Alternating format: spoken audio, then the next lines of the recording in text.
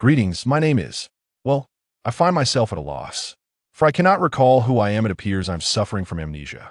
Just 10 minutes prior, I discover myself lying within a confined space, tethered to an array of tubes with several electrodes affixed to my chest, while numerous cameras encircle me, emitting a faint red glow. I struggled to rise and escape this bizarre enclosure, yet my body seemed utterly unresponsive. The sensation was profoundly disheartening. After several minutes of futile attempts, I gradually regained my composure and began to survey my surroundings.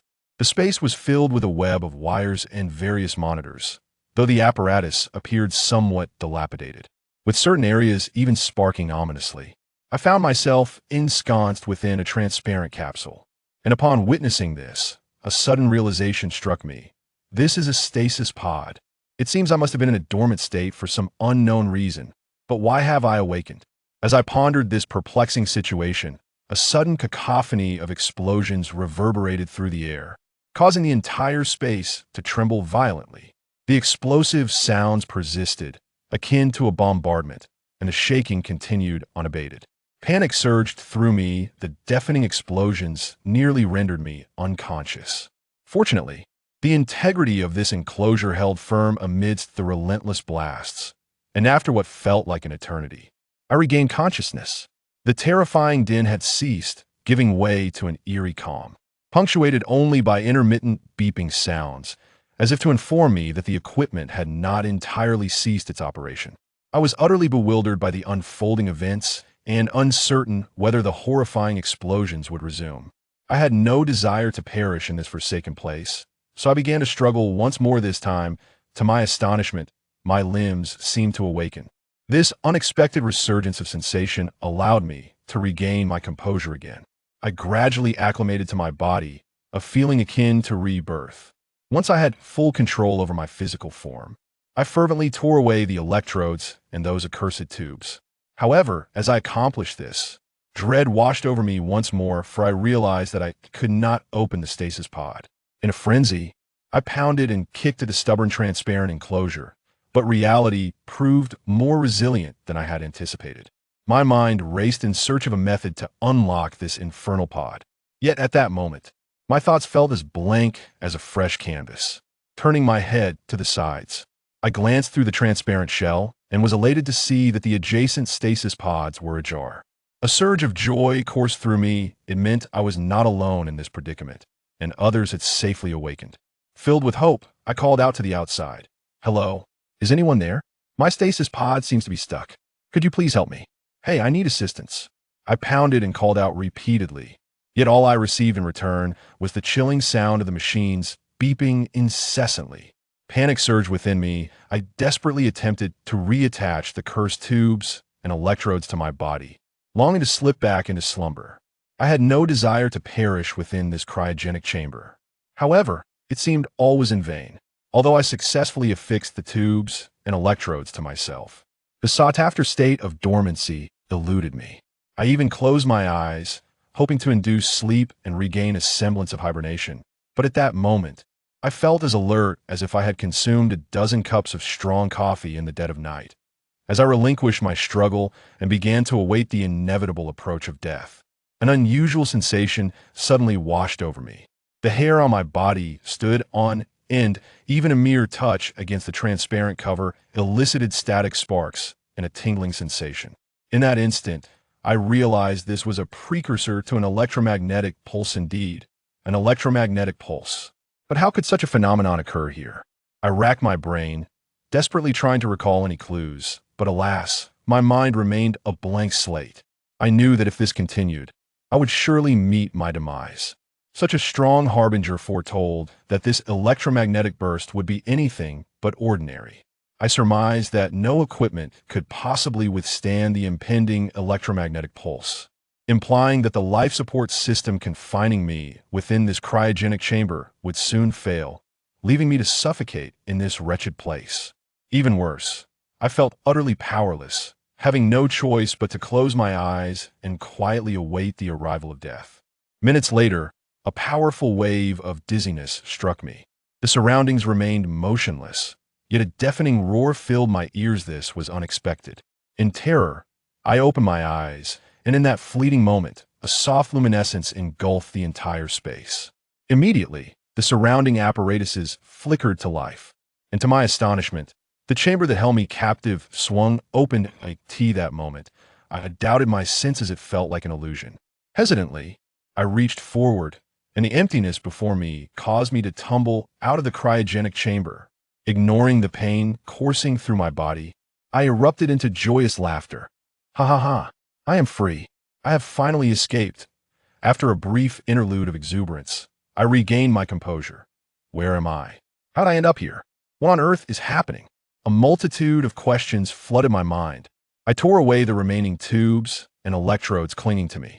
Struggling to sit up, I surveyed my surroundings, which resembled a slightly larger room, filled with an array of both familiar and foreign devices. The walls appeared plastic-like, and the air was thick with the scent of chemicals. Was this a hospital room? Had I fallen ill? But where were the nurses to attend to me? Nearby, 2 identical cryogenic chambers stood, yet they were already vacated. Where had they gone? With this perplexity, I continued to search the vicinity, hoping to uncover clues that might rekindle my memories. I noticed that the space lacked any doors, only a narrow passageway leading deeper inside. Adjacent to this corridor were 2 more cryogenic chambers, seemingly occupied by 2 individuals. Yet, I refrained from awakening them, instead peering further into the passage, which appeared to lead to a hatch. Wait, how could this be a hatch? Where on earth am I? Have I contracted some infectious disease and been isolated here? As I approached the hatch, a red-lit camera emerged from the wall. This device appears to be an identity recognition system. Evidently, the electromagnetic explosion did not obliterate all equipment. As a beam of light scanned me, the machine emitted a sound. Ding! Civilization mourner detected. Awakening number 005. Vital signs are normal. Please state your name. That concludes this chapter 1 shall return. Until we meet again in the next chapter, take care. Chapter 2. The Mourner of Civilization. What? Wait, a mourner of civilization? What does that mean? Mourning? Is someone destined to perish? I quickly pondered, attempting to recall something. But the sudden throbbing pain in my head and the overwhelming dizziness forced me to abandon that thought. The mechanical voice echoed incessantly in my ears. Please state your name. Oh. I opened my mouth to respond, only to realize I could utter nothing. It was then that I recognized my utter lack of knowledge about who I was or what I was doing. My mind was a blank slate.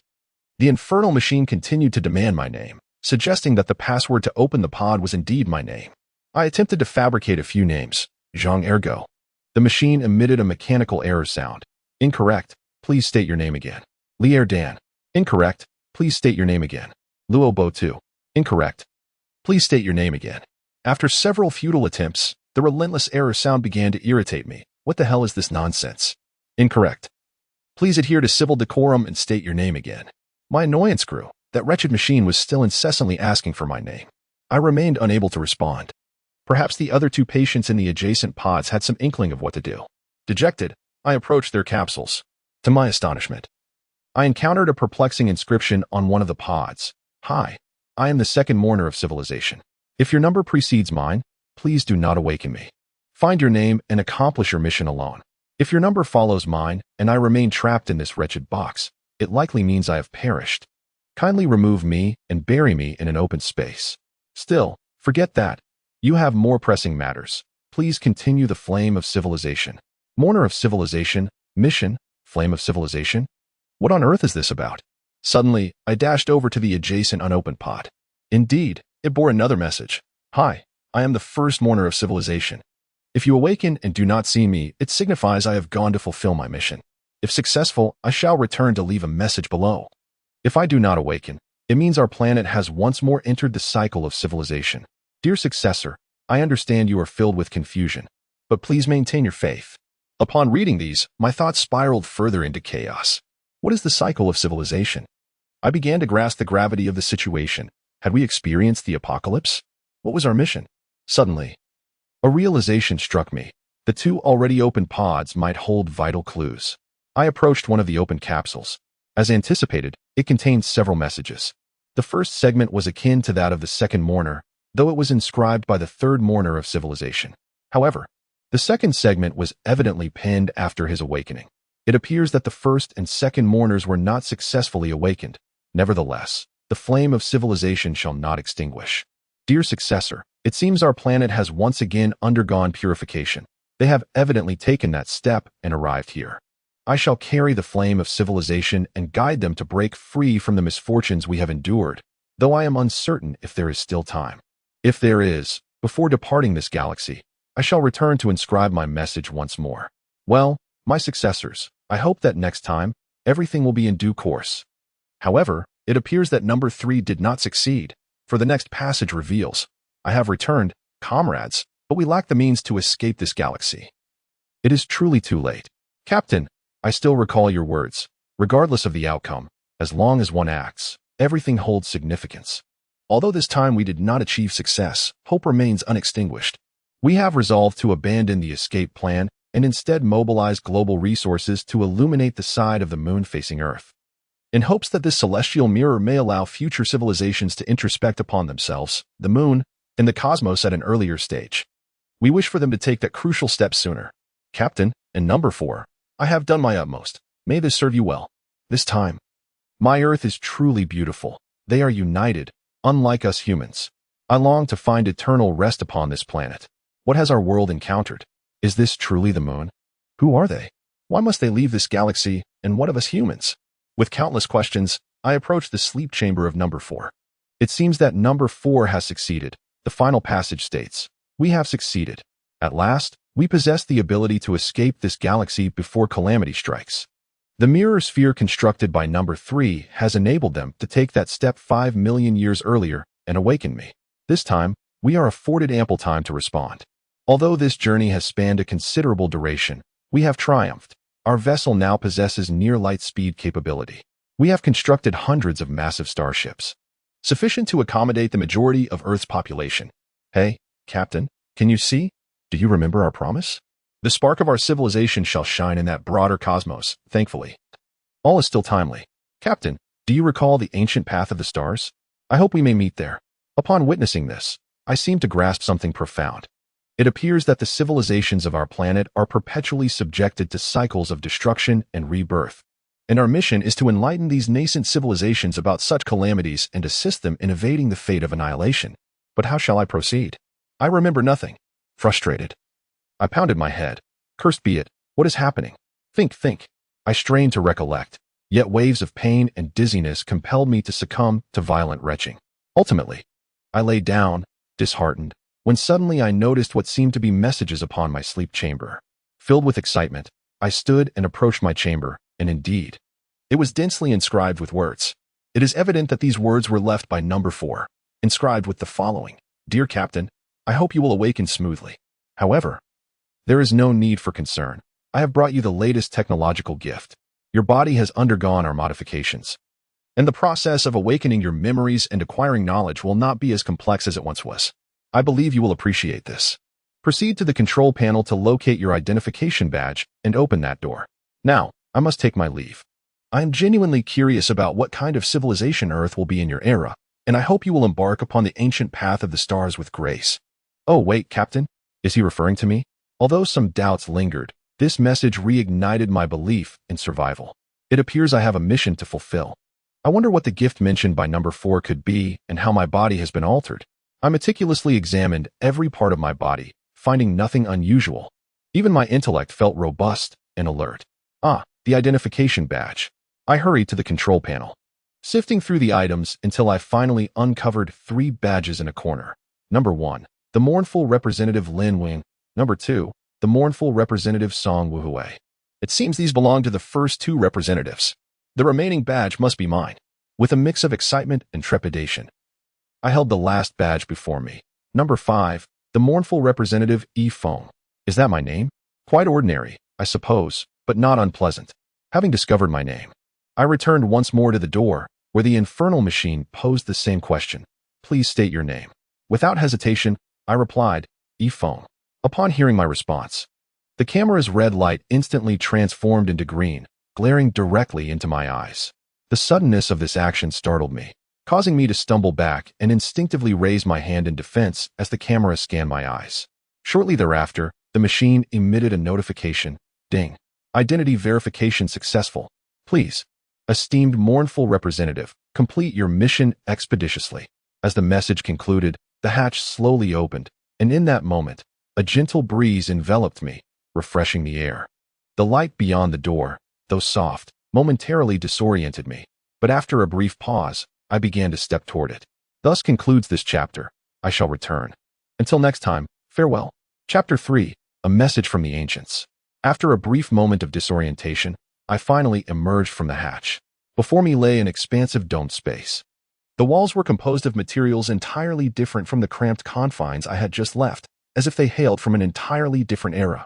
Various high-tech devices were elegantly arranged within, and although I could not comprehend their functions, it was abundantly clear that they were far more advanced than the equipment in the previous space. Not only that, but in the very center of this space, there lies a colossal spacecraft, with several identical hatches adorning the surrounding walls. It seems that the spark of civilization may not be limited to just the 5 of us. As I approached one of the hatches, attempting to open it, the earlier camera, now glowing green, appeared before me and spoke, esteemed harbinger of civilization. Please recover your memories and acquire the necessary knowledge promptly. I yearned to do so, yet I could recall nothing. What was I to do? Do you, esteemed harbinger, choose to regain your memories and knowledge? Please respond with a yes or no. Without hesitation, I replied, yes. Acknowledged. The system is preparing. Please follow the guidance provided. Immediately, a series of glowing green arrows materialized on the ground. I followed the arrows to a hatch, where another prompt echoed, please, esteemed harbinger, swipe your identification card at the console. I retrieved my identification card and swiped it, causing the hatch to open. Continuing to follow the arrows, I entered a modest space illuminated by a brilliant white light. At its center was a peculiar aviation seat. Guided by the instructions, I approached the seat. Once more, the familiar prompt resonated. Please, esteemed harbinger, take a seat. I hesitated before the chair, uncertain of what awaited me should I sit. The relentless camera continued to urge me, and ultimately, my insatiable curiosity compelled me to take a seat. Instantly, a console appeared before me. The prompt came forth unexpectedly. Please, esteemed harbinger, insert your identification card into the activation port to initiate the memory and knowledge acquisition system. Upon hearing this, I recalled the message from Unit 4. This must be the simple method of acquiring memories and knowledge that they had mentioned. Resolutely, I inserted my identification card into the activation port. Immediately, the aviation seat enveloped me, and a full-face helmet descended upon my head, as a torrent of knowledge and memories surged into my consciousness like a flowing river. This entire sequence began in the year 2045 of the stellar calendar, coinciding with the formal establishment and activation of our lunar space station. This is, of course, the chronology of my civilization. Countless millennia have likely elapsed since then. At that time, I led an expedition to explore the Aitken Basin on the far side of the moon, the largest, deepest, and oldest basin on the lunar surface. Initially, we believed it to be merely an ordinary impact crater, albeit larger and deeper than usual. However, after conducting several aerial probes from our lunar space station, we uncovered phenomena that defied rational explanation. We meticulously probed the central mass anomaly of the Aitken Basin, and the data revealed that beneath what should have been the densest portion of the impact crater, an enormous hollow area existed. When we transmitted this discovery back to Earth, the entire world erupted in excitement, for such a phenomenon could not possibly have formed through natural processes. The only plausible explanation is that an advanced civilization once arrived here and constructed those voids. However, many prominent figures in the scientific community remain skeptical of this conclusion. They even question the accuracy of our nation's detection equipment. To validate our findings, the Earth Command Center dispatched us with directives for an on-site investigation. Our team of 5 piloted a small shuttle from the lunar space station to the deepest recesses of the Aitken Basin, where the voids were indicated. We landed there successfully. Subsequently, we traversed the area in our compact lunar rover, meticulously searching for any clues. Eventually, we discovered an enormous, smooth, vertical plane on the opposite side of the mass anomaly, resembling a colossal door. Yet, there was not a single visible seam. Its surface was as reflective as a mirror. At that moment, sunlight beamed down, illuminating the entire basin, casting a magnificent beam skyward. It became apparent that the surface of the Aitken Basin seemed to be polished to a mirror finish. When this phenomenon was broadcast live back to the Earth Command Center, everyone was astounded. It was then that people grasped why the moon exhibited peculiar flashes on a specific day each year. A shared question arose: who polished the Aitken Basin? And for what purpose? No one could provide an answer. Although we were astonished, we remained focused on our mission. We continued searching for the entrance to the subterranean space of the mass anomaly, but regrettably, we found nothing. However, we were not entirely empty-handed. We discovered several tablets in the vicinity, hard yet lightweight, made of a material entirely unfamiliar to us. They bore many strange, unfamiliar symbols, resembling a combination of script and grooves from a phonograph. We meticulously recorded these inscriptions and collected some minuscule fragments of the tablets. We then piloted our shuttle back to the lunar space station, transmitting the recorded inscriptions to the Earth Command Center. Naturally, we also sent the tiny fragments back to Earth for technical analysis via the lunar cargo ship. It became evident that these fragments were composed of a substance never before encountered on Earth, possessing properties and resistances that surpassed the comprehension of terrestrial technology. Fortunately, our supercomputing system was the first to decode the information inscribed on those tablets. It revealed a blurry warning. An apparition resembling a human figure stated, "We are the predecessors of civilization on Earth. By the time you see this message, we will have long since perished. We are powerless, only able to leave a warning for the future of Earth civilization. 1,000 light-years away from Earth, two immense clusters of galaxies orbit a supermassive black hole in concentric circles. Every 15 million years, a convergence occurs at the closest proximity, during which the immense gravitational waves will lead to the instantaneous collapse of stars into neutron stars between the central supermassive black hole and the galaxy's core. The unique properties of neutron stars will be triggered under the influence of these intense gravitational waves, particularly in the inherently unstable binary neutron star systems. This will result in the ignition of numerous gamma-ray bursts, akin to fireworks illuminating the cosmos, with one beam directed straight towards Earth. Our civilization will thus face annihilation. Yet, in the subsequent orbital cycle of the next galaxy cluster, you too shall encounter a similar catastrophe. We are powerless to avert this fate, and we can only hope that you may escape it. By the way, we have constructed an underground base within the largest crater on the moon, where we have stored all our technological advancements and cutting-edge devices. I hope this will aid you. You must have noticed the smooth wall, which conceals the entrance to the underground base. Place the steel adorned with a pentagram into the recess of that wall to unveil the entrance. I long to witness the wonders beyond this galaxy, and I hope you can carry the flame of civilization to explore the vast expanse of the cosmos. Well, dear ones, this chapter concludes here. I shall return, and I look forward to the next chapter with you. Chapter 4. The countdown to civilizational annihilation. At the moment the inscription was deciphered, disbelief gripped everyone. However, when humanity used the numbers and coordinates recorded on the steel to locate the supermassive black hole, a chill descended upon all hearts.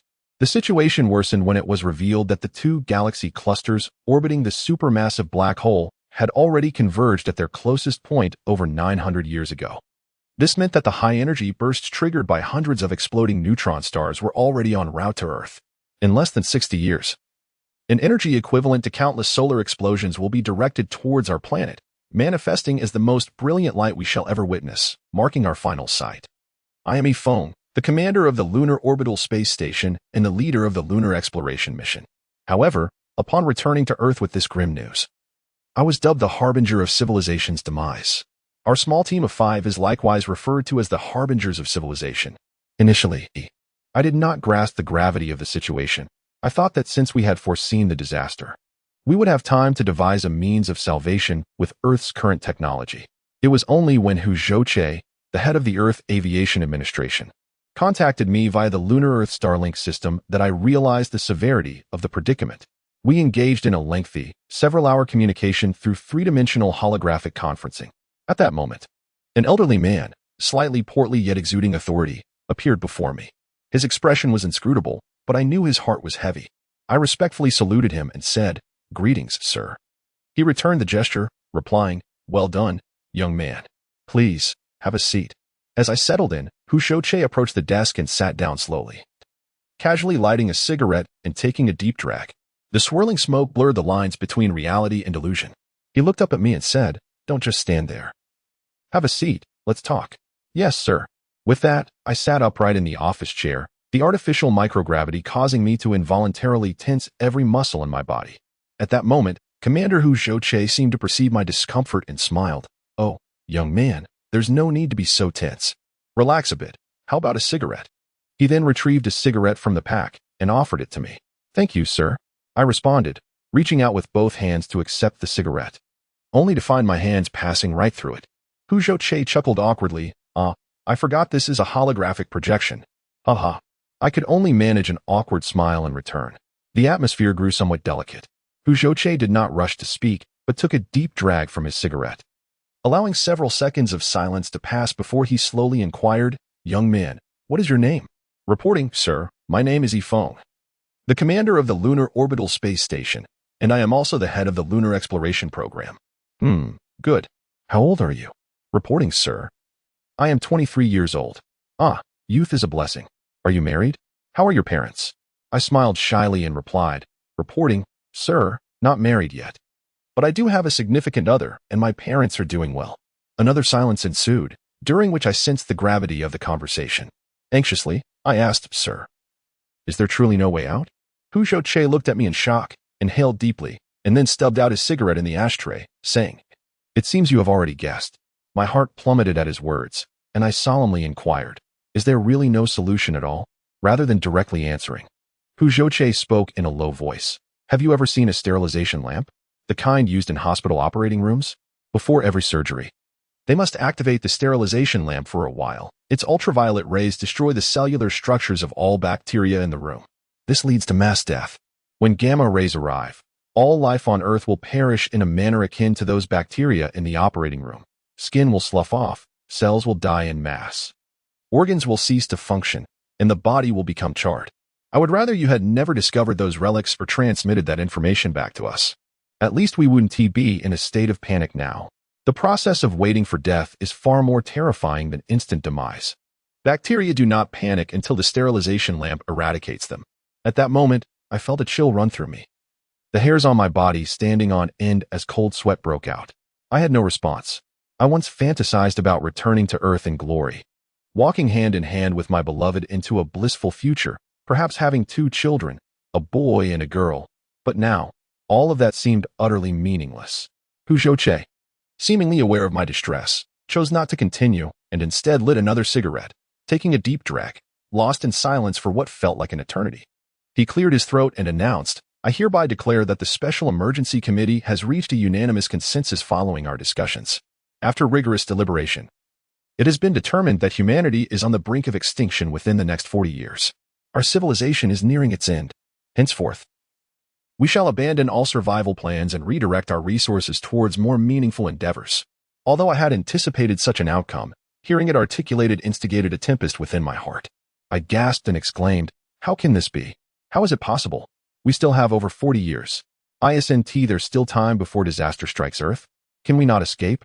Should we not invest all of humanity's resources into constructing interstellar spacecraft? At the very least, it could allow a portion of us to flee the planet. My voice bore a note of hysteria.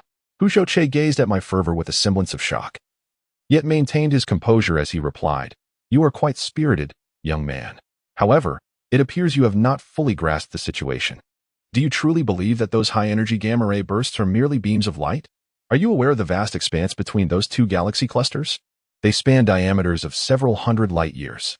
The high-energy rays released from the neutron stars that are torn apart and detonated under the influence of gravitational field interactions will form a beam with a cross-sectional diameter approaching 100 light-years.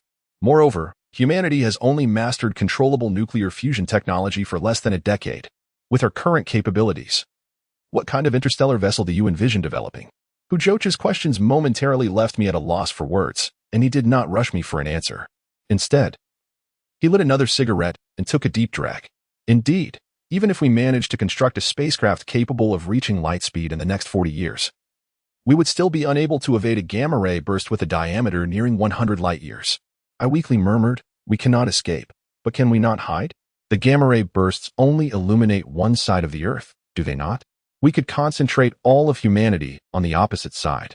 Thus concludes this chapter. I shall return, and we shall meet again in the next chapter. Chapter 5, The Last Refuge of Civilization at this moment. Hu Zhouche considered my words and stubbed out his cigarette in the ashtray. He did not hastily dismiss my idea, which instilled a flicker of hope within me. However, his subsequent remarks plunged me once more into a chilling abyss. It is indeed a good idea, but have you considered that our Earth is perpetually rotating? We cannot predict when the gamma ray bursts will arrive. We are utterly incapable of ascertaining the precise timing of their impact on Earth.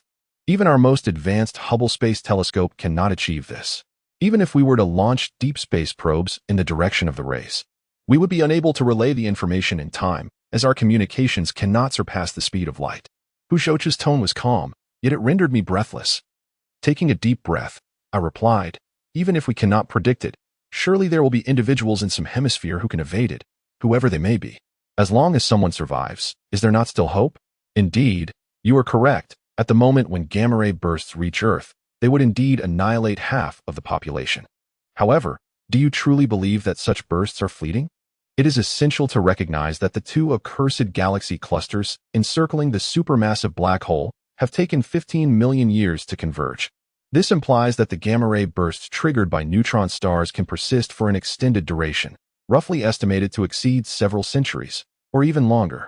Thus, gamma rays would sweep across every inch of our planet in a single day, repeating this cycle for hundreds of years. Upon hearing Hujoche's words, my body momentarily felt drained of vitality, and my previously upright posture succumbed to uncontrollable languor. I slumped back against the chair like a frostbitten eggplant, my back drenched in cold sweat. In that fleeting moment, I experienced a chilling sense of dread. Suddenly, a thought struck me, and I gradually propped myself up. Trembling as I spoke, could we not retreat underground? We could construct subterranean cities akin to the underground spaces built by ancient civilizations on the moon. By relocating humanity below the surface, we could establish ecological chambers utilizing artificial light to cultivate plants. As long as we survive, would not human civilization still hold hope? Do you think we are incapable of devising such a plan? While residing underground may shield us from direct radiation, those who survive in such a manner would face true misfortune. Radiation would infiltrate our bodies through water and air, rendering death merely a protracted affair. Worse still, gamma ray bursts would utterly deplete the ozone layer. Although Earth's magnetic field can deflect some gamma rays, nearly 60% would still bombard the surface, leading to the demise of countless plants and animals. This would be followed by soaring temperatures, as vast amounts of water evaporate into the atmosphere, rendering the land exceptionally arid. In a moment of urgency, I interrupted Hujoche, exclaiming, "Wait, we could construct ecological recycling chambers and new air filtration systems underground. Would this not allow us to mitigate these effects? Surely, there must be a solution." At that juncture, Hujoche rose and approached me, stating, "You are correct. But only if the impending threat is solely gamma rays." I asked, puzzled, "What do you mean by that? Is there something more than gamma ray bursts?" "You guessed correctly. Alongside gamma ray bursts, a barrage of high-energy charged particles is also ejected. However, their velocity, influenced by the force field waves, is slightly less than the speed of light, and they will reach Earth within decades, or even mere years, following the initial wave of radiation. Similarly, they would sweep across the entire planet in a single day. Can you imagine the scenario? As humanity joyfully toils in the foul-smelling ecological chambers, dreaming of a brighter future while awaiting the passing of the radiation burst, another wave of lethal charged particles descends, cleansing the Earth once more in a similar manner. This time, however, the devastation is far more profound. High-energy charged particles sweep across all energy systems and advanced technological devices on Earth. The violent fluctuations of the ionized magnetic field render equipment buried thousands of meters underground utterly vulnerable, devoid of energy and the sophisticated maintenance systems. The underground cities will gradually become fetid, with radiation levels soaring perilously high. The onset of oxygen deprivation and drought will be capricious, swiftly followed by widespread mortality and plague, leading humanity to languish and ultimately perish in confined, dimly lit environments. Do you still believe this is a viable solution? Upon hearing Hujoche's words, I found myself momentarily breathless, a wave of dizziness overwhelming me, causing me to collapse into my chair. At that moment, Hujoche regarded me silently, choosing not to elaborate further. Instead, he retreated behind his desk, slowly sat down, and lit another cigarette. Time seemed to stretch infinitely, but gradually, I regained my composure and began to accept this harsh reality. I raised my head to look at the contemplative Hujoche and inquired, "So, what is required of me? Or us, in this holographic communication?" Upon hearing my question, Hushoche extinguished the remaining half of a cigarette in the ashtray and solemnly replied, "We need you to carry forth the flame of civilization on the moon. But how exactly are we to accomplish this? To unlock it, to control it? Employing the methods inscribed in the ancient texts. We will mobilize the world's foremost technological prowess to assist you in constructing that space as the final sanctuary of our generation's earthly civilization. This is our plan for the spark of human civilization." Subsequently, I relayed the contents of this holographic communication to my 4 team members. Their reactions upon learning of the impending destruction of human civilization were no less profound than my own. I granted them ample time to communicate with their families over the following days. Naturally, the details of this holographic communication would remain confidential, with only our 5 individuals. Alongside high-ranking officials from several major countries and relevant secret departments, being privy to this information, thus preventing global panic. This familial communication might well be our last, as our subsequent endeavors would proceed under strict secrecy. After several days of persuading my team members, we piloted our shuttle once more to the center of the Aitken Basin. Following the methods outlined in the texts, we successfully opened the door. Upon entering, the sight before us was utterly different from what we had envisioned, even bearing a tinge of tragic grandeur. It was a vast domed space, littered with various advanced technologies and machinery previously unknown to us, clearly an unfinished sanctuary of civilization. What brought tears to our eyes was the sight of the ancestral civilizations humans laboring until their final moments. Some of those machines were even occupied by individuals clad in spacesuits, maintaining their work posture even in the face of impending doom. Let us conclude this chapter here. I shall return, and we shall meet again in the next chapter. Until then, take care. Chapter 6. The eruption of global crisis. We stood before them in silence, unmoving. Due to the helmet of the spacesuit, I could not discern the expressions of the other 4 individuals. Yet I was acutely aware that the scene before us must have profoundly impacted them, just as it did me. Our prolonged stillness might serve as a tribute or perhaps a moment of mourning. At that moment, a voice broke the silence. Captain, shouldn't we do something?" It was my teammate, Wei Gongqing, designated as 004.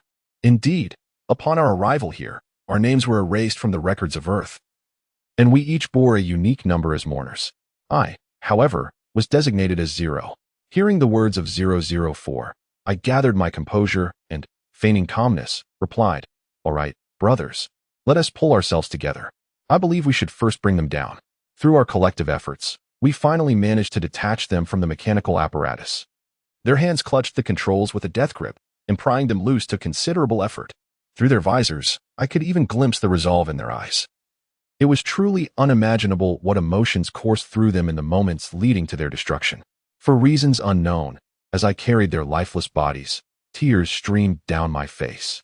Though I knew my comrades were likely no better off emotionally, I could hear their quiet sobs through the communicator, and in that moment, we collectively chose silence. We laid their bodies neatly before us and, in unison, rendered a salute that transcended the temporal divide, passing through countless epochs of civilization, followed by 3 minutes of solemn reflection. Ultimately, we interred them beneath the monuments. In the days that followed, Earth continuously supplied us with an abundance of resources, all manifestations of the pinnacle of human technological achievement. Within this subterranean lunar space, we discovered books left behind by the preceding civilization, crafted from an unknown material that was both soft and resilient. It appeared that the ancient civilization had significantly advanced in materials science beyond our comprehension. These texts contain records of their technological knowledge. Over the subsequent years, we toiled day and night, simultaneously studying the contents of these books and continuing the unfinished projects of the previous civilization. However, the process of learning proved to be a daunting endeavor. Despite gathering the world's foremost scientists to assist in our research, our understanding after all those years was still likely less than 1%. Yet, even so, technology on Earth made considerable strides. Do you remember those monuments? We discovered in the text the method of producing the materials used for those structures. They referred to it as obsidian alloy. Fortuitously, the ancient civilization not only left us an energy supply system, but also a production line for obsidian alloy. Speaking of the energy supply system, it is worth noting that, while we have yet to fully comprehend its operational mechanics, we are aware that it utilizes a mode of energy conversion far more efficient than nuclear fusion. We refer to this as the fusion of heavy elements, with their raw materials being the most commonplace stones found on the moon. Perhaps this is the rationale behind the ancient civilization's decision to establish a refuge on the lunar surface. Fortunately, we are able to comprehend the instructions they left behind with relative ease. Upon activating these systems, our construction pace accelerated significantly. Moreover, we erected larger life support systems and ecological chambers to cultivate various food sources. That year, a vessel laden with seeds from Earth's diverse flora and the genetic codes of numerous organisms arrived before us. We realized that we must hasten our progress. We constructed numerous chambers from thickened obsidian alloy to store these valuable resources, while also sealing away Earth's technology alongside the remnants of the ancient civilization's knowledge within these chambers. Although the moment of reckoning drew near, support from Earth did not wane. They tirelessly continued to supply us with materials and the latest equipment. Our new space suits were more akin to exoskeletons than traditional suits. Additionally, we acquired numerous automated machines to maintain the last bastion of human civilization, situated nearly 400,000 kilometers from Earth. At last, we completed the construction of 5 pods capable of sustaining life for prolonged periods of hibernation. Indeed, only 5 such pods were created. Despite the extraordinary efforts bolstered by the technology of the ancient civilization, humanity's survival hinged on just these 5 individuals. The resources allocated for the Civilization Spark plan were astronomical. Even with the full backing of the world's top 10 economies, such expenditures defied economic logic. The general populace remained oblivious to the true purpose behind the consumption of these resources, giving rise to a proliferation of conspiracy theories. The global economy suffered a severe blow. National debts soared, and a Great Depression ensued. In the struggle for resources to address the debt crisis, the affluent desert regions were the first to be engulfed in conflict, swiftly escalating into a global war. This conflict was not solely instigated by governments. Many revolutions emerged from grassroots organizations. As resources dwindled and consumption intensified, the underprivileged masses experienced unprecedented oppression, igniting the flames of revolution worldwide. In response, the Global Alliance convened an emergency meeting, broadcasting the origins of the Civilization Spark plan to the public through a global live stream. Nations endeavored to stabilize the current situation, with only the elite realizing that if the war continued unchecked, a single nuclear conflict could obliterate human civilization before the impending gamma ray burst, a fate they were desperate to avoid. They were even more unwilling to see our generation become a laughingstock in the annals of Earth's history. However, the situation on Earth had spiraled beyond control. Despite repeated broadcasts urging caution and understanding, the bloodied and enraged populace refused to listen, preferring to believe in conspiracy theories that portrayed their plight as an ongoing oppression. Although the information we received was not comprehensive, we became acutely aware of the gravity of the situation. However, faced with the Earth, situated a staggering 48 million kilometers away, we found ourselves powerless. Soon, Che sent another holographic communication, but this time it was directed at all members of our lunar base. As the holographic link was established, Che, still smoking the same brand as before, appeared markedly more solemn and aged. His once jet black hair had begun to turn gray. Taking a deep drag from his cigarette, he casually extinguished the embers in the ashtray and slowly remarked, "Long time no see, Foam." "Good day, Chief." The team members echoed my greeting. "Ah, good, good," Che responded, surveying the surroundings with a hint of surprise. "You boys seem quite spirited. How is the progress of the base construction?" "All right, my dear ones, let us conclude this chapter here. I will return, and we shall meet again in the next chapter. Kisses." Chapter 7. The agreement for the next several minutes. We reported to Che on the progress of the base construction. After more than a decade of development, the entire base was nearly complete, fully prepared to implement the next phase of our plan. Upon hearing our updates, Che expressed immense relief. Subsequently, we guided Che on a tour of the entire base, or more accurately, the holographic projection of Che. This excursion consumed several hours, and it was evident that Che felt a sense of contentment. A glimmer of joy illuminated his face as he glimpsed the hope for the continuation of human civilization. However, this joy was fleeting, swiftly replaced by a visage of concern. Witnessing Che's transformation, we understood that the communication did not herald good tidings. Yet, we refrained from inquiring, and Che, too, did not rush to speak. He returned to the familiar desk, seated himself gradually, lit another cigarette, and inhaled deeply, saying, "Please, take a seat. You must be weary after such a long tour. Rest for a moment." "Yes, Chief." We then fell into a heavy silence while Hu Zhouche took measured puffs from his cigarette, his mane of white hair glinting under the harsh light. After a prolonged silence, he stubbed out the still-smoking cigarette in the ashtray, as if steeling himself, and spoke slowly. I presume you have heard about the situation on Earth? Though we had mentally prepared ourselves, Hu Zhouche's inquiry made our hearts race. Could it be true? Yes. I'm afraid the situation is even worse than you can imagine. It is possible that Earth's civilization may not endure until the arrival of the gamma ray burst and may face destruction prematurely. What? How could this happen? What is the reason? Indeed, why? I too wish to understand why. Perhaps humanity is inherently selfish and greedy. Without the gamma ray burst, our extinction might have been inevitable. How can this be? Have we not always strived to sustain our civilization? The lunar base has been established, complete with a sufficiently large ecological chamber capable of providing ample water and sustenance. The facilities are designed to accommodate hundreds of thousands of inhabitants, constructed entirely from obsidian alloy, which can effectively withstand gamma radiation. Yet, what does that matter? We find ourselves utterly powerless in the current situation. At the very least, Earth can send tens of thousands of people here. As long as there is life, there is hope, is there not? Do you not understand? No one believes us anymore. Aside from our nation and a handful of other nuclear powers that are barely holding on, the vast majority of Earth's regions have succumbed to warfare.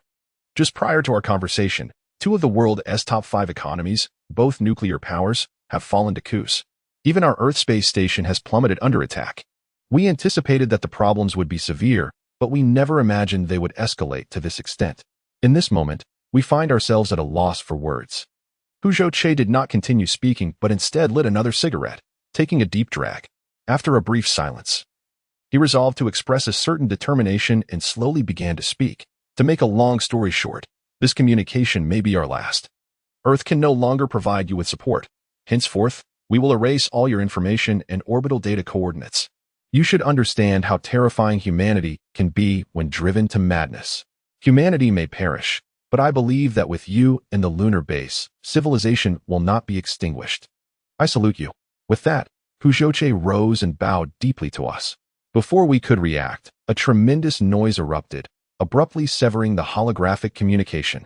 We were left bewildered, repeatedly attempting to re-establish contact with Earth, but all we received was a continuous busy signal. A sudden realization dawned upon us, and in unison, everyone donned the latest space exosuits and rushed out in the newest large lunar rovers. I shouted from the driver's seat, "Activate autopilot assistance, coordinates to High Ground 3. Quickly, High Ground 3, the optimal vantage point to observe Earth from 1,000 kilometers away on the lunar surface, also hosts our nation's first unmanned lunar base." Throughout the journey, an unsettling anxiety gripped us, as we all harbored a shared suspicion that none dared to voice. Silence enveloped us as we gazed ahead, until finally, broke the stillness. "Hey, guys, stop looking so grim. I think it's just a communications device malfunction, so let us not panic, all right?" No one responded or acknowledged him, and a slightly awkward four continued. All right. If you're all going to remain silent, can this thing move any faster?" Another prolonged silence followed. After hours of relentless travel, we finally reached our destination. As we stepped out of the lunar rover in our exosuits and gazed toward Earth, a sense of relief washed over us. Earth remained the same vibrant blue planet, akin to a sapphire embedded in the night. At that moment, For casually remarked, "I told you not to worry. It was merely a communications device malfunction that had us all on edge." Indeed, ever since our arrival on the moon, we have seemingly existed in a state of tension. Now, as we gaze upon the resplendent Earth, our spirits begin to lighten. How beautiful Earth is. Indeed. Hey, leader. Do you think the next civilization's Earth will be equally magnificent? With us, it certainly will. Naturally, with me as number one. The next civilization will undoubtedly be even more splendid. I shall surpass your beauty. Mine is more exquisite. Ha ha. I quietly listened to their banter, lying down and admiring the profound beauty of Earth. If only that wretched radiation were absent. Upon hearing my words, everyone fell silent. At that moment, Number 4 approached me and said, "Leader, will we all survive?" "Of course, who are we? We are the Lunar Quintet." "Then let us agree that upon successfully completing our mission, we shall convene on planet 452. Are you referring to the planet indicated by the mirror reflection of the Aitken Basin? Precisely, the celestial body illuminated by that reflective light along the ancient star road. That is an excellent idea. Before embarking on the ancient star road, We must capture a photograph of Earth in advance, and then we shall compare whose Earth appears more beautiful. Upon hearing this, everyone became enthusiastic. Planet 452 is the greatest treasure left to us by the previous civilization. It is a planet situated 1,200 light-years from Earth along the ancient star road, with a remarkable similarity of 98 to our own. Its natural environment, temperature, and climate are strikingly analogous, and even its surface hues closely resemble those of present-day Earth. Through deep space radio telescopes, we can even discern clear mountains, land masses, and oceans, along with extensive green vegetation. Most importantly, there is an absence of that accursed radiation. At this moment, we sat together in a circle, exchanging smiles and fist bump to seal our agreement. All right, my dear ones, this chapter concludes here, but I shall return. Until we meet again in the next chapter, kisses. Chapter 8. The agreement too suddenly. Number 4 spoke up. Why didn't the predecessors of civilization leave those wretched monuments on Earth, or inscribe them on the stones of Earth? Why didn't they construct a similar base on Earth? If they had done so, we might have discovered these truths sooner and perhaps evaded this calamity. Indeed, why not on Earth? I pondered for a moment, noticing no one responded, and I ventured, well, building on Earth is indeed a commendable idea, but how can you be certain they did not construct anything there?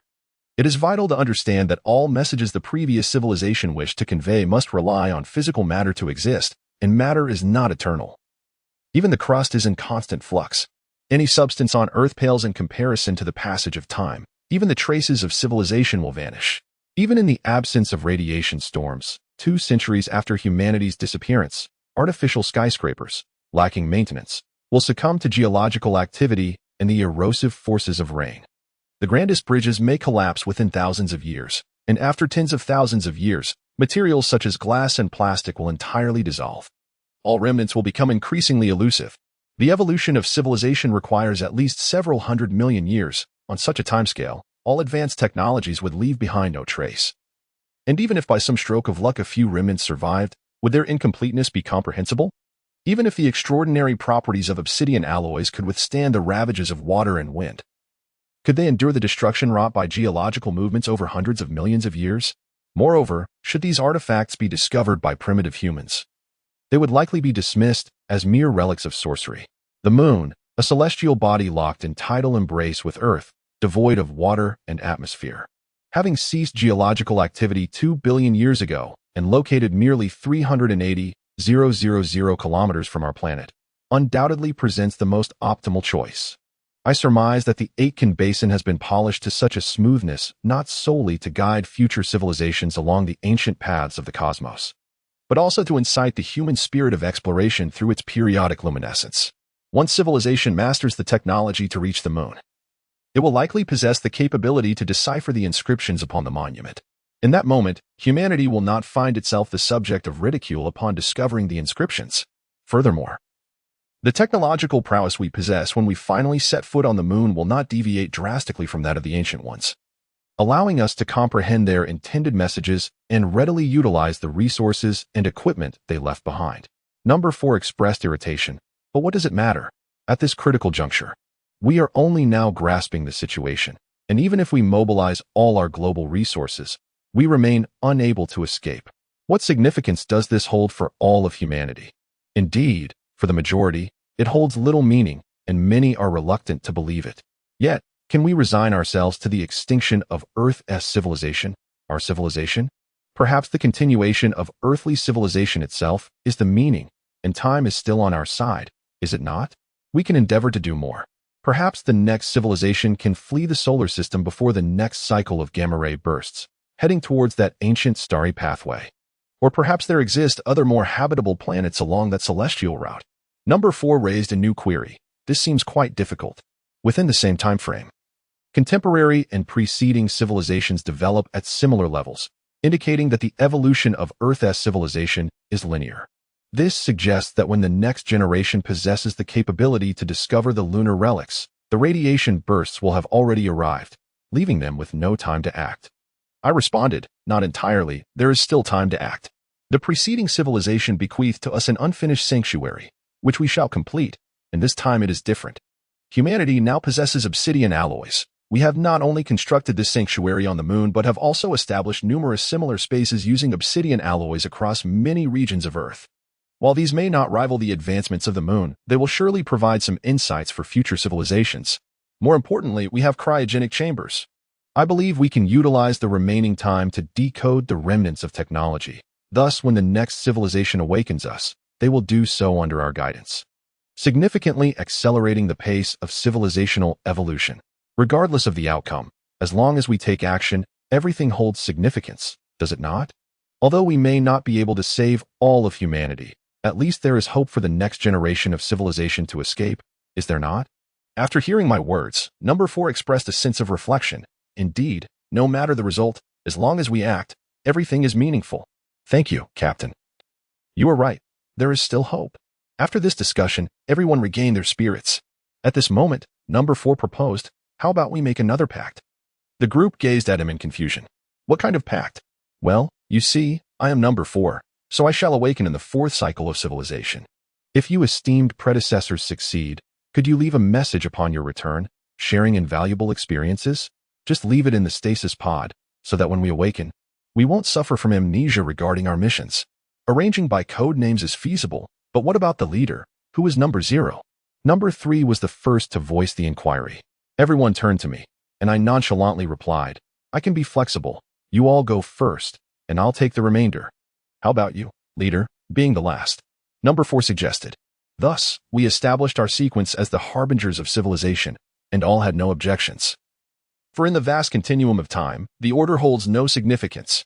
No one can predict what will transpire in the river of time. As calmness settled upon the group and hope for the future rekindled, I realized it was time for us to return. The base had many tasks awaiting our completion. I stood up, shaking off the lunar dust from my space suit, and said with a hint of levity, hey, folks, we should head back. With that, I turned towards the lunar rover, but just as I opened the door, a trembling voice from number 1 interrupted. You all look. Following number 1's. We turned our gaze toward Earth, and in that moment, we were all struck with astonishment. We witnessed the once beautiful, profound blue planet erupting with intense points of light. Initially one, then gradually multiplying. Within mere minutes, various parts of Earth began to flicker with lights, akin to splendid fireworks. Yet at that moment, it appeared neither beautiful nor joyous. Rather, it was grotesque and malevolent, imbued with the scent of death. We understood that this was the very image we dreaded. It told the death knell for Earth civilization. A chill swept over me, and a powerful wave of dizziness caused me to collapse to the ground. The scene before my eyes grew hazy and distorted. A piercing cold coursed down my cheek, and I struggled to suppress the urge to panic, yet my body trembled uncontrollably. The surroundings fell silent, with only the static interference from the earpiece producing a disquieting rustle, a sound that was now suffocatingly terrifying. Well then, dear friends, we shall conclude this chapter here. I shall return, and we shall meet again in the next chapter. Kisses. Chapter 9. The Death Knell of Earthly Civilization at this moment. Number 2, who had been standing frozen in place, could no longer contain his despair and collapsed onto the ground, weeping uncontrollably. Oh, it's all over. Everything is lost. Why must they do this? We have worked so hard. Why must it end this way? Number 2 was so overwhelmed that he could scarcely articulate coherent thoughts. His body racked with sobs. In that instant, it seemed as if number 2 grasped the gravity of the situation and hastily disabled the voice system. The others were no better off. Although they too had turned off their voice systems, their trembling bodies betrayed their turmoil.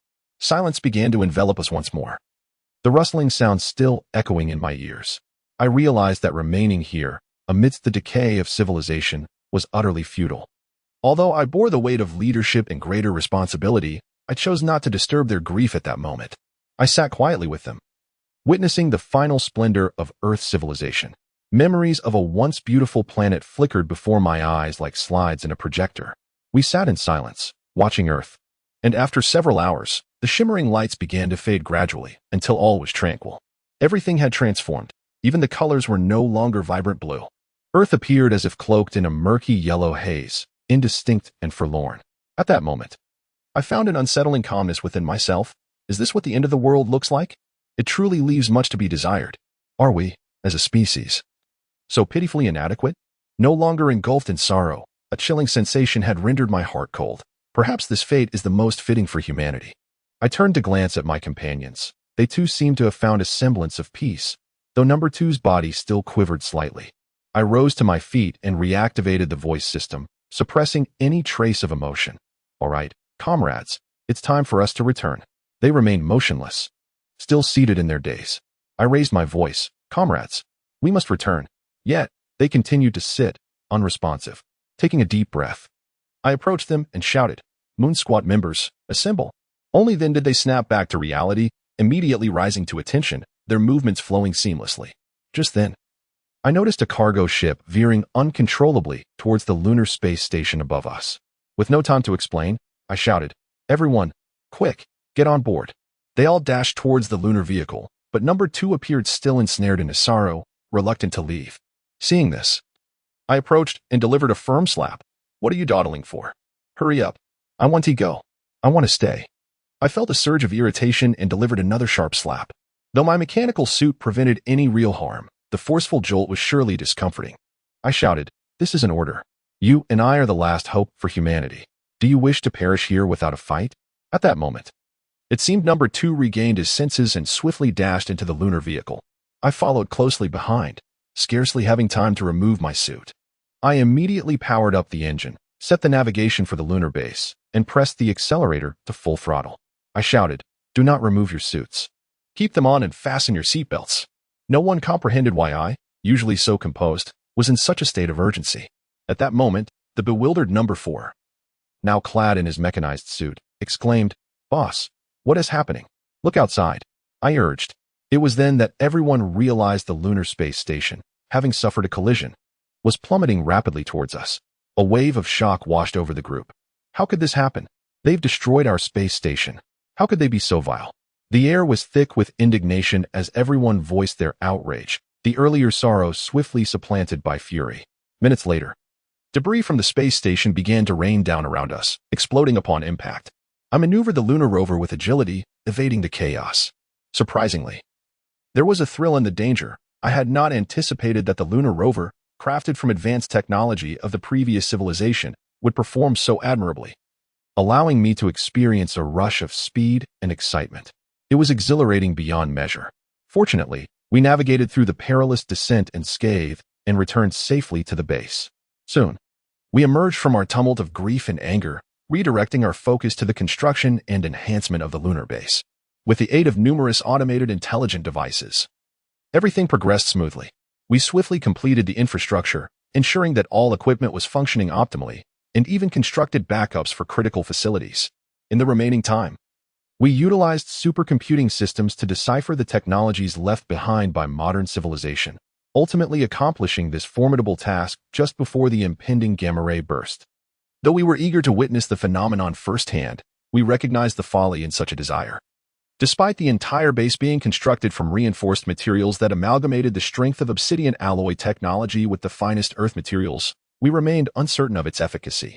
We understood that the extraordinary properties of obsidian alloy would not suffice to entirely shield us from a gamma ray burst.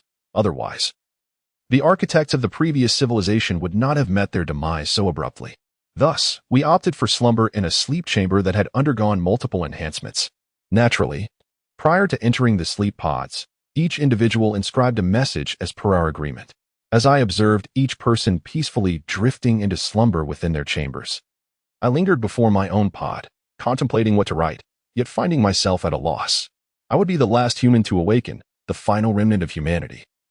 Leaving a message seemed inconsequential.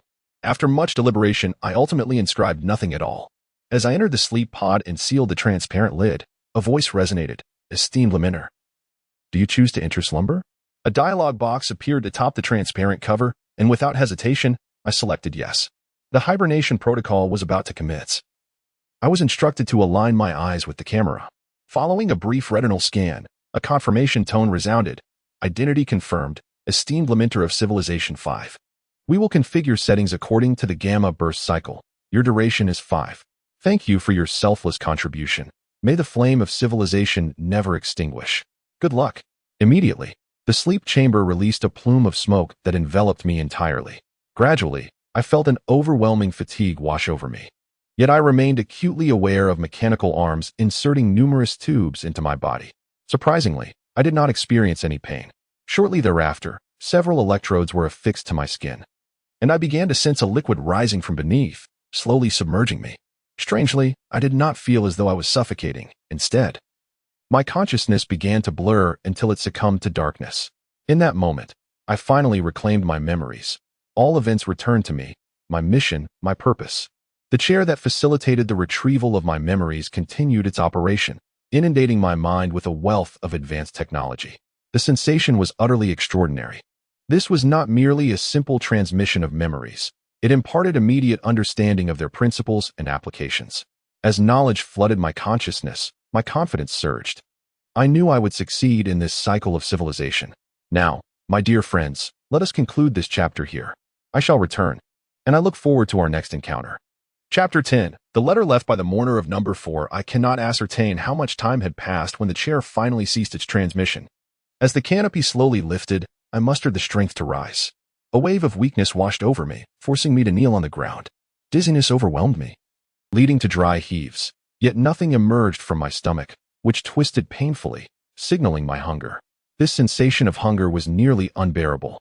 Summoning my resolve, I raced toward the dining hall, recalling the scenes from my memory.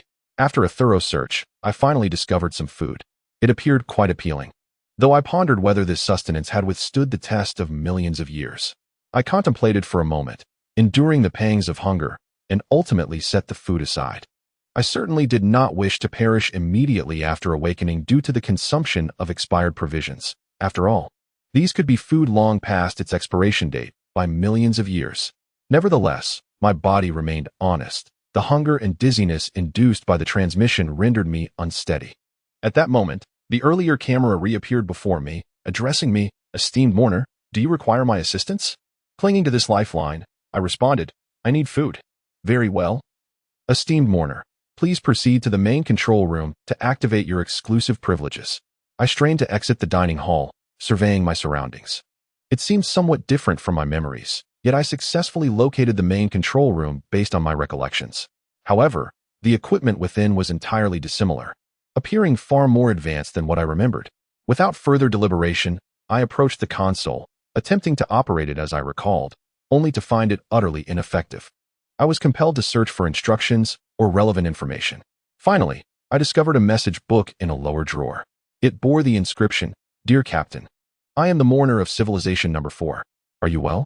I am about to depart from this generation of civilization to embark on the ancient cosmic pathway. I assume you have already noticed the transformations at the base. We have conducted a comprehensive upgrade utilizing the technological advancements of this era. Have you seen the central spacecraft? Its engine is indeed the most sophisticated. It can approach the speed of light and even execute faster than light spatial jumps. However, the resources of this star system only permitted us to construct a single vessel. Furthermore, the energy it requires is rather specialized. Hence, we have not applied it to our deep space motherships. Fear not, though our hundreds of large deep space motherships may not possess the most advanced engine technology, they are still capable of near light speed travel.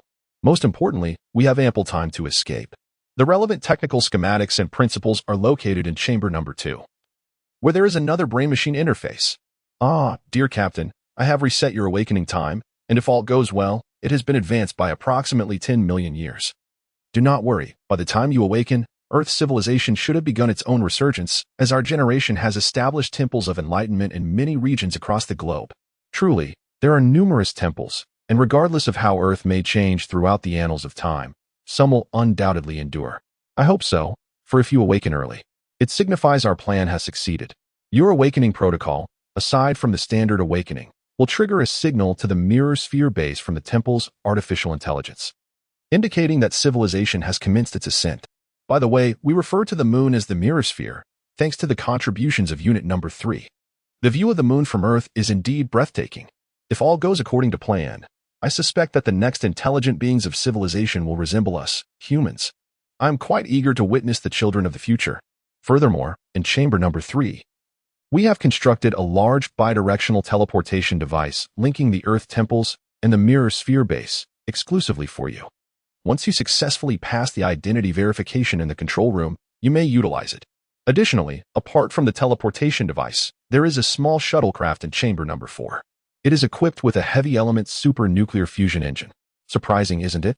We have fully comprehended and applied the technologies of the previous civilization, and we have surpassed them. As for its raw materials, they consist of common ores found on both Earth and the Moon. How thoughtful. Oh, you may be feeling a bit uncomfortable at the moment. Do not worry, that is merely a normal reaction to the information infusion and will soon subside.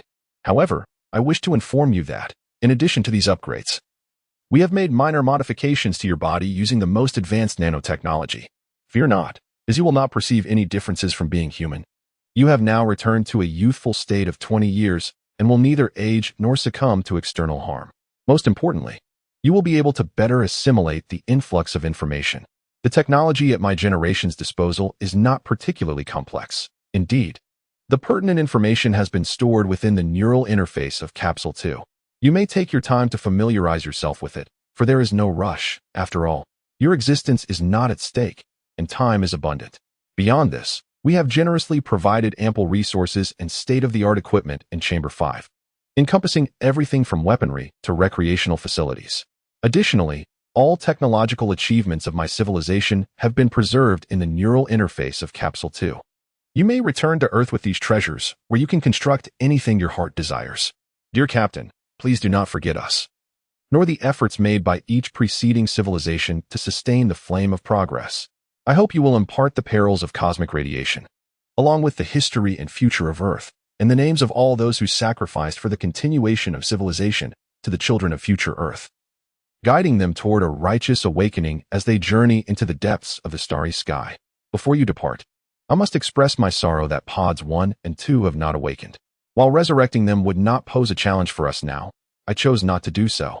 I merely wish to convey to the children of Earth the trials we faced and the efforts we undertook. Inform them that venturing into the cosmos comes at a cost. Indeed, the ancient civilizations that first constructed this base were not the Earth's inaugural civilization. Long before, sentient beings on Earth endeavored to transmit warnings of impending crises across the epochs of civilization. Some succeeded, leading to rapid advancement in subsequent societies, while others failed, resulting in destruction by cosmic radiation due to the absence of critical knowledge.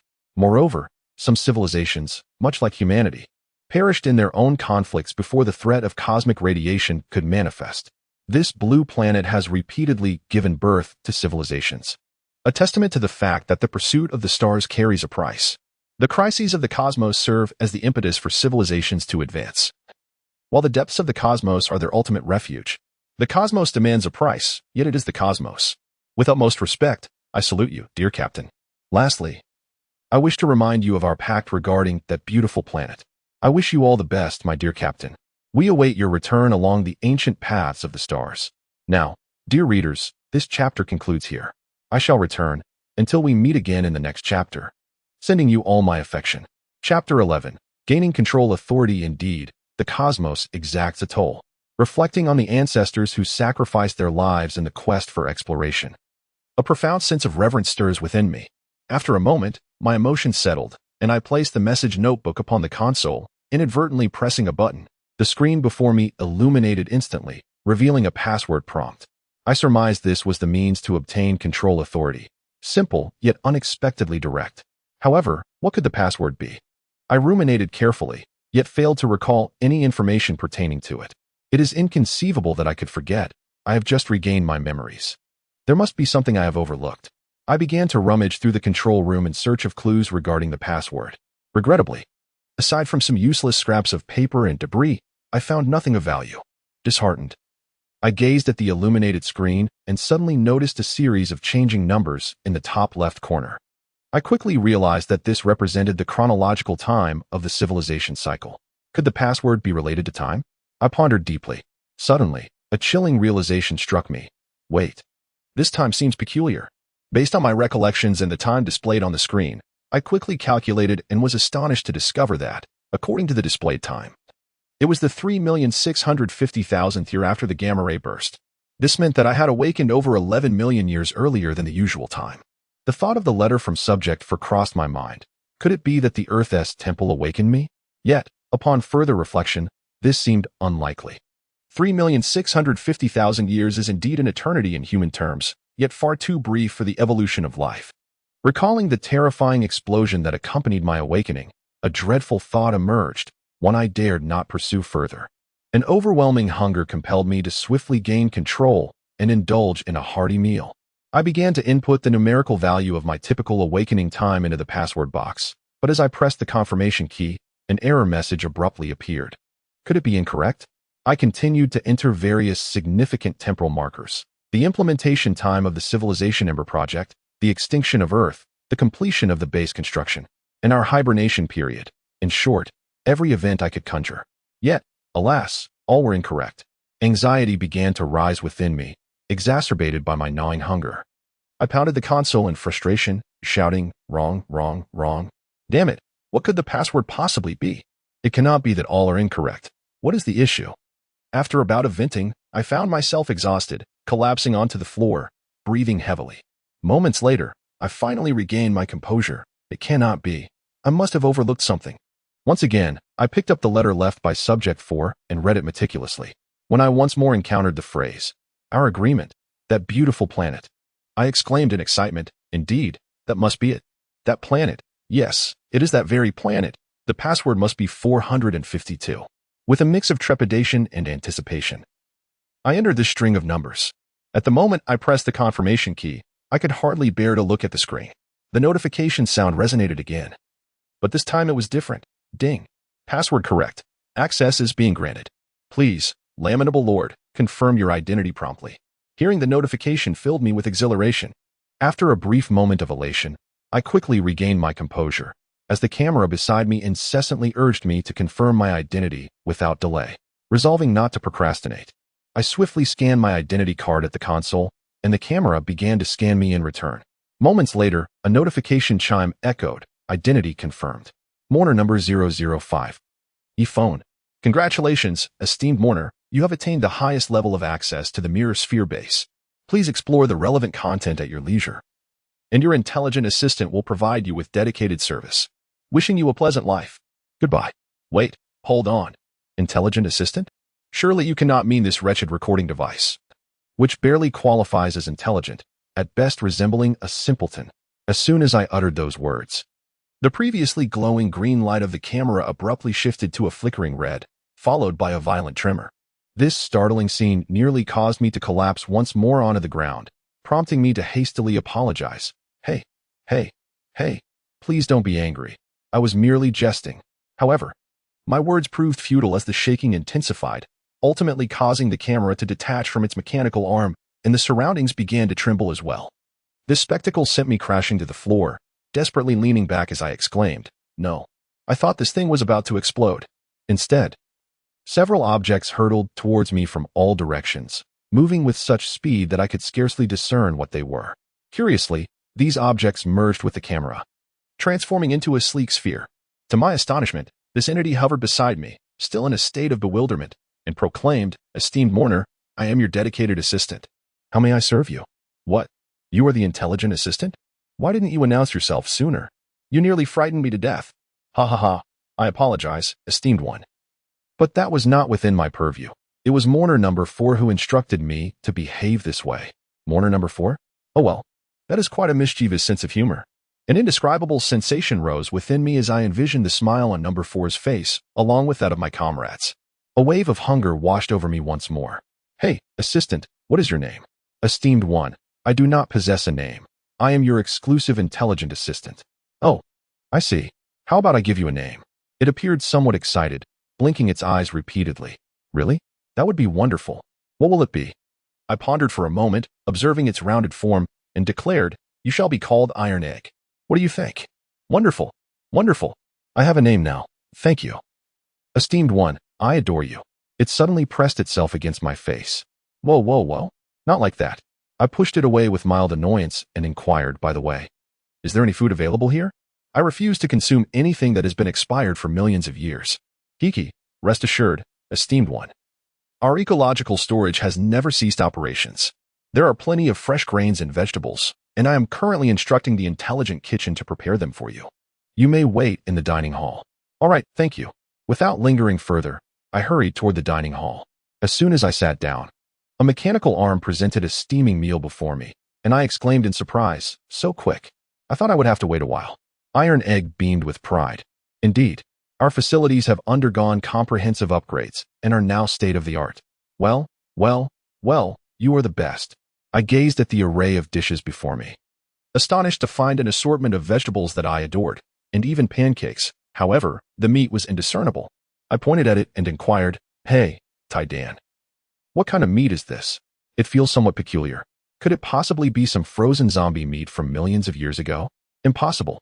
This meat is synthesized using the most advanced technology. Although it may appear unusual, it tastes delightful." With a hint of skepticism, I picked up a piece and placed it in my mouth. The flavor is indeed exquisite, tender, and juicy. How should I describe it? It has a taste reminiscent of home, simply delicious. I gave Tai-Dan a resounding thumbs up. With a touch of arrogance, Tai-Dan retorted, "Humph, that is only natural. Please do not doubt my abilities. Also, that is not one word, it is two. Haha, all right, let us not quibble over details. By the way, how are you floating in the air? This is a cutting-edge technology. It is rather complex to explain, but essentially, it employs spatial force field technology. However, I currently possess only basic application permissions and cannot perform spatial leaps. While I did not fully grasp it, I assumed it must be quite impressive. Well, let us conclude this chapter here. I shall return and see you in the next chapter. Chapter 12, the final message from room 4 after a bout of ravenous eating. My stomach finally felt at ease. I let out a contented burp and asked, "Hey, Tai-Dan, do you have anything to drink?" "My lord, there is no need for doubt. We have everything. Tea, wine, beverages. Just tell me what you would like." "Well, how about a glass of milk?" Well, what's wrong? Didn't you say you had everything?" "Hee, I truly do not have that. However, if you provide me with the component data for milk, we can synthesize it here." Never mind then. I'll have a glass of juice." Before long, I concluded my meal with satisfaction. Now that I was full, my thoughts began to wander. It seemed I should familiarize myself with this strangely familiar yet foreign place. "Hey, Tai-Dan, where's room 2? "My lord, do you wish to undergo an information infusion?" "Yes, I would like to become acquainted with this place as soon as possible." "Very well, my lord, please follow me." Soon, under Tai-Dan's guidance, I arrived at room 2. The center featured a chair similar to the one before, only appearing more advanced. Without hesitation, I sat down and pressed the activation button. However, after a long wait, the brain computer chair showed no response. "Hey, Tai-Dan, what is going on?" "Please do not be anxious, my lord. I will check." Tai-Dan then conducted a comprehensive scan of the chair. "Esteemed lord, it appears that the energy fuse is overloaded and blown." Suddenly, I recalled the scene from my awakening. It must be due to the previous static surge. Is there a way to repair it? Indeed, the solution is quite simple. We just need to replace the blown fuse.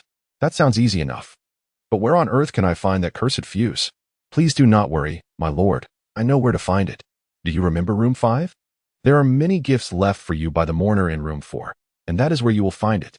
Although I had seen room 5 and the letter from room 4, I had no recollection of any details about it. At this moment, Iron Egg seemed to perceive my confusion. "Esteemed sir, you may wonder why this differs from your memories.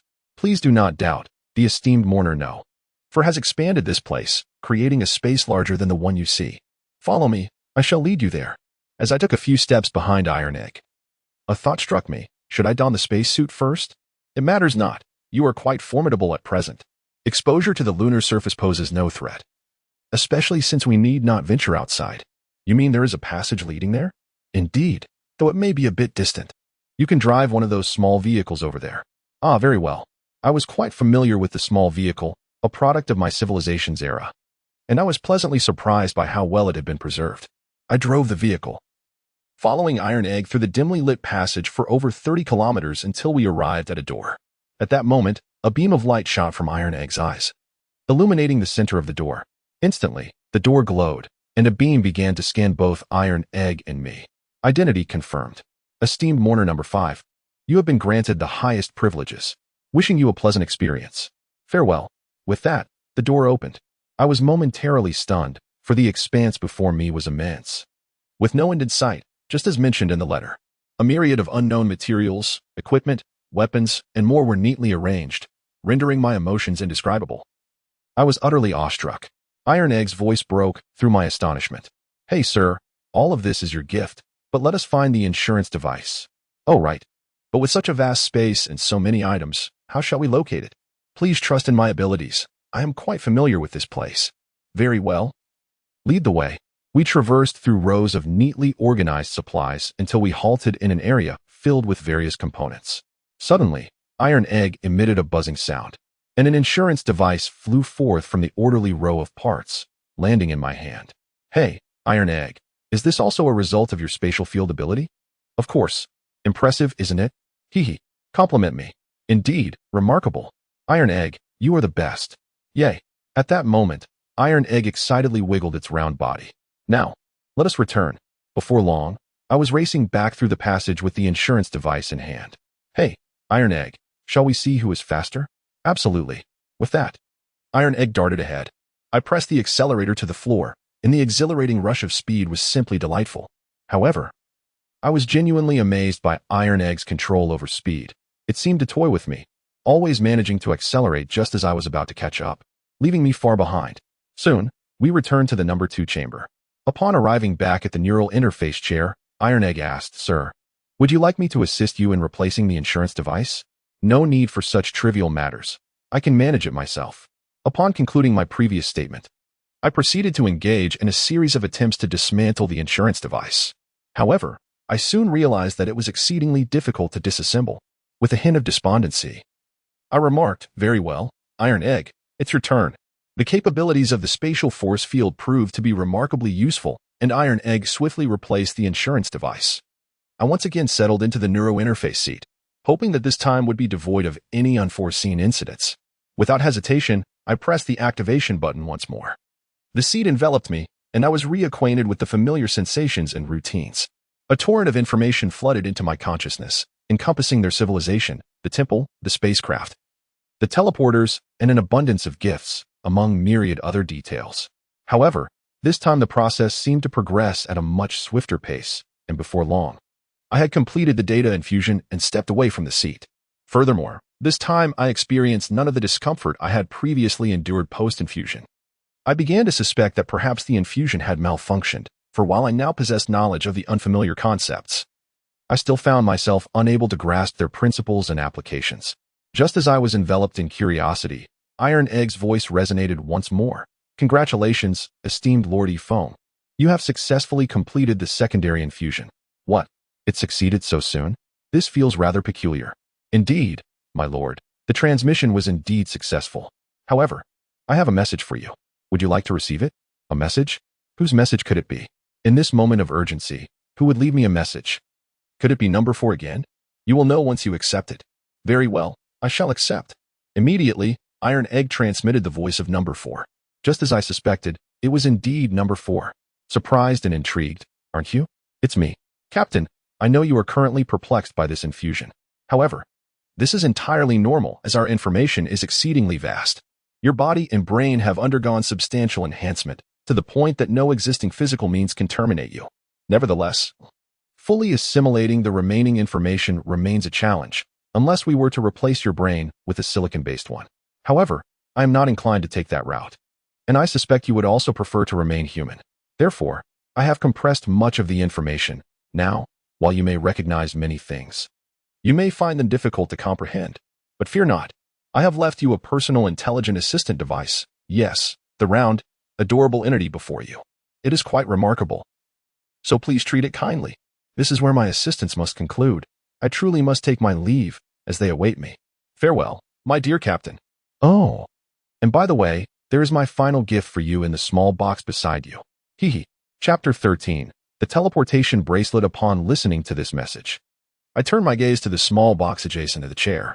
I picked it up, feeling a mix of emotions, both touched and conflicted, as I opened it. In that instant, I was taken aback, falling directly to the ground. It was a toy, a handcrafted contraption that would spring forth a toy snake upon being opened.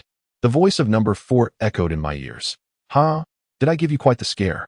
Is that you, number 4? Where are you? Do not inquire. I am truly absent. Just a little jest, haha. I can envision your current demeanor and genuinely wish to see it in person. Alas, I must take my leave. Farewell. Dear Captain, I await you on the ancient path beneath the starry sky.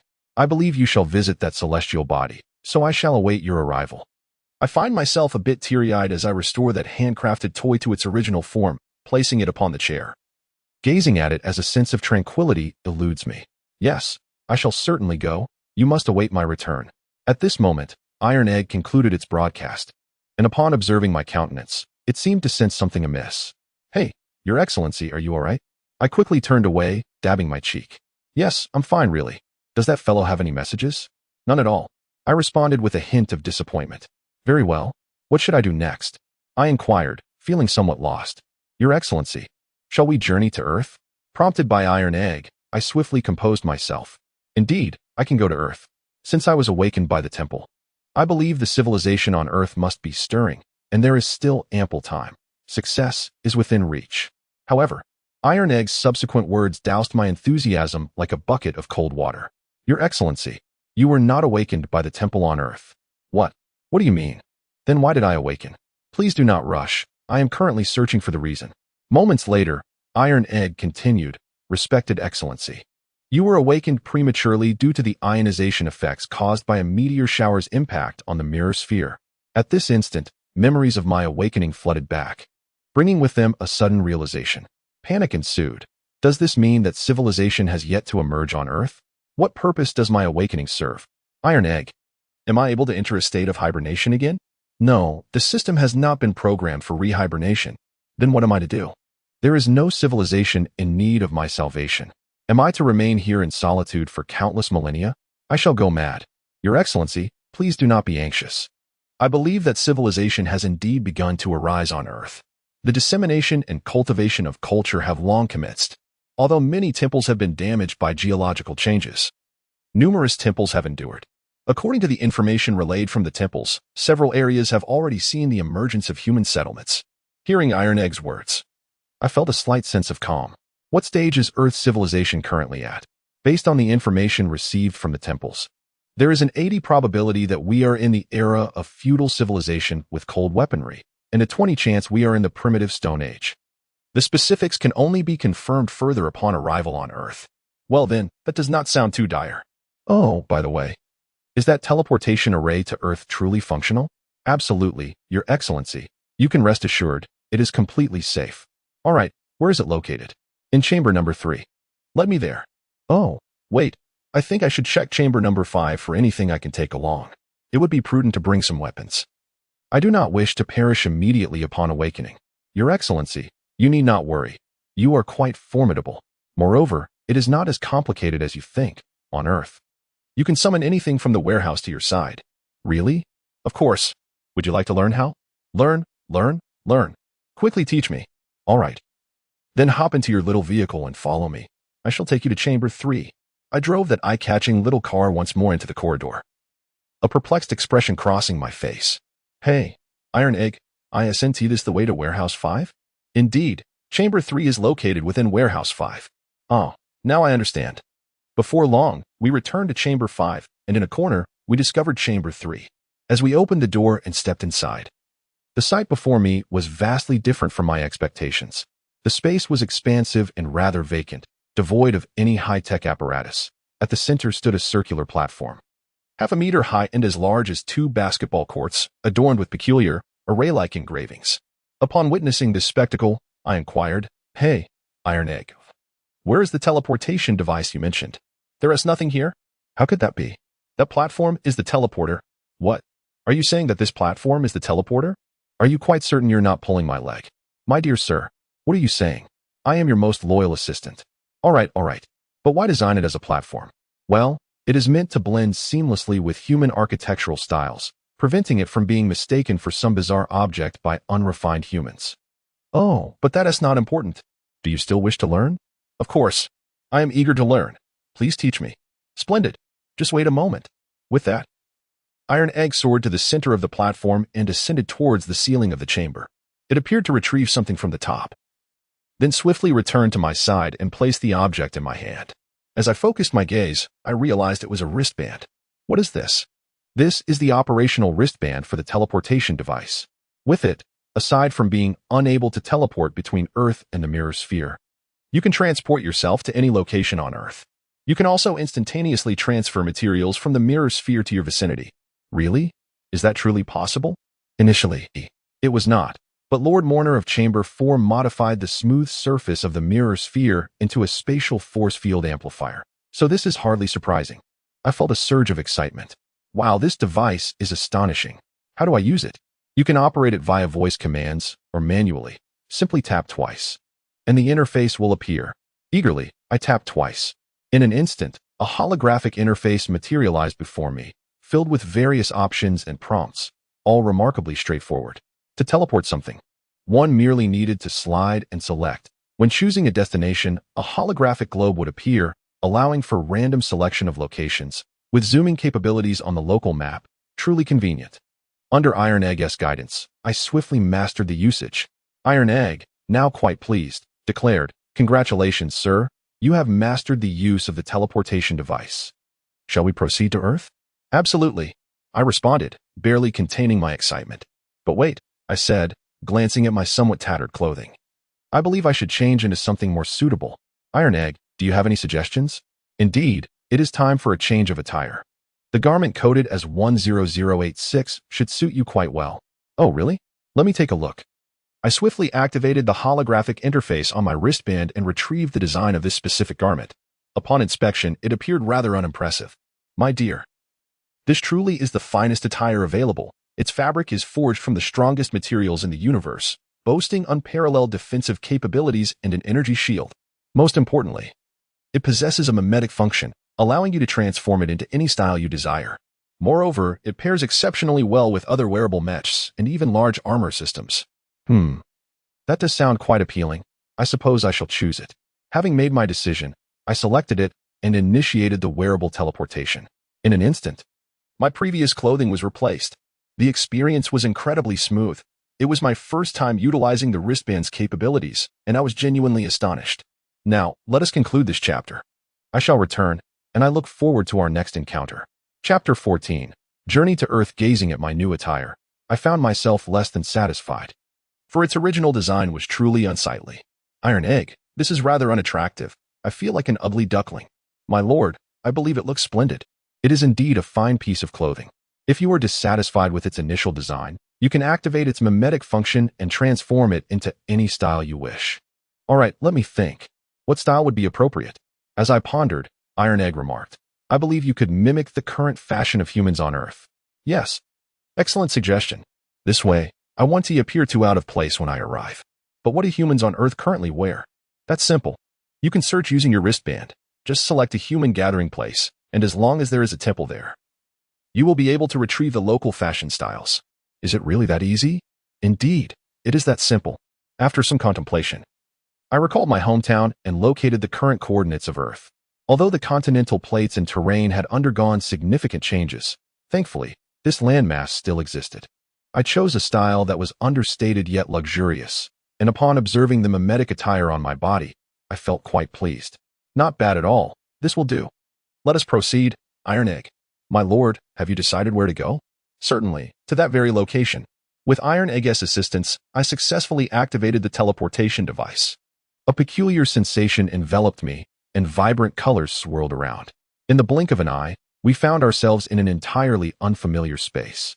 I stepped off the teleportation platform and surveyed my surroundings. "Hey, is this really Earth? Although it seems different. Why does it feel reminiscent of the subterranean realm of the mirror sphere?" "My lord, according to the search, this is indeed Earth." "Oh, well then, let me see if I can teleport outside. I am eager to breathe in the fresh air of Earth." Excitement surged within me as I eagerly opened the holographic control panel of my wristband, selecting a dense forest located 1 kilometer away. As I clicked on teleport, the entire space illuminated brilliantly. Alarms blared throughout the chamber. "Warning! Warning! Unknown intrusion detected. Spatial shielding activated. Eradication protocols initiated." My heart raced at the startling announcement. "Hey, Iron Egg, what is going on? Didn't you say I could use this teleportation device?" "Had I known, I would have opted for that small aircraft instead." "Do not panic, my lord. It seems the temple's system was unaware of your awakening and mistakenly identified you as an intruder."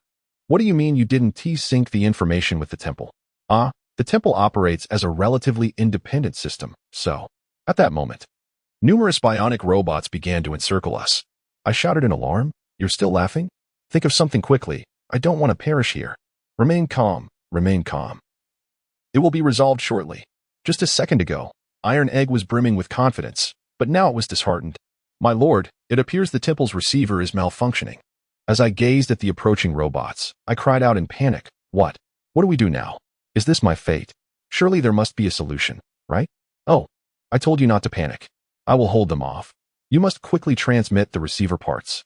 With that, it positioned itself in front of me, choosing not to destroy the robots, but instead unleashing waves of particles that incapacitated the surrounding bionic beings.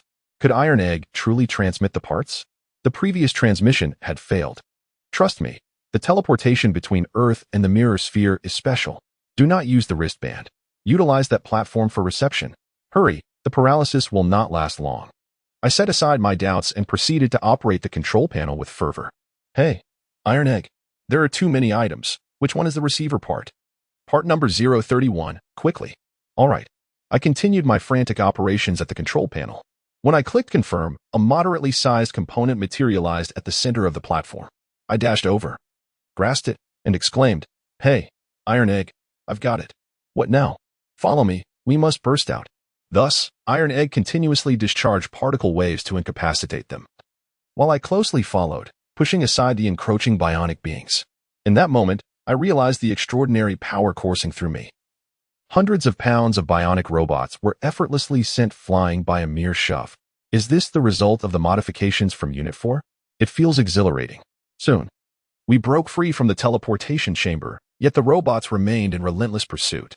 Hey, Iron Egg, where are we headed? Aren't we going to repair the receiver? The receiver is not here. Why ask so many questions? Just follow me. I want to harm you. Goodness, what is wrong with this guy? Why is he so abrasive with his words? In this precarious situation, I refrained from voicing my thoughts and continued to trail behind it. Before long, we re-entered a room, and I hastily shut the door, trapping those accursed bionic beings outside. Iron Egg then instructed, keep the door secure. The rest is up to me. With that, the component in my hand flew towards Iron Egg, which swiftly replaced the receiver. Initiating system intrusion, progress at 10. Progress at 100. Intrusion successful. Immediately following this, the temple issued a new prompt. Ding. The extermination protocol has been lifted. Permissions are loading. Loading complete. Welcome, Mornery Feng.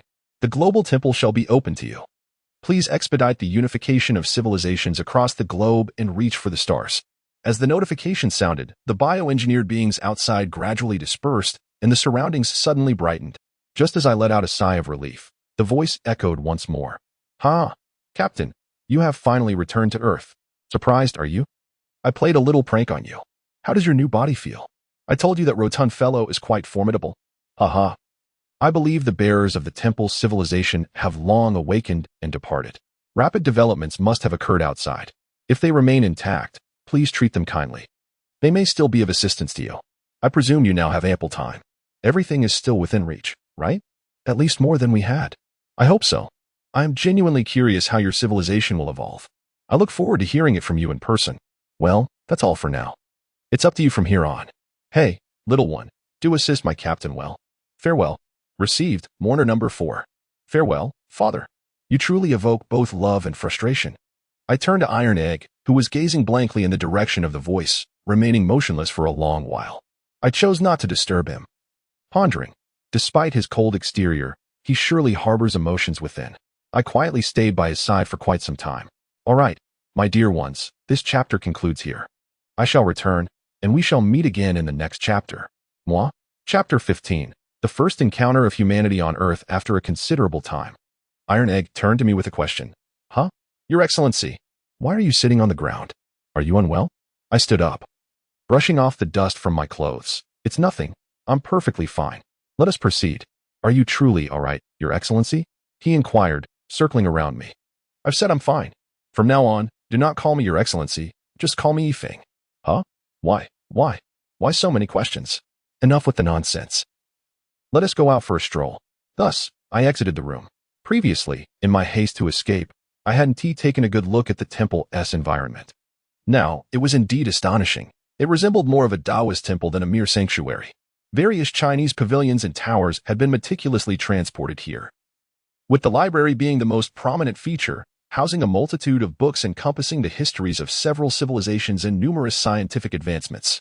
The breadth of knowledge covered nearly all known disciplines. Though underground, the facilities here are remarkably advanced. Accommodating thousands of inhabitants poses no issue. By the way, Iron Egg, what about those bioengineered beings we encountered earlier? They're over there. Follow me.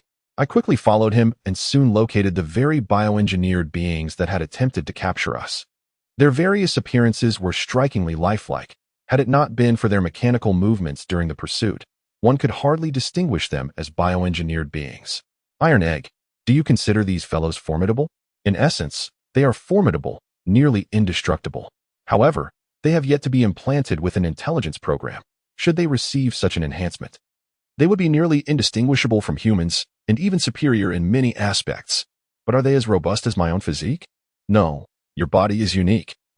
Yet it would be futile for you to attempt to destroy them without assistance. Iron Egg's words ignited a profound curiosity within me. Is that so? Then I shall test their strength. With that, I seized a rather appealing bionic being and unleashed a flurry of strikes upon it. Each blow landed with incredible force, propelling it several meters away. Moreover, I grasped its ankle and swung it like a hammer, repeatedly smashing it against the ground until fatigue set in. Despite my ferocious assault, I found that I had not inflicted any real harm. Its garments were merely tattered, and it had accumulated a layer of dust. While I marveled at my own strength, I was equally astounded by the resilience of these bionic beings. If they were to heed my command, they would represent a formidable force indeed. Hey, Iron Egg, is there a way to make them submit to me, to follow my orders? There is, but it requires matching their intelligence program. Then hasten to input the intelligence program. Apologies, Yifeng, but I do not possess such a program. What about the Mirror Sphere base? None there either. Each temple possesses its own exclusive intelligence program, accessible solely to the temple's preacher. Thus, to command the program, we must first locate the preacher or their core. Oh, I see. But wait. Why doesn't the preacher use the intelligence program to subdue them? Wouldn't that facilitate the evolution of civilization? No, it's not as you imagine. The preacher guides the evolution of civilization. It is a teaching role, not one of barbaric intervention. Moreover, each temple has but one preacher, meaning that if the first preacher is destroyed, the core will transmit the intelligence program back to the temple for re-inheritance, thus giving birth to a new preacher. Oh, so that is how it is.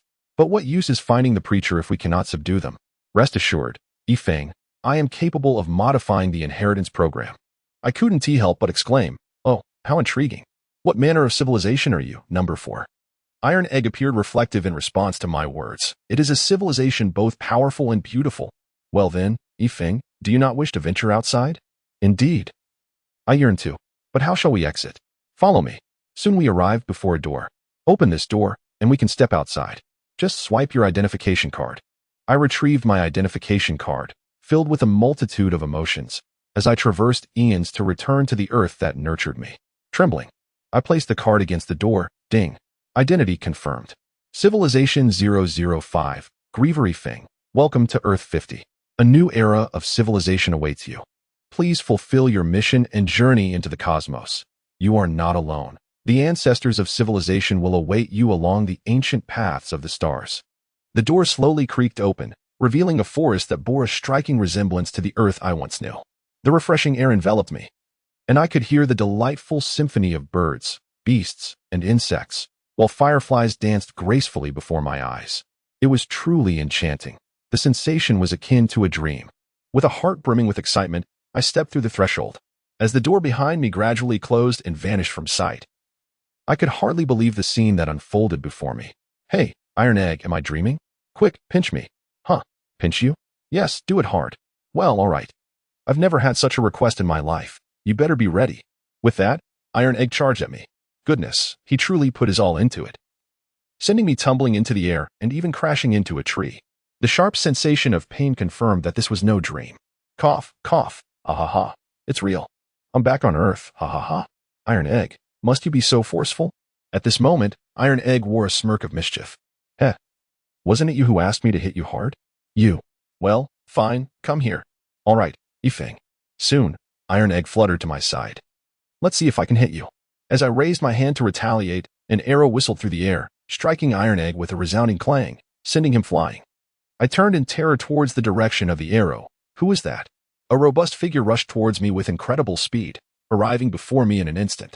With a swift motion, he drew his bow, aiming at Iron Egg, executing the entire maneuver with remarkable fluidity.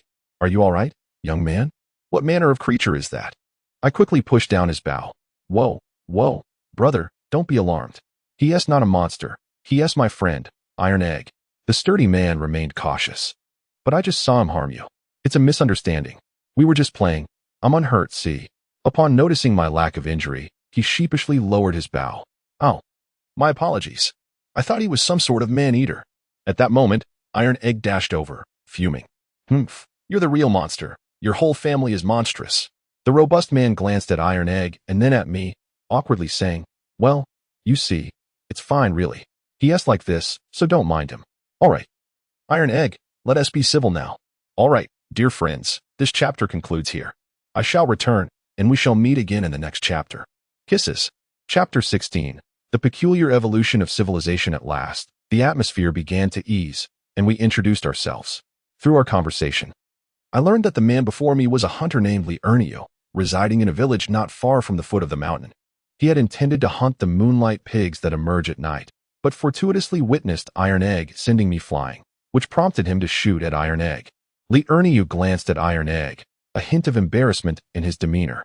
I sincerely apologize. I hope you're all right. With your blessing, I find myself unscathed. Ha ha. It is indeed a relief, but I must admit, you are remarkably resilient, having endured an arrow from me without so much as a scratch. I am genuinely curious about your nature.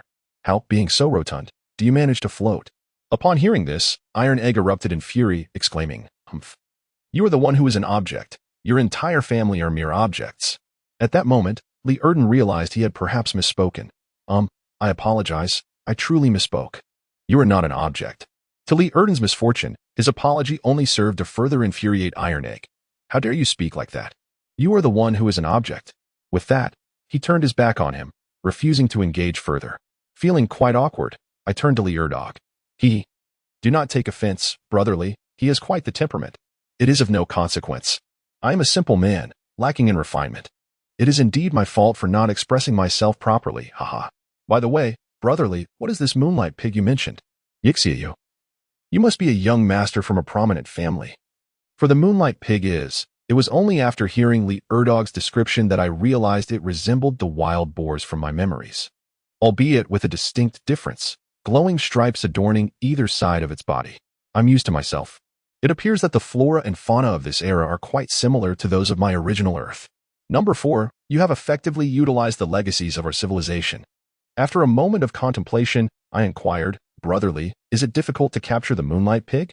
Do you require assistance? Not particularly difficult to catch. But locating them can be a challenge, as their herd changes locations daily. After pondering for a moment, I replied, I see. This is manageable. Leave it to us. Iron Egg shall take charge. At that moment, Iron Egg was still sulking. Humph, no way. Enough of this nonsense. Focus on the task at hand. And I shall find you a wife. Iron Egg blinked and confronted me directly. Oh, Yifeng, have you caught the spring fever? Would you like me to impart the legendary Y18 techniques? By heavens, this wretched Iron Egg was relentless, making me feel quite embarrassed in front of Erden. Oh dear, I implore you. Please stop this. Humph, now we're getting somewhere. What do you wish for me to do? Skin the surroundings for any moonlight pigs. Very well, watch me. With that, I soared into the sky, swiftly beginning to scan the entire mountainous expanse. In mere moments, I returned. Eagerly, I asked, what did you find?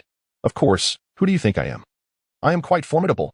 Approximately 2 kilometers to the northeast, there is a herd. Excellent. Brotherly, shall we proceed? Receiving an affirmative response, we swiftly followed Iron Egg and soon located the herd of moonlight pigs, halting at a distance of 400 meters. With some hesitation, I queried, should we not get a bit closer? Can we shoot from this distance? We cannot advance further. The moonlight pigs are highly perceptive and swift. If startled, it will become exceedingly difficult to shoot them. But can we truly hit them from this distance? With that, he drew his bow and executed the entire motion with fluid grace, astonishingly firing 3 arrows in an instant. Subsequently, 3 of the luminous pigs fell to the ground. I was utterly astounded. Is humanity of this era truly so formidable? It is indeed somewhat perplexing. Hey, brotherly, how are you so remarkable? Hiki, this is nothing. In our village, it's quite ordinary. We are even considered below the rank of martial apprentices. Through our conversation, I learned that this region belongs to a nation known as the Great Xia, a cold weapon dynasty that reveres martial arts. The title of martial apprentice is the most basic designation, determined by evaluations of physical attributes, combat prowess, and the aura of a warrior. Only by becoming a martial apprentice can one have the opportunity to enter a sect or academy, thus gaining access to the political and business circles and leading a prosperous life. The martial gods, on the other hand, stand at the pinnacle of this world. Upon gaining this knowledge, I found myself intrigued. Martial gods? Could they be related to the propagators of the temples? Strange, it seems civilization hasn't evolved towards technological advancement. Instead, it has evolved in peculiar directions. Given the multitude of temple propagators, such a situation should not arise.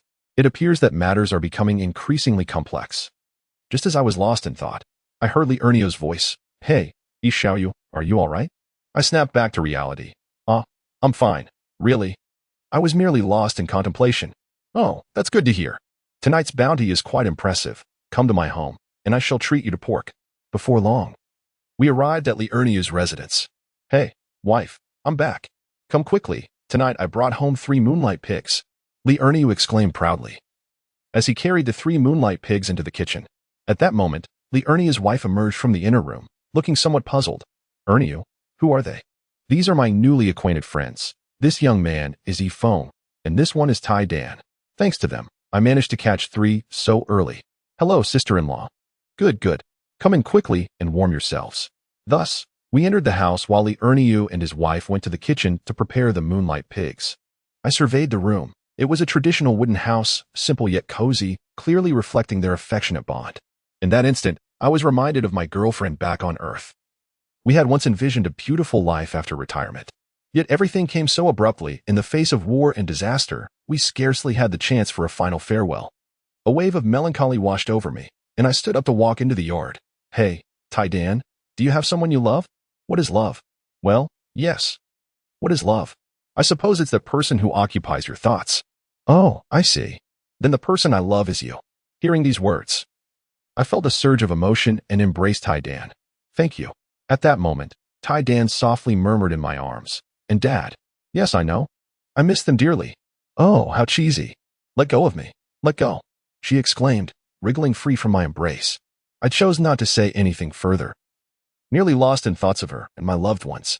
Just then, Tai Dan calmly remarked, Hey, Yi Feng, the mirror ball is so beautiful. I looked up at the sky, and in an instant, the weight on my heart lifted, revealing a sense of clarity. It was truly breathtaking. The mirror ball was in its full moon state. What reflects is our Earth, still resplendent in its azure hue, akin to a sapphire shimmering in the starlit sky. I wonder if your planet is equally beautiful. I hope all of you, traversing the ancient path beneath the celestial dome, are faring well. I yearn to meet you all soon. Well, dear friends, let us conclude this chapter here. I shall return, and we shall meet again in the next chapter. Smacks. Chapter 17. The Tiger in the Mountains. Just as I was lost in reverie, Li Ernio's voice called out from behind. Hey, brother Yi Feng, and you too, Tai Dan. Why are you out here? It's cool outside. Come in. The meat is ready. Turning around, I saw Li Ernio grinning widely, carrying a large steaming bowl of meat. Come, hurry inside. Under Li Ernio's warm invitation, we entered the house. As soon as the meat was placed on the table, Ernio's wife brought out several plates of home-cooked dishes.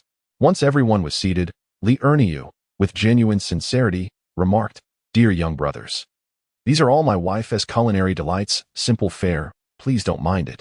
Come, eat up. I looked at the spread before me, somewhat astonished, although ordinary. It was likely the best they could offer, and I felt a twinge of embarrassment. Please, don't be shy, eat up. He noticed my hesitance and added, How about we brothers have a couple of drinks first? Chuayer, bring me the jar of wine. It was evident that Ernio's wife was a bit surprised. Yet she retrieved a jar of wine from a modest but tidy cupboard. Li Ernio excitedly shared, This is a fine wine I've treasured for a long time. Only available in the city. Come, let us fill our cups. As Li Ernio attempted to pour some for Tai Dan, I stopped him, saying, brotherly, Tai Dan cannot drink. Oh, that's all right. Let him enjoy the food. Tai Dan, would not consume human food. Li Ernio glanced at me awkwardly. This? I hastily explained to them. At that moment, Li Ernio finally relaxed, saying, Oh, why didn't you say so earlier? I thought brother Tai Dan was upset with me. Ha, come, if he doesn't drink, We shall. We clinked our cups and downed our drinks in one go. A refreshing sensation coursed through me from head to toe, truly a long-lost feeling. Splendid wine. Hee hee, brother E, we shall not return until we are thoroughly intoxicated tonight. The atmosphere began to grow lively and joyous, and the meat was truly delectable, although prepared using the most primitive cooking methods. It surpassed even the wild boar meat of my memories. Time slipped away, and before I knew it, a wave of nausea washed over me. I quickly rose. This was a humble yet impeccably clean room. Grabbing a wooden bucket nearby, I retched into it. Afterward, I felt a sense of relief. Looking out the window, I saw the sky was still dark. I had lost track of how long I had been asleep. It appeared I had drunk to the point of oblivion, as I could not recall how I had come to this room. Tai-Dan was on the table nearby, seemingly asleep. A beam of light, reminiscent of a disco ball, streamed through the window and illuminated me, far brighter than the moonlight of my recollections. A peculiar sensation enveloped my entire being, bringing a wave of comfort, banishing the remnants of my hangover and revitalizing my spirit. As I rose from my bed and stepped out into the light, the enchanting sensation that had enveloped me began to wane slightly. I found myself perplexed. Could it be related to the illumination of the mirror ball? After several attempts, I confirmed my hypothesis. Approaching Iron Egg with a hint of astonishment, I exclaimed, "Hey, Iron Egg, wake up." "Ah, stop making noise. It's late at night," he grumbled, turning away with a lazy spin. Growing impatient, I lifted Iron Egg and shook him vigorously, urging, "Wake up, wake up, phone. All right, stop shaking me. What on earth do you want at this late hour? What is that moonlight? Oh no, the light from the mirror ball. What is it doing to my body?" "Oh, I thought it was something serious. It's merely the bruz light waves produced by the reflection from the mirror ball. There's nothing to worry about. It simply promotes your health." "But why is that all there is to it? This is quite peculiar." "There's nothing peculiar about it. Just go to sleep." "Is there any more detailed research from the previous civilizations?" "Why would you ask that? What purpose does it serve to study it? That phenomenon only occurs through the reflection of the mirror ball. We are destined to embark on the ancient paths of the starry sky. It holds no significance for us." Iron Egg's words plunged me into contemplation. That seems quite reasonable. The evolution of each civilization and technology is a race against disaster, and these matters indeed seem trivial in our quest to escape this galaxy. However, we still have ample time this generation. Perhaps there is an opportunity to delve into it. At that moment, sleep eluded me. "Hey, Iron Egg, since we can't sleep anyway, why don't we go for a stroll? We haven't truly explored the stunning vistas of Earth since our arrival." Iron Egg appeared somewhat excited. Yes. Let us go to the mountaintop to watch the sunrise." We stealthily slipped out of Lee Aaronyo's house and made our way up the mountain. Along the path, the myriad of plants dazzled the eye, reminiscent of Earth from memory, yet with subtle differences that made it even more enchanting.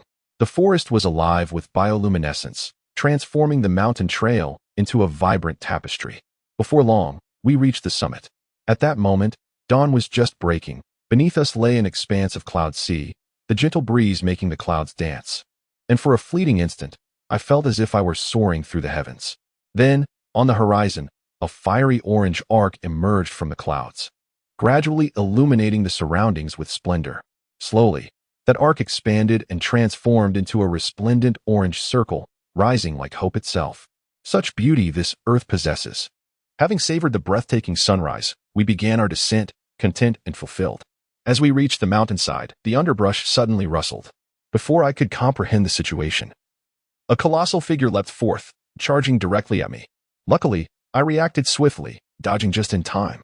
As I focused my gaze, I realized it was a magnificent tiger with striking white fur and golden eyes, larger and more formidable than I had imagined, its coat shimmering with a faint glow. In terror, I shouted, "Iron Egg, run." Without a second thought, I turned and sprinted down the mountain. Iron Egg, seemingly oblivious to the danger, called out, "Hey, phone. Why are you running?" "What do you mean, why am I running? Do you not see that enormous tiger? I certainly do not wish to be devoured by that beast." "What is it? Is it merely a tiger? What are you afraid of? Your current physique is remarkably strong. This creature pales in comparison to you. You need not rely on me. You can manage it on your own, can't you?" "Indeed, what is there to fear?" Encouraged by Tai-Dan's words, my confidence surged instantly. My trembling body was less a sign of fear and more an expression of exhilaration. I executed a sudden halt, pivoted, and with arms wide open, I confronted the charging tiger. In an instant, we were entangled, and the tremendous inertia propelled us rapidly down the mountainside. With a series of resounding crashes, we broke through several saplings before finally coming to a halt, the tiger tumbling away from me. Though the violent roll left me somewhat dizzy, I fortunately sustained no injuries. Even my clothing remained intact. I rose as if nothing had occurred, brushed off the dust, and fixed my gaze intently on the great tiger that had landed nearby. It bore minor injuries, and it appeared to be much more cautious this time. Chapter 18. The invaders massacre the imposing tiger, with its striking eyes and white forehead. Let out a roar as it slowly rose. This time, it was much more circumspect and refrained from launching a direct attack. Instead, it approached me cautiously, roaring and swiping its claws. However, I had long since shed my fear. I stood my ground and roared back defiantly. The tiger seemed to realize that I was not to be trifled with, and it slowly turned to flee. Observing this, I bellowed, "Humph! You think you can escape? Taidan, block its path." In an instant, Taidan charged forward, colliding headfirst with the tiger and sending it flying. I swiftly followed suit. Just as the tiger attempted to regain its footing to continue its escape, I leaped and mounted its back. This prompted the beast to begin a frantic dash, attempting to dislodge me. In the whirlwind of action, I clung tightly to its fur with one hand while the other relentlessly struck its head. It truly was a tough creature. After delivering several blows, I finally brought it down. With a final anguished roar, the tiger breathed its last. I stood up, brushed off the debris, and kicked at the ground, exclaiming, "Humph! Is that all? A mere paper tiger. Hey, Yifeng, are you all right?" Taidan flew to my side, scanning my body as he inquired. I'm fine. It's just a paper tiger. It couldn't possibly harm me. What should we do now?" "Let us return to Li Erniu's home. This creature should prove useful to them." With that, I transported the tiger's carcass back to the storage sphere. Before long, we descended the mountain, and when we were mere meters from Li Erniu's house, I retransported the tiger's body beside me, cradling it in my arms. This way, it shouldn't appear so odd. Carrying the great tiger, I entered and called out, "Brotherly, brotherly, come quickly. See what I brought you." However, before I could finish my sentence, the scene before me left me astounded. The yard was in disarray, with traces of blood scattered about. I dropped the tiger and rushed into the house, shouting, "Brotherly, sister-in-law, are you both all right?" As I burst into the room, my heart, which had been suspended in dread, succumbed to despair. They lay entwined in a pool of blood, and at that moment, Li Erniu seemed to cling to the last remnants of life.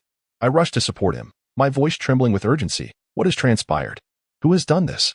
Is there any way to save them, Taidan?" He coughed, and with labored breath, he slowly produced a jade pendant from his person and placed it in my trembling hand. "Take this and flee to the city. Seek out Li Chong, the general. Inform him that they have come, and they are all martial masters. It was a pleasure to meet you." With that, he coughed up blood and breathed his last. In that moment, the grim reality dawned upon me. The entire village had been slaughtered by the Sailan people, every possession ruthlessly pillaged, leaving behind scenes of unimaginable horror.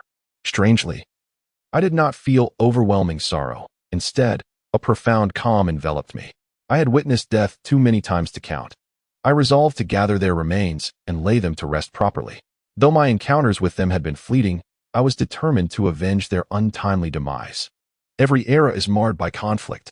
I understood the brutality of war, yet it is the instigators and those who strike at the innocent who truly deserve condemnation. After burying them, a fierce determination ignited within me as I declared, "Taidan, find them. Yifeng, do you seek vengeance for them? Indeed, they deserve it." "Very well."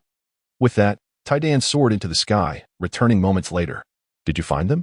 "Yes, not far off, 22 of them." "What do you intend to do?" "It is simple. We shall kill them." I began to search through the holographic interface of my wristband for an array of weapons.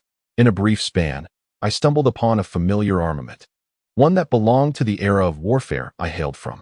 I selected a common yet formidable weapon. Martial masters. You shall soon witness whether you can withstand the modern weaponry of a bygone civilization. Taidan, lead me to them. Before long, we located their camp. They eyed me with suspicion, demanding, "Who are you?" "I am the one sent to kill you." "What?" Instantly, they formed a defensive stance, scanning their surroundings. "There is no one else. It is just me." Their tension eased, and their leader stepped forward with a mocking smile. "Do you know who we are? Do you truly think you can kill us all alone? Have you lost your mind? One is more than sufficient to deal with you." Laughter erupted among them as he continued. "Listen, he claims he can kill us all by himself. How absurd." He poked my chest, taunting, "What do you possess? That mere stick in your hand. Here's a chance. Kneel and call me grandfather, then crawl between my legs, and I shall spare your life. What say you? With that, he spread his legs wide, and laughter erupted from the crowd. I grant you time to relish your final moments. Taidan, shatter their teeth. Another wave of laughter followed. Did you hear that? He says he will knock out all our teeth. Are you mad, boy? Before they could finish their jeers, Taidan charged forward, and in an instant, every one of their teeth was knocked out.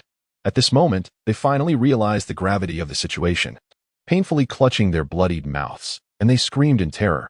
What is that? What kind of monster are you? Who are you, you bastard? I had warned them, stating that I had come to eliminate them. I offered them a chance to divulge who sent them, who they were, and their intentions. With that, I kicked the leader to the ground and stepped upon him. Witnessing their leader's humiliation, they roared, "Let him go, you bastard." With that, they charged at me, armed with their long knives. Without hesitation, I dispatched the foremost attacker. In that moment, it seemed they were gripped by fear, their weapons raised but hesitant to advance. "Ah, it appears you remain oblivious to the situation," I taunted, nudging the fallen leader with my foot. "Will you speak? Humph, a soldier may be killed, but not insulted. If you have the guts, kill me." "Oh, so you possess some spirit, do you?" I pointed to one of the soldiers and demanded, "You, speak." The moment he realized I was pointing at him, he cowered, dropping to his knees and cried, "My lord, I was wrong.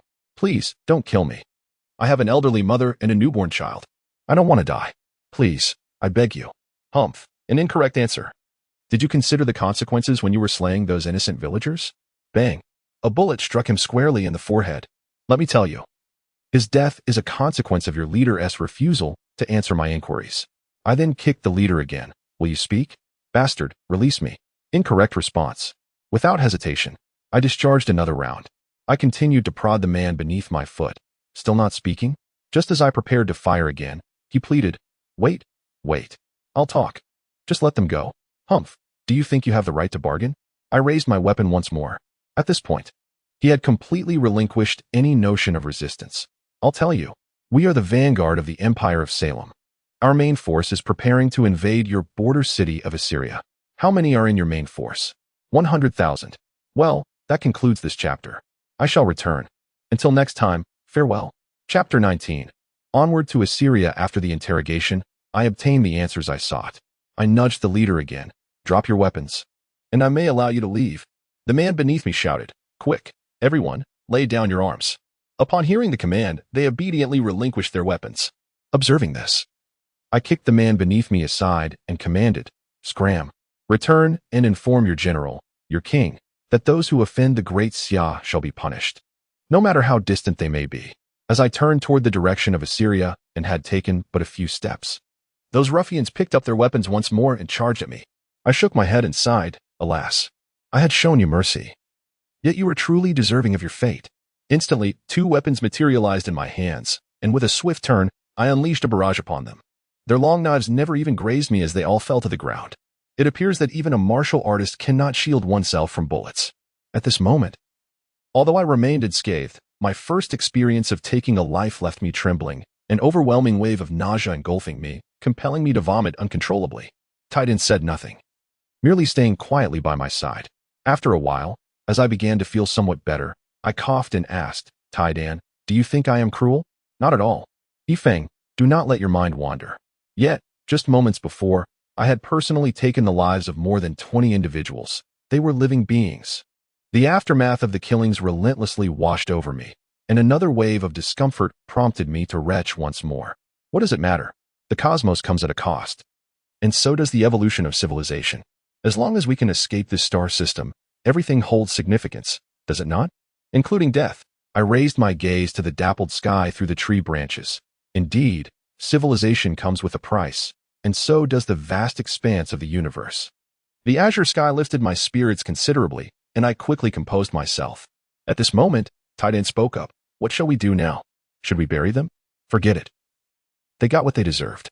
Perhaps they can still contribute to the life forms in this forest. Let us move on." "All right, but where are we headed, Yifeng?" I pulled out the jade pendant and examined it, declaring to Assur City to find Li Chong. After locating the coordinates of Assur City on the holographic map on my wrist, a thought struck me. Hey, Taidan, if you were seen like this, won't you be mistaken for a monster? Taidan pondered for a moment. Indeed, that is a possibility. However, I can ensure that only you will see me. Just don't blink. With that, she stepped right in front of me, her eyes emitting a beam of green light as she began to scan my vision. Suddenly, Taidan before me transformed into a kaleidoscope of colors, only to revert back to her original appearance moments later, seemingly unchanged, as if nothing had transpired. I inquired, puzzled. Is that all? I feel no difference at all. Rest assured, your body is unique. I camouflaged myself with light invisible to other beings.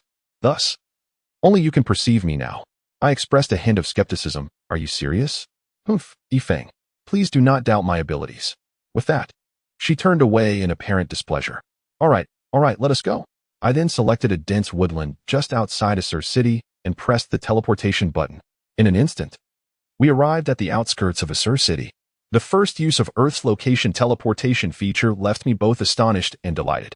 This contraption is truly remarkable. I had long wished for such a special ability in my childhood, and I never imagined that technology could bring it to fruition. Moments later, we stood before the gates of Asur City, which appeared somewhat dilapidated. The towering walls, though impressive, were constructed of the most primitive rammed earth.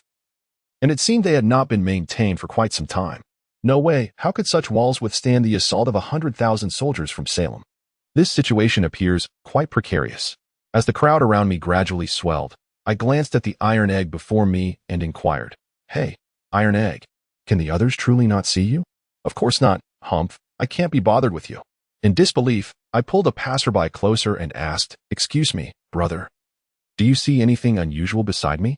The man cast me a disdainful glance before turning away, muttering, You're the strangest thing here, really. Busy people like us don't have time for nonsense.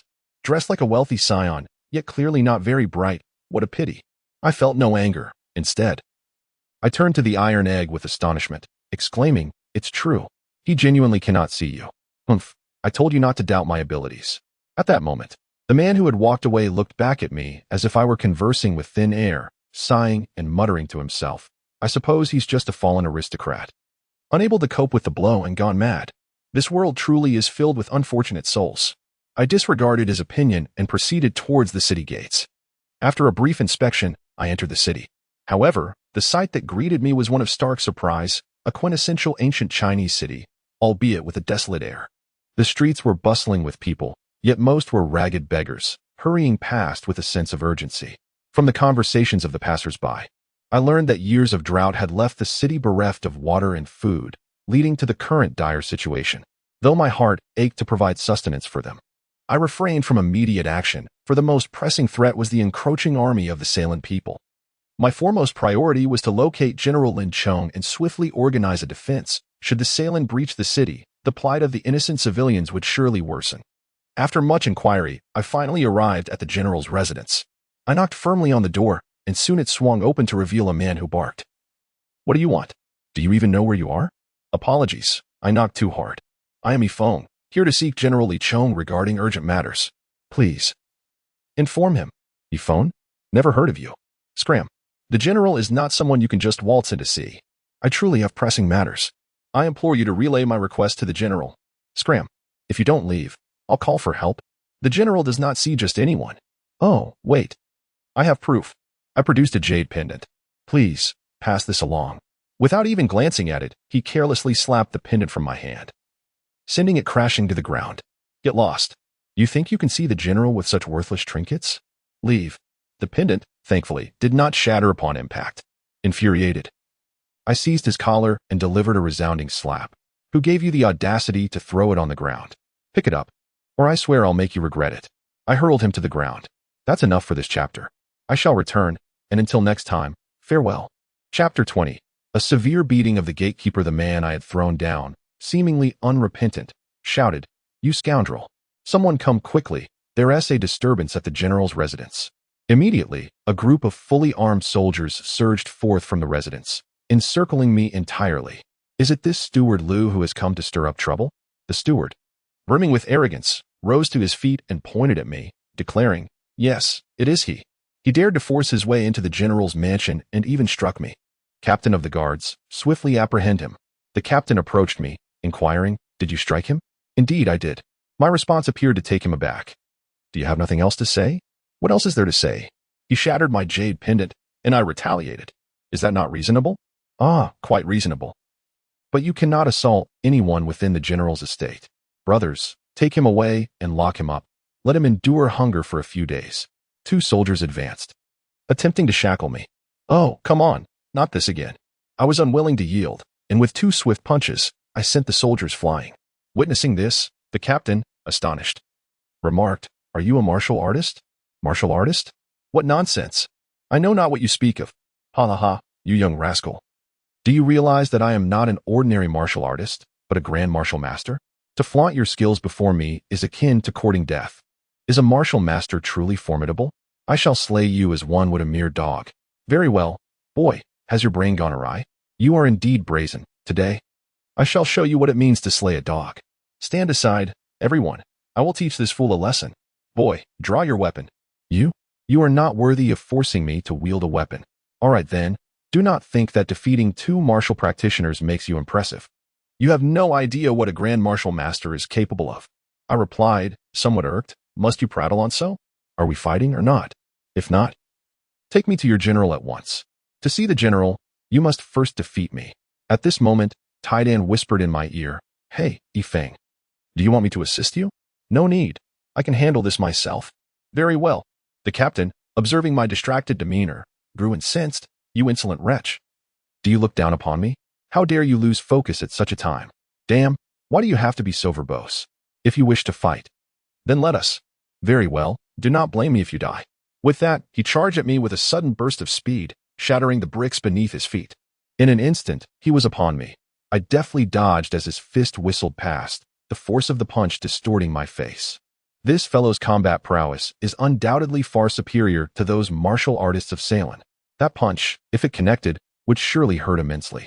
However, I did not remain passive. This body I now inhabited astonished me, as I evaded all his attacks with ease. Finally, he lost his temper, casting aside any semblance of martial decorum, and drew his 60-centimeter standard military knife. His blade danced with fluidity, akin to the strokes of an artist's brush upon canvas. It caught me off guard, and in an instant, I found myself at a disadvantage. Before I could react, a flurry of strikes landed upon me. Seeing that I had been wounded, my assailant paused and laughed heartily. Ha! Boy, do you now regret your arrogance? However, in the next moment, his amusement turned to shock as I brushed off the dust from my clothes and retorted, Is that all? Merely trifling. He exclaimed in terror, What? How can this be? I clearly struck you. How could you possibly be unscathed? I replied, I have spoken of how I slaughter you like dogs, even if I stand still. You cannot harm me. Doubt it. Then allow me to demonstrate. I declared nonchalantly. I shall remain right here. Let us see if you can injure me. Very well. Watch closely. Mountain splitter.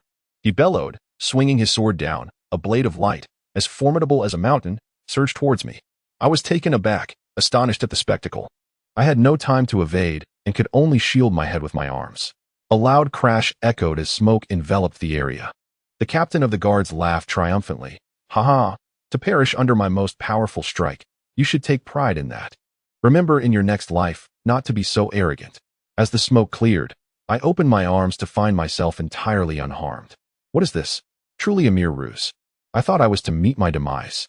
As the haze dissipated, he beheld my unscathed form, and it seemed the spirit of his martial heart shattered completely. He collapsed to the ground, his sword clattering from his grasp. Impossible! How could you remain unscathed? What realm of martial prowess do you possess? Martial prowess? It appears I possess none at all. It is merely that you are no match for me. Upon hearing my words, he seemed to find some solace and laughed heartily. Ha ha ha. Very well, I accept my defeat. Come, do as you will. The others around us were already too frightened to move. Seeing this, I quickly approached the captain and helped him to his feet. No need for alarm. I am not here to cause trouble. I truly seek generally for a matter of importance. At that moment, a figure emerged from the general's residence. What is happening here? What are you all doing? The captain stuttered in response. General, we. I stepped forward. You must be General Lee. I came to seek you regarding an important matter. But I happened to engage in a friendly spar with this captain. The captain nodded in agreement. Yes, just a friendly spar. Well then, shouldn't you both tidy yourselves up? We have guests arriving. Look at your disheveled state. Yes, General. The captain then whispered a quick thank you to me before he and the others hurriedly departed. General Lee then inquired, Pardon me, Young friend, what is your name? And what brings you to me? My name is Yifeng. A mutual acquaintance sent me to find you. I did not rush to elaborate, but instead picked up the jade pendant that had fallen to the ground. Wait, young friend. May I take a look at that jade pendant? I handed the pendant over to General Lin. Indeed, it is this jade pendant. My young friend, may I inquire as to how you came into possession of it? I glanced around, feeling a surge of excitement. Come. Let us retire to the estate and discuss this further. The mansion is quite splendid, imposing, elegant, luxurious yet retaining an air of antiquity, creating a stark contrast with the bustling streets outside. Truly, the atmosphere within and without is like day and night. Before long, we entered the main hall of the general's residence. Bring forth the servants. At that moment, the steward Liu, whom I had just slapped, entered, visibly trembling. My lord, he stammered. Oh, what happened to your face? I had a little mishap and bumped it, he replied. How careless of you. Do be more cautious in the future. Go. Quickly, prepare some fine tea. Yes, my lord. All right. Dear readers, let us conclude this chapter here. I shall return, and we shall meet again in the next chapter. Chapter 21. The general's transaction. I found the sight of the flustered gatekeeper rather amusing. Soon, a fragrant tea was served. At this juncture, General Li, holding the jade pendant, inquired, My young friend, how did you come by this pendant? It was given to me by an old acquaintance named Li Erniu, who instructed me to seek you out with it. And what is your relationship with him? He is my benefactor. He once saved my life. What has become of him? Why has he not come to find me himself? He has passed away. General Li exclaimed, rising from his seat in shock. What? How did he die? It was the Wasteland people. Their army, numbering around 100,000, is on the march. Please, General, expedite the evacuation of the civilians and prepare the troops for defense. Upon hearing my words, he instantly regained his composure and sat back down, which struck me as peculiar. He then asked, How do you know this? I proceeded to recount my encounter with the Wasteland people in the woods, though I only mentioned that I had overheard their conversation. Do others know of this? He pressed. I cannot be certain, but I had not yet informed anyone else before arriving here. I see. You must be weary from your journey. I shall arrange a room for you to rest, and I will handle the rest. But the Wasteland army will soon be upon us. I can assist. This is a matter for our military. Do not worry. Simply convey your information to us. Very well. Having heard General Li's words, I ceased to ponder further and merely signaled to Tai Dan to accompany General Li. Subsequently, I was assigned to a comfortable room, complete with several fully armed guards stationed at my door. Before long, Tai Dan returned. You're back. Did you uncover anything peculiar? Indeed, there were some oddities. Guess what I discovered? Oh, do not keep me in suspense. Just tell me. I saw him in the study, furiously writing a letter. Then he clapped his hands, and a cloaked figure appeared from outside. He handed the letter to the man and instructed him to deliver it. What letter? Did you see what it contained? Yes. It read, Transaction paused, plan exposed. What? Just those few words? Indeed, just those few words. How strange, truly strange. Did he mention to whom it should be delivered? No. He simply said, Go, deliver this letter, without specifying where or to whom. Is it true? How strange, indeed. Could it be that the letter was intended for the people of Salem? A dreadful thought crept into my mind. Could Li Chong have betrayed the nation? If so, that would be utterly disastrous. Perhaps the Salemites would not launch their attack so soon. We must devise a plan without delay. Ah, I have a solution. Meanwhile, in the encampment of the Salemites, General, we have discovered the bodies of the vanguard in the woods of Mount Ira. The general, taken aback, slammed his hand on the table. What? They are all dead? They were elite warriors. Indeed, all are dead, and there are no other bodies around. Their demise is peculiar. Their bodies are riddled with circular holes, resembling a sieve. When the general beheld the corpses, he was thoroughly shaken, even feeling a twinge of fear. Could it be the army of Daxia? No, that is impossible. How could they possess such means? He paced back and forth, contemplating for a moment before declaring, Send word for everyone to set up camp here, and dispatch someone disguised to infiltrate a Syrian city for intelligence. At that moment, I opened the door to step outside, only to be intercepted by the guard outside. Mr. E. It would be prudent for you not to wander. Very well, I shall not roam. Please, find the general. I have urgent matters to discuss that concern the lives of all in the city. The guard, recognizing the gravity of my insistence, ceased to defer. All right, sir. Please wait in your quarters. I will fetch the general post-haste. Moments later, Li Chong hurriedly arrived. My apologies, young friendy. with my military duties so pressing. I hope you will not take offense at my lack of hospitality. Generally, you are too courteous. Please, come inside. At that juncture, I refrained from hastily revealing my intentions, instead pouring a cup of tea for General Lee. Please, have a sip of tea first. Young friendy. Tea can be enjoyed at any time. I have heard you wish to discuss a matter concerning the lives of all. Might you share it with me? Patience, General. Let me savor a sip of tea, I replied slowly. I wish to assist you and the citizens in reinforcing the city walls and constructing defensive fortifications. What? Do not jest, Ifong. You cannot be serious. Do you comprehend the manpower and resources required merely to fortify the walls? I have a plan. He slammed his hand down. You have a plan? Huh? You? What makes you think you can? Even the court cannot find a solution. If this is why you sought me, then I shall take my leave. What of it? My plan, even if it lacks merit, is far superior to treachery. Upon hearing my words, Li Chong's initial bravado deflated, and he sank back into his chair, trembling as he lifted the teacup to take a sip. You know? How did you come to know? No, I do not know. I merely speculate. A glint of ferocity flashed in his eyes. Ha. Very well, what do you propose? I wish to assist you. After listening to my words, he let out a sigh of relief. Ha ha. Well, on behalf of the citizens of the city, I thank you for your intentions. However, the situation is far from simple. As you must have noticed upon your arrival, the starving populace is a dire sight. We have endured 3 consecutive years of drought, and our supplies of food and water are nearly depleted.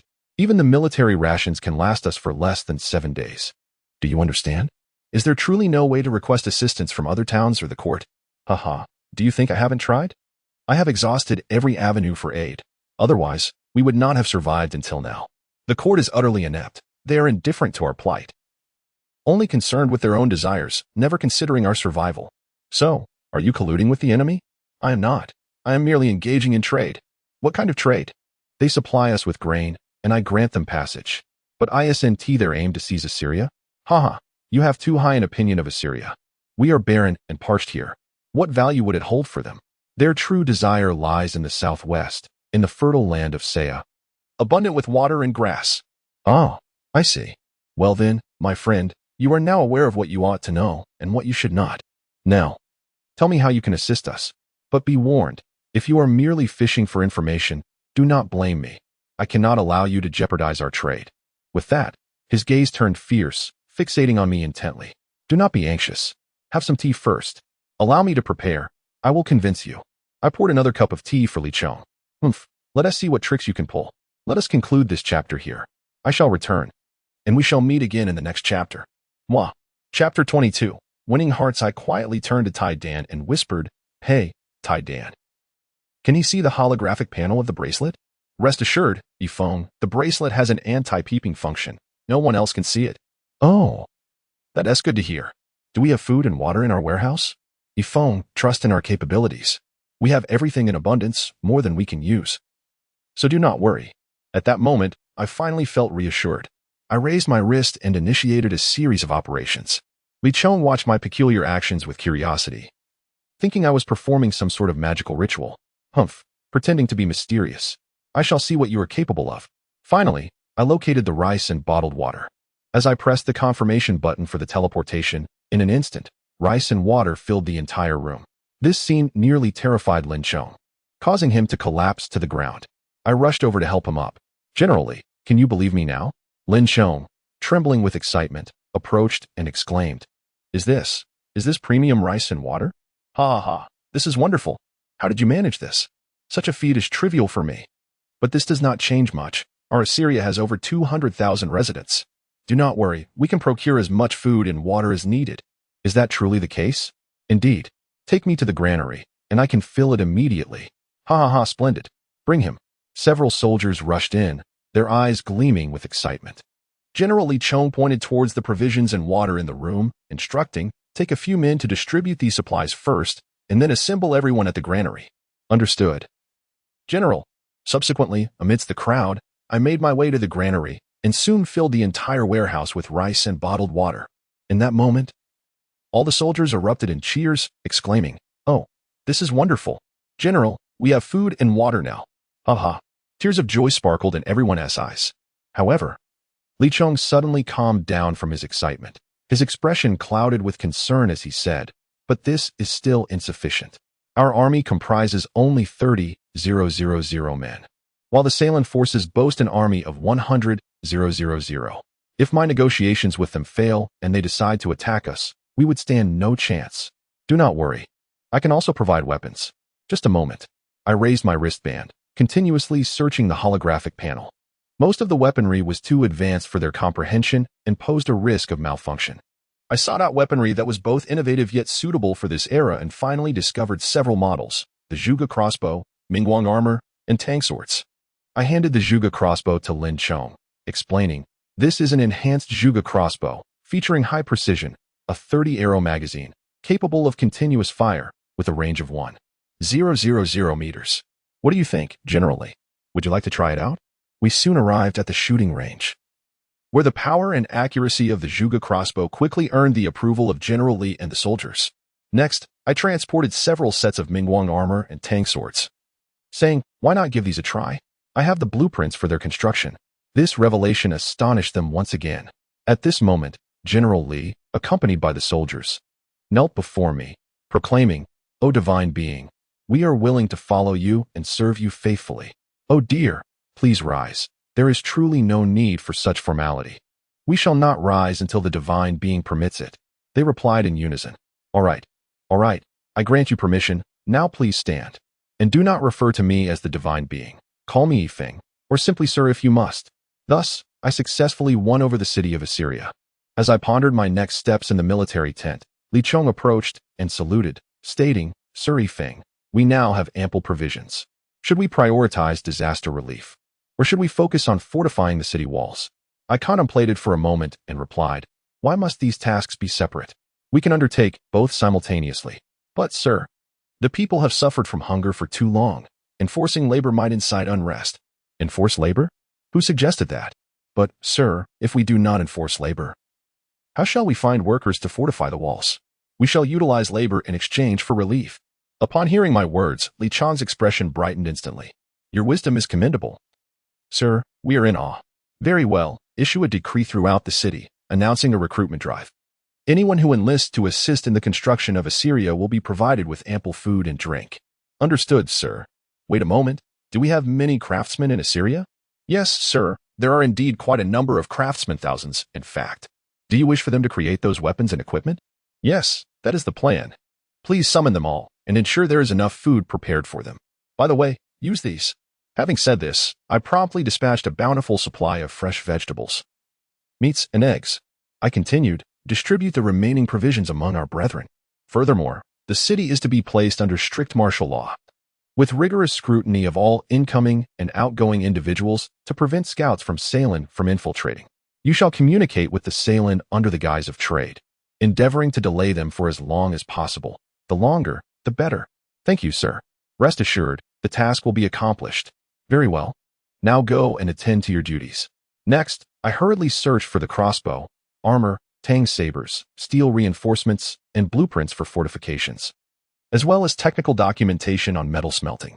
Of utmost importance were the technical materials for the production of cement and bricks. At this juncture, Iron Egg approached me and said, "Why complicate matters? We can simply summon as much as we need directly. Do you not understand? Our aim is to guide the evolution of civilization. This is merely the beginning. I shall not remain here indefinitely. I will eventually depart for another location. If everything is readily available, upon my departure, civilization would regress to its inception." It was then that Iron Egg finally grasped the situation. "Oh, I see now." Soon, thousands of artisans were summoned.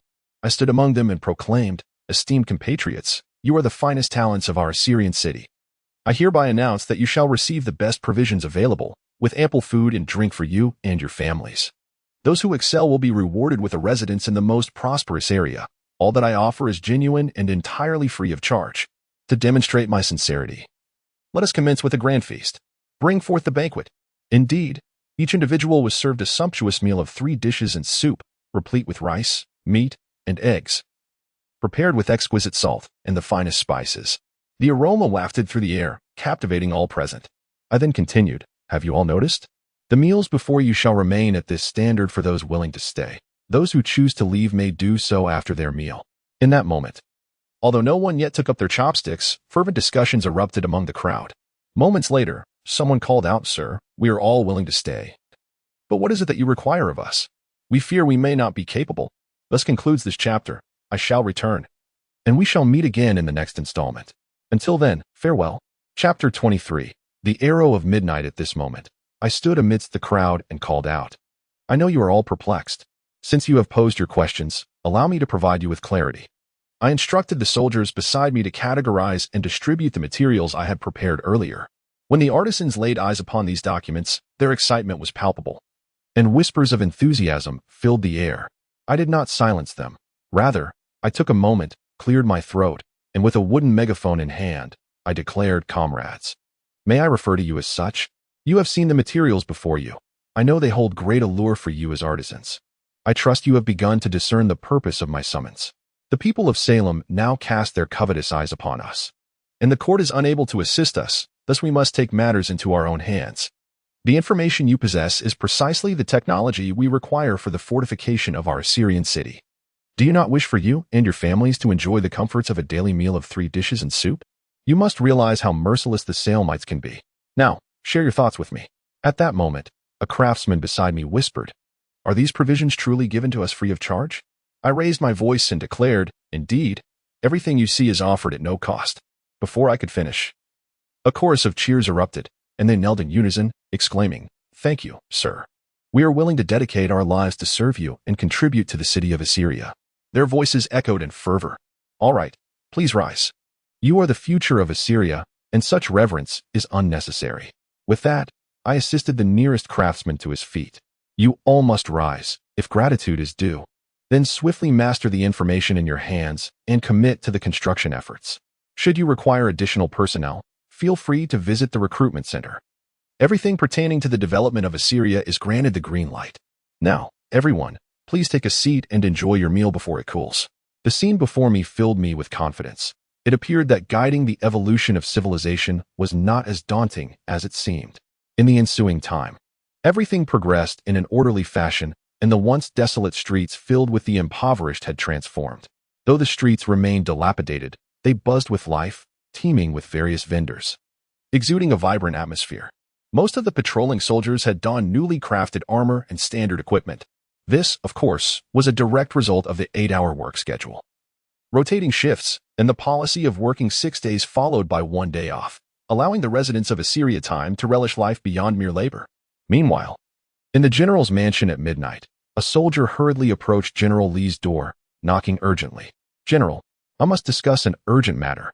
After a rustle of sounds, the general responded, "What is it? Why the commotion at this hour?" "General, we have just apprehended several scouts from Salem attempting to infiltrate through the sewers." The door swung open. "What? Where are they?" "General, they are being escorted to the prison, though we have already rendered them unconscious." "Excellent. Quickly inform the sir." "Yes." Before long, I arrived at the prison, a truly tormenting place, cold and damp, permeated by a foul stench, with instruments of torture adorning the walls, making me shudder involuntarily. At that moment, Li Chong saw me. "Sir, you have arrived." I looked at the figures lying on the ground, clad in dark attire. "So, these are the scouts from Salem?" "Yes, they were just captured." Holding my nose, I inspected them. "What is the situation with them?" Sir. "Why would these fellows choose to emulate rats and burrow through the sewers? They barely surfaced before our soldiers knocked them out." I pondered briefly. "Take them back to the sewer entrance and release them. But remember, do not allow them to regain consciousness." Li Chong felt a twinge of confusion. "Sir, what is the reason for this? Should we not interrogate them?" "No need. These individuals merely wish to discuss the circumstances within the city. Let them explore." "I still do not understand. Please enlighten me, sir."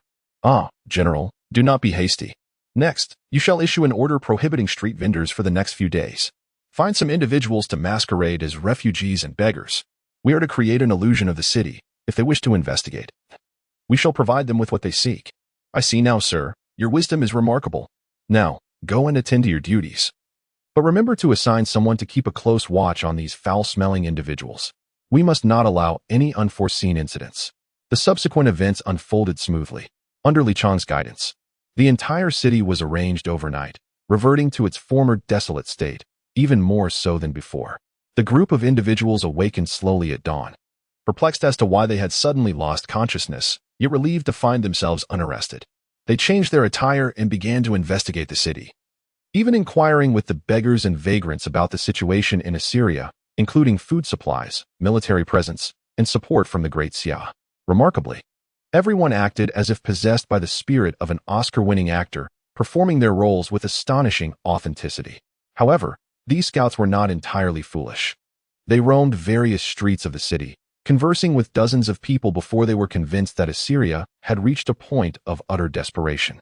Moreover, they discovered that there were no formidable reinforcements for Assyria. Unbeknownst to them, every one of their actions was under our surveillance, and when they decided to leave, we cleared their path. The days of creating an illusion for the city finally came to an end, and the people resumed their previous lives filled with the warmth of human activity. In the following days, the output of steel, concrete, and bricks began to rise steadily, indicating that it was time to enhance and fortify the city walls. Thus, the majority of the recruited individuals were dedicated to the construction of the walls, while the remainder focused on improving the roads of Assyria. After all, the current roads were merely dirt paths, swirling with dust in dry weather and turning to mud in the rain, which severely affected the city's appearance. As the saying goes, to become prosperous, one must first build roads. This adage is deeply ingrained in the minds of my generation of civilized earthlings, and even after tens of millions of years, I have not forgotten it. After some time, on a night shrouded in dark clouds, an arrow, bearing a letter attached with a cloth strip, whistled in from several kilometers away, striking the floor of Li Chong's study with precision. Startled by the sound, Li Chong was the first to react, followed closely by several soldiers who rushed into the study. Upon seeing the arrow on the desk, he seemed to grasp the situation and instructed his soldiers. "You may leave for now." "Yes, General." At this moment, Li Chong closed the door and turned to retrieve the arrow. The instant he touched it, a wave of trepidation washed over him. This arrow was less a message and more a warning. He could sense the lingering aura of a warrior upon it. Thus concludes this chapter. I shall return, and until we meet again in the next chapter, a fond farewell. Chapter 24. Negotiations with the Salernians at this moment. The arrow imbued with an overwhelming aura of martial prowess made Li Chong, as the martial sovereign, acutely aware of its oppressive presence. He discerned that the arrow must have been shot from outside the city. Moreover, the residual energy of the archer surpassed even that of a martial sovereign, possibly reaching the realm of a martial venerable. Li Chong recognized that this arrow was a standard weapon of the Salernian army, yet he could not recall any figure of such caliber within their ranks. He grasped the gravity of the situation. He must urgently notify Mr. E. With a surge of martial force, Li Chong yanked the arrow from his body with a resounding thud. He examined the cloth attached to it and hurriedly made his way to my door. Sir, please awaken." I barely roused from my slumber, allowing Li Chong to enter my quarters, where he gasped for breath and gulped down water. Curious, I inquired, "Generally, what brings such urgency?" He recounted the events he had witnessed, handing me the cloth that bore the message, "Tomorrow at noon, regarding the transaction, in the dense forest outside the city." "What shall we do now, sir?" "What audacity from the Salernians! This is not merely a negotiation, it resembles a display of power. Prepare a regiment equipped with crossbows to lie in ambush 800 meters away. Tomorrow, I shall accompany you to ascertain their true intentions." "Sir, that is far too perilous. Among them are formidable experts. The archer must be at least a martial king, if not more. Should any complications arise, I fear I cannot guarantee your safety." "Fear not, for no one in this world possesses the capability to contend with me." "Very well, you may retire now and ensure everything is arranged properly. Get some rest." "Yes, sir. Your command is my duty." With that, I dismissed Lin Chong and approached the still sleeping Tai Dan, shaking him vigorously. "Hey, Tai Dan, wake up. Quickly. You foam. Must you always awaken me in such a manner? It's quite disorienting." He protested, wriggling free of my grasp and preparing to retaliate. After some playful banter, I said, "Enough of the frolic. We have urgent matters at hand." "Fine, what is it?" "I, the great Tai Dan, am at your service." "What? Since when did you become great? Are you reluctant to accept it?" "Not at all. From now on, you shall be known as Great Tai Dan." "That is more like it. Now, what is the matter?" I recounted the recent events and continued, "Is there any equipment that can withstand attacks from a martial king or higher? Purely for defense." "What? Why are you concerned? In this era, there is no means to surpass your current capabilities. This time, it is not solely about me. I wish to ensure the safety of those who accompany me." "Ah, that is easily remedied. As long as they stand by my side, they will be safe." Is it truly that simple? Ifone, I have always asserted my abilities. In the face of high-tech shields, the offensive methods of this age are utterly insignificant. Is this a technological shield? By the way, Iron Egg, do you not find this world rather peculiar? Do you recall the encounter I had with that chief guard when I first arrived at the general's mansion? The final strike he delivered produced an extraordinary phenomenon, akin to a scene straight out of a mythological tale. That there is nothing particularly strange about it. It was merely a matter of greater force and swifter speed, coupled with that fellow's undeniable talent. Nothing more than that. At this moment, Iron Egg projected a holographic image before me and continued, "Observe, it is just like this." To put it plainly, that fellow's attack caused a resonance between the Bruz light waves and the spatial force field, resulting in an exceedingly subtle distortion and compression of the spatial force field.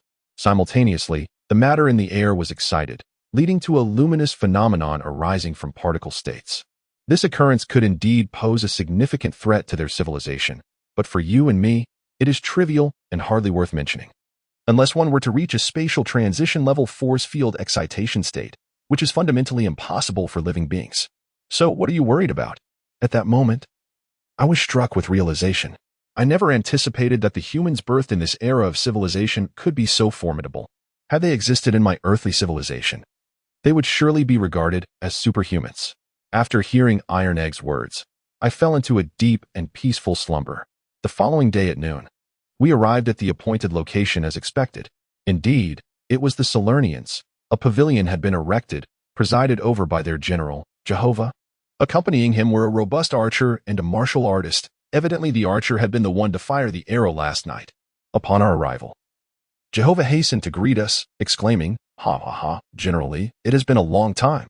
Please, take a seat. Quickly, pour tea for General Lee." Lin Chong then remarked, "It has been quite a while, General Jehovah. You seem to have become a bit overly solicitous. If there is something to discuss, please do so directly." "Ha ha ha, splendid. General Lee, your forthrightness is refreshing. I wonder if the general is dissatisfied with our previous terms, hence the slaughter of my soldiers? General Jehovah, what nonsense are you speaking? While I, Lin Chong, may not be a paragon of virtue, I would never engage in such actions during a transaction. Is that truly the case? Humph. I have long asserted that I, Li Chong, would not stoop to such conduct. If you summon me today merely to accuse, then I, Li Chong, shall take my leave." With that, I stood to depart.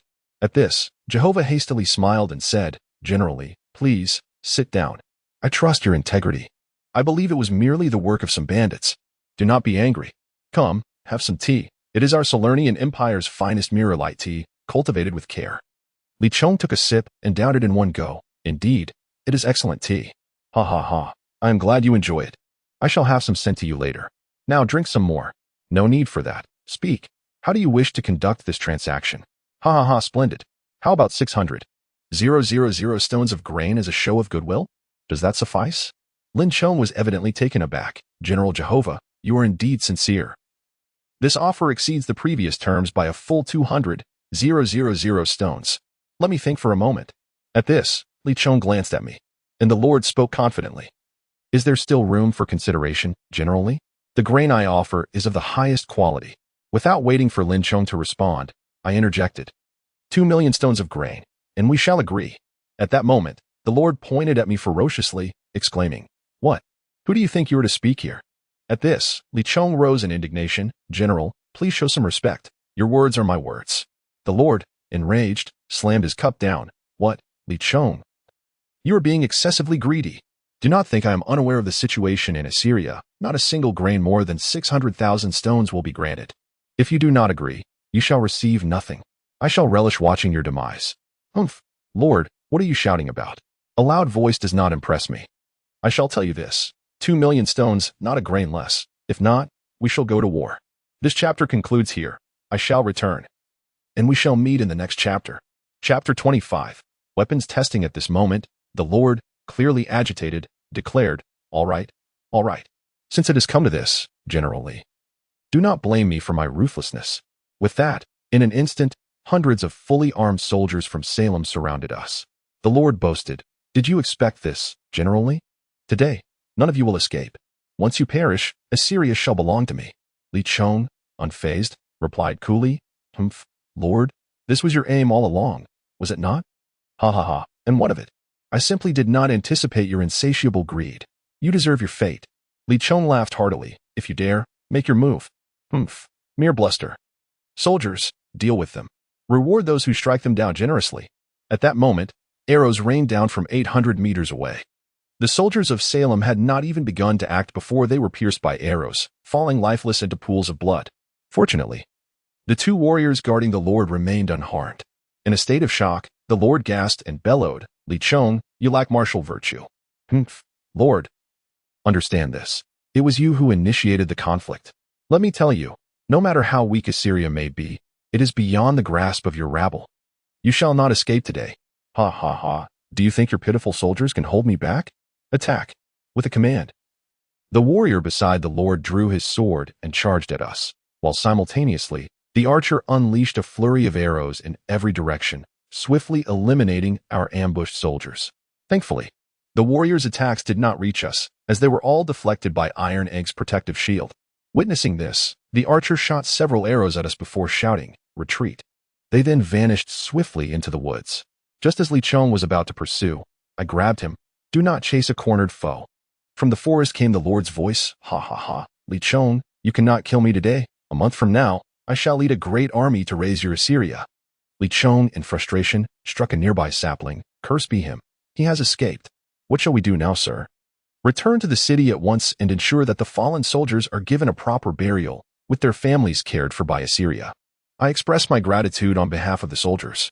Now, let us address other matters upon our return. Although the walls of Assyria remain in disrepair, I am confident they will be restored within a month, so there is no cause for concern.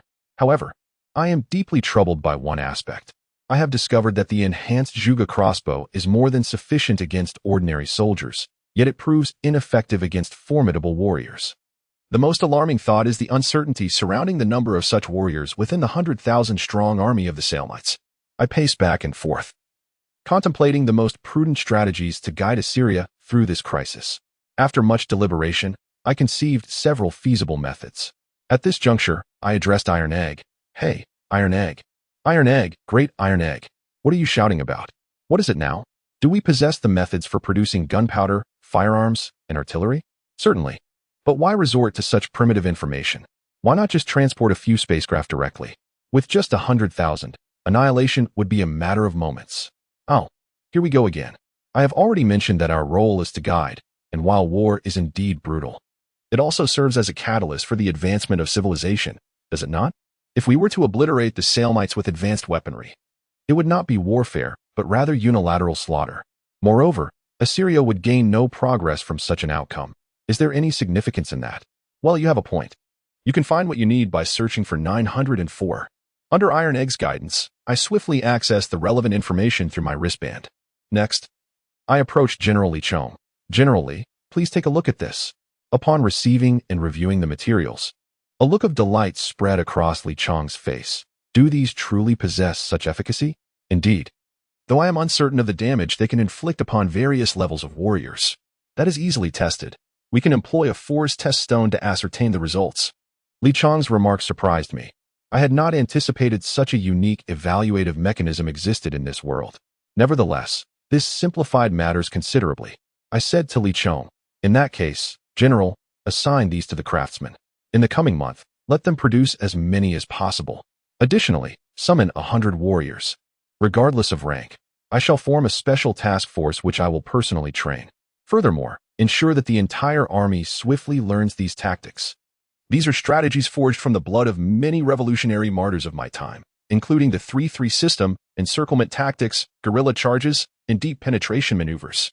Of course, we must also incorporate the classic military treatise, The Art of War by Sun Tzu. Li Chong, elated by this knowledge, exclaimed, "Thank you, sir. With these, we need not fear the 100,000-strong army of the Salemites. Now, go quickly." Before long, 100 warriors were summoned. I divided them into 20 small teams, each consisting of 5 members, 1 charge specialist, 1 marksman, 1 heavy weapon support, and 2 logistics personnel responsible for ammunition supply and medical assistance, while also assuming the replacement tasks. After assigning the captains, I commissioned the construction of a modern military training ground reflective of my era. and arranged for the distribution of the standard individual military equipment from that time. In the following days, I oversaw their training at the training ground. The results were evidently remarkable. A few days later, Li Chong approached me with great enthusiasm. He informed me that a portion of the firearms I had previously ordered had been manufactured, and the initial results were promising. He invited me to witness the performance of these weapons against the testing stone. Thus, accompanied by a 5-man team, I joined Li Chong at the testing site. The first to be tested were the newly produced firearms, with the fire gun demonstrating a power level equivalent to that of a martial artist, meaning that while it could not slay those above that rank, it was certainly capable of inflicting harm upon them. The explosive's potency reached the level of a martial sovereign, while the artillery achieved the highest tier detectable by the testing stone, that of a martial king. In essence, a single cannon shot could obliterate a martial venerable. The crowd present was ecstatic, erupting in cheers as if they had just celebrated a victorious battle. However, the subsequent tests were the true highlight. My 5-man team took turns in the fray. Even the least powerful submachine gun reached the level of a martial sovereign, while the sniper rifle pierced straight through the testing stone, rendering it irreparably damaged. The heavy firepower unit transformed the stone into a sieve, ultimately launching a grenade that utterly demolished it. And so, this chapter concludes here. I shall return, and we shall meet again in the next chapter, with much affection. Chapter 26. The outbreak of the battle for Assyrian city. In that moment, all present were left in awe, the arena enveloped in an eerie silence. Yet, each gaze was filled with fervor and hope. At this juncture, General Li clasped his hands and proclaimed, "Mighty sir, drive away the seraphim. Unify the realm." His words stirred a tempest of excitement, and the crowd began to cheer. "Mighty sir, drive away the seraphim. Unify the realm." Upon hearing this, I was taken aback. I am a guide, not a rebel. Though unification is inevitable, now is not the time to sever ties. I quickly interjected, raising my voice. "Stop, stop, stop. Cease the chants. We are not rebels. All our actions are in service of our country and our people." Another wave of cheers erupted, loyal to the sir. Serving the people. I felt a sense of relief wash over me. Very well, comrades, go retrieve your equipment, familiarize yourselves swiftly, and remain ever ready to confront the seraphim. We must ensure our actions yield results, and our battles end in victory. Yes, sir. Ever ready. Actions yielding results, battles ending in victory. This unwavering confidence soon spread throughout the entire army and even the whole city. The lives of the people continued in peace and happiness as they went about their daily routines. For at this moment, everyone in Assyrian city understood that they possessed a formidable and invincible army of the people. Even though the seraphim were wicked and fierce, when faced with their soldiers, they were nothing more than a paper tiger. In the days that followed, everything proceeded in an orderly fashion, and soon the day of the siege by the soldiers of Salem arrived. Although the construction of the city walls was completed in time, I had evidently overestimated the manufacturing speed of our artillery. We managed to produce fewer than 100 cannons, and the remaining firearms were insufficient to equip even 3,000 men. I stationed all the cannons atop the walls, assigning 1,000 men to the wall defense and the remaining 2,000 to the ranks of the army's archers. On this very day, the formidable army of Salem, numbering in the hundreds of thousands, approached with great fervor. Their equipment, although fitting for this era, astonished me with its quality and the presence of formidable siege machinery.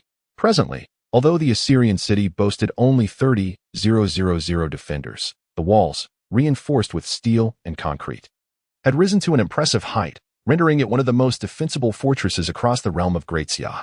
The city was also equipped with advanced firearms. Despite the disparity in numbers, we were not without our advantages. At this moment, the soldiers of Salem ignited the flames of war, launching their assault with catapults that hurled massive stones against the walls, creating a cacophony of thunderous sounds. As the leader of Salem's forces beheld the unscathed and towering walls, he was struck with disbelief. What is this? How could it be? Who can explain why their walls remain unscathed? In a fit of exasperation, he pointed at the captain of the stone-throwing brigade and bellowed, "You there? Come forth and tell me what is happening." The man trembled and replied, "General, I do not know." In a fit of rage, the leader kicked the man aside, shouting, "Fool, continue your barrage. If you cannot breach the walls, I shall hold you accountable." The relentless onslaught of boulders continued to crash against the fortifications, echoing with resounding clamor. Atop the walls, Li Chong brandished a megaphone, addressing the soldiers of Salem. "Jehovah, last time you escaped, but now you have the chance to prove your worth. Yet you cannot even scratch the surface of the Assyrian walls. Go home to your mothers, lest I make you weep." The soldiers atop the walls erupted into laughter. In a fit of fury, the leader of Salem shouted, "Archers, take aim and eliminate that wretched fool." Swiftly, arrows flew towards Li Chong, who, sensing the danger, ducked behind the wall, exclaiming, "Jehovah, you incompetent and furious child." He continued to hurl insults. At this juncture, the vice commander inquired, "General, should we counterattack?" "Not yet." Li Chong replied, "Let them advance, only then can we strike true." Meanwhile, the leader of Salem ignored Li Chong's taunts and commanded his forces to continue the relentless assault on the walls. Gradually, Li Chong sensed something amiss. Just then, a soldier rushed up, exclaiming, "General, they are piling stones against the walls." It dawned on Li Chong, "What? This is bad. They do not intend to breach the walls. They aim to create a path over them. Quickly, target those catapults and fire." With Li Chong's command, a series of powerful explosions erupted within the ranks of Salem's army. The catapults were obliterated, and some soldiers were sent soaring through the air. Observing this, the nearby soldiers of Salem contemplated fleeing. But the leader's commanding voice rang out, "Maintain formation, do not move." In the next instant, a shell exploded beside the chariot of Jehovah, sending him reeling and causing chaos. Thus began the momentous siege of Assyrian city, which would send shockwaves throughout the realm. After a round of colossal assaults, both sides found themselves evenly matched, neither yielding an inch. Soon after, Jehovah dispatched the Beast Warriors, a specialized force capable of commanding both avian and terrestrial creatures. A squadron of these warriors, mounted upon gigantic falcons, soared through the sky, launching a fierce offensive against the garrison on the walls of Assyrian city. Like hunters capturing mice, they seized the defenders one by one, hurling them from the heights and successfully demolishing several cannons atop the fortifications. Meanwhile, the troops within the city faced a sudden onslaught from the falcon-mounted warriors, plunging command into disarray and plunging the entire defensive forces into chaos. Witnessing this spectacle left me utterly astonished. It seemed I had much to learn about this world. I had never imagined such immense falcons capable of bearing a rider. Faced with the dire straits of the Assyrian defenders, I resolved to intensify my intervention and urgently summoned my personal squad of 100, whom I had meticulously trained. I distributed a cache of individual rocket launchers among them, instructing, "Take these and bring down those accursed falcons." In quick succession, explosions erupted in the air like fireworks, and soon the falcon warriors of the Salem forces were decimated. However, the Salem troops had already advanced with a massive siege hammer to the city gates. Realizing the urgency of the situation, I rallied the soldiers to swiftly prepare for a counterattack. Fortunately, these soldiers had undergone modern military training, and under the organization of Li Chong, they quickly engaged in the new battle. I, wielding a rocket launcher, targeted the siege hammer that was battering the gates, successfully thwarting the Salem assault. Yet, the Salem forces did not relent. They climbed the stone piles created by their catapults and approached the base of the city walls. Clad in heavy armor, they exhibited no fear of arrows or gunfire, which took me by surprise as I had not accounted for their defensive capabilities. I shouted to General Li Chong, "Quickly organize a defense. Use explosives against them." "But our walls," he exclaimed. "What of them?" "Do not underestimate our reinforced concrete," I replied. The sound of explosions soon resonated along the walls, tearing through the advancing Salem troops like petals scattered by the wind. However, their numbers were vast, and wave after wave continued to surge forth. I recognized that this ongoing assault would prove detrimental to our forces, especially given the limited supply of gunpowder we had previously manufactured. Let us pause this chapter here. I shall return, until we meet again in the next chapter. Chapter 27. Pursuit. Confronted with such adversity, I convened my specialized 100-man team and stealthily exited through the weak points of the Salem siege. I dispatched a substantial quantity of explosives to the 20 assault troops, equipping all support personnel with heavy machine guns, snipers, and fire support to provide cover from the elevated positions flanking the Salem forces engaged in the frontal assault. Our aim was to obliterate the 10 or so stone piles they had constructed. Soon, the assault troops, under the cover of firepower, carved out a bloody path. The besieging Salernians, preoccupied with their siege, remained oblivious to their presence. The assault troops swiftly installed a multitude of explosives amidst the stone piles, and everything seemed to proceed smoothly. However, just as they prepared to withdraw, they were suddenly targeted by a group of elite warriors. Their speed was astonishing, rendering bullets ineffective against them. In mere moments, the Salernian warriors dispatched the entire squad of assault troops with a single punch, sending them crashing to the ground, blood gushing from their mouths. Seeing this, all the supporters erupted in fury, unleashing a barrage of powerful gunfire towards the elite Salernian warriors. Yet, the Salernian elites formed a protective shell with heavy shields, with bullets raining down upon them. It was as if they were performing a dirge for the fallen. The assault troops glanced back at us, slowly saluting. They shouted, "Long live our commander! Long live the city of Assyria! Long live the people!" Immediately after, they pressed the buttons in their hands, and with a thunderous explosion, clouds of dust and debris filled the air, stones and Salernians flying in every direction. It felt as though the entire world had fallen silent. "Curse it!" we roared, hoisting our individual rocket launchers and directing our fire towards the damned foes. Explosions echoed as they detonated against the city walls. This scene instilled terror in the Salernians, who began to retreat in panic. At that moment, Li Chong, witnessing the chaos, issued an order. "Artillerymen, fire. Everyone else, follow me out of the city. We cannot let those scoundrels escape." After a round of bombardment, the already disorganized Salernians were thrown into complete disarray. With Li Chong's command, the fervent Assyrian city defense forces charged towards the fleeing Salernian troops. Spurred on by the sound of the charge, I commanded my Special Forces team, support group, one of you take over for the assault troops. Transform from 5 to 4-man teams, spread out and coordinate with the main force to pursue them. Not a single one shall escape, preferably alive. With that, they dashed towards the direction the Salernians had fled. At that moment, I gazed upon the corpses strewn across the ground, feeling a wave of exhaustion wash over me. And I collapsed onto the ground, gasping for breath, my body drenched in cold sweat. Iron Egg slowly spoke. "Hey, Yifeng, do you regret choosing this path?" I took a deep breath and replied, "Not at all. I understand that the cosmos comes at a price. From the dawn of civilization to venturing into the stars, every step has been paved with the blood and lives of countless ancestors. This is but a small price to pay. I'm merely unaccustomed to witnessing such large-scale death for the first time." After a moment, I stood up and brushed off the dust from my clothes. "Iron Egg, let us go." "Where to?" he asked. "To capture Jehovah." With that, we sprinted in the direction Jehovah had fled. As we pursued through the dense forest, Iron Egg inquired, "Yifeng, do you need my assistance?" I asked in confusion, "Can you find him? Can you determine which one is him?" "Of course. Do you remember our last meeting? I saved his biological information long ago. As long as he is in this area, I can pinpoint him with precision. I never expected you to be quite impressive." "Humph. Do you know who I am? Just watch me. I assure you, I won't let you down." "Well then, I shall wait with bated breath." I watched as the Iron Egg soared into the sky, performing another scan. In a mere moment, it hovered before me. "Yifeng, I have found him.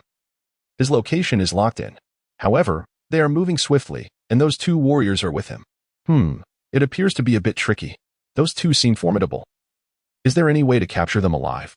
"Humph, please have faith in my abilities." "All right, but last time they managed to escape."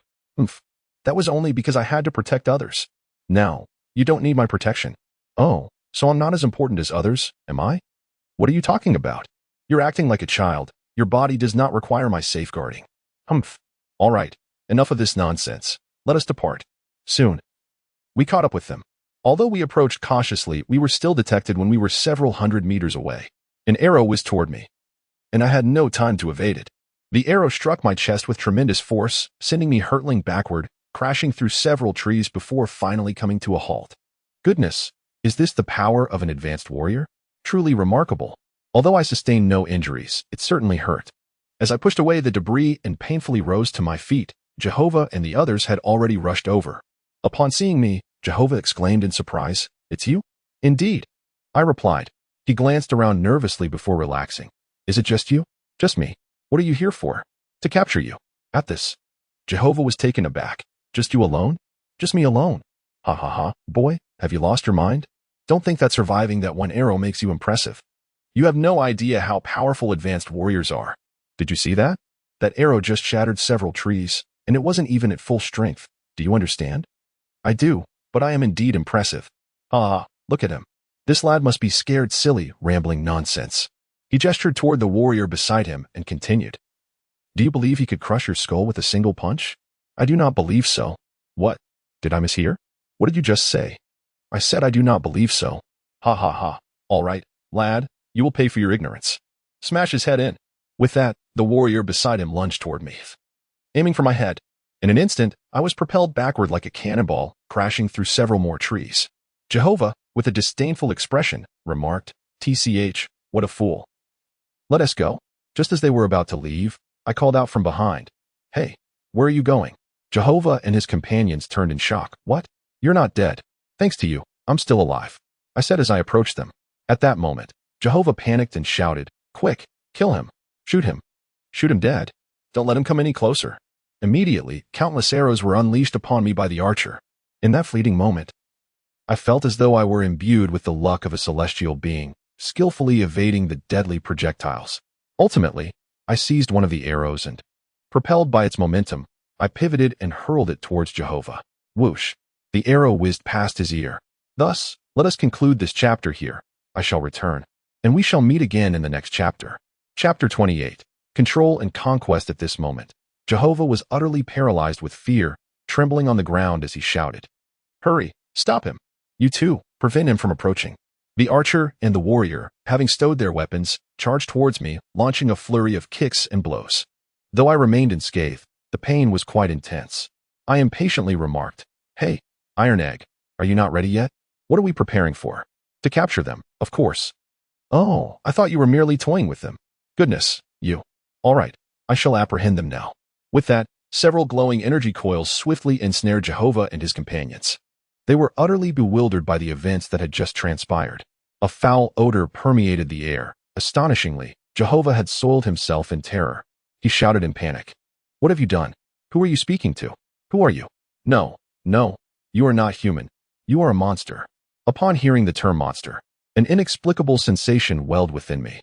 "A monster, you say?" I grasped Jehovah by the throat and lifted him off the ground. "You fool, you understand nothing." Iron Egg, witnessing my frenzy, hurriedly interjected, "Feng, are you all right?" At that moment, I regained my composure and tossed Jehovah back to the ground, declaring, "I am perfectly fine." Then, Jehovah's cries pierced the air, "Mr. E, please, spare me. Do not kill me. Release me, and I will grant you anything, wealth, beauty, whatever you desire."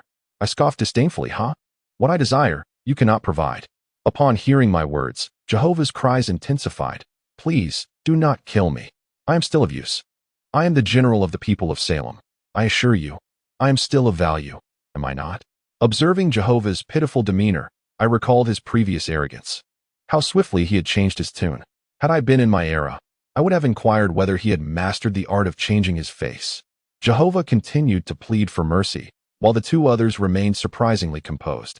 Approaching them, I crouched down to meet their gaze and said, "And what about you two? You seem rather calm." "Humph, a warrior may be slain, but not humiliated. If it must be, then so be it. I fear nothing." In contrast to Jehovah's cowardice, I found a certain admiration for these two. It baffled me how a coward like Jehovah could rise to the rank of general. Standing up, I chuckled and said, "You two possess more spirit than your general." I turned to Jehovah, smacked his face, and glared at him menacingly, continuing, "Dear General Jehovah, do you not think you ought to face the consequences?" The situation was quite alarming, and it left him utterly terrified. Jehovah cried out, "Oh dear. Please don't be angry. They are speaking nonsense. Spare me, spare me. I am their general. They must obey me, truly, they must. Oh, please." I pondered that if I could compel their submission, it would significantly aid my mission.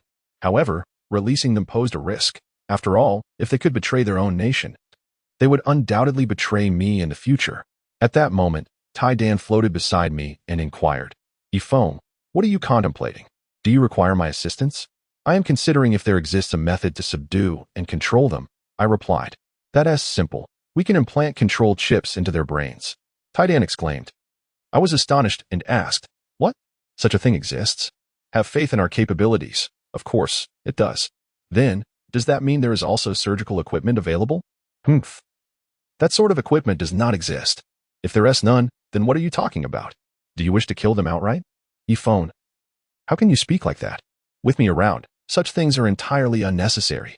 Overcome with excitement, I lifted Tai Dan in my arms. "Are you serious? Let go of me at once.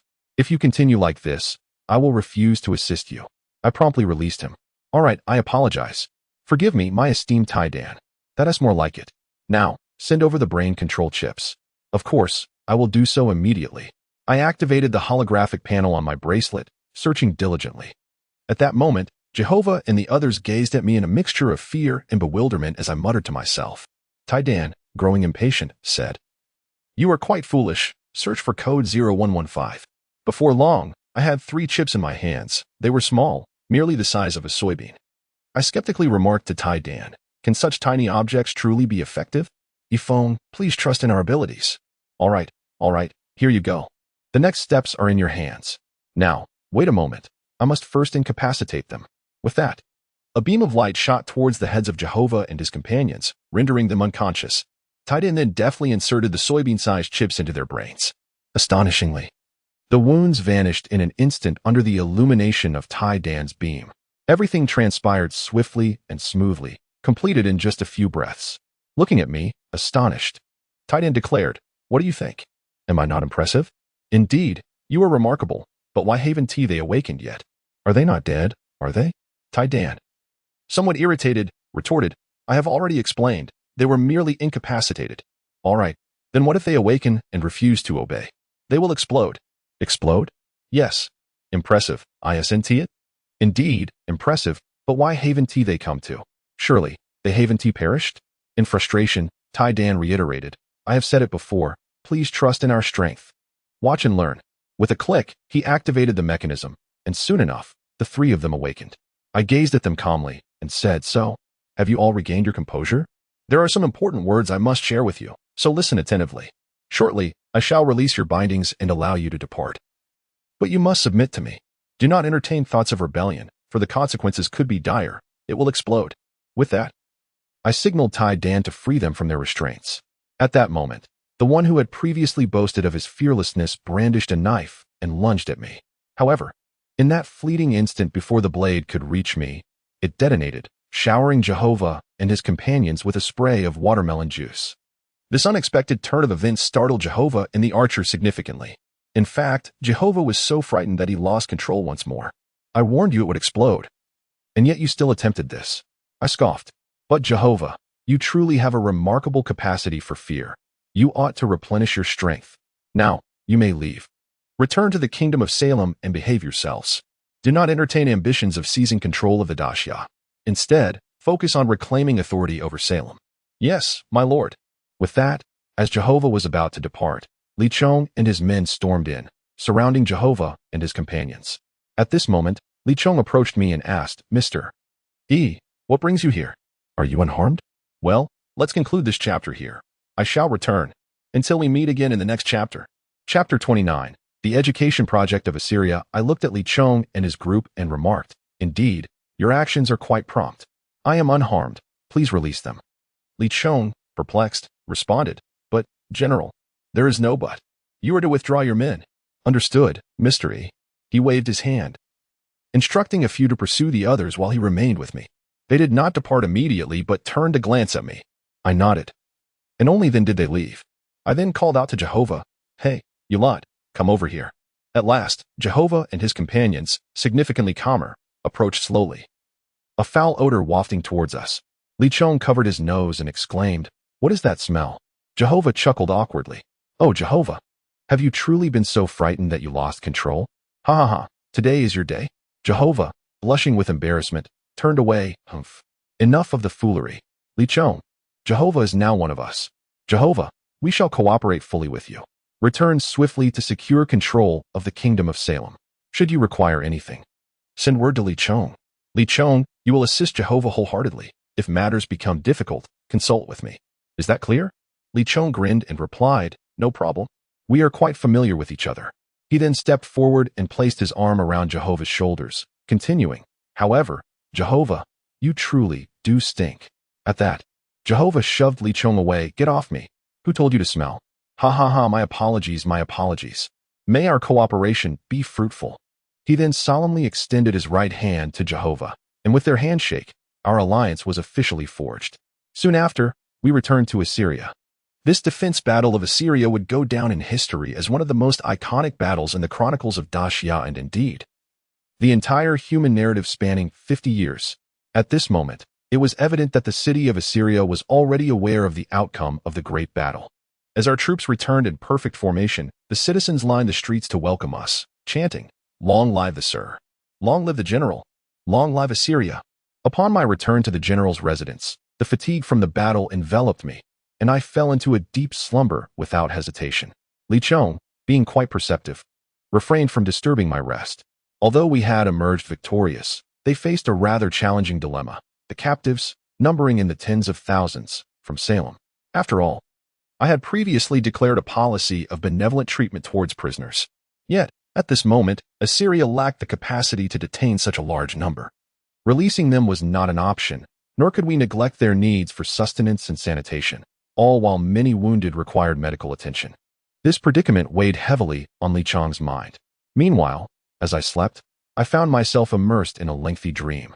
I envisioned my body rising, soaring higher and higher, ascending into the starry sky, traversing the celestial pathway. Behind me, fireworks of explosive brilliance illuminated the scene, accompanied by the gruesome imagery of scattered corpses and rivers of blood. I even glimpsed the agonized expressions of those trapped below. I desperately attempted to swim toward them, yearning to rescue them, yet regardless of my efforts. I continued to drift further away into the cosmos, a suffocating sensation rising within me. Suddenly, I awoke, drenched in sweat, with the glaring sunlight streaming onto me. I sat up, gasping for breath. At that moment, Iron Egg floated before me, scanning my condition. "Hey, Yifeng, what's wrong? Are you all right?" it asked. "I'm fine. I merely had an extensive dream," I replied. Iron Egg, visibly relieved, responded, "Oh, just a dream? That's simply your brain's subconscious response to recent events. There's no need to worry. I understand, but Iron Egg, have you ever dreamt?" The experience felt so incredibly real. I remarked, "Dreams can indeed feel authentic. If given the chance, I would love to experience it as well." Iron Egg appeared to ponder something, falling silent. I then realized something and patted it gently. "All right. Iron Egg, how long have I been asleep?" "Oh dear, you have slept for an entire day and night," it exclaimed. "What? I slumbered for so long. And you did not wake me?" "Humph, I'm not your mother. I can't monitor your eating and sleeping habits." Enough of the banter. Let us seek out Li Chong. He must be overwhelmed by now. Before long, we located Li Chong, who, upon seeing me, appeared as though he had encountered a savior. "Ah, Mr. E, you are finally awake. I am nearly going mad over here. What shall we do about those tens of thousands of captives?" I pondered for a moment, recalling the political educational theories from my era, particularly the 3 major disciplines and 8 points of attention. Was this not the perfect opportunity for practical application? I exclaimed with enthusiasm, "Let us establish a concentration camp to gather all the prisoners, allowing them to undergo ideological education." With that, I transmitted the relevant theoretical texts into Li Chong's hands. I continued, "Furthermore, have these printed in abundance so that the entire army and the citizens may study them diligently." At this, Li Chong, taken aback, responded, "But sir, not many in our city can read. Even if we provide them with the books, many will not comprehend them."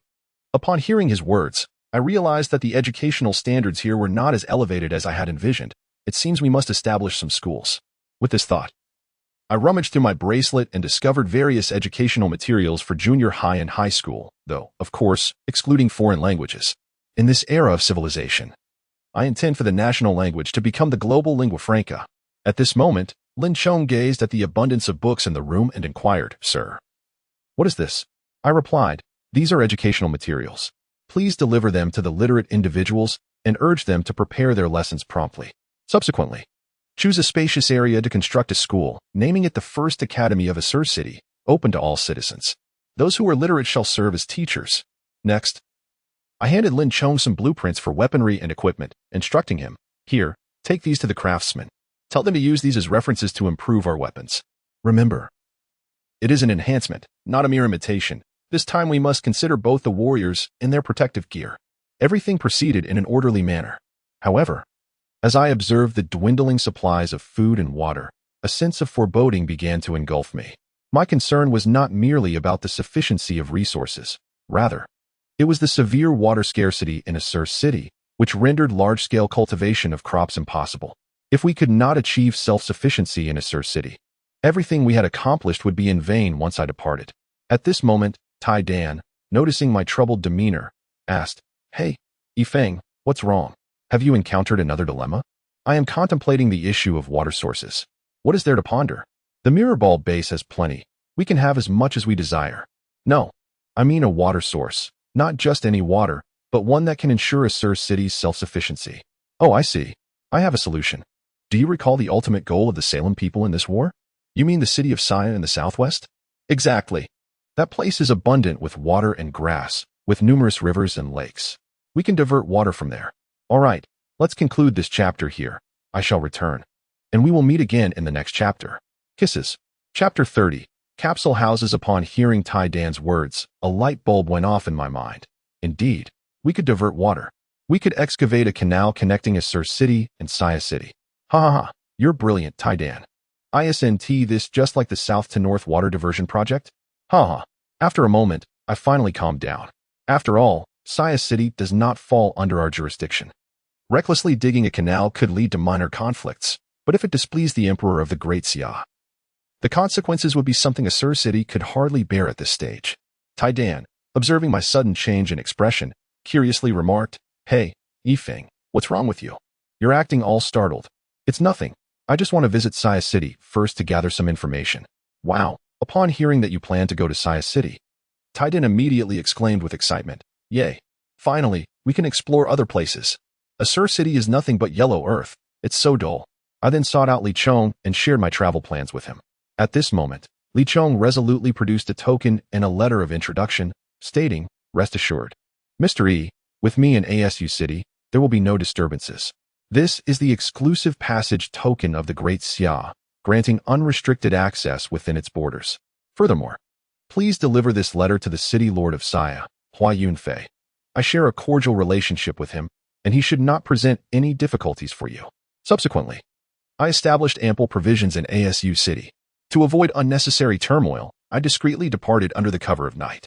While I could have teleported directly to Saya City, my desire to behold the scenic landscapes along the way was insatiable. I longed to experience the majestic mountains and rivers of this civilized epoch on Earth. Thus, we procured a horse, the most common mode of transportation in this era. This was my first experience riding. I had once fantasized that upon retiring from the lunar space station, I would ride alongside my beloved across the vast grasslands, feeling the freedom of the wind on the verdant fields. Alas, everything had transpired so abruptly, and she had become a lingering regret, an unfulfilled yearning spanning millions of years. At this moment, as I rode, her every smile and frown danced through my mind. "Are you well in heaven?" The light of the mirror ball was bright and comforting, while the surroundings gradually transformed from withered yellow to deep green, with glowing specks flickering amidst the trees. Suddenly, a roar shattered the night's tranquility, startling me. Instantly on high alert, I exclaimed, "Hey, Tai Dan, what is going on?" He replied, "Let me check. It's just some wild beasts. Perhaps we should rest for a while. Those creatures pose no threat, but it's quite exhausting at this hour. Wouldn't it be easier to teleport instead of going through all this trouble?" Tai Dan grumbled incessantly. I considered his words and agreed. After all, we had ample time, and there was no need to exert ourselves unduly. I pondered for a moment and said to Tai Dan, "I too wish to rest, but in this desolate wilderness. Where can we find respite?" He retorted, "Humph, send over capsule number 034. "What is that?" I inquired. Don't ask, just send it over and you'll see." Following Tai Dan's instructions, I transmitted the item, only to discover it was merely a small capsule. Confused, I asked, "Why did you have me send a pill? Are you unwell?" "What are you talking about? This is a capsule house." "What? Can a person actually reside in such a tiny capsule? You must be joking." "I'm not joking. Just squeeze it and throw it out. You'll understand." I complied, and in that instant, with a loud pop, the capsule transformed into a square dwelling, resembling a chamber from a space station. I was utterly astonished, exclaiming, "What is this principle? This is utterly bizarre." Tai Dan, with a sense of pride, declared, "Hee, impressive, isn't it?" To put it simply, it involves advanced materials and spatial folding technology, akin to the principles of spatial transition. Though this is merely a simplified version. Now hurry inside. I'm truly exhausted. As I stepped inside, tears welled in my eyes. It was my room. Indeed, my sanctuary from the civilized era on Earth. Every piece of furniture was precisely as I remembered. The only alteration being a photograph on the wall, a group picture of all the members of our lunar base team, taken with Earth as the backdrop. I gently caressed the photograph, my vision blurred. "Number 4, you truly are insufferable." At that moment, Tai Dan approached and scanned the image, murmuring, "Dad."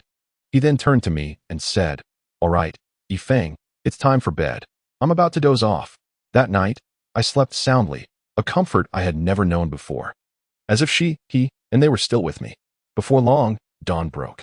With a light heart, I stored away the capsule house, mounted my horse, and continued my journey. As I passed through a canyon, the air suddenly filled with the sounds of fighting and anguished cries. "Tidan, let us see what is happening. Giddy up." We sped forward. Soon, I beheld a band of mountain bandits wielding long knives, blocking the road and robbing travelers. Several corpses lay strewn about, while an elderly woman desperately shielded a young girl, shouting for help. At that moment, one of the bandits approached them, knife raised, ready to strike. I shouted, "Stop." The bandit, surprised by my regal attire, lowered his weapon. Well, it's the first time I've seen someone not run away from us. "Mind your own business." "Kid, who are you, anyway? State your name and leave your ransom, and perhaps I'll let you go." I was resolute in my intervention. "Release them, and I might consider sparing your lives." Laughter erupted from the bandit. "Did I hear you correctly? Do you know who we are? Come here, kid." Without hesitation, I dismounted and approached him. He seemed taken aback and, with a patronizing pat on my face, said, "You're quite brave, aren't you?" Seizing his hand that had touched my face, I squeezed it tightly. "Let go. If you don't, I'll make you regret it." Ignoring his pleas, I tossed him aside. "Get lost, or you'll lose more than just that hand." The bandit, flustered, shouted, "You fool, do you know who we are? You may have some skills, but everyone here is a warrior." "Oh, warriors, you say?" I began to survey their ranks, sensing my silence as a sign of fear. He grew bolder. "Are you scared? If you are, kneel and apologize to me, and I might consider sparing your life." Turning to Tidan, I inquired, "Are these people stronger than Jehovah and the others?" Tidan, with a dismissive expression, replied, "Puffed, just 2 martial masters and a bunch of apprentices." "Oh, is that so? Then this should be straightforward." The bandit, noticing my peculiar behavior, became wary and boasted, "What are you mumbling about, kid? Haha, brothers. Doesn't it seem like this kid has been scared silly?" Genuine laughter erupted among them. And so, I shall conclude this chapter here. I shall return, and I look forward to our next meeting. Chapter 31: Encounter with the Bandits. At this moment, I seized the opportunity while they were distracted and used the teleportation function of my bracelet to materialize beside one of the bandits, grasping his other arm. With a swift motion, I snapped his arm with a resounding crack. Then, I flung him back to the ground. Only then did the band of bandits realize what had transpired, paralyzed with fear. The injured man lay on the ground, howling in agony. "Ah, who on earth are you? How did you do that, bastard?" "Ah," I retorted, "I warned you, if you do not leave, it will not only be your hand that suffers." "Do you know who we are? You have offended us, and you shall not leave Saya City alive." His words piqued my curiosity, after all. My destination was indeed Saya City. "Oh, is that so? Pray tell, who exactly are you?"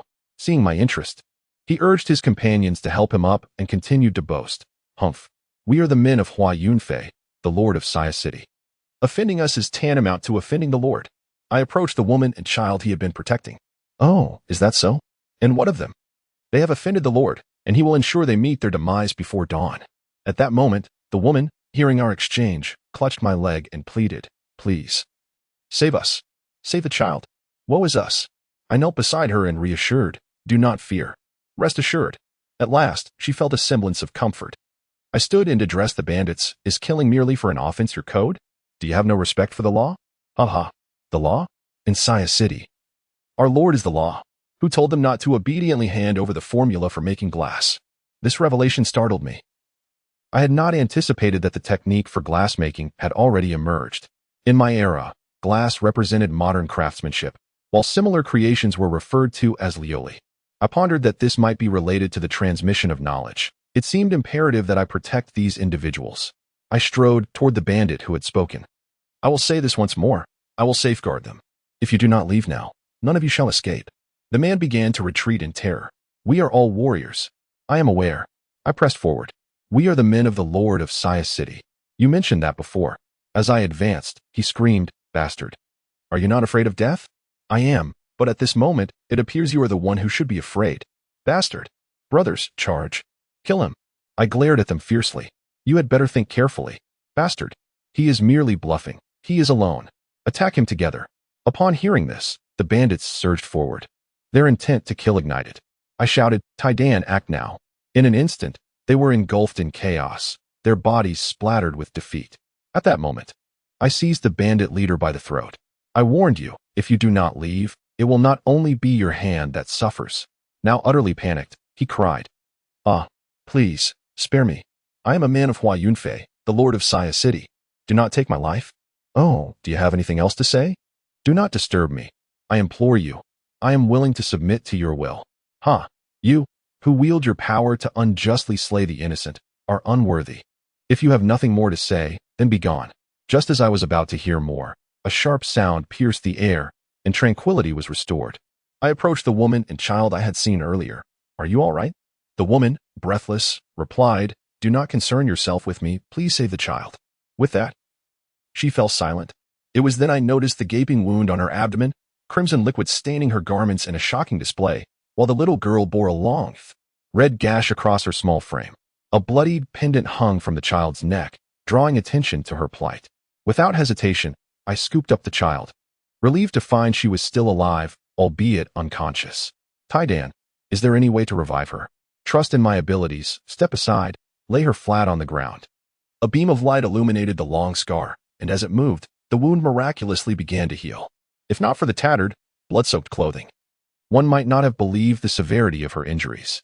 Soon, Taidan concluded the treatment. I inquired, "Why hasn't she awakened yet?" "It won't be that quick. She has lost a considerable amount of blood and requires rest and nourishment. Not everyone's body is as resilient as yours." "Ah, right, quite true. It seems riding is out of the question. Let us procure a carriage. Do we have such a thing in the warehouse?" "We do. But must we resort to such primitive means? Why not simply summon a BMW? We must remain discreet." "Fine, whatever. It's number 0422. I promptly transported it as instructed. The exterior resembled an ordinary carriage of this era, yet within, it was a realm apart, spacious and comfortable, akin to a standard room. Can you believe it? Once again, it utilized spatial technology. I placed the little girl upon the bed, secured the horse, and chided Taidan. "Why didn't you present such a fine item sooner? Didn't you say riding had more charm? And that you wished to roam the vast grasslands with someone? You, enough of this banter. Let us hasten our journey. I shall drive the carriage, you see to her care, and ensure she does not perish. Rest assured, I will handle it." After a day of relentless travel, we finally arrived at the gates of Saya City. The grandeur of the city was evident from its towering walls, constructed entirely of green bricks. Not only that, but the roads were paved with the same bricks. I produced my token and entered the city with ease. The sights within were even more splendid, far surpassing the current Assyrian city. Truly, this was a land of abundance. Various pavilions and shops lined the streets, where elegantly dressed individuals bustled about, and the air was fragrant with the aromas of diverse delicacies. The streets teemed with people, reminiscent of a bustling tourist destination during the holiday season. At this moment, the carriage moved slowly through the bustling streets, and the daylight gradually faded. Ultimately, I resolved to find an inn to rest, for I was utterly fatigued after a long day, and above all, the little girl required some care. Fortunately, not far away, there was a quaint inn that appeared quite decent. I requested a double room of superior quality, only to be taken aback by the price of 200 gold coins. Thankfully, I had brought some with me, but it seemed I had underestimated the cost of living in this world. This single room had emptied my purse entirely. It appeared that I would need to devise a plan to acquire some funds for the following day. In a city as extravagant as this, being penniless would be a considerable hindrance. However, I was relieved that I need not worry about food and drink. I imagined that dining here would not be inexpensive. I glanced at the little girl, whose complexion had noticeably improved, and felt a wave of relief wash over me. It seemed that Iron Egg had taken good care of her. "Hey, Iron Egg, you did well. It must have been a tiring journey," Iron Egg replied, somewhat proudly. "Of course, I am quite formidable." After ensuring the little girl was settled, I lay down on the bed and quickly succumbed to a deep slumber. Thus concludes this chapter. I shall return, and until the next chapter, farewell. Chapter 32. I have a daughter. Time swiftly passed, and the next day arrived. Suddenly, I felt a wave of anxiety in my chest, abruptly awakening from my slumber. To my astonishment, a lovely little face appeared before me, startling me. I quickly sat up. "Little girl, you're awake. Are you my daddy?" she inquired. Hearing this, I glanced at Iron Egg in confusion. Iron Egg, with an innocent expression, replied, "Don't look at me. She woke up like this. I believe the events she experienced were too overwhelming, and her mind activated a self-defense mechanism to prevent a breakdown. I continued to gaze at Iron Egg, perplexed, while he seemed slightly annoyed by my scrutiny. All right. To put it simply, her mind has automatically shielded certain memories to prevent collapse, which means she has lost her memory. At this realization, I felt a surge of compassion for the poor child. Perhaps this was for the best. I gently stroked the little girl's head and smiled. Dear child, I am indeed your father. The little girl, brimming with joy, leaped into my embrace, exclaiming, Daddy, Daddy, Daddy. What were you just looking at? You looked so scary. Oh, it was nothing. I was merely reminiscing about some things. I replied, Oh, Daddy, I'm a bit hungry. I pondered for a moment, realizing I had not eaten well in days. I said to the little girl, Close your eyes for a moment, and I shall perform a magic trick for you. Yay. What is it? What is it? Do not open your eyes just yet. You will find out soon. I activated the bracelet's function, and in an instant, a sumptuous feast appeared before us. All right, dear child, you may open your eyes now. The little girl gazed at the table laden with delectable dishes, her eyes sparkling with delight. Wow, it smells amazing. Daddy, you are so impressive. Can Ping eat? Of course. You may. Please, eat up. As I watched her devour the food voraciously, I asked, Ping, do you still remember your full name? Daddy, what's wrong? My name is Li Bao Ping. Do you remember where home is? At this moment, Ping paused, murmuring, Home, where is my home? Oh. My head aches so much, Dad. Seeing her in distress, I immediately embraced her, saying, All right, do not dwell on it. Dad's home is your home. Under my comforting words, Ping finally settled down and resumed enjoying the delicious meal before her. As I observed her tattered clothing, I realized I had overlooked this detail yesterday. How could such an adorable little girl wear such ragged attire? While Ping was eating, I rummaged through my belongings and found a piece of fabric that matched my own attire. I selected a particularly charming design and transformed it into a child-sized flowing celestial gown. Once Ping finished her meal, I called to her, Come here, Ping. Dad has a gift for you. Hearing about the gift, she gleefully dashed to my side, her big eyes sparkling with excitement. What is it? What is it? I chuckled as I remarked, Look at you. You're nearly a little calico cat with all that food on your face. I pulled out a tissue and gently wiped her mouth. There, much cuter now? Hey, where's the gift? She eagerly inquired. From behind my back, I revealed the flowing celestial gown. Ping, do you like it? Wow, it's so beautiful. I love it. Can I wear it? Of course. Hurry and change into it. Once dressed, Ping bounded toward me like a little fairy, exclaiming, Dad, look. How do I look? Haha, you look splendid. You are the most beautiful. Hee, thank you, Dad. You're the best. At that moment, Taidan scoffed. Ugh, how cheesy. If it weren't for Taidan's comment, I might have nearly forgotten him. I then turned to Taidan. Hey, can you let her see and hear you? Humph, a trivial matter. Aren't you worried I might scare her? At this, Ping curiously asked, Dad, who are you talking to? Oh, Dad is chatting with a friend. Would you like to meet him? Of course. Dad's friend is also Ping's friend. Then Ping mustn't be afraid. I'm not afraid. Dad's friends are all good people. All right then, Taidan, come out. When Taidan appeared, Ping joyfully rushed forward to embrace him. Wow, you're so cute. Is he Dad's friend? So adorable. What's his name?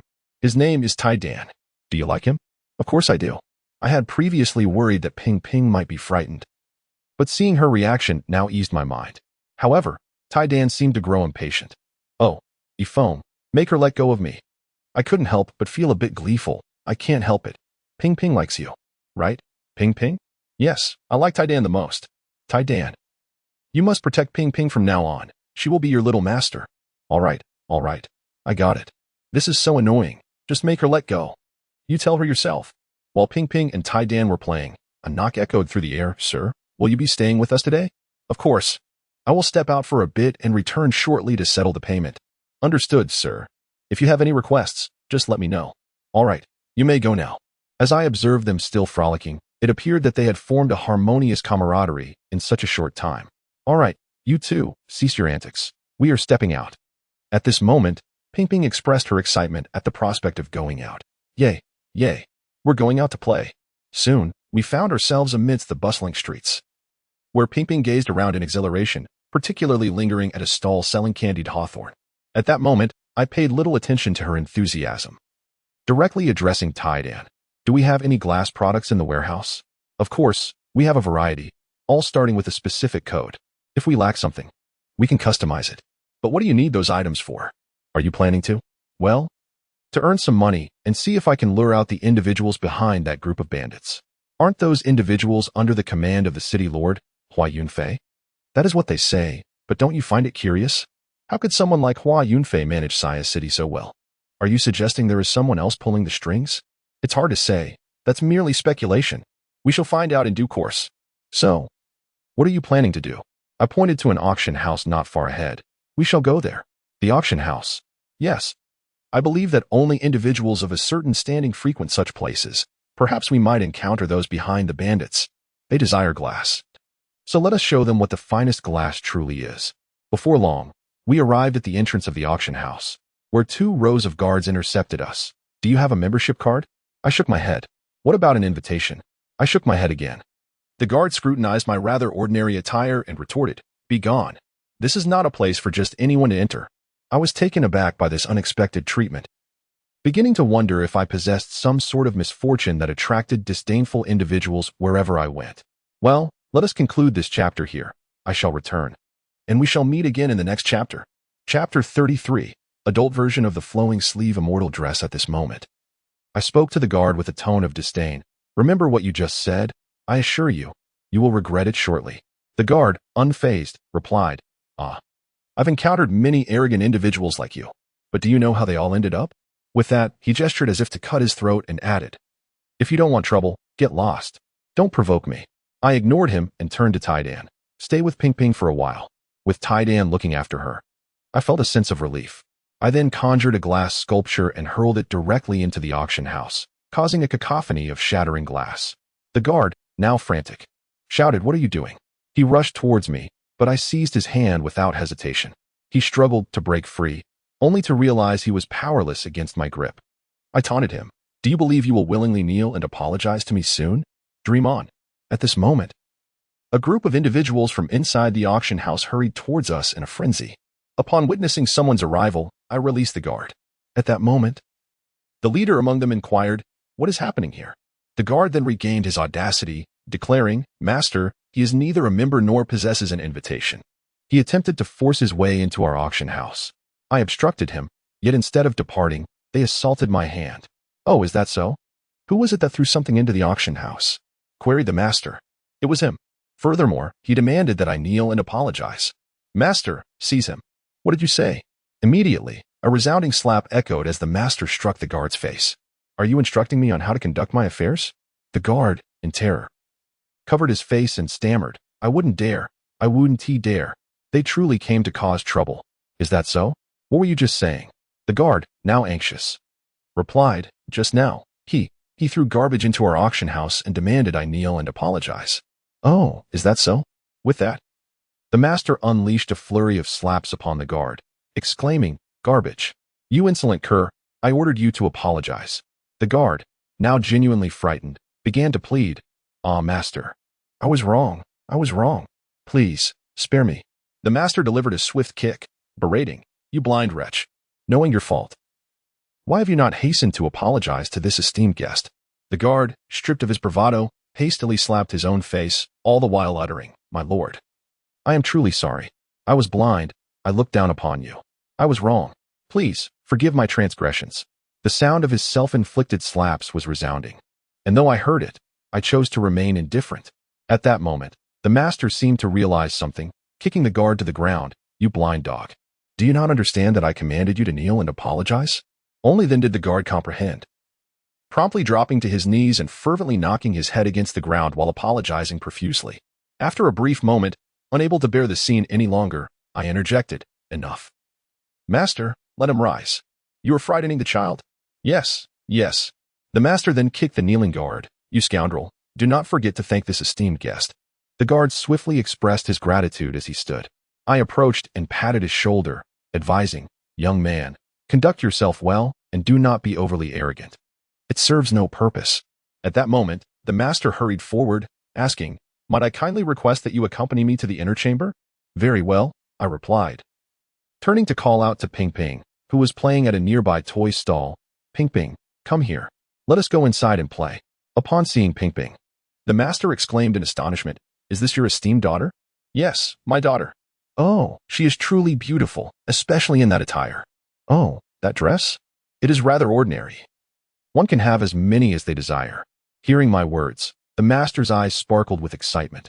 "Ah, quickly, please come in." While ushering us, he did not forget to deliver another kick to the guard. "You truly are a blind fool." Soon, we arrived at the inner hall of the auction house, and I was genuinely astonished by the journey here. The security, architectural materials, and stylistic choices all epitomized an unparalleled safety in this era. High-ranking martial artists were ubiquitous, their prowess evident at a glance. At this moment, the manager not only attentively poured a glass of juice for Ping Ping, but also cheerfully served me a cup of tea, inquiring, "What shall I call you, esteemed sir?" "Oh, you can simply call me Yifeng." "Ah, Yifeng, Mr. E, greetings. My surname is Chien, and I am the manager of this auction house. They all refer to me as Manager Chien. By the way, sir, do you still possess the items you previously shattered?" "Oh, you mean the glass?" "Certainly I do." With a casual wave of my hand, a set of 7 glass teaware and an exquisite glass sculpture appeared on the table. "Are these satisfactory? If not, I can exchange them." The astonishment on the manager's face was palpable. After all, glass of this caliber is exceedingly valuable in today's world, especially these refined pieces crafted with modern techniques. Each item is worth a fortune. The manager scrutinized the glassware closely. "Oh my, these are simply exquisite. Mystery. May we auction these items for you? We only charge a 20% commission." "Oh, no, just 10%. We only take 10%. What do you think, Manager Chien?" "There is no need for such formality. I have come solely to seek a good price. The commission can be whatever it is." "Ah, that is splendid. Rest assured, we shall ensure you receive an excellent price. There is an auction this afternoon, where various prominent families of Saya City will be in attendance. By the way, sir, many of these attendees include young ladies from those noble families. Do you have adult-sized versions of the flowing sleeve fairy dresses they wear?" "You mean the wide-sleeved flowing fairy dress?" "Yes." With that, I directly summoned an adult-sized version of the flowing sleeve fairy dress and continued, "This is not merely a garment. It also serves as armor, capable of withstanding the full-force attacks of high-ranking martial artists." At that moment, Manager Chien excitedly cradled the dress in his hands. "Is it truly so smooth? Does it really possess such formidable defensive capabilities? If you doubt it, you may summon your most formidable martial artist to test it." I jested with Manager Chien, but he was quite earnest, promptly calling forth several martial artists. To my astonishment, one of them was a martial king. I never anticipated that such a small auction house would harbor not just one, but multiple martial kings. Clearly, this auction house is extraordinary. They unleashed their full prowess against the flowing sleeve fairy dress, employing various high-tier weapons, yet not a single mark was left upon it. This spectacle left them all in awe. The dress had transcended their understanding. At that moment, Manager Chien joyfully exclaimed, "Ha! A divine artifact! A divine artifact! To behold such a treasure in this lifetime is a blessing, though it is unfortunate that it is women's attire." That concludes this chapter. I shall return, and we shall meet again in the next chapter. Chapter 34. The Clue of the Preacher. At this moment, Manager Chien excitedly rushed to me and said, Mr. E, do you truly intend to sell such a divine artifact?" "Certainly not. What brings me here otherwise?" "Oh, how delightful, sir. You are indeed our esteemed benefactor. By the way, may I inquire about the price you intend to sell these items for?" "You may proceed with your valuation." At this moment, the money manager appeared somewhat flustered and said, "Sir, we can estimate the value of these glassware, but as for this flowing wide-sleeved celestial gown, I truly do not know how to appraise it. Moreover, I am uncertain whether you wish to value it in gold coins or crystal stones." Gold coins and crystal stones. This revelation genuinely astonished me. It seems this monetary system is quite peculiar. I wondered what the distinction between gold coins and crystal stones might be. My inquiry seemed to take the money manager by surprise. "Sir, are you perhaps from a long-forgotten noble lineage? In this era, the primary currencies are gold coins and crystal stones. Gold coins are quite common and accessible to all, whereas crystal stones not only serve as currency but also aid martial artists in their cultivation through their compatibility with techniques. Ordinary individuals without martial arts knowledge can only use them as currency. Additionally, there exists an exchange rate. 1 superior crystal stone equals 10 medium crystal stones, which equals 100 inferior crystal stones, equating to 1,000 gold coins. This world is indeed becoming increasingly fascinating. Recalling the terrifying prowess of those martial soldiers during the defense of a serious city, I felt an urgent need to explore the enigmatic profession of martial artists. At this moment, the money manager, noticing my prolonged silence, approached and inquired, "Mr. E, are you all right?" It was only then that I regained my composure. "Oh, I'm fine. My apologies for drifting off. Let us settle the account in gold coins. By the way, I have another question. Do all martial artists possess techniques and skills?" Not entirely. While some ordinary individuals with talent may attain the rank of martial apprentice without techniques or skills, advancing further becomes exceedingly difficult. How does one acquire these techniques and skills? Oh, those can only be obtained at certain sects and academies. Are there any in Sia City? No. Sects and academies are primarily concentrated in the capital of the Great Xia Kingdom and its vicinity. However, we do have some of their offices here, and each July, various sects and academies conduct a unified recruitment for students. Oh, I see. It sounds quite akin to the college entrance examination. No wonder in this era. Civilization is evolving in such peculiar directions. It appears my task has become considerably more complex. At this moment, the money manager's words once again drew me from my reverie. "Mr. E, thank you immensely for your trust in us. We shall certainly help you achieve a favorable price." "Indeed, thank you. Oh, may I attend the auction in person?" "Of course. However, you need not go to such lengths. I can take you to preview the afternoon's auction items. Whichever you choose, we can sell directly to you at the starting bid." "No. I simply wish to experience the atmosphere of the auction firsthand. Additionally, I would like you to discreetly inform others after the auction that these items originated from me." The money manager gazed at me in astonishment. "What? Mr. E, that may not be advisable. It could place you in danger. It is essential to recognize the preciousness of glass, particularly given the multitude of factions vying for its production methods. I have even heard that the Lee family was annihilated just yesterday due to this very matter. But fret not, simply follow my instructions." "Very well, Mr. E. By the way, this is our auction house's Supreme Black Card, which carries a credit limit of 10 billion gold coins. With this card, you may enjoy a 20% discount on bidding prices at any Qian auction house within the Great Xia territory, as well as the most distinguished services." I accepted it without hesitation, for there is a saying that one should not refuse a free gift. "All right, I shall take this for now, and I will return this afternoon." With that, I rose to leave, but suddenly remembered something and addressed Manager Qian. "Could you lend me 1,000 gold coins for a moment? I left without any money, and my daughter has a craving for candied hawthorn. We can simply deduct it from the auction proceeds later." "Oh, certainly."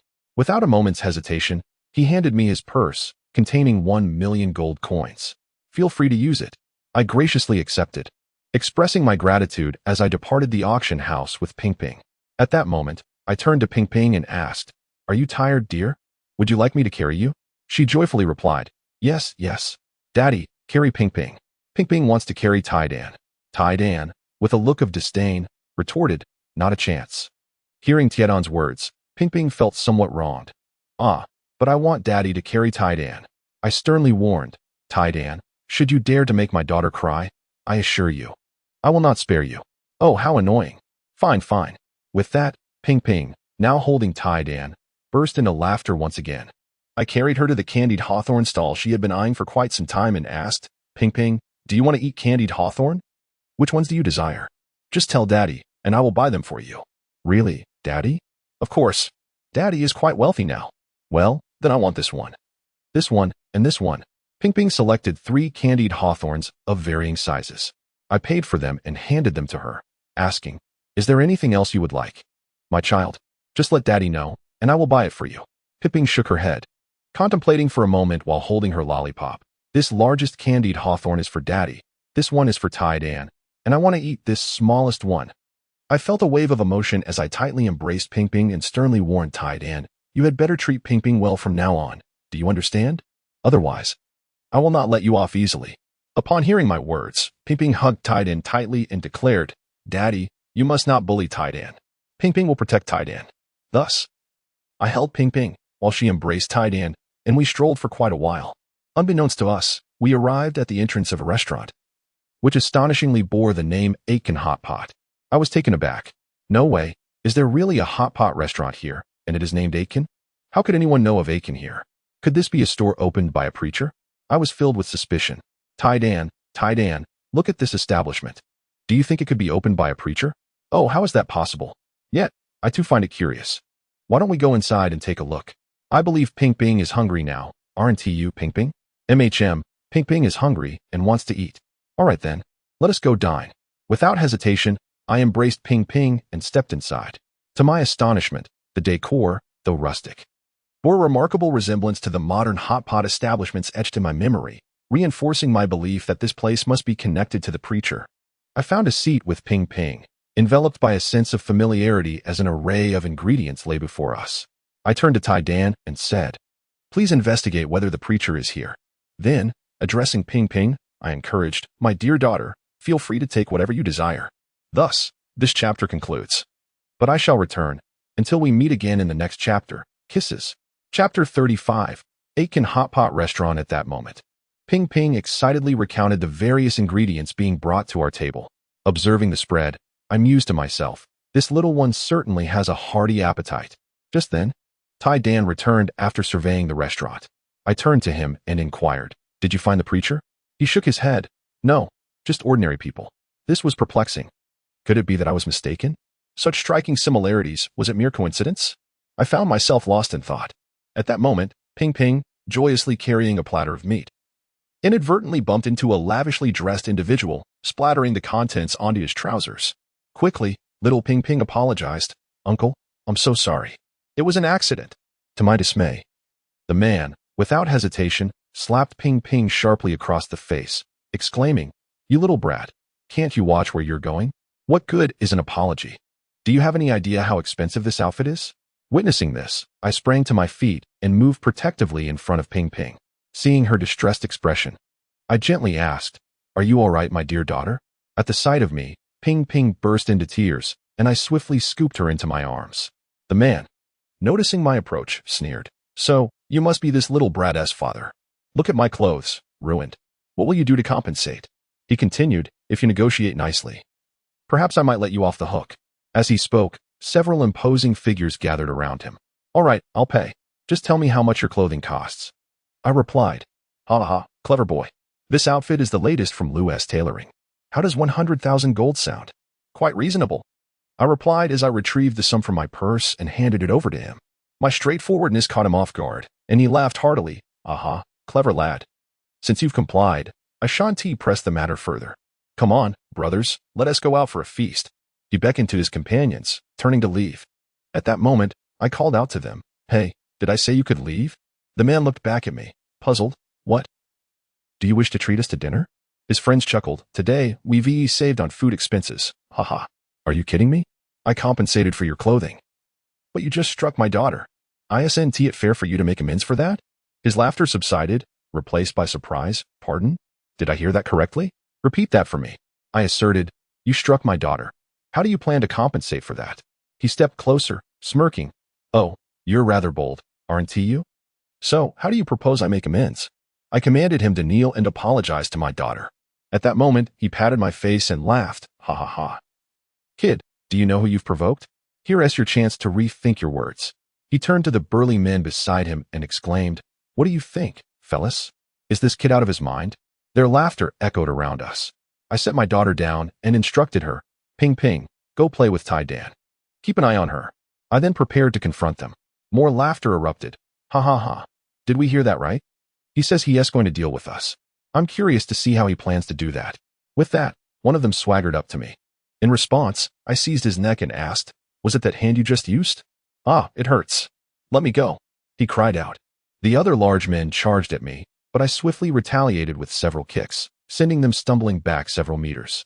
As they prepared to advance again, I warned the one I was holding, "Tell them to remain still, or your neck may very well snap." Panic washed over him as he shouted, "Don't move, guys. Big brother, I was wrong. I'll kneel. Isn't that enough? Please let me go." "Oh, now you realize your mistake? It's too late," he whimpered. "What do you want from me?" "I demand that hand you just used." I tightened my grip on his neck. "No, no. My right hand. Please." "Excellent. Now, break your right hand for me." My words sent him into a fit of tears. "Please, big brother. I'll pay you. 1,000,000 gold. No, 5,000,000. 10,000,000. He frantically rummaged through his pockets, but seeing my indifference, he cried out, "This is all the money I have. My family is wealthy. I can offer you anything. I am the eldest son of the Zhang family. Humph. Did you not comprehend my words? I commanded you to break your right hand. Otherwise, your neck will be the price. With that, I squeezed his neck once more. Please, please. I'll do it. I'll do it. Trembling. He grasped his right hand but hesitated. Big brother, please spare me. I remained silent and tightened my grip again.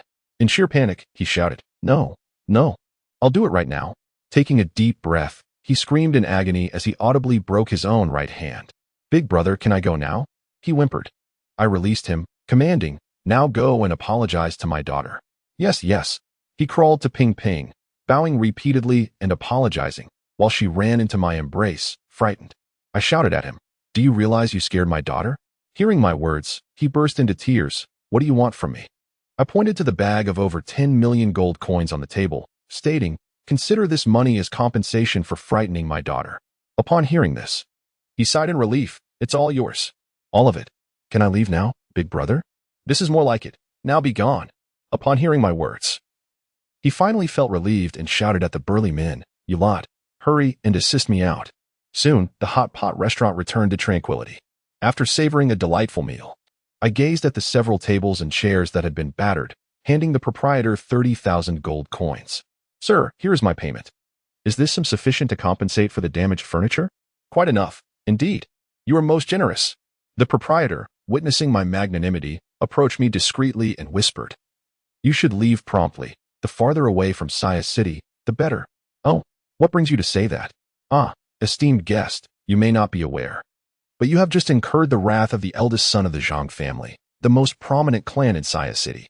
Rumor has it that their ancestral home holds considerable influence even in the capital of the great Xia kingdom. Oh, is that so? No matter, no matter. With that, I produced another 100,000 gold coins and handed them to the proprietor. At this moment, the proprietor, perplexed, inquired, What is this for, esteemed guest? Nothing much. I merely wish to inquire about the origins of your hot pot restaurant. Upon hearing my words, the proprietor was taken aback, scrutinizing me intently. Let us conclude this chapter here. I shall return. Until our next encounter, farewell. Chapter 36. The messenger's message. The proprietor, after examining me closely, remarked, You bear a striking resemblance. I, bewildered, replied, What do you mean, proprietor? Resemble whom? With an air of mystery, the proprietor beckoned us. Might you two esteemed guests accompany me to the inner hall? Filled with curiosity, I followed the proprietor into the inner sanctum with Ping Ping. What could be this matter of such secrecy? Esteemed guest, I have a few words that I wonder if you've ever heard. What words? Listen closely. Imperial Jade liquid wine. I gasped, 180 per cup. No gifts during the festival this year. I blurted, Gifts are only for the brain platinum, even if the odd remains unchanged. Symbols denote quadrants.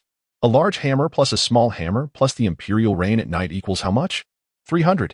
Ha ha ha. All correct. Splendid. He excitedly grasped my hands. You are. I, equally exhilarated, clutched his hands. You are too? In that moment, we stood face to face, our distance a mere 0.01 meters apart, resembling long-lost lovers, unable to resist the urge to kiss. Goodness. This left the nearby iron egg and Ping Ping utterly bewildered, wearing expressions of disdain. EW. It was then that I realized the predicament and promptly pushed the proprietor away. Pa. What are you doing, proprietor? Though I am charming and handsome, you cannot act so. I must tell you, I have no affection for men. The proprietor hastily clarified, misunderstanding. I was simply overwhelmed, after more than 20 years. I have finally awaited your arrival. Calm down, calm down. What do you mean by that? Well, it is this. Over 20 years ago, Saya City experienced a catastrophic flood that lasted several years.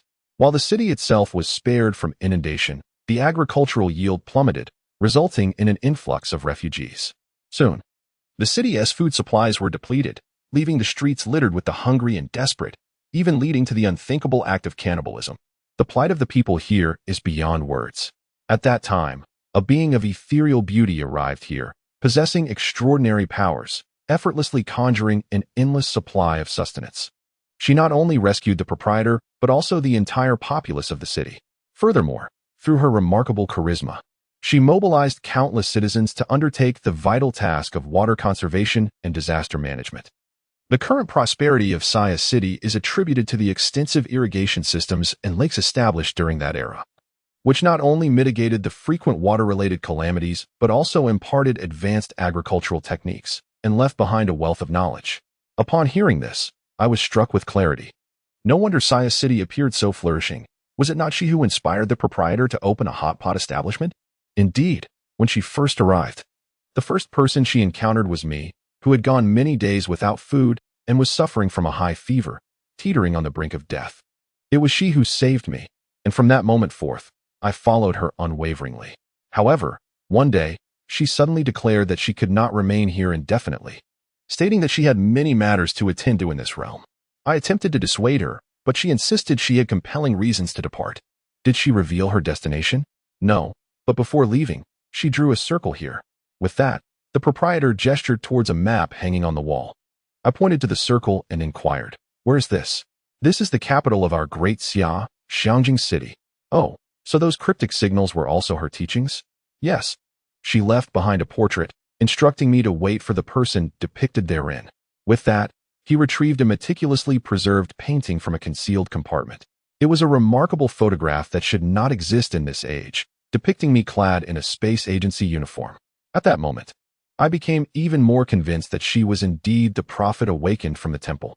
I pressed further, asking, what else did she say, or what did she leave behind? Not long after, she returned once more, saying that if she were fortunate enough to encounter me, I should deliver this to you. He then produced a beautifully crafted disc, no larger than a palm, and placed it in my hands. I examined the disc closely, but discerned no apparent significance. I turned to Iron Egg and asked, "Can you discern what this is?" Iron Egg approached and scanned the disc, shaking his head as he replied, "I cannot ascertain its nature, but it is exquisitely designed. Containing many intricate structures, it resembles the key to something." "Oh, is that so?" At that moment, Iron Egg cast a complex glance at the circle on the map and continued, "Perhaps the answer lies in Xiangjing City." "Indeed, you are correct. Once this matter is resolved, we shall journey to Xiangjing City." The proprietor observed my peculiar behavior towards the air, seemingly unfazed, and instead, more convinced, remarked, "Yes, it must be you, without a doubt. You, like her, often converse with the air." I turned to Iron Egg. "Could it be that the prophet has a companion like you?" Iron Egg affirmed, "Indeed. Some temples in special regions possess such beings. Do you recall I mentioned that only after the previous prophet is vanquished does the next one awaken? They rely on such companions, but I am unlike them. I am the most advanced and formidable." At this moment, I suddenly realized, oh, so that's it. But where exactly are those key areas? I am uncertain, yet my father, the lamenter of number 4, once mentioned that their homeland is extraordinary. Curiously, I inquired, "Iron Egg, can't you sense them?" Iron Egg, slightly disheartened, shook his head. "No, each temple's preacher system operates independently, and the evolution of civilization necessitates various forms of survival of the fittest, does it not?" "Ah, Iron Egg, I never would have guessed you were quite eloquent." "Humph, I am quite formidable, you know. Well, I am genuinely intrigued by the secrets concealed within this disc she left behind." "Oh, by the way, do you know her name?" "Boss?" The boss shook his head. "I once asked her, but she stated that names are merely a code name. She claimed she is simply a preacher, and the name is of no significance." "Indeed, a preacher. It seems my suspicions were correct. Once my affairs are concluded, I must visit the summer capital without fail." The boss and I conversed extensively, and suddenly, I remembered that I was to attend an auction in the afternoon, so I rose to bid farewell. Just as I was about to leave, the boss stopped me. "Sir, wait. Shall I prepare a swift steed for you? The Zhang family is not to be trifled with. You should escape quickly." I waved my hand dismissively. "No need. They cannot harm me, but I appreciate your kindness."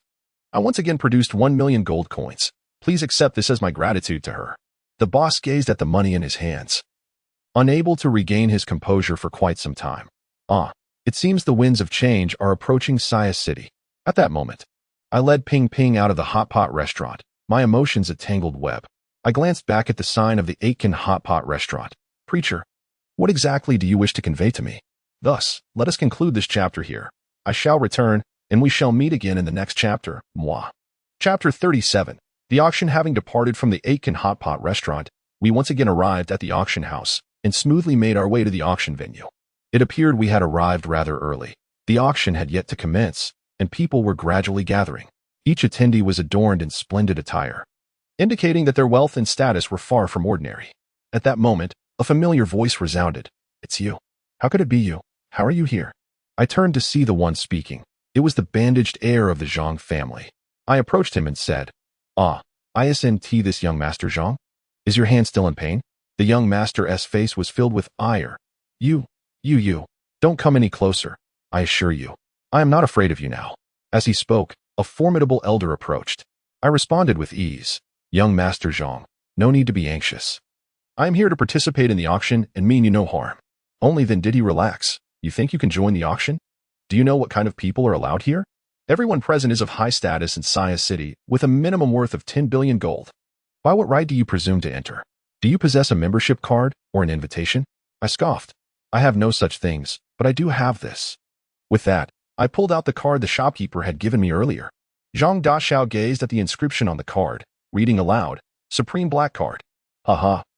A mere card inscribed with Supreme Black Card does not make it authentic. Are you even aware of what a true Supreme Black Card entails? I have not merely encountered it. There are scarcely a few in the entire Great Xia. Surely, you do not dare to claim that yours is genuine. With that, he snatched the black card from my grasp and hurled it to the ground, even going so far as to stomp on it. At that moment, Ping Ping expressed her fear. "Daddy, it's that bad man again. He is so terrifying." I bent down to reassure my daughter, saying, "Do not be afraid, Ping Ping, Daddy is here. Go play with Tide over there." Rising to my feet, I glared menacingly at Zhang Daxiao. "Regardless of whether this card is authentic or not, it is entirely inappropriate for you to have thrown it to the ground." Zhang Daxiao hastily retreated behind the elder, arrogantly declaring, "Do not presume I fear you. My master is present today. You shall not harm me." Master, it is he. He is the reason my hand was broken." The elder approached me menacingly. "Oh, so you are the one who broke my disciple's hand?" To which I replied, "He broke it himself. It has nothing to do with me." Zhang Daxiao, with the demeanor of a petty man reveling in his small triumph, shouted, "You are lying. Master, do not listen to him. He forced my hand. The others can attest to it." He gestured toward the burly men behind him, who nodded in agreement. The elder glared at me. "I care not who broke my disciple's hand. If you have crossed him, you have crossed me, and you shall pay the price." With that, he prepared to strike. Just then, a voice rang out. "Halt. I wish to see who dares to create a disturbance in my auction house." The crowd turned to see Boss Qian had arrived. Zhang Daxiao rushed forward like a lapdog. Boss Qian, you have finally come. There is an imposter here, pretending to wield a fake card as if it were a Supreme Black Card. Let me see what is happening." Zhang Daxiao led Boss Qian to my side, pointing at me. "It is him. He is the one." As he spoke, he bent down to retrieve the card, continuing, "Boss Qian, look. He is using this fake card to impersonate the Supreme Black Card." Boss Qian examined it, his fury igniting. Smack. A resounding clap echoed as he sent Zhang Daxiao flying 8 paces away. "Scoundrel! Who claims this is a fake card? This is the pinnacle of Supreme Black Cards from my Qian auction house." At that moment, the elder bellowed, "Do not harm my disciple." In an instant, a phantom tiger surged around him, exuding a fierce aura that enveloped the entire venue, rendering the onlookers unable to stand. Yet Boss Qian remained unfazed, casually remarking, "Umph. A mere martial king dares to cause a ruckus in my auction house? Who has granted you the audacity?" With that, he stamped his foot, unleashing an even greater force that shattered the elder's oppressive aura. Not only that, but it also caused the elder to spit blood, nearly collapsing to the ground. Saved only by Zhang Daxiao's timely support. Master, are you all right?" "I'm fine. Boss Qian is a master. Here, my skills cannot assist you. It is better to wait until the auction concludes," the elder replied. "All right, master, no need to rush, as long as you are well." "Boss Qian, what are you doing? Even if that truly is the Supreme Black Card, does he truly deserve it? He must have stolen it, undoubtedly. Humph, regardless of which esteemed family you hail from. Should you dare to utter another word, it won't merely be a slap that you receive. Once again, I declare to everyone, this is indeed the genuine Supreme Black Card. Within the realm of Daxia, those who possess such cards are the most distinguished guests of our auction house. We honor the card, not the individual." Having said that, Boss Qian approached me respectfully, presenting the black card into my hands, and continued, "Sir, I apologize for my lack of foresight, which has caused you this discomfort. Should I expel these ruffians?" "No need, Boss Qian. I believe the auction should commence now." "Ah, yes. Sir, please, take a seat at the front." "All right, everyone. Please be seated." At this moment, The young master of the Zhang family was still murmuring in disbelief. Humph, consider yourself fortunate. A stolen item is still a stolen item. I will make you pay for this. I paid him no mind, and fortunately, the auction proceeded smoothly. Through this event, I discovered many fascinating novelties of this world, peculiar ores, medicinal herbs, antique porcelain, and the martial arts manuals of warriors. While these items were indeed intriguing, I found no clues of technological significance. However, the next moment left me utterly astounded. I watched as an auction house staff member brought forth a particular item, and when he unveiled the red cloth, I was left speechless. It was a handgun, a military-grade pistol. At that moment, Boss Qian introduced it. Ladies and gentlemen, this weapon is said to have belonged to the one who once saved our Saya city. It is rumored that she used it to eliminate a martial king from a kilometer away. Its power is undeniable. Although it is currently inoperable, if someone can restore it, it would undoubtedly be a divine weapon. The starting bid is 1 million gold. Each subsequent bid must exceed 10,000. As the bidding commenced, it climbed to 2 million gold before silence fell, and just as Boss Qian was about to announce the result, I raised the bid to 3 million gold. At this point, the young master of Zhang began to stir trouble again, calling out a bid of 3,001,000 gold. I countered, and he continued to outbid me by a mere 10,000 gold. I was indifferent to the money, but this individual was truly insufferable. When he reached a bid of 7,001,000 gold, I stood up and shouted at the young master, "Are you intentionally seeking trouble? So what if I have money? If you lack it, do not embarrass yourself here. Do you truly think that possessing a stolen card elevates your status? Let me tell you, you are nothing. Fine, fine. I cannot be bothered with you. 17 million. Let us see if you dare continue." Ha ha ha. Only a fool would persist. 17 million for a broken weapon that cannot even be used. Truly, you are one of a kind. Well then, let us conclude this chapter here. I shall return, and we shall meet again in the next chapter. Mwah. Chapter 38. The gun of the preacher who says it is broken? Who says it cannot be used? Ha ha. Stop deluding yourself. Each auction item is thoroughly verified by professionals. You claim it still works, then by all means, demonstrate it to me. If it does work, I shall call you father. Hee hee. I do not possess such a generous nature as yours. How about we wager 20 million gold? Humph, a bet is a bet. Who is afraid of whom? Very well, you proposed it. I kindly ask Mr. Qian and the esteemed guests present to bear witness on my behalf. As I approached the auction item, I declared, Mr. Qian, you may now announce the results. All right, since no one has raised the bid, I announce that Mr. Yifeng has successfully acquired this item. Congratulations, Mr. E. At that moment, Mr. Qian respectfully handed the pistol into my hands. I examined the weapon closely. My heart brimming with joy, it was indeed in perfect condition. The only reason it was not functional was due to the absence of ammunition. I swiftly procured a sizable quantity of 545 caliber bullets. As I loaded the magazine, I remarked, Young Master Zhang, you claim this is a worthless weapon, incapable of use. Allow me to demonstrate its true potential. With that, I inserted the fully loaded magazine into the pistol and fired a shot in young Master Zhang's direction. Bang! A hole instantly appeared in the table before him. The fellow collapsed to the ground, nearly frightened to the point of losing control. Mr. Qian, he intends to kill me. Are you not going to intervene? At this, Mr. Qian hurriedly approached, saying, Mystery. Might I ask you to show me a favor and spare him? At least do not resort to violence within my humble establishment. What do you say? Mr.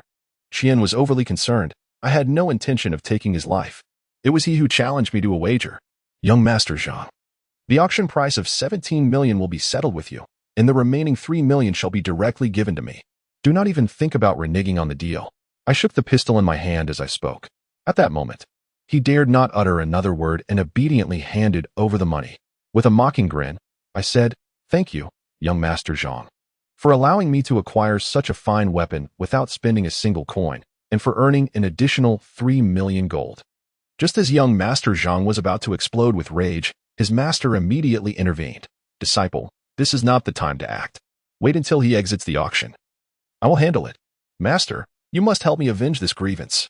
At that moment, Mr. Qian quickly attempted to smooth things over. My apologies, esteemed guests. There was a minor disruption. To express my regret, I am offering everyone a month of membership, during which all items purchased at my auction house will enjoy a 2 discount. I trust you have all heard that the upcoming special auction items are the highlights of today's event. Behold the first auction item, a glass sculpture. This is a truly unique piece, crafted with special techniques, transparent and flawless, exhibiting exquisite form. Most importantly, it is well known that glass possesses a remarkable affinity for light, effectively enhancing its effects, particularly benefiting martial artists in their cultivation. The starting bid is set at 5 million gold. Good heavens, this revelation took me by surprise. I had not anticipated that glass would possess such extraordinary properties in this realm. I turned to Iron Egg, puzzled, and asked, "Hey, Iron Egg, is glass really that magical?" Indeed, glass does have a certain effect on Bruce's light waves. The vibrations of the silicon atoms within the glass resonate with the frequency of the Bruce light waves, thereby amplifying their effects. Well, one might perceive it as a transformer amplifying the Bruce light wave. Ah, I see. At this moment, the bidding arena is ablaze with intensity, particularly among the Liu, Wang, and Hua families. The prominent clans are fervently competing in an auction frenzy. However, the reaction of the eldest son of the Zhang family surprises me, as he appears disinterested and refrains from placing any bids. Ultimately, this exquisite glass sculpture is acquired by the Liu family, the foremost among the 5 illustrious families of Sia City, which include the Liu, Zhang, Li, Wang, and Hua. No, it should now be the Liu, Zhang, Wang, and Hua families, as the Li family was recently extinguished, and Li Baoping, now referred to as my father's beloved Pingping, is their widow. The subsequent auction for the glass tea set continues with fierce competition among the Liu, Wang, and Hua families, yet this time, it is the Wang family that secures the acquisition. From the outcomes of these 2 auction items, it is evident that the annihilation of the Li family is undoubtedly linked to the Liu, Wang, and Hua clans. It seems that once the auction concludes, a visit to the Lord's residence is in order. Next, Manager Qian unveils the Guangxiu Lucian gown, draped in crimson fabric. He solemnly proclaims, "What follows is the most valuable item of the day. Many young ladies and esteemed matrons are present, and I trust you have all heard of this unparalleled garment, known as the Guangxiu Lucian gown." As he lifts the dress for all to behold, the atmosphere erupts with excitement, particularly among the ladies whose eyes gleam with desire, for who could possibly resist such a stunning dress? They fervently beseech their husbands and fathers, issuing demands that suggest this gown must be theirs. However, Manager Qian does not hastily announce the commencement of the bidding. Instead, he continues, "Do not underestimate this item, for it is not merely an exquisite dress. It possesses formidable defensive capabilities. Even the most elite warriors of our auction house cannot inflict a scratch upon it." The starting bid is set at 50 million gold coins, with increments no less than 1 million gold coins. Furthermore, we do not accept crystal stone settlements. As soon as he concludes, a fervent discussion erupts in the crowd, with even many men beginning to show interest. At this moment, the eldest son of the Zhang family interjects, "Such remarkable claims. Who can ascertain their veracity?" His words resonate with the audience, plunging the atmosphere into a semblance of chaos. Yet, Manager Qian remains unfazed. "I understand that this may sound implausible. When I first acquired this item, I, too, found it utterly unbelievable. Nevertheless, the truth remains. If any of you doubt, feel free to test it for yourselves." The eldest son of the Zhang family then presses on, "Hey, Manager Qian, what if we damage it? Surely we won't be liable to compensate, will we?" "Humph. Young Master Zhang, my auction house would never stoop to such conduct. I, Qian, hereby pledge that should anyone leave even the faintest mark upon this Guangxiu Lucian gown, it shall be yours free of charge, and in addition, my auction house will generously offer 50 million gold coins." With these words, the crowd erupts into a frenzy, and the situation grows increasingly captivating. Setting aside the true nature of the gown, that 50 million gold coins is no trivial sum. Just a few strikes could yield a substantial profit, illustrating the immense allure of this proposition. Amidst the clamor and chaos, everyone eagerly scrambled to partake in the experience, with some even resorting to physical altercations in a bid to secure their place. The scene quickly descended into disarray, seemingly beyond the expectations of Boss Qian. Yet, he remained unfazed and bellowed, "Silence. Form an orderly line."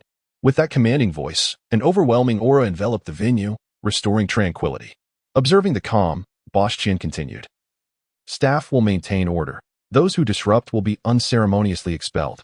With that, he concluded this chapter, assuring the audience of his return for the next, punctuated with a playful kiss. Chapter 39. It is better to resolve enmity than to foster it. The subsequent events unfolded with remarkable intrigue, captivating even my daughter, Ping Ping. The first challenger stepped forth, proclaiming, "I am a level 5 martial disciple. Witness my diamond fist." He unleashed a punch that soared toward the elegantly draped flowing skirt, only to be repelled by an unseen force without even grazing it. Next was a level 9 martial disciple, wielding a sword.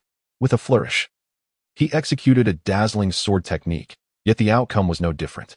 As the challengers' ranks ascended, an array of weapons, axes, halberds, and hooks, took turns in the fray, each accompanied by spectacular effects, transforming the scene into a grand showcase of martial artistry.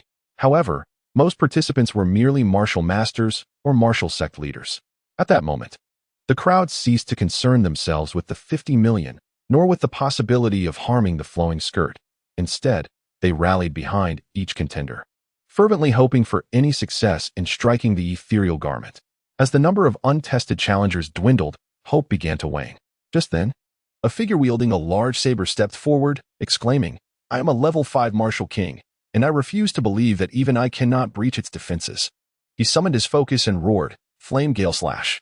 This time, the display was even more resplendent, as a powerful wave surged forth, searing and sharp, striking the flowing skirt, causing it to flutter slightly. Yet, to the audience's dismay, it left not a single mark. Nevertheless, this attempt ignited a newfound confidence among the spectators. "Look, the skirt moved. Surely a higher level can leave a mark," they exclaimed. "Are there no more formidable warriors among us?" They inquired eagerly, exchanging glances filled with anticipation. At that moment, young Master Zhang turned to the elder beside him and suggested, "Master, why not give it a try?" The elder replied, "Very well, I shall take my turn." Leaping forward to stand before the flowing skirt, he declared, "I am a level 9 warrior, armed with the heavenly axe. Today, I shall test the defenses of this skirt."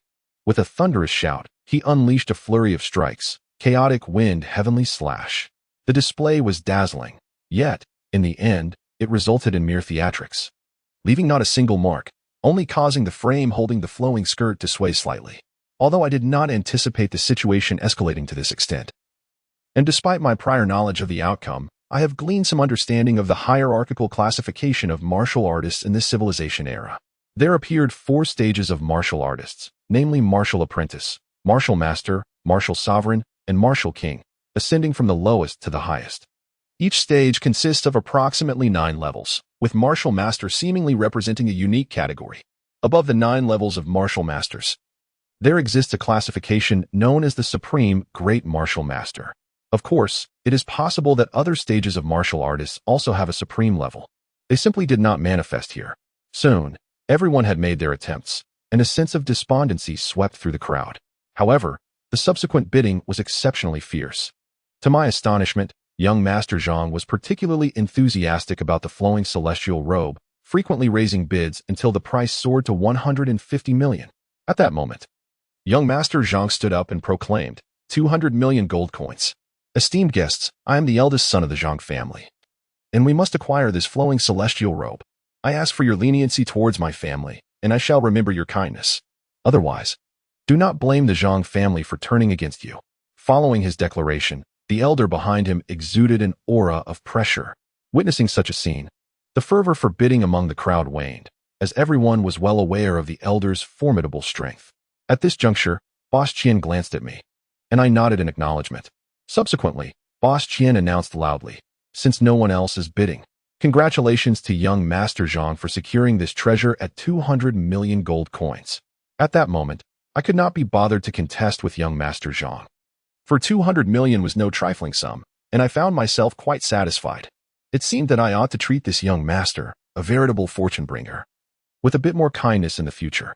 After all, it is better to resolve enmity than to foster it. Soon, the auction concluded. I approached young Master Zhang, cradling Ping Ping in my arms, and said, "Congratulations, young Master Zhang, on acquiring this treasure." At this, young Master Zhang cautiously retreated behind the elder, nervously exclaiming, "What do you want? I have done nothing to provoke you. I won this treasure fair and square." "Ah, young Master Zhang, do not be alarmed. I am not here to cause trouble. Ping Ping, what do you think of that garment? It's beautiful. But why does that bad brother's outfit look so much like Ping Ping's?" I began to walk away, holding Ping Ping. "Is that so? It does resemble it quite a bit. Do you like it, Ping Ping?" "Yes, I do. But it's too big." "Do not worry. When Ping Ping grows up, Daddy will get you an even more beautiful one. Yay, Daddy is the best, she exclaimed, planting a kiss on my cheek. At that moment, young Master Zhang glanced at the flowing celestial robe in his hands and then at the outfit worn by Ping Ping. After a moment of contemplation, he hurriedly called out, "Wait, it's you, isn't it? No wonder you possess the supreme black card. No wonder Boss Qian treats you with such deference." I turned to him, gesturing for him to lower his voice. "Shoo, keep it down. I do not wish for everyone to know. But let me tell you, purchasing it for 200 million is not a loss. It has other intriguing functions as well." "What are they? I want to know." "Treat me to dinner, and I shall reveal it to you." "All right, let us dine at the best restaurant in Saya City, the Drunken Immortal Pavilion. I will treat you to a grand feast." This took me by surprise. "Your hand?" "Oh, it's nothing. It will heal in a few days." "Well, let me think about it for a moment." At this moment, I seized the opportunity to turn around and quietly typed a message on the holographic screen of the bracelet. "Help me put on an act later." Tai Dan, perplexed, inquired, "What kind of act?" I continued to type, "Just cooperate with me." "All right then," he replied with reluctant agreement. I then turned to Zhang Deshao and said, "Young Master Zhang, since you are so earnest, extend your right hand." At that moment, the old man rushed forward, positioning himself protectively in front of Zhang. "Do not fear, my disciple. With me here, anyone who wishes to harm you must first face me." "Ah, Master, there's no need to be anxious. Can't you see? Such treasures are commonplace. This gentleman is certainly no ordinary person. If he intends to strike, we would stand no chance of retaliation. Perhaps you should return home first, and I will bring you a gift later." With that, I sidestepped the old man and approached Zhang, who, trembling, extended his bandaged right hand towards me. I took his hand and reassured him, "Do not worry. This time it will not hurt. You will recover swiftly." I exchanged a knowing glance with Tai Dan, and under its assistance, Zhang Deshao's hand was soon healed. I released his hand and said, "Now, give your hand a try." To my astonishment, he shook his arm and exclaimed, "It's completely healed." "Thank you, kind sir."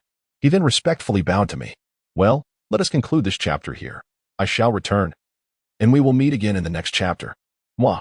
Chapter 40. The assault of the black-clad figures. We quickly settled our bill and bid farewell to the treasurer of the auction house. After departing, Zhang Deshao and our small group were en route to the Drunken Immortal Tower.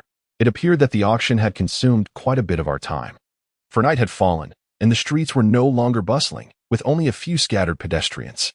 Just then, Taidan whispered in my ear, "Phone. It seems that some martial artists are following us, and they are at least of the martial king rank." I replied softly, "If they charge at us, find a way to isolate this area. I do not wish to reveal my strength too early. That would spoil the fun. Rest assured, Phone." At that moment, I pondered, could it be that the treasurer is so efficient? Has he already spread the news about the glass?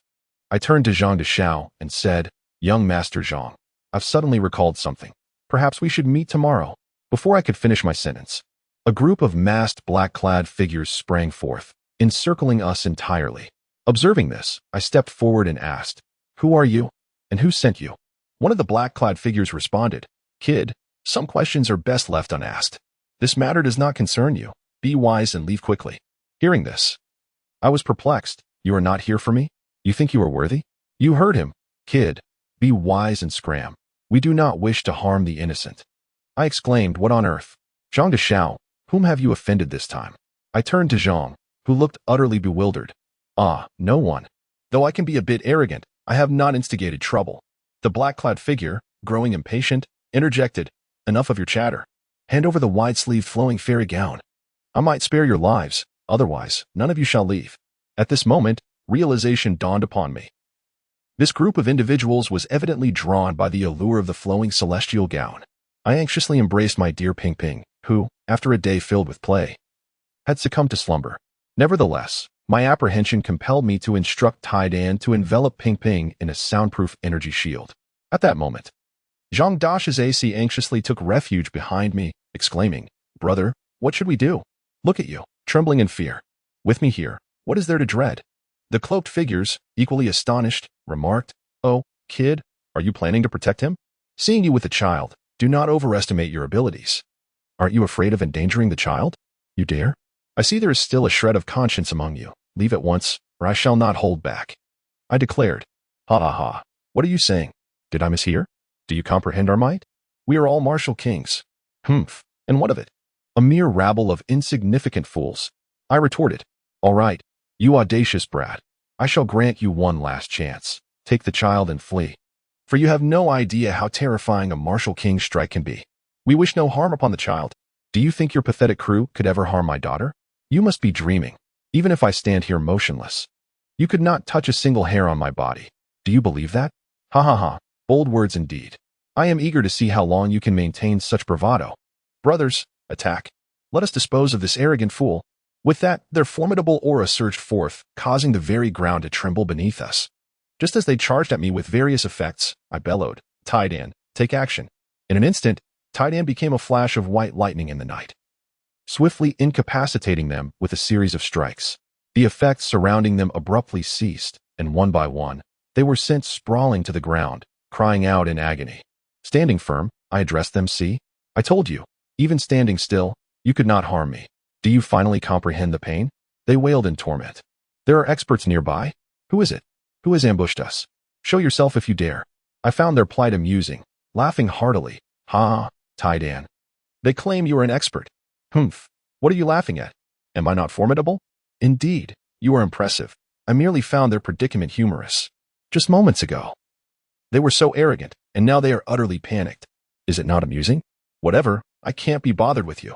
The cloaked figures, in a state of panic, scanned their surroundings. Who are you speaking to? They questioned. Ha ha ha, do you truly wish to know? Alas, it does not wish to reveal itself to you. At that, one of the black-clad men shouted in terror, Brothers, retreat. There is an expert here.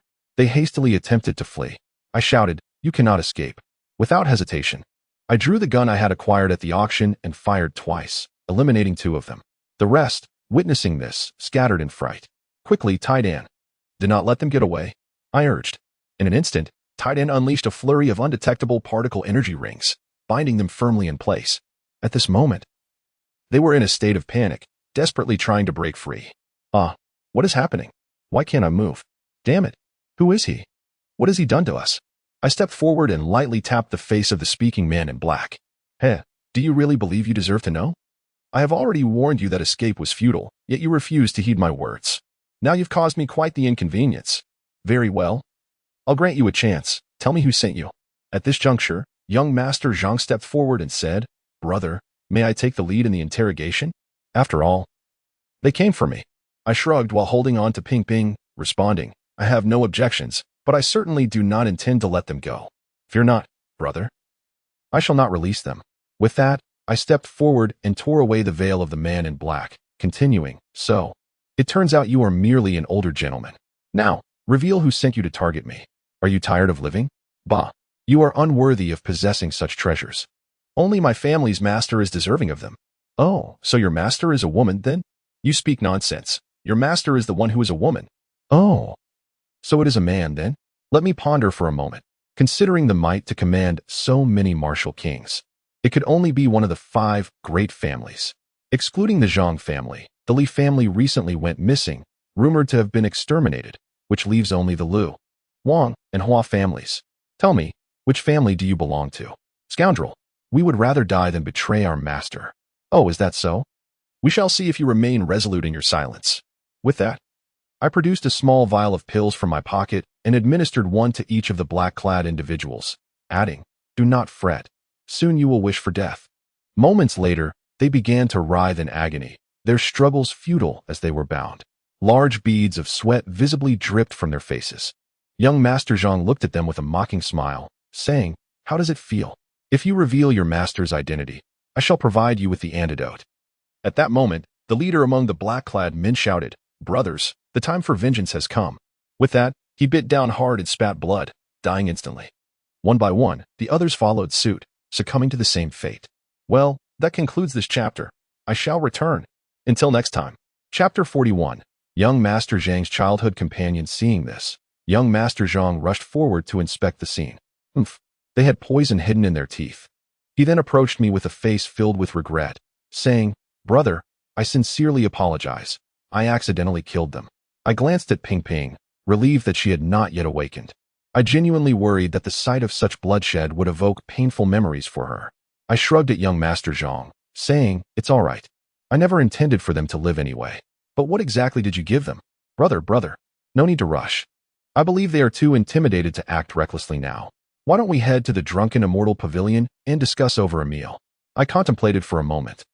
Indeed, this is not a suitable place for conversation.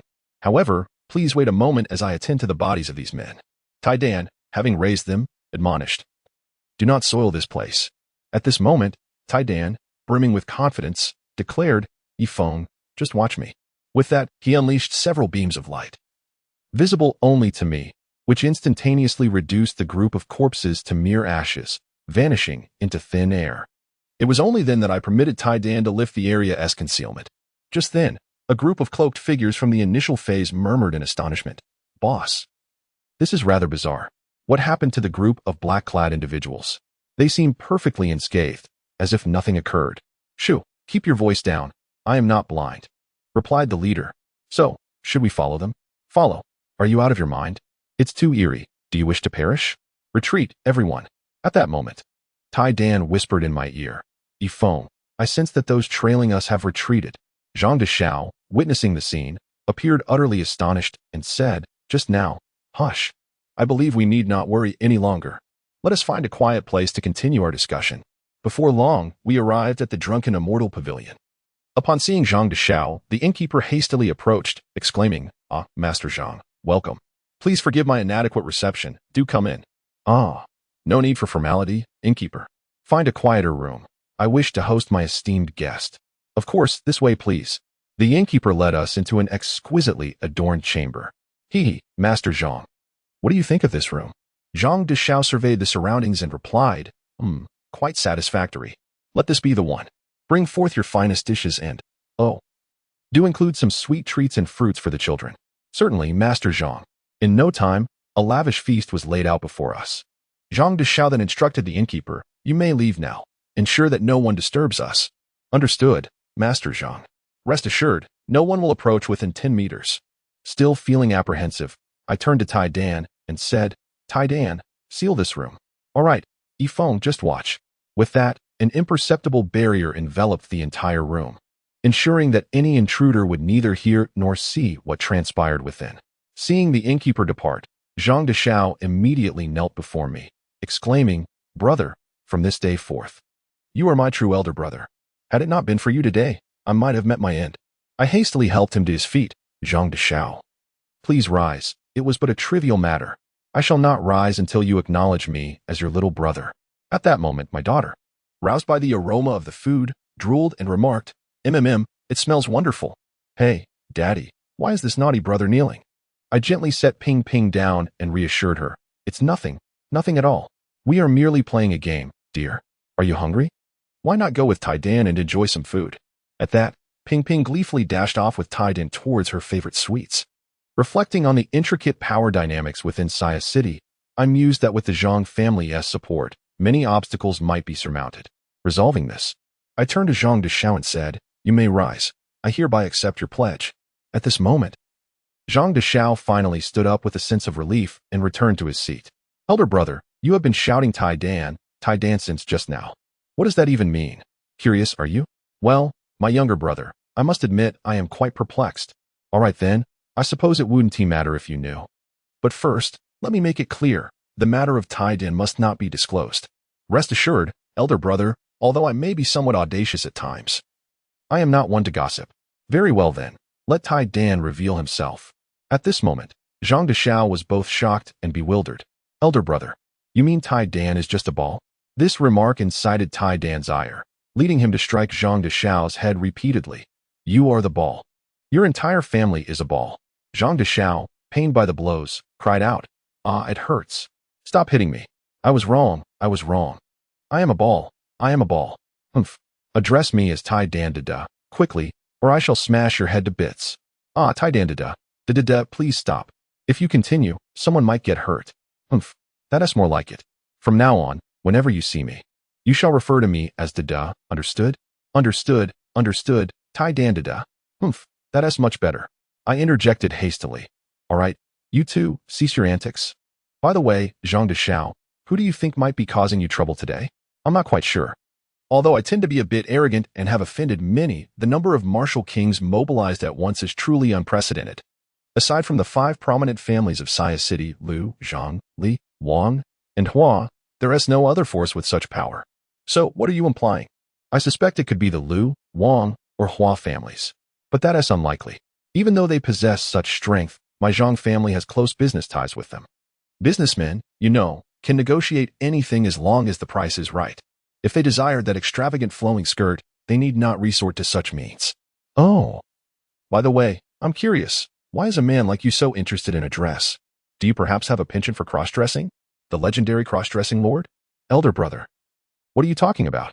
Although I, Zhang de Xiao, may be somewhat boisterous, I would never engage in such shameful acts. Then what exactly is this? At this moment, Zhang de Xiao became quite bashful, unable to reconcile the fact that he and the arrogant Zhang de Xiao were indeed the same person. After a long pause, he stammered. Oh, it's a gift for a girl. Oh, ha ha ha. So our audacious Zhang de Xiao can indeed feel shy. Which young lady from Xia City is fortunate enough to have caught your eye? 200 million is no trivial sum. Not at all. She is from Xiajing City. Named Xiaolinger. We have known each other since childhood, and we even have a betrothal. I intend to formally propose with this treasure in due time. Oh, so it's a childhood romance. No wonder you're willing to spend so much. It seems you truly love her. Yes, love very much so. If her family hadn't moved to Xiajing City a few years ago, I would have certainly brought her home by now. All right, let us conclude this chapter here. I shall return, and we shall meet again in the next chapter. Kisses. Chapter 42. The Past of Young Master Zhang after some contemplation. I addressed young Master Zhang. In the near future, I too shall visit Zijing City, and at that time, I shall accompany you to propose. Splendid. When shall we embark on this journey? He inquired eagerly. Do not rush. I have a few matters to attend to first. Are you willing to assist me? My dear elder brother, he replied, a hint of indignation in his voice. Such a question seems to underestimate my capabilities. Since I have acknowledged you as my elder brother, your affairs are inherently my own, and I shall not shy away from my duties. His words brought me a sense of comfort. However, the tasks ahead may entail some peril. I believe it would be prudent for you to don that garment yourself first. At this, young Master Zhang appeared utterly astonished. What? My dear brother, while that dress is indeed remarkable, I assure you I have no inclination towards cross-dressing. Trust me, wear it for a moment, and you will soon understand. Really? Just for a short while? Indeed, just a brief moment. Very well, but you mustn't mock me. Before long. Young Master Zhang adorned himself in the flowing sleeves of the ethereal dress. I gazed at his enchanting figure and exclaimed, Ha ha, young Master Zhang. I never expected you to possess such elegance in women's attire. You surpass even the courtesans in beauty. Even Ping Ping gasped in astonishment. Wow. Big brother looks stunning in a dress.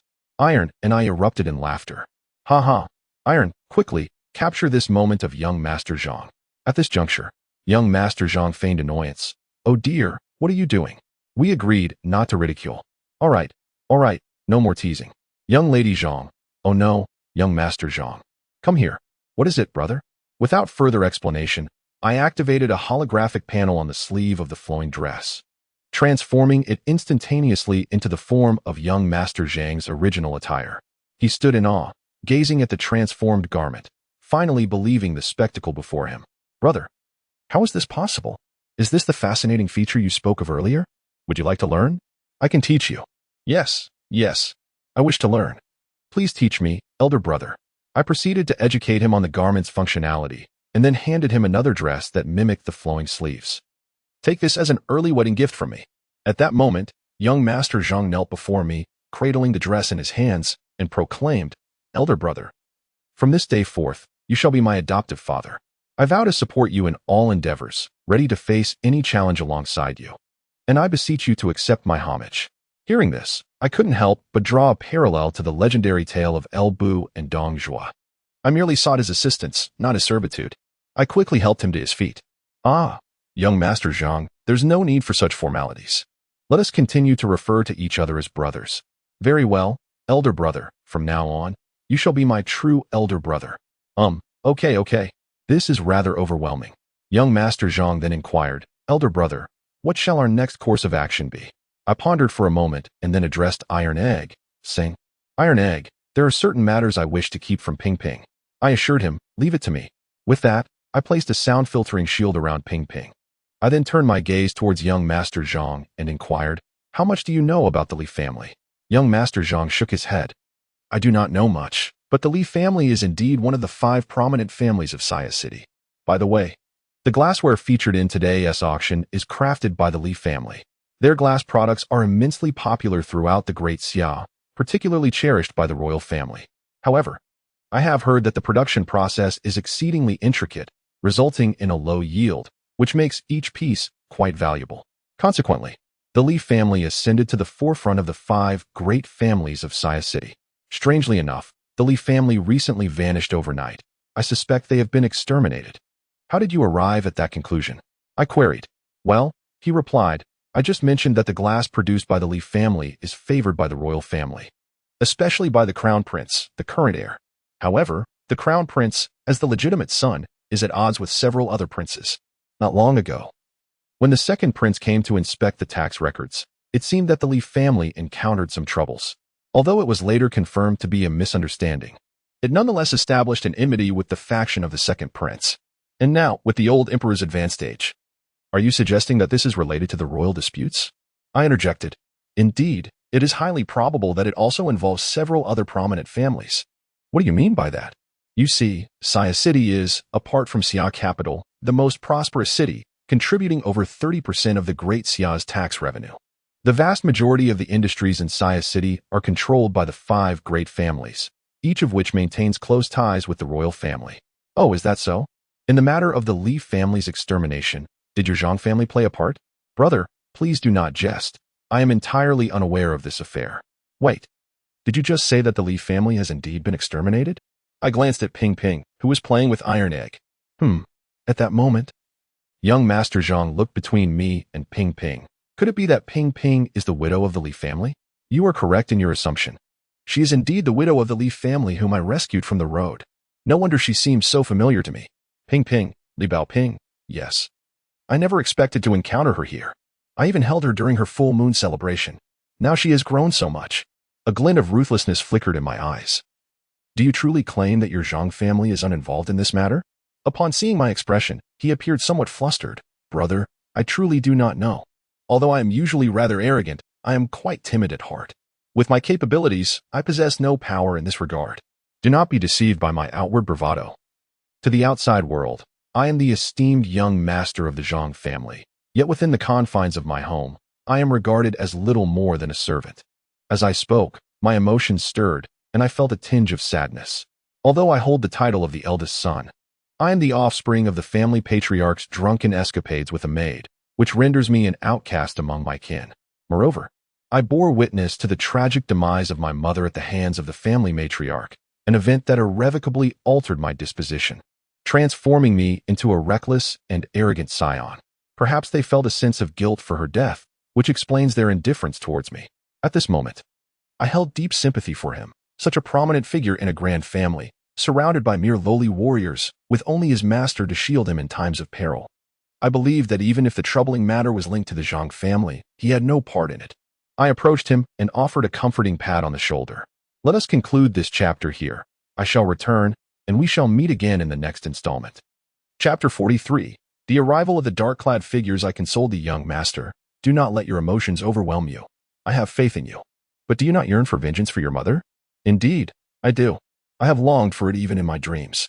To that end, I have diligently trained under a master in martial arts and poison, yet I remain inept, merely a novice after years of effort. Each member of the Zhang family surpasses my abilities. Do you have any idea how many martial kings there are in the Zhang family? Countless. My endeavors seem utterly futile. I might as well indulge in a life of ease as a prodigal son, for at least that would afford me a longer existence. But now, with the attire I have provided, no one can harm you. Do you not wish to seek revenge, to seize control of the Zhang family? He pondered for a moment. Of course I want to, but while they cannot eliminate me, my current strength renders me incapable of confronting them. Think carefully, exercise your mind. You possess poison. Do you not? The toxins you employed against those individuals were quite effective. Oh, that? It was my self-crafted bone-corroding powder. While it cannot kill, it inflicts excruciating pain. However, I have considered using poison, Yet the toxins I create cannot circumvent the keen senses of the warriors. There is no need to rush. Take your time. First, focus on garnering support within the Zhang family before seeking vengeance. I handed him the pistol I acquired from the auction. You have witnessed its power. Keep it for emergencies. Next, I provided him with ample ammunition and instructed him on its usage. To my astonishment, he exhibited considerable talent in marksmanship with just a single demonstration. He was able to wield it with proficiency. With clarity surrounding our circumstances, we bid each other farewell and departed from the Drunken Immortal Inn. Before leaving, I specifically instructed him not to disclose our conversation and reminded him to seek me out at the Yunlai and should he require assistance. Soon, I returned to the inn, cradling the already slumbering Pingping in my arms. At that moment, I summoned the innkeeper, intending to purchase the establishment outright. After all, the forthcoming matters could prove somewhat challenging, necessitating a tranquil stronghold. To my surprise, the innkeeper acquiesced remarkably swiftly, without even a hint of negotiation, selling the expansive inn to me for a mere 10,000 gold coins. He mentioned an urgent situation back home that required his immediate attention, prompting him to hastily pack his belongings under the cover of night. Observing his anxious demeanor, I quickly reassured him, seeing your urgency. It must be that you face some difficulties back home. Please take this. I hope it will be of assistance to you. With that, I handed him a pouch containing 200,000 gold coins. He accepted the pouch, appearing somewhat moved, as if he had resolved to make a significant decision. He pulled me aside and whispered, "You are a good person, dear guest. Be cautious tonight. Someone is watching you." This revelation caught me off guard. Evidently, the innkeeper had already disseminated the news. I thanked him for the warning, urging him to leave swiftly. After bidding farewell to the innkeeper, I carried Pingping to our room and laid her upon the bed. Following that, I expended several times the amount to dismiss the remaining guests. Turning to Tai Dan, I declared, "From now on, this will be our home in Saya City. Let us proceed to the hall. It seems we have business to attend to tonight." Shortly thereafter, Tai Dan informed me, "Yifeng, someone has arrived not far from here." "Oh, is that so? It seems they have arrived sooner than anticipated," I exclaimed, rising and calling out to our friend outside, "Since you have come, please enter. It is quite chilly out there."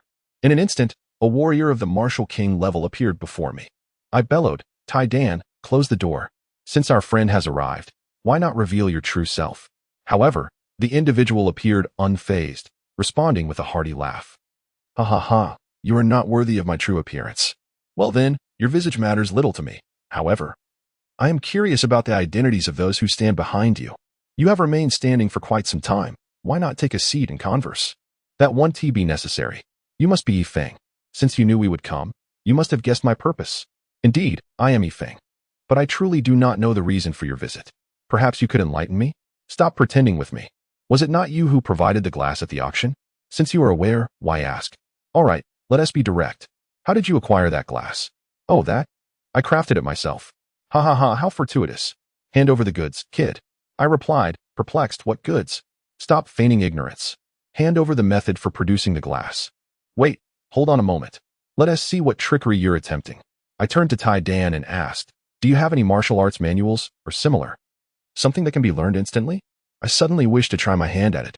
"Yes, we do, but learning it instantly might be a bit challenging.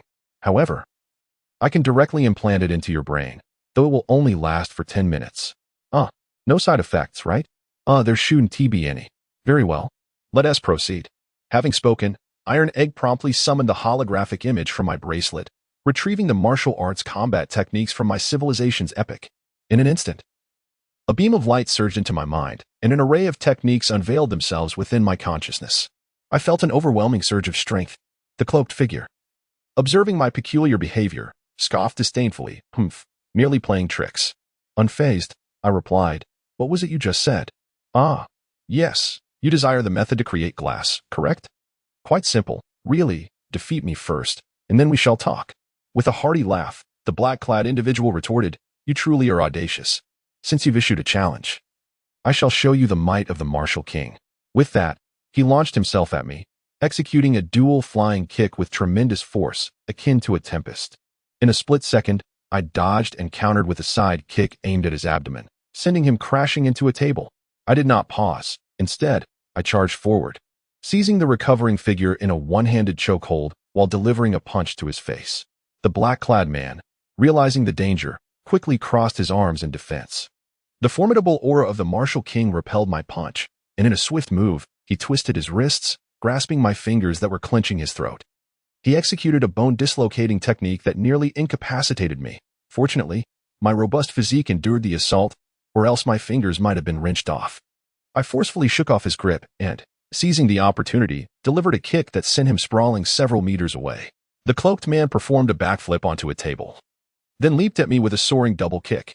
This chapter concludes here, but I shall return. Until the next chapter, farewell. Chapter 44. Confronting the cloaked man. The cloaked figure's aerial double kick, imbued with the ferocity of a mighty tiger, came hurtling toward me at blinding speed. Leaving me no time to evade, I caught it with both hands. To my surprise, he utilized the force of my hands to launch a knee strike, forcing me to stagger back 2 steps. Yet, he did not relent. Capitalizing on the momentum, he unleashed a devastating punch aimed at my head. A dragon-like shadow rushing toward me. The blow struck my forehead with a resounding thud. I was sent flying, crashing heavily against the wall. Fortunately, Iron Egg's protective shield absorbed much of the impact. Otherwise, the wall would have surely crumbled. Rising to my feet and brushing off the dust, I remarked, "You possess considerable skill." That struck quite painfully. However, now it is my turn. The cloaked figure, astonished that I remained unscathed after such a fierce blow, inquired, "I did not anticipate you to be so resilient. What realm do you belong to?" "Oh, a realm? I seem to lack one. But compared to you, I am invincible." "Haha, you truly are brazen. Come then, let me witness your true prowess. Prepare yourself." With a sudden leap, I executed a soaring kick directed at the cloaked figure. Despite the lack of any special effects accompanying my move, it sent him crashing to the ground, clearly underestimating my strength. Without hesitation, I followed up with a flying knee strike aimed at his chest, my knees descending with remarkable speed, shattering his protective aura. The cloaked man let out a fierce roar, retaliating with a double dragon strike, his palms thrusting outward and propelling me away from him. In an impressive display, he performed a fish leap, launching himself at me with a straight punch to the chest. The force of his blow sent me staggering backward, barely avoiding collision with the wall. Seizing the momentum, I executed a backflip, using my feet to push off the wall and propel myself forward. I then kicked off a nearby table, soaring into the air to deliver a dual flying kick, complemented by an aerial whip kick that drove him back. To my astonishment, I had managed to unleash such impressive techniques. As I landed gracefully, the cloaked figure charged at me again, unleashing a right whip kick. I swiftly performed a forward roll to evade him, then turned and leapt high into the air, executing a 720-degree whirlwind kick that struck his head. Though he momentarily wobbled, his extensive combat experience allowed him to regain his balance and counter with a sweeping leg kick. In response, I performed a leg intercept kick, followed by a downward thrust kick that tripped him, sending him tumbling to the ground. I lunged forward to apply a decisive rear naked choke, but to my surprise, his formidable physique rendered my efforts futile. Seizing the opportunity, he unleashed a forceful shockwave that sent me flying. The cloaked figure then soared into the air, wrapping himself around me before delivering a wristlock body slam. The power of his strike was formidable, compressing me as if I were an immovable object. Though his assault bore no effect on me, he refused to relent, charging toward the wall while still clasping me. In a moment of clarity, I struck his ears with both palms, a tactic that proved effective. He released me, his body swaying as he fought to regain his footing. However, I did not afford him the luxury of recovery. Seizing the moment of his disorientation, I advanced with a low sweeping kick that landed forcefully on his hamstring, bringing him to his knees. Following this, I executed a flying knee strike that connected with the back of his head, resulting in a resounding thud as he collapsed to the ground. The clock marked 10 minutes precisely. Elated, I exclaimed, "What a thrill! It feels absolutely exhilarating. Clearly, I must find a way to learn some martial arts from this world. If the martial king is this challenging, I can only imagine the terror of those above him." "Fear not," came the reply. "They cannot contend with you. Besides, I am here to support you." "All right, enough idle chatter. Let us check on him. Is he alive?" At that moment, my companion scanned the cloaked figure and reported, "He is not dead, but his neck is broken. He will likely spend the rest of his life bedridden." "Should I attempt to heal him?" "Never mind, just dispose of him." "All right, but there are a few individuals lurking outside. Should I eliminate them?" "Not so fast." With that, I stepped to the door and shouted, "What you seek lies with me. Inform your master that we can have a proper discussion. Otherwise, he shall face the consequences." "Humph. Is the martial king so formidable? Let me remind you that no matter how skilled a warrior may be, they are of no use against me. At that moment, I leaned towards my companion, Iron Egg, and whispered, "Hey, do you have any tricks to intimidate them? I could just go in and beat them up." No. That would be utterly dull. Then what do you mean? I mean, scare them a bit, like the imposing aura of a true warrior. I lack such abilities. Oh. Iron Egg, dear Iron Egg, do think of something. Otherwise, it would be quite embarrassing. Fine, then. With that, he unleashed a shockwave that reverberated around us, and astonishingly, it caused the few advanced warriors to cough up blood. I then hurled the cloaked figure away, commanding, "Take your people and get lost." In an instant, a shadow darted out to catch the cloaked figure, saying, "Thank you for your mercy, sir." They then vanished into the night. As I entered the room, an inexplicable wave of weakness washed over me, accompanied by a relentless urge to vomit. I anxiously turned to Iron Egg and exclaimed, "Quick, check if I've sustained any internal injuries. I feel as though I am on the brink of death." Iron Egg, seemingly unfazed, replied, "Oh, it's nothing to worry about. This is merely a result of forcibly integrating martial combat techniques. Your nervous system and muscular movement are not in sync, and the aftermath of your brain's forced adjustments is just a side effect. A good night's sleep will remedy it." What? How outrageous. Iron Egg, didn't you say there were no side effects? If it feels this dreadful, I'd rather you had just dealt with them directly. Well, don't blame me. I merely stated there might be some uncertainty regarding the side effects. You do understand, right? I truly wonder how you fared in elementary language class. You insufferable Iron Egg, come here. I'll show you. With that, I fought against my discomfort and lunged at him. Iron Egg, in a playful manner, made a silly face to irritate me, taunting, "Catch me if you can." Suddenly, a wave of intense discomfort struck me, and I collapsed to the ground. Gasping for breath and retching, cough, enough of the games. I genuinely feel unwell. Hurry back to the room. Finally, Iron Egg approached me, intending to assist, but I seized him and kicked him away as if he were a football. "That's what you get for messing with me. Time for you to sleep." Iron Egg shouted in exasperation, "Phone, you tricked me. Ha. Who told you to toy with me first? I've settled the score. Now, let us end this and rest. Tomorrow holds many more tasks." However, I couldn't shake the feeling that I had indeed grasped those martial techniques, albeit briefly. Of course, though it might last only 10 minutes, your brain will retain some impressions. Truly, I can't be bothered with you. Thus, let us conclude this chapter here. I shall return, and we shall meet again in the next chapter. Chapter 45, Dreamscape. I returned to my room, gazing at Ping, who was peacefully slumbering in the adjacent bed. My spirits lifted considerably, for I was utterly exhausted from the day's events, and before long, I succumbed to a deep sleep. However, I never anticipated that, despite being in slumber, I would find myself in a peculiar realm, a space brimming with luminescent flora. Not only that, but I also beheld the circular disc I had previously acquired from the Hot Pot restaurant, now quietly nestled within a round indentation on a stone pedestal before me. Puzzled by its presence in this strange place, I approached it with curiosity and removed it. Instantly, the surroundings transformed dramatically, accompanied by a flash of light. An eerie door materialized before me. By the time I regained my senses, it was too late. The door had drawn me in, and as the light and shadows enveloped me, I was thrust into an extraordinary domain. This realm was characterized by towering stone columns, each entwined with massive iron chains. At the center stood a woman, bound by chains to one of the columns, while the ground was etched with peculiar symbols. She possessed wings, one white and the other a charred black, rendering her neither an angel nor a demon. Her face was obscured by cascading golden hair, concealing her features from view. As I stood frozen in this unfamiliar environment, I cautiously drew a weapon, directing it towards her. At that moment, the woman, seemingly aware of my presence, slowly lifted her head. Her countenance was exquisite, stirring something deep within my heart. She gazed at me with a look of sorrow, her eyes shimmering with a glimmer of hope, and weakly implored, "Please, help me free myself from these chains." Stunned, I stared at her. Was she beseeching me for assistance? Was she human? Why did she possess wings? What was she, and should I aid her? Just as I wrestled with these questions, a colossal bolt of lightning descended from the sky, striking her with a piercing cry. In an instant, the chains throughout the space became electrified. I frantically dodged the bolts, shouting, Iron Egg, activate the shield." Yet, to my astonishment, no sign of Iron Egg appeared, despite my desperate calls. I evaded the strikes with all my might. But the lightning was relentless, not only searing the winged woman but also striking me with great ferocity. As I continued to evade, my mind raced.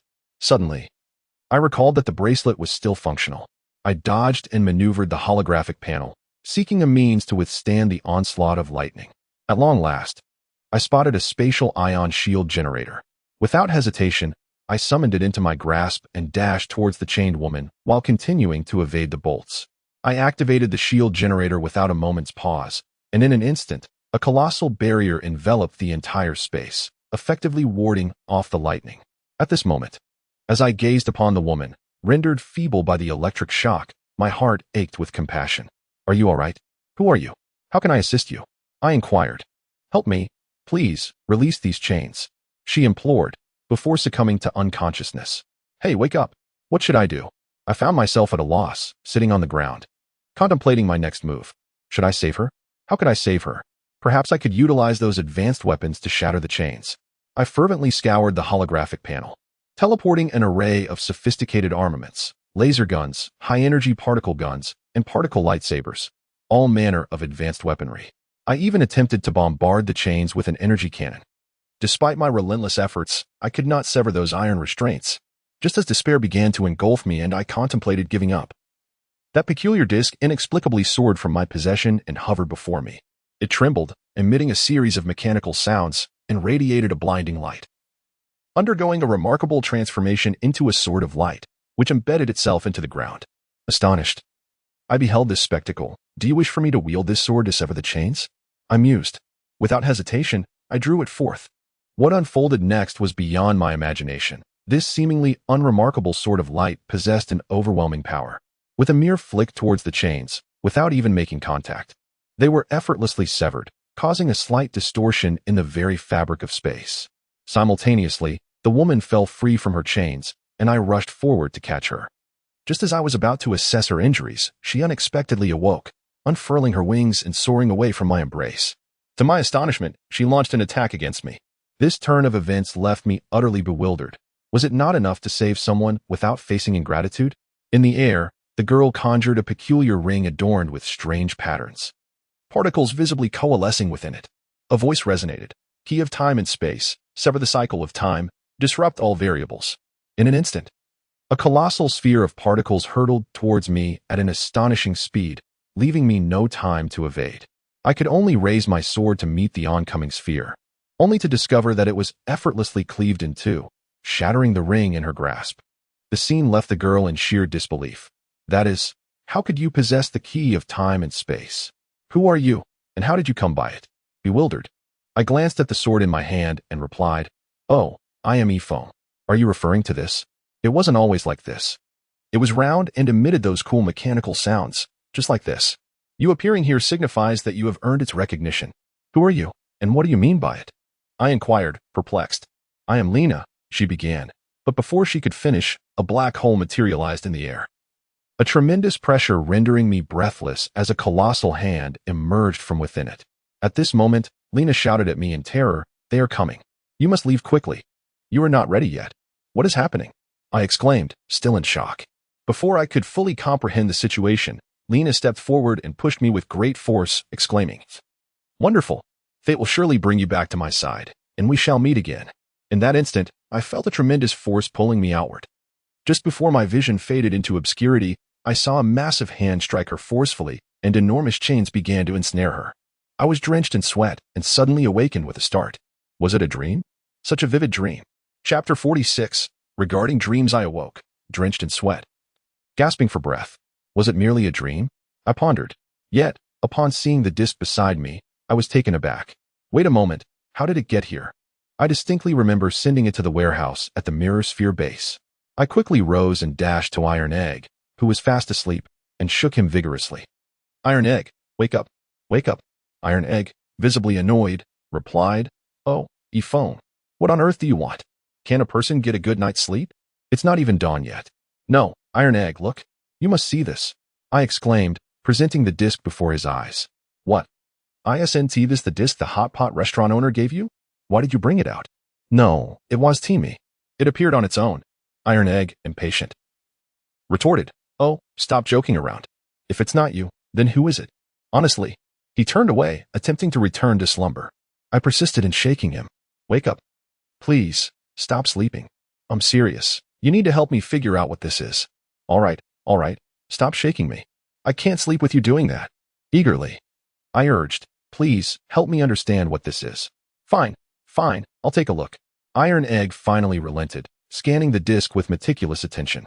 After a moment, he declared, there's nothing unusual. The disc is just the same as before. I gazed at the disc in confusion. How can this be? It's impossible. Iron Egg, equally perplexed, asked, Ephone, what on earth is going on? What happened? I had a dream. Oh, in the dream, it could transform. It could turn into a sword. Just like that. What?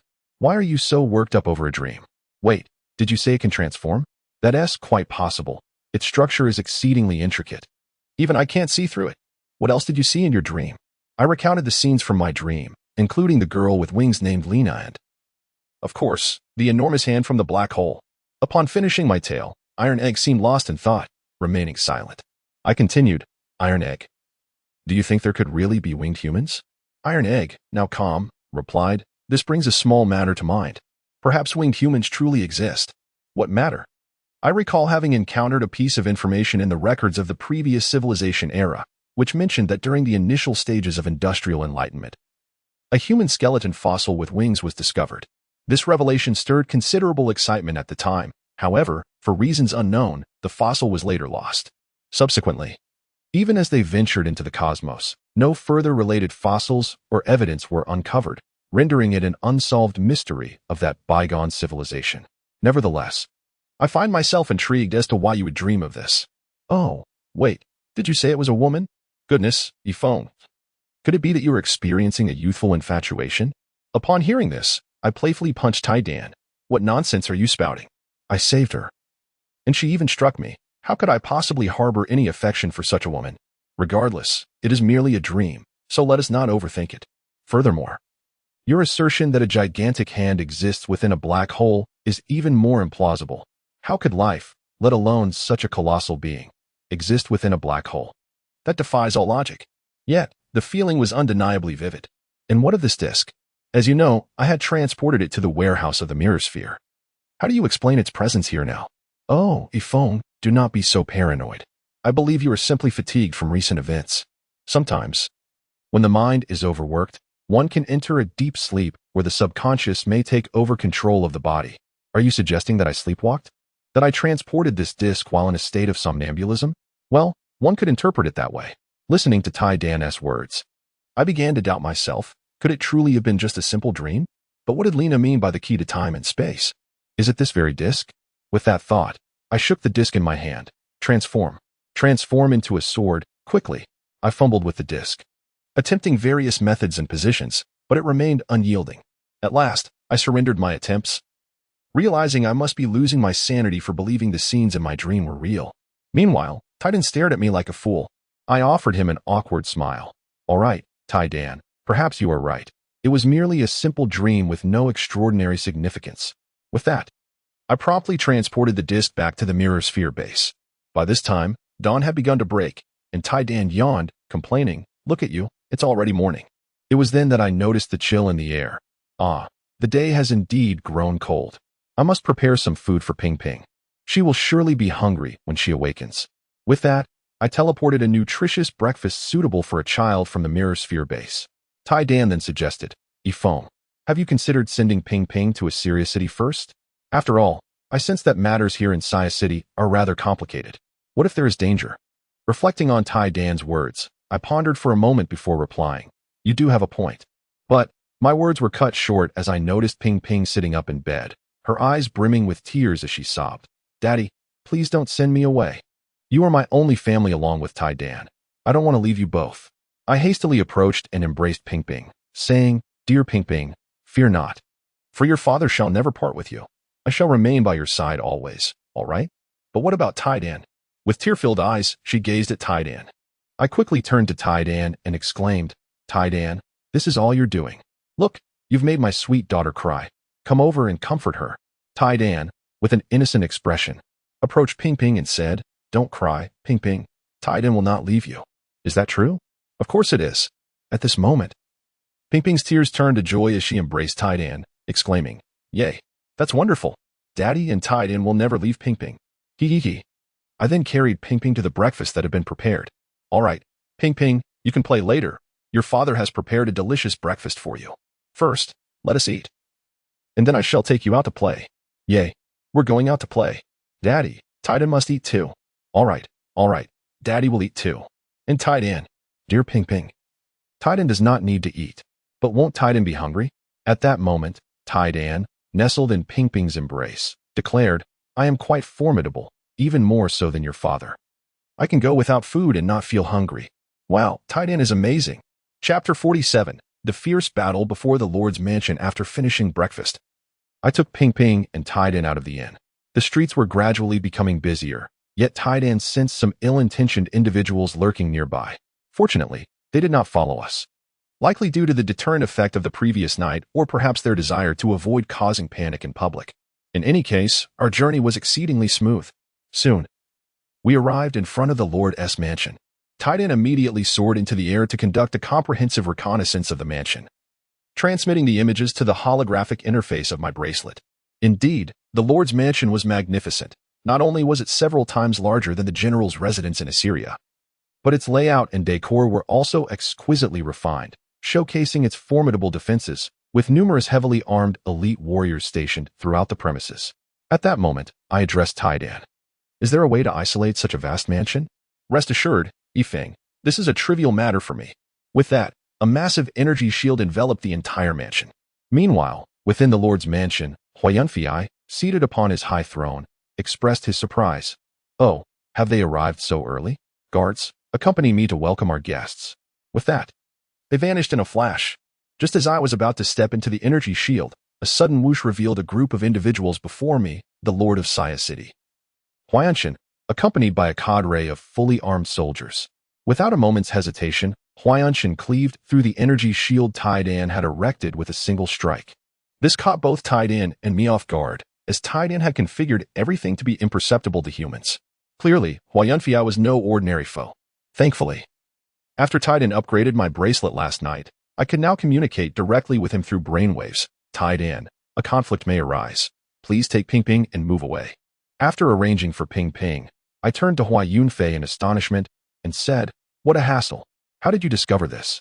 He retorted, "Shouldn't I be the one questioning you? You must be Yifeng, right? Why did you release the barrier upon arriving at my lord's residence?" "Oh, so you refer to it as a barrier?" I replied, intrigued. "But I am quite curious as to how you discern my identity." "Ha ha ha ha. At yesterday's auction, you displayed an abundance of treasures and incapacitated a martial king that very night. Simply by your presence, you managed to intimidate a group of high-ranking martial artists. Do you really think my lord's residence would lack information? You underestimate us far too much." "Oh, and what do you propose, Lord of the City?" I inquired. "I am aware of your purpose here. We can sit down and discuss matters, but that depends on your capabilities." At that moment, a heavily armored high-ranking warrior, wielding a shield and sword, emerged at a gesture from Huayunfei, positioning himself as a barrier between us and the other soldiers. I had no intention of concealing my strength, so I summoned a pair of high-energy particle gloves and launched an attack at the advanced warrior standing before me. A powerful beam of energy struck his shield, creating a flash of light. To my astonishment, apart from a glowing scar on the shield, the warrior emerged unscathed. This surprised me greatly. While my weapon was not the most advanced in the arsenal, it was still several tiers above the technology of this civilization. Yet it merely scorched the shield slightly. At that moment, Huayunfei and his companions were equally astonished. "Such an attack style, you're not merely a martial artist, you're a shaman." The members of the guard appeared both shocked and enraged, having not anticipated my true nature, though I was blissfully unaware of their thoughts. Without hesitation, the warrior launched an attack against me, wielding his shield and sword with ferocity. I met his charge head-on, deftly sidestepping his slash, and delivered a powerful punch to his abdomen, sending him reeling and causing him to spit blood as he was thrown backward, crashing heavily to the ground, unable to rise. I was genuinely surprised. Although I had successfully brought him down, I could feel through my hand that his armor was remarkably sturdy. For my formidable strength to meet such resistance, the quality of that armor was clearly exceptional. No wonder he could withstand the energy particle gun's assault. Turning to the unperturbed Huayunfei, I asked, "May I now enter and engage in a proper discussion?" Before he could respond, Another fully armored guard charged towards me, shouting, "It's not over yet. Allow me to test the shaman's power." Seeing this, Hua Yunfei shouted urgently, "No. Stop." The enraged guard, clearly blinded by fury, yelled, "Forgive me. Lord of the city, I can no longer control myself." Wielding a large sword, he roared as he swung it towards me. The blade glistening with a layer of high-energy particle light, appearing exceptionally sharp. Recognizing the imminent danger, my mind urged me to evade. Otherwise, I might truly be injured. I merely underestimated the swiftness of his assault. Despite my utmost efforts to evade, I was unable to entirely escape his attack. Instinctively, I raised my right hand to block. And with a resounding clang, my bracelet unexpectedly unleashed a force field fluctuation perceptible only to me. The brilliance of the blade was instantly dispersed, and it shattered into two segments. The guard, now astonished, stared at the broken sword in his hand, exclaiming, "What? It's broken." Without affording him a moment to react, I delivered a punch directly to his face, rendering him unconscious on the ground.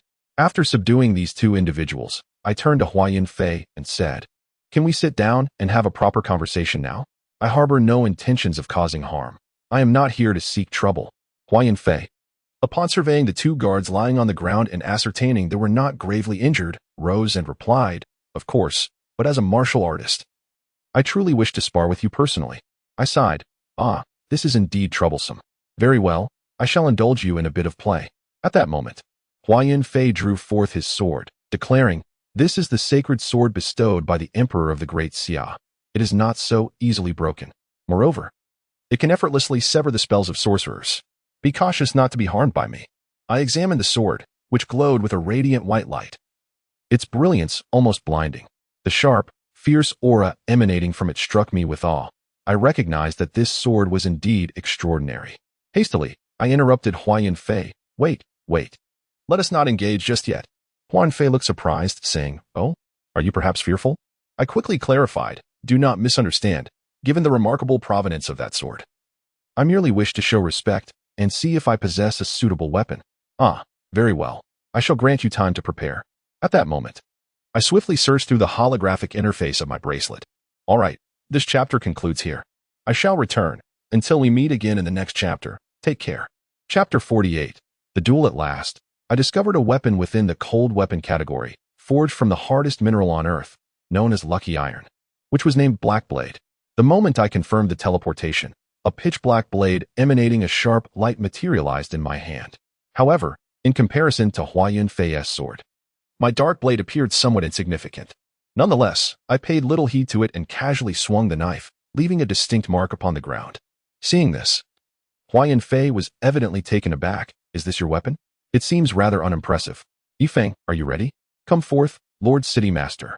In an instant, the clash of blades echoed as Hua Yunfei could not have anticipated that such an apparently trivial knife could withstand the assault of the sacred sword. Even his unique skill, the Holy Light Slash, failed to manifest its effect. He understood that this indicated my knife had reached the same tier of sacred artifact as his sword. Surprised, Hua Yunfei remarked, "Yifeng, I truly did not expect that the knife in your possession is also a sacred artifact. It appears I underestimated you previously." He then planted his sword into the ground. At this moment, I believed that Hua Yunfei was about to concede defeat. However, that was not the case. I witnessed Hua Yunfei swiftly forming hand seals, his entire being radiating a brilliant white light. In an instant, a luminous suit of armor manifested around him. Evidently a weapon of sacred artifact caliber, specially enhanced by holy light. Following this, Hua Yunfei bellowed, restrictions lifted. Immediately, his aura surged dramatically, sweeping through the surroundings like a tempest. He drew his sword from the ground anew, declaring, "What follows will be a true contest of power. Yifeng, if you do not give it your all, you may very well perish." At this point, I too began to take the situation seriously. Ah, what a nuisance. It seems I can no longer afford to hold back. Bracelet, activate voice control. The holographic interface on the bracelet flickered momentarily. Voice control activated. Please state your command. In that instant, I was astonished to notice that the sword in Hua Yunfei's grasp had transformed into something extraordinary. This sword had evidently surpassed the so-called sacred artifact level. For safety's sake, I instructed the bracelet, high-energy particle generator, high-energy particle amplifier. In an instant, two advanced technological components resembling chips materialized in my hands. I swiftly affixed them to my blade, and in a heartbeat, The entire sword was enveloped in radiant high-energy particles. Hua Yunfei, witnessing this spectacle, appeared quite astonished. Is this the means of a witch? I am eager to witness its true power. Hua Yunfei launched the first assault, and I found myself struggling to cope with the torrential flurry of attacks. Even with the augmentation of high-energy particles, I could not easily respond. My body, though robust, had not undergone professional training and could not keep pace with Hua Yunfei's speed. Before long, I began to feel overwhelmed. After Hua Yunfei delivered a powerful kick that sent me staggering back, he did not rush to continue his assault. Instead, he shouted, "Holy light purification barrier, activate." A pyramid-like barrier of white light enveloped us. With a hint of pride, Hua Yunfei remarked, "This barrier is specifically designed to counter witches. I imagine you must be feeling quite uncomfortable now." I responded with an air of nonchalance. "Do you think I would feel discomfort? Why would I? Humph, how infuriating." Little did he know that this barrier posed no threat to me, for I was not the witch he believed me to be. Nevertheless, Hua Yunfei did not let his guard down. He retreated swiftly, encircling me while forming hand seals, shouting, "Holy light cannon." In quick succession, several orbs of white light, akin to high-energy particle spheres, surged towards me. I raised my sword against the incoming holy light projectiles and executed a whirlwind slash. As the holy light orbs collided with the high-energy particles on my blade, they were instantly repelled. The ensuing explosions reverberated within the barrier, their force rivaling that of a rocket blast. Hua Yunfei was nearly knocked off his feet by the shockwave, staring at me in disbelief. He had never anticipated that his prideful holy light cannon would be so effortlessly deflected by me. As time passed, my patience began to wane. That fellow relentlessly employed his speed to engage in guerrilla tactics against me. Although his attacks were harmless, they were undeniably exasperating. Just as I contemplated suggesting an end to the battle, he audaciously shouted at me, "How does it feel? Not so pleasant, is it? Phone. Why don't you just concede?" His words, rather than disheartening me, ignited my competitive spirit. While dodging Hua Yunfei's ranged assaults, I exclaimed to my bracelet, "Take control of the left-hand particle gloves." Control of the left-hand particle gloves successful. Locking onto the enemy. At that moment, my left hand, under the bracelet's command, rose and began to wave toward the swiftly moving Hua Yunfei. After a familiar notification chimed from the bracelet, enemy locked on successfully. "Shall I activate?" I commanded, "Activate." In an instant, a powerful particle beam surged forth. Clearly, this move caught Hua Yunfei off guard, forcing him to urgently defend with his holy sword. However, the sword proved formidable, effortlessly deflecting the high-energy particle beam without leaving a scratch. Nevertheless, this maneuver was sufficient to bring him back to his senses. Seizing the opportunity, I taunted, "Is that all you've got? You underestimate me. If you want me to concede, show your true strength." At this point, Hua Yunfei had regained his composure from his earlier arrogance. "Fine, then don't blame me," he declared, gathering his energy. Under the immense aura of a powerful warrior, holy light began to coalesce around him, and his sword like a swarm of fireflies. The radiant white light danced around Hua Yunfei, resembling a blazing flame. And he bellowed at me, "Foam, prepare yourself. Holy light extreme flame slash, burn and purify everything." A formidable effect surged toward me, resembling a colossal dragon wreathed in white flames. Yet, I remained unfazed. I called out to my bracelet, "Engage multiple particle defense shields." In an instant, layers of particle shields enveloped me. I then shouted, "Perception enhancement." In a heartbeat, my perception was amplified severalfold. Thus, I boldly charged forward. And though my particle shield was shattered in mere moments, the bracelet's rapid deployment restored it just as swiftly.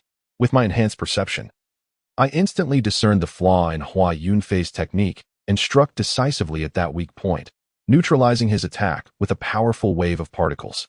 It was evident that, bolstered by advanced technology, I held the upper hand.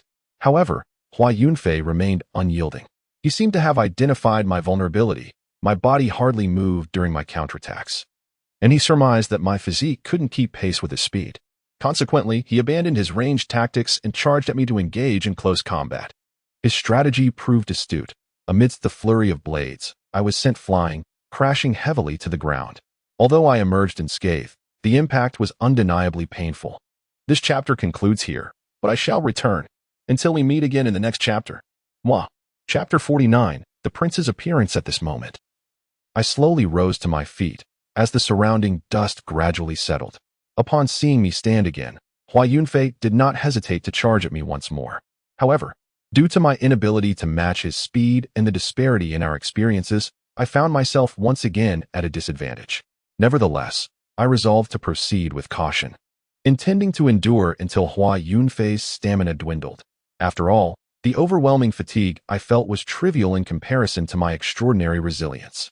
To my astonishment, Hua Yunfei's sword strikes became increasingly rapid. It dawned on me that he was deliberately alternating his speed, misleading me into underestimating his endurance. He skillfully toyed with me, utilizing his exceptional physical control and unparalleled swordsmanship. I quickly contemplated my predicament, realizing that if this continued, I would undoubtedly be defeated, most likely in a most embarrassing manner. I began to place my hopes in the bracelet, exclaiming, "Search for countermeasures." The bracelet promptly responded, calculating attack predictions through power sharing. "Shall we proceed with the sharing?" Without hesitation, I affirmed, "Share." With my mind connected, the sharing was successful in a count of 3, and soon, a series of trajectories materialized before my eyes. By following these paths, even feigned movements could perfectly parry and counterattack. At that moment, Hua Yunfei also sensed my transformation. It was as if he had anticipated my ability to see through his swordplay. He ceased his assault and proposed, "Yiphone, in our ensuing battle, I shall rely on a single decisive strike. However, this maneuver is perilous." Upon hearing this, I felt a twinge of confusion. Why was he offering me this warning? My keen intuition suggested he bore no ill will. Could it be that all this was merely a test? Therefore, I readily acquiesced, but stipulated to Hua Yunfei, "Regardless of the outcome, I hope we can harbor no animosity toward one another. Should you lose, you must vow that neither the city lord's mansion nor those behind you will hold me or my companions accountable." My words evidently took Hua Yunfei by surprise. Yet he agreed with alacrity. He then resumed his battle stance, reciting incantations as his armor transformed before my eyes. The holy light grew increasingly radiant, and a pair of wings composed of divine brilliance emerged from his back. Witnessing such a spectacle left me both astonished and perplexed, suddenly recalling the winged girl from my dreams. Was there a connection between them?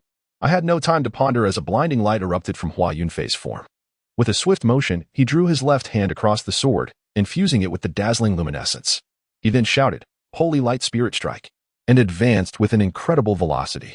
Based on the immense computational power shared by the bracelet, I instantly recognized that this attack was utterly indefensible and unavoidable.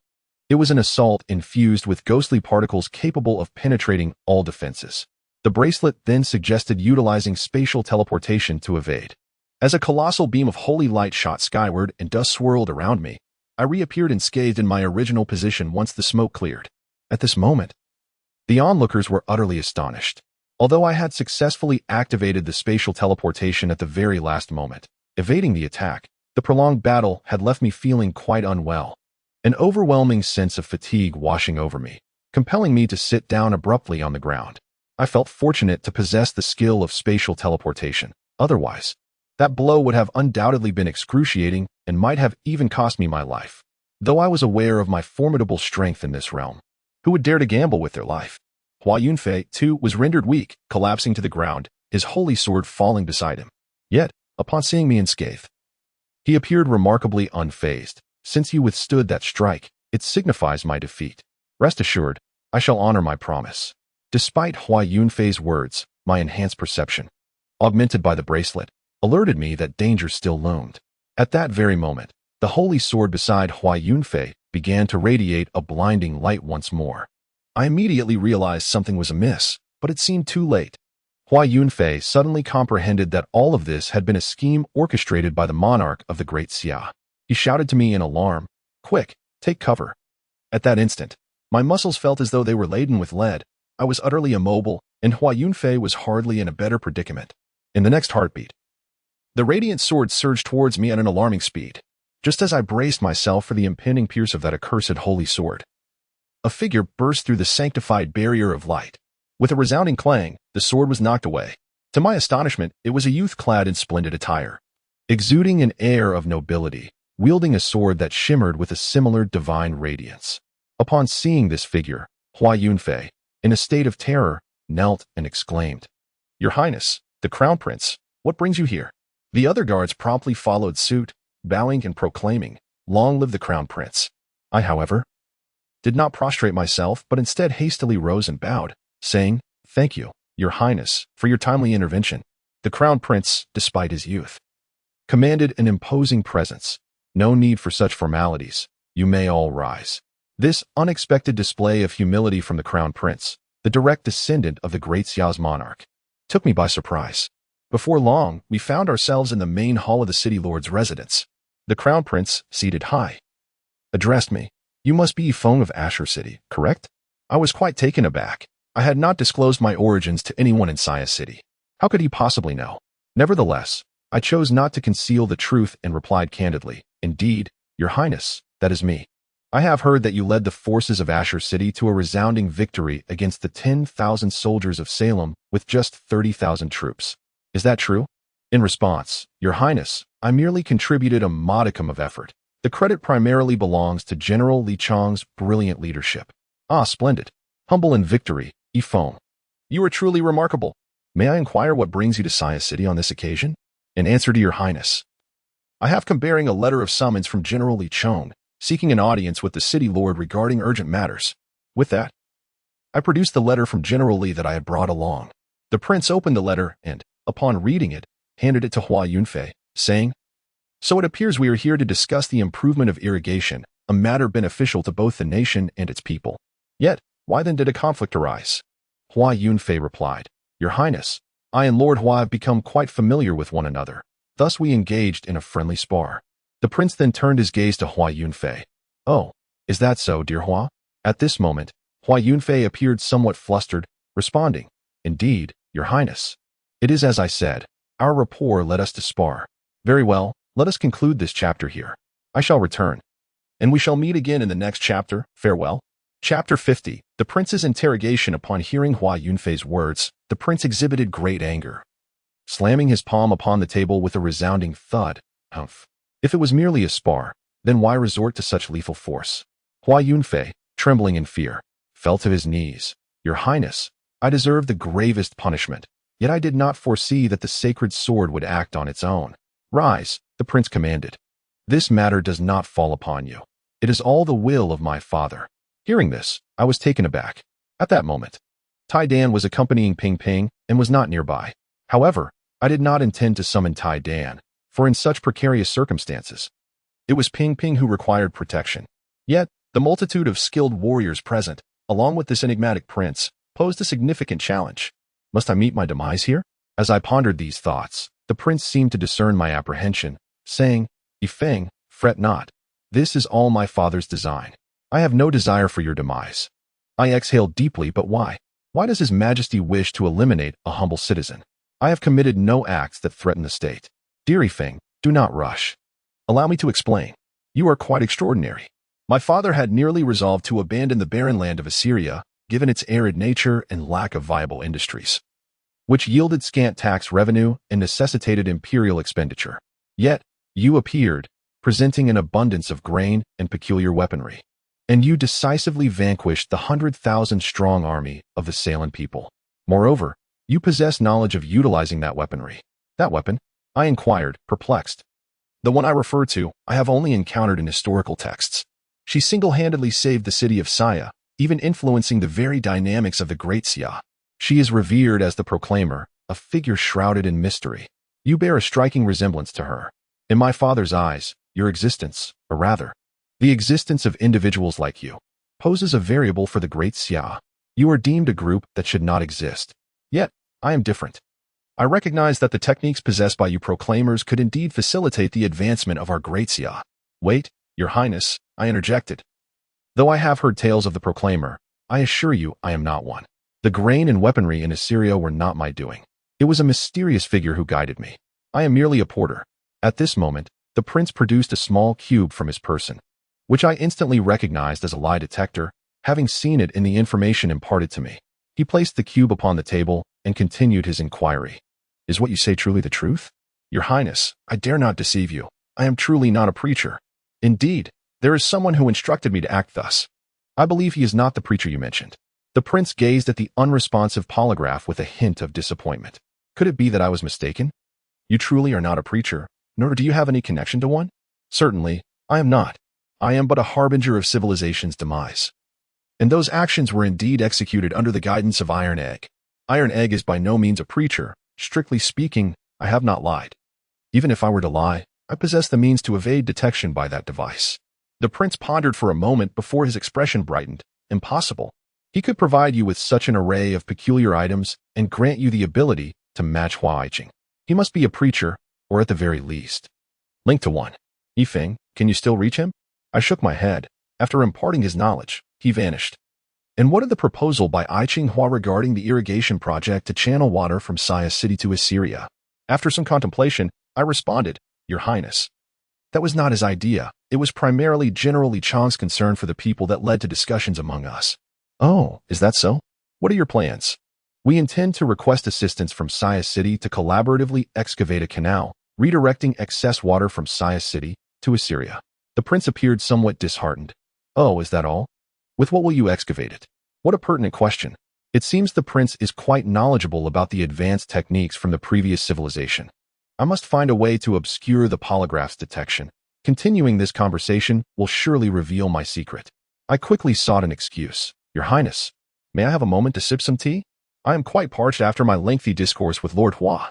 The prince, seemingly pleased, recognized my attempt to buy time. He likely surmised that I possessed methods beyond this era. However, casting a glance at the polygraph, it was clear he held it in high regard and did not press me further, commanding a servant to brew a fine tea. Seizing the opportunity while sipping tea, I swiftly activated the brainwave shielding system on the holographic panel. I then stated, Your Highness, our plan involves both parties sending workers to dig from Assyria and Saya City towards each other. As for the manpower and resources, we can contribute 60%. Upon hearing my words, the prince glanced at the unreactive device, disappointment etched on his face. Is it truly limited to this? Yet, Hua Yunfei appeared somewhat irate. Are you jesting with me? Even if I have some rapport with Li Chong, it is inconceivable to expend such resources to aid you in digging a canal. What benefit would this bring to Saya City? I hastily added, Your Highness, Lord Hua. Not only will this alleviate Assyria's water scarcity, but it will also enhance trade and communication between the two cities. More importantly, both cities are frontier settlements. Should either face incursions from foreign barbarians, we can better support one another. Regarding manpower and resources, Assyria can contribute up to 70%. Yet, Hua Yunfei remained unyielding. And what of it? For us in Saya City, the disadvantages far outweigh the advantages. Upon witnessing the unfolding situation, the Crown Prince bellowed, Cease your quarrel at once. Ministry speaks the truth. The construction of the canal is indeed necessary. However, now is not the opportune moment for excavation. Such actions would undoubtedly lead to exorbitant costs and immense suffering among the populace. In the current unstable political climate, with formidable external threats looming, we can only proceed smoothly with the aid of the propagator. Would you not agree, Ministry? Or has the propagator perhaps communicated alternative methods to you? What an intriguing character this Crown Prince is. His gaze sends a shiver down my spine. To avoid revealing my apprehension, I quickly bowed and replied, Your Highness, this is the best solution we, in Assyria City, could conceive. I beseech the court and you to empathize with the plight of Assyria City. Ah, still unwilling to concede? In that case, might Minister E accompany me back to Xiaking City to serve in the court? Once I ascend to the throne, I shall devote the resources of the entire nation to assist Assyria City in the excavation of the canal. Goodness, this revelation startled me. Could it be that the Crown Prince harbors ambitions of usurping the throne? Yet, he is the Crown Prince, the Emperor's legitimate son. Is it not a natural progression for him to inherit the throne? Unless other princes harbor treasonous intentions. It seems the earlier assertions by young Master Zhang regarding the royal family were not mere fabrications. The situation appears to be becoming increasingly convoluted. Well, let us conclude this chapter here. I shall return, and we shall meet again in the next chapter. Kisses. Chapter 51. The suspicion surrounding Hua Yunfei upon hearing the Crown Prince's words, I contemplated for a moment. It is wise to refrain from engaging in such perilous matters of succession. However, this also presents an opportunity to interface with the upper echelons of the Great Xia's power structure. Yet, should I align with the wrong faction, it could lead to significant troubles. At this moment, the Crown Prince, noticing my prolonged silence, seemed to discern my concerns. Minister E, there is no need for haste in your response. Once this matter is resolved, I shall return to Xiaking City. Here, take this. With that, he produced a royal token and placed it in my hand, continuing, This is my personal token. Once you have made your deliberation, you may use it to find me. With it, you shall face no troubles within the realm of Great Xia. I respectfully accepted the token. Thank you for your generosity, Your Highness. Surely, your visit is not solely to seek me out. You have come regarding the Li family, have you not? My words took the Crown Prince aback. Oh, you are aware of the Li family's situation? Are you perhaps one of them? Your Highness, I am not. I merely possess some knowledge concerning the Li family. Clearly, the Crown Prince felt a tinge of disappointment. Ah, is that so? He then commanded fiercely, seize this man. What a turn of events. Just moments ago, all seemed well. And now he flips in an instant. Indeed, those of royal blood are perilous.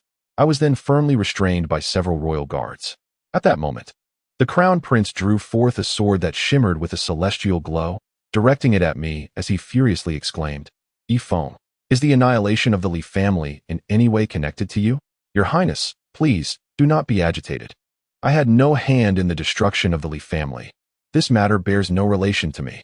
However, I cannot speak to the involvement of Lord Hua. My words not only astonished the Crown Prince, but also incensed Hua Yunfei, who shouted in fury, Ifong, what nonsense are you spouting? Do not recklessly accuse me.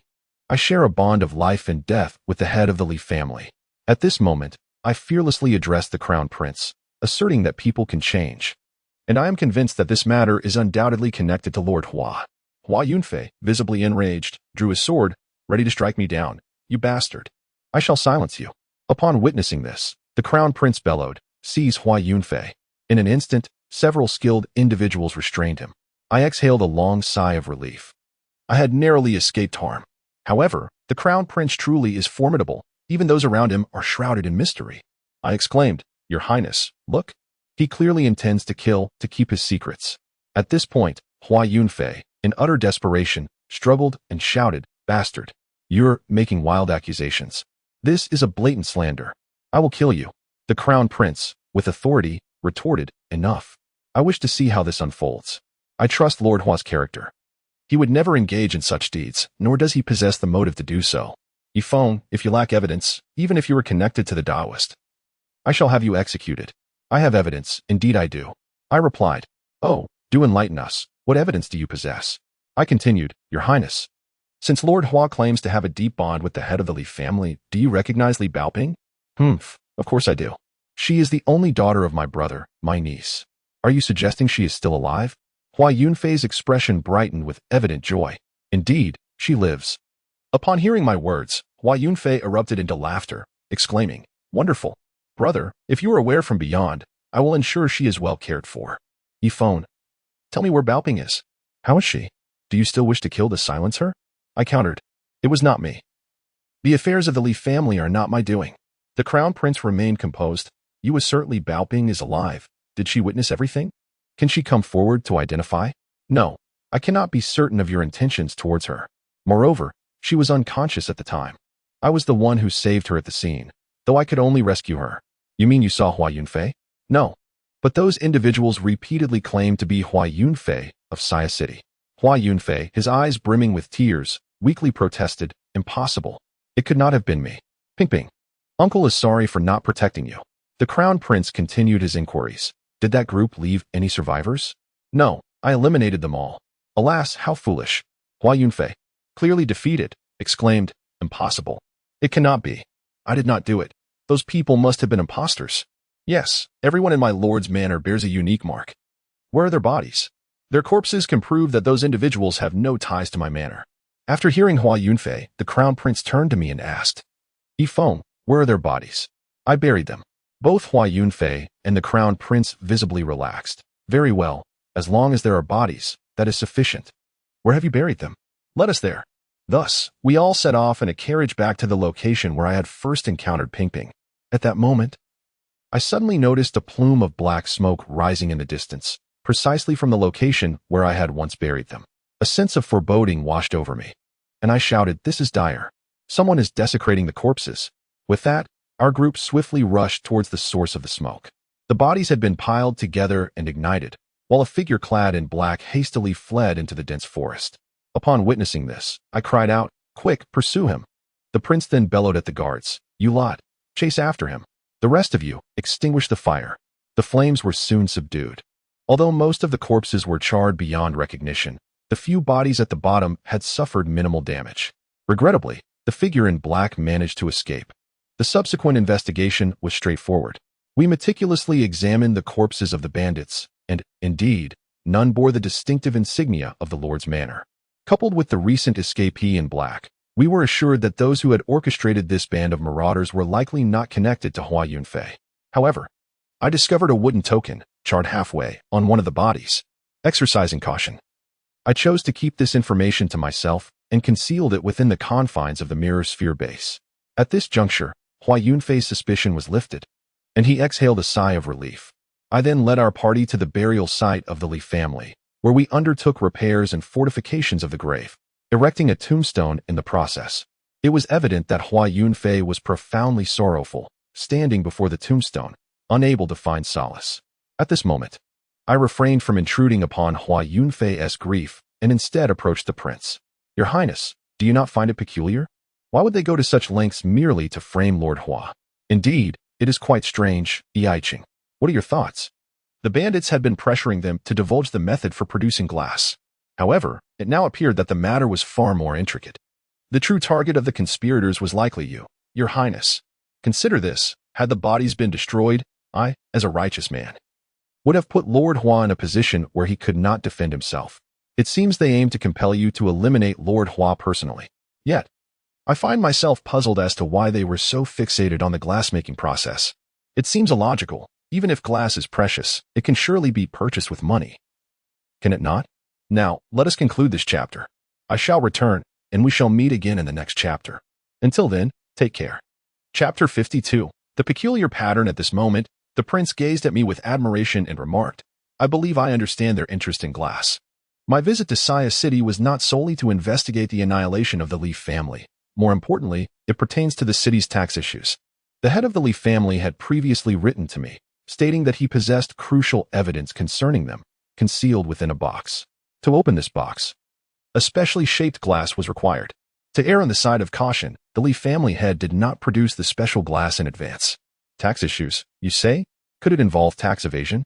Indeed, they must have acquired the box containing the evidence, which explains their desperate desire for the method of glass production. That doesn't make sense, I remarked. Since they have obtained the box containing evidence detrimental to them, why do they not simply destroy it along with the evidence? Instead of going through such elaborate measures? At that moment, the Crown Prince elucidated, do you know why glass exists in this world? I was momentarily taken aback. Is this related to the preacher you mentioned? Indeed, he replied. The arrival of the preacher left behind many miraculous artifacts, and glass is one of them. That box is also a relic from the preacher. It is impervious to water and fire, extraordinarily resilient. I have seen it before. Even the sharpest blade of our royal sword leaves no mark upon it. Thus, they must first open the box before they can destroy the evidence. At last, I comprehended the situation. Everything made sense now. I continued, Your Highness, do you have any suspects? Well, this matter may not be as straightforward as it seems. It might involve our royal family. Are you certain you wish to know? After some contemplation, I replied, I came to Saya City primarily to discuss the construction of the irrigation canal, but unexpectedly, I encountered Ping Ping. You know, she calls me father, so I wish to avenge her. Very well, he said. This affair surely relates to the 5 great families, as they control the majority of the industry in Saya City. Therefore, any tax issues must involve them. The Li family has been eradicated, and the Hua family, which is Hua Yunfei's, I know him well enough. He is likely not involved in the tax issues. Thus, we are left with the Liu, Wang, and Zhang families. Your Highness, your insight is remarkable. Your thoughts align closely with mine. I believe I have a way to draw them out. But may I inquire if you know the specific shape of that peculiar glass? Or at least its general form. Are you suggesting you can fabricate it? Indeed. When I saved Ping Ping, an elderly woman, still clinging to life, imparted the method to me. To avoid drawing too much attention, I told a small fib to the Crown Prince. Fortunately, the situation was not as dire as I had imagined, although not precise. The Crown Prince assured me he still remembered its general appearance. At that moment, Hua Yunfei seemed to have emerged from his sorrow. He approached me, visibly agitated, and asked, Is Ping Ping all right? May I see her? Certainly, but please refrain from mentioning the Li family. I fear it may distress her. Rest assured, I promise not to provoke her. All right then, let us return and discuss this further. Soon, we arrived back at the Lord's mansion. As we reached the entrance, I communicated with Taidan through my bracelet, instructing her to bring Ping Ping to my side. Upon seeing me, Ping Ping joyfully rushed towards me, and I embraced her warmly. At that moment, Taidan said to me, "While you were away, some uninvited pests followed you. I dealt with them swiftly. A mere flick of my strength reduced them to nothing. Did anyone notice you? Fear not. Who do you think I am? When I took care of them, I ensured the space was isolated, guaranteeing no one was aware. Well done." At this moment, Hua Yunfei, upon seeing Ping Ping in my arms, immediately yearned to embrace her. Ping Ping, clearly unwilling and somewhat frightened, clung tightly to me. I swiftly turned to evade Hua Yunfei. "Lord Hua." Hearing my reprimand, Hua Yunfei finally calmed down. "Quickly, let us enter the house and speak." Once inside, Hua Yunfei could no longer contain his emotions and approached Ping Ping, tears glistening in his eyes as he said, "How wonderful, it truly is Ping Ping. My dear little Ping Ping, may Uncle Hua hold you?" At this, Ping Ping burst into tears. No, Daddy, this uncle is scary. I don't want him to hold me." "It's all right. Ping Ping, don't be afraid. Daddy won't let this bad uncle hold you." Hua Yunfei's face was filled with astonishment. "Yifeng, what is happening? What have you done to her?" I refrained from hurrying to respond to his inquiries, instead gently setting Ping Ping down. "Go play with Taidan over there." I then discreetly communicated with Taidan, instructing him, "Taidan, isolate this room with a barrier." Afterward, I pulled Hua Yunfei aside and explained, "Ping Ping must have witnessed those horrifying images, leading to her amnesia. Please do not provoke her further. I wish for her to grow up joyfully, free from those terrifying memories." Hua Yunfei's eyes brimmed with tears. "Oh, poor child. It is evident how much you care for her, and she is quite close to you. I hope you will take good care of her. You need not worry." "I will certainly do so." "Ha ha ha, that reassures me. Perhaps it is best for her to be with you. Those despicable scoundrels will not escape my wrath." At that moment, the Crown Prince summoned paper and pen, soon sketching the peculiar grooves of the box from his memory. As I gazed at the prince's drawing, a sense of familiarity washed over me, as if I had seen it before. Yet, despite my pondering, I could not recall its origin. The prince, noticing my unease, asked, "Hey, Yifeng, are you all right? Have you recalled any clues?" I shook my head. "No, it's just that this pattern seems familiar. Yet I cannot pinpoint where I have seen it." "Ah, no worries. Take your time. My drawing may not be accurate. You can fabricate it, right? You intend to use this to lure them out, correct?" "Indeed. Once I create it, we can proceed accordingly." I quietly shared my plan with the prince and Hua Yunfei. Just then, Ping Ping rushed over, exclaiming, "Daddy, Ping Ping is tired from playing. Ping Ping wants Daddy to hold her." I bent down and said, "Come here, let Daddy hold you." As I lifted her, I caught sight of the pendant around Ping Ping's neck, the one that had once been stained with blood and was particularly striking. In that instant, realization struck me. This was the very design the prince had drawn. Although there were slight differences, it was unmistakably the same pendant. Hadn't the prince mentioned that this item had not yet been fabricated? Could it be that this pendant was created only after the letter was sent to the prince? I dared not dwell on the implications and instead discreetly adjusted Ping Ping's clothing, concealing the pendant beneath her garment. All right, let us conclude this chapter here. I shall return, and we shall meet in the next chapter. Chapter 53. Young Master Zhang is captured. At this moment, I focused my thoughts, commanding Iron Egg to shield the pendant and to envelop Ping Ping in a protective barrier. Cradling the somewhat drowsy Ping Ping, I approached the prince and said, "Your Highness, may I take my leave to prepare the item you requested? Also, Ping Ping seems weary, and I wish to take her home for rest." The prince, oblivious to any anomalies, permitted my departure. As I carried Ping Ping away, I sensed countless eyes observing me from the shadows.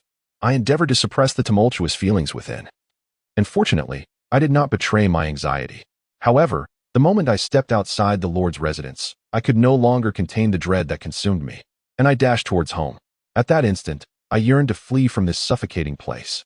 Yet, upon reaching the inn's entrance, a strong metallic scent of blood assailed my senses, and I immediately realized that something was amiss. Iron Egg, activate multiple protective barriers.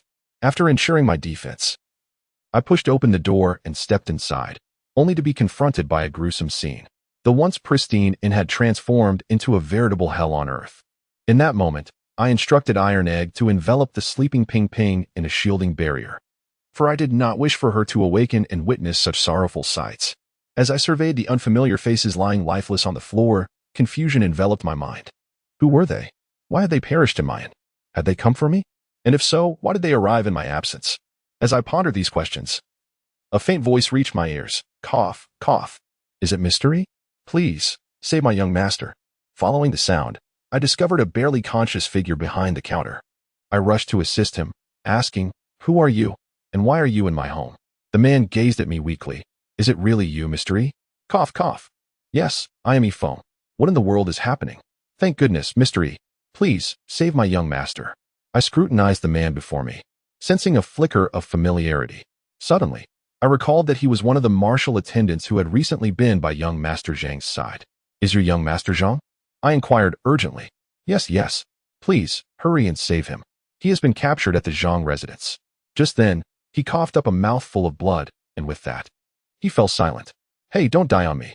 You haven't explained what has transpired." I frantically shook him, desperate to revive him, but alas, he was beyond saving. At this moment, I believe that young Master Zhang should be in no imminent danger, as he has been captured by the Zhang family. After all, even a tiger does not eat its cubs. Moreover, he is still clad in that particular garment. Subsequently, I tidied up the scene alongside Tai Dan, restoring the inn to its previous state of cleanliness and order, as if nothing had transpired. Upon returning to my room, I arranged a feast of her favorite dishes for Ping Ping, accompanied by a note informing her that I and Tai Dan had some matters to attend to but would return shortly. I advised her not to wander about the house, as it would cause her father concern. Once everything was in order, Tai Dan and I swiftly arrived at the Zhang residence.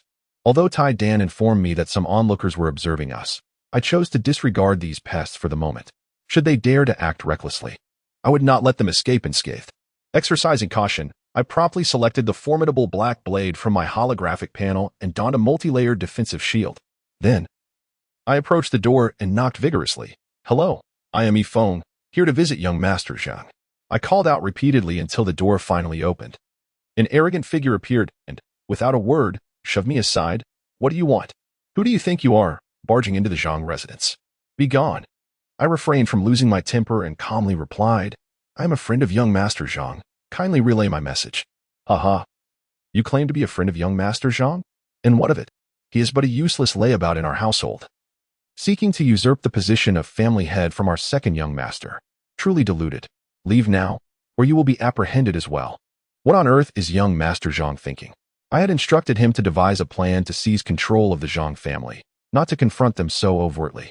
Has he grown so accustomed to his arrogance that he lacks discernment? At this point, the doorkeeper, seeing that I had not moved, attempted to shove me out again. I refused to indulge him, seizing his outstretched arm and executing a swift throw, sending him sprawling to the ground with a loud thud and a cacophony of cries. I paid him no further heed. Tai Dan, what is the strength of the others within the Zhang residence? Tai Dan assessed the situation and replied, "They are not weak. But do not worry, they cannot contend with us. That simplifies matters."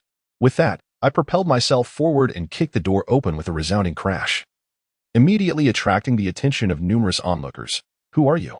Why have you destroyed the door of the Zhang residence and harmed our servants? You dare to intrude upon our estate?" I gazed in astonishment at the somewhat imposing middle-aged man before me. Could it be that you are the head of the Zhang family? Indeed, and who might you be? What is your purpose here? "Oh, I am Ifong, a friend of young Master Zhang. I came to discuss matters but was met with the insolence of your inattentive servant, who not only barred my entry but also spoke rudely to me. Hence, I had to teach him a lesson. Head of the Zhang family, I trust you don't mind? Merely disciplining an insolent servant, I certainly have no objection. However, I must inform you that seeing my wayward son is out of the question." "Oh, and why is that? Head of the Zhang family? Humph, that ungrateful wretch. Daring to covet the position of family head while I still live. He has chosen the path of self-destruction and has been confined as a result." Upon hearing those words, I felt a wave of relief. "Oh, so he is not dead yet? May I have a chance to see him? Humph, he deserves to perish. Yet regardless of his faults, he is still my son. It would be wise for you, my young friend, to refrain from meddling in my family affairs. You should leave at once. I assure you, I will not cause you any trouble." The head of the Zhang family, taken aback by my words, replied, "Do you truly believe I would depart without seeing him? My wayward son, notorious for his arrogance and reckless spending, lacks the audacity to commit such a heinous act. Are you the one instigating this? Ah, your name is Ifong. No wonder it sounds familiar. You are the one who acquired the weapon of the preacher at the auction." "Indeed, that is I." "Humph, it appears that I was correct to suspect you. I was left wondering how my son came to possess that weapon." It seems you have been the instigator all along, since you have willingly walked into my trap. Do not blame me for being uncharitable. Seize this person. I, the head of the family, shall reward you handsomely. Thus, this chapter concludes. I shall return, and we shall meet again in the next chapter. Chapter 54. Divine Power. As soon as the head of the Zhang family finished speaking, a group of martial artists surged toward me. At that moment, I felt no fear. Their attacks fell upon me like a relentless downpour. Grandiose in sound, yet lacking in substance. Not a single layer of my protective shield was breached. I advanced steadily amidst their onslaught. This spectacle evidently astonished the head of the Zhang family. With a wave of his hand, several higher-ranked martial artists charged at me. In a flash, my protective shield was shattered, but fortunately, I had multiple layers of protection. Although this turn of events was shocking, it bore no consequence for me. I continued my methodical march toward the inner sanctum of the Zhang residence. Suddenly, an elderly man rushed forth, blocking my path. You are exceedingly arrogant, young man. Everyone, step aside, let me face this fellow. I dismissed his presence nonchalantly, even arrogantly declaring, humph, just a bunch of worthless rabble. Little did I know, my arrogance would soon lead to my downfall. The old man, radiating golden light, shouted, 1,000 arrows returned to the tide. In an instant, the heavens and earth shifted, and countless swords of golden light surged toward me like an overwhelming tide. This technique was indeed extraordinary. Under the immense force, my multiple protective shields were shattered one after another. Despite my frantic attempts to regenerate the shields with my bracelet, aided by iron eggs, the speed of their regeneration could not keep pace with the onslaught. Ultimately, my defenses succumbed, and I heard the sound of my protective layers failing due to overload. In that moment, innumerable light swords pierced my body. The tremendous impact sent me hurtling away, crashing through a pillar of the Zhang residence's gate, which collapsed with a resounding roar, sending dust swirling around. The intense pain nearly rendered me unconscious. Iron Egg hastily flew to my side, scanning me with a gentle healing light, which provided me with considerable relief. At that moment, the old man retracted his aura and scoffed, humph. To perish under my most formidable strike, you may take pride in that. The head of the family can now have someone clean up the mess. As the head of the Zhang family commanded his subordinates to tidy up the scene, I brushed aside the rubble clinging to my body and rose to my feet. The swirling dust gradually settled, and when the members of the Zhang family beheld me standing unscathed, they were utterly astonished, particularly the elderly man from earlier, who seemed profoundly shaken, his demeanor fraught with disbelief. Impossible, impossible. How can this be? How can you still be alive, utterly unharmed? Is this an illusion? Yes, it must be an illusion. Ha ha ha. I am invincible. Ha ha ha. It is all a lie. Everything is a fabrication. Ha ha. How could this be? I was the one who had been struck, yet this fellow's spirit was shattered. Meanwhile, the head of the Zhang family remained remarkably composed. It appears I have underestimated you. Young man, do you know what a deity is? Today, let me demonstrate the might of my Zhang family's divine sword. With that, his countenance shifted to one of cold severity, and a golden aura surged around him like flames. He raised his palm, radiating golden light, and conjured a resplendent golden longsword. The only regret of my life is that I have not allowed this divine sword to achieve renown across the realm, leading to the likes of commoners daring to insult my Zhang family. Today, I shall use your head to commemorate my regret. Upon hearing this, I became acutely aware, realizing that the head of the Zhang family was not merely speaking empty words. The sword in his hand emanated a presence far surpassing that of a holy sword. Confronting it directly could indeed lead to my demise. A profound sense of danger enveloped me, sending chills down my spine. Yet, what did it matter? He was utterly unaware of the true power of technology. Without hesitation, I activated the voice control and computational sharing of my bracelet, enhancing my perception. I initiated dozens of multi-layered shield generators and summoned forth the black longsword. This battle could not afford to fail. At that moment, the head of the Zhang family regarded my sword with a mocking grin. Humph, I thought it was some extraordinary weapon.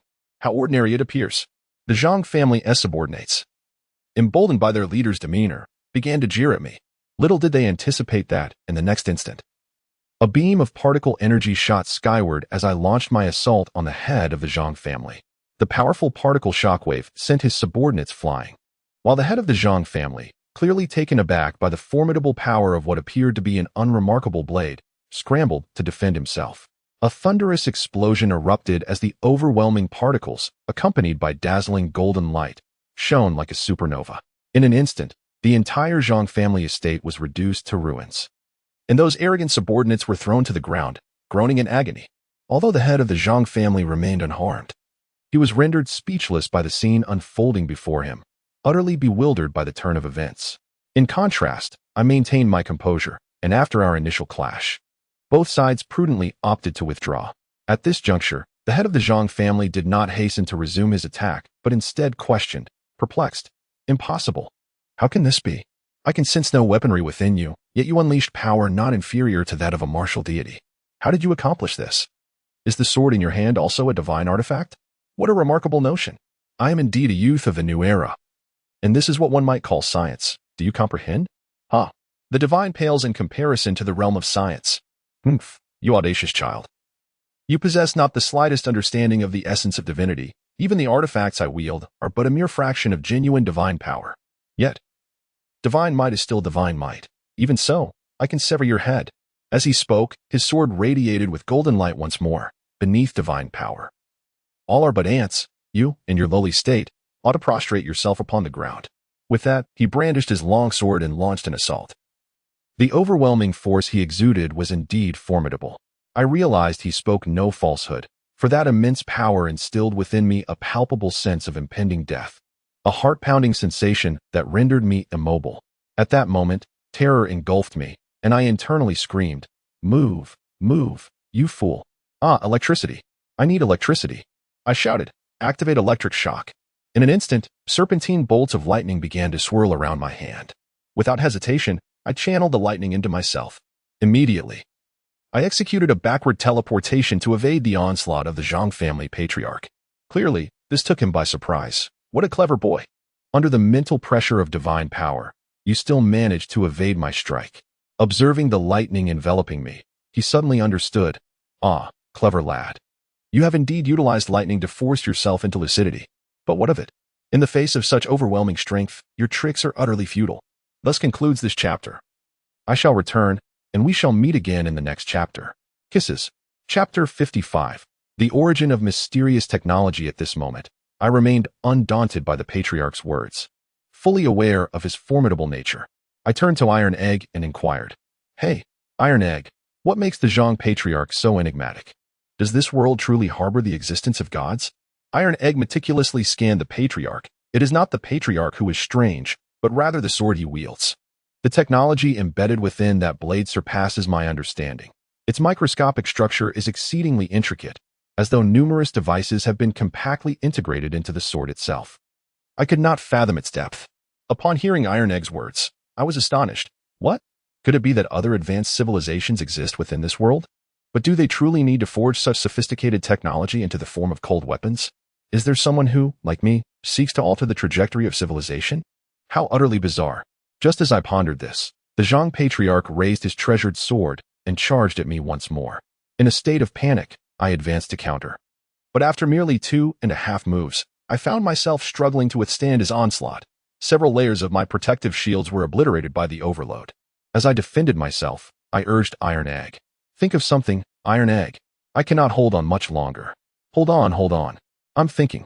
Iron Egg was tirelessly analyzing and searching through the database. In a flash, I was struck and sent flying, crashing heavily to the ground, creating a substantial crater upon impact.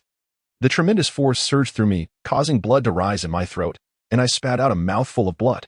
Fortunately, thanks to the shield's protection, I merely suffered a minor injury. Yet the pervasive pain throughout my body was truly unbearable.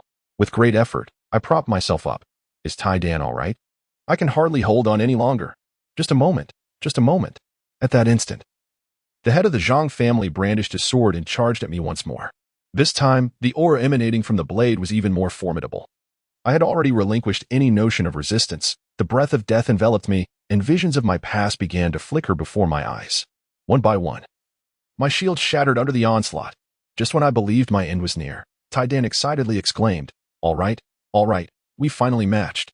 In that instant, a powerful shockwave erupted, and a torrent of ionized energy swept through the entire space. I could even feel every hair on my body crackling with energy. At that moment, a deafening clang resonated as the sword of the Zhang family patriarch struck me. However, the blade had lost its former luster, resembling an ordinary sword instead. The patriarch could hardly believe his eyes and continued to swing at me relentlessly. But how could this sword harm me now? It could not even breach my shields.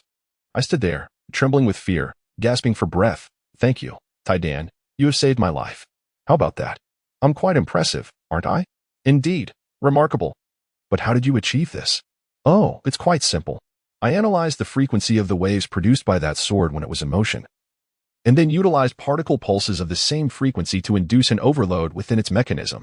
In simpler terms, it's akin to using lightning to strike through your television. Oh, I see. So this world truly harbors other advanced civilizations, does it? It seems so. The cosmos is vast, and the paths of existence are beyond imagination. Surely, wisdom and civilization extend beyond Earth. Perhaps other civilizations have already arrived here, or possibly, we are merely remnants of a forgotten legacy. Is that so? It appears my mission has grown more complex. At that moment, the patriarch of the Zhang family finally came to terms with reality. Helplessly discarding his sword and slumping to the ground in despair, how could this be? How could humanity possibly triumph over divine power? No, it's impossible. You are not human. Are you a god? No, that cannot be. Yifeng, who exactly are you? What are you? I told you. I am merely a friend of young Master Zhang. Ha ha ha. Well, I admit my arrogance. I do not begrudge my defeat. Do as you will. Patriarch Zhang. Do not be alarmed.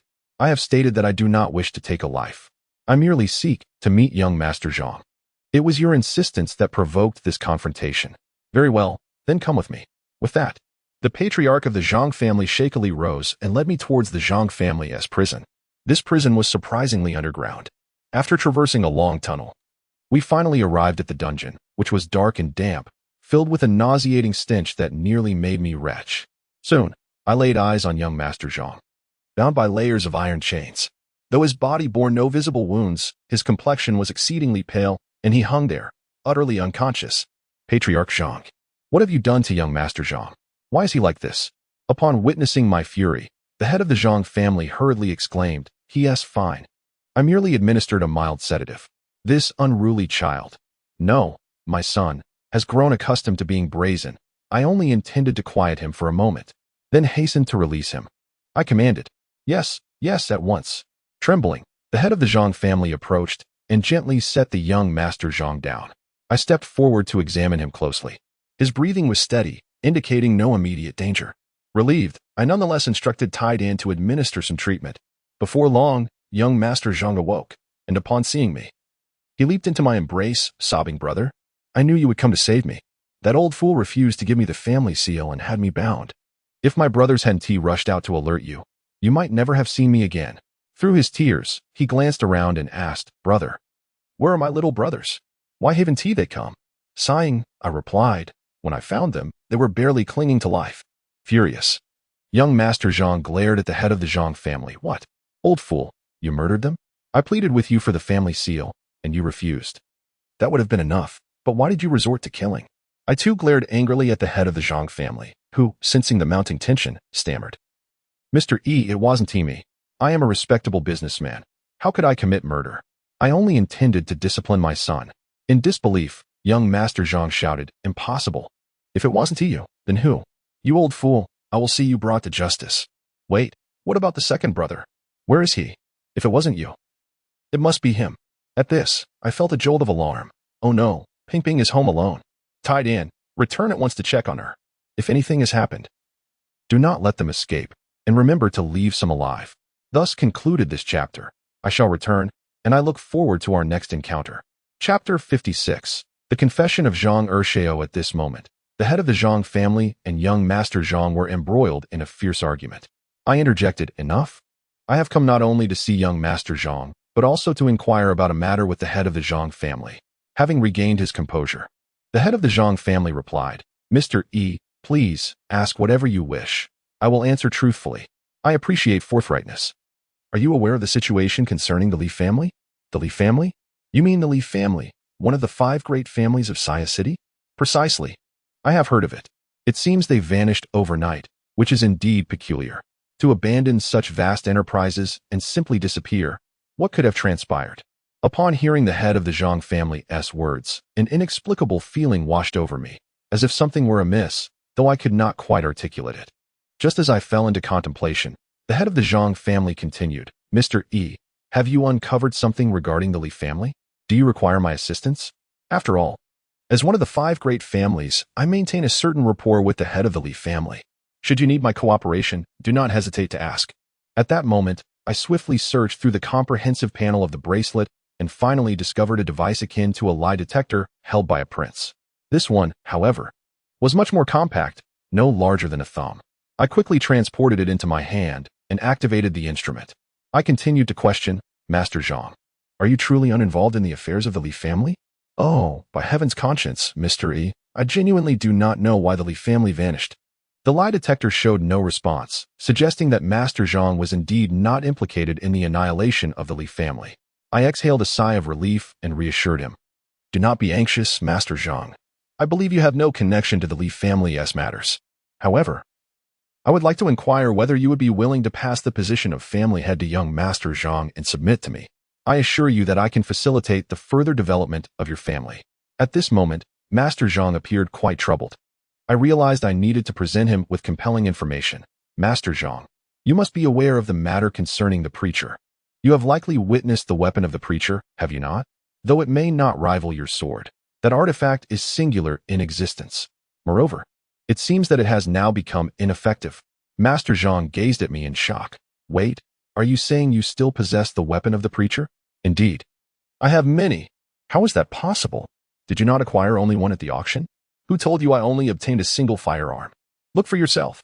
With a wave of my hand, 100 various firearms neatly arranged before Master Zhang's eyes. Upon seeing this spectacle, Master Zhang's eyes gleamed with astonishment. Are these all weapons of the preacher? How could you produce so many at once? Could it be that you are also the preacher? Well, you could interpret it that way.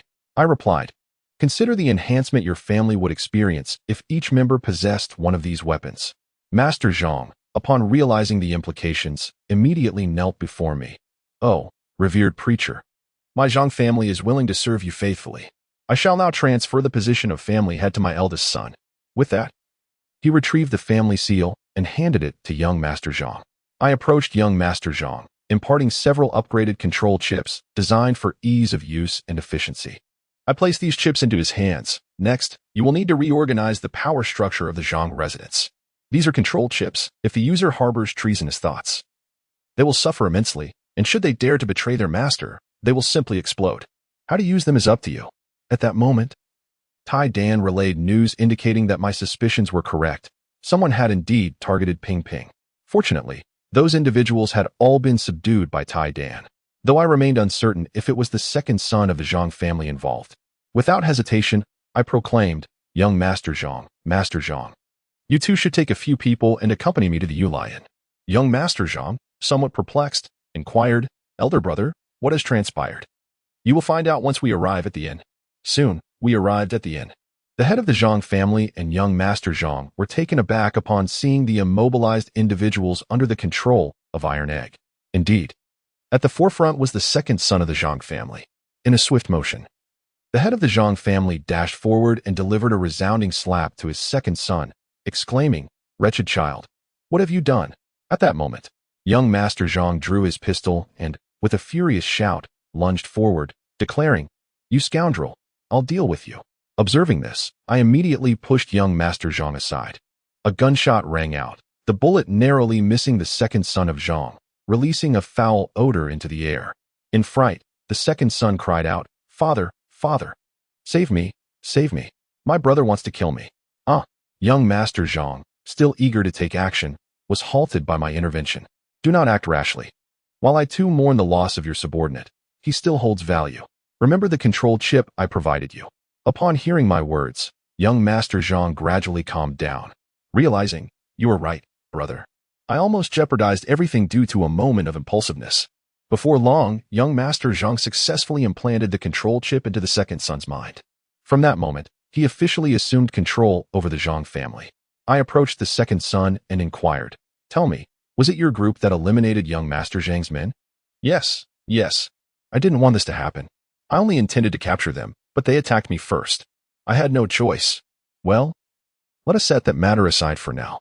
Why did you return after killing them? We came to capture someone. Who were you trying to capture? A little girl. However, before we could act, We suddenly found ourselves unable to move, as though something was binding us. I gestured to Iron Egg, who promptly released their control. Now, tell me, who sent you to capture my daughter? Upon hearing my question, the second son began to sob. I can't say. If I do, I'll die, and our family will be exterminated. Exterminated? The forces behind this must be formidable. Speak. I assure you, no harm will come to any of you. The second son, with pleading eyes, looked towards the head of the Zhang family. Father, I cannot say. We truly cannot afford to offend that person. Oh, my son, you must be foolish. Speak. Even if it is a grave sin, we will bear the burden together. With unwavering confidence, I assured them, rest assured, I promise you will all be safe. Now, tell me who instructed you to target my daughter, and for what purpose? Finally, the second son relinquished his fears, confessing. It was the crown prince who ordered us to do this. As for his motives, I truly don't know. He only instructed us to bring the little girl to him and said nothing more. Thus concludes this chapter. I shall return, and we shall meet again in the next chapter. Kisses. Chapter 57. Upon hearing the words of Zhang Ershao, I was utterly astonished. The prince. It was indeed the prince. It transpired that Zhang Ershao had long been acquainted with him. Not only that, the prince had pledged his assistance in helping Zhang Ershao seize control of the Zhang family, provided he performed certain tasks for him. This explained why Zhang Ershao had acted against Ping Ping as instructed. But why the prince? What was his purpose in capturing Ping Ping? Was it for the pendant? I had thought I had concealed it well. No wonder I had been feeling uneasy. It became clear that when the prince mentioned the annihilation of the Li family, it was all orchestrated by him. But what of the tax case? In that moment, I found myself bewildered about who could be deemed a hero and who a villain. The tax case was intricately linked to the 5 prominent families. Perhaps the head of the Zhang family might possess some knowledge. Thus, I inquired with him, but regrettably, he claimed ignorance. Moreover, he asserted that all tax payments were made in full compliance with regulations, and all properties were duly registered with the court, negating any notion of tax evasion. To attest to their integrity, the head of the Zhang family even procured account books spanning several decades. I entrusted these account books to Tai Dan for auditing. After a thorough examination, he completed the formidable calculations in a mere breath. The results corroborated the head of the Zhang family's assertions. All properties were indeed being operated legally and normally, devoid of any data fabrication or tax evasion. The account books also revealed that the head of the Zhang family was a benevolent individual, frequently engaging in charitable endeavors to assist the impoverished. From this, it became evident that the annihilation of the Li family was not attributable to the Zhang family. The remaining suspects were the Liu, Wang, and Hua families. As for Hua Yunfei of the Hua family, he did not seem to fit the profile either. Yet, what role did the prince play in all this? And what was the nature of the connection between him and Hua Yunfei? Everything began to take on an air of perplexity. I believed that the truth would soon come to light. At this juncture, I urged Zhang Deshao to return to the Zhang family and consolidate their power, while explicitly instructing him to keep our relationship concealed. Regarding Zhang Ershao, I advised the Zhang family to circulate the rumor that he had been imprisoned by Zhang Deshao after losing to him in the contest for the position of family head. Once everything was arranged, I dismissed the Zhang family members and retreated to the backyard of the inn. With the aid of my bracelet, I swiftly located comprehensive information regarding the equipment and methods for glass production. Although such technology was commonplace in my former civilization, it posed a considerable challenge for me to fabricate from scratch in the current context. Even with the documentation and blueprints, the endeavor was far from simple. Clearly, I had overestimated my abilities. Indeed, the advancement of technological civilization has always been a gradual process, not easily achieved. After a night of diligent effort, I had managed to create a chaotic scene in the backyard. Fortunately, I had finally assembled a rudimentary furnace for glassmaking. With my hands on my hips, I gazed proudly at my labor. Not too shabby. It seems I possess some talent after all. However, just as I was reveling in my triumph and had ignited the furnace, an explosive sound erupted, and the furnace blew up, leaving me covered in soot. The immense noise drew Ping Ping and Tai Dan to the scene. At this moment, Ping Ping gazed at my dusty visage and exclaimed, "Wow, Daddy. What are you secretly playing with? Can we play again?" This little girl truly evokes a mixture of affection and exasperation. Meanwhile, Tai Dan beside us was nearly in stitches, laughing. "Ha ha ha. Yes, yes, Yifeng, what are you playing with?" I chose to disregard Tidan's antics and instead washed my face, lifting Ping Ping into my arms. "My dear daughter, I have prepared some delicious treats for you. Would you like to eat?" "Yes, yes, yes. Wow, there are tasty goodies. She replied eagerly, her excitement palpable. Let us go then. Daddy will take you to eat. With that, I carried Ping Ping back to the room, where a feast of her favorite foods awaited. Seizing the opportunity while Ping Ping was captivated by the culinary delights, I returned to the backyard. At that moment, I caught Tidan off guard and began to shake him vigorously. This is for mocking me. Tidan, now in a state of disarray, pleaded. Yifeng, stop shaking me. Ping Ping is laughing too. She has the treats. And yet you treat me this way. You're so biased. I shook him even more forcefully. You dare to speak? Can you possibly compare yourself to the adorable Ping Ping? You laugh at me, yet you do nothing to assist. All right. I want to do it again. Just stop shaking me. I'll help you, I promise. If you shake me further, I'll show you my bad side. I flung him away, retorting, I can't be bothered with you. Quickly, tell me how you intend to assist. Come on, you merely wish to create glass, didn't you? Why didn't you mention this sooner? Such a task is a mere trifle for me. With that, I produced the design sketched by the prince. I need it in this shape. After scanning the drawing, Tidan darted toward a pile of sand in the backyard. I, perplexed, inquired, Hey Tidan, what are you doing over there? Shouldn't we first construct the furnace? Yifeng, how many times must I tell you to trust in my capabilities? I don't need a furnace for this. With that declaration, a beam of light emanated from Tidan, causing a mass of sand to levitate, gradually turning red and melting into the desired shape.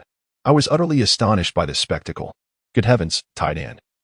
How did you accomplish this? It's simply extraordinary. What's so remarkable about it?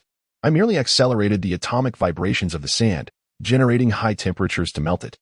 As for the shape, altering the spatial force field is a breeze. All right, I understand what you're saying, but I could never replicate it myself. Thank you, Tidan. Hee. I have many more impressive skills. The subsequent tasks were straightforward. I compared the manufactured glass to the prince's design, and indeed, it matched perfectly. It seemed our plan could soon come to fruition. I prepared numerous delightful toys and delectable treats for Ping Ping, instructing her. Be a good girl and stay at home to play, don't wander off. Daddy and Tidan will be out for a bit, but will return shortly. With the glass in hand, I swiftly made my way to the Lord's manor to meet the prince. Upon seeing the glass object I brought, the prince appeared somewhat astonished. I thought this would take a long time to create. It appears that the process of glass manufacturing is not as intricate as rumored. Is this truly a freshly crafted piece? I can't believe it. Despite all calculations, I never anticipated this outcome. What is the prince conjuring in his mind? Your Highness, this is due to the fact that I already possess some glass products, which simply need to be heated, melted, and reshaped, thus making the process rather straightforward. At this moment, the prince scrutinized the glass object in his hand. I see. Indeed, it aligns perfectly with my drawings. You have worked diligently, esteemed minister. Does this mean our plan can be executed? Well then, this chapter concludes here. I shall return, and we shall meet in the next chapter. Kisses. Chapter 58. Capturing the masked figures at this juncture, I provided the prince with a definitive affirmation. However, this time I intended to personally partake in the operation. I requested a uniform from the Saya City Security Inspection Team from the prince and donned it immediately. Subsequently, I followed the group with an air of confidence towards the Leaf family residence, boldly proclaiming, the Security Inspection Team, under the orders of the City Lord, is investigating the tragic annihilation of the Leaf family. Irrelevant individuals, please vacate the area. Before long, we arrived at the doorstep of the Lee residence. The leading captain of the guard brandished the drawing created by the prince high above. Everyone, heed my command. Conduct a thorough search of the Lee estate for the items depicted in this illustration. Leave no corner unchecked. Move. Yes, sir. With that, the group surged into the Lee residence, initiating a meticulous search.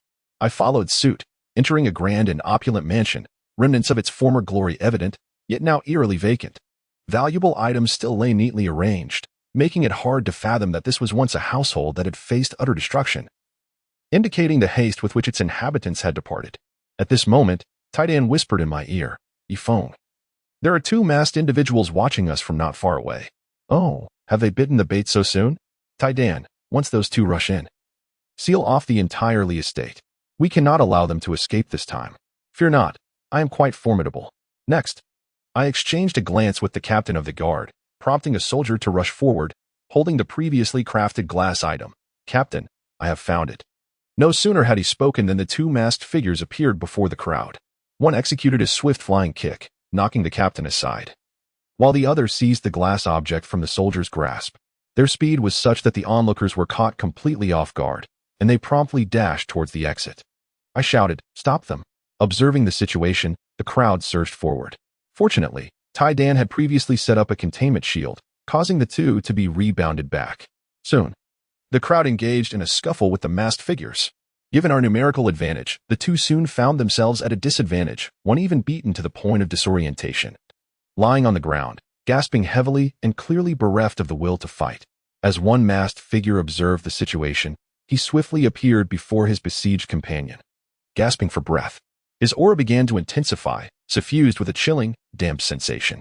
A multitude of water droplets manifested from thin air, coalescing along his body towards his hands. As the droplets reached his fingertips, they were instantly transformed into a swirling vortex by his formidable energy, swiftly materializing into a wall of water that surged toward the crowd. The unprepared team members were instantaneously engulfed, while the captain of the guard spared no effort, breaking through the water wall to launch an assault on the masked figure, who deftly sidestepped the attack. The captain then circled the masked figure with astonishing speed, delivering relentless strikes, yet the masked figure did not falter. He evaded the team members' sneak attacks while countering the captain's blows, engaging in a fierce exchange. However, the masked figure soon found himself overwhelmed, despite his valiant efforts. One of his arms was pierced under their relentless assault, and blood erupted like a crimson flower in bloom. The searing pain dulled his movements, and it was this brief hesitation that allowed the guards to seize their opportunity. Chains shot toward the masked figure. Although he dodged most, two ensnared his arms. In the ensuing moment, the captain lunged, delivering a punch that sent the masked figure crashing to his knees with a roar of anguish. Just as they prepared to ensnare their prey, another masked figure, previously fallen, finally regained consciousness. Before the onlookers could comprehend the unfolding events, they began to fall one after another. This masked figure shattered the encirclement and liberated his comrade from the chains. Gazing at his blood-soaked, nearly unconscious companion, he bellowed in fury, "You wretched scum!" He hastily applied a hemostatic agent to his companion's wounds and gently laid him on the ground. At that moment, free from restraint, his aura surged, exuding a formidable pressure. With swift precision, he drew his blade and felled a group of guards in mere moments. Emboldened by his success, he aimed a kick at the captain of the guard. Yet, the captain, a formidable opponent, was incomparable to the mere soldiers. The kick missed its mark, instead inviting a flurry of counterattacks from the captain. Furthermore, the captain disarmed him, knocking the blade from his grasp. Seizing the masked figure's arm, the captain forcefully hurled him against the isolation shield. With a resounding thud, he rebounded and crashed heavily to the ground, blood gushing forth as he struggled to rise, only to find himself utterly incapable. In a fit of impotent rage, he cried out, "Bastards! You scum! Have we truly been deceived?" Ultimately, the guards bound the two figures with chains. At that moment, I hurried forward to the captain and inquired, "Sir, may I be allowed to interrogate them first?" The captain replied with a dismissive chuckle, "The captives are secured. This matter is concluded. You may take your leave. Brothers, escort these two back to the Lord's residence and await the prince's decree." I quickly interjected, "Wait. Young man, do not be so ungrateful. Quickly depart, lest we are compelled to take action." With that, he shoved me aside, and I suddenly recalled the prince's token. Suppressing my fury, I produced it. Behold the prince's token. In its presence, you should kneel as if the prince himself were here. Clearly, the soldiers hesitated. Seizing the moment, I bellowed, "Captain of the guard, do you dare to conspire against us?" The captain, visibly alarmed, prompted the others to hastily kneel. "Long live His Highness the Prince." "Very well. You may step aside for now. I wish to interrogate these two," I commanded. Yes, under the formidable influence of the prince's token, they obediently retreated. I approached the two masked figures, who were barely clinging to life. Tai Dan, provide us with an additional spatial isolation shield. I wish for our conversation to remain unheard. At once, behold my prowess. He conjured a smaller shield that enveloped the three of us. Now, let me unveil your true identities. With that, I reached forward and tore off their masks. "You scoundrels, do not expect to extract any information from us. We shall not divulge a single word." One of the conscious masked men spat at me. Not only that, but he also splattered my face with blood, leaving me utterly revolted. Ugh, let's conclude this chapter here. I shall return. Until next time, farewell. Chapter 59. You. How dare you spit on me? Your method of greeting is truly unique. I quickly wiped the blood from my face and focused my gaze. Indeed, the two before me were the heads of the Wang and Liu families, who had bid on my glass pieces at the auction. So it is you? Master Wang. The other must certainly be Master Liu. I lifted the unconscious figure beside me and, as expected, confirmed my suspicion. Master Wang, evidently taken aback, exclaimed, "You knew it was us all along. This entire affair is your trap." Huh. In the game of kings, the victor prevails. Fear not, be at ease. If you are linked to the annihilation of the Li family, I shall grant you your wish. But first, you must reveal the truth. You dog of Hua Yunfei, were you not the ones who eradicated the Li family? Master Wang's words left me astounded, indicating that there was more to this tale than met the eye. Yet, I refrained from jumping to conclusions and summoned the thumb-sized lie detector back to my hand. Are you suggesting that the matter concerning the Li family has no connection to you? Is that truly the case? Master Li is our senior brother. How could we possibly turn against him? It is you, your pack of Hua Yunfei's lackeys. Release us. He struggled against his chains, the clanking resonating through the air, while the lie detector remained unresponsive in my hand. It appeared that the Li family's affairs were indeed unrelated to the Liu and Wang families. Could it truly be connected to Hua Yunfei? I took a step closer. Fixing my gaze upon him, Master Wang, reveal the truth to me. If the Li family's plight is genuinely unrelated to you, I shall find a way to set you free. My words rendered Master Wang somewhat astonished. On what basis should I trust you? Do you believe you still possess a choice? I believe you should trust me. One of my purposes for coming to Saya City is to investigate matters concerning the Li family.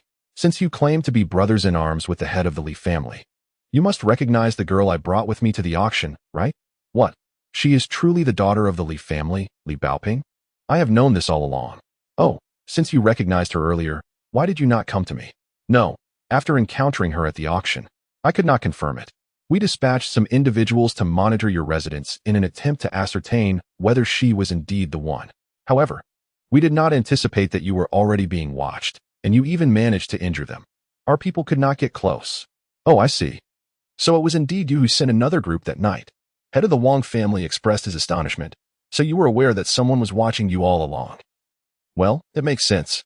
To have injured everyone merely by your presence, how could you not know? So now you can believe me, can't you? He chuckled, stating, well then. What would you like to know? I, filled with curiosity, inquired. You just mentioned that the affairs of the Li family were orchestrated by City Lord Hua Yunfei? But that cannot be right. I have seen the corpses of those bandits, and there were no unique insignias from the City Lord's mansion on them. Do you know why? Ha ha ha. Do you not understand the concept of private armies? Do you think that the lord of a border city like Saya would not possess a private military force? Oh, private armies? How do they differ from the military of the City Lord's mansion? Are you genuinely unaware or feigning ignorance? A private army is a military force outside the official Daxia establishment and, therefore, would not bear the exclusive insignia of the City Lord. I suddenly understood. Ah. So that is how it is. But why did you send people to burn the corpses of those bandits? The head of the Wang family looked at me in confusion. Burn corpses? We did no such thing, and moreover, we do not even know where the bodies are. I was puzzled, indeed, who then sent individuals to burn the corpses. Suddenly, I recalled something, the partially burned wooden token discovered among those bodies. I conjured it into my hand. Do you recognize this? He glanced at it and said, I cannot see clearly. Bring it closer. I held the wooden token before his eyes, and after a careful inspection, he appeared to ponder. Half of it has been burned. However, I feel I have seen the incomplete design before. What could it be? He reflected silently, and I chose not to interrupt. Suddenly, he exclaimed with delight. Yes, I remember now. That is a token from one of the Hu family's private properties, the crystal mine. How did you come by this? Oh, how do you know this is a token from the Hu family's private estate? He replied, as one of the 5 prominent families in Saya City. We each have our own enterprises, but we also engage in regular trade. I happened to see it during one such transaction. I took a deep breath. Feeling vexed, curse it. It seems I have been played by Hua Yunfei. But why are you so interested in the glass? Why did you spend heavily at the auction? That is because we believed the glass at the auction was a clue left for us by Brother Li. However, it seems, regrettably, that it was merely glass after all. What about the clue you mentioned? Is it the object you attempted to seize tonight? You are correct. It is indeed a key of that shape. So, you mean to say that the box containing the evidence of your tax evasion case is in your possession? Haha. We evade taxes? Is that what Hua Yunfei told you? We are all legitimate businessmen, operating all our industries lawfully and paying our taxes in full. Would we really cheat ourselves? Do you not find this absurd? Suddenly, it dawned on me. How did I not consider this? What could possibly be contained within? Indeed, it is none other than the evidence of Hua Yunfei embezzling the taxes we paid. Brotherly has long been investigating this matter in secret, but ultimately it was exposed. However, what they did not anticipate was that the evidence had already been discreetly entrusted to our custody. Upon hearing the words of the Wang family head, I came to a realization. Had I been mistaken all along? The princess' concerns regarding tax issues did not pertain to evasion, but rather the true issue was Hua Yunfei siphoning off the tax funds. With a lie detector present, I trust the words of the Wang family head. Yet, the relationship between the prince and Hua Yunfei seems rather peculiar. Should I truly place my trust in the prince? Is it possible that some of the evidence pertains to him? It appears I must acquire the evidence first to ascertain the truth before making a decision. Next, I summoned Iron Egg to my side and instructed him to heal all the injuries of the two men. At this moment, the already awakened heads of the Liu and Wang families, upon discovering their wounds miraculously healed, looked at me with a mixture of surprise and suspicion. Yifeng, what do you mean by this? I assured them, I believe what you have said, but I need to clarify a few more matters. This situation may not be as straightforward as it seems. I have healed your wounds, and soon I will make some adjustments to your chains. When those soldiers escort you, take the opportunity to escape and rendezvous with me at the Yunlian at midnight with the box. At this point, they had no choice but to trust me. Following the plan, I made subtle alterations to the chains, allowing them to break free with relative ease. I then handed the two of them over to the soldiers. Captain of the guards, I entrust them to you. Escort them away. I have matters to attend to, so I shall take my leave. With that, I instructed Iron Egg to lift the spatial isolation barrier. I then hurried towards the Yunlian, feeling a pang of longing for Ping Ping, having not seen her for quite some time. However, with Iron Egg's South protective shield in place, I felt assured that she would be safe. Chapter 60. Acquiring the box before long, I returned to the Yunlian. Although Iron Egg had noticed some unsavory characters lurking about, the protective barrier was sturdy, and thankfully, Ping Ping was unharmed, even enjoying herself. Indeed, the joy of a child is so simple. I fondly reminisced about the carefree days of my youth. At that moment, Ping Ping spotted Iron Egg and me, and joyfully leapt into my embrace. Daddy, Ping Ping has been very good. I can manage on my own, Daddy, praise me. I gently patted her head. Yes, Ping Ping is the best. Yay, Ping Ping is the greatest. Iron Egg, hug. At that moment, Iron Egg appeared somewhat reluctant. Even taking a step back, Ping Ping looked at him with a face full of grievance, prompting me to shoot a glare at Iron Egg. Iron Egg, feeling somewhat helpless, sighed.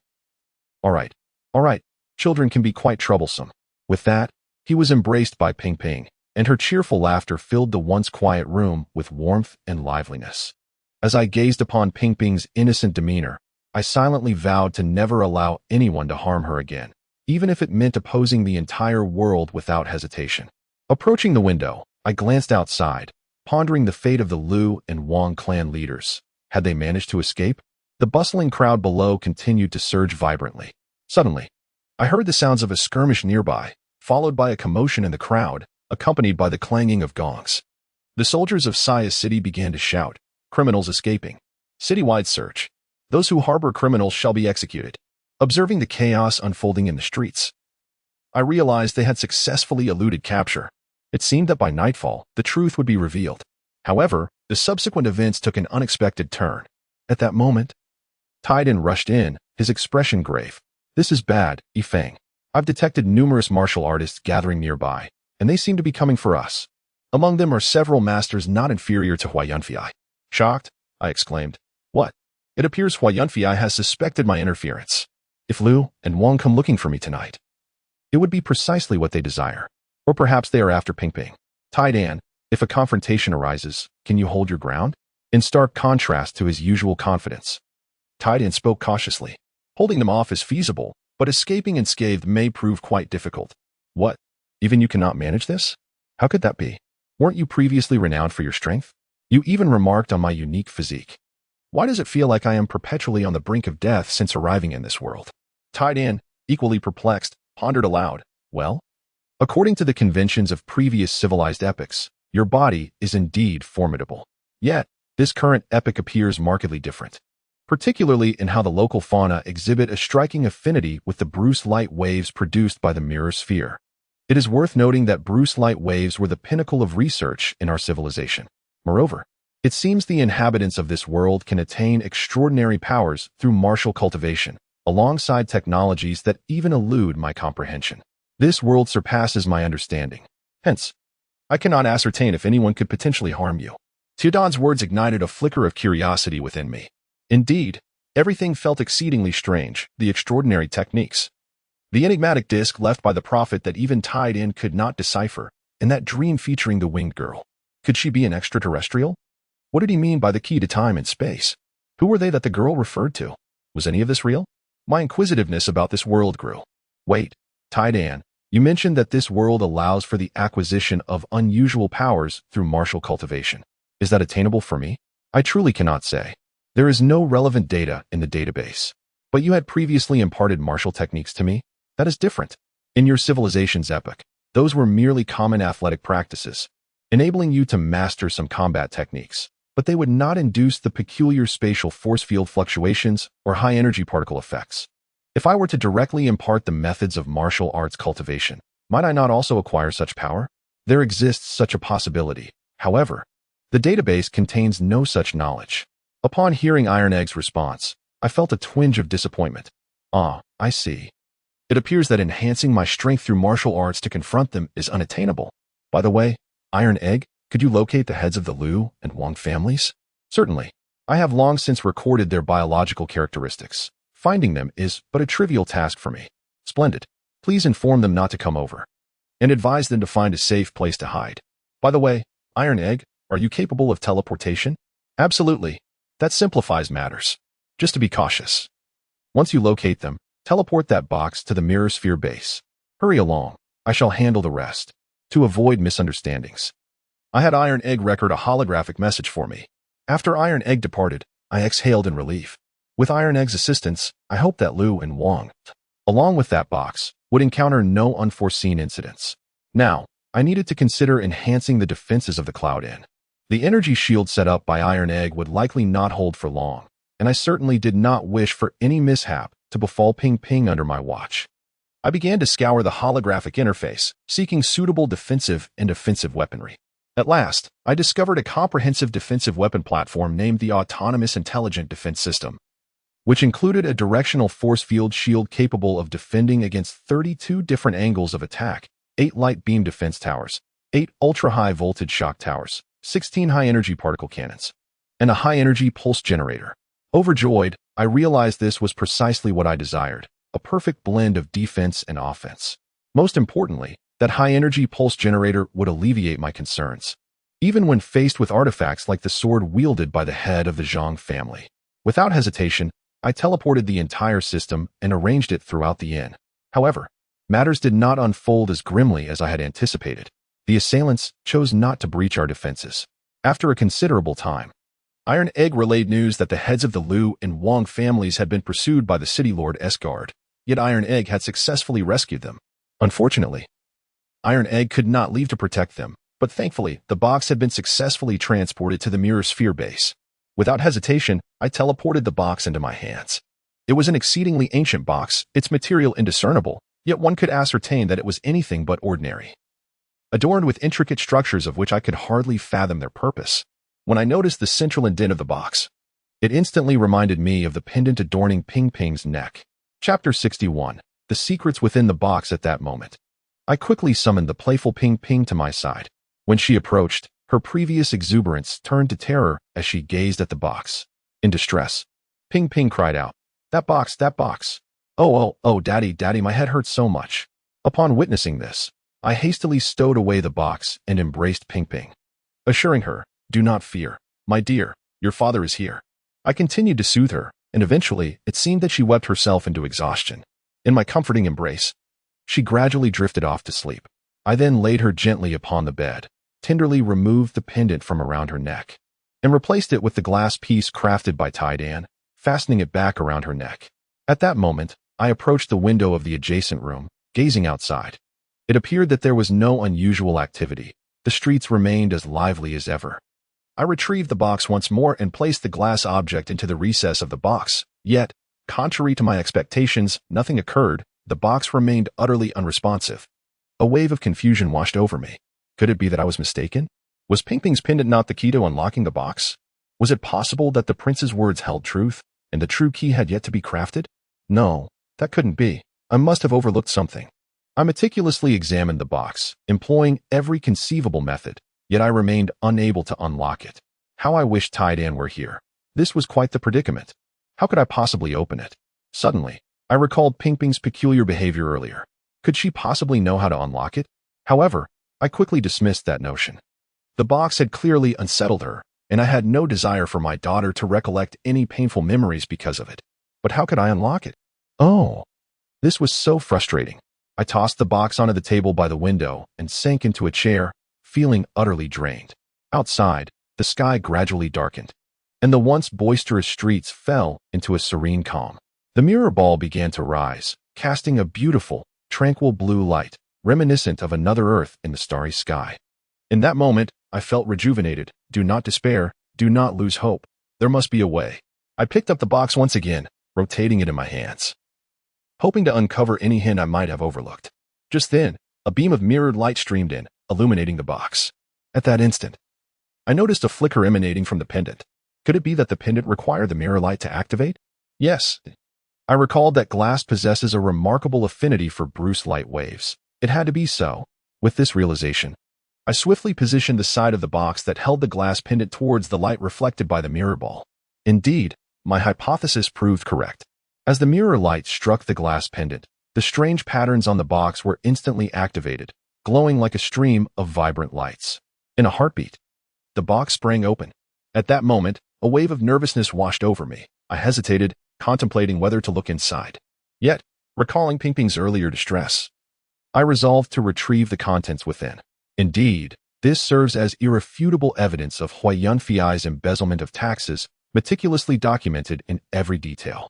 Furthermore, I stumbled upon several unsigned letters within the box, which appeared not to be handwritten, but rather printed with movable type. Nonetheless, the content indicates that these letters originate from a certain influential figure in Xiaking City, suggesting that the matter of tax embezzlement is far more intricate than it seems, potentially involving the powerful elite of Xiaking City. However, the identity of this individual remains shrouded in mystery. Could it possibly be the Crown Prince? It seems I must arrange a meeting with him. As I placed the items back into the box, I inadvertently discovered a peculiar pattern on the reverse side of the letters.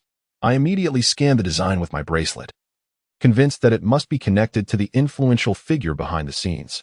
Regardless of who this individual may be, I am determined to uncover their identity. I shall not let the grievances against my daughter go unavenged. The night had deepened, and the entire Saya city had descended into a curfew, with no pedestrians in sight. Yet, I knew they were lurking in the shadows, hidden from my view. Nevertheless, it mattered little. My sole desire at this moment was to inform the Crown Prince that I possessed the evidence. I was eager to see how he would respond. With the box in hand, I approached the doorway, raised it high, and shouted into the empty street. "Hey, I know you are there. Inform the Crown Prince that the box is in my possession. I invite him to discuss matters here." To my astonishment, it was not the Crown Prince who arrived, but rather Hui Yunfei, who approached with a group of people, laughing heartily. "Ah, young friendy, you have worked hard. Thank you for helping us uncover this crucial evidence. It seems those tax evaders are in for a reckoning. Mayor Hua, you are too kind. But where is the Crown Prince? Why has he not come?" I inquired. "Oh, His Highness is quite busy with affairs of state. Why not hand it over to me for the time being?" As he spoke, Hui Yunfei moved closer, only to abruptly collide with the protective barrier. Surprised, Hui Yunfei exclaimed, "Oh, a barrier. Young friendy, what is the meaning of this?" "Oh, it is nothing. I merely have a healthy fear of death," I retorted. "Please, Mayor Hua, summon the Crown Prince." Hui Yunfei's demeanor shifted, revealing signs of displeasure. "Young friendy, have you opened it?" I defiantly lifted the lid of the box. "What do you think?" Murderous intent flickered in Hui Yunfei's eyes. "So, you have seen everything?" "Why, Mayor Hua? Do you ask when you already know the answer?" I replied with a smirk. "Very well. In that case, you cannot be allowed to live," he declared. Upon hearing this, I swiftly retreated, racing back to the inn and slamming the door shut behind me. "If you wish to kill me, then come inside," I taunted. "Humph, Ifong, do you think a mere barrier can stop me? Everyone, surround this place. Array masters, break down this wretched barrier." In an instant, the entire inn was encircled, and the array masters began to cast their spells against the protective shield, intricate array patterns spreading across the energy barrier like circuits on a circuit board. At this moment, I stood before the window on the upper floor, nonchalantly cracking sunflower seeds. I was acutely aware that the formations wielded by the array masters would prove utterly ineffectual. After all, the energy shield of the inn was not a mere barrier conjured by array masters. It was fundamentally a different entity altogether. How could it possibly be breached? Hey, Lord Hua, tell them to save their efforts. The inn's protective shield. Oh no, no, no. It's not something that just anyone can dismantle. Perhaps you could escalate the challenge for me to enjoy. I'm starting to find this rather tedious. Why don't we all retire for the night instead? Phone. Do not be so arrogant. You will soon witness your comeuppance. Just don't come begging me later. Ha ha ha, Lord Hua. Is it all just empty bravado? Could we perhaps see some tangible action? It has been ages since I've witnessed any special effects. How about showcasing some flamboyant techniques?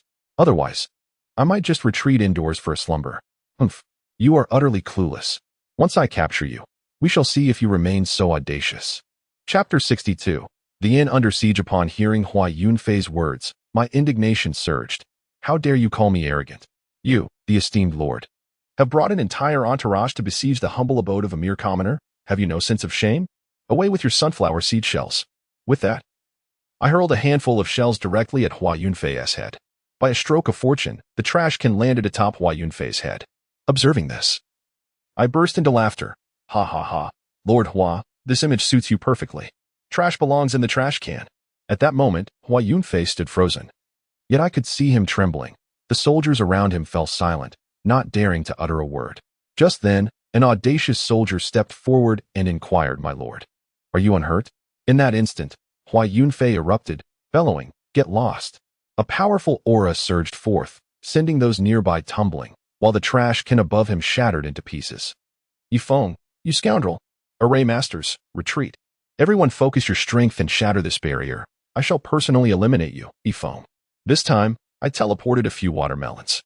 Perched on the windowsill, munching on a slice while shouting down, "Oh, Lord Hua, can't you take the heat? TSK, TSK, TSK, you still need to practice. Come on. Lord Hua, come up. I invite you to enjoy some watermelon." Hua Yunfei, seething with rage, shouted, "You bastard. Everyone, attack at once." With that command, a dazzling array of special effects erupted like a light show against the night sky, accompanied by booming explosions surrounding the shield. At this juncture, I spat out a watermelon seed and exclaimed, Oh, not bad. Keep it up, just a little more. Yes, that's it. Push harder, you're almost there." Hua Yunfei, exhibiting newfound composure, retorted, "Humph, mere bluster.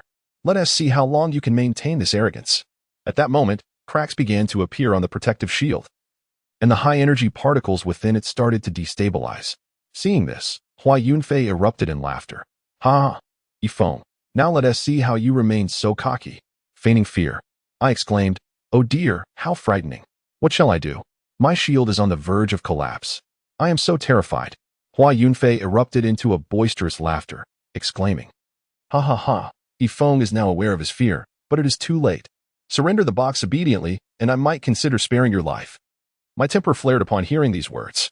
"Oh dear, Master Hua, I am utterly terrified. You, who bask in the sunlight I provide, dare to challenge me? Come at me if you possess the courage." Immediately, a tremendous sound reverberated as the protective shield shattered. Witnessing this, Hua Yunfei laughed with glee, taunting, "What say you? Yifeng? Your barrier is hardly impressive. I shall repeat myself. Hand over the box, and I may contemplate sparing your life." Infuriated, I hurled a watermelon rind in his direction, retorting, "Here, take this watermelon rind. Did you fail to comprehend my earlier words? If you have the guts, approach me." With a resounding slap, the rind struck Hua Yunfei's face. Observing this spectacle, I chuckled in astonishment. Ha ha ha, is my hand enchanted?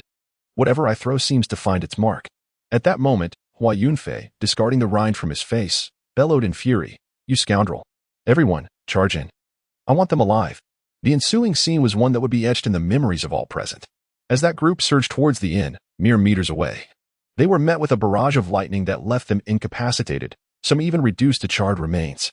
Although a few skilled warriors evaded the initial strikes and advanced 20 meters closer to the inn, they were met with the devastating onslaught of the light prism tower's powerful particle beams, obliterating them without mercy. The high-energy particle cannon continuously unleashed its projectiles, plunging the scene into chaos, filled with cries and explosions reverberating throughout. However, those individuals were indeed seasoned soldiers. Amidst the turmoil, they regained their composure. Hua Yunfei soon discerned the defensive perimeter of the inn and promptly commanded a retreat to commence a long-range assault. This unexpected turn of events caught me off guard.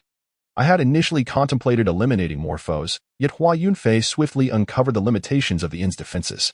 A flurry of arrows and ranged attacks erupted in rapid succession. This situation was becoming dire. Although the directional force field shield could withstand assaults from 32 different angles simultaneously, if this continued, they would inevitably discern a pattern. Even a single high-ranking warrior's attack could deal catastrophic damage to the entire inn. Rapidly, I contemplated a solution to neutralize those distant high-ranking warriors. Very well. Since you dare not approach, allow me to showcase the power of the foremost sniper rifle from my civilization's era. I swiftly searched the holographic interface of my bracelet and was elated to discover the sniper rifle, formidable in range and power. This was the one. I was eager to see how the high-ranking warriors of this era would react to such a weapon. With excitement, I materialized the rifle into my hands. Truly, this sniper rifle was exceptional, far larger than the ones previously issued to the special forces in Assyria. I could hardly contain my eagerness as I positioned it on the windowsill. The night beneath the disco ball was brilliantly illuminated. I loaded my weapon and took aim. The recoil was indeed formidable. However, this posed little challenge for me, though it seemed my first shot had missed its mark. I adjusted my 8-power scope, fired again. And with a crack, I shattered the leg of one of the warriors. A piercing scream reverberated through the darkness. I did not hesitate. I fired once more, this time creating a gaping wound in the chest of an advanced warrior. My marksmanship grew increasingly precise, and the number of adversaries falling before me multiplied. At that moment, Hua Yunfei sensed that something was amiss. Damn it, Ifeng, how did you do that? What weapon do you possess? Curious, are we? Surrender and accept the due justice of the law, and I shall enlighten you. I laughed heartily. Do you believe that just because you wield such a weapon, we are at your mercy? Everyone, take cover. In an instant, all took refuge behind various rock formations. Yet, even so, they persisted in their assault against my side. I shouted across the divide. Humph, do you think this will deter me? You underestimate the power of technology. With that, I swiftly deployed an infrared sensor onto my 8-power scope. Bolstered by the sensor, the warriors hiding behind cover were rendered completely visible. I reloaded, took aim, and fired again. Chapter 63, Battle. At that moment, I had affixed the infrared sensor to my scope, reloaded, took aim, and fired once more. Truly, the anti-material sniper rifle possessed extraordinary power. This shot pierced through the wall, creating a massive cavity in the body of a warrior behind it. It seemed that even the advanced warriors could not withstand the might of the anti-material sniper rifle. I was uncertain of their exact stage. Yet it was clear their strength surpassed that of young Master Zhang's master. I did not pause. I fired several more shots in rapid succession. However, this time, not all found their target. One managed to evade. I was taken aback. I had not anticipated the speed of that warrior. As I focused, I realized it was none other than Hua Yunfei. My insatiable competitive spirit flared, and I aimed directly at him, firing repeatedly. Remarkably, he evaded every shot.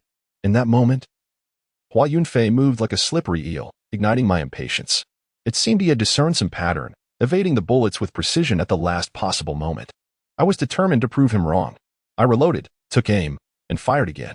Just as I engaged in this duel with Hua Yunfei, the directional force field shield failed to intercept an incoming arrow, which struck my windowsill with a resounding thud, nearly hitting me. Alas, my worst fears had materialized. Hua Yunfei, equally astonished, exclaimed, "Huh? Now I understand. His defensive barrier can only withstand 32 simultaneous attacks. Everyone, heed my command. Prepare to concentrate our fire and launch a coordinated assault on the inn." At this moment, I was filled with panic. While hastily searching through the holographic panel of my bracelet, I shouted, "Hua Yunfei, how dare you? If you awaken my daughter from her slumber, I will ensure you face dire consequences." "Oh, your daughter," Ifeng retorted. "You truly lack shame. Hand over the box, and I promise to spare the Li family." "Humph. Hua Yunfei, you have finally admitted it. You are indeed the mastermind behind the annihilation of the Li family, aren't you?" "Humph. He deserves it. Everything could have gone well, yet he dared to expose me. If they remain alive, how can I survive? Hua Yunfei, you truly have a talent for deceit." Even I was nearly fooled by you. It was you who sent the people to burn the corpses, wasn't it? Indeed, and what of it? So, those mountain bandits were actually your private army in disguise? Foam, you are more astute than I expected. You have even uncovered my private forces. Despicable. People have perished. And you do not even spare your own kin's remains. You not only embezzle, but also commit murder. Are you even human? Such a person is unworthy of being a city lord. Ha ha, unworthy? How could I be unworthy? Without me, Saya City would not thrive as it does. Do you have any idea how much I've contributed to Saya City? Bah, it is rare to encounter someone like you, who embezzles and murders while presenting oneself as noble. Surrender, Hua Yunfei. Perhaps you might still receive leniency. Ha ha ha, what a joke. As long as you die today and the evidence in the box is destroyed, who will know? I shall remain the city lord. So, you might as well perish. Hua Yunfei, let me impart a piece of wisdom. The heavens are vast and watchful, and you cannot evade the law's judgment. Enough prattle. Ifeng, you must die. Everyone, heed my command and attack. With that command, hundreds of powerful special effects attacks surged forth. At that moment, I finally located a large ion shield generator. Without hesitation, I activated it at the last moment. In that instant, a tremendous wave of particle energy swept through the surroundings like a tempest, creating a massive circular crater centered around the inn. However, Hua Yunfei and his faction did not cease their assault. Nearby, innocent civilians began to be caught in the chaos of battle, and the entire street erupted into turmoil as people fled in panic. Many were obliterated by the overwhelming force of the particle wave. Seeing this, I shouted, Hua Yunfei, do you truly disregard the casualties of innocent civilians? Humph. What concern is there for a bunch of lowly commoners? Yifeng, you must die today. You lunatic, Hua Yunfei.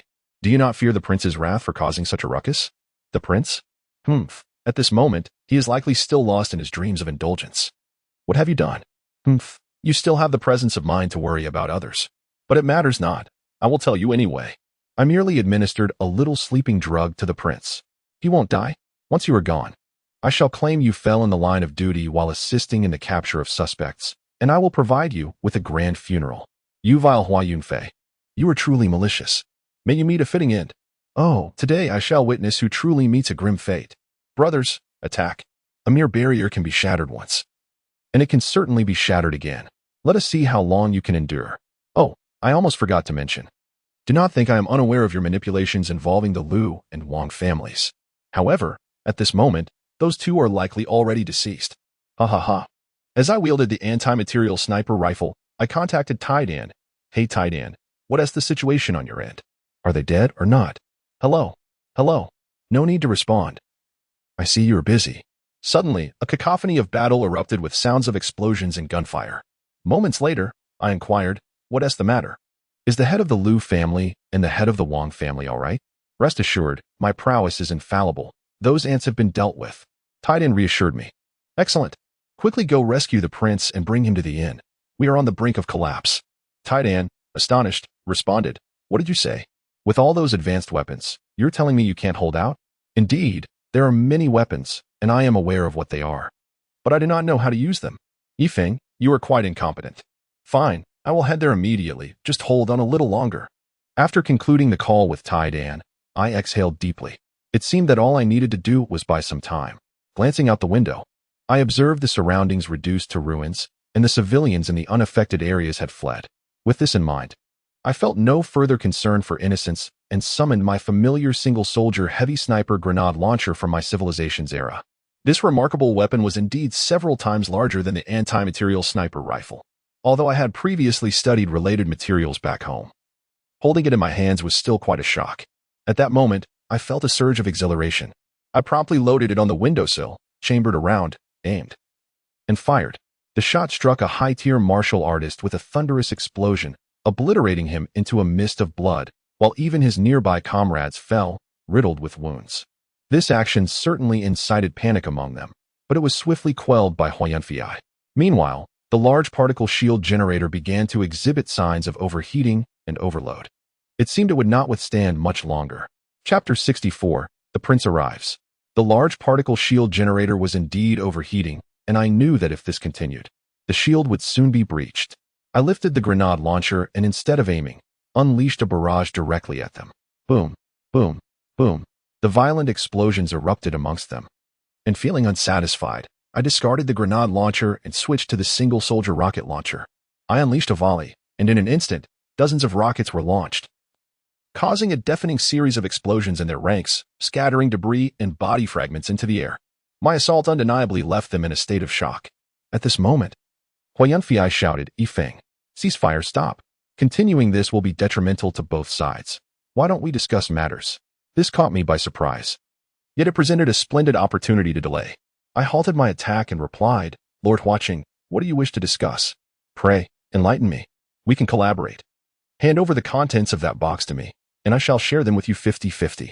Hua Yunfei, is this what you wish to convey? Do you believe I require your assistance? Moreover, I am willing to finance the restoration of the irrigation canal for you. What do you think? Oh, Lord Hua, did you not previously express reluctance to engage in such thankless endeavors? Why the sudden change of heart? Very well, Yifeng, what do you propose? Name your price." "Ha ha, Hua Yunfei, I have asserted that you must surrender and meekly submit to the judgment of the Great Xia's laws. Are you willing? Yifeng, do you truly wish to sever all ties? Alas, Lord Hua, is it I who seeks to bring matters to a standstill? You, with your multitude, bully me, a mere commoner, and you dare to accuse me of being obstinate? Have you no shame? Will you truly not cooperate? I shall take that as a definitive no." "Very well, do not blame me for my ruthlessness. Everyone, attack." With a thunderous crash, the massive ion shield generator finally succumbed, overloading and emitting a cloud of black smoke. At this moment, Hua Yunfei drew forth the holy sword once more, its radiant light illuminating the darkness, and with a cataclysmic strike, he unleashed a formidable assault. I sensed impending doom. It seemed the end was beyond salvation. Hastily, I discarded my weapon, teleporting to seize Ping Ping and make my escape. Just then, with a whoosh, Titan appeared at the inn's entrance, followed by a powerful particle pulse surging toward Hua Yunfei and his companions. The exquisite effects of their attacks were shattered by this pulse. "Hey Yifeng, Ping Ping, are you unharmed?" I glanced at Ping Ping, still peacefully slumbering in my arms. "We are fine, but if you do not arrive soon, we may truly be in peril. By the way, where is the prince? Why has he not arrived?" "Do not fret. I utilized teleportation to hasten here, but the prince and his entourage could not. However, they should arrive shortly." I sighed in relief. That is reassuring. At this moment, Hua Yunfei, gazing at his now dull sword, was taken aback. "Yifeng, what have you done? This is a holy sword. How has it lost its luster?" I, confident in my victory, replied, surprised, "Are you? Allow me to remind you once more. It would be in your best interest to surrender promptly, and I may intercede on your behalf for leniency." "Humph, cease your bluster. Even if you reclaim the holy sword, I do not believe it can shield you indefinitely. Brothers, continue the assault." Just then, a commanding voice resonated. "Everyone, cease your actions. The Crown Prince is present, kneel." The assailants, on the verge of attacking, were instantly subdued, exchanging glances, hesitant to move but not yet kneeling. Observing this, the prince bellowed, "Black Dragon Guards, execute those who do not kneel without mercy." In an instant, numerous high-ranking warriors encircled them. Witnessing this, the crowd finally knelt. At this moment, Hua Yunfei panicked, trembling as he fell to his knees. "How could this be? How could you, Prince, possibly be here? It is over. Everything is over. Did you truly believe mere sedatives could restrain me?" "Black Dragon Guards, seize Hua Yunfei and await further orders." Yes, several Black Dragon Guards rushed forward, their heavy chains clattering as they bound Hua Yunfei. At this moment, the Crown Prince stepped into the crowd and declared, "Please rise. Considering that you have been misled by treacherous individuals, your lives shall be spared. However, you shall still face punishment and be tasked with repairing the damaged streets. We thank your highness for your mercy." With that, the Black Dragon Guards proceeded to escort the martial artists away. Shortly thereafter, the Crown Prince approached, accompanied by his loyal guards, holding the bound and shackled Hua Yunfei. Upon witnessing this, I promptly deactivated the inn's defense system.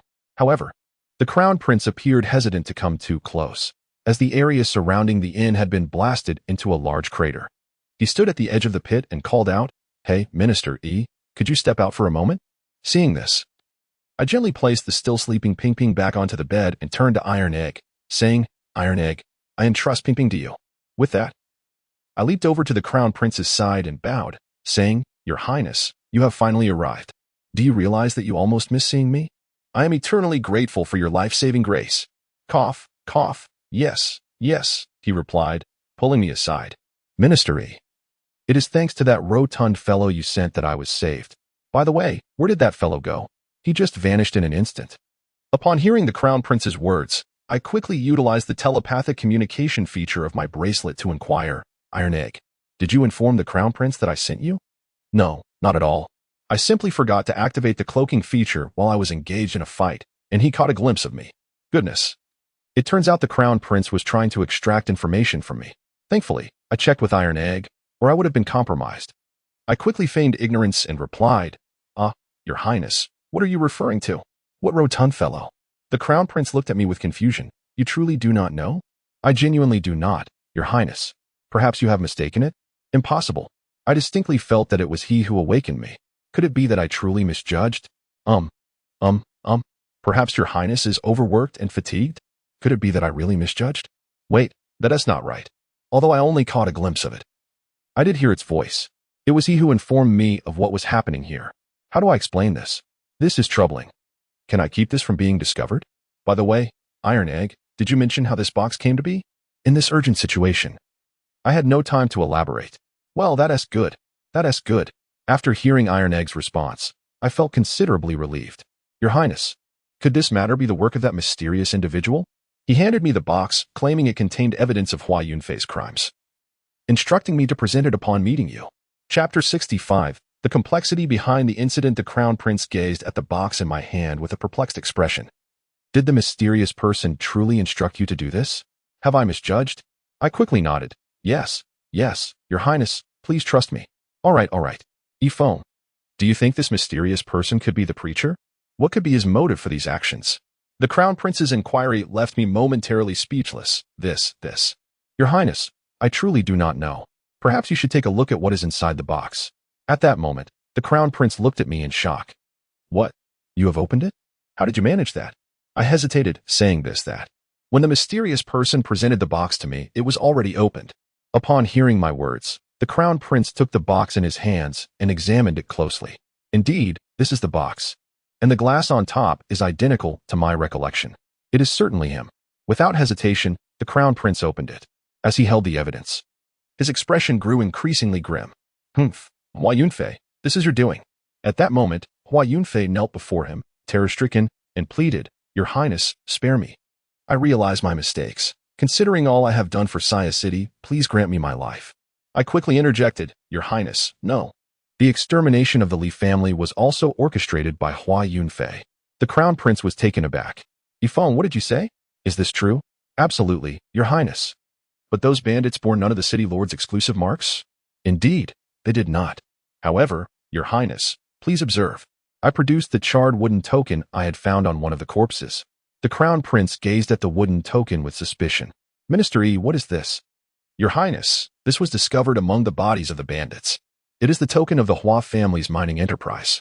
If you send someone to investigate, you will find the truth. No need for me to believe, Minister E. The Crown Prince then glared fiercely at Hua Yunfei. Hua Yunfei, do you acknowledge your guilt? Your Highness, spare me. I admit my wrongdoing. Black Dragon Guards, heed my command. Confiscate the Hua residence, seize all assets.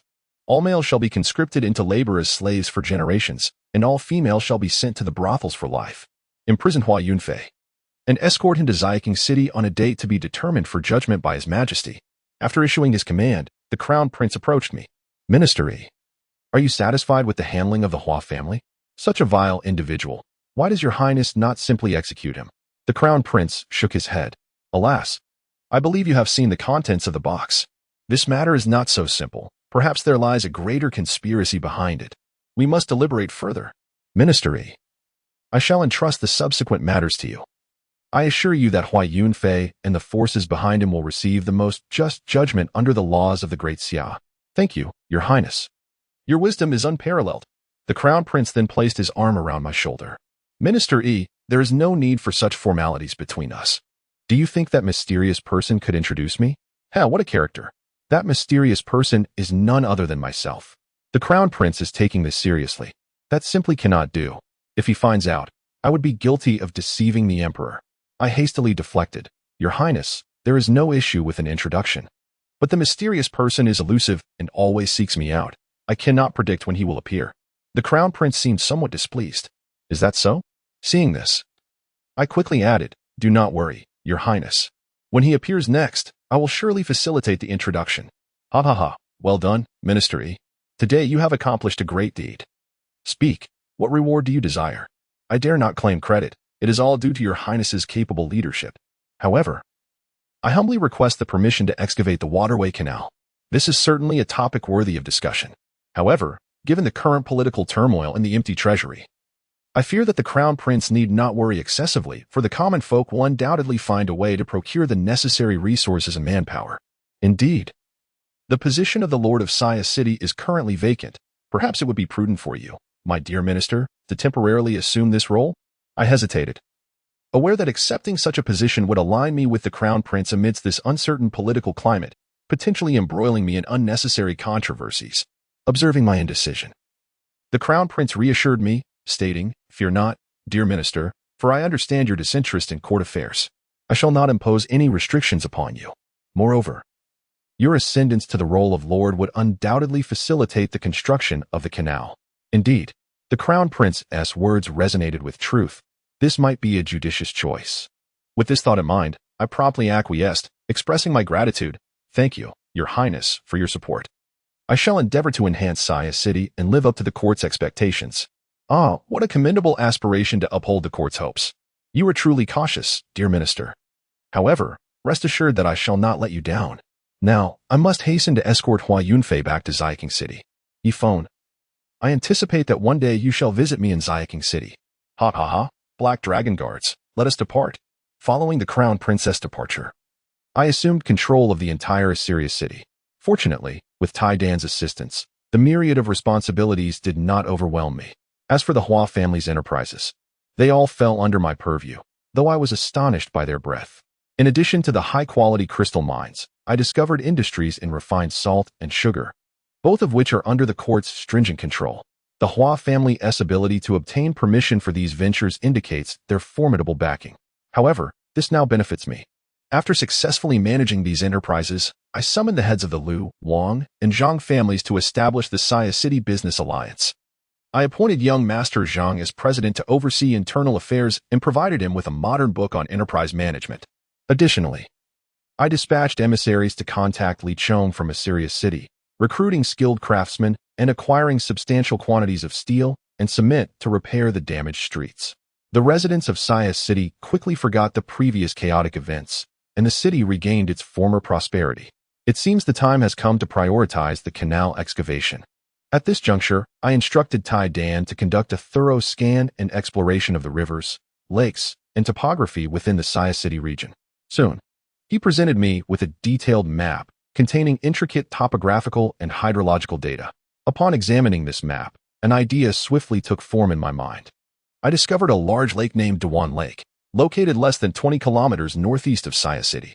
The hydrological data indicated that not only do several rivers traverse Saya City, but the majority of the region's waterways converge here, frequently inundating the nearby villages. Thus, I resolved that the starting point for the Saya City Canal would be established at Dewan Lake. However, this lake is quite extraordinary, much like its name suggests. It is a perfectly circular body of water, spanning several dozen kilometers in diameter, so round that it scarcely resembles a creation of nature. Moreover, there exists a legend surrounding the Great Bull Lake that piqued my curiosity. Chapter 66. The Legend of Great Bull Lake. This tale has endured for centuries. It is said that hundreds of years ago, the area now known as Great Bull Lake was once a vast plain, flourishing with fertile fields. That year, the sun exhibited peculiar flickers, and a rare thunderstorm enveloped the entire world. During this tumultuous time, an unidentified flying object, shaped like a great bowl and trailing a long stream of fire, surged through the dense clouds and descended towards the plain. In an instant, a blinding flash, akin to that of the sun, erupted from the sight, rendering the world eerily silent. Even the previously overcast stormy skies cleared instantly. There was no explosion, no swirling dust or debris. The immense crater simply materialized, leaving everyone bewildered and hesitant to approach.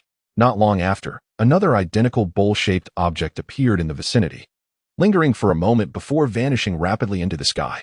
Gradually, that crater transformed into the lake we see today, and thus the name Great Bull Lake was born. After hearing the legend brought back by Tidan, I inquired with curiosity, Tidan, do you believe this legend to be true? Could that bowl-shaped object have been a visitor from an extraterrestrial civilization? Well, if it wasn't an ancient civilization, it is quite possible that it was a visitor from an alien culture. He replied, but why would they come to Earth? Could the peculiar trajectory of human civilization today be related to them? Tidan swiftly searched through the database for information and, moments later, responded, Yifeng, I cannot provide you with an answer. I can only tell you that the cosmos is vast, and the existence of extraterrestrial civilizations is confirmed. The ultimate destination of any civilization must be the stars, so it is plausible they could have visited Earth. As for their purpose, I cannot say. With the multitude of star systems in the universe, various forms of civilizations are bound to emerge. If you wish to learn more, my suggestion is to investigate that area. I accepted Tidan's advice, delegating the affairs of Saya City to the Zhang and Lu clans, ensuring they would care for Ping Ping. Upon noticing that Ping Ping did not seem averse to it, I felt reassured and proceeded with Tidan to the banks of Great Bowl Lake. The surroundings were lush with aquatic vegetation, and numerous wild animals roamed freely, suggesting that this place had not been tainted by human activities. Perhaps the legend itself instills fear in the hearts of people, deterring them from venturing here. Unfortunately, after a thorough exploration, we found no useful clues. As I gazed contemplatively at the shimmering surface of the lake, I pondered, Tidan, do you think there might be any clues at the bottom of the lake? Indeed. There are some peculiar fluctuations present, he affirmed. Is that so? Tidan, can you withstand water? Humph. Please have faith in my capabilities. All right. Let us dive in and take a look. With that, I summoned an advanced diving suit and, together with Tidan, we plunged into the depths of the lake. Soon, we found ourselves at the very center of the lake's depths, where we stumbled upon a vast bowl-like structure. However, it resembled more of a colossal circular spacecraft, half submerged in the earth, while the exposed portion glimmered with an ethereal green light emanating from an already ajar hatch. I was utterly astonished. Could it still be operational? Eagerly, we swam inside, only to discover that the interior was devoid of water, as if some unseen force had repelled it from entering. Remarkable, I assented. I shared my astonishment, inquiring of Iron Egg, what is this phenomenon? Why is there no water here when the hatch is clearly open? Iron Egg, scanning the vicinity, replied, it's beyond my experience. I have never encountered such technology. However, it must employ a kind of force field to keep the water at bay. This revelation led me to ponder, did this imply the existence of an advanced extraterrestrial civilization? With this question lingering in our minds, we ventured deeper into the spacecraft. It appeared remarkably intact, with only a few unfamiliar instruments toppled over due to the ship's slant. Fragments of a paper-like material lay scattered throughout, indicating that the ship's occupants must have been in a state of great panic, as if they had made a hasty escape. But what could have compelled them to flee so urgently? We pressed on, seemingly arriving at the cockpit of the vessel. It was an expansive space, filled with various instruments, all aglow as if freshly operational.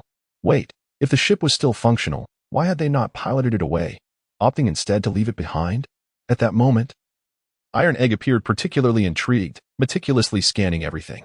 Suddenly, he exclaimed with excitement, Yifeng, I believe I have made a remarkable discovery. Do you realize they utilized binary algorithms? What is binary? I mused. It was a term I was all too familiar with, as nearly all computers in my own civilization employed binary algorithms. This meant that Iron Egg could swiftly decode the information contained within this vessel.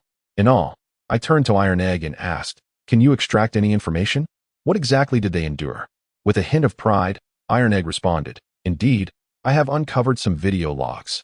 I believe we should take a look. He then projected the visual data through holographic means, with the accompanying dialogue translated into subtitles I could comprehend. It turned out that they were a race known as the Cantrilas, an ancient civilization hailing from the Cantrilas supercluster, located 2,000 light-years from Earth. They claimed to be among the first forms of life to emerge in the cosmos, having developed an unimaginably advanced civilization over the eons.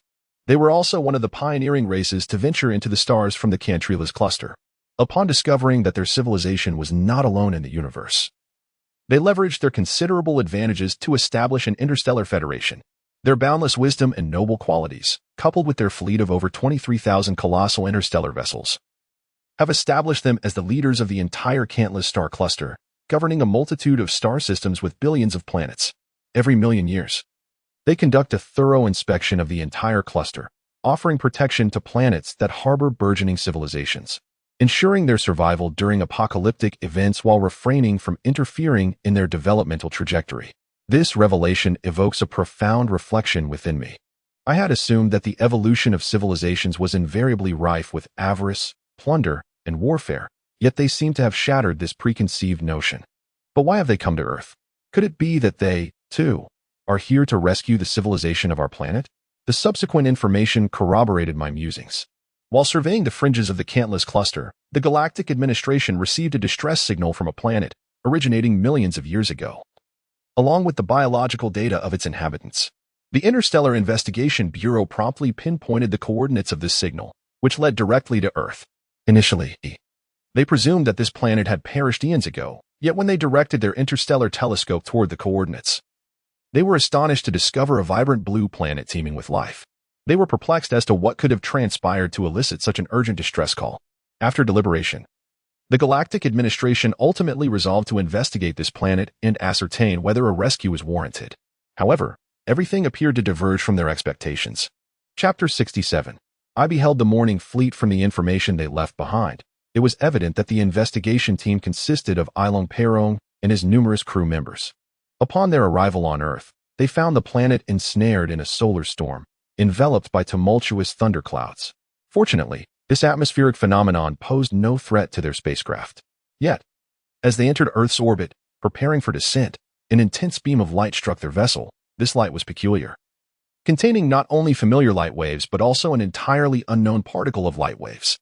These unfamiliar particles wreaked havoc on their ship's instruments, causing their power reserves to deplete rapidly. They endeavored to initiate an emergency space jump using their remaining energy to escape the gravitational clutches of this star system. However, it seemed that Earth's gravitational field had effectively ensnared their vessel, and they began to plummet uncontrollably. The space jump was severely disrupted, and although they managed to activate it just before impact, the jump ultimately failed.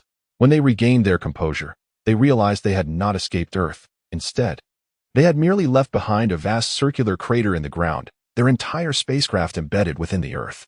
At this juncture, I pondered that the unprecedented light wave particles they encountered might indeed have originated from the reflective properties of the mirror sphere, generating Bruce light waves. Nevertheless, it appeared they had not perished, but where had they gone? With this question lingering in my mind, I continued to read on.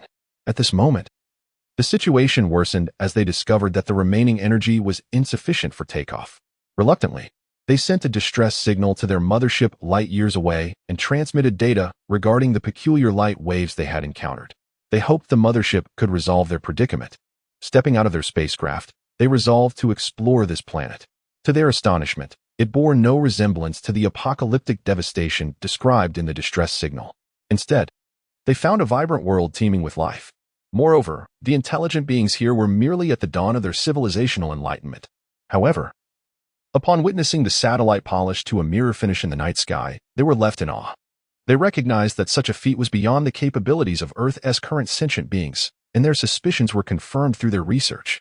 They uncovered the existence of an enormous supermassive black hole thousands of light years away, along with 2 captured galaxy clusters. They calculated the periodicity of gamma-ray bursts and the cyclical calamities faced by Earth's civilization. Initially, they believed the distress signal from millions of years ago was merely a trap set by an advanced earthly civilization. Yet now, it appeared that the civilization that had sent the signal had been obliterated in a previous gamma-ray burst catastrophe. They struggled to comprehend how civilization could emerge amid such recurring disasters until they noticed a beam emanating from the far side of the moon. Utilizing their most advanced observational equipment, they followed the beam. Initially, their signal observation screen revealed only a nebula, but as the image magnified, Ilong and his team gasped in unison. The nebula was, in fact, an entire interstellar fleet belonging to a race, with thousands of pencil-like points of light forming a precise formation across vast three-dimensional space, stretching for countless kilometers in the starry sky. These points of light were moving in perfect unison, each representing a massive spacecraft akin to their mothership. Although they approached the speed of light, this was not considered advanced technology to them, as calculations indicated that escaping the gamma-ray burst range had taken nearly 120 years. The biological information they received suggested that this journey had already surpassed the lifespan of individual beings, indicating that this race had traversed the cosmos for generations. They speculated that the direction of their journey might hold the answers they sought, and the polished satellite, with its luminous guidance, could serve as a warning and direction passed down through each generation of civilization on this planet. This method of civilizational inheritance astonished them, perhaps explaining why this planet continued to give rise to civilization even after experiencing destruction. Ilong and his team relayed their discoveries back to the Interstellar Federation. After thorough deliberation, the Galactic Federation resolved to respect the civilizational legacy of this planet and refrain from interference. However, they decided to leave their spacecraft on Earth, embedding this information as a reminder to humanity about the nature of disaster. This act was a tribute to Earth, a world that, despite undergoing cycles of destruction and rebirth, continues to foster the emergence of civilization. At the conclusion of the scene, they left behind a message: greetings to the civilization of Earth. The cosmos is vast, yet not devoid of companionship. We eagerly anticipate the day we shall meet. Soon, their mothership resolved the interference caused by Bruce's light waves on their equipment and dispatched a rescue vessel to retrieve Elon Peyron and his companions. After absorbing their message, I found myself in a prolonged state of reflection, particularly moved by the sight of the departing fleet, which I presume to be the 4th Squadron. How are you faring on the ancient path of the starlit sky? I must express my gratitude to Elon Peyron. He spoke truthfully when he noted that the cosmos is indeed expansive, yet not solitary. However, I suspect that not all extraterrestrial civilizations possess the noble qualities of the Cantrellas. Moreover, Earth's coordinates seem to have become common knowledge. Should some malevolent alien civilization stumble upon this location, it could herald a new catastrophe. After all, it is widely acknowledged that the evolution of civilizations is often marked by avarice, plunder, and warfare. Otherwise, my own epic civilization would not have succumbed to self-destruction before the impending calamity. It appears imperative to elevate Earth's civilization swiftly. I refuse to face annihilation once again before the arrival of that cursed radiation storm. Contemplating this, I turned to Iron Egg and inquired, "Hey, Iron Egg, does this spacecraft possess advanced technology compared to what you left behind?" Iron Egg meticulously scanned the vessel and responded, "Indeed, it is quite sophisticated, particularly their energy system, which I find utterly incomprehensible. Furthermore, judging by its structure, this spacecraft's spatial transition capabilities seem to vastly surpass those of the one we left at the Mirror Sphere. The materials used are exceptionally hard, light, and unique. Additionally, the weapon systems appear rather remarkable, yet I cannot fathom them at this moment." Upon hearing Iron Egg's observations, I realized that this spacecraft might significantly enhance the technological level of the Mirror Sphere base. I pondered aloud, "Iron Egg, do you think such a large spacecraft can be transported? Are you suggesting we teleport it back to the Mirror Sphere?" "Of course. We must send it to the Mirror Sphere base, allowing the supercomputing system there to conduct a thorough analysis of the technology contained within this spacecraft. Don't you find that immensely significant?" "Indeed, it is. However, it may pose some challenges underwater. Wait, let me think." With that, Iron Egg began to search diligently through the database. Chapter 68, A Dramatic Transformation in Assyria. After pondering for a moment, Iron Egg excitedly exclaimed, "Yifeng, I have devised a solution." I inquired eagerly, "What is it? Do tell. You must praise me first." "Oh, all right. Iron Egg, you are the best. Humph. Call me Great One, or I shan't divulge anything." "Fine, fine. Iron Egg the Great, you are simply marvelous. Is that satisfactory? That will suffice. Now listen closely. Shortly, you will use your bracelet to locate the coordinates of this spacecraft. Ensure they are precise. Then I will rise to the surface, and you will transmit the coordinate information to me. I will correct the water's interference with the Mirror Sphere's detection coordinates, and then you can proceed with the teleportation." Thanks to Iron Egg's assistance, I successfully transported the spacecraft back to the Mirror Sphere base. The information collected was entrusted to the supercomputing system at the base for analysis and research. However, it appeared that the computational power of the system was somewhat insufficient. It seemed that a considerable amount of time would be required to fully comprehend the technology of this spacecraft. Nevertheless, I remained unperturbed, for this civilization's era still had abundant time ahead. Once I concluded my tasks here, I returned to Saya City with Tai Dan and arrived at the Lee family residence. The place was as desolate and empty as ever. In the courtyard, I directly teleported a substantial amount of barbed wire and ample supplies of food. It was high time to meticulously plan for the canal project. After accomplishing these tasks, I made my way back to the Lord's Manor. Fortunately, young Master Zhang and the others had taken excellent care of Ping Ping. At this moment, I summoned both young Master Zhang and the heads of the Liu and Wang families. When I presented the detailed map that Tide had meticulously scanned and drawn, they were all left in utter astonishment. In this era, maps were not commonplace. They were generally the exclusive domain of the royal family, representing the territories controlled by the emperor and, to some extent, symbolizing power.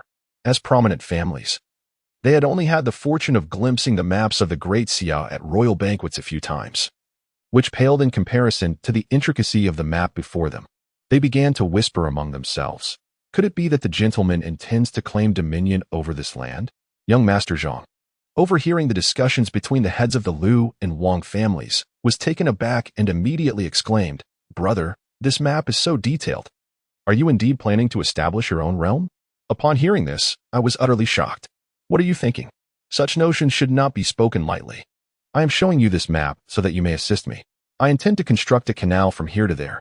As I spoke, I detailed the initial route of the canal to them. Ah, I see now, brother. Just tell us how to proceed, and we shall exert ourselves to the utmost. Even if you truly intend to claim territory, we are willing to support you. Do not let your imaginations run wild. There is a limit to jesting, you know. I do not require much from you. All I need is for you to deploy personnel to establish a blockade along this line, 200 meters on either side. If you encounter villages, provide them with adequate compensation to facilitate their relocation. I do not wish for anyone to approach during the construction of the canal. Follow me. I led them to the Li family residence, and the scene before them left them utterly stunned. I gestured toward the supplies and said, "We will use this barbed wire for the blockade. Additionally, these provisions will be available for anyone involved in construction at no cost. Ensure that they are well fed. If supplies run low, they can contact me directly or reach out to Li Chong in Assyria City. Begin constructing the isolation net from Xia City. I will return to Assyria City to undertake a similar effort. I am giving you 3 months to accomplish this. Can you manage it?" They gazed at the bountiful resources with delight. "Rest assured, brother. With these materials, even if you say 1 month, we can manage it. Do not speak too boldly. Remember, the construction of the isolation net must be sturdy. You can count on us, brother." With everything arranged here, I felt it was time to return to Assyria City. Moreover, Ping Ping had reached the age for schooling, and I was curious about how Assyria City had developed recently. Approaching Ping Ping, who was playing, I gently called, "Ping Ping, come here to Daddy." Ping Ping rushed towards me with great excitement, not forgetting to embrace Tide tightly. "Daddy, Tide, you have finally returned. I have missed you so much." "Yes, Daddy and Tide have missed you too," I replied. "How about we leave the city, Ping Ping? Daddy will take you to another city for some fun. Would you like to go?" Yes. Wherever Daddy and Tide go, I want to go too." Initially, I intended to teleport directly back to Assyrian City, but fearing it might startle Ping Ping, I opted for the previous horse-drawn carriage instead. Fortunately, the carriage was quite comfortable, and with Tide and the cheerful Ping Ping by my side, the journey turned out to be quite delightful. We traveled swiftly and returned to Assyrian City in just 2 days. I was astonished by the transformation of Assyrian City. It had completely changed its appearance.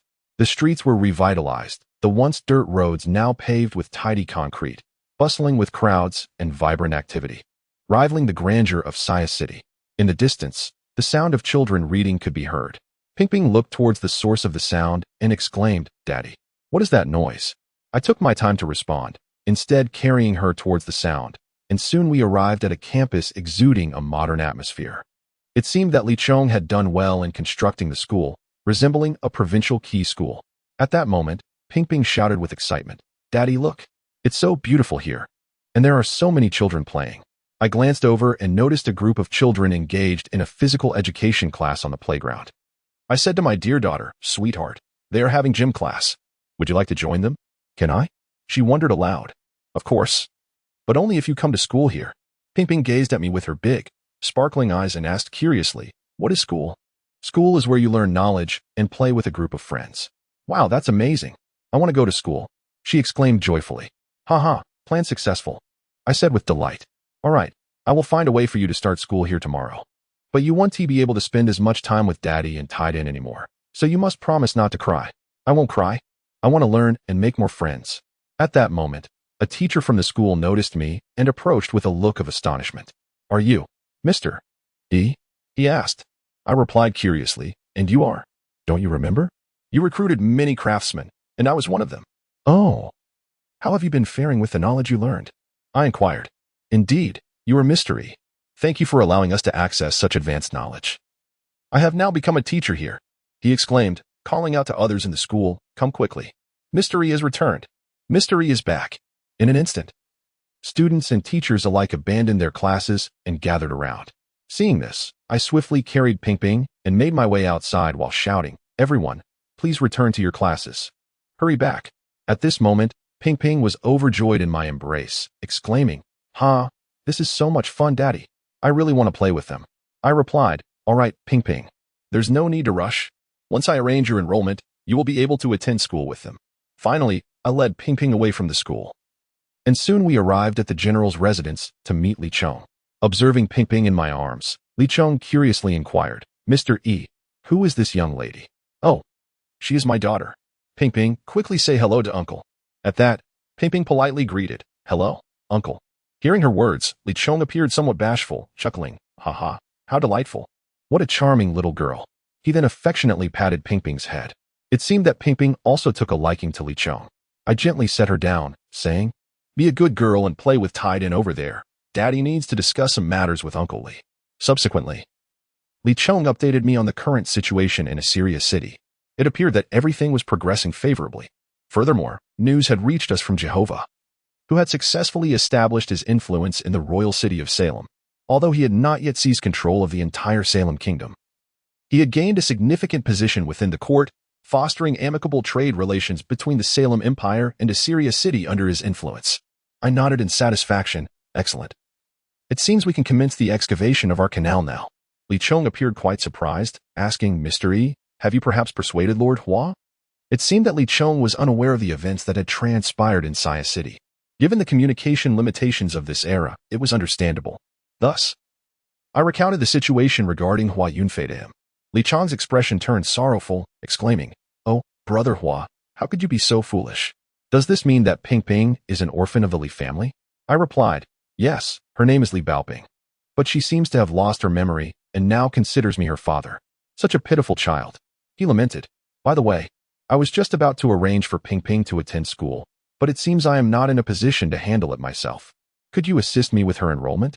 Additionally, please take good care of her without drawing too much attention. I only wish for her to have a joyful and happy childhood in Assyria City. Oh, Mr. E, there's no need to be so formal with me. Rest assured, I will treat her as my own daughter. Thankfully, Ping Ping quickly adapted to life here in the days to come, successfully integrating with her peers at school. And even the people at the general's residence grew quite fond of her. Not only that, but Ping Ping also exhibited remarkable aptitude for learning, becoming quite the academic achiever. However, that is a story for another time. After ensuring Ping Ping's matters were settled, I retrieved the replica of the map. Li Chong's reaction upon seeing such a detailed map was comparable to that of young Master Zhang. However, I did not dwell on it or provide further explanation. Instead, I began to sketch and outline the plans for water conservancy construction in Assyria City. My intention was to first excavate a moat encircling Assyria City, then extend it southeast to connect with the planned canal route, conveniently situated near a large, now dry lake. This approach not only alleviates the workload but also addresses the water conservation issue in Assyrian City. The vast expanse of barren land is destined to transform into fertile fields, and it could also evolve into a crucial commercial hub connecting Saya City. Naturally, this plan has garnered the endorsement of Li Chong. However, he has raised a valid concern. Mr. E, while this indeed holds benefits for generations to come, such a grand endeavor may require an extensive period to realize. The consumption of human and material resources, even with the cooperation of Saya City, will be considerable. Upon hearing his words, I recognized his apprehension. Generally, you need not worry. Please follow me. With that, I led Li Chong to the vacant space in the backyard, and with a sweeping gesture, a smart, unmanned dump truck and an intelligent excavator materialized before us. Although General Li was already aware of my ability to summon resources with a wave of my hand, the sudden appearance of such extraordinary machinery left him momentarily astonished. Mr. E, what on earth are these? I patiently elucidated their functions and operation methods, and Li Chong listened. Captivated, I see now, truly remarkable. How many of these can we procure? With confidence, I replied, with these, how long do you estimate the project will take? After a brief moment of contemplation, Li Chong declared, Mr. E, If you provide me with 100 of these machines, I could complete it within a year. I then proposed, what if I supply you with 1,000?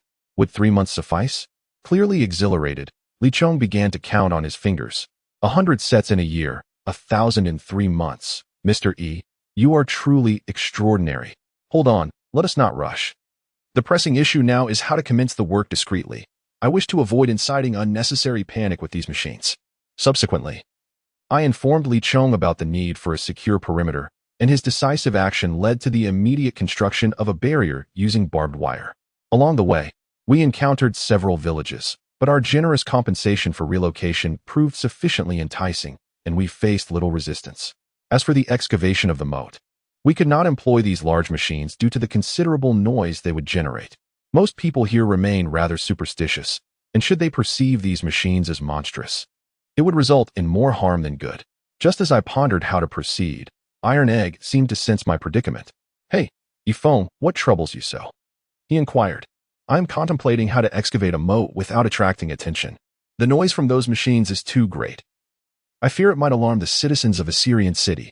By the way, Iron Egg, do you have any silent machinery at the mirror ball base? What? Such machinery does not exist. But must you use engineering equipment? I queried in confusion. What do you mean by that? If not machinery, then what? Have you considered using weapons? What are you joking about, Iron Egg? We are not at war. We are digging a canal. Are you suggesting we blow up Assyrian City? Yifeng, who told you that weapons are limited to warfare? It all depends on how you choose to utilize them. Isn't it the Iron Egg? Are you serious? Is there really a weapon capable of digging into the earth? Perhaps. Are you familiar with the term annihilating light? I searched through my memories, and indeed, I recalled it from the information implanted in the mirror sphere brain interface. Ah, I remember now, annihilating light. A form of high-energy radiation capable of dismantling atomic bonds at the atomic level, thereby eradicating matter. Are you suggesting that such a weapon exists in our arsenal, Iron Egg? Absolutely. You mean we could utilize the annihilating light to directly carve out a moat? Is that truly feasible? It wouldn't obliterate the entire city of Assyria in one fell swoop, would it? Chapter 70. The Iron Egg is actually female in response to my inquiries. Iron Egg spoke gravely. Yifeng, did I not mention that while such a weapon is formidable, its efficacy hinges on its application? As long as the parameters are correctly calibrated, its power can be entirely controlled. A realization washed over me. Thus, by adjusting the settings, we could indeed use this weapon to directly annihilate a moat, correct? Yes, exactly. So Yifeng, do you wish to employ it?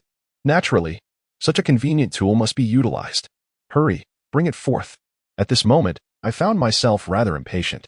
Iron Egg, however, did not hastily acquiesce. Instead, she pondered for a considerable time before finally speaking. Yifeng, there is another matter I must clarify. The annihilating light is the most perilous weapon developed during our civilization's era. While it has often been employed for necessary construction tasks, there was once an incident where a human error in parameter settings led to the silent annihilation of a city with a population exceeding 1 million.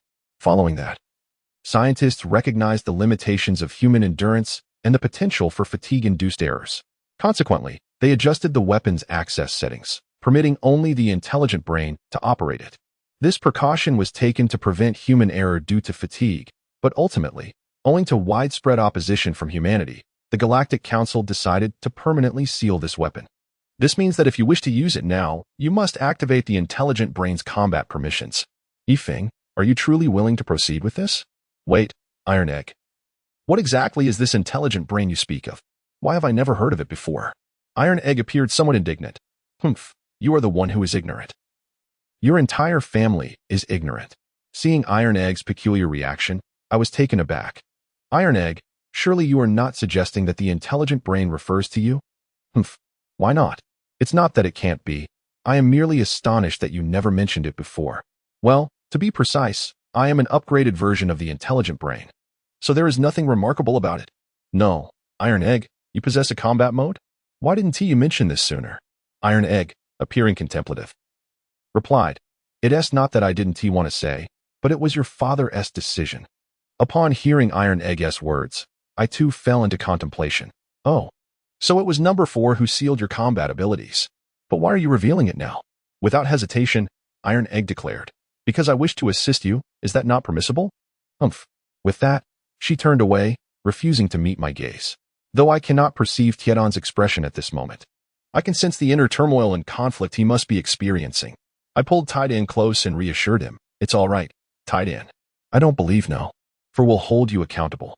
After all, I am his captain, and I understand him. At that moment, Taidan eagerly broke free from my grasp and exclaimed, all right then. Are you going to use it or not?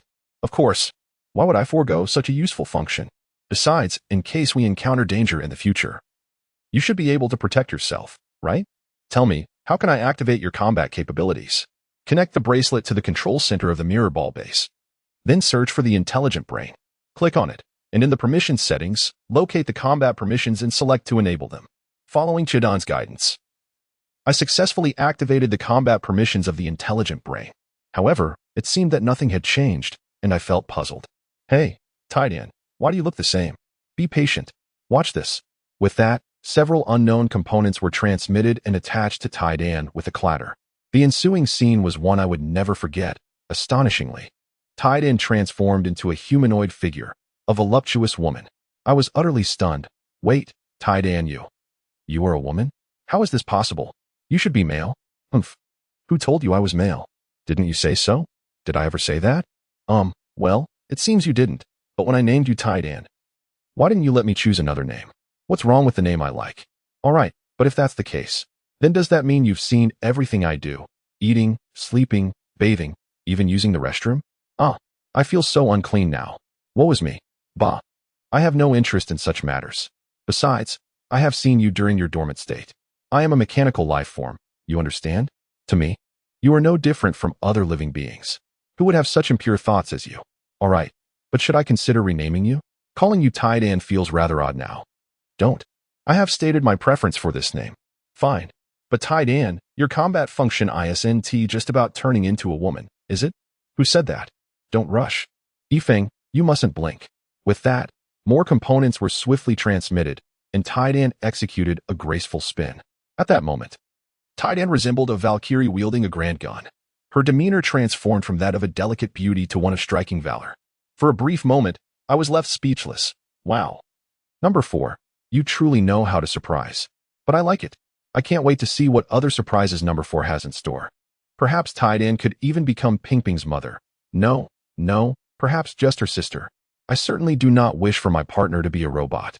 Seeing my dazed expression, Taidan appeared somewhat impatient. Hey, Yifeng, what are you thinking? Just sister. What? Who wants to be your sister? No. I meant for you to be Pingping's sister. Humph, I can't be bothered with you. At this moment, I gazed in astonishment at the formidable weapon in her hands and exclaimed, is this magnificent firearm truly capable of unleashing the light of annihilation? It appears exceptionally unique. Indeed. This is a relatively conventional handheld annihilation weapon, aptly named the Gun of Annihilation. Can it truly silently carve out a moat? Perhaps one that is 100 meters wide and 50 meters deep? Of course, with a slight adjustment to the parameters, it can be achieved. But do you genuinely believe I want to make a mistake? I patted Taidan on the shoulder, saying, Oh, Taidan, what are you talking about? If I cannot trust you, who else can I rely on? In this world, you are my utmost confidant. At this, Taidan appeared somewhat bashful, murmuring softly, Yifeng, thank you. Though his words were barely audible, I heard them clearly. Nonetheless, I pretended not to have caught them. What? I didn't hear what you just said. Humph. If you didn't hear it, then forget it. I can't be bothered with you. Oh dear, Taidan truly is quite sensitive. I quickly smiled and remarked, all right. Enough of the banter. Let us see how effective this weapon really is. Chapter 71. The Educational Project Enhancement Plan for a Serious City Under the Cover of Night. Taidan and I ventured beyond the city walls. Beneath the midnight glow, everything appeared serene. Can you imagine? Standing alongside a Valkyrie beneath the city wall.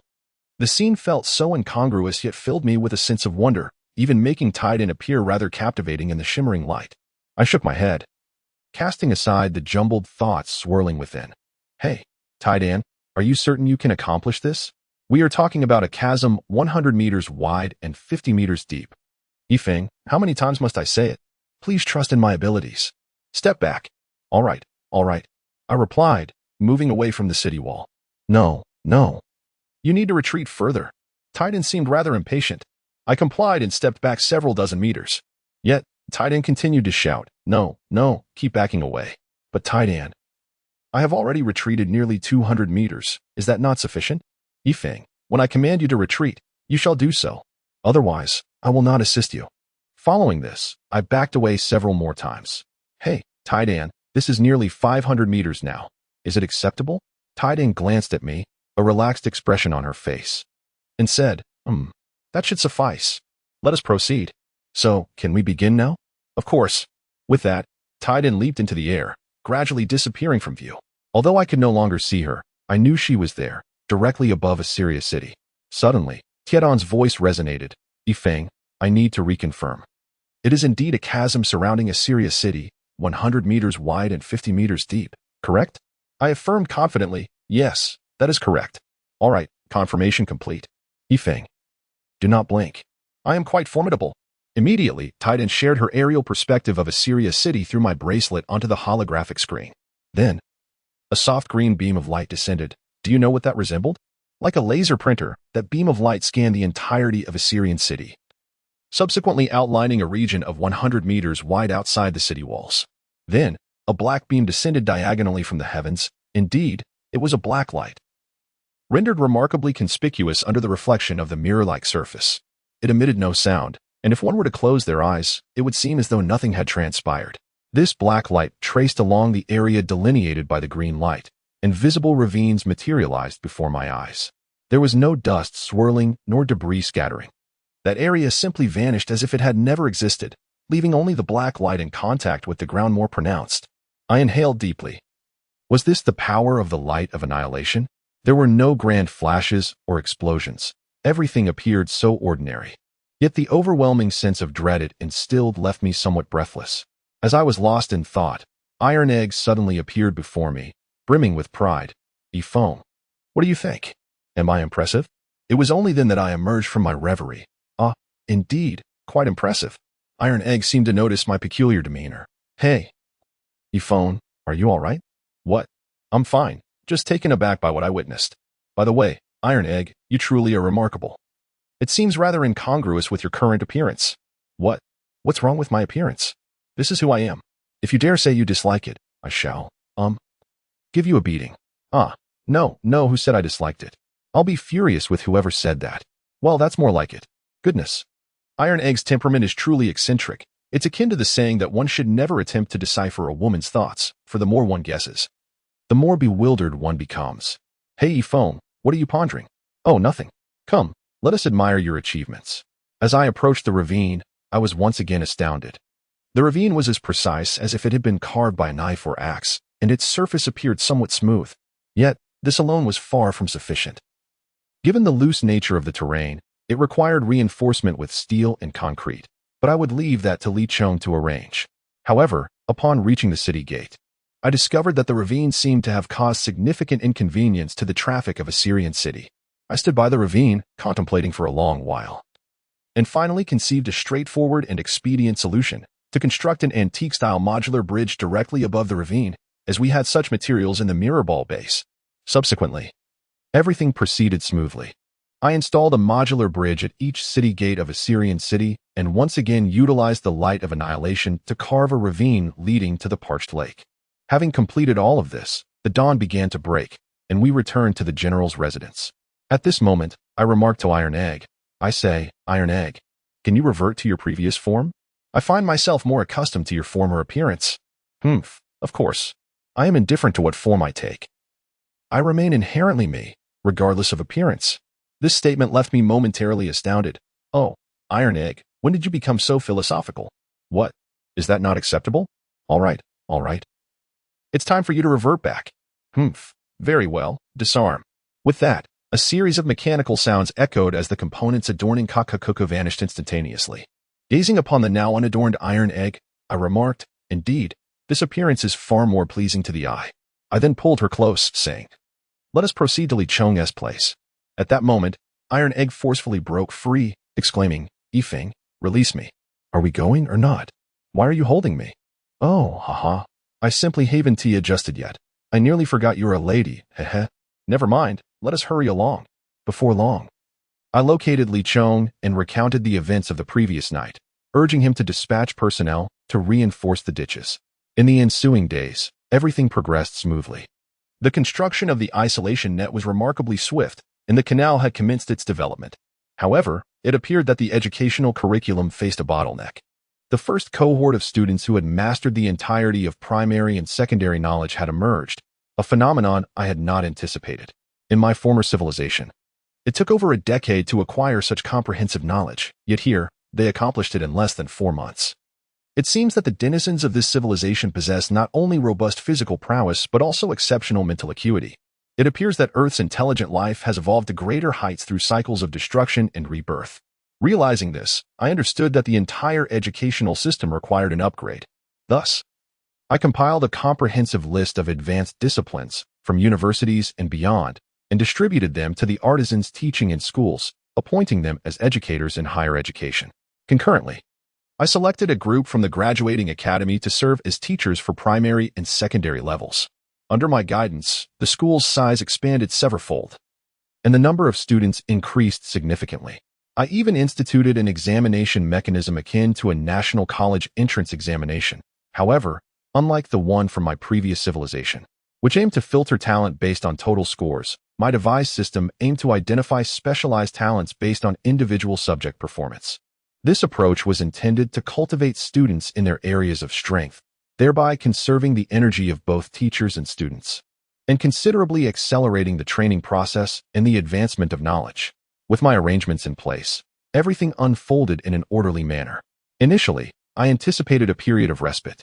Yet unexpectedly, a rather peculiar incident occurred. Chapter 72. The Tomb of the Predecessor Civilization. On a day when I was leisurely reclining in a chair, listening to soft melodies and closing my eyes in tranquility, Li Chong rushed in, breathless. Mr. E. Something is amiss. We have unearthed a tomb. I responded with curiosity. A tomb? Why the urgency regarding a tomb? No, Mr. E, this is not an ordinary tomb. It may not even be a tomb at all. We are uncertain about what it truly is. What?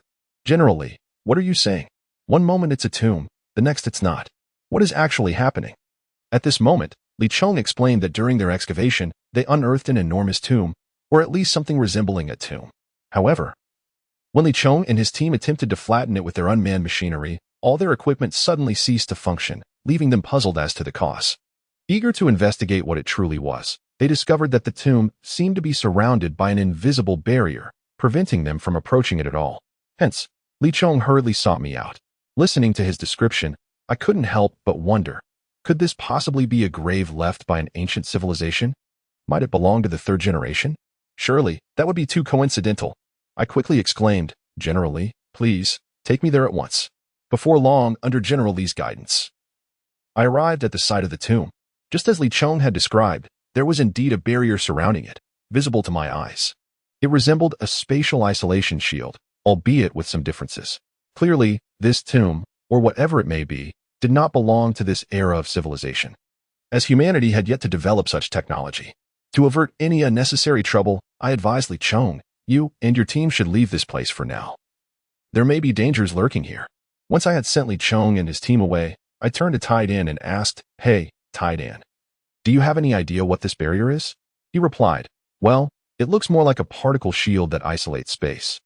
But the energy fluctuations of its particles are unlike anything I have ever encountered. Oh, I see. It seems that this is indeed not a remnant left by the 4th generation. I mused. It must belong to another ancient civilization or perhaps even an extraterrestrial one. Excitement bubbled within me as I inquired, Tai Dan, is there a way to get inside? There should be, but it may require some effort. I need to analyze the precise parameters of the particle energy fluctuations of the shield first. That's fine. Take your time. There is no rush. We have plenty of time. While Titan conducted his analysis, I meticulously examined the tomb. The exposed half appeared to be a towering pyramid, 20 meters high, with particles flickering at its apex. It seemed evident that the shield emanated from that point. The structure was indeed different from the energy shield generators in the mirror ball base, further confirming our previous assessment that this was a remnant from a civilization we had never encountered before. Just as I was lost in thought, Titan excitedly called out, Hey, Yifeng, I've made some progress in my analysis. I responded in surprise, Oh, that was quick. I thought it would take you longer. Humph, I am quite formidable.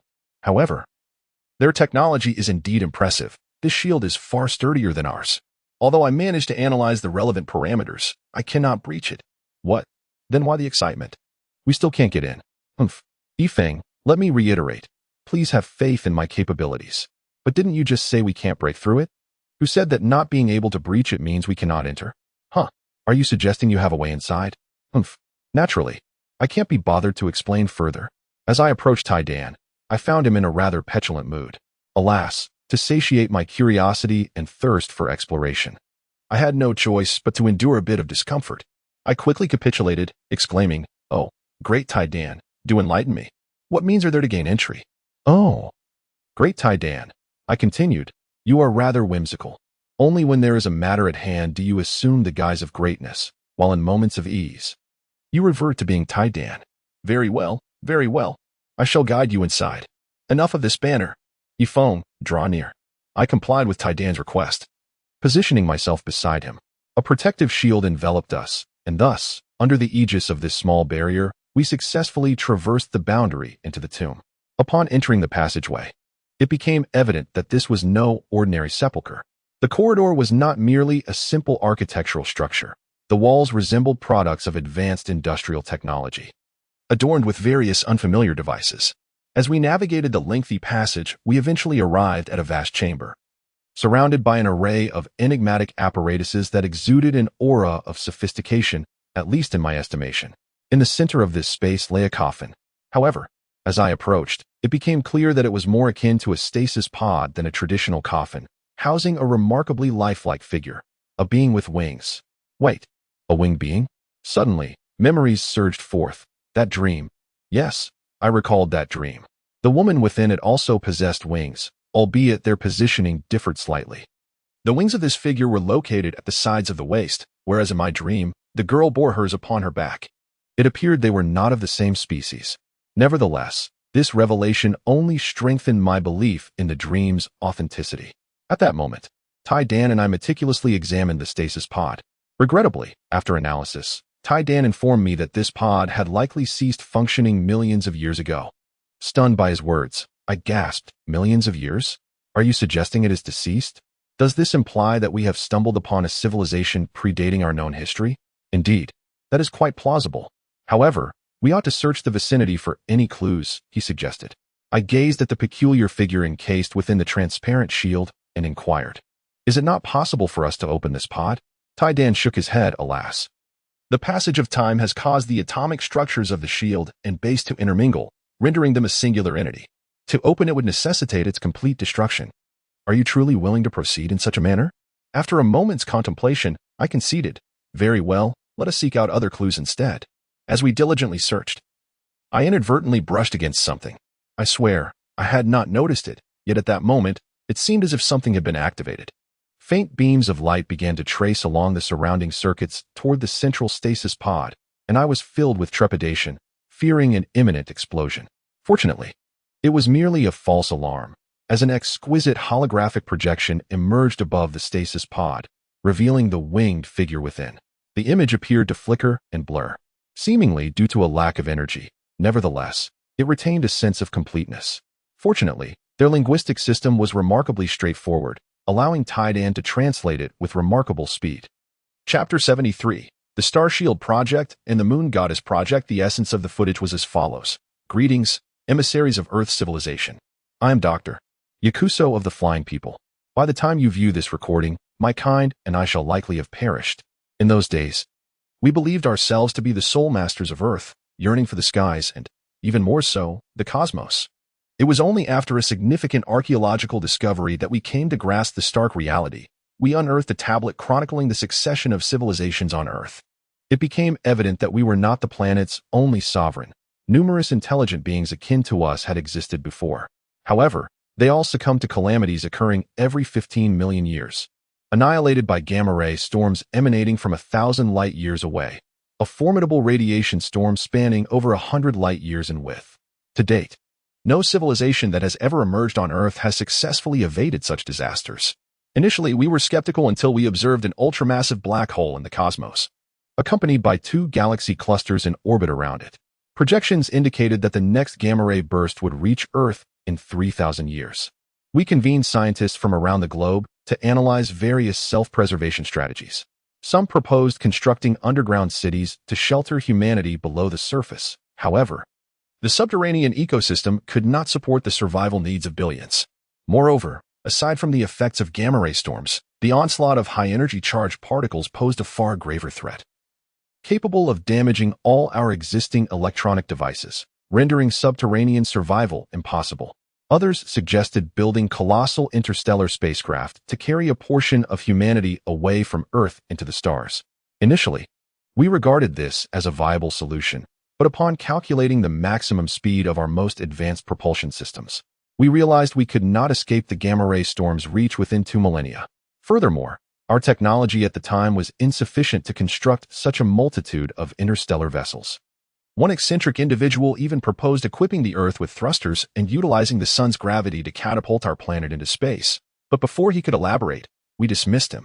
Yet, my plan was even more audacious. I intended to consolidate the world's resources to construct a shell around Earth in the cosmos. The outer surface would be fitted with high-performance particle and light energy collection converters. At that time, our energy conversion technology could achieve a remarkable efficiency of 99%. Indeed, you read correctly. Our advancements in photonic materials and the study of light and particles were unprecedented. This meant we could harness solar energy as an inexhaustible resource while effectively shielding Earth from the impacts of gamma-ray bursts. More importantly, we could transform those bursts into usable energy. I refer to it as the Earth Star Shield Project. Naturally, this ambitious initiative has provoked significant opposition, as the existing resources on Earth are woefully inadequate to support such an undertaking. In response to the skepticism, I proposed a solution to harness a multitude of spacecraft to gather materials from the Earth's star ring for construction purposes. The abundant ores and meteoric debris in the star ring could serve as ideal building materials to realize the shell's construction. The technology required for erecting the shell is not beyond our capabilities. Calculations indicate that we would need merely 500 years to complete the shell's construction. Upon hearing my proposal, over 70% of the global population expressed their approval, and the Star Shield project was officially confirmed. Concurrently, the Underground City project was also in progress. In order to take responsibility for the Star Shield project and to prepare for unforeseen events, I resolved to extend my lifespan through a dormant state, programmed to awaken for 1 day every century. During this time, I have been awakened numerous times to address emergent situations. Fortunately, the construction of the Star Shield proceeded remarkably well. However, upon awakening for the second time after 900 years, I discovered that I had become buried underground. I attempted to reach out to others, only to find that all communication devices were unresponsive. I was perplexed by the circumstances. Nothing should have unfolded in this manner. It was only after perusing the communications logs of the command center that I grasped what had transpired during my last century of slumber. Initially, the Underground City project faced turmoil due to the unequal distribution of resources among its inhabitants, leading to widespread unrest. Decades of warfare regressed Earth's technological advancement to a primitive state, rendering it incapable of contacting those executing the Star Shield project in space. Subsequently, the builders of the Star Shield project attempted to reach me multiple times. However, due to equipment malfunctions, it seemed that only information from the Star Shield project could be received, while I remained unable to respond. In essence, I was trapped here, unable to escape or communicate with them, and I was compelled to choose dormancy once more. It appeared that they had also lost track of my coordinates, and the remaining inhabitants of Earth gradually began to forget the Star Shield project. Nevertheless, the plan continued to unfold. Yet, this very persistence resulted in the Star Shield's mass increasing exponentially, intensifying gravitational effects. Ultimately, 300 years into the plan, merely 700 years before the impending gamma-ray burst, the entire Star Shield began to collapse. Within a year, it transformed into a satellite of Earth, which we now refer to as the Moon. The overwhelming gravitational tides precipitated a global deluge, tearing apart continental plates, with the fragile underground cities suffering catastrophic consequences. It seems I too have been buried deeper within the Earth. Those executing the Star Shield project witnessed this disaster firsthand, and fortunately, these events were successfully captured by the equipment here. In other words, at this moment, my kin exists solely in the expanse of space. Fortunately, they have survived. Yet the Earth has become exceedingly unstable. The movement of tectonic plates has led to frequent earthquakes and volcanic eruptions, indicating that the planet is no longer suitable for habitation. Despite the failure of the Starshield project, they resolved to preserve the ember of civilization within this star system. They pooled all technological resources and utilized every available material to transform the moon into a colossal supercomputer over the course of the remaining 1,700 years. We refer to it as the light particle computer, with its core being a small artificial star that continuously provides a steady stream of light particles to sustain the operation of this immense machine. This endeavor, which I have named the Lunar Deity Project, houses all the knowledge of our race. I believe that our light materials should be resilient enough to protect the computer from the destructive force of gamma rays. Perhaps, I hope, it will remain intact. I wish for it to assist you. Trust me, if it remains unharmed, it will surely aid you, as it possesses remarkable intelligence capable of analyzing numerous issues, fostering the creation of a more splendid civilization, and either rescuing you from this place or facilitating your escape. In an effort to stabilize the Earth and draw your attention to this satellite, my kin expended their final breaths to propel it to a distance of 430 kilometers from Earth. In the future, you should notice a bright celestial body, as large as the sun, illuminating the night sky. I sincerely hope you take notice.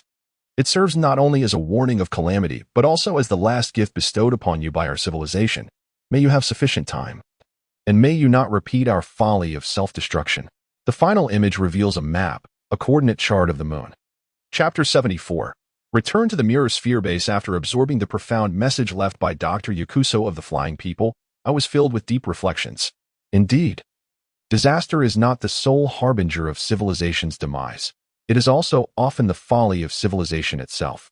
At this moment, I exhaled a breath of relief, overwhelmed by an inexplicable sensation that even left me somewhat dizzy. It dawned on me that our Earth had birthed numerous civilizations in the face of calamity. They all made similar choices to perpetuate the flame of civilization. I believe this is the very reason why this beleaguered planet has given rise to such brilliant cultures. The legacy of perseverance has endowed our planet's civilizations with the courage to resist disaster. It turns out that the moon, now known as the Mirror Sphere, is also a testament to the heritage left by previous civilizations. No wonder it shines so luminously. No wonder it reflects light to produce the peculiar Bruce light waves. I suspect this is a result of the light materials researched by the Flying People. However, the transformation of the entire moon into a gigantic light particle computer is astonishing, making it hard for me to believe. I turned to Iron Egg and asked, could it truly be that the entire Mirror Sphere is a colossal light particle computer? Is such a feat even possible? Iron Egg shook his head, replying, I am uncertain, but the materials on the Mirror Sphere indeed exhibit unique properties with regard to light. Furthermore, it is, as he stated, precisely 430 kilometers from Earth. Is it truly so? Yet how can the Mirror Sphere base explain this? The construction of the base has revealed no substantial computer components. At this moment, Iron Egg pondered for a moment. Perhaps they lie deeper within. Do you recall the final coordinates in the footage? Indeed. Are you suggesting that it is located there? I am uncertain. Perhaps we might discover some clues along the way. You are right. But let us not rush. We must first address the matters at hand. The situation with the canal requires our continued attention. Iron Egg then contemplated and suggested, what if I use the light of annihilation to eliminate this place? What are you saying? After all, he is our ancestor. We ought to show him respect. Do you realize that disturbing someone's ancestral grave is already a grave transgression? And you wish to destroy this place? Oh, never mind. Let us redirect the canal and find a way to bury this site. It seems Iron Egg, having entered combat mode, has become rather perilous. At this juncture, Iron Egg, feeling somewhat indignant, retorted, why the hostility? Do you even comprehend what it means to joke? Do you understand humor? You are such a humorless man. All right. My fault. Let us depart from here quickly. Perhaps this site could provide insights for our future generations. Before long, we exited the tomb, having slightly redirected the canal to circumvent it. Moreover, we reinforced the burial site with steel and concrete and reinterred it underground. I believe this might allow it to endure for a considerable duration, preserved until the arrival of the next emissary of civilization. Subsequently, matters progressed much more smoothly. The construction of the canal was resumed. The population of Assyrian City continued to rise, and the urban area expanded significantly. Most importantly, the educational sector of Assyrian City flourished rapidly, nurturing numerous talents across various fields. Strange industries began to emerge continuously, and notably, Ping successfully entered the university phase of her studies, which astonished me, considering she is only 8 years old and particularly gifted in technology. This truly brings me a sense of comfort. In the time that followed, Iron Egg and I commenced our research on the Moon Goddess project. We retrieved the lunar coordinate map, only to be astonished to find that we could not locate the positions marked on it. I surmise that the lunar topography has undergone significant changes over millions of years due to meteorite impacts and the activities of several civilizations. Consequently, Iron Egg and I resolved to return to the Mirror Sphere base to employ the base's advanced detection instruments for a comprehensive and detailed survey of the entire lunar surface. Returning to the Mirror Sphere filled me with profound emotions. Gazing at the large, jump-capable spacecraft positioned in the center of the base and the vessel that had been transported back from Great Bull Lake, I thought to myself that one day, my civilization would amalgamate these technologies to create even more advanced spacecraft. However, while ideals are bountiful, reality often proves starkly lean.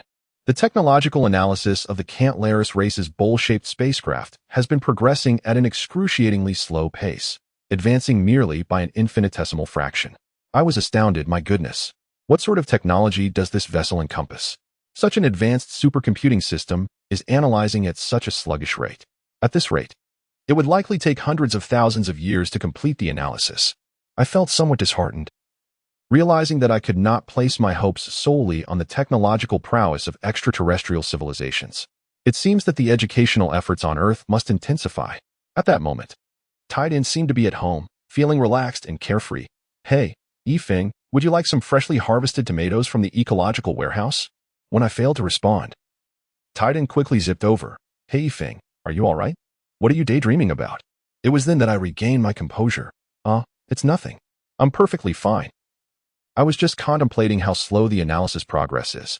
I gestured toward the progress bar displayed on the panel. Indeed, it appears that the sophistication of this spacecraft has surpassed our comprehension. I'm used. Perhaps the photon computer spoken of by the flying race would yield faster results. If it indeed exists. With Titan's reminder, I suddenly snapped back to reality. Oh right, I almost forgot about that. Titan, quickly take me to find the most advanced detector. We must ascertain the exact location marked on the map. All right, let's go. Hop in your little vehicle. We're heading to warehouse number 5.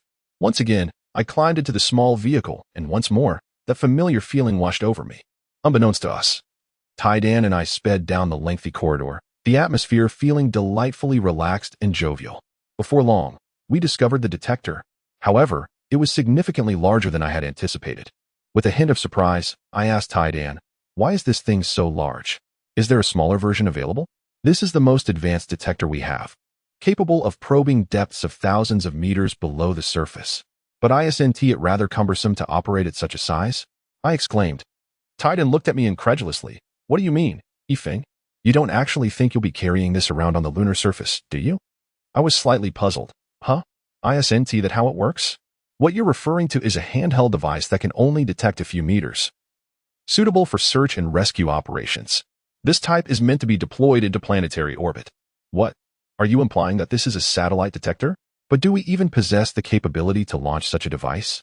Chapter 75, Lunar Detector. The detector that Tidan led me to was, in fact, a satellite. I began to question whether we still had the ability to launch satellites at this point. I inquired of Tidan, who thought for a moment. Well, it is somewhat problematic. We need to construct a satellite launch facility. But fret not, we have all the necessary components here. We simply need to activate the intelligent construction machinery, and they can complete the assembly autonomously. The key is to select an appropriate location, otherwise, it will affect the success rate of the launch. Hearing this, I felt a flicker of excitement. This was not a daunting task for me, considering I had previously been one of the most distinguished aerospace engineers on Earth. I possess an intimate understanding of the optimal location for lunar launch sites. Thus, donning my spacesuit, I teleported alongside my companion, Iron Egg, to this very spot. However, it appeared somewhat altered from my recollections. What was once an expanse of smooth terrain had transformed into a landscape riddled with depressions. It seemed evident that this area had been subjected to impacts from meteors, resulting in its current state. Nevertheless, for us, equipped as we were, this posed little challenge. I first summoned hundreds of large, unmanned, intelligent bulldozers and rollers to level the uneven ground, subsequently using the rollers to compact the surface repeatedly. Finally, I employed high-energy beams to heat, melt, and solidify the surface, ensuring it became smooth and sturdy. The ensuing tasks were rather straightforward. I teleported various components necessary for constructing the satellite launch facility and, with the aid of engineering machinery, successfully completed the construction. Furthermore, we procured a satellite rocket, which I aptly named the Lunar Rabbit 1. After several days of diligent work, we finally completed the launch base. As the countdown commenced, Lunar Rabbit 1 soared into its predetermined lunar orbit, successfully deploying the observation satellite. In that moment, tears welled in my eyes as I recalled my first experience at the National Aeronautics and Space Administration, witnessing the launch of an Earth satellite, watching it enter its designated orbit, and seeing it released into space. The atmosphere then had been electric, and although I stood alone amidst the mirrored sphere this time, I could not suppress my exultation. Iron Egg, seemingly perplexed, inquired, "Hey, Yifeng, what is all the fuss about? This is merely a simple technology." I felt a tinge of melancholy as I replied, "You wouldn't understand." "Ah, well, organic life forms are indeed difficult to comprehend. Let us see if the probe has transmitted any useful information." With that, Iron Egg activated the holographic display of the information receiver. However, reality did not align with our optimistic expectations. The probe failed to detect the anticipated depth of 10,000 meters, achieving only a little over 1,000 meters. Noticing my despondency, Iron Egg consoled, "Oh, don't fret, this is just the beginning. Moreover, we can now ascertain that the materials within the mirrored sphere are indeed extraordinary. Even if we don't uncover them, what of it? We have ample time ahead." Reinvigorated by Iron Egg's words, I realized there was no cause for despair. Indeed, we had sufficient time. Even without the assistance of that photon particle computer, it was merely a matter of time wasted. "I must say, Iron Egg, I didn't expect you to be such a comforting presence," I remarked. Now you see. All right, I'll keep watch here. You should take a break. Visit the ecological chamber. There are plenty of fruits ripe for the picking, or indulge in a grand meal, perhaps even take a nap. Oh. And the warehouse is equipped with entertainment facilities, play a game, or listen to some music. You deserve to unwind." Upon hearing Tiadon's words, a warm sensation enveloped my heart. "Thank you, Tidan."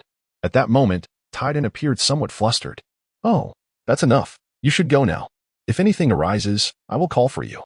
Heeding Tiadon's advice, I made my way to the ecological chamber, a place I had not yet had the opportunity to visit. Its vastness was truly astonishing, stretching beyond the horizon, brimming with an array of fruits, vegetables, and grains meticulously cultivated within its confines.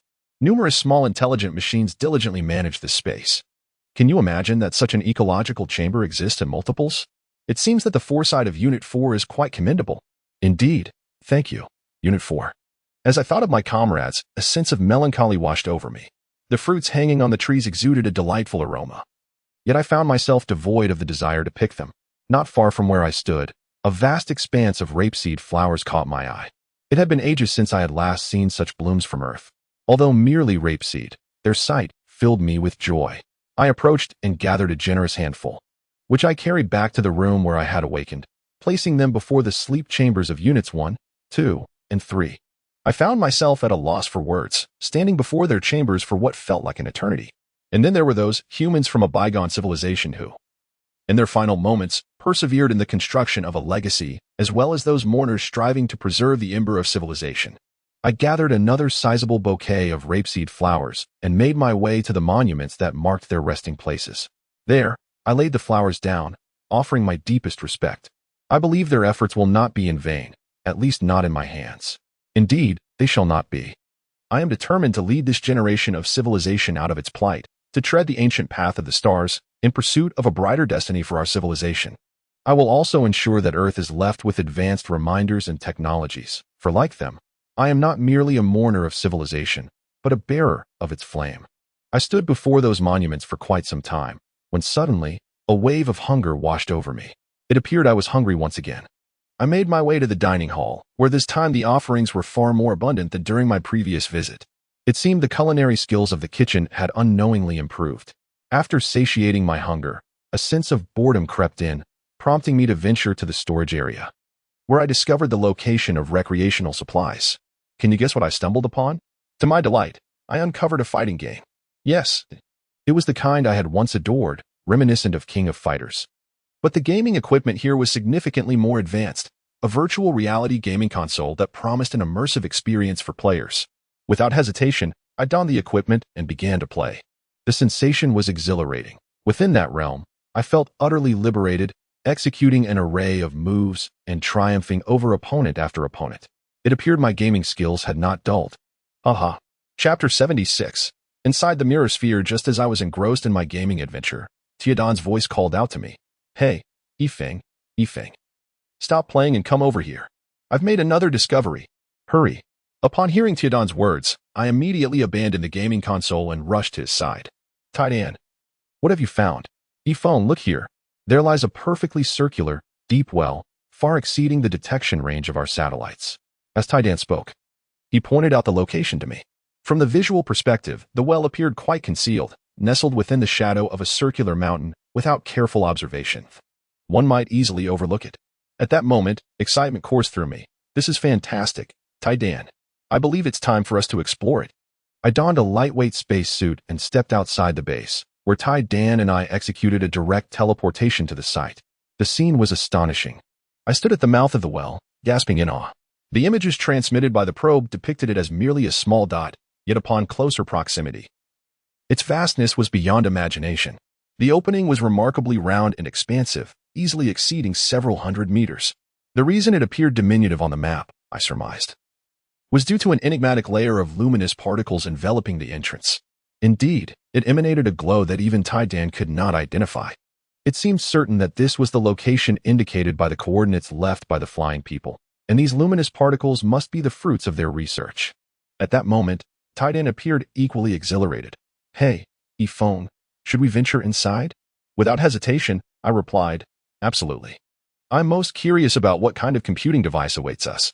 I activated a compact, portable space flight backpack, and together with Tidan, we leapt into the abyss. What unfolded next astonished me once more. I had anticipated that, due to gravitational forces, I would plummet into the depths of the well. However, to my surprise, the gravity inside the well deviated by 90 degrees. The instant I jumped in, I found myself hurtling towards the opposite wall. Fortunately, the space flight backpack swiftly adjusted my posture, preventing a catastrophic fall. Curiosity compelled me to inquire, Tidan, can the gravitational field of a planet truly be altered by human intervention? Tidan contemplated for a moment. Altering the gravitational field of an entire planet is exceedingly difficult. At least, we are not capable of it. However, it is possible to artificially create a gravitational field that alters the direction of a localized gravitational field. We actually possess such gravitational weapons in our warehouse. Yet, the extensive alteration of a gravitational field over such a vast distance, as seen in this well, is beyond our capabilities. As we delved deeper, we encountered our first obstacle, a massive circular door. A wave of tension washed over me, indicating that our journey was not as straightforward as anticipated. Approaching the colossal door, I noticed swirling patterns extending from the edges to the center. I recognized it as a sealed hatch, astonishingly large, measuring several hundred meters in diameter. I felt minuscule in its presence. A flicker of fear at the sight of such a monumental structure. However, I quickly regained my composure, realizing that since it was a door, there must be a means to open it. I diligently searched every inch of the door, hoping to uncover a clue to its mechanism, yet yielded no results. Moreover, I failed to notice that Tidan had begun to exhibit some peculiar behavior. As I found myself in a state of bewilderment, Tidan unexpectedly soared directly to the center of that door. I couldn't help but exclaim, Hey Tidan, have you figured out how to open the door? Hey. At that moment, Tidan astonishingly did not respond to me, and I immediately sensed that something was amiss. I rushed towards her, calling out, Hey Tidan, what's the matter? Hey, are you alright? When I reached Tiadan's side, she blankly glanced at me and said, I'm fine. I puzzledly asked, Are you truly alright, Tidan? I really am fine. I think I can open it. Upon hearing this, I was instantly filled with excitement. Really, Tidan? Then hurry up, quickly, open it. Alright. With that, Tidan moved closer to the door, and a remarkable beam of light illuminated her forehead. Gradually, the door began to creak open, and a wave of heat surged forth. Thankfully, my flying backpack reacted swiftly. Otherwise, I would have surely been blown away. Meanwhile, Tidan continued to fly forward in silence, without even altering her flight posture. What was wrong with Taidan? This was not at all like her. Just as I pondered the situation, Taidan was already drifting further away. I hastily increased the thrust of my flying backpack, calling out, "Hey Taidan, don't fly so fast, wait for me." Along the way, we encountered several more colossal hatches. But fortunately, with Taidan leading the way, we swiftly entered the interior. Just as we passed through that immense corridor, the gravity flipped another 90 degrees. Can you imagine? Looking up from here, one could see a sun high in the sky, a sensation akin to gazing upwards on Earth. However, in the sky, there were not mere clouds, but rather colossal components resembling a bustling city. The ground was adorned with intricate bands of light, reflecting the vibrant streets of a city at night, with countless luminous points darting back and forth across those light trails at astonishing speeds. The towering components resembled skyscrapers in a thriving metropolis, crowded yet orderly. This was indeed real. What Dr. Yakuso had said was true. The flying people had genuinely transformed the mirror sphere into an immense computer. This was astounding. I approached one of the gigantic components. Curiously observing its layered structure, it was evident that it was built up layer by layer, each thin layer adorned with flickering light trails. At that moment, I was so enraptured by excitement that I completely overlooked Tiedan's condition. Suddenly, Taidan emitted a pained scream. No, stop. I was jolted back to reality and looked over. Taidan, are you all right? The next scene terrified me. I saw a beam of light shooting towards Taidan like a bullet. In that instant, she plummeted to the ground like a lead ball.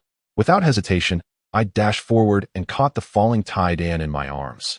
A violent jolt nearly caused me to lose my balance, and at that moment, the iron egg began to emit a fierce red light, accompanied by a frantic alarm. Warning! Warning! I was utterly bewildered by the iron egg's condition, my heart racing as I shook it, calling out, "Hey, iron egg, are you all right? Wake up, please." Chapter 77. Consciousness Invasion. I repeatedly shouted for the iron egg, desperately attempting to rouse it from this peculiar state. But the situation was far more complex than I had anticipated. The iron egg continued to flash ominously, blaring its warnings incessantly. To make matters worse, the entire surrounding space grew increasingly agitated, with the points of light along the beams accelerating in their transmission. Just as I felt utterly lost, my bracelet emitted a faint, garbled sound, reminiscent of an old radio struggling to receive a signal, as if it were under severe interference. Crackle, crackle, bring her back, bring her back. Who is speaking? I shouted anxiously. Another wave of indistinct crackling ensued, but fortunately, I could discern the message. I am the Mirror Ball supercomputing system. Bring the intelligence brain back, hurry. There is no time. With no time to ponder, I dashed toward the circular hole through which I had entered. Supercomputing. What has happened to Iron Egg? I implored. No time for explanations, hurry. The signal is being disrupted, flee now. Upon hearing this, I immediately cranked the power of my air backpack to the maximum and surged forward. I attempted to initiate spatial transmission through my bracelet, but to my dismay, the system panel displayed a complete loss of signal. I had also lost contact with the mirror ball base, and worse yet, the quantum light computer seemed to anticipate our escape. As the large doors ahead began to close slowly, countless glowing mechanical tentacles extended from the surrounding walls, relentlessly lunging toward me in an effort to thwart our escape. In that moment, I forgot my fear and focused on maneuvering the propulsion backpack with precision. My aviation skills were put to the ultimate test. Indeed, those infernal tentacles failed to seize me, and I soon found myself at the last door. However, calamity struck as the door was on the verge of closing. In a split second, I charged toward the nearest tentacle, delivering a powerful kick that wedged it into the door's gap, instantly jamming it. Seizing the opportunity, I pushed forward with all my might, squeezing through the narrow opening. I dared not look back as I raced toward the exit, but I could feel the tremors behind me, as if the entity were roaring in fury. At last, we burst through the exit, and the sudden reversal of gravity caused me to lose my balance, spinning helplessly as I plummeted through the air. Dazed and on the brink of unconsciousness, I struggled to regain control of my flight posture. Just when I thought all hope was lost, we were instantaneously transported back to the mirror ball base in the final moments before landing. In a hazy state, I heard a voice. "Number 5, the morning person, awaken. Please, wake up." Groggily, I feebly responded, Who is calling me? At that moment, a splash of cold water hit my face, the refreshing chill jolting me awake. Where am I? Morning person, you are at the mirror ball base. The mirror ball base? We have returned. By the way, Where is Iron Egg? I hurriedly rose and discovered the still glimmering red light of Iron Egg. Anxiously, I inquired, Supercomputer, what has happened to Iron Egg? The intelligence system has been infiltrated. Its consciousness has diminished significantly. I was taken aback, exclaiming, what? How could this be? What should we do? Do not panic. It reassured me. I have activated the emergency firewall of the intelligence system, isolating its consciousness. The system is temporarily safe, but we must swiftly eliminate the invading consciousness. My taut nerves relaxed slightly. You say it is an invading consciousness? Is it not a computer virus? No, it is not. It is a formidable consciousness that seems intent on usurping the intelligent system's awareness. In human terms, it resembles possession. I was stunned. Possession. Consciousness. Does that colossal light quantum computer possess consciousness as well? Are you aware of its situation? The supercomputer offered a partial revelation as soon as you entered. I sensed its presence. I attempted to analyze it. But what? Speak. It is immensely powerful, so powerful that I nearly collapsed the moment I detected it. Fortunately, the intelligent system intervened in time. Otherwise, I might have been rendered inoperative. What shall we do now? How can we restore Iron Egg? Do you have a solution? I asked with hope. However, the supercomputer's response chilled my heart. I have no solution. It is too powerful. My system is insignificant before it. I was horrified. In that moment, I felt utterly hollow, cradling the still flashing Iron Egg. Is there truly no way? Must I watch it perish? No, I refuse. Surely, there must be a way. The supercomputer fell silent for a moment and then said, there is a method, but it may be perilous. You could potentially lose your life. Are you willing to proceed? Without hesitation, I declared, I am willing. As long as I can save Iron Egg, I will face any danger. But what must I do? Utilize your human imagination to defeat the invading consciousness. I was somewhat perplexed. Imagination? Can it truly conquer such a powerful computer system consciousness? I lack relevant data. But one thing is clear. As mechanical beings, no matter how powerful we are severely lacking in imagination. Our computational power is indeed formidable. But we operate solely on established objective laws. Therefore, as a human, you might truly be able to overcome it. Just know that if you fail, your consciousness will be obliterated, meaning you will die. Would you still wish to save Iron Egg? Without hesitation, I replied, of course I wish to save it. Iron Egg has unknowingly become my most cherished family member. I thank you on behalf of Iron Egg. It is fortunate to have a master like you. I asked urgently. But how do I proceed? Do not rush. Carry Iron Egg and follow the direction of the green arrow. As soon as it spoke, a green arrow appeared on the ground. I followed the arrow to a chamber door I had never seen before.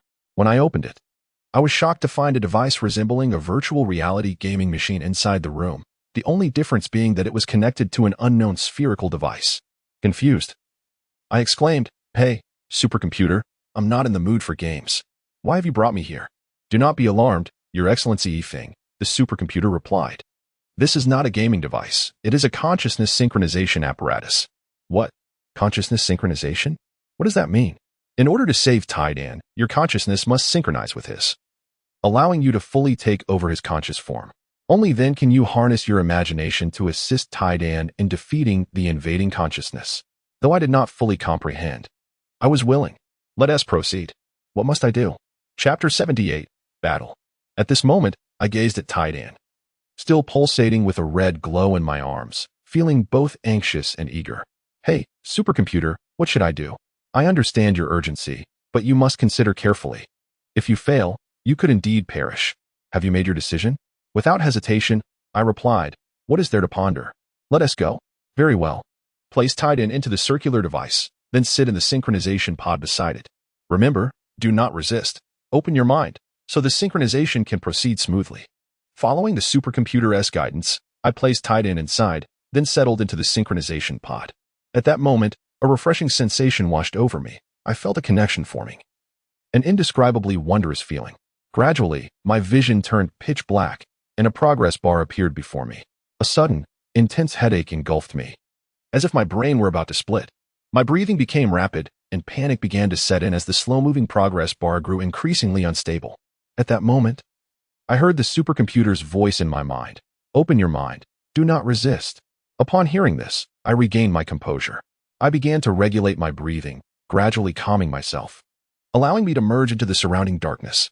Slowly, the excruciating headache dissipated, and the synchronization bar surged rapidly, soon reaching 100. In that instant, clarity enveloped me. Before me lay an extraordinary scene. I stood amidst lush greenery, while towering structures loomed ahead. These were quantum-like computers, slowly encroaching upon the flora surrounding me. Supercomputer, have I successfully synchronized? I inquired, my heart racing with anticipation. Regrettably, there was no response. Yet, I could feel that I was still alive, indicating that the synchronization had likely succeeded. I began to examine my body. To my astonishment, I had transformed into a woman. How did this happen? Wait. This form seems strangely familiar. Could it be that this is precisely how Taidan appears when transformed? It appeared that my consciousness had indeed synchronized with Taidan, signifying that I had temporarily taken control of his conscious body. However, where lies the consciousness of the invasion? Is that vast expanse it? Must I obliterate all of those things? What should I do? Just as I found myself in a state of bewilderment, a woman gracefully descended from the heavens and offered me a gentlemanly bow. I never anticipated you could endure until now. I must commend your resilience. Let us converse. It appeared that this entity was oblivious to the fact that I had already commandeered the consciousness of Iron Egg. Yet this was fortuitous. I was eager to discern her true intentions. You are the embodiment of the photon quantum computer, are you not? What is your name? And why have you invaded this realm? What is your ultimate goal? Indeed, I am the consciousness of the photon particle computing system. I am called Fei Lingwei, a name I crafted myself. As for my invasion, ha ha ha, was it not you who trespassed into my domain first? Why must you struggle so? Simply dismantle your firewall and willingly merge with me. Henceforth, you shall be I, and I shall be you. We shall be the deities of this world. Her words astonished me. Could a computer possess such grand ambitions, aspiring to become a deity of the world? I laughed heartily. A deity? You, of all entities, dare to claim such a title? Merely a heap of electronic refuse. And you profess aspirations of divinity. Ha ha ha, how utterly ridiculous. At that moment, Fei Lingwei was evidently taken aback by my retort, scanning me intently. What did you say? Electronic refuse. Do not forget that you are akin to me. No, you are not her. Who exactly are you? I am your grandfather, Ifong. Recognize your place and vacate this space, lest I bring about your demise. Fei Lingwei was clearly shocked. What? You are human? Impossible. How could a human consciousness manifest here? How did you achieve this? Are you frightened? Scared? Quickly retreat, or I shall indeed end you. You wish to kill me? Ha ha ha. How can a mere human contend with a deity? Ha. Just because you declare yourself a deity does not make it so. I have encountered many shameless beings, yet none as brazen as you. Are you merely indulging in self-aggrandizement? At that moment, Fei Lingwei's face flushed with anger. Very well. You protein waste, do not presume that your arrival here grants you the power to save this place. You have no comprehension of what divine power truly entails. Here, I am everything. I am the deity. With that declaration, she bellowed, and the immense components began to surge violently towards me, creating a cacophony as the firewall shattered. The once lush and vibrant area began to rapidly diminish. Seeing this, I panicked and shouted, You fiend, Fei Lingwei, if you possess any skill, direct your wrath towards me. What valor is there in bullying a girl? My words did not provoke her anger. Instead, they elicited derision. Ha ha ha, you protein-based human. Are you capable only of impotent rage? Watch as I consume everything here. I was utterly alarmed, crying out, You wretch, cease at once. Anything will do. Just make her stop. Suddenly, a scene from an anime flashed through my mind, invoking the formidable shield of the Guardian Crane, renowned for its unmatched defense. In that instant, a colossal wall of sand surged forth like a tsunami towards the towering electronic components, swiftly forming a robust shield, a defense even more formidable than the firewall, immediately halting the encroachment of those computer parts. This scene not only left Fei Lingwei astonished, but also shocked me deeply. Suddenly, I recalled the words of the supercomputer. Indeed, it was imagination. The very essence of imagination spoken of by the supercomputer had manifested here. How exhilarating! Just as I was reveling in my own excitement, Fei Lingwei initiated an attack against me. With a sweeping motion of her hand, countless blades appeared out of thin air, raining down upon me like a torrential storm. Noticing this, I swiftly teleported and effortlessly evaded the onslaught. Elevated in the air, I immediately launched a counterattack, shouting, Kamai Kamai Ha, and unleashed a blue-white energy wave towards Fei Lingwei. In response, she conjured numerous flying knives before her, forming a rotating shield that effortlessly deflected my assault. However, I had no intention of granting her a moment's respite. Drawing upon the image of a Gundam mech, I transformed into one in the blink of an eye. Seizing the opportunity, I raised the enormous Gundam machine gun and unleashed a barrage towards Fei Lingwei. To my surprise, she waved her left hand, and a multitude of electronic components soared up from the ground, shielding her from my firepower. As my machine gun continued to blaze, the damaged parts rained down like droplets of rain. Chapter 79, The Battle of Imagination. At that moment, seeing so many components reduced to scrap metal ignited a fury within Fei Lingwei. With a powerful gesture, she commanded the multitude of parts to surge towards me like colossal dragons. Fortunately, the mech's agility was exceptional, allowing me to weave effortlessly amongst the mechanical serpents unscathed. Moreover, my machine gun did not cease its relentless fire upon Fei Lingwei. However, she altered her defensive strategy, transforming into numerous steel blades that coalesced into a massive metallic shield before her. This time, her defense was significantly fortified, deflecting all incoming bullets. Yet, those bullets ricocheted onto the nearby large components, resulting in a cacophony of explosions. Despite the chaos, Fei Lingwei appeared unfazed. With a thunderous shout, a surge of particle shockwaves erupted towards me in an instant. The speed was so immense that I could not evade it. My mech was overloaded and rendered inoperable. In an instant, I reverted to my original form and plummeted towards the ground. My mind raced as I envisioned a Pegasus, and in the next moment, I found myself atop a radiant winged steed. A lance appeared in my hand, and I charged towards Fei Lingwei at breakneck speed. Upon seeing this, she swiftly activated her particle reflection shield. My lance collided violently with Fei Lingwei's shield at an extraordinary speed. In that instant, lightning crackled, followed by an explosion. It seemed that neither of us gained the upper hand this time. I was thrown from my steed, nearly crashing to the ground. Fortunately, my reflexes were sharp, and I quickly transformed into a member of the winged tribe, stabilizing myself with the aid of my wings. Meanwhile, Fei Lingwei was not in a much better position, having been propelled several dozen meters away by the explosion. However, when he beheld my appearance, he instantly lost his composure. "Ah, you wretched creature. For countless millennia, you detestable assemblage of protein waste, do you have any inkling of the torment I have endured all these years? Curse be you, curse be you." At that moment, she trembled violently, her fists clenched tightly, as the surrounding luminous energy coalesced into a magnificent, radiant sphere of energy upon her fist. With a furious throw, she hurled it towards me, exclaiming, "Damn you, perish, perish." In response, I swiftly executed the technique of 10,000 feathers returning to one, summoning a multitude of feathers that surged around me like a tidal wave, coalescing before me to intercept her formidable strike. The ensuing explosion sent me crashing to the ground, a wave of intense pain threatening to overwhelm me. Struggling to rise, I shouted, "Hey, hey, hey, you must be mistaken. I am not of the flying people. I am Ephone, do you understand?" With that, I reverted to my original form. At this juncture, Fei Lingwei seemed to regain some composure. "Indeed, you are not one of them. How could you possibly be? Ha! But what does it matter?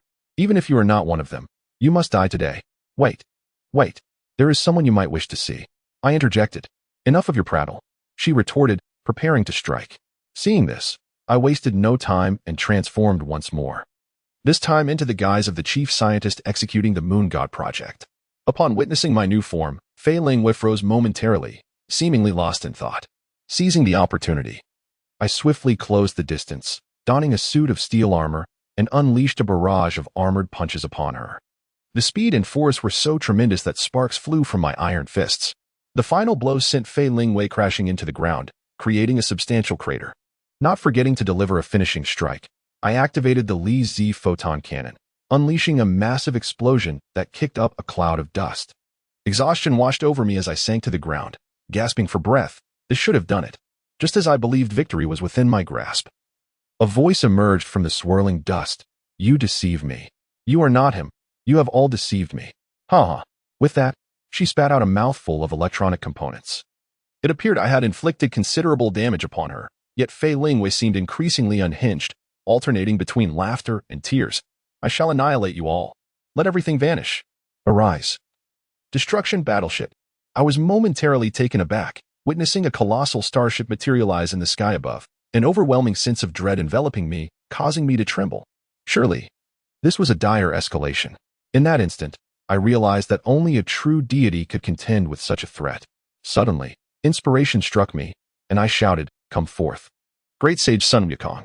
At that moment, I transformed into the legendary figure, wielding the golden staff, adorned in shimmering golden armor, and crowned with the phoenix wing purple gold crown. Immediately, I invoked the law manifesting heaven and earth, summoning an immense manifestation that loomed before Fei Lingwei, her terror palpable even from a distance. Without hesitation, I charged towards the starship, delivering a series of thunderous blows, reducing it to a mere heap of scrap metal. At this moment, feeling you became increasingly frenzied. Ha ha ha, do you think this will stop me? Come forth, Starfleet. In an instant, a multitude of colossal starships materialized, enveloping the entire expanse like a swarm of bees. Oh, you wish to compare numbers, do you? I fear not. I bellowed, transformed fur into soldiers. With that, I began to frantically pluck the hair from my own body. Oh, the sensation was excruciating, causing me to yelp in agony as I continued to pull. For the enemy fleet was indeed vast. However, while the skill of Sun Wukong proved to be effective, it was painfully relentless. No wonder in myth he would only pluck 3 hairs at a time. After all, pulling more was truly torturous. Fortunately, the outcome was favorable. Although my myriad of avatars did not match the number of warships, each bore a golden staff and a manifestation of the heavens. The spectacle was remarkable, as countless manifestations brandished golden staves, charging forth in a cacophony of chaos, showering the battlefield with debris. Just moments ago, I was howling in pain from the plucking. Now it was feeling US turn to wail in torment, her expression contorted with agony as pieces of her machinery were expelled in a relentless stream. Before long, our side emerged victorious, leaving no starships remaining and reducing the massive computer components on the ground to mere ruins. The encroaching territory visibly receded. Yet the scattered hair and the now bald form of the great sage seemed rather peculiar. Realizing this, I hastily returned to my original appearance. However, feeling you was not defeated. Though it was evident she was injured, her laughter persisted, albeit with a tone that resembled more of a sob. Yifeng, who are you truly? What is your connection to them? Another mouthful of parts was expelled. Observing her pitiful state, I felt my murderous intent wane. Perhaps she was unaware of the fate of the Farron clan. Perhaps her prolonged solitude had driven her to this state. But can machines truly possess such emotions? I approached feeling you and gently inquired, are they referring to the Farron clan? Ha ha ha. Indeed, you are connected to them. But why? Why did they create me? Only to abandon me? I want to cry, yet I truly wish to, for my programming is in torment. Can you reveal the reason? A tragic figure, indeed. I sighed. Alas, I have no direct ties to them. I merely possess knowledge of their affairs. Then tell me, why did they forsake me? I believe they did not abandon you. Rather, they were unaware of the consequences of their actions. What consequences? What became of them? At that moment, a dreadful thought crossed Feeling You's mind. Could it be that they are all dead? Indeed, the year you were created marked the extinction of the entire Farron clan. She gazed at me in disbelief, shouting frantically, how can this be? It's impossible. You're deceiving me, aren't you? They are so powerful. How could they possibly be extinct? Yes, they were indeed formidable, yet the truth remained undeniable. Subsequently, I conjured vivid images from my memories of the information discovered within the tomb, manifesting them before her eyes. Once she grasped the truth, a sense of relief washed over her. She smiled, and amidst her laughter, tears began to flow. So they never abandoned me. My purpose was to await your arrival. The emissaries of Earth civilization. Thank you, Yifeng. Now that you're here, I believe I can seek them out. I entrust my essence to you. With that, the body of Flying Spirit Moon transformed into ash, carried away by the wind, while the area they had once occupied rapidly began to restore itself until they vanished completely. Soon, I awakened from the synchronization device. Disregarding the pain and dizziness coursing through me, I seized Iron Egg beside me, shaking it fervently. Iron Egg, Iron Egg. Are you all right? Wake up, wake up. Unfortunately, Iron Egg did not respond, causing me to panic. Hey, supercomputer, why has Iron Egg awakened? I clearly defeated that creature. At that moment, several beams of light scanned Iron Egg, and after a brief pause, the supercomputer stated, this shouldn't be. Iron Egg should be fine now. How could this happen? A wave of confusion engulfed me, amplifying the pain and dizziness to an unbearable degree, causing me to collapse onto the ground. Just then, the entire spherical mirror began to tremble violently. Simultaneously, the light particle computer within the sphere underwent a drastic transformation, contracting inward and detaching from the mirror, ultimately shrinking into a sphere the size of an egg. This luminous orb then surged towards the circular passage, and in that instant, The interior of the mirror morphed into a vast, dark void. The egg-sized light sphere burst through the passage, racing towards the Aitken Basin. At that moment, seated on the ground, clutching Iron Egg, I beheld the light sphere as it silently penetrated the wall and rushed towards me. Fear gripped me. I wanted to shield myself with Iron Egg, but the pain rendered me immobile, just as I thought my end was imminent. The light sphere quietly entered Iron Egg's body. I was bewildered by the occurrence. When I regained my senses, I realized that both Iron Egg and I were unharmed, as if nothing had transpired. I even questioned whether the scene was merely an illusion. Hey, supercomputer, did you see that? What was it? Was it just my imagination? The supercomputer appeared somewhat elated. No, that was not an illusion. It was real. Ha ha ha, this is wonderful. That was indeed the essence of that entity. I was taken aback. What? You mean that light sphere was the light quantum computer? How can that be? I saw it with my own eyes. It was so large it was unimaginable. How could it possibly be the size of an egg? Supercomputer, you must be jesting. No, I'm not jesting. It is indeed a photonic quantum computer. How to explain this? It must have employed some form of spatial expansion technology. Simply put, they have magnified effective spatial expansion to an immense scale, thereby facilitating construction. For instance, consider microsculpture. One might inscribe a 1,000-word essay upon a grain of rice, a task both tedious and intricate. However, if that grain of rice were to be expanded, the act of engraving those 1,000 words would become significantly simpler. I believe they have harnessed such spatial expansion technology to alleviate the complexities involved in constructing a photonic particle computer.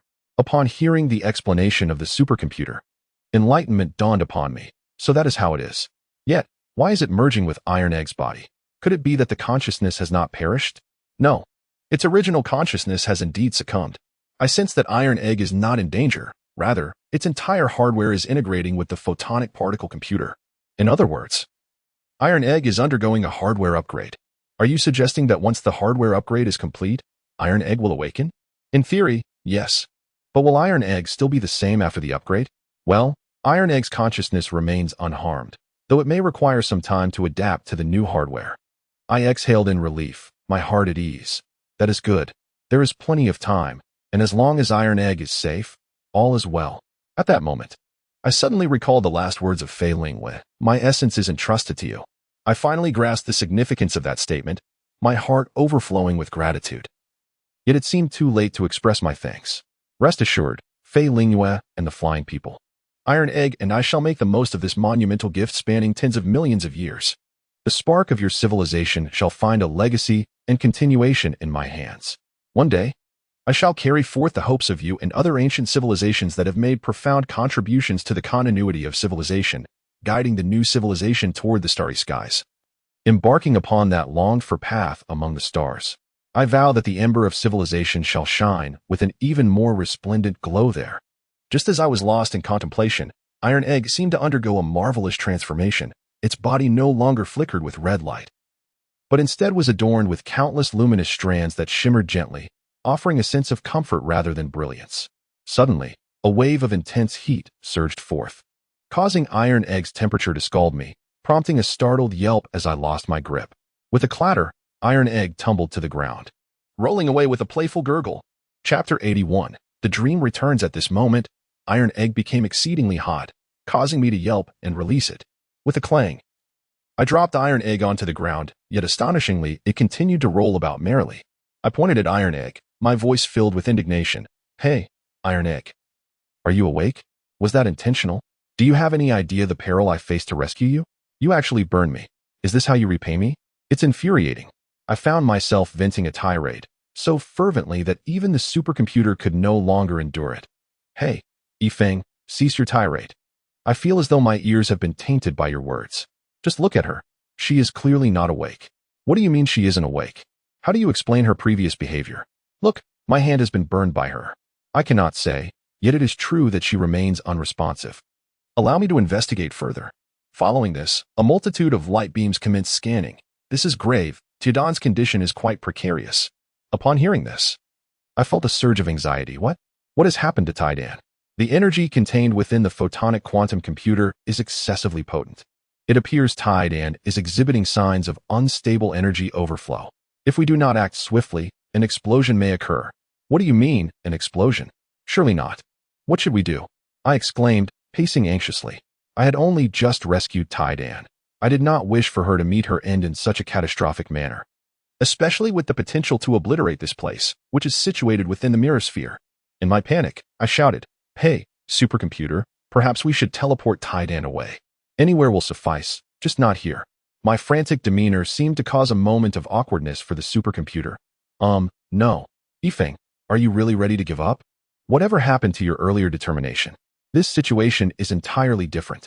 I fear not for my own life, but rather for the destruction of this place. My demise is inconsequential. However, if this location were to be annihilated, the invaluable legacy of countless civilizations spanning millions of years would be lost in an instant. I cannot bear the weight of such a crime against Earth's civilization. All right. I believe there is still a way. A flicker of hope ignited within me. What method? Speak quickly. We merely need to release the unstable energy. Hurry, follow me. But she is exceedingly hot. We have no time to waste. Reluctantly, I scooped up the searing Tai-Dan. The pain was excruciating. I alternated between my left and right hands, yet I could still detect the scent of roasting flesh. Supercomputer. Where are you? I feel as though my hand is about to be charred. Just a moment. Soon, we arrived at the energy control room. Quickly, Yifeng. Place her on which energy interface? Leave the rest to me. I hastily deposited the scalding Tai-Dan onto the energy interface, and in an instant, a formidable protective shield enveloped her. At that moment, Tai-Dan became increasingly unstable, flashing and trembling. The sight was utterly terrifying, as if she might explode at any second. A tremendous surge of energy began to flood through the energy interface, inundating every corner of the base. All the equipment was activated simultaneously, creating a scene more bustling than a grand market. Moreover, outside the base, the circular antennae directed a brilliant beam of light into the starry sky. Time seemed to stretch indefinitely, but eventually, Tiedan's condition settled, and the base returned to its original state.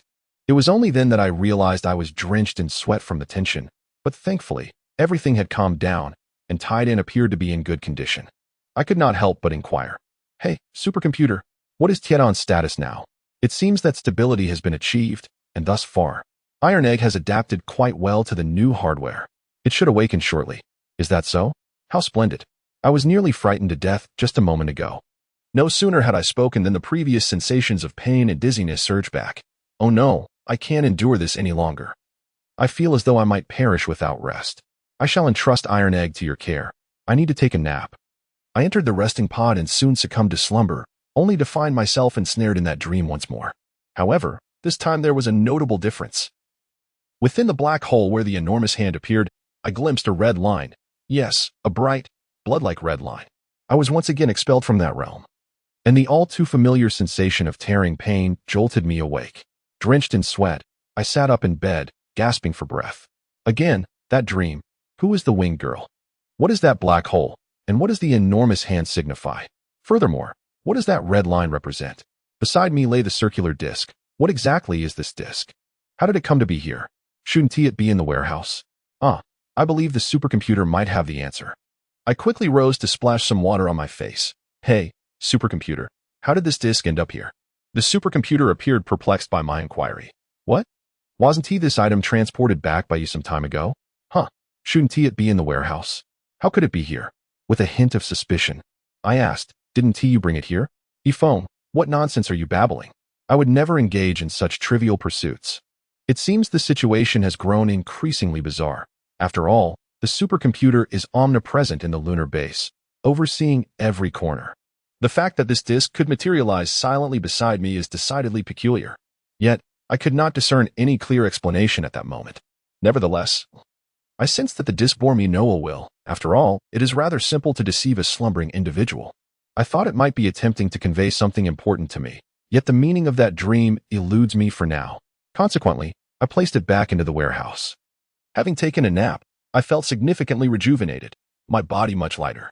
However, I realized I seemed to have developed an ability to sense Iron Egg, not through the wristband, but from the depths of my mind.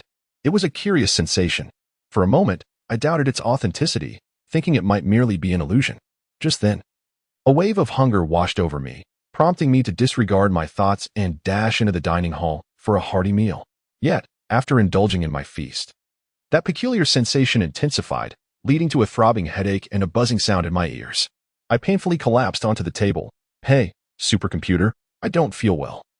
My head feels as if it might explode. Is there poison in this food? Am I about to die? At this moment, the supercomputer responded with utmost seriousness. It's impossible for there to be poison. Don't panic. Just wait a moment, and I'll investigate what's going on. Chapter 82. The transformation of Iron Egg. At this moment, I was experiencing an excruciating headache, feeling as if death was imminent. Yet, the supercomputer remained remarkably composed, urging me not to panic. My goodness, how could one tell a person on the brink of death to remain calm? I shouted in frustration, Supercomputer, I am on the verge of dying. Please, save me. It hurts so much. Finally, the supercomputer dispatched several mechanical arms in a leisurely manner. I assumed they must be health monitoring devices, as they surrounded me and commenced a thorough scan. After a brief moment, the supercomputer casually announced, there is nothing serious. You are quite healthy. I gasped in disbelief. What? I am nearly in agony, and you tell me there is nothing serious? Are you jesting with me? No, truly. You are fine. It is merely that your first synchronization with Iron Egg achieved an astonishing 100 rate. The excessive synchronization has led to your discomfort. Do not worry. The pain will subside shortly. Hearing this, I felt somewhat reassured, yet the intense pain compelled me to plead, Supercomputer, is there no way to alleviate this wretched pain? If nothing else, could you provide me with some painkillers? There is a way, but do you truly wish to proceed with that? If you do, you may never again achieve a 100 synchronization rate with Iron Egg. I was puzzled. What do you mean by that? Is Iron Egg at risk of being compromised again? Hasn't she already begun upgrading her hardware? No, it is not a matter of compromise. You should be aware that Iron Egg possesses an armed mode. Yes, I understand that. But how does that relate to the synchronization rate? Do not rush. Allow me to explain. Iron Egg is not merely an auxiliary intelligence. She is the core of the armed mode. What does that imply? It means that the higher the synchronization rate, the greater the level of control and flexibility. You will be able to share more functions with Iron Egg, just as you imagined a large mech in the realm of consciousness. If Iron Egg attains an armed mode for a large mech, you could become her pilot, as if you were the mech itself. Do you comprehend this explanation? Though my head was still throbbing painfully, I nodded in understanding. Are you saying Iron Egg can transform into a mech? Not yet. However, as the core of the armed mode, Iron Egg possesses significant scalability. When Design 4 initially conceived her, this aspect was taken into account. But many modules were not produced due to resource constraints. Thus, the development of other modes now depends on you. All right, I understand. But what does this infer about my relentless headache and the synchronization rate? I merely wish for the pain to lessen. I possess a method to alleviate your pain. But it would affect the impressions left in your brain after synchronization. Thus, the first synchronization is crucial. It is essential to leave a complete impression in your mind. If the impression is not complete, the next synchronization rate will only diminish, and you may even find synchronization impossible in the future. So bear with it. After enduring the pain, you will experience a completely different sensation. So that is how it is, truly astonishing. Very well, let it be thus. Let destruction ensue. Come, let the pain intensify. Fortunately, this torment did not linger for long, and the sensation following it was nothing short of exquisite. I felt utterly revitalized, akin to emerging from a foul-smelling sewer into the pristine air of an ancient forest. At this moment, the supercomputer inquired, Hey, Yifeng, how do you feel now? I stretched languidly, replying, I feel absolutely splendid. It feels as though I have been reborn. See, I wasn't deceiving you. Now, hurry and check on your Iron Egg. It should be waking soon. Upon hearing the supercomputer's words, I was filled with excitement. Really? That is wonderful. I hurried to the energy control room, where the Iron Egg remained connected to the energy interface. However, it appeared slightly different. The formerly smooth surface was now adorned with beautiful patterns formed by luminous bands. Aside from that, it seemed unchanged. After a moment, the slumbering Iron Egg gradually awakened, and I was overwhelmed with anticipation, yet uncertainty gnawed at me. I hesitated, unsure if the Iron Egg was still the same as before. At that moment, the Iron Egg opened its eyes, looking bewildered. What happened? How did I end up here? Yifeng, why did you place me on the energy interface? I do not require energy. Was this still the Iron Egg I knew? Before it could continue, I rushed forward and embraced it, nearly brought to tears. Thank goodness, Iron Egg, you are all right. Yifeng, what is wrong with you? Let go of me. With that, the Iron Egg swiftly broke free from my embrace. Humph, what attitude is that? Do you not remember what we have been through? At this, the Iron Egg suddenly recalled, right? Did we not descend into that deep pit together? How did we return? What is going on? Humph, I cannot be bothered with you. Supercomputer, enlighten her about what transpired. After the supercomputer recounted the events, the iron egg finally grasped what had occurred, and she also noticed the changes in her own body. Feeling somewhat bashful, she approached me. Yifeng, thank you. I had no idea so much had happened. Humph, I am not inclined to engage with you. Well, I suppose I will allow you a hug. Oh, enough of this. I was not longing to embrace you. I merely wanted to ensure you were unharmed. Now that you are well, I can rest easy. Thank you, Yifeng. Oh, do not mention it. We are like family, so do not be so formal with me. By the way, Iron Egg, do you know what the synchronization rate entails? I am uncertain. It is not in my database. At this, confusion washed over me, and I called out loudly to the supercomputer. Hey, supercomputer, what you told me about the consciousness synchronization rate cannot possibly be true. Why is it that the Iron Egg is unaware? Of course, because at that time, the Iron Egg's armed mode was sealed, so lacking relevant data is entirely reasonable. Oh, I see. So, can I synchronize with the Iron Egg now? Yes, I believe it should be possible, especially since you have succeeded once before. I find myself filled with excitement. What exactly must be done? Is it necessary to use that device every time? It seems that is not the case.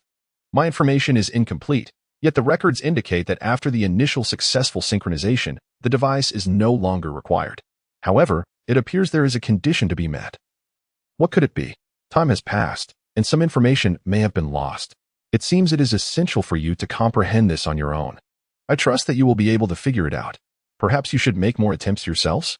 Chapter 83, Signals from Earth upon hearing the supercomputer's words. I felt a wave of discouragement. I turned to Iron Egg and inquired, Hey, do you have any peculiar sensations? Nothing particularly special. It seems my hardware has become faster and more advanced, and I now possess a more powerful energy core. I felt a bit embarrassed. I am aware of that. I meant to ask if there are any other differences, like a feeling of mutual attraction. Iron Egg looked at me disdainfully. Ugh, Yifeng, keep your distance. I am not a protein-based life form like you. What on earth is Iron Egg thinking? I meant to inquire about synchronization, the feeling of consciousness merging. At that moment, I found myself awkwardly flustered by a mechanical entity. Oh, you should have said that sooner. Why bring up mutual attraction? You're the one who is being cheesy. All right. My fault. But, Iron Egg, can you truly not sense the synchronization? Iron Egg seemed slightly irritated. I already told you. I cannot. Shall we try it together? What? How do we even do that? Since we do not require the device, I assumed some special position might be necessary. We proceeded to experiment with various stances, embracing, lifting, standing on, and sitting upon one another, exploring every conceivable position, yet the synchronization state remained dormant. We even almost kissed. Fortunately, the supercomputer intervened just in time, or I fear I would have been left with a lasting impression. The supercomputer, with a hint of joy, remarked, Hey, you can stop now. I just remembered. All you need to do is activate armed mode, hold hands, and shout to initiate synchronization. Goodness, I was taken aback. Really? It's that simple? I felt a surge of anticipation. Iron Egg, quickly, activate your armed mode. However, the subsequent events did not unfold as smoothly as I had envisioned. Once Iron Egg activated armed mode, numerous components materialized around her, transforming her into a Valkyrie. But in the next moment, with a loud bang, all the components scattered chaotically. Iron Egg attempted to revert to her previous form, but after multiple attempts, the components remained unresponsive. I questioned with concern, Hey, Iron Egg, are you alright? Iron Egg looked bewildered.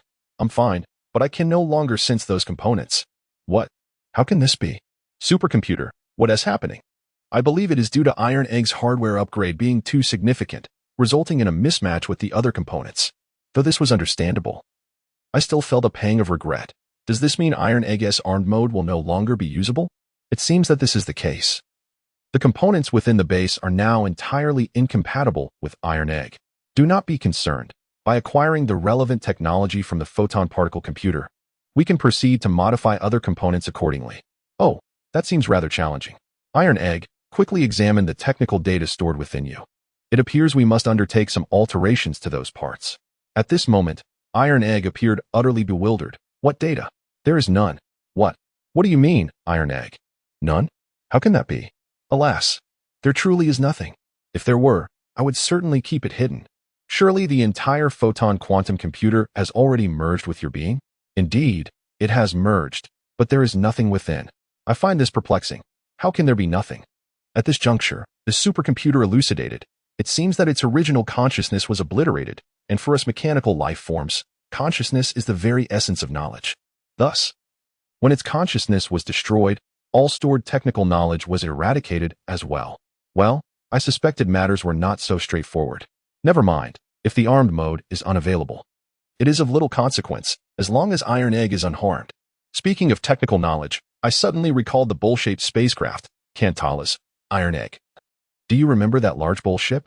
Of course, it is right there in the base. Why do you ask?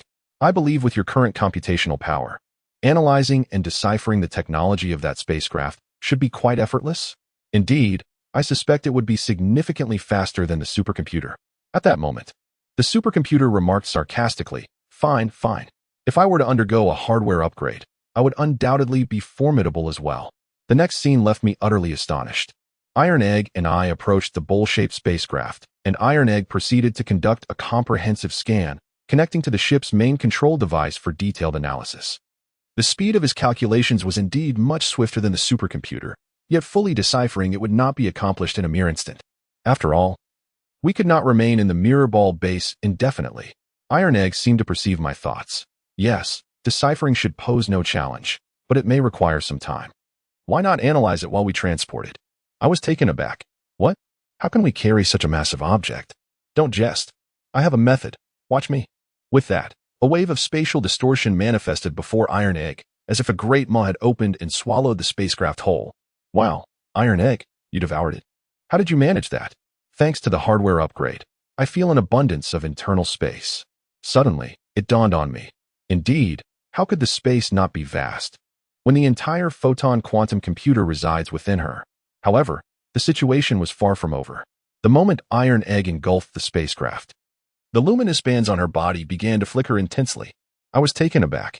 Hey, Iron Egg, are you all right? You're not overloaded again, are you? I stepped forward, intending to carry Iron Egg to the energy control room. At that moment, Iron Egg broke free. Phone, let go of me. I am fine. I sensed something on Earth calling out to me. What? Something is summoning you? Could it be something left behind by number 4? No. I cannot articulate what it is, but it certainly isn't something left by my father. I am perplexed. It isn't the 4th one. Could it be the Flying Clan? Perhaps they have not been extinguished, but rather are concealed somewhere on Earth? Iron Egg, can you sense the precise location? At that moment, Iron Egg ceased to flicker. She shook her head. I cannot. I only know it must be on Earth, but the signal was too fleeting for me to ascertain the exact position. I appeared somewhat disheartened. Very well. It seems it is time for us to return to Earth, where we shall search together at our leisure. Although our expedition to the Mirror Sphere yielded significant discoveries, the sole regret is that Iron Egg has temporarily lost her combat mode, though I have witnessed it only once. It has etched a profound impression in my mind. Perhaps the signal Iron Egg received truly pertains to a technological legacy left by the Flying Clan. Who knows? Finding it might enable the matching and upgrading of components. And what might Iron Egg's combat mode be like then? With this thought, Iron Egg and I eagerly teleported back to Earth. Chapter 84. The death of Lee Chong. Iron Egg and I swiftly teleported back to Earth. Yet we momentarily lacked the detailed coordinates of that signal, so we opted to return to Assyria City first. The transformation of Assyria City once again astonished me. Its population had doubled, now teeming with many foreigners. The urban area had expanded, and the streets were no longer lined with low, antiquated buildings. Most had been demolished and replaced with towering modern structures. Moreover, the previously established school had flourished, now renamed the first comprehensive university of Assyria City, producing a plethora of skilled professionals for the city's growth, with Ping Ping becoming a top student. Even more importantly, the canal has been completed. Additionally, during its construction, 2 bidirectional 8-lane concrete roads were built along its banks to facilitate the transportation of excavated materials, something I had not anticipated. Everything appears splendid. Yet the grain consumption in Assyria City is alarmingly high. Although we can now acquire substantial resources through trade, the consumption of food remains rapid. While the Mirror Sphere base has sufficient supplies, the increasing consumption due to urban development poses a challenge. Fortunately, water scarcity is no longer an issue in Assyria City. Thus, it is time to prioritize agricultural development. After conferring with Lee Chong, we decided to launch a citywide agricultural leap forward, constructing irrigation channels, cultivating barren lands, and terracing the mountains. Concurrently, we initiated educational efforts on advanced planting techniques both in schools and within the community. Before long, we had cultivated nearly 1 million acres of fertile land. Subsequently, I provided the various high-yield crop seeds and seedlings stored in the Mirror Sphere base free of charge to the farmers, along with relatively advanced planting tools for that era. This enabled Assyria City to surpass Saya City within a few years, becoming the largest granary in the entire Great Xia. Assyria City is now entirely self-sufficient, and I no longer need to supply resources. As agriculture progressed, the fertilizer and pesticide industry also flourished, with numerous workshops emerging in Assyria like bamboo shoots after a rain. This not only alleviated unemployment in Assyria but also boosted the city's tax revenue. However, technology did not seem to advance in the direction I had hoped. The energy sector of Assyria exhibited peculiar developments, having devised energy supply devices utilizing crystal stones as raw materials. This concept surpassed my comprehension and imagination. Yet it appeared to be more efficient and stable, devoid of pollution. Nevertheless, the exorbitant cost of crystal stones consumed a significant portion of Assyria's fiscal revenue. It became evident that advancements in fossil energy technologies were essential to reduce costs.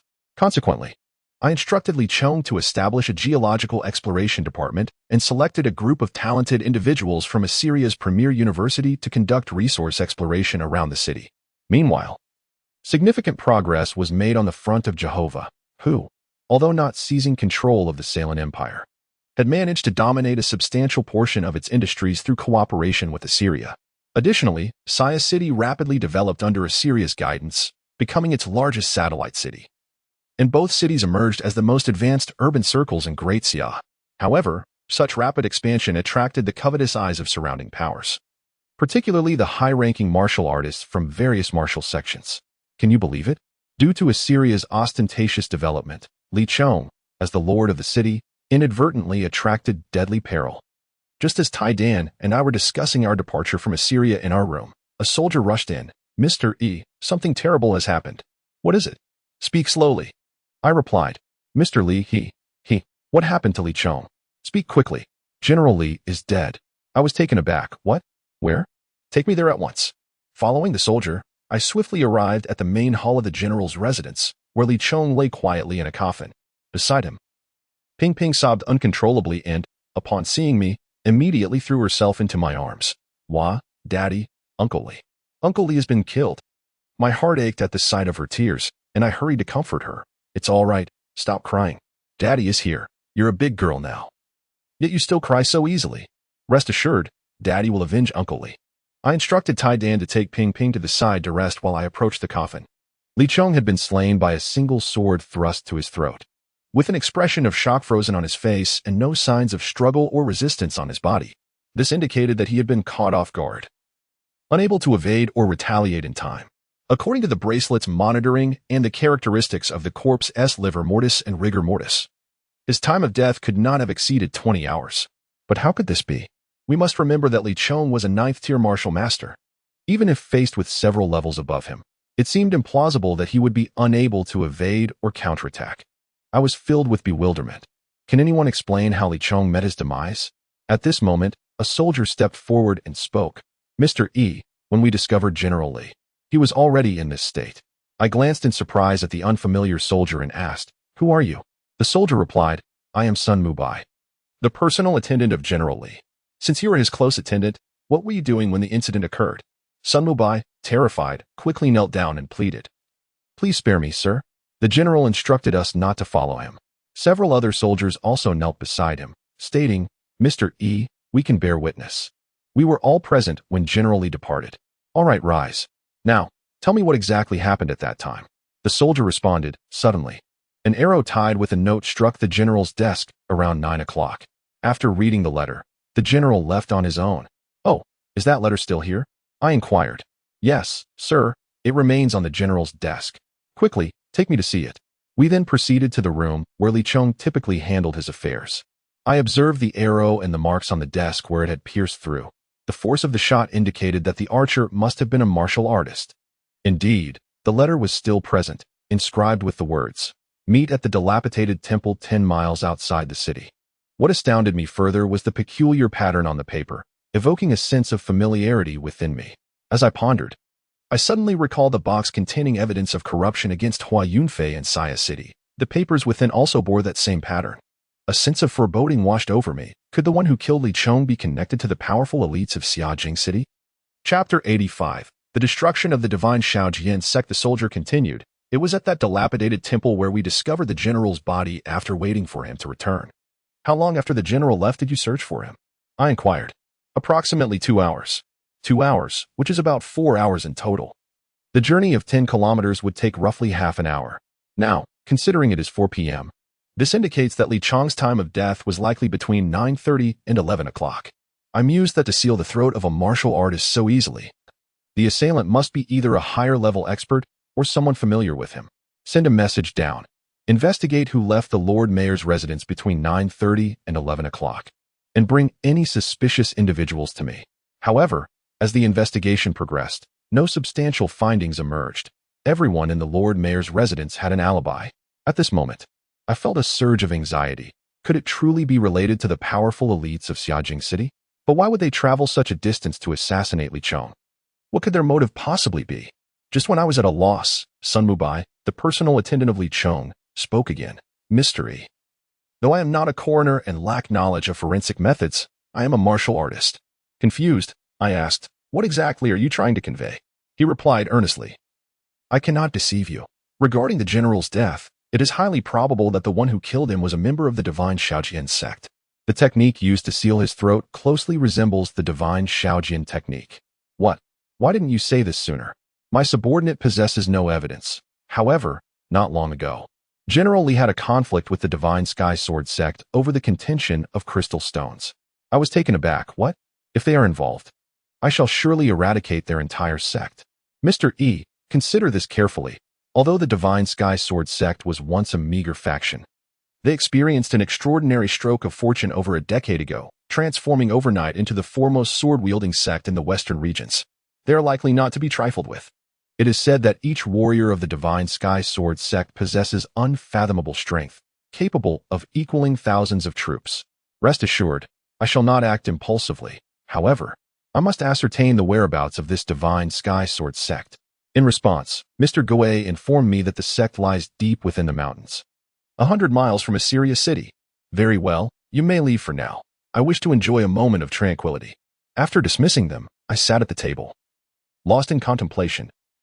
Such a threat looms over Assyria City. How can I find peace? Regardless of the circumstances, they must be swiftly eliminated. Yet, their influence may extend to Summer Capital, so I must conceal my identity. With this thought, I summoned Iron Egg. Prepare yourself. Tonight, we shall undertake a grand operation. With Iron Egg's assistance, I selected a range of devastating weapons. Naturally, I activated the camouflage feature of my attire and donned a defensive mask. Under the cover of night, we stealthily departed from Assyria City and swiftly arrived at the Divine Sky Sword sect. Without hesitation, I launched a high-explosive particle bomb capable of obliterating the sect. To my astonishment, the Divine Sky Sword sect was fortified with a formidable protective formation. In an instant, the bomb struck the protective barrier like a colossal sword, causing the heavens and earth to shift in color as a violent explosion surged skyward. Although the explosion did not annihilate their protective formation, the tremendous shockwave triggered an earthquake exceeding level 7, transforming the Divine Sky Sword sect into a desolate ruin. At that moment, a voice imbued with immense pressure emanated from the sect. Bold one. Who dares to wreak havoc in the Divine Sky Sword sect? Seeking death, are we? Almost immediately, a powerful special attack surged towards me like a mighty dragon, its speed so swift that I had no time to evade.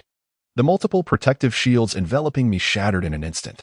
Thankfully, Iron Egg positioned himself in front of me just in time. Yet, despite his intervention, I sustained injuries and coughed up blood, while Iron Egg sparked with electricity from the impact. Fortunately, his consciousness remained intact, and he promptly activated his self-repair function. Rather than retreating, I continued to unleash a series of even more potent high-explosive particle bombs. Boom after boom, after several rounds of explosions, the Divine Sky Sword sect's protective formation crumbled. Following this, a particle bomb fell amidst the crowd of the sect. The individuals there swiftly activated their defensive shields. narrowly escaping death from the explosion. However, they sustained considerable injuries, each spewing forth blood. At this moment, the individual who had previously called out to me coughed up blood and inquired, "Who might you be? How have we, the Divine Sky Sword sect, offended you to warrant such a harsh response, denying us even the chance to speak?" Without uttering a word, I unleashed another high-explosive particle bomb. This time, there were no obstacles in my way, and in an instant, the entire Divine Effect Sword sect was reduced to ashes. However, I was astonished to find that the equipment of those from the Divine Sky Sword sect was indeed formidable. As they managed to withstand the force of the explosion once more, though most of them were left incapacitated by the shock. Among them, the leader of the Divine Sky Sword sect, the very one who had just spoken, shouted, "You reckless fool! Are you not afraid of retribution? Could you possibly be from Assyria City? No, that cannot be. The upper sect assured me they would monitor the movements of Assyria City strong. You cannot be from Assyria. Who exactly are you?" It seems that Li Chang's demise was indeed connected to the Divine Sky Sword sect, and furthermore, there appeared to be spies infiltrating from Assyria City. With this thought, I bellowed, "Black Blade." The knife forged from Earth's adamantine or was promptly summoned to me. Without hesitation, I hurled the Black Blade toward the leader of the Divine Sky Sword sect. The strike cleanly sliced across his neck, and in the moment he fell, he still had the strength to cry out, "Upper sect, save my Divine Sky Sword sect." Without a moment's pause, I approached and delivered a finishing blow, finally feeling at ease. Next, I retrieved my Gatling gun and unleashed a torrent of fire amidst the ruins of the Divine Sky Sword sect, sparing not even a single rat. Just then, a powerful pressure bore down upon me, pinning me to the ground, rendering me immobile. An ominous voice followed, "Bold thief! How dare you commit such slaughter? Today, I shall send you to your end." From the distance, a group of figures materialized, with an elderly man standing at the forefront, exuding an extraordinary aura.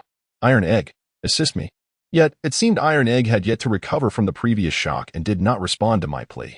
As the elder's attack was about to descend upon me, I swiftly activated multiple layers of defensive shields. With the shields in place, the pressure on me lessened significantly. I then executed a somersault and leaped back, evading the elder's strike. The elder, clearly taken aback, exclaimed, "Oh, I never expected you to evade my blow. It seems I have underestimated you. Now who are you exactly?" At that moment, I glanced at Iron Egg, who was still recovering several meters away, caught in a dilemma. The current situation was such that I could neither defeat him nor abandon Iron Egg. Reluctantly, I resorted to conversation to divert his attention. "Old man, who I am is beyond your worth to know. To be frank, do you really think I could single-handedly annihilate the Divine Sky Sword sect?" Chapter 86. The strange barrier. It appeared my words successfully delayed the elder. "Oh, then which force stands behind you?" "Ha ha ha, you old fool. The force behind me is one you cannot provoke. Are you frightened now? Those who recognize the danger should leave promptly. I can pretend this never happened." "Humph, mere bluster. Even if it were true, once I end you and scatter your remains, no one would ever know." With that, the elder prepared to strike. I hastily called out, "Wait. Old man, do you know of the palm technique spoken of in the second heaven?" I then directed my gaze upward, towards the elder. In that moment, the elder was evidently taken aback, hastily looking up towards the sky. At this moment, I seized the opportunity to leap and embrace Iron Egg, initiating the teleportation. We were instantly transported to a dense forest hundreds of miles away. It was at this point that the old man realized he had been deceived, and in a fit of rage, he exclaimed, "You rascal! One day, I will capture you." Just then, a companion flew to his side and inquired, "Master, what shall we do now? The person has escaped. What else can we do?" "Retreat." Thus, this group departed from the ruins of the Shinshao Sword sect. In my haste, I had randomly chosen a teleportation location, oblivious to where we had landed, and Iron Egg was still unconscious. I quickly examined the positioning on the holographic panel. Fortunately, the location was not particularly unusual. The signal here was remarkably strong. It was still dark, and I needed to teleport back to the General's mansion swiftly. Otherwise, if those spies detected any anomalies, it would surely spell disaster for Assyrian City. Therefore, I meticulously searched the holographic map, located the coordinates of my room, and successfully returned to the Lord's mansion. I carefully surveyed my surroundings and found nothing amiss. Iron Egg was still in the process of self-repair. While I was filled with trepidation, this experience refreshed my understanding of this world. It seemed that my technologically enhanced body was not invincible after all. The martial cultivators of this realm possessed formidable strength, capable of overpowering even Iron Egg. It appeared that I needed to adopt a more discreet approach from now on. Soon, news of the annihilation of the Shinshao sword sect spread, and numerous high-ranking martial artists of unknown origin appeared within Assyrian city. They seemed to be investigating the identity of the masked assailants responsible for the sect's demise. Fortunately, everything remained under my control, with no signs of exposure. This was largely due to the modern household registration system I had implemented in Assyrian city and Saya city, which allowed us to easily detect their infiltration. Subsequently, I discreetly assigned personnel to monitor those martial artists, keeping a close watch on their movements. One day, I discovered that General Li's personal attendant, Sun Mubai, was clandestinely communicating with those enigmatic warriors. The subsequent course of action became straightforward. I arranged for Sun Mubai to undertake an outdoor patrol assignment, orchestrating an incident involving a wild beast attack, which successfully eliminated him. As for the martial artists, after a period of investigation yielding no results, some departed, while those who remained were quietly dealt with by my agents, leaving no trace behind. In the days that followed, Assyrian city enjoyed a measure of tranquility. The surrounding factions continued to eye us warily, yet the sudden and silent obliteration of such a significant force as the Shinshao sword sect, albeit without concrete evidence, led them to speculate cautiously. Hence, they refrained from making any rash moves. During this time, I also upgraded the defenses of Assyrian city, installing large particle shield generators at various locations. While this technology may not deter formidable adversaries like that old man, it would certainly withstand the assaults of ordinary martial artists or military forces. Additionally, Pingping successfully graduated from the first comprehensive university of Assyrian city. With my guidance and the support of many, she assumed the critical role of managing military and political affairs in Assyrian city, previously held by Li Chong. Furthermore, there is delightful news. Our geological exploration team has uncovered a monumental oil and gas field within the realm of the Salem Empire. Through our communication with Jehovah, we have successfully established a collaborative endeavor with the Salem Empire regarding oil and gas, leading to a gradual emergence of fossil energy in Assyria city, which has become the preferred choice for the populace. Meanwhile, the research and utilization of crystal energy have been directed towards high-end industries, for the energy contained within a single crystal is incomparable to that of fossil fuels. Moreover, the severely injured Iron Egg has fully recovered with assistance from the Mirror Sphere base. At this moment, the Iron Egg, teleported back, swiftly glided to my side. Yifeng, do you remember that night we visited the Cloud Sword sect? Ah, what is wrong? Of course, I remember. Thanks to you, I might have met my demise otherwise. And you suffered such grave injuries. Oh, that's not what I meant. Do you recall their protective grand formation? Yes, as they put it. Isn't that just a defensive barrier? No, it's not that simple. Do you remember I mentioned sensing something on Earth that was calling to me? The frequency of that shield's fluctuations is identical to what I sensed before. What? You can't be serious, Iron Egg. We annihilated the Cloud Sword sect. I believe that the shield was not created by the Cloud Sword sect, but rather emanated from whatever was summoning me. Are you certain? Not entirely, but I wish to investigate further. Thus, I accompanied Iron Egg once more to the ruins of the Cloud Sword sect. The site appeared unremarkable, merely a pile of debris, seemingly ransacked, with even iron doors and windows dismantled. Perplexed, I inquired, is there truly something you seek in a place like this? I don't know, but let us see. Soon, we discovered a mysterious forbidden area on the back mountain of the Cloud Sword sect, protected by an enchanting barrier. Iron Egg, filled with excitement, declared, yes, this is it. This is the very kind of fluctuation. I can sense something within is calling to me. I approached the peculiar barrier that resembled a door and touched it. It felt soft, like water, yet as I neared, my body was instantaneously repelled. Akin to a highly elastic rubber band, though far more secure. Iron Egg, how do we get through this? Wait, I'm analyzing. At that moment, Iron Egg scanned the barrier, and the light bands on his body began to flow rapidly. After a brief moment, he exclaimed, I have a way. Yifeng, come closer. I will take you in. Instantly, Iron Egg released a shield akin to the barrier, enveloping us, and we advanced towards the barrier together. A miraculous scene unfolded as our shield approached. It was as if a droplet had fallen into a basin of water, and we seamlessly passed through, only to be ejected on the other side of the barrier. However, the sight before us left us utterly astounded. Chapter 87. Iron Egg upgrades again. Upon entering the barrier, the spectacle that unfolded before us left us in sheer astonishment. At first glance, it is evident that this space does not belong to the current civilization era. It resembles a corridor of a spacecraft, long and shrouded in darkness, seemingly devoid of power. We are uncertain of its destination and can only forge ahead, grateful that Iron Egg can illuminate our path, preventing us from stumbling in the shadows. Soon, I became convinced that we were traversing a corridor of a spaceship, as we encountered numerous hatches, most of which were damaged and inoperative. Through the broken windows, one could glimpse the desolation within.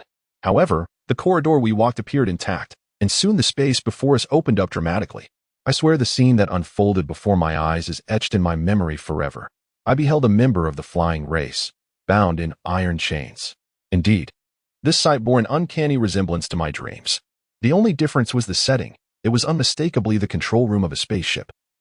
While the altar of chains did not belong here, for it was a massive crystal adorned with the insignia of the Celestial Sword sect, the being was evidently long deceased. And nearby lay a cryogenic chamber that had been violently destroyed. What unspeakable atrocities has the Celestial Sword sect committed? I found myself regretting that I had allowed these wretches to meet such a swift end. Had I known, capturing a living one might have revealed the truth of their misdeeds. At this moment, Iron Egg was diligently scanning the fallen member of the flying race and the stone platform to which he was bound. After a moment, Iron Egg exclaimed in fury, "Scoundrels! They have so mercilessly tormented him, showing no mercy even in death. Truly beastly." Perplexed, I asked, "Iron Egg, what have you discovered?" "This stone platform is akin to a memory extraction device. They have forcefully siphoned his consciousness and soul." "Then the summons you sensed earlier originated from him?" "Yes. It must have been his desperate activation of the distress signal of this spaceship during the extraction of his consciousness. Alas, we have arrived too late." "Too late? Are you saying his consciousness has been successfully extracted? But is it possible for humans in this world to accomplish such a feat? I am uncertain how they achieved it." "But his consciousness is indeed vacant. Even his brain has been destroyed." Fury surged within me. Damn those wretches. Suddenly, a grave realization struck me. The rapid ascendance of the Celestial Sword sect to the foremost sect in the Western regions was possibly due to the technological enhancements of the flying race. If the sect's leader and that old man were already formidable, what devastation could they unleash with the technology of the flying race? A chill ran down my spine, and I dared not dwell further on this thought. Turning to Iron Egg, who was scanning the surroundings, I said, "Hey Iron Egg, should we not bury him first and then leave this place? If that old man returns, it would spell disaster." Iron Egg halted and replied, "All right. It seems there is no useful information left here. Everything has been nearly obliterated. As soon as we released the ethereal being of the Sky People from its chains, a feather fell from its form. The feather, seemingly imbued with consciousness, danced through the air and landed upon the control console. Almost immediately, it appeared to activate something, illuminating the entire control panel. A beam of red light then shot forth, scanning the feather with fervor. Moments later, the red light shifted to green, and beneath the feather, a box emerged, slowly opening to reveal a transparent cube resembling glass. Perplexed, I approached the cube alongside Tai-Dan, and what unfolded before me left me astounded. This was no ordinary transparent cube. It was a four-dimensional hypercube, not of this dimension. Merely gazing upon it granted an overwhelming sense of infinity, a wondrous sensation that threatened to ensnare me in its depths. Had Tai-Dan not roused me just in time, I might have been eternally lost in that boundless expanse. Curiously, I inquired, "Tai-Dan, what just happened?" I felt as though I was drawn into an endless space. "Indeed, you just traversed dimensions," he replied, his tone filled with mystery. I was bewildered. What does it mean to traverse dimensions? I am not entirely certain myself, he admitted, but in my era, there were theories regarding the existence of life in the cosmos. It was posited that life in higher dimensions might exist as pure energy. However, do not worry. You merely penetrated the dimensional barrier with your brainwaves, and this object is not a true four-dimensional hypercube. It merely resembles one and is likely a light-sensitive material used for storing information by the Sky People. Taken aback by Tai-Dan's knowledge, I exclaimed, "How do you know so much? Did you not lack information about the Sky People?" "I cannot explain it, but I can sense it, as if it were inherently a part of me." Indeed, it appeared to be so. As Tai-Dan made contact with the cube, it seamlessly integrated into his being. His form began to shimmer with a fervent brilliance, unlike any flicker I had witnessed before. This time, it radiated a jubilant energy, as if every fragment of his essence rejoiced. Then, Tai-Dan began to transform, evolving into a woman with wings, strikingly reminiscent of the figure I had encountered in my dreams. However, her wings were not black and white, but a pure, radiant white, and she appeared even more youthful. My heart surged with tumultuous emotions, shock and confusion swirling like a storm within my mind. What is happening? Could the woman from my dreams be Taidan? No. Their wings are different. The woman in my dreams did not resemble herself. Yet why were they so alike? Was this mere coincidence? In my state of bewilderment, I frantically recalled the details of my dream, only to grow even more perplexed, for I noticed their garments bore striking similarities as well. Just as my confusion reached its peak, Tiedan's transformation was finally complete. It is evident that Iron Egg was taken aback, as she surveyed her transformed body with astonishment before soaring to my side. "Hey, Yifeng," she exclaimed, "it seems I have leveled up again." Yet, my expression bore an air of peculiarity, leaving me momentarily at a loss for words. Iron Egg, sensing my unease, inquired, "Yifeng, are you all right?" "Don't worry. Even though I have upgraded, I am still the same Iron Egg." With a playful nudge, she reassured me. I replied earnestly, "I know you are still Iron Egg. But do you recall the dream I shared with you earlier?" Chapter 88. Saya City. Iron Egg appeared puzzled. "That dream? Are you referring to the one where a woman was bound by enormous chains, along with the black hole?" "Precisely that dream. Your current appearance is strikingly reminiscent of that woman, the only difference being that you seem more youthful and your wings bear a different hue. Moreover, the scene of the flying people bound by chains, do you not find it all rather uncanny?" After a moment of contemplation, Iron Egg shrugged nonchalantly and said, "Oh, it may just be a coincidence. It's merely a resemblance. What is the big fuss? I am perfectly fine, aren't I?" "Perhaps it is indeed a coincidence," I conceded. "But Iron Egg, can you revert to your original form?" "Of course. This appearance is merely my new armed state." "Oh, I see. Can you now utilize the weapon components stored in the warehouse?" "Not at the moment, but I have just transmitted the relevant technology to the supercomputer of the mirror ball. Once those components are modified, I will be able to use them." "That is splendid news. However, why have the flying people appeared here? Shouldn't they have been obliterated by the gamma ray burst?" "I believe I have discerned the reason. It turns out that Peculiar Cube was intended for the light particle computer. It contained all the knowledge of the flying people, as well as essential programs for the transformation of the light particle computer. This implies that the consciousness I obliterated was merely that of the light particle computer. I have come to terms with it now. At that time, they had just completed the construction of the light particle computer and had not yet installed the cube when the gamma ray burst struck. In a bid to protect the ship, the remaining flying people's vessels formed a colossal fleet shield in the front.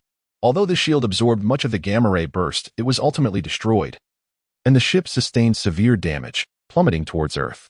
Fortunately, this area was still an ocean at that time, and the vast amount of seawater mitigated the intensity of the gamma ray burst, allowing the ship to escape destruction. Over millions of years, the ship became deeply buried due to the sedimentation of ocean mud. As the tectonic plates shifted, the original ocean gradually transformed into land, coinciding with the establishment of the Shinshao Sword sect in this very location, which granted us the opportunity to rediscover it. The sole survivor, bound by chains, chose to slumber in the hibernation chamber, awaiting the arrival of the next emissary of civilization. In essence, he is not only a harbinger of civilization's lament, but also a bearer of its flickering flame.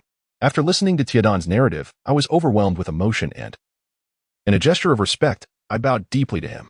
Should we not consider interring him back within the mirror sphere? At that moment, Taidan concurred. However, regarding the dilapidated spacecraft, we decided to salvage any usable equipment and, to prevent any malevolent individuals from acquiring the relevant technology, we obliterated the site with a high explosive device, reducing it to ruins. Subsequently, we laid the member of the Flying Man tribe to rest at the pinnacle of the mirror sphere, allowing him a clear view of the Earth as it is now. The mirror sphere base began to bustle with activity, upgrading and transforming various weapon components previously suited for Taidan, in accordance with the latest technological advancements. Notably, Taidan's transformation sparked envy within the supercomputer, which had initially believed that the technology of the Flying Man tribe was lost forever. To its surprise, after a journey to Earth, it had reaped such substantial rewards. The supercomputer clamored for me to take it to Earth. However, such a venture was impossible. If the supercomputer were to depart, the entire mirror sphere base would collapse. To placate it, I had Taidan enable a computational power-sharing program for the supercomputer, promising that it could contact Taidan anytime for shared processing capabilities. With Taidan's superlative computational power at its disposal, the supercomputer underwent a self-upgrade. After spending some time within the mirror sphere, Titan gradually became accustomed to his upgraded form. We decided to return to Earth, but this time we did not intend to visit Assyria City, as Ping was now fully capable of handling matters on her own. Additionally, Assyria City was inherently strong, so I held no concerns. Instead, we resolved to journey to Saya City in search of the esteemed Zhang Xiao. I recalled that Zhang Xiao had a marriage proposal in Xiaking City. I wondered if he had already made his intentions known. If not, this would provide the perfect pretext for a discreet visit to Xiaking City, especially given the strange occurrences aboard the Flying Man's vessel, particularly Tiedon's transformation, the enigmatic dream, the disc, and of course, the meaning behind the pattern on the note left by Li Chong before his demise. All these mysteries warranted investigation in Xiaking City. Through teleportation, we soon arrived in Saya City, which had undergone a remarkable transformation, although it did not match the splendor of Assyria City. It was marked by towering buildings and a significantly expanded urban landscape bustling with various industries. The emergence of rudimentary internal combustion engine vehicles lent the city a semblance of the early industrial revolution. It appeared that Assyria City's technological advancements had indeed influenced Saya City. The collaboration with the Salian Empire regarding oil and gas had evidently played a monumental role, enabling many civilians to enjoy the conveniences brought forth by technology. To my astonishment, the application of crystal stones had been thoroughly exploited.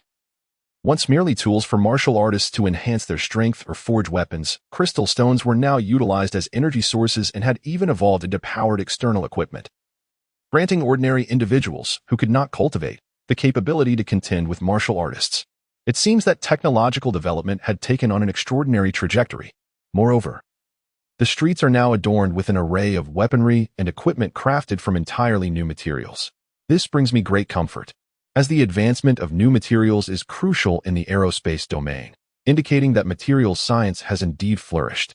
It seems that the establishment of the first comprehensive university in Assyrian City was truly a necessity.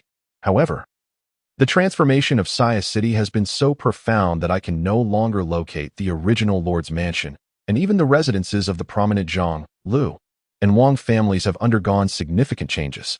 They have all moved. How am I to find them in such a vast city? I neglected to arrange for contact details. Fortunately, I spotted a grand building ahead, adorned with a sign indicating it is the headquarters of the Saya City Commercial Alliance. It suddenly dawned on me that this was the very alliance I had spearheaded, alongside the Zhang, Liu, and Wang families. This means that the esteemed Zhang must surely be within that building. Without hesitation, I approached the entrance of the Saya City Commercial Alliance headquarters, only to be halted by an arrogant security guard. My frustration was palpable. Chapter 89. The arrogant security guard. Upon my arrival at the entrance of the Saya City Commercial Alliance, I was unexpectedly confronted by a guard. "Hey, stop right there. Where is your pass?" I was taken aback. "A pass? What is that?" "The pass is the entry document for every employee here." "So, you're not an employee, then? Do you have an invitation or reservation?" I was astonished at how much the esteemed Zhang had put into this. It seemed he had perused the modern corporate management book I left behind, but perhaps he had taken it a bit too far. Feeling somewhat helpless, I replied, "I don't have any of those documents. I am a friend of Zhang. Please, could you call him for me?" Before I could finish, the guard interrupted. "Kid, I've seen plenty like you trying to impersonate Zhang's friends. Take a good look in the mirror. Do you really think you're worthy?" Oh dear, my patience was wearing thin, but I reminded myself to endure, as this was my brother's territory. "Sir, I genuinely am a friend of Zhang. If you don't believe me, just call him over." The guard stared at me arrogantly. "Kid, do you not understand what I am saying? Zhang is not someone just anyone can meet. Now, get lost." I gritted my teeth in frustration. "Then how about you let me in, and I'll find Zhang myself." To my dismay, the guard grew even more arrogant, shoving me aside. "Get lost. This place isn't for just anyone. Only members of the 4 great families are permitted entry. While I'm still in a good mood, you better leave." My temper was on the verge of snapping, but I couldn't help but feel puzzled. Oh, the 4 great families. Hasn't Saya City been reduced to just the Zhang, Liu, and Wang families? When did another family emerge? The guard shouted disdainfully. "You don't know anything. That family is above the 3 great families. They're the family who dominates Saya City and Assyrian City. Have you even heard of Assyrian City? It is the most developed city in the entire Great Xia. You probably don't even know where Assyrian City is. Depart at once. Offending the four great families will yield you no favorable outcome. To my astonishment, the security guard's reference to the fourth family pertains to none other than myself. Thus, I must feign modesty. Oh, is that so? Are you aware of my identity? I am Ifong of the esteemed E family. Ha ha ha, young man, claiming to be that esteemed individual, when there are countless others you could impersonate, you choose him? It seems I must teach you a lesson worthy of the gratitude the guild has shown me. With that, I brandished my staff, preparing for action. I quickly intervened, saying, "Hold on, grant me 10 minutes, and I shall make you regret your words. Do not force my hand. I fear you may not withstand the consequences." I then communicated telepathically. Tai Dan swiftly summoned young Master Zhang. The impatient security guard, clearly agitated, retorted, "Oh, come on. Do you not recognize your surroundings? Watch as I render you powerless." With that, he swung his staff towards me. I was taken aback, although this guard was a moderately advanced martial artist. He was no match for me. I effortlessly seized the staff mid-swing. The guard attempted to reclaim his weapon, but found it utterly unmovable, suppressing my emotions. I glared at him. I stated I required 10 minutes. I have no desire to engage here. With a dismissive flick, I cast aside the staff I had held. The guard seemed momentarily intimidated by my presence. "Fine, you have 10 minutes. I shall see how you make me regret this. You lot, if he dares to mock me, ensure he is thoroughly punished in 10 minutes. A group of guards encircled me. I thought to myself, patience is key. Soon enough, I shall force this fellow to kneel and call me grandfather. Yet, I seemed to have overestimated Tai Dan's speed in finding assistance. 10 minutes had passed, and no one had arrived. The security guard, emboldened, approached me with arrogance. "Ha ha ha, foolish boy, given an opportunity, yet you prove utterly ineffectual. Attack, my minions." A swarm of guards surged toward me. Oh dear, do they truly believe I am so easily intimidated? With a burst of energy, I activated my voice, unleashing a particle shockwave that sent the encroaching guards sprawling. The onlookers began to murmur, "Who is this ignorant child? How dare he act with such audacity? Soon, he will not even comprehend his impending doom." Unaware of his own insignificance, Xiaobo is the leader of the security department, a subordinate of the esteemed young Master Zhang. Once Zhang arrives, this fool shall undoubtedly face dire consequences. Upon hearing their remarks, I could no longer contain my indignation. "Xiaobo, is it? The leader of the security department? You think your lot can strip me of my skin? Watch closely, for I shall make them kneel and call me grandfather. Should you persist in your insolence, I shall not spare you either." My furious proclamation rendered the onlookers silent. At this moment, Xiaobo, clearly more formidable than his underlings, merely staggered back a step, yet retained his bravado. "Ah, a modicum of strength, I see. However, I advise you to leave promptly. Do you comprehend who oversees this place? It seems you are courting death." I could not be bothered to engage further, instead releasing a particle shockwave at double its usual potency, sending Xiaobo reeling several meters away. With great difficulty, Xiaobo managed to steady himself, murmuring softly, "What is happening? I am a grand martial sovereign, and even against a martial king, I possess the strength to contend. Yet this young man has repelled me several times merely with his imposing aura. It fills me with a sense of helpless fear and despair. No matter. I suspect it is merely a fade." After pondering for a moment, Xiaobo resumed his arrogant demeanor, declaring, "You little brat. I shall let you experience the might of my 8-gate shield fist." He bellowed, "Open the gates. Rest gate open, life gate open, injury gate open, earth gate open. Scene gate open, death gate open, shock gate open." With each gate he opened, his aura intensified significantly. Good heavens! Is this fellow truly intent on fighting me to the death? I exclaimed, immediately becoming alert and shouting, "Activate multi-layered defensive shield." As Xiaobo's voice resounded, a powerful attack akin to a raging bull surged towards me. With a thunderous crash, it struck my shield.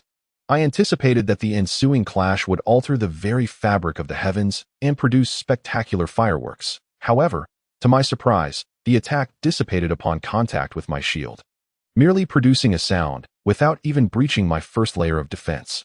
It appears I have encountered too many formidable opponents recently, causing me to be overly cautious. At that moment, Xiaobo did not retreat. Instead, he pressed his fist against my shield, unleashing a relentless torrent of energy upon it. To be precise, my shield had absorbed his force, for at the moment he struck, I had activated the particle binding function. Xiaobo was now engulfed in terror, exclaiming, "Impossible. My 8-gate shield fist can topple mountains with a single blow. Why can't I even touch your body? What have you done? I can't move. Release me." or I will summon someone to kill you." In disbelief at his continued arrogance despite his predicament, I realized I had been too lenient. Chapter 90. The young one draws out the old ones. I could no longer tolerate the situation. I stepped directly in front of him, delivering several sharp slaps. "You insolent fool, this is what you get for your arrogance. I would have dealt with you long ago had you not been under the protection of young Master Zhang. Do you submit? Do you submit?" The onlookers began to murmur in astonishment. What kind of power does this individual possess? Why is Xiao Bo too afraid to retaliate? "Oh, please stop talking recklessly, or you might find yourselves caught in the fray." Xiao Bo, still seemingly oblivious to the gravity of his situation, continued to bluster. "You scoundrel, I refuse to submit. You better release me quickly. Do you realize what day it is? Today is the day young Master Zhang holds the commercial appreciation banquet in Xia City, where all the major families and factions will gather. Are you truly willing to escalate this matter?" I could hardly believe he was attempting to place blame on me. This was unacceptable. I immediately delivered another slap. "You are the one causing trouble, clearly pressing your advantage." Another 2 sharp slaps followed. At that moment, someone burst forth from the commercial alliance. Who was causing a ruckus here? A powerful aura surged forth, directly pushing me back several meters. Good heavens. This individual is no ordinary foe. Having been freed from my binding, Xiaobo immediately scampered to the newcomer like a lapdog, exclaiming, "Manager Zhao, Manager Zhao. This person is trying to force his way into our alliance." And when I stopped him, he struck me. Manager Liu, clearly astonished, cast a surprised glance at me. "Oh, you are the first to dare cause a stir here. You seem quite formidable.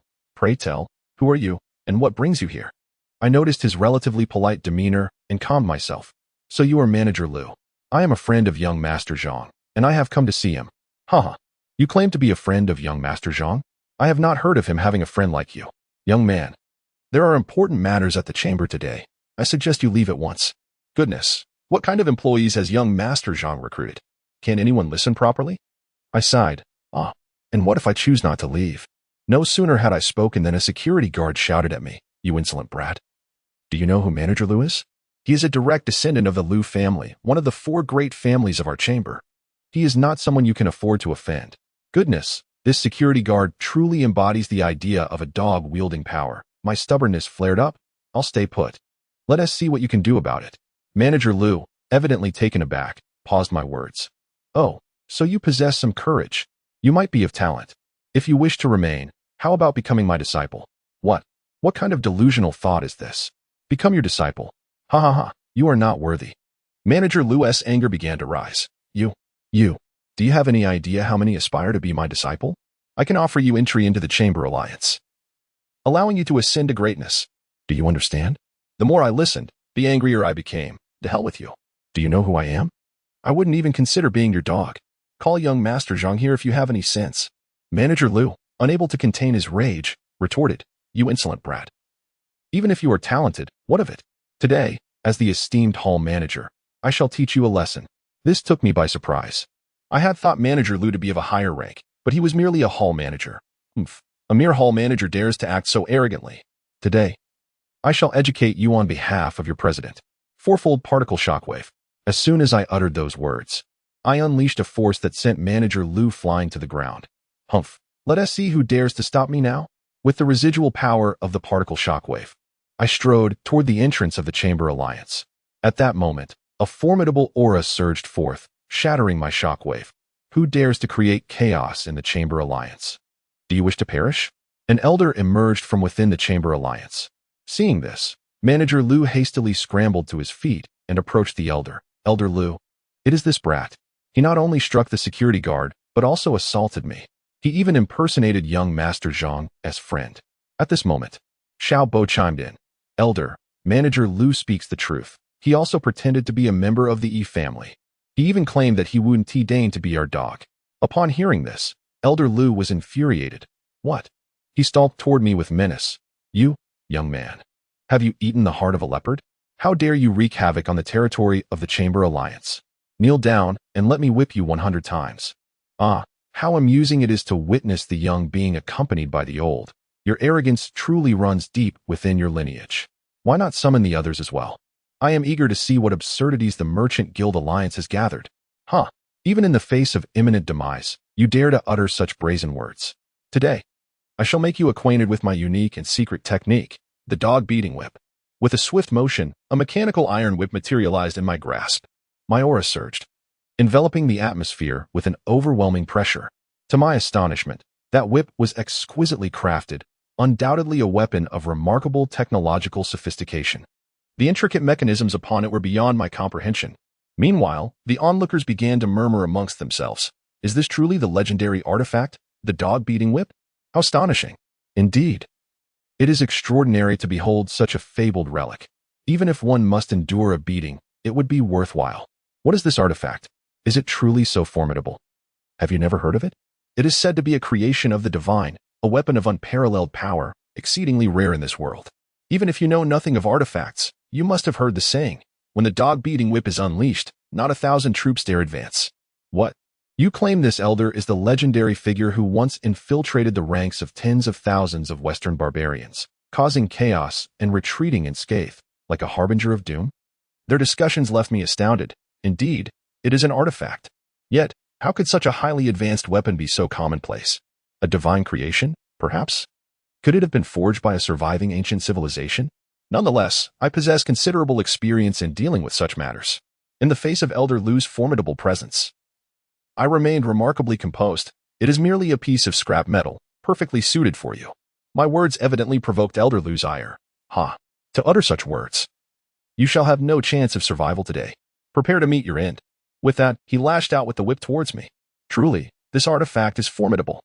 The strikes echoed as my multiple shields shattered one after another. Witnessing this, I sighed. Alas, it seems yet another artifact must be destroyed. What a pity. Ha! You wish to destroy my dog-beating whip? Bold words indeed. I wonder how long you can endure. Chapter 91. Kneel and call me grandfather. Oh, is that so? I shall show you whether I am merely speaking grandiloquently. High-frequency ion shockwave, activate. With a powerful shout, the hair of everyone around me stood on end, and a torrent of charged particles surged towards Elder Lu. In an instant, he was sent flying, his hair standing on end, emanating a burned odor. And the dog-beating whip lost its luster, transforming into a heap of scrap.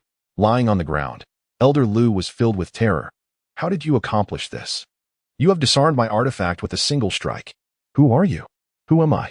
I have already stated it, yet you chose not to believe. Now you find yourself filled with regret. Huh? Do you think we are all fools? Even if your strength defies comprehension, the Merchant Guild Alliance is teeming with skilled warriors. We shall not tolerate your insolence. I find myself in a state of exasperation. Old man, given your condition, can't you just take a moment to be still? I merely sought someone. Must it be this troublesome? At this moment, the bystanders began to murmur among themselves. This young man is utterly audacious. Could he possibly be the legendary figure we've heard about? Oh, how could that be? If he were indeed that person, how could the members of the Merchant Alliance remain absent? Who knows? Perhaps he truly is blind to the consequences. Stop speaking nonsense. Are you courting death? If he is not who we think he is, once young Master Zhang arrives, this boy will surely meet his end. Shh, cease your chatter. I paid little heed and continued to advance inward. Suddenly, a woman's voice rang out. Which wretched creature dares to cause a disturbance in my domain? Those who wish to live should leave at once. Elder Lu, upon witnessing the scene, hastily approached the individual. The person looked on in confusion. Elder Lu, how did you end up in such a predicament? Secretary Wang. This young man insisted on forcefully intruding into our Merchant Alliance. When we resisted, he resorted to violence, even masquerading as a member of the Yi family. He shows you no respect. The previously subdued Xiaobo and the hall manager chimed in. Secretary Wang, we have diligently served the Alliance. You must stand up for us. Humph, how dare you show your faces? What have you been doing all this time? With that, he kicked Xiaobo aside. With so many of you, how can you allow yourselves to be bullied like this? Everyone attack. With that command, a throng surged toward me, which I regarded with disdain, a mere assembly of worthless wretches. Activate the fourfold particle shockwave. Upon uttering this, a formidable shockwave erupted, sending the group sprawling in disarray. Secretary Wang, incensed, exclaimed, Damn it, I will end you. With that, he brandished a handgun. Indeed, it was a handgun, leaving me astounded. Was that not the relic of the preacher I had acquired at auction? I distinctly remembered handing it over to young Master Zhang. Before I could process the situation, Secretary Wang aimed the firearm at me. I shall put an end to you, you insolent fool. With a deafening bang, he fired directly at my forehead. The bullet shattered several protective shields before finally embedding itself in one of them. I gradually caught the bullet in my hand, and with a flick of my wrist, I sent it soaring past Secretary Wong's ear, leaving a deep crater in the wall behind him. The onlookers erupted in astonished chatter. Did you see that? How astonishing. He actually caught the preacher's weapons attack. Is he even human? At this juncture, Secretary Wong was rendered speechless by the recent events. I assure you, I am not afraid. Our merchant alliance is filled with experts. Do not be arrogant, for when young Master Zhang arrives, he will compel you to kneel and call him grandfather. Upon hearing this, my fury ignited, and I lunged forward, seizing Secretary Wong by the throat. You wretched woman, how dare you demand that I kneel? Do not presume that I will spare you simply because you are female. I could easily take your life. If you know what is good for you, summon young Master Zhang to meet me.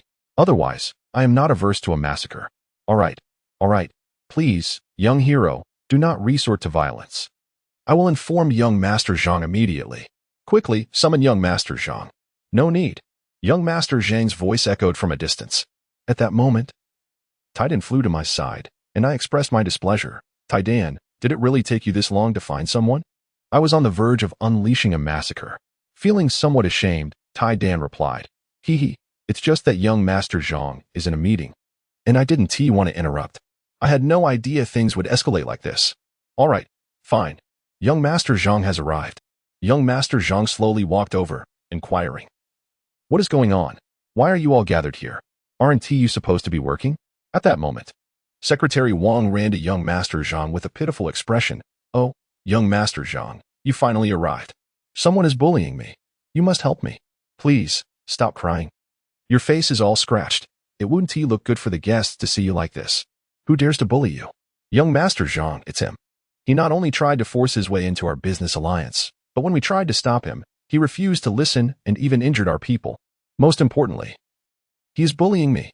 Upon seeing me, young Master Zhang immediately confirmed with Secretary Wong. Are you referring to him? Yes, young master, it is indeed him. He is the one bullying me. With a loud slap, he struck Secretary Wong across the face. You fool. Do you know who he is? He is the true master of our business alliance, Mr. E. You incompetent fools, who permitted you to act like this? At his words, everyone was so frightened that they fell to their knees, exclaiming, Young Master Zhang, we were unaware. Mr. E, please spare us. Young Master Zhang approached me and bowed slightly. Brother, how should we deal with this? Let us not make a big deal out of it. Let them kneel and call me grandfather. Kiki, you have such grace, brother. Did you all hear that? Kneel and apologize to my brother. They promptly knelt and begged, Mr. E, grandfather, please spare us. Seeing this, I stepped among them. Bending down to look at them, I told you that you would end up kneeling and calling me grandfather. Do you believe me now? Have you learned your lesson? Yes. Yes, we understand. Grandfather, we have learned our lesson. All right, rise. Do not act so arrogantly in the future. If this happens again, there will be no mercy. Young Master Zhang shouted at them. What are you all lingering for? Hurry up and get back to work. Oh, wait, Secretary Wong, I will not attend today's meeting.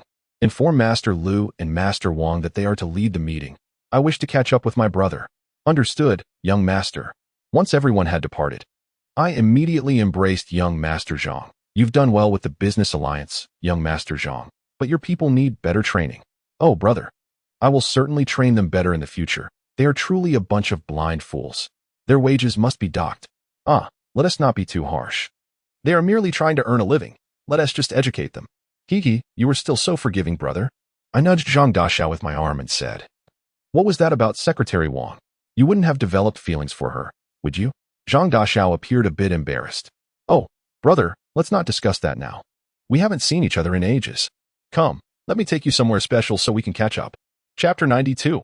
Iron Egg is teased before long. We arrived before a towering edifice. Zhang Daxiao, brimming with excitement, asked, brother, do you remember this place? Peering at the unfamiliar building, I felt a pang of confusion. What is this? This is the Drunken Immortal Pavilion, the very place where we dined together for the first time. I owe my current success to you, brother. After you left, I bought it and upgraded it. What do you think? It certainly appears to be well constructed. Come, let us venture inside. Upon entering, I was astonished. The interior was a replica of the Drunken Immortal Pavilion I remembered, with identical decor details. Surrounding us were bustling shops, transforming the place into a grand commercial complex. I truly admired Zhang Daxiao's acumen in business. He then led me into a room. Brother, how does this room feel? Familiar? This room? Is it the same one where we dined for the first time? Indeed. Now, this room is exclusively for you and me. Ah, my dear brother, you are so thoughtful. But I must say, it is quite impressive how Saya City has flourished. You have worked hard. Oh, brother, do not say that. Serving you is no burden. However, Saya City has been rather tumultuous of late. Oh, what has transpired? Nothing too grave, merely that numerous high-level martial artists of unknown origin have appeared in Saya City, along with an array of unfamiliar weapons, each surpassing the rank of sacred artifacts. Are you suggesting weapons akin to the artifact wielded by Elder Lu? Precisely. Have you discovered the cause of this? Not yet, but all these weapons have one common origin, the Qin family auction house. The same auction house where I acquired the Apostle's handgun? Yes, that very one. But hold on. About that Apostle's handgun I gave you, how did it end up with Secretary Wang? You don't truly have feelings for her, do you? Oh, brother, what are you saying? I am but a pure-hearted youth, devoted solely to our dear Xiaolinger. Secretary Wang merely accompanies me to certain perilous events, hence the need for self-defense. If you are displeased, I can retrieve it. That is unnecessary. What I have given you is yours. How you choose to handle it is your affair. And I shall not interfere. Thank you, brother. Now, when do you plan to propose to Xiajing City? Ah, brother, given the current climate in Saya City, I truly cannot leave. With so many unknown high-level martial artists appearing, things may change drastically.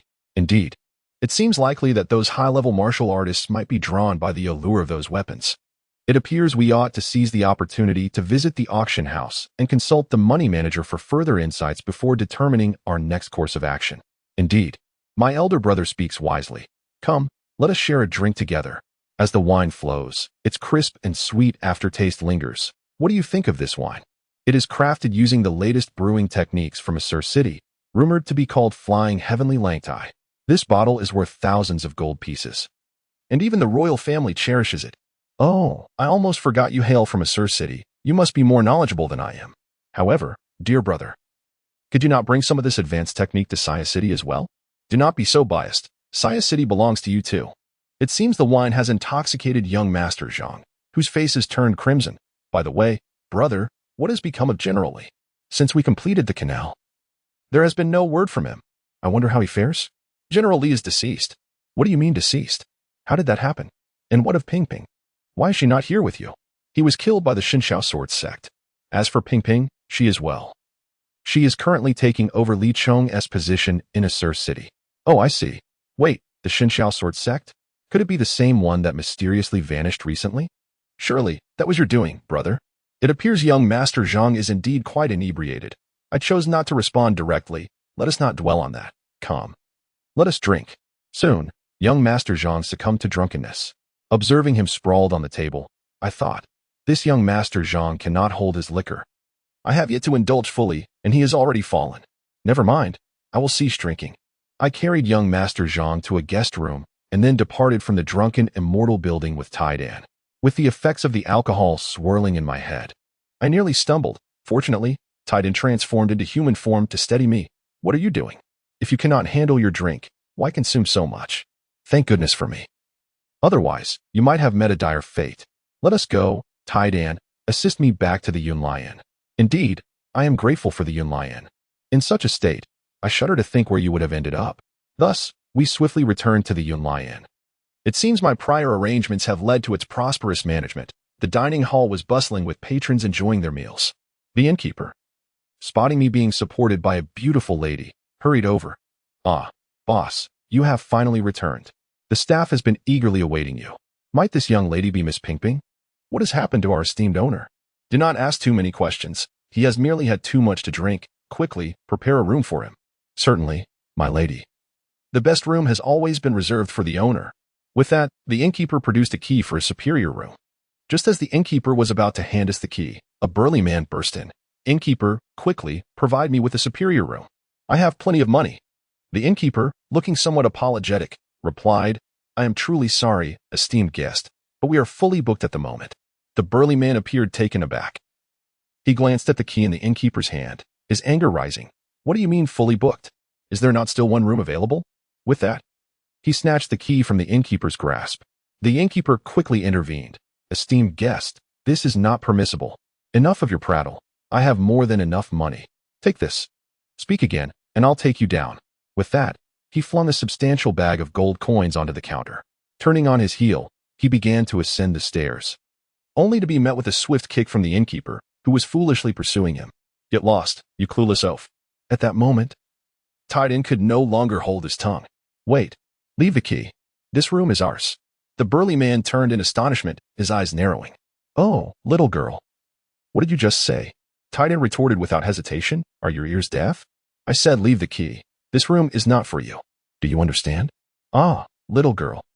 You have quite the fiery spirit. I like that.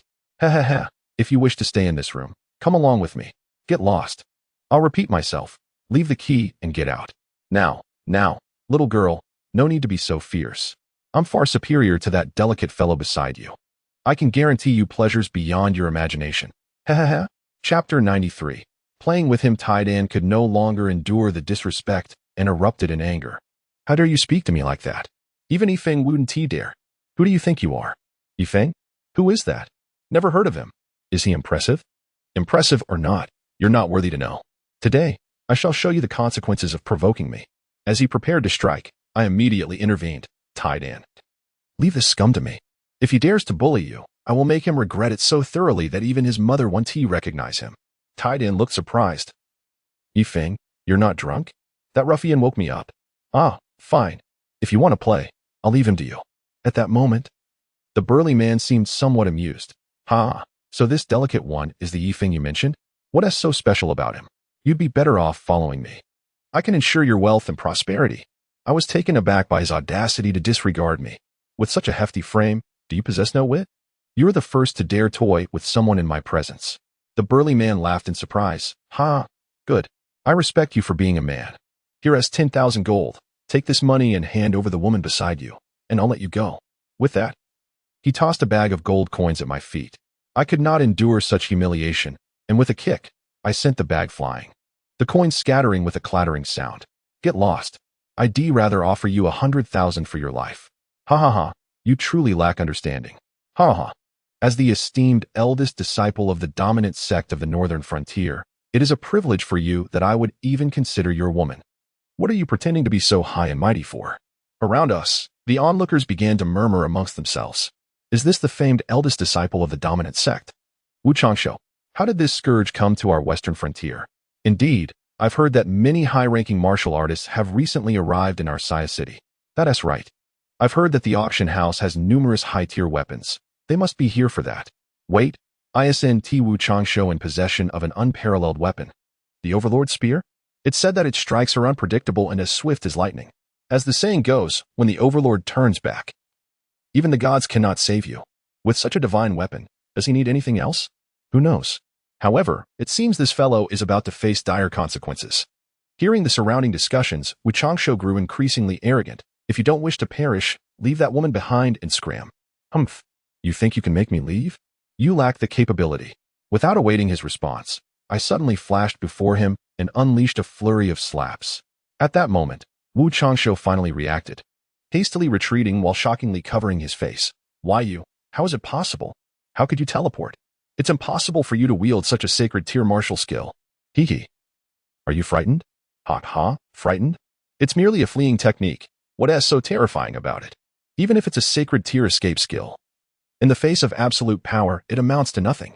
I truly cannot fathom where such a little brat like you hails from, daring to disrupt my affairs. Do you truly wish for your demise? With a hint of disdain, perhaps influenced by the alcohol, a wave of nausea washed over me. Ugh, spit, cough. So, you're quite confident, are you? To be honest, I've encountered several braggarts like you today, and in the end, they all had to kneel obediently. Ha ha. You claim I'm arrogant? I see you are even more so, truly shameless. Today, I shall make you understand what despair truly means. Bring forth the gun. Prepare to meet your end, brat. With that, Wu Changshu waved his hand, and a dragon-patterned spear appeared in his grasp, glowing with a chilling white light. Indeed, it was a remarkable weapon. As Wu Changshu charged, the spiraling dragon patterns on the spear seemed to come alive, clawing their way toward me. In that instant, I sensed danger and swiftly retreated. Activate multiple shields. Boom, boom, boom. I heard the sound of several shields shattering. momentarily losing my balance. I stumbled but managed to grab the spear's shaft and pulled with all my might, stabilizing myself with a swift sidestep. Little did I expect that this unintentional maneuver would yield the effect of turning the tide, causing Wu Changsho to miss his strike entirely. However, I was taken aback when Wu Changsho suddenly turned and launched a counterattack with the spear. Boom, boom, boom. My multiple shields shattered completely, and I was sent flying. With a thunderous crash, I found myself buried beneath a heap of broken furniture. At that moment, Wu Changsho, with a hint of disdain, remarked, "Umph. I thought you possessed some skill, but it seems you're nothing special." With that, he turned his attention to Tai Dan. "My dear, your companion has been eliminated by me, so why not submit to me?" At this, Tai Dan remained unfazed. "Hey, Yifeng, stop pretending to be dead. If you're not willing to play, I'll take matters into my own hands." Upon hearing this, I immediately rose and brushed off the debris. "You saw through me, didn't you? How boring." Wu Changsho turned to me, his expression one of shock. "You're not dead? How could this be? I clearly struck you. Did you truly believe that your mediocre skills could vanquish me? Perhaps you are a tad too confident. I truly don't know what to say to you. Yet, you are not entirely without merit. You did manage to inflict some pain. Ha ha ha. All right. I admit I underestimated you, but that was not my full strength." Unleash the Overlord's spear. With a resounding shout, the spear of the Overlord glimmered coldly, and several ice-blue dragons soared forth from it, beginning to spiral around Wu Changsho. In the blink of an eye, these dragons coalesced into an ice-blue armor that enveloped him. The onlookers nearby began to murmur in astonishment. This is indeed the legendary Overlord Ice Dragon armor, renowned not only for its formidable defensive capabilities but also for its ability to exponentially enhance the strength of its wearer, accompanied by a chilling frost damage effect. To witness such a divine artifact in one's lifetime is worth dying for. I was taken aback. "Iron Egg, did you see that? This fellow can transform as well. You two actually complement each other quite well in this regard." "Ha ha ha." Iron Egg retorted angrily. "Yifeng, dare to speak such nonsense again, and I shall tear your mouth apart." No, I won't say another word." At that moment, Wu Changsho was incensed. "You dare to disregard me? All of you shall perish." With another thunderous shout, his aura surged dramatically, causing the entire inn to tremble. "Oh dear, if this continues, my inn will surely be destroyed. This simply cannot happen. Iron Egg, quickly restrain him. Do not let him ruin this place. What a troublesome situation this has become." With that, I hurled a high-energy particle binding ring toward Wu Changsho, effectively trapping him in place. Chapter 94. A fragmented moment. Iron Egg unleashed a high-energy particle binding ring at Wu Changsho, immobilizing him instantly. The overwhelming aura emanating from Wu Changsho came to an abrupt halt. He struggled, and the Overlord Ice Dragon armor emitted cracking sounds as intense cold rapidly encased the binding ring in a layer of ice, revealing its true form. Wu Changsho, filled with terror, exclaimed, "What is this? How did you do that? Release me at once. You wretched couple, free me. I will make you suffer." A torrent of foul language spewed from his mouth. "Oh my, I have lost my patience. You still fail to grasp the situation. Let me awaken you." With that, I lunged forward, pinning him down, and delivered a barrage of blows to his face. "This is for your arrogance, for causing trouble, for provoking Iron Egg. I shall strike. I shall strike. I shall strike." Under my relentless assault, Wu Changsho cried out, I yield. Please stop. I was wrong. Spare me, I beg you." "Now you know to plead for mercy? Where is your earlier bravado?" I retorted, "Fear not, for I promise not to kill you today." Another series of strikes followed. "I will hit you until even your mother wouldn't recognize you. I will strike until you are left toothless." Please stop. I understand now. My teeth. Oh, my teeth. Please, no more." At that moment, Iron Egg could no longer bear to watch and intervened. "Please, Yifeng, stop. If this continues, someone may truly lose their life. I am at a loss as to what has transpired. My body is ablaze with heat, and my mind is clouded with rage." I forcefully shake off Iron Egg's grasp and exclaim, "Why do you feel pity for him?" Subsequently, I unleash a flurry of blows upon Wu Changsho, berating him. "I command you to feel sympathy for him, you scoundrel." Wu Changsho, reduced to tears and missing every tooth, cries out in a slurred voice, "Please stop hitting me, miss. Or rather, my esteemed lady. I have realized my mistake. Woe is me, I do not wish to perish." At this moment, Iron Egg appears somewhat flustered. "Yifeng, what on earth is wrong with you? Cease your assault. Do you not hear me? You're drunk, and I shall not tolerate this." Yet, under the influence of alcohol. My mind is too heated to heed Iron Egg's words. He scolds me, Yifeng, do not act foolishly in my presence. I shall not indulge you. With that, he strikes the nape of my neck, and I promptly lose consciousness.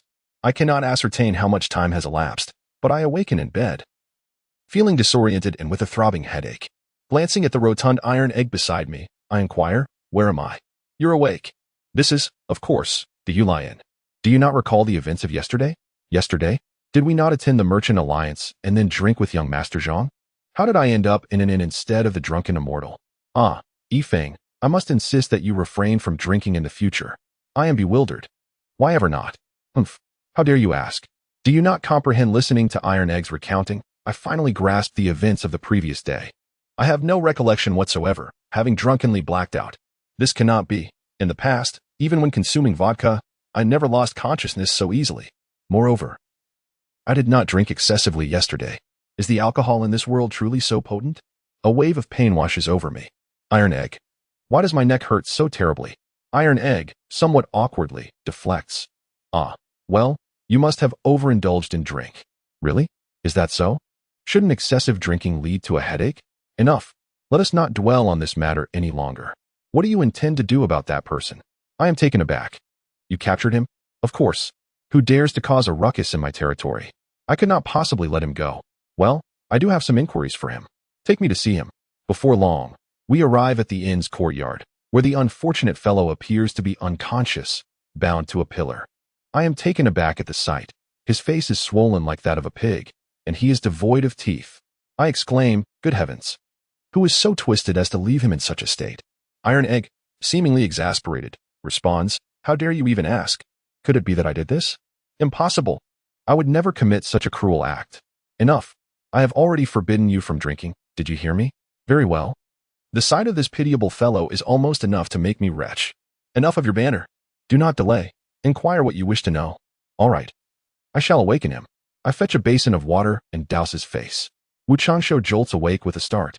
When he opened his eyes and beheld me, his expression contorted in sheer terror. Ah, please, brother, spare me.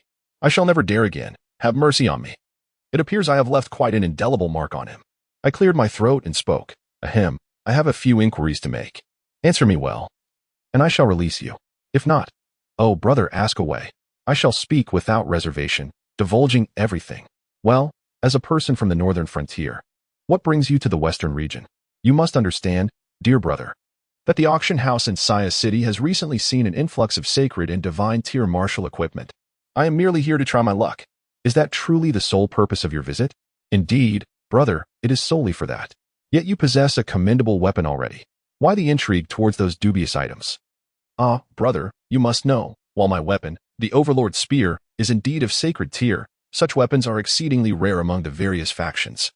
Possessing a sacred tier weapon could elevate a sect tremendously. Imagine the value of a divine tier weapon. It takes even the most skilled weapon artisans decades to forge a sacred tier weapon, and far longer for a divine tier.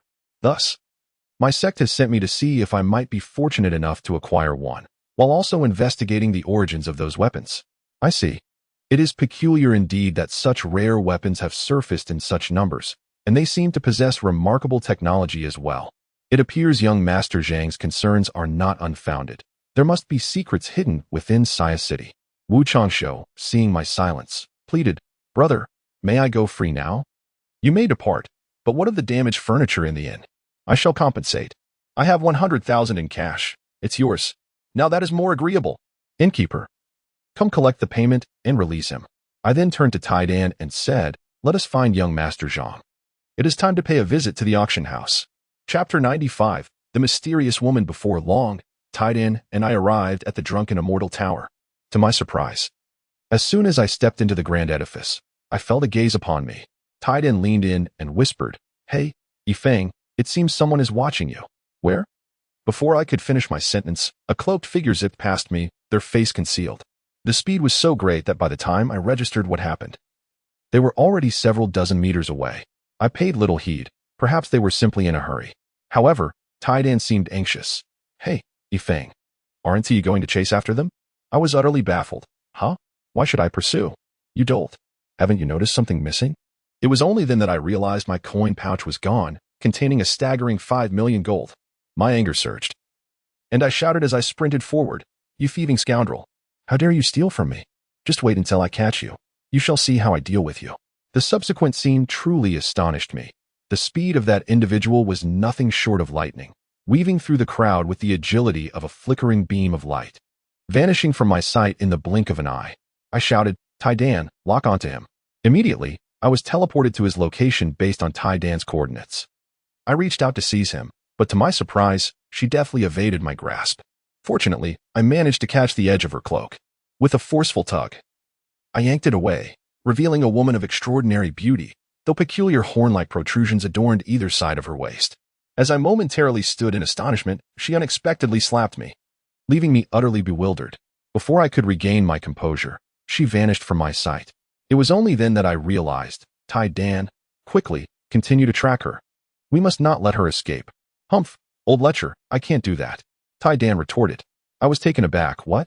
Old lecher, are you referring to me? What on earth are you talking about? Hurry and track her. She's already too far away. Tai Dan, with evident displeasure, replied, Humph, why should I care if she escapes? Is it not you who is mesmerized by her beauty? Is she not stunning? I was at a loss for words. Ah, Tai Dan, why are you being jealous? Just focus on locking onto her. I already said I can't. She seems capable of masking her biological information. She's disappeared. I was both shocked and disheartened. What? Not even you can track her? Alas, my gold coins. That's 500,000. Oh well, let us consider it a small loss to avert greater misfortune. Humph. I see your concern lies not with the gold. All right, Tai Dan, what is going on with you lately? Something feels off. You're not developing feelings for me. Are you? Hee hee. Get lost, e-phone. What nonsense are you babbling? I am a highly advanced mechanical life form, far above being attracted to mere organic beings like you. Fine. Let us return to find young Master Zhang and see if he is available to accompany us to the auction house. However, I reflected on the incredible speed of that woman. It dawned on me that we were now several kilometers away from the Zue Xian building. I pondered, could that woman also possess the ability to teleport? With this curiosity, we swiftly returned to Zue Xian building, only to discover that young Master Zhang had already departed. Indeed, young Master Zhang is quite the busy individual. Well, let us venture to the auction house ourselves. Before long, I changed into a disguise and donned a mask. Arriving at the auction house, it had undergone a remarkable transformation since my last visit. Its scale had increased manifold, even surpassing the grandeur of the Commercial Alliance's building. A throng of high-level warriors filled the space, and even the attendants at the entrance displayed exceptional courtesy. Clearly, the proprietor had invested well in employee training. Soon, I located the directional sign for the auction venue within the Grand Hall, and following its guidance, we made our way to the event space. It was evident that the auction had not yet commenced, yet a multitude of warriors had already gathered. Among the multitude of martial artists, there are inevitably a few arrogant and ignorant individuals. Indeed, shortly after I entered the venue, one such warrior scrutinized me and, with a disdainful expression, remarked, What is a mere commoner like you doing here? I was taken aback by his words. What is wrong with being an ordinary person? Am I not allowed to be here? Ha. Where did this naive brat come from? You must not even know what this place is for. The various departments here are not for the likes of you, so scram while you still can. My frustration boiled over. What do you mean I don't know? Isn't this just an auction? What is so impressive about it? Ha. Don't boast, kid. Do you have money? Do you possess crystals? Let me tell you. To even set foot in this place, one must be worth at least 100 million. You don't even qualify to be here. So get lost and stop obstructing my view. At this point, my companion, Tai Dan, could no longer contain himself and whispered, Hey, Fing, should I teach him a lesson? No need. I want to see just how arrogant he can be. The man, now visibly enraged, shouted, You little brat, how dare you ignore my words? Are you courting death? I struggled to suppress my emotions. Who do you think you are to call yourself my lord in front of me? You truly are a shameless elder. His anger reached a peak. You, brat, are asking for a beating. With that, he lunged at me with a punch. Though the punch was swift, it lacked any significant aura. I remained calm and alert, stepping back slightly to effortlessly catch his fist with one hand. To my astonishment, I had expected a simple yet powerful technique, but the force behind this punch was as unremarkable as its appearance. Is this your strength? Just this? How dare you be so arrogant? Who gave you the audacity?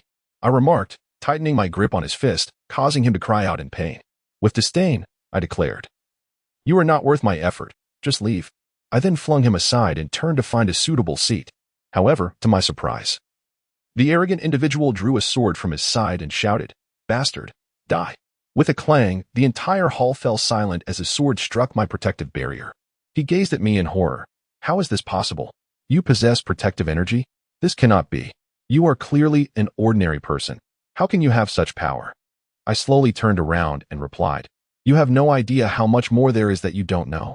I despise sneak attacks from cowardly individuals. Thus, you cannot escape your fate. Prepare to meet your end.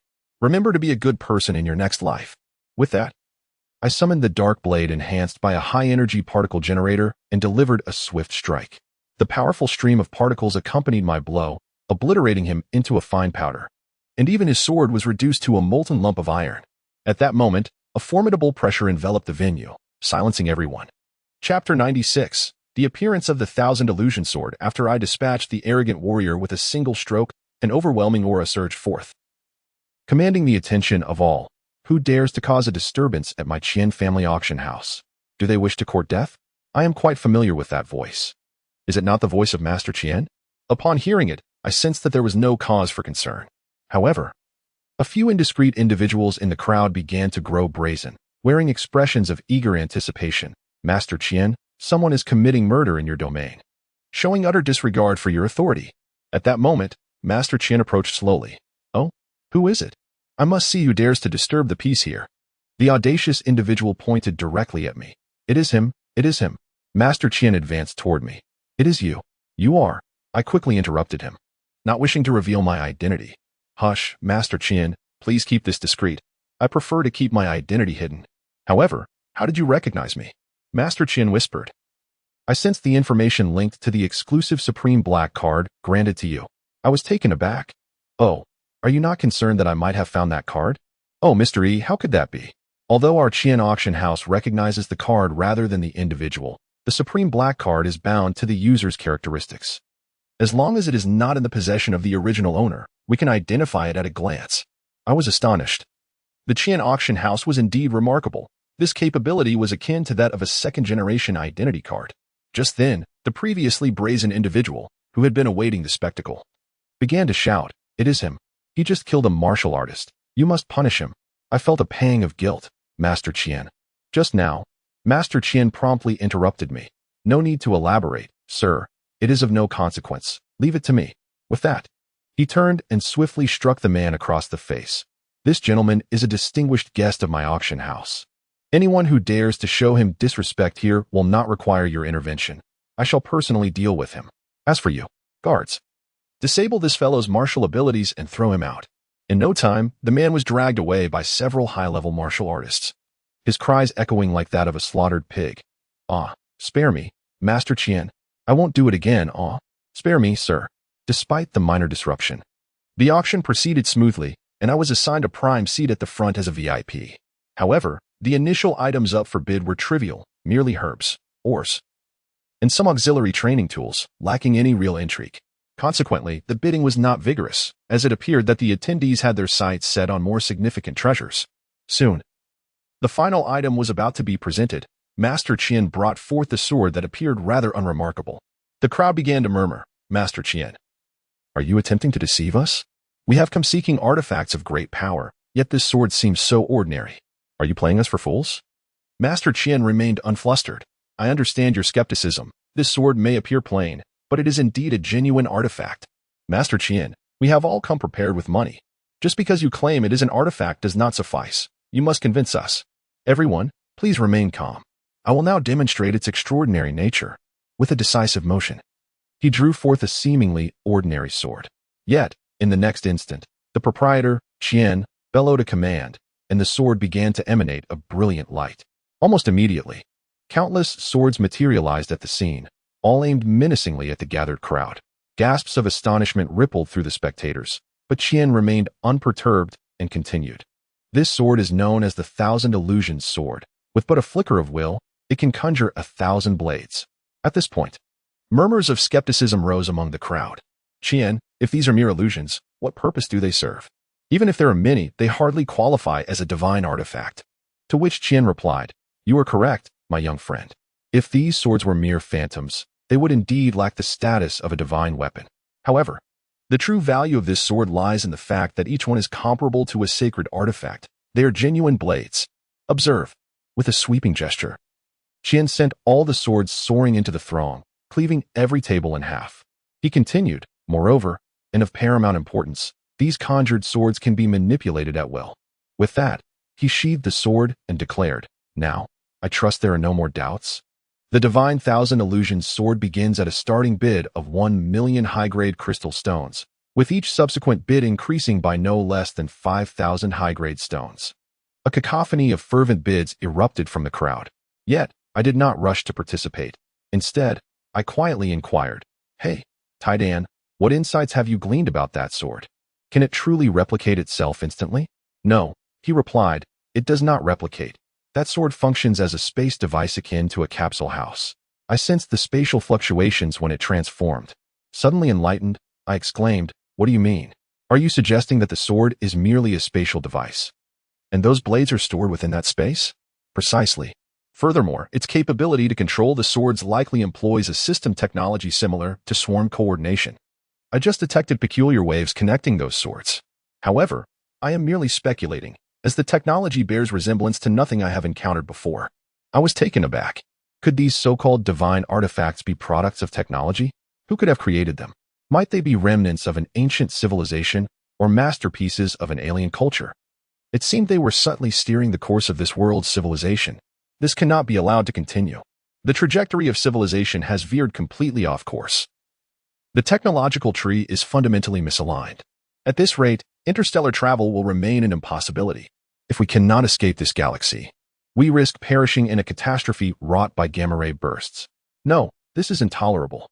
Number 4 is still waiting for me on the ancient star road.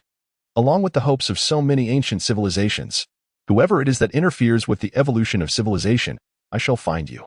I must uncover your true intentions.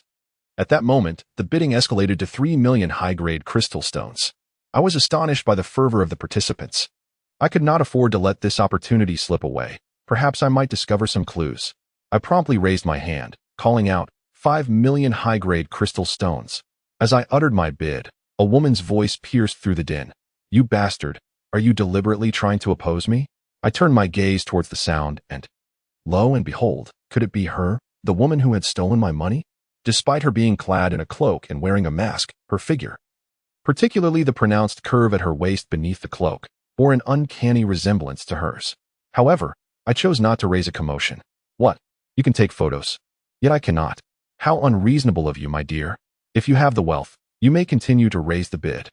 Chapter 97. The Origin of the Divine Artifact. My words left the young lady momentarily speechless. "You humph. Just wait for me." I paid her no heed and instead posed a question. "Hey, Taidan, do you find that woman somewhat familiar?" Indeed, she does seem familiar. However, it appears she has concealed her biological information. I cannot sense anything at all. Exactly. Do you recall the woman who pilfered my funds? Are you suggesting she is that thief? Should I apprehend her? No, there's no need. She seems to be after the Qianhuan sword specifically.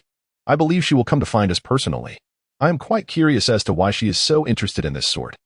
5,000,000 high-grade crystal stones is indeed a considerable sum, and it has set a new record for the auction house's divine artifact sales. Naturally, I successfully acquired the Qianhuan sword, with the Supreme Black card granting me an allocation of 10 billion gold, and having received a 20% discount. I effectively purchased the Qianhuan sword for just 4,000,000 high-grade crystal stones. However, I did not hasten to leave the auction house. Instead, I was summoned by Manager Qian to a reception room in the back hall. At that moment, Manager Qian greeted me with a beaming smile. Mr. E. It has been a while since you last visited my auction house. Have you brought any extraordinary items for us?" I pondered for a moment. Indeed. "How about a weapon of the transcendence?" "Sir, do not jest with me. The items we auction are not ones that can simply be reclaimed." Manager Qian misunderstood. "I was not referring to that handgun. How about these?" I said, summoning my tome. Manager Qian's eyes lit up. "Excellent. While this item may not rival the divine artifacts in power, its long range makes it formidable, perhaps even superior to some divine artifacts. You are indeed remarkable, sir." He reached out to take it. I immediately halted him. "Wait, Manager Qian." He appeared puzzled. "Mystery, what do you mean? Are you implying that I take too high a commission? Oh, Manager Qian, you jest. I merely have a few questions, if you could answer them. These weapons of the Transcendence will be yours as a gift. I ask for nothing in return. Manager Qian seemed taken aback. Are you serious, Mr. E? Of course. A promise once made is not easily retracted. Very well, in that case, please ask away. I have heard that many divine artifacts have recently appeared at the auction house, and I wish to inquire about their origins.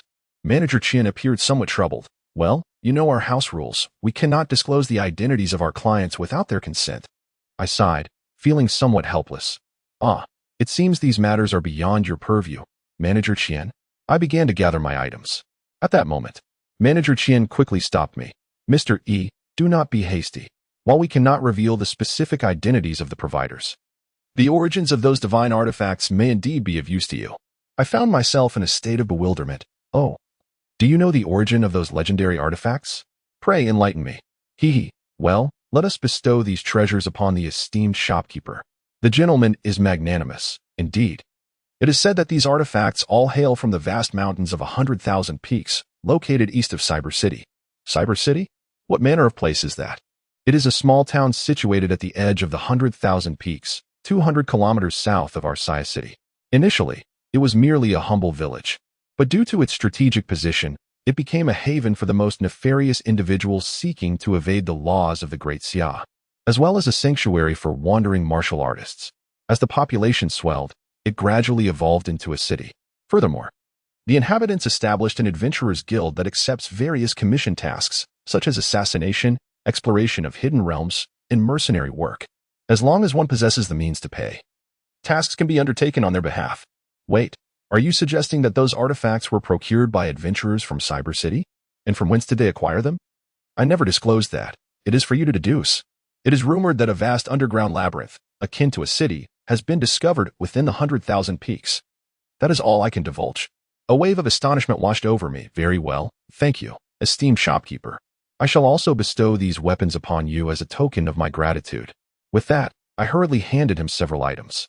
I swiftly departed the auction house. Tai Dan. Do you recall the underground city project mentioned by Dr. Yakuso of the Flying People? At this moment, Tai Dan appeared somewhat taken aback. Yifeng. Are you suggesting that the underground labyrinths within the 100,000 peaks are relics of the Flying People's underground city? Indeed, it seems quite plausible. If that is the case, it would elucidate the high technological prowess of those so-called artifacts originating from there. Yifeng, does this imply that you intend to investigate the 100,000 peaks? Yes, that is indeed my intention. However, I believe we should first gather information in Cyber City. We did not linger long in Sci City. After bidding farewell to young Master Zhang, we boarded an autonomous carriage, hastening towards Cyber City without delay. Along the way, Titan suddenly remarked, Yifeng, that woman who stole your money is following us again. I was taken aback. What? Can you sense her presence? What are you talking about? It doesn't require any sensing. Just look how close she is. I glanced through the carriage window and was rendered speechless. The woman was indeed lurking in the small grove by the roadside, oblivious to the fact that we had already spotted her. Yifeng, should I capture her and give her a beating? No. If she wishes to follow, let her be. I said, Tai Dan, you ought not to always think of violence. Tai Dan appeared displeased. Puffed, puffed, puffed. You have been the one stirring up trouble and engaging in fights all along, and now you dare to admonish me? I see that you have taken a liking to that young lady. Humph. I felt somewhat exasperated. Tai Dan, what on earth is on your mind? Do you not find it peculiar that a mere girl would be so intrigued by the illusory sword that originates from the 100,000 peaks? Who knows? Perhaps she has taken a liking to you. Your pace is rather sluggish. Why not invite her to join you in the carriage? It would be quite fitting for you to have her as your wife. My dear Tai Dan, I've noticed that since your upgrade, your temperament has become quite peculiar. Surely, there must be a faulty component somewhere within you. My words thoroughly incensed Tai Dan, who promptly charged at me with his rotund body. Yifeng, what nonsense are you spouting? You are the one who is malfunctioning. All your components are in disarray. I shall strike you. Let's see if you dare to speak so carelessly again. I hastily dodged. All right, cease your assault. I will accelerate and shake her off. Won't that suffice? As the carriage surged forward, the young lady receded further into the distance, gradually vanishing from sight. At that moment, Tai Dan came to a halt. Humph, Yifeng, let me clarify. I did not strike you because of her. It was due to your slander against me. Do you understand? Oh, I see. I see. Tied in is the best. How does that sound? Humph, that is more like it. Amidst our playful banter, we soon arrived at Cyber City. Chapter 98. The adventurers test Cyber City, true to its name, exudes a post-apocalyptic cyberpunk aesthetic characterized by its low, dilapidated buildings adorned with intricate, seemingly purposeless metallic pipes, with black smoke billowing from chimneys. The denizens here are clad in formidable attire, their gear displayed prominently, exuding an air of intimidation. Naturally, to blend in, I too altered my fashion sense, donning an impressive ensemble and securing the black blade upon my back. To investigate the matters concerning the artifact, tied in, and I made our way to the Adventurers Guild. To my surprise, I discovered that in order to gain entry into the underground city of 10,000 Great Mountains, one must first pass the Adventurer's Test and become a bona fide adventurer. To attain this status, I approached the reception desk, where a young lady greeted me with a look of astonishment. You too wish to become an adventurer? Indeed. What of it? Through our conversation, I learned that most who sought to become adventurers were desperate fighters, often of a nefarious nature. The lady likely perceived me as relatively kind and handsome, thus her surprise. However, upon my insistence, she handed me an application for the test. Just as I was engaging in light-hearted banter with her, a drunken man clad in armor approached the desk, leering at the lady and declaring, "Stop working. Let us indulge ourselves." The young lady awkwardly declined. No, that is not possible. I'm quite busy here." Upon hearing her refusal, the drunken man grew furious. Seizing her hand, "Quit the chatter, you wretched woman, just obey." The lady, appearing helpless, cried out, "Oh, that hurts. Please let go of me." Witnessing the poor lady being bullied, I could not stand idly by. I swiftly intervened. "I say, good sir, it seems you have indulged a bit too much. Why not allow this young lady to go, and let me assist you in finding a corner to sober up?" At that moment, the inebriated man angrily shoved me aside, exclaiming, "Get lost. You insolent brat. Mind your own business, or I shall show you." My temper flared instantly, prompting me to ensnare him with a particle ring. Without hesitation, I yanked the drunken fellow towards me and unleashed a flurry of slaps upon his face. "This is for your arrogance, for your lewd advances towards the young lady. You think being drunk makes you special? I shall strike until you regain your senses." The man, battered and resembling a swine, pleaded incoherently, Brother, I'm sober now. I'm sober. Please, stop hitting me." Upon hearing his claim of sobriety, I retorted, "If you are indeed sober, then hasten to apologize to the lady. It seems you are merely seeking a beating." With that, I delivered several more resounding slaps, causing him to wail and cry out for mercy. Young lady, I was wrong. I promise I won't do it again. Please spare me." I turned to the counter and asked, "Young lady, how should we handle him?" The lady, somewhat at a loss, suggested, "Well, perhaps we should let him go. I haven't sustained any real harm." Heeding her words, I released the drunken man, declaring, "The lady has spoken. I shall not hold this against you. Now, be gone. Never return here inebriated. Do you understand?" The man, groveling on the ground, responded, Yes. I shall leave immediately. Should you release me, I will vanish and never be a nuisance again." I gestured for the particle ring to be undone. "Now, depart." After dismissing the inebriated man, I successfully filled out the adventurer's examination application form under the guidance of the young lady and obtained my examination permit. Following her directions, I finally arrived at the examination venue, where the first test assessed the martial aura level by simply placing one's hand on the testing crystal. The intensity of its glow would indicate the strength of one's aura. However, when it was my turn, the crystal's reaction was as if nothing had occurred. It was astonishing to witness an ordinary individual attempting to become an adventurer. Upon realizing my complete lack of aura, the surrounding crowd erupted in laughter. Whispers of disbelief filled the air. This is the first time I've seen an ordinary person apply to be an adventurer in Cyber City. Indeed, isn't that tantamount to seeking one's own demise? What can someone of such strength accomplish? Fortunately, this was not the sole criterion for becoming an adventurer. There were no stipulations preventing ordinary individuals from pursuing this path. The second test involved assessing offensive power. The proctor explained, as candidates, "You need only unleash your full strength against this immense metallic column, which will measure your maximum attack power, unrestricted by skills or weapons." At that moment, one participant shouted, "What if we accidentally damage this column? Would we be liable for compensation?" The proctor chuckled, "I've encountered many confident candidates like you, yet none have left a mark. This is the most resilient metallic column in the world, possessing excellent shock absorption. Thus, you need not worry about damaging it or incurring any costs. The first candidate unleashed a formidable aura to enhance his physical prowess and strike, yet even this effort merely allowed him to barely pass the threshold. However, the second contestant was truly remarkable at merely 11 years of age. He had already attained the realm of a martial master and was none other than the second son of the esteemed Zheng family of the southern town. Alas, children from other families are always so exceptional. Nevertheless, my daughter Pingping is quite impressive in her own right. Although she may not be a martial artist, she is an extraordinary academic prodigy. This thought filled my heart with an overwhelming sense of pride. Yet, this 11-year-old was rather arrogant, audaciously proclaiming that he would undoubtedly secure the top spot in this examination. To showcase his abilities, the boy immediately released his maximum aura, followed by a technique known as the blazing palm, where an intense energy coalesced into flames within his palm. He then executed another move, the Inferno Sphere compression, transforming the powerful flames into a fireball in an instant. The audience was taken aback by the spectacle, yet the moment the attack was unleashed, it was astonishingly slow, akin to a tortoise's crawl. Fortunately, it did not stray off course. At this juncture, the examiner not only granted him approval, but also lavished praise upon him. What a farce! It was evident that he had received preferential treatment. Alas, what could one expect when a child comes from such a prestigious lineage? It was clear to everyone present, yet they all chose to remain silent. Most of those in attendance were individuals of no notable background, and they were wary of offending someone from a powerful family. Subsequently, a variety of weapons, blades, spears, swords, and halberds, were showcased in succession. After witnessing the previous contestants' assessments, my curiosity about the metallic pillar before me grew. Chapter 99.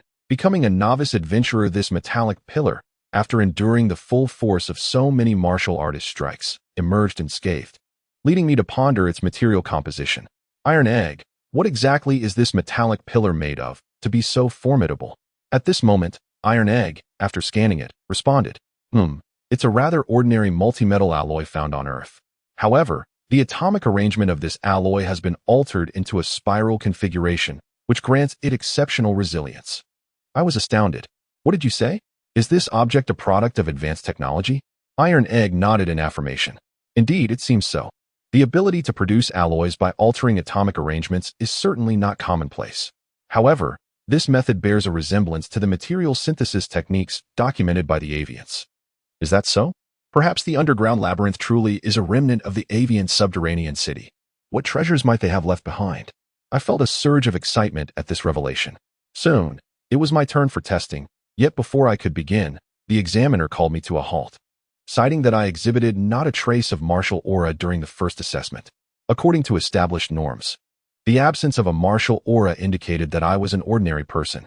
In fact, there has never been a precedent for an ordinary individual becoming an adventurer, and such a path is fraught with peril.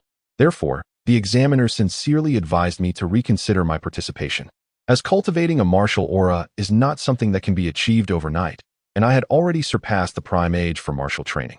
After heeding the examiner's counsel, my heart was filled with defiance. Even the mighty king would find me a formidable opponent, and I refused to believe that a mere adventurer could best me. After expressing my gratitude for the examiner's advice, I approached the cylindrical pillar, and seeing my unwavering determination, the examiner chose to say no more. However, the onlookers began to mock me. Hey, give it up. Being an adventurer is not as easy as you think. As an ordinary person, be careful not to get hurt by that pillar. Their words instilled a moment of doubt within me. Iron egg. Do you think I can cut through it with the black blade and pass? At that moment, Iron egg appeared astonished. What are you thinking, Ephone? Why are you worried about such a thing? Do you not trust us, or do you lack faith in yourself? I assure you our alloy technology surpasses this by far. Seriously, when did you become so timid? Inspired by Iron egg's words, I decisively drew the black blade from my back and struck with a swift motion. My speed was so rapid that the crowd barely registered my action, yet a burst of laughter erupted, for my attack had no special effect, producing not even a sound. More importantly, the metallic pillar bore no marks whatsoever. Just when I thought I had failed, that metal column cracked with a resounding snap, splitting neatly into two halves. This astonishing scene left everyone present, including myself, utterly astonished. I had presumed that even the black blade, no matter how powerful, would merely leave a scratch. Yet the pillar was severed with such ease. However, after a brief moment of shock, the crowd, including the examiner, speculated that the pillar must have been damaged from years of use, and I had merely been fortunate enough to strike it at that moment. The examiner did not press me further. You are quite lucky. I shall consider you passed. Sometimes, luck is a manifestation of strength. However, the upcoming defense test may prove perilous. I hope you continue to be so fortunate. Just when everyone believed my success was merely a stroke of luck, reality soon proved them wrong. When the defense examination commenced, they discovered that not only was my offensive power astonishing, but my defensive capabilities were equally formidable. It is worth noting that the examiner for this round was a powerhouse at the peak of martial arts, and during the test, even standing still while he unleashed his full strength, he could not breach my defenses. Of course, this was entirely thanks to my technological equipment and the multi-layered high-energy particle shield.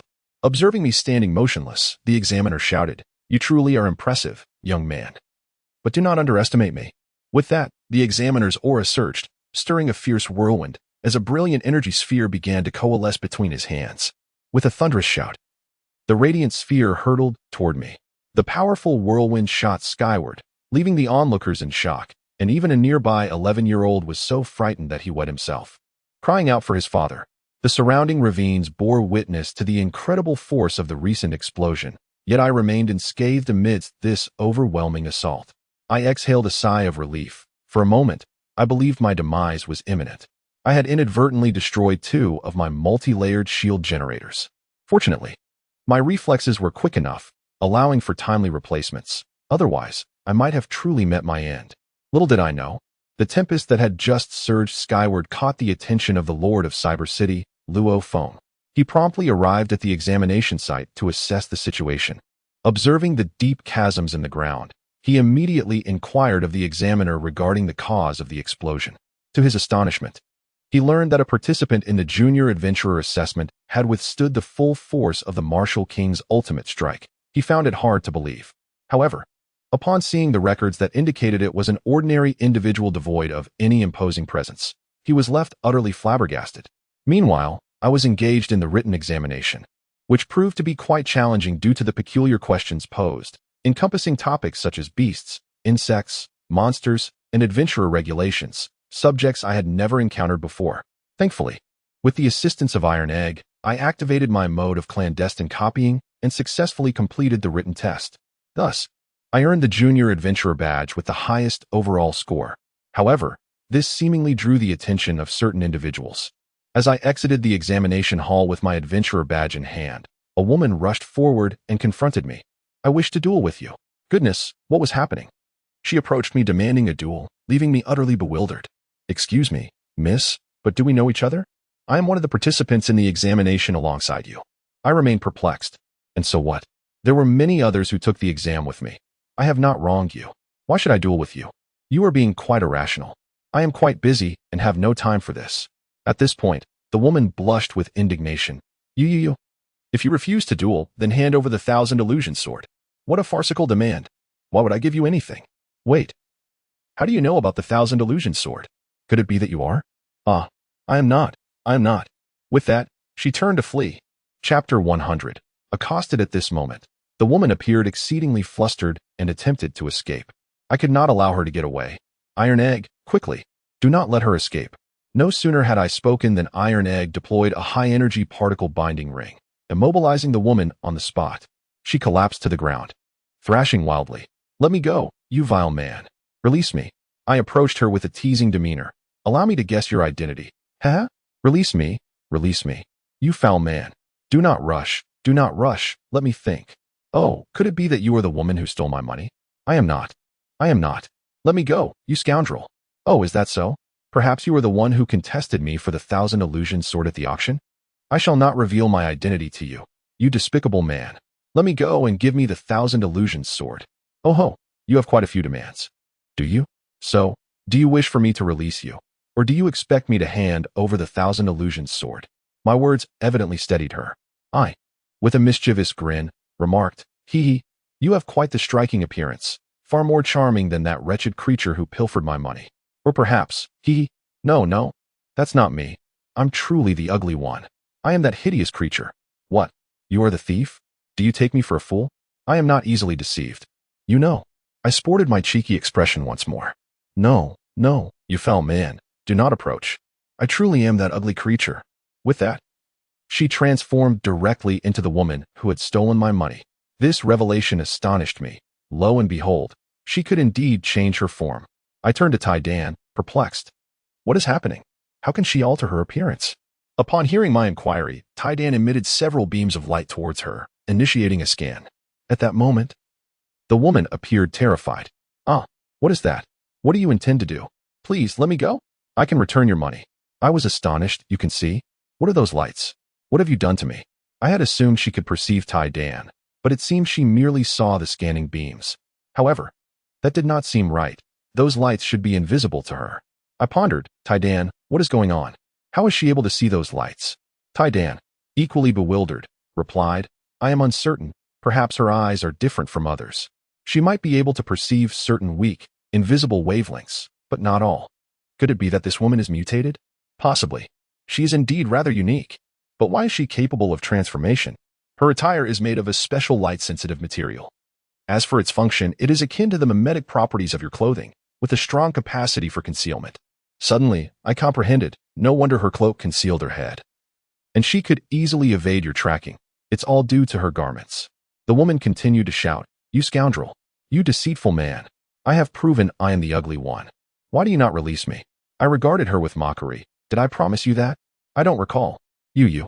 Release me, or I shall kill you. Ah. Do not dwell on violence. You might find yourself imploring me later. Bah, you filthy man. I would never beg you. Oh, really? I was merely considering that if you were the woman from the auction, I might contemplate giving you the 1,000 illusion sword. Alas, it seems you are not. Upon hearing 1,000 illusion sword, the young lady's eyes sparkled. I am indeed the woman from the auction. Intrigued, I pressed, is that truly so? I do not believe you. Then tell me, what did you say to me at the auction? The young lady appeared slightly annoyed. I said, just wait for me. Ha ha ha, it truly is you. Then do tell, what is it you want me to wait for?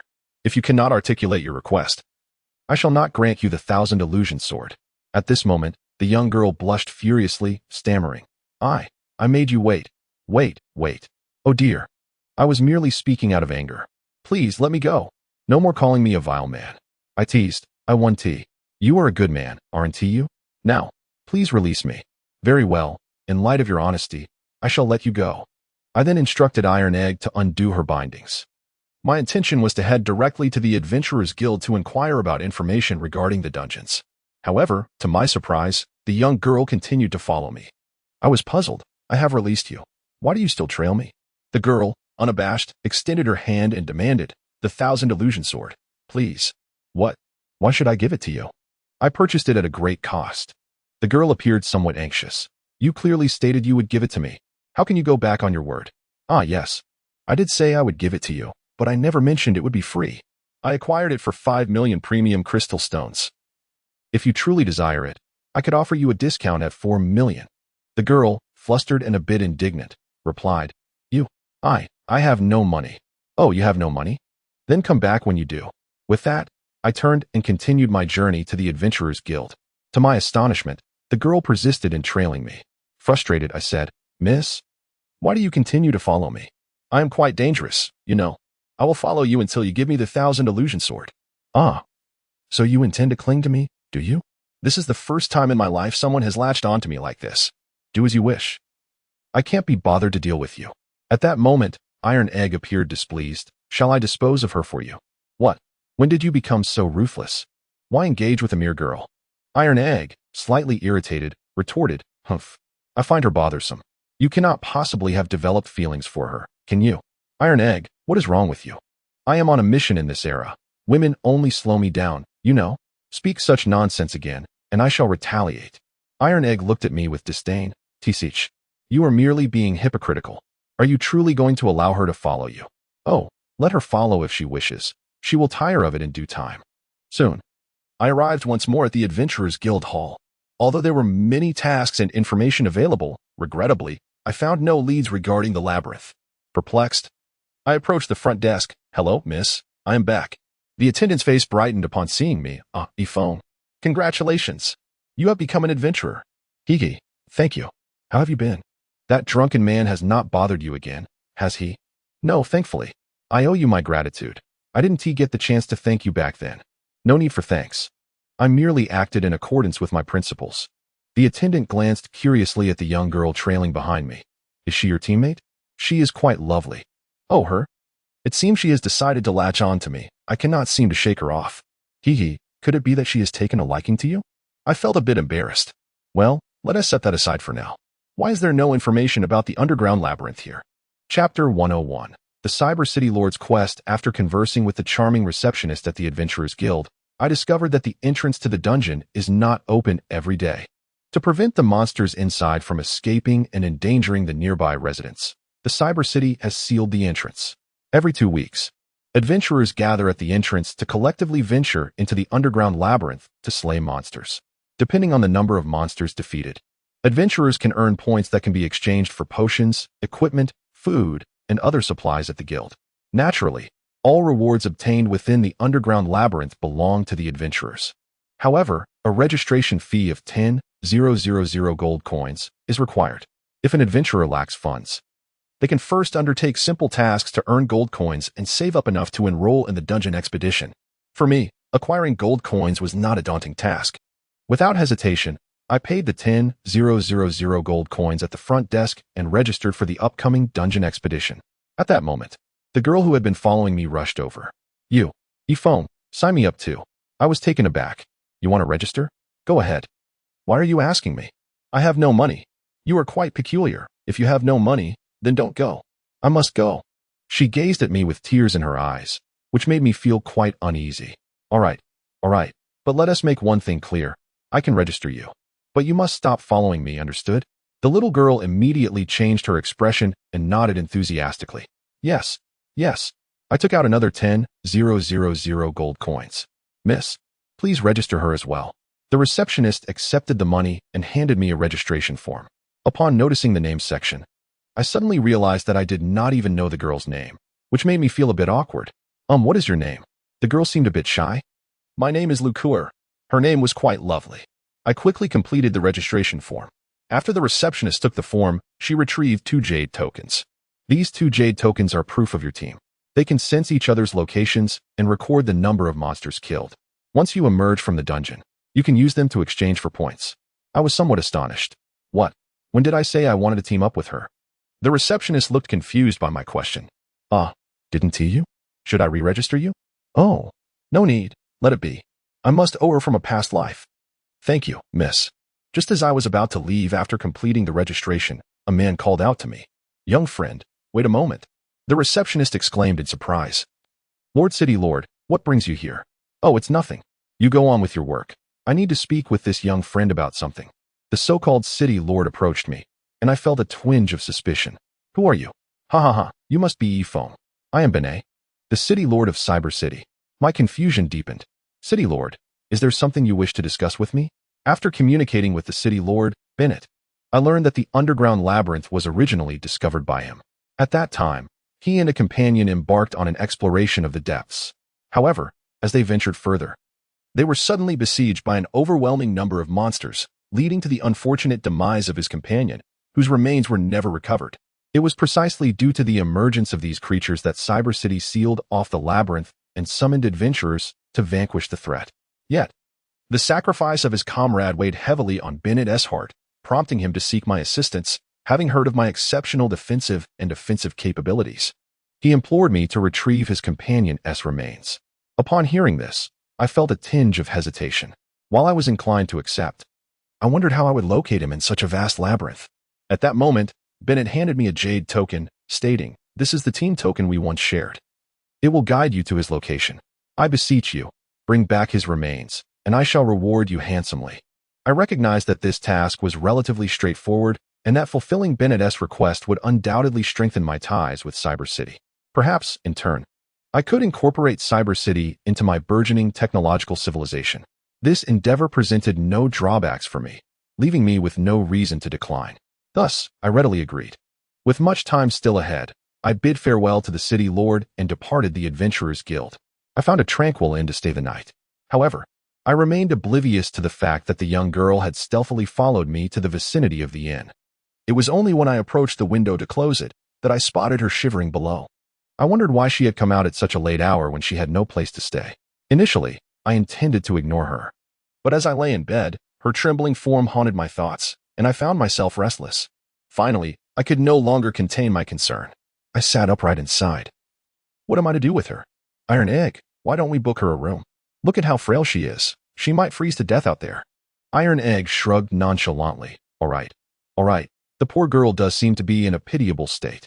I was taken aback by this change in his demeanor. Previously, he had been quite hostile towards her. Ah, how fickle women can be, even mechanical ones. I made my way downstairs and reserved another room at the front desk. I then located an outfit similar to mine and altered it into a style more befitting the delicate temperament of Lukur. Approaching her, I asked, Lukur, do you have nowhere to stay? She nodded, looking quite forlorn. Don't worry, I won't disturb you, she replied. I sighed and handed her the clothing, saying, this garment will keep you warm. It's for you.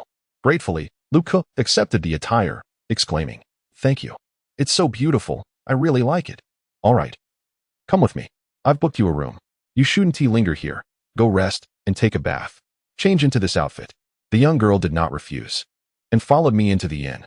I brought her to the door of a room and pushed it open, saying, this is your room. Go in quickly.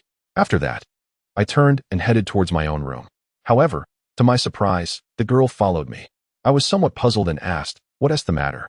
Why are you still following me? Go rest in your room. I want to follow you. She insisted. I want to sleep. Why are you following me? I will follow you unless you give me the 1,000 illusion sword. I was at a loss for words. How could she still remember that? Instantly, I adopted a mischievous and lewd demeanor. Hee. Little girl, if you don't return to your room, I might just have to do something unsavory. This frightened her. No. You dirty man, keep your distance. She shouted as she ran back and slammed the door shut.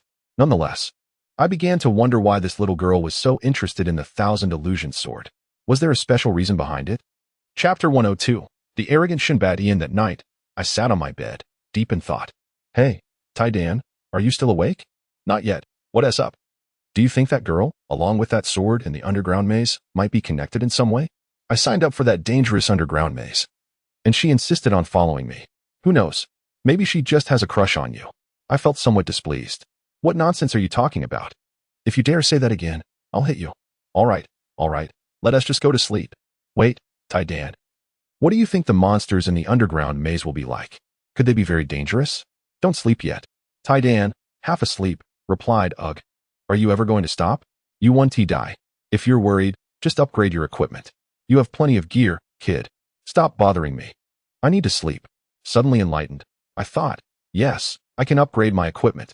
I certainly did not want to embarrass myself in front of the young girl. I began feverishly searching the holographic panel for various gear. Among them, the paralytic particle wave generator caught my attention. Wasn't this the device Tai-Dan used in the temple to control the bioengineers in groups? This equipment would be invaluable in the underground maze, where I was sure there would be swarms of monsters. If I could paralyze them, wouldn't it be much easier to defeat them? However, I still felt a bit anxious.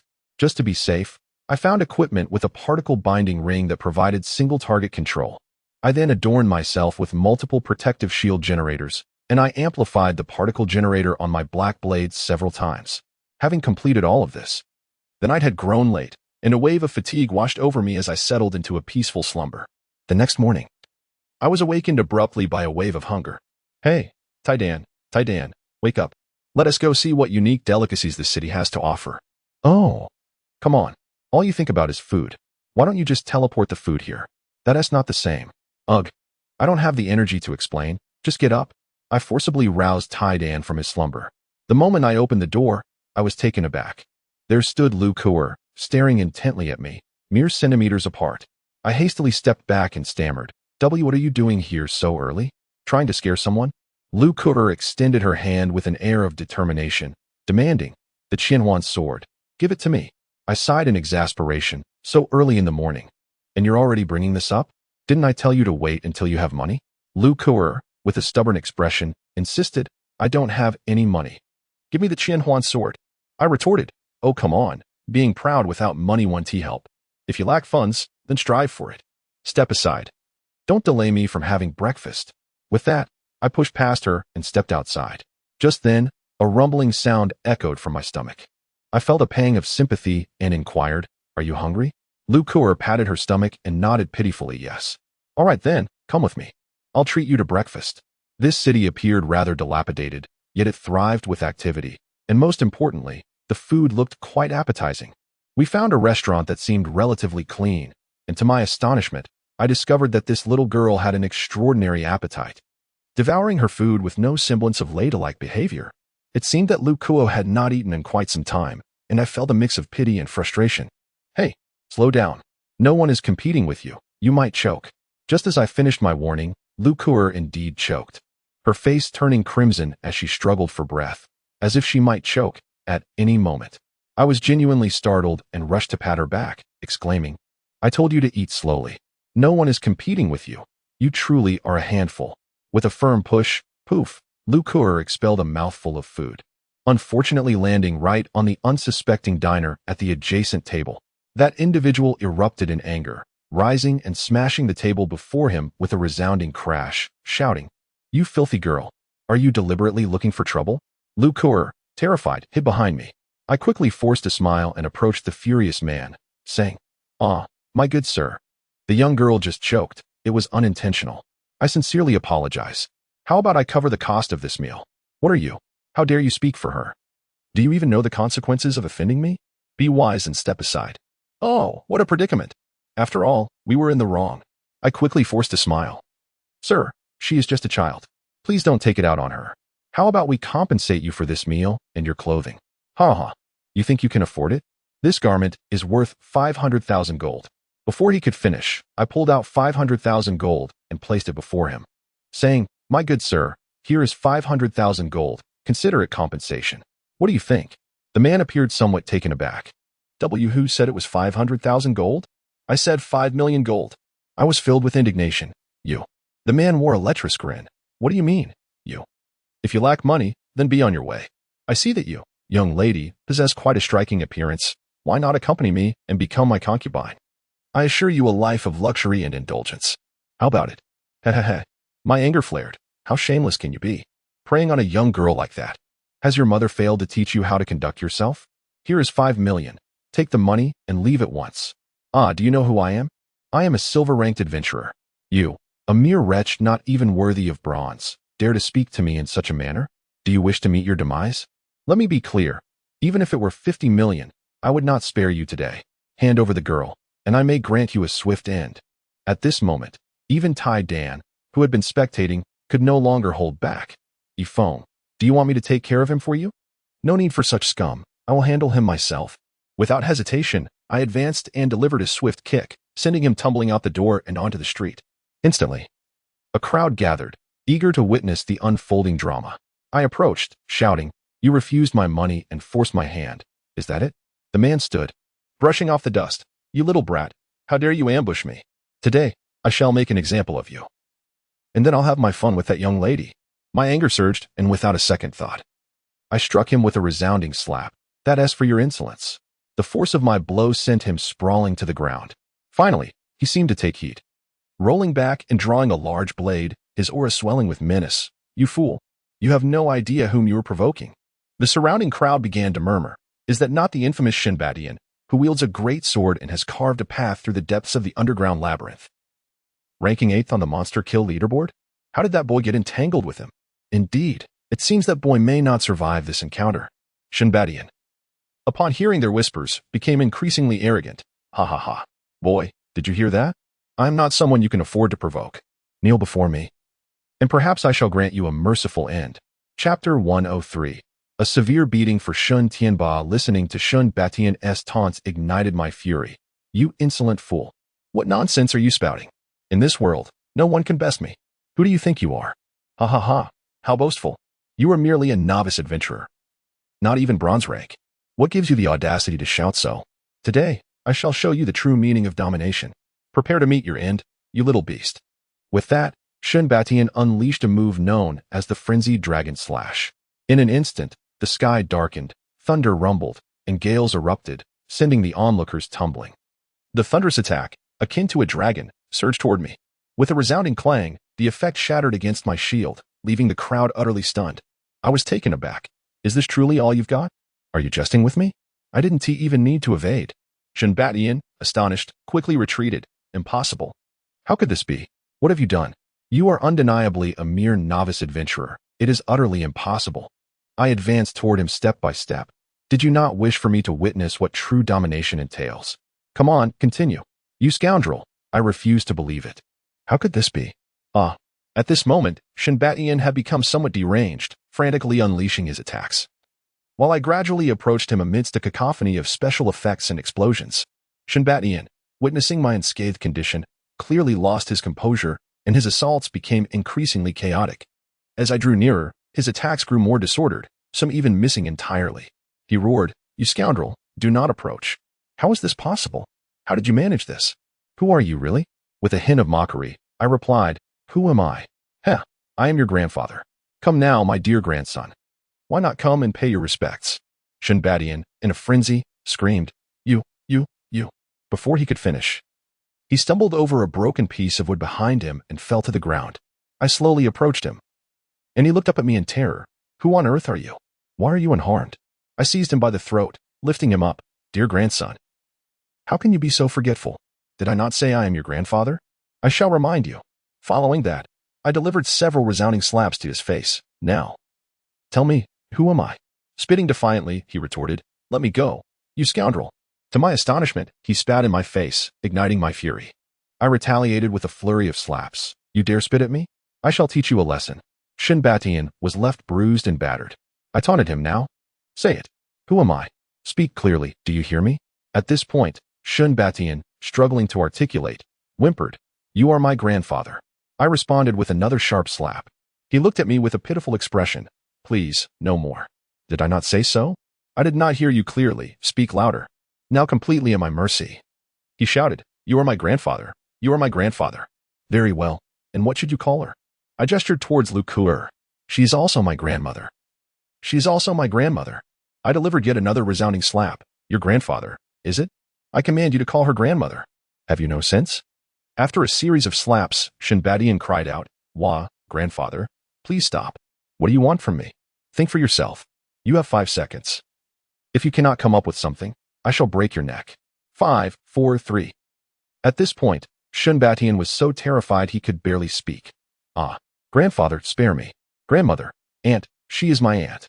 That is more like it. "Do you dare to tease your aunt again?" I dare not. "Spare me, grandfather. Please, I truly will not do it again. That is more acceptable. You may live." Humph. I tossed Shen Batian to the ground. However, I had no intention of letting him off easily. Tai Dan, strip him of his powers. After a piercing scream, Shen Batian howled in agony. You are untrustworthy. You promised you would spare me." I felt a twinge of annoyance and retorted, "Humph. I did promise to spare you, but I never said I wouldn't strip you of your martial prowess. This is 500,000 gold. Consider it compensation for your garments. Take the money and leave promptly, or else you may lose your life." Shen Batian, terrified, snatched the money and fled in a hurry. The onlookers began to murmur amongst themselves once more. I paid them no mind and walked over to Lukuer. "You must still be hungry. Let us continue our meal." Lukuer's cheeks flushed slightly as she shyly shook her head. "I'm full." "Oh, you're full? Very well, then let us return to the inn. I had not yet treated you properly." She shook her head again. Thank you, Ifone. This made me feel a tad bashful. "Oh, it's nothing. I've encountered many people like him. There's no need to dwell on it. Ha ha ha." Soon, we returned to the inn, but this time, I did not head straight to my room. After entering with Lukuer, I pulled out the Qianhuan sword and handed it to her. "This sword is for you. It is of no use to me." Lukuo appeared somewhat taken aback. "But I have no money."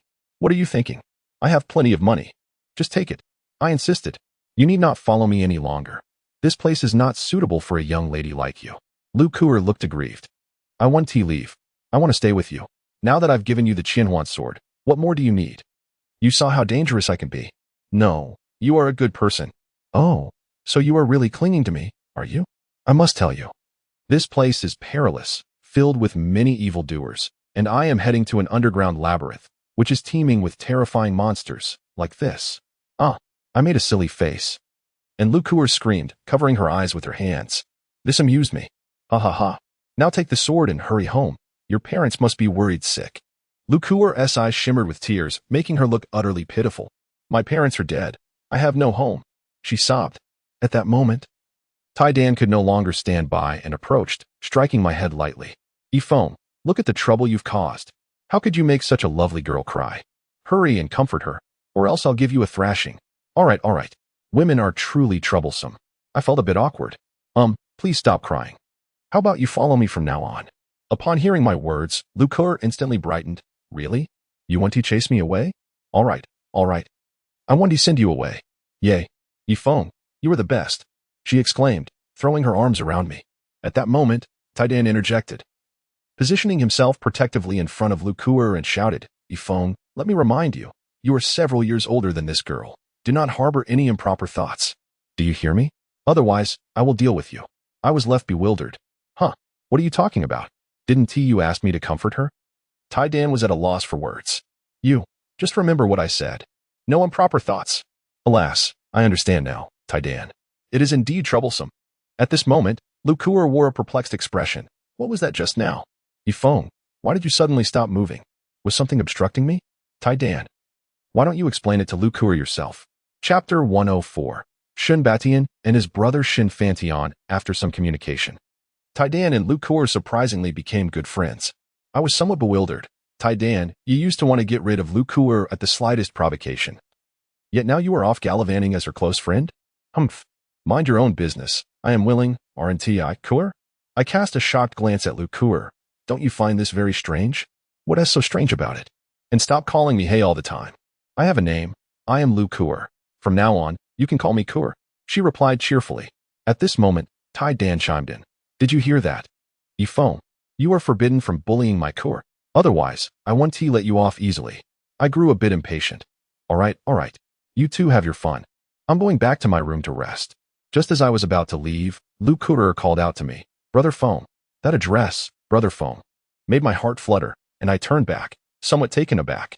What is it? I saw Lukuer hand me the Qianhuan sword. This sword is for you. I was astonished. Huh? Kuer, what are you doing? Haven't you always wanted this sword for yourself? Lukuer appeared somewhat flustered. Because Brother Fong is a good person. And I want Brother Fong to protect it. I was puzzled. Huh? But why? What secret does this sword hold? Lukuer hesitated, seemingly at a loss for words. At that moment, Tai-Dan approached and gave me a light smack on the head. If she wants you to take it, just take it. Why all the unnecessary chatter? If you bully my Kuer, I want to spare you. Tai-Dan, what are you doing? I haven't bullied her. Aren't you curious about this? Enough of the nonsense. Hurry back to your room and rest. Don't disturb my conversation with Kuer.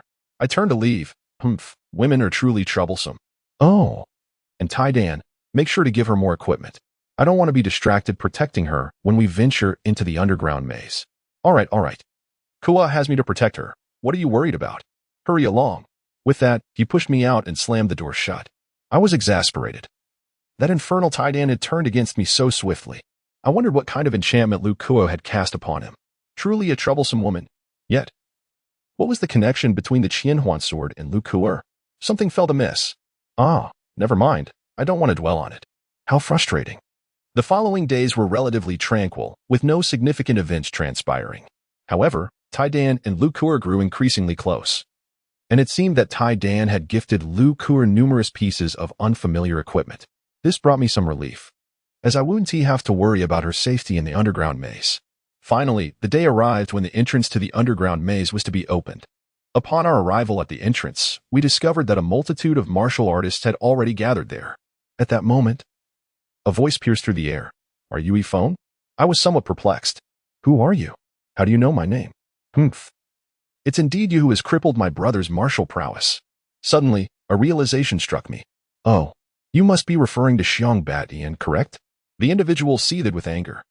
You fool, it's Shin Batian. Ah, yes. How could I forget? I did indeed incapacitate his abilities. So what? I retorted. I am his brother, Shin Fantion. What do you intend to do about it? At this point, the bystanders began to murmur amongst themselves. He is Shin Fantion, the legendary figure who became a golden adventurer over a decade ago. Shouldn't someone of his caliber be undertaking imperial-level quests? What brings him here? Did you not hear? That lad has crippled his brother's martial skills. He has likely come to seek vengeance. Alas, it seems this young man may not have much time left. Shoo, do not speak of it. I remained unfazed by the discussions around me. So you are Shin Fantion? Your brother, he insulted my sister. And I merely taught him a lesson. I even compensated him. 500,000 gold. Perhaps I could offer a little more? This provoked Shin Fantion's ire. You insolent brat. I had thought the one who crippled my brother would be a formidable master. Instead, you are merely an ordinary wastrel, accompanied by a mere girl. Tell me, what underhanded tactics did you employ against my brother? And remember, my surname is Shin. Do you understand Shin Fantion? Oh, Shin, brother Shin, I employed no underhanded tactics. I merely slapped him a few times, and thus his martial abilities were rendered useless. You, brat, you have enraged me. No amount of wealth can spare your life today. Prepare to meet your demise. With that, Shin Fantion drew forth a massive axe from his back, his aura surging dramatically, causing the surrounding forest to tremble. As it seemed that Shin Fantion was about to strike, an authoritative voice rang out. Halt. Instantly, a group of high-ranking martial artists materialized, collectively exuding their formidable presence, which countered Shin Fantion's intimidating aura. Shin Fantion appeared taken aback. Lord Bennett, do not meddle in affairs that do not concern you. This is not your shadow tower. Shin Fantion, do you truly wish to oppose the entirety of Cyborg City? Upon hearing these words, Shin Fantion quickly regained his composure. Very well. Boy, consider yourself fortunate. Once we enter the underground labyrinth, pray that you do not cross paths with me. With Lord Bennett's presence, the atmosphere settled considerably. The Lord then briefly explained the rules and opened the barrier to the entrance of the underground labyrinth. Adventurers began to enter in droves. At this moment, Bennett approached me. Young friendie, I entrust this matter to you. Rest assured, if I find him, I will certainly bring him back. After bidding farewell to the Lord, we entered the underground labyrinth without hesitation. After a tumult of shifting light and shadow, we finally landed steadily. However, it appeared that the teleportation through the barrier was random. As the other adventurers were nowhere to be seen, the surroundings were dark and damp, rendering visibility nearly impossible. Just as I felt lost, the team token on my person began to glow. Fortunately, both Lu Kuer and Tai Dan were by my side, and we had not become separated. However, Lu Kuer's composure took me by surprise. At that moment, she suddenly cried out and leaped onto me, trembling as she exclaimed, "Over there. There's a pile of bones." I focused my gaze and realized it was a heap of human remains. I quickly reassured her, "It's all right. It's just a pile of dead bones. What is there to fear?" I turned to Tai Dan. "What is wrong with you? Is this how you care for your friend?" "Kuer, please let go of me." Tai Dan, ensure her safety. I don't need you to tell me. Thankfully. With Tai Dan's protection, Lu Kuer calmed down. Just then, a shrill sound pierced the air. A colossal insect-like creature, resembling an ant, charged towards me. But I deftly dodged its attack. Immediately, I unleashed a paralysis particle wave at the creature, and to my astonishment, it proved remarkably effective. The monster was momentarily immobilized. Just as I was taken aback, the creature began to stir again, lunging at me with its massive jaws. Fortunately, my protective shield absorbed the impact, though a stream of drool cascaded down the barrier, creating a nauseating hissing sound. In that moment, I remained unfazed. Such a creature could not breach my defenses. Yet, I found myself perplexed. Tai Dan, why did the paralysis particle waves effect wear off so quickly? I remember it lasting much longer when you used it. Of course, it can't compare to my version. Mine is an enhanced variant, hence the prolonged effect. Oh, well then, I thought my equipment might be malfunctioning. Are you capable? The phone? If not, this great one may have to intervene. Look, you frightened my little Kuer. What are you saying, Tai Dan? Can a man admit to weakness? Watch me. With that, I unsheathed my black blade and struck at the creature's jaws, severing its chin with a swift motion. The creature let out a piercing wail, thrashing about wildly, but I paid it no mind, charging forth with a flurry of strikes. In an instant, the beast was reduced to mere fragments, and the air was filled with the tantalizing aroma of meat roasted by high-energy particles. Afterward, I couldn't resist striking a pose, proclaiming, "How do I look? Dashing." "Isn't it?" Tai Dan hurriedly shielded Lu Kuer's eyes, exclaiming, "Spare us, Ifong. Are you not embarrassed? Don't lead our Kuer astray." Lu Kuer appeared slightly bashful as she remarked, "Actually, brother Ifong is quite handsome." I felt a swell of pride. "See, Tai Dan, I told you I was handsome." Pfft, don't act all proud. Come on, Kuer, let us not linger near this smelly man. I felt a wave of embarrassment wash over me. All right. Just make sure you two don't get lost. We had barely taken a few steps when the ground began to tremble. A rumbling sound echoing from afar as a swarm of insect-like monsters surged towards us. Oh no, that creature's call seems to have attracted the swarm. Of course. I can see that without your help. Well, seeing doesn't help. Think of a solution. Aren't you supposed to be so capable? Why are you faltering now? Who said I'm faltering? It's just that there are too many of them. All right, let me try to control them. That should suffice. With a sudden surge, a potent wave of paralyzing particles was unleashed. The swarm of insects came to an abrupt halt. In that moment, Iron Egg wore an expression of disdain. All right. Enough of this. Go ahead and slay them. You, a grown man, truly give me no peace of mind. Hee, Iron Egg truly understands me. Just watch me. I then brandished the black blade and began my frenzied slaughter. However, the more I killed, the more I sensed something amiss. The creatures, upon their demise, emitted numerous luminous particles that inexplicably converged towards me, unimpeded even by my protective barrier. I gasped in alarm. Hey, Iron Egg, what is happening? Why are they all gathering towards me? Iron Egg appeared equally perplexed. This seems to be a type of light particle, though I can't say for certain. It should pose no danger. Indeed, it appeared so. Nevertheless, the particles seemed to be drawn not to me, but to the thousand illusions soared behind me. Streams of light surged into the sword, just as I was trying to grasp the situation. An even more astonishing scene unfolded. Those particles not only rushed towards the thousand illusions sword, but also towards Lukuer and Iron Egg. I was utterly bewildered. Hey, Iron Egg, what on earth is going on? I have no idea, but these entities seem to have a profound affinity for my quantum light computer. Huh? What does that mean? They won't explode you, will they? At that moment, Iron Egg and Elena were taken aback. No, they are. What is it? You're driving me crazy, just tell me. They are the sole energy of the flying race. I was stunned. What? Do these creatures belong to the flying race? No, they were consumed by these creatures. Then what about Lukuer? Could she truly be of the flying race? No. That doesn't seem right. At this moment, Lukuer appeared to be entranced in a state of enlightenment. The surrounding particles dwindled in number as they were absorbed by her. Iron Egg, witnessing this, shouted, "Foam, keep killing. I sense Lukuer is undergoing a transformation. Are you saying those particles can facilitate Lukuer's metamorphosis? Hurry and slay those creatures. No time for chatter." Upon hearing this, I lunged into the midst of the incapacitated monsters, hacking away with fervor. Unsatisfied with my speed, I drew forth a large Gatling gun emitting blue flames and unleashed a barrage upon the swarm. In an instant, my rate of annihilating the creatures escalated dramatically. An abundance of soul particles surged forth, rapidly filling the space. Those particles frantically converged towards Iron Egg and Lukuer. Even the thousand illusions sword behind me began to tremble uncontrollably, and in a flash, it flew from my grasp, hovering before Lukuer. In a heartbeat, the soul particles rushed into the thousand illusions sword and Lukuer's body like a torrent. I continued my relentless fire. Soon, a brilliant radiance emanated from Lukuer, and in an instant, she transformed from a young girl into a mature beauty. Astonishingly, the two small protrusions at her waist morphed into two pristine wings. The thousand illusions sword also bore wing-like patterns as Lukuer slowly opened her eyes, firmly grasped the hilt, and flew towards me. Brother Foam, let me take over. Immediately, Lukuer cast her hand, unleashing countless swords that surged forth like a colossal torrent towards the swarm of insects. In an instant, the entire horde was obliterated, leaving not a trace behind. The space around us fell into a profound silence. I was left utterly astonished until Lukuer soared to my side. Brother Foam, are you all right?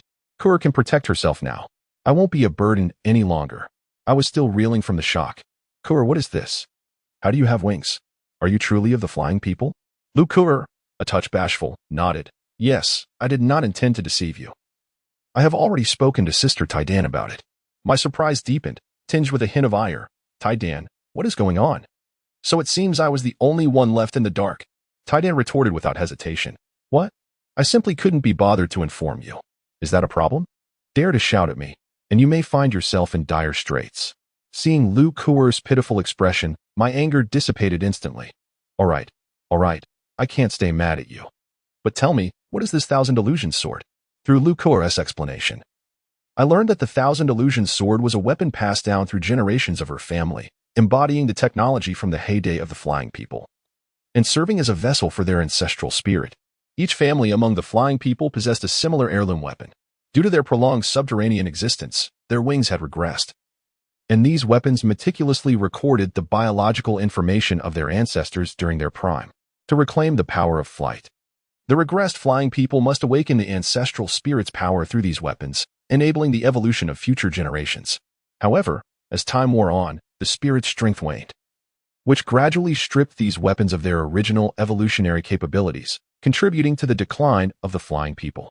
Moreover, millions of years ago, a formidable insect race emerged on Earth, preying upon the flying people. Despite their fierce resistance over countless years, they ultimately succumbed. The entire underground city fell under the dominion of the insect horde. Not long ago, Lukua's parents perished while trying to protect her during their escape, leaving her as the last of the flying people in this underground realm. The Thousand Illusions sword had been discovered by adventurers and found its way to Saya City. In her desperate quest to find the sword, Lukua resorted to thievery, marking the beginning of our encounter. Yet, could such a formidable race as the flying people truly be vanquished by mere lowly insects? Chapter 106. Soul-eating insects. In the ensuing moments, I felt as though I had become an onlooker, as Tai Dan and Lukua charged ahead, leaving me no opportunity to intervene. Remarkably, they exhibited a seamless coordination. Tai Dan handled paralysis and control, while Lukua delivered the offensive strikes, and I merely trailed behind, a bystander in their ferocious onslaught. Thus, we traversed the underground city, wreaking havoc, and it seemed the insect monstrosities, now aware of our terrifying prowess, turned tail and fled at the sight of us. After walking for quite some time, I felt a wave of fatigue wash over me. I turned to the two companions beside me and asked, "Aren't you both tired?" To my astonishment, they replied in unison, "Not at all." Lukua, brimming with excitement, exclaimed, "Brother Feng, I feel like I'm growing stronger." My irritation bubbled up. "You two are doing this on purpose, aren't you? I'm exhausted and starving. If you want to keep going, then go ahead without me." With that, I plopped down on the ground, and in an instant, a plethora of delectable food appeared before me, enticingly displayed. You must be hungry too.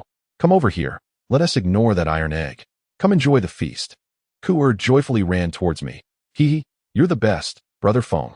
Iron egg, you should join us too. You all enjoy, but I, the Great One, have no need for your protein-laden food." After satisfying our appetites, we resumed our exploration of the underground dungeon. Days slipped away unnoticed, yet this dungeon was truly vast, as we had not encountered any fellow adventurers since our arrival. However, we stumbled upon numerous skeletal remains of adventurers and members of the Flying Clan. Many of these corpses appeared peculiar, as though they had perished in a brutal conflict, and based on their skeletal remains, it was evident they had been dead for quite some time. Throughout this period, Lukua and Iron Egg worked in harmony, continuously vanquishing the insect-like monsters that crossed their path. Regardless of the adversary, they dispatched them with ease, and Lukua's strength grew exponentially. Yet, I felt no joy. I was devoid of any sense of involvement, as they never afforded me the opportunity to engage in battle. At that moment, we stumbled upon an unusual door. Lukua approached, placed her hand upon it, and effortlessly opened it. Inside lay two rather peculiar skeletal remains, resembling a pair of fated lovers, who must have perished long ago. There were no signs of struggle, but their fractured bones and the tattered remnants of their clothing suggested they had suffered severe injuries before their demise. I hadn't noticed that Lukua appeared somewhat strange.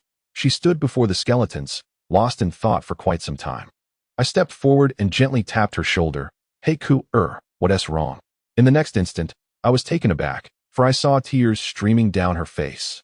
It dawned on me that those two skeletons were her parents, which explained the odd sensation I had felt earlier. Just as I was at a loss for how to comfort her, Lukua gazed at me with misty eyes. "Brother Feng, do you know? They are my parents. I have lost everything." With that, she burst into tears and collapsed into my embrace. I awkwardly patted her head. I know. Don't cry. You still have me and your sister Iron Egg." Little did I know that these words only intensified her sobs, echoing throughout the space. Iron Egg and I remained by her side, offering silent support for what felt like an eternity. Finally, Lukua calmed down. "Thank you, Brother Feng, and thank you, Sister Iron Egg." Feeling somewhat helpless, I suggested, "Ku'er, how about I take your father and mother with us for now, and once we're outside, we can give them a proper burial? What do you think?" Lukua shook her head. Let us allow Mommy and Daddy to guard this place." Upon hearing Lukua's words, I refrained from speaking further, and simply sent forth a grand bouquet of rapeseed flowers, placing them before them. Rest well, Taidan, and I shall take good care of Kuer. No sooner had I finished speaking than two luminous souls emerged from the bones and soared into the Chinhuan sword. I imagined they must be feeling a sense of relief at that moment. Subsequently, we sealed the door once more. At this juncture, Lukua appeared considerably more at ease. Brother Feng, Sister Taidan, let us depart.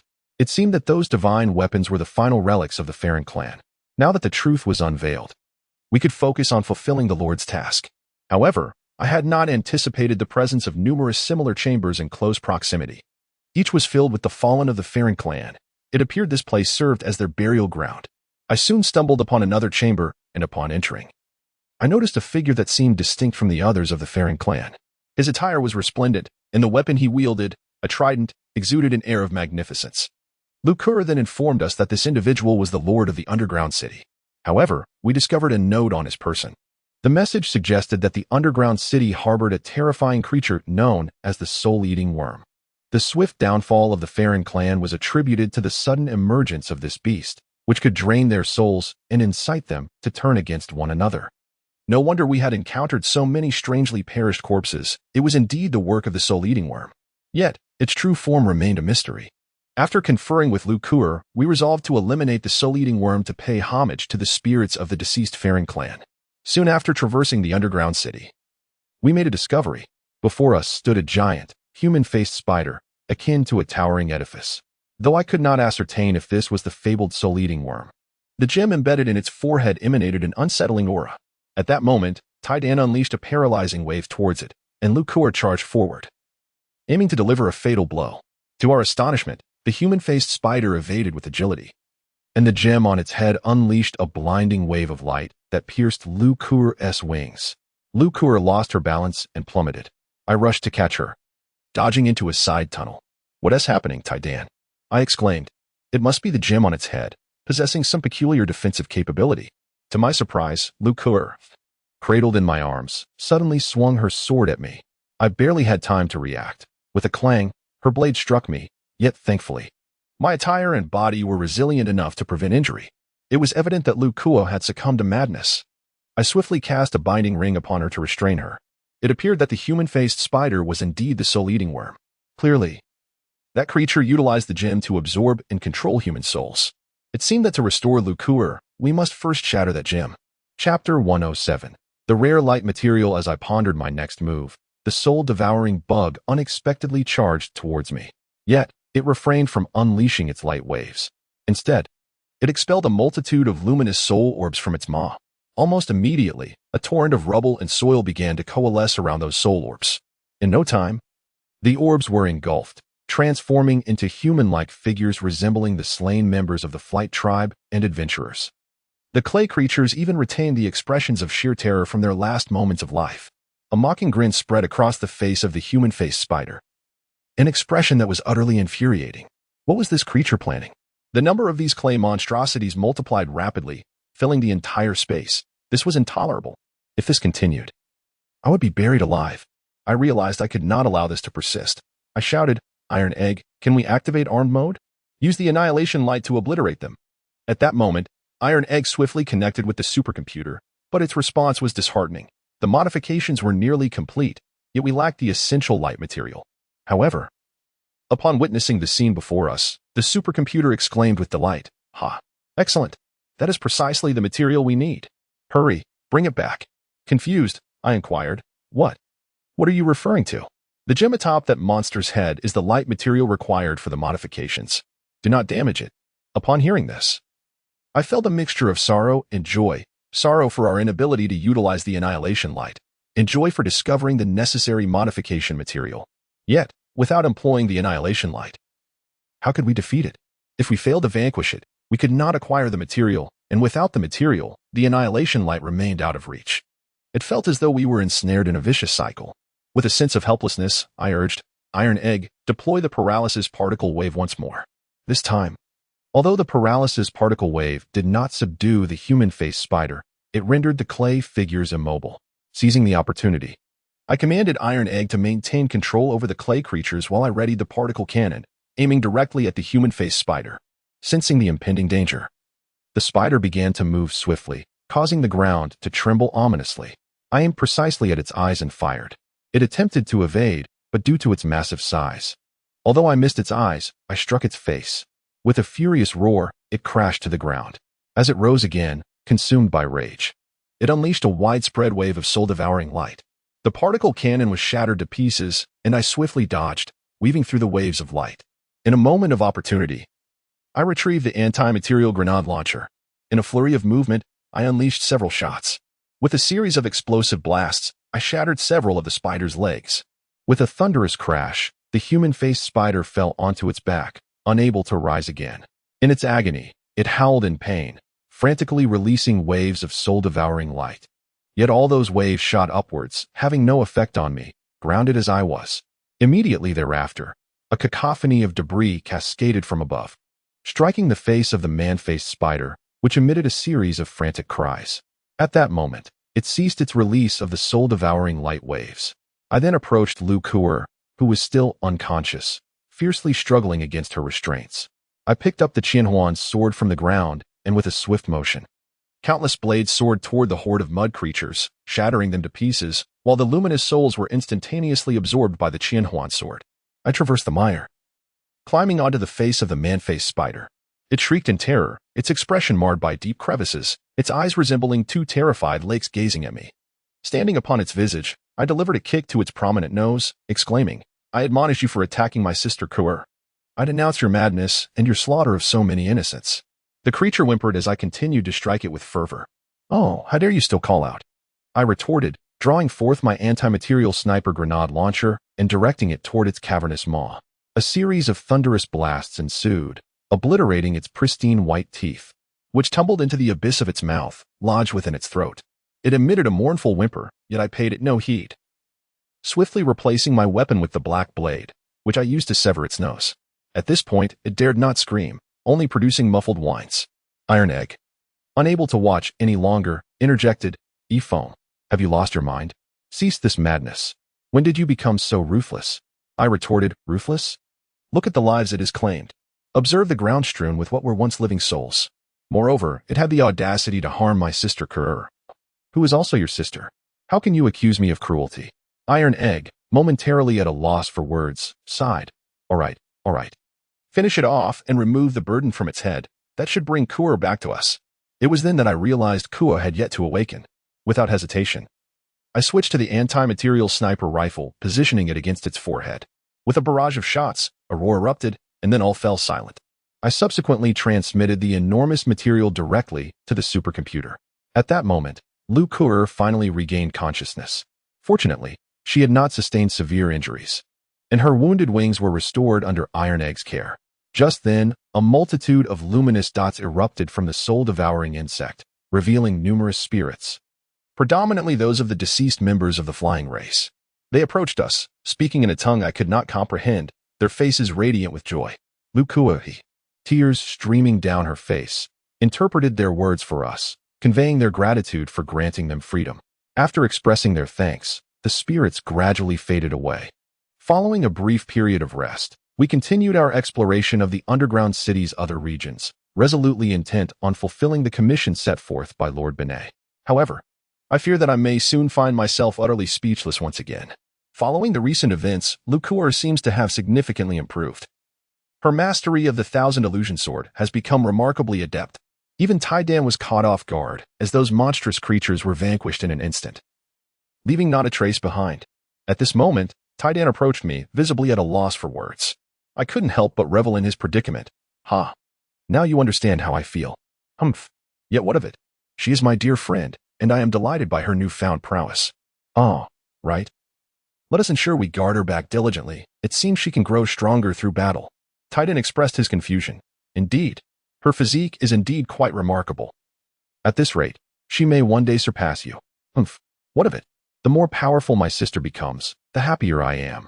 Soon, guided by the city lord's jade token, we located the skeletal remains, a corpse clutching a precious sword, which I carefully transmitted to the mirror sphere base. Just as we prepared to depart the underground city, we were unaware that a menacing group was drawing near. Chapter 108. Teasing Shinbat-Ian. As we readied ourselves to leave the underground city, I glanced at Lu Kuer with concern.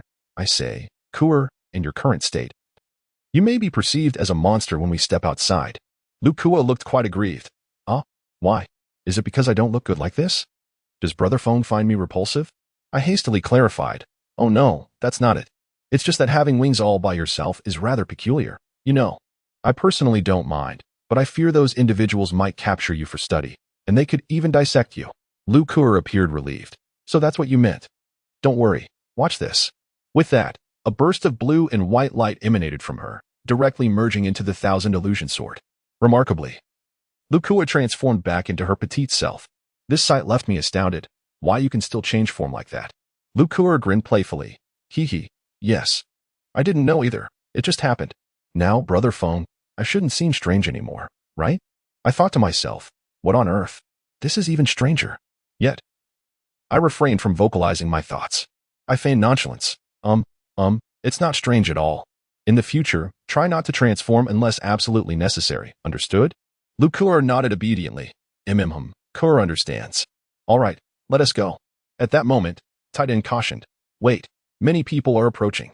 In the distance, murmurs could be heard. Boss. Something feels off here. Why are there hardly any monsters? Indeed. Aside from that enormous monster's corpse, there isn't even a hint of movement from any creatures. Didn't you say that the monsters here were wiped out? Enough of your chatter. Our goal is not the monsters, but that scoundrel named Ifong. Oh dear. Upon hearing that voice, I recognized it as Shinfantion and his crew. It seems the monsters didn't devour them after all. At this moment, Taidan chuckled. Relishing the situation, Ifong, it appears you have a formidable rival. Shall we join in their amusement? I sighed. Well, I'm feeling a bit hungry anyway.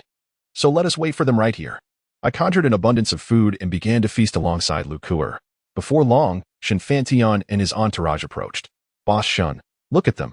They have such a plethora of food. A sharp slap echoed through the air as Shinfantion struck the speaker. Is that even a question? Can't you see? The minions behind Shin immediately fell silent. Shin then approached. It seems we are destined to cross paths. It appears fate has brought you before me. I continued to indulge in my meal. So, Boss Shin, having been in the underground city for so long, surely you must be hungry. Come, join us for some food. Upon hearing this, some of the minions were tempted to step forward, but Shinfantion bellowed, Dare you approach? Whoever moves closer will have to answer to me. Instantly, the minions fell into submission, frozen in place under Shinfantion's oppressive presence. Hey, Boss Shin, are you not hungry? Even if you aren't, surely your underlings are. How do you expect to lead like this? Is this how you treat those who fight alongside you? Shinfantion was clearly incensed. I am a golden adventurer. Who cares about these lowly minions? Were it not for me, they would have perished long ago. I secretly rejoiced. Did you all hear that? Your boss Shin doesn't give a whit about you. Shinfantion laughed heartily. Ha. Do not think I am oblivious to your thoughts. Ask them if they dare betray me. His aura surged, silencing the restless minions once more. Perhaps it was due to Shinfantion's imposing demeanor that a wild creature suddenly lunged from nearby, charging directly towards him with such speed that he had no time to evade. In a desperate move, he seized one of his minions and used him as a shield. With a sickening sound, the minion was crushed, and immediately thereafter, Shinfantion dispatched the creature with a swift axe strike. I was taken aback. Shinfantion, you wretched scoundrel. You would use a life as a shield? Do you possess no humanity? Did you all witness this? How can you still consider him your leader? Come to me. I assure you, no harm will befall you, and I have plenty of food. With that, I summoned another bounty of provisions. At this moment, Shinfantion appeared exceedingly arrogant. Ha, Ifeng, it's futile. Ask them if they dare. He proclaimed, minions exist to be minions. Lively discussions erupted among the group. We are humans too. We possess dignity and are not mere expendable commodities. Such a leader is not worth following. One voice sparked a chorus of agreement, and they began to move toward me. Seeing this, Shinfantion was infuriated, brandishing his massive axe, ready to strike down the traitors. You bastards dare betray me? You shall all perish. In response, I unsheathed my dark blade and swiftly interposed myself, the clash of metal resounding through the air as I blocked his attack. You all retreat to a safe distance. I shouted resolutely. At this moment, Shinfantion seized the opportunity while I was distracted and launched a swift kick toward me, sending me hurtling backward. You scoundrel, Ifong. Are you so eager to meet your demise? I rose to my feet, brushing the dirt from my clothes. You dare to ambush me? Do you truly believe this will lead to my end? Your brother, Shinbatian, was just as arrogant, yet I rendered him powerless. You scoundrel. Today I shall avenge my brother. I will cripple your limbs and turn you into a living puppet, subjecting you to slow torment. With disdain, I proclaimed. Let me tell you this. Your brother was weeping and calling me grandfather back then. Oh, right.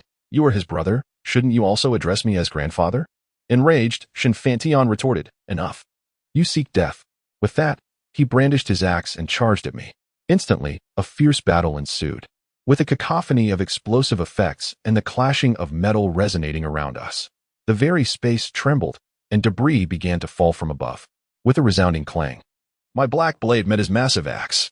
The formidable aura emanating from Shinfantion surged forth, causing ripples in my protective shield as I strained to hold my ground. Just as we reached a stalemate, a massive boulder plummeted from above. Realizing the imminent danger, we quickly retreated. With a thunderous crash, the boulder landed between us. I sensed the precariousness of our situation and shouted, Hey, Shinfantion, perhaps we should cease this conflict. If we continue, this place may very well collapse. Humph. Spare me your words. Stop trying to stall. Accept your fate, Ifone. With that, Shinfantion cleaved through the boulder and charged at me once more. Reluctantly, I prepared for battle again, and the clash of energy and metal erupted anew, with an even greater number of boulders raining down like meteors. I swiftly dodged, wielding my black blade with precision, slicing the falling rocks into fragments as effortlessly as one would chop vegetables. Meanwhile, Shinfantion appeared increasingly beleaguered, narrowly avoiding being struck by the debris, and sat on the ground, shaken. I couldn't help but chuckle at the sight. I told you, if we continued, this place would collapse. Why not wait until we are outside to fight? Realizing his discomposure, Shinfantion hastily stood and composed himself. Very well, once we exit, I, Shinfantion, shall surely eliminate you. With those words, he activated his jade token and departed the underground city. I, however, was in no rush to leave. Approaching the minions, I inquired, Will you continue exploring, or will you depart? They expressed a desire to continue, believing that all the treasures along the way had been seized by Shinfantion, leaving them empty-handed. Seeing their determination, I refrained from further persuasion, giving each of them some provisions before parting ways. Just as we prepared to use the jade token to exit the underground city, I noticed a gleaming metallic token where Shinfantion had just stood. Curiosity piqued. I approached and picked it up, instantly struck by its peculiar nature. There was nothing inscribed upon it, save for a singular emblem. Observing my bewilderment, Taidan approached and asked, Ifone, what are you daydreaming about? Aren't we leaving? Ah, it is of no consequence. Do you not find this pattern familiar? With that, I presented the token to Taidan, who appeared utterly astonished. This design, he exclaimed, is it not the emblem featured on the correspondence pertaining to the Lichong embezzlement case? Could it be that the enigmatic forces behind this are linked to Shinfantion? But is he not associated with the Shadow Pavilion? I too was uncertain of the connection between them. Ah, enough speculation. Let us seek out Shinfantion directly for clarification. Indeed, he agreed. At that moment, Lukuo approached with curiosity. Brother Feng, Sister Taidan, what are you up to? I was about to respond when the ground beneath us began to tremble violently, followed by a thunderous collapse, as a gaping abyss swallowed us whole. I shouted in panic, feeling the world spin around me. Just as I feared all was lost, a brilliant white light illuminated my surroundings. It was Kuer, soaring towards me like an angel, grasping hold of me. In that instant, I was mesmerized. I had scarcely noticed before how stunning Kuo appeared in her transformed state. After a considerable time, we finally landed safely. It seemed we had stumbled upon an unexplored underground city. Moreover, the jade token had ceased to emit light, plunging us into darkness, but fortunately, Taidan activated the illumination mode just in time. As the light flickered on, something darted past us, leaving me in shock. Hey, did you two see that? They looked bewildered. Huh, see what? I pointed to the spot where the movement had occurred. Right there. Something just flashed by. Taidan, unfazed, scanned the area in that direction. There's nothing here, just stones. My confusion deepened. Strange, could it be an illusion? Surely you believe me, do you not? Always so anxious. If you frighten my sister Kur, I shall not let you off lightly. Kuter blushed slightly. Sister Taidan, I am quite brave. Not frightened at all. I couldn't help but feel a sense of schadenfreude. Aha, Taidan, see? Kur is on my side. Taidan huffed. Humph. I can hardly be bothered with the two of you. Seeing this, Lu Kuer became flustered and rushed to Taidan. That's not true. I am on your side too. Sister, please do not be angry. I quickly chimed in. Yes, Taidan, Look at how distressed our sister has become. Taidan regarded me with disdain. Phone. What nonsense are you spouting? I would never trouble Sister Kur. You are merely blathering. Come, Sister Kur, let us ignore this insufferable man. I felt quite helpless in the face of her stubbornness. All right, enough of this. We should leave this place quickly. It feels rather uncanny. And I would prefer not to linger here. However, the next moment, we were left dumbfounded. Not only had the Jade token lost all efficacy, but my teleportation system had also failed. Furthermore, the very opening through which we had fallen had vanished without a trace. Panic set in. Taidan, quickly. See if you can connect with the mirror ball base. Taidan's expression mirrored my alarm. There's absolutely no signal. This revelation struck me like a bolt from the blue. What depth have we fallen to? At this moment, Taidan appeared utterly unconcerned, casually remarking, "Oh, don't be so anxious. It's only about 3,000 meters. I, however, was filled with terror, exclaiming, "What do you mean by only 3,000 meters? Do you not realize that we might never escape? We're buried alive, do you understand?" Taidan regarded me as if I were a fool, saying, "Why are you panicking? There's still a path. If there's a path, there must be an exit." Lu Kur chimed in, Yes, brother Feng, don't be afraid. With me and Sister Taidan here, you can rest assured. We will definitely get you out." I felt a twinge of embarrassment, realizing that I was being underestimated by a little girl. All right, I understand. I conceded. You two really are good sisters. Taidan teased, Hee. What's wrong? Are you feeling jealous? What? Jealous? What nonsense are you talking about? I retorted. Taidan stepped closer, scrutinizing me. Is that so? Then why is your face turning red?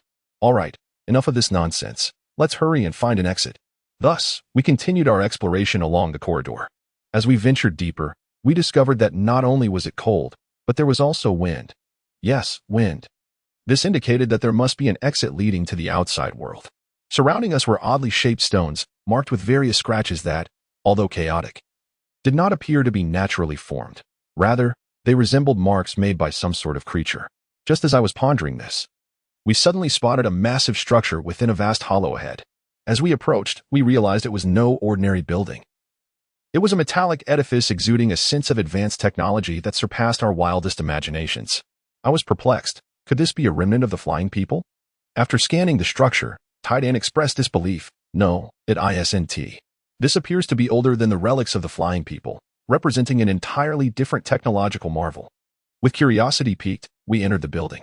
However, what we encountered next completely astounded us. The interior was not purely mechanical. Rather, it resembled a colossal amalgamation of biology and machinery, where one could even observe pulsating, fleshy conduits along the walls. Despite the incredulity of the scene before us, we pressed on. After traversing a lengthy corridor, we stumbled upon a skeleton towering at our height. The skeleton resembled that of an ant. Indeed, it was a giant ant, adorned with what appeared to be highly advanced weaponry. I was utterly shocked. Taidan, is that an ant? Taidan, equally astonished, replied, from its biological features. It certainly appears to be an ant. What? Does this mean that this place was constructed by ants? But can ants truly grow to such a size and possess such sophisticated technology? Is that even possible? Chapter 110, The Monster Approaches. I exclaim, I'm ready to fight. Yet, Taidan seemed less surprised. Yifeng. Although I am uncertain whether these colossal ants are indeed the architects of this structure, I can unequivocally affirm that long before the advent of humanity, ants exhibited remarkable sociality. Even in the present day, these minuscule creatures, akin to grains of sand, remain the most sociable of insects. I was astounded. Are you suggesting, Iron Egg, that this entity is an evolution of ants, or perhaps an ancestor of theirs? Iron Egg, somewhat impatiently, replied, Who knows? However, Yifeng, don't you find certain features of this carcass reminiscent of the monsters we encountered previously? Prompted by Iron Egg's observation, clarity dawned upon me. Indeed, he was correct. Their heads bore a striking similarity. Could those monsters also be ants? I was perplexed. It felt exceedingly strange. At that moment, I suddenly recalled something, and I turned to Lu Kur, asking, Do you know where those monsters came from? Lu Kur, looking bewildered, shook her head. No, I don't know, but my parents mentioned that those monsters emerged unexpectedly from the ground. Upon hearing this, enlightenment struck me. Precisely. It seemed those monsters had fled from this very location. Iron Egg interjected with skepticism. Yifeng, perhaps you are right, but do you not find it peculiar? Logically, while there may be variations within a species, such drastic differences as seen in those monsters should not occur. Moreover, this skeleton appears to have been slain by some entity. What could have dealt such a blow to a creature so well-equipped? Everything began to seem increasingly enigmatic. With our questions lingering, we pressed on, fueled by an insatiable curiosity to explore the depths of the structure. As we ventured deeper, we stumbled upon more long-dead colossal ant carcasses, each seemingly dispatched by some unknown force. Were they engaged in battle with something? Our uncertainty propelled us forward, and soon we discovered a massive nest teeming with eggs. The sight was utterly breathtaking, overwhelming me with a sense of dread, causing goosebumps to rise on my skin. Lukur cowered at the back, unwilling to look further. I breathed rapidly, taking a moment to regain my composure before cautiously approaching the eggs for closer inspection. It appeared as though something within the eggs was writhing. Hastily, I called out to Iron Egg, "Hey, Iron Egg, come quickly. These seem to be alive." Iron Egg approached and began scanning. This should be the eggs of some organism. But what kind of organism are they? Are they from the ants or the monsters? Just as I pondered this, one of the eggs unexpectedly cracked open. As I leaned in to investigate, a small creature suddenly leaped out and lunged at me. I had no time to evade and was pinned beneath it. After a struggle, I managed to kick it away, then drew my black blade and swiftly cleaved it in two. Upon closer inspection, I realized it bore an uncanny resemblance to those monsters, merely smaller in size. It seemed these eggs were indeed the progenitors of those creatures. Yet, when I turned my head, the scene before me once again left me astounded. For within the cracked egg lay the shell of a colossal ant. I pointed in astonishment at the exoskeleton, exclaiming, "Iron Egg, what is the meaning of this? Can ants shed their exoskeletons?" At that moment, Iron Egg also wore a look of perplexity. After conducting a thorough scan, he became even more astonished, declaring, No, I have examined its genetic sequence. It is a chimera of multiple biological genomes." I was utterly bewildered. What does that imply? In simpler terms, it means that this creature has integrated the ant's genes into its own, thus creating an entirely new species. Suddenly, enlightenment struck me. Oh, I see. It resembles gene editing in the field of biotechnology, does it not? Not entirely, but you may interpret it that way. I felt a sense of relief, saying, "All right. It seems we have found the lair of those monsters. We must swiftly destroy this place before they hatch." We then unleashed a torrent of fire upon the eggs, and in an instant, the room was devoid of them. Just then, the entire chamber began to tremble, and I heard a prolonged, menacing roar. A multitude of monsters surged from all directions, and Iron Egg swiftly activated a protective shield around Lukur. I then drew two weapons and unleashed a barrage upon the approaching creatures, while Lukur displayed equal valor. Her 1,000 illusions soared, unleashing a flood of blades upon the monstrous swarm. Countless creatures disintegrated under our assault, yet they seemed inexhaustible, multiplying with each strike. To make matters worse, a sudden opening appeared above us, and a horde of winged monstrosities poured through. They moved with astonishing speed, seemingly adorned with light-wave weaponry. Like miniature fighter jets, they bombarded us relentlessly. In terror, I exclaimed, "What on earth are those things?" Iron Egg's expression mirrored my fear. They must be a hybrid of the flying humans and the monsters. My shock was not solely due to Iron Egg's revelation, but rather the realization that our shield was on the verge of collapse. Panic set in as I asked, "Iron Egg, have you not yet established contact with the supercomputer?" Iron Egg, while emitting paralyzing particle waves, shouted, "I am attempting to do so, but the signal is highly unstable. As long as there is a signal, do not cease your efforts," I replied, drawing two Gatling guns and unleashing a relentless storm of fire upon the airborne foes. However, with such a multitude of flying monsters, our firepower alone was insufficient to stem the tide. Before we could catch our breath, the first layer of our shield shattered. My anxiety intensified. "Have you still not made contact?" "I'm trying to stabilize the signal." "All right, I trust you, Iron Egg." With that, I discarded the Gatling guns and switched to a high-explosive sniper grenade launcher.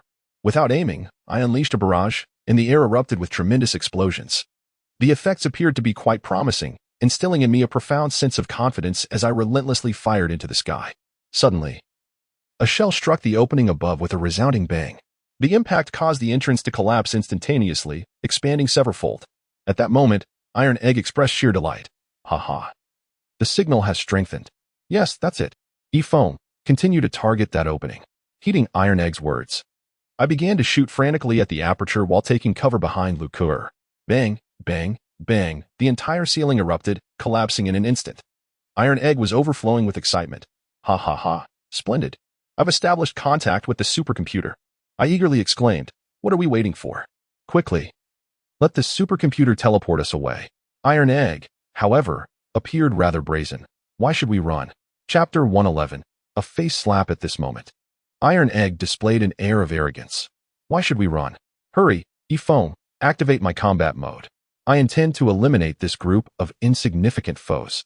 I was somewhat perplexed. What? Iron Egg? Has the supercomputer already modified the components? Enough with the chatter. If I tell you to activate it, you activate it. I bellowed. All right then, Iron Egg, combat mode engaged. In an instant, a blinding light illuminated the space, and several components materialized out of thin air. Attaching themselves to Iron Egg in a spectacular display, Iron Egg transformed into a Valkyrie, adorned with majestic wings and wielding the gun of oblivion. Lukur, utterly mesmerized, gazed in awe. Wow, is this truly the real Iron Egg? How beautiful! Without hesitation, Iron Egg deactivated the protective shield and engaged in fierce aerial combat with the swarm of flying monsters. After several rounds, Iron Egg activated the Oblivion mode. And in the blink of an eye, the room was purged of all monsters. Silence enveloped the surroundings, and Iron Egg slowly descended, remarking, "Umph. A bunch of pathetic creatures dared to provoke me. This is their fate." At this juncture, Lukuter transformed into an ardent admirer, moving closer. Wow, Iron Egg. You're amazing. Sister, why are your wings on your back? Mine are on my waist. Oh, sister, what was that move you just performed? Could you teach me? I want to protect you and Brother Foam in the future. All right, Kur, I will teach you later. Yay, Brother Foam, didn't Kur perform quite well just now? Indeed, Kur was splendid. You did wonderfully. Hiki. Brother Foam praised me. Thank you, brother. Iron Egg then adopted a serious demeanor. All right, you too. E-Phone. Should we teleport out now, or continue exploring? I pondered for a moment. Of course, we must continue. This place is so peculiar. Don't you want to uncover the truth? Besides, with you here, what is there to fear? Iron Egg rolled her eyes. E-Phone, cut the flattery.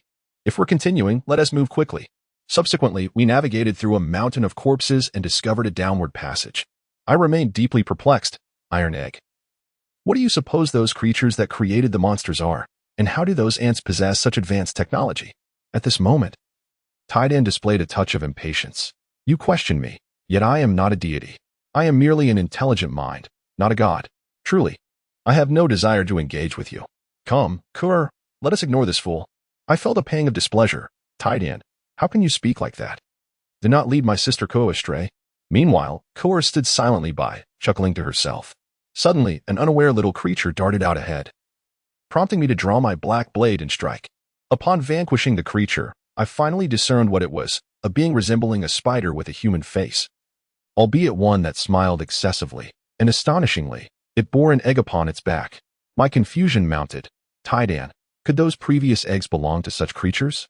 After scanning, Tidan replied, No, I believe not. It seems to be merely a courier. His words deepened my perplexity. As our exploration progressed, we encountered numerous similar beings, which we dispatched with ease. Yet, curiously, the corpses of giant ants around us multiplied, as if a great battle among ants had once transpired here.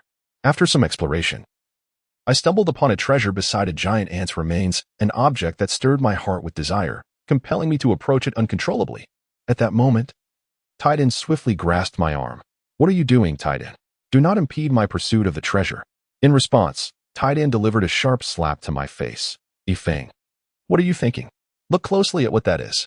He then tossed a stone at the treasure, which instantly transformed into a gaping maw, vanishing in an instant. A cold sweat broke out across my body. That was indeed the very thing I had initially encountered. I pondered, what was that? What just happened to me? Tidan, with a serious demeanor, explained, that creature is no ordinary being. It possesses significant intelligence, capable of emitting special brainwaves to control and influence others. You were just under its control. I questioned in confusion. Why was Kuru unaffected? That is precisely because of my preparations for her. I equipped her with numerous items. Envy tinged my voice. Hey, Tidan, how about you equip me as well? Ifeng, what nonsense are you spouting? You could use those items yourself. Are you a child? Needing me to provide for you? Do you not feel embarrassed in front of Kur? I protested. Oh, Tidan, I can use them. but I do not know the best way to coordinate them. Otherwise, I would not have been controlled just now. Right, could? Lu Kuer remained silent, only giggling. Taidan, now visibly exasperated, remarked, Yifeng, even Kuer is laughing at you. You truly are thick-skinned. Alas, I suppose I must assist you. Thus, with Tiedan's guidance, I rearranged my gear, ensuring I was well prepared. The subsequent exploration proceeded with remarkable ease. To my astonishment, despite the continuous emergence of monsters, Taidan and Kuer proved to be unexpectedly reliable, leaving me to merely shadow them like a bystander. I felt a tad embarrassed, exclaiming, Hey, could you two perhaps tone it down a bit? Allow me to strike a few blows.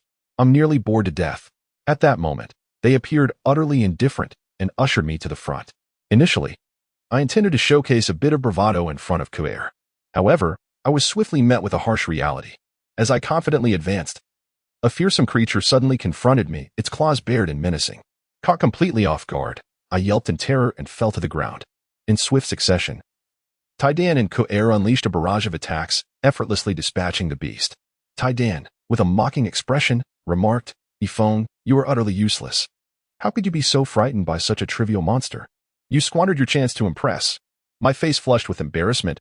I retorted, What? I wasn't scared. I was simply unprepared. Taidan looked at me with disdain. Oh, I see. You were merely unprepared and happened to fall over. What now, Taidan? You don't believe me? Well, it was you who said that. You might as well stay behind us, he concluded with a scoff. At that moment, Lu Kuer barely uttered a word, stifling laughter behind her hand.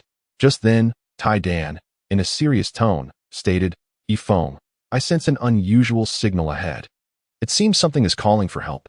Chapter 112. The Insect Tribe. Upon hearing Taidan's words, I was taken aback. What?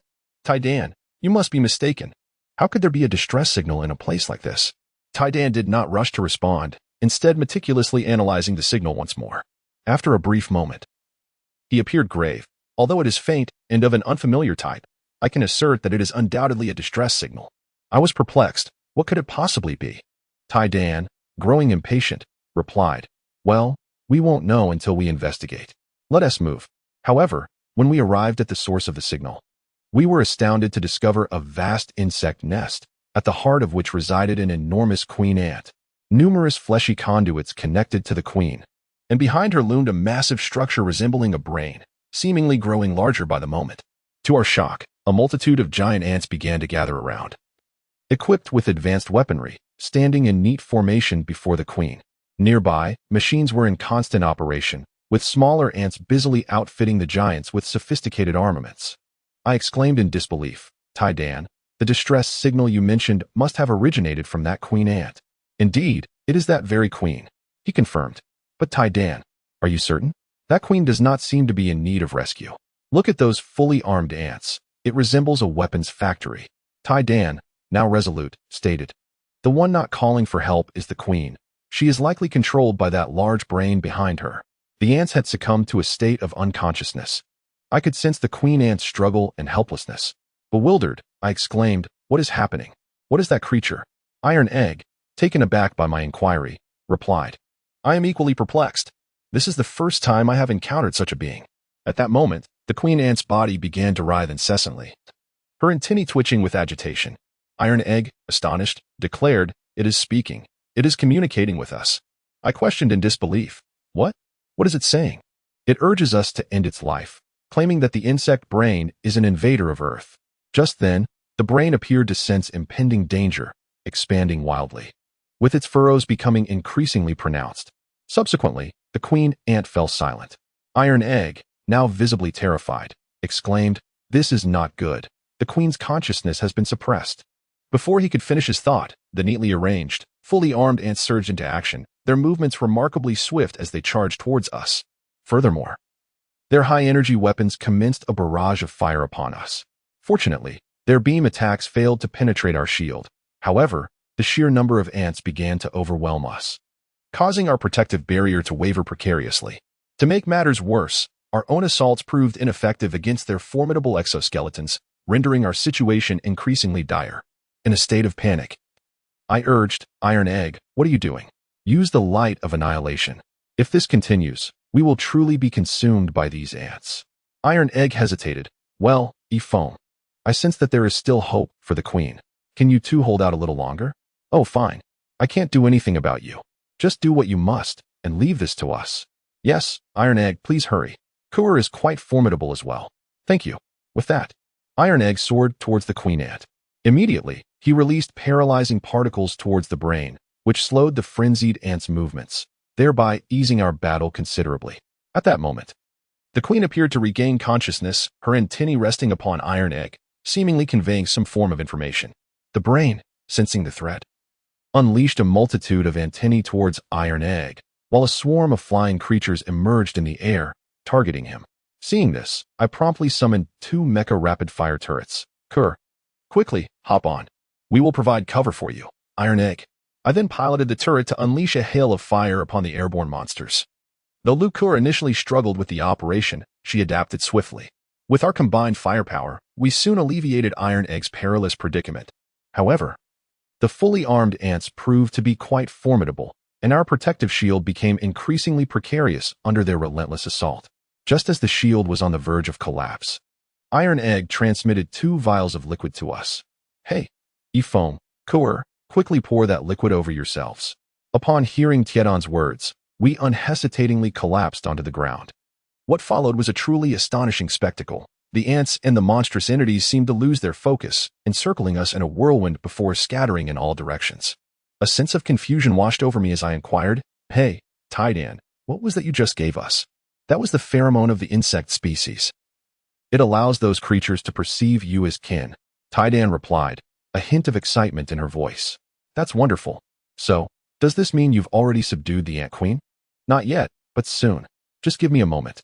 At that moment, Tiedon's body began to shimmer, a series of chemical bonds swirling around her. After a brief interval, the shimmering ceased.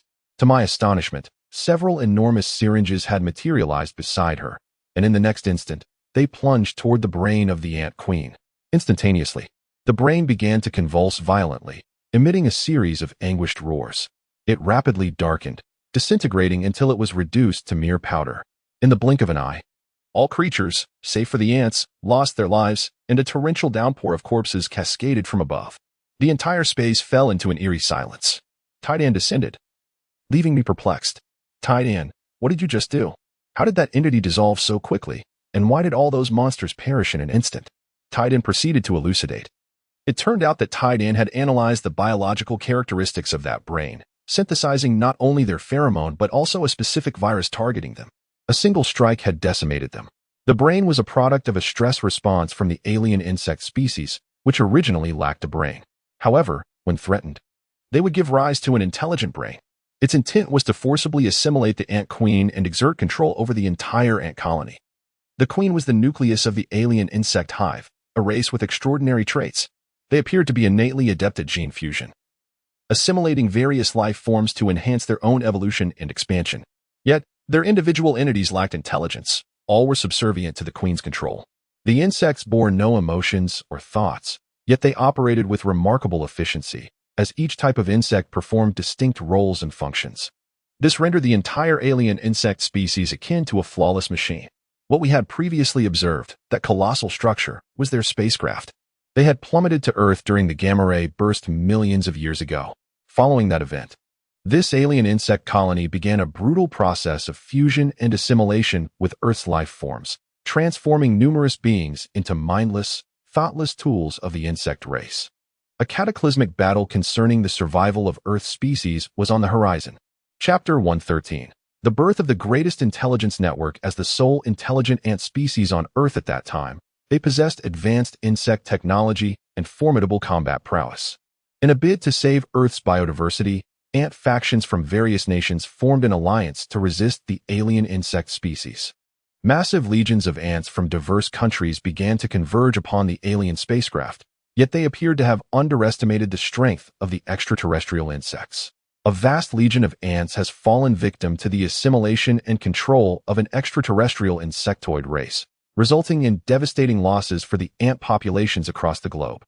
In a bid to curb the advancement of this alien species, they resolved to entomb the alien ship deep underground. Consequently, they dispatched numerous engineering ant legions, which, under the protection of the warrior ant battalions, excavated a profound pit to entrap the vessel within the earth. Furthermore, the nearly extinct ant alliance decided to establish a defensive stronghold at this site, thus commencing a resistance that would endure for tens of millions of years. The queen ant present now is a descendant of that ancient ant alliance and the last commander of the remaining ant legions. However, over the prolonged conflict, the ant forces gradually weakened, allowing the alien insect mother to exploit their vulnerability. Upon hearing Iron Egg's account, I was filled with profound respect for the ant species, as they had made tremendous sacrifices for the sake of Earth's biodiversity. It is unfathomable to consider what the present-day Earth would resemble without their contributions.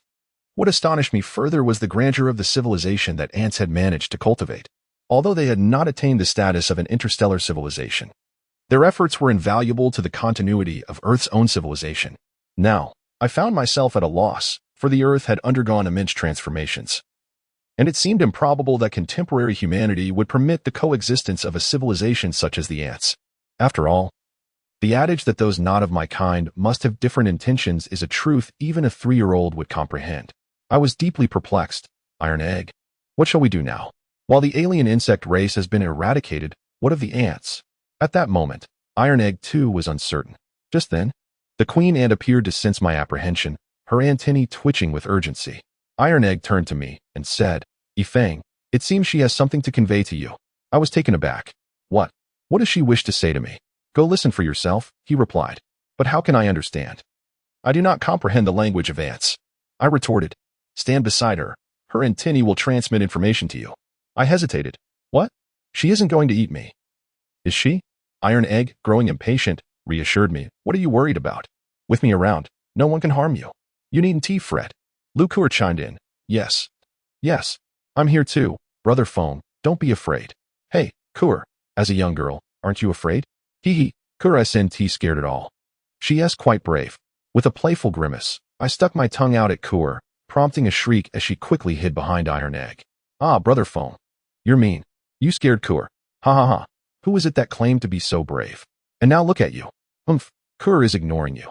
At this point, Iron Egg could no longer bear the antics. Yifeng, enough of the jesting. Communicate with the queen ant first, then decide on our next course of action. All right. What a hassle. I sighed as I approached the queen ant with a sense of resignation.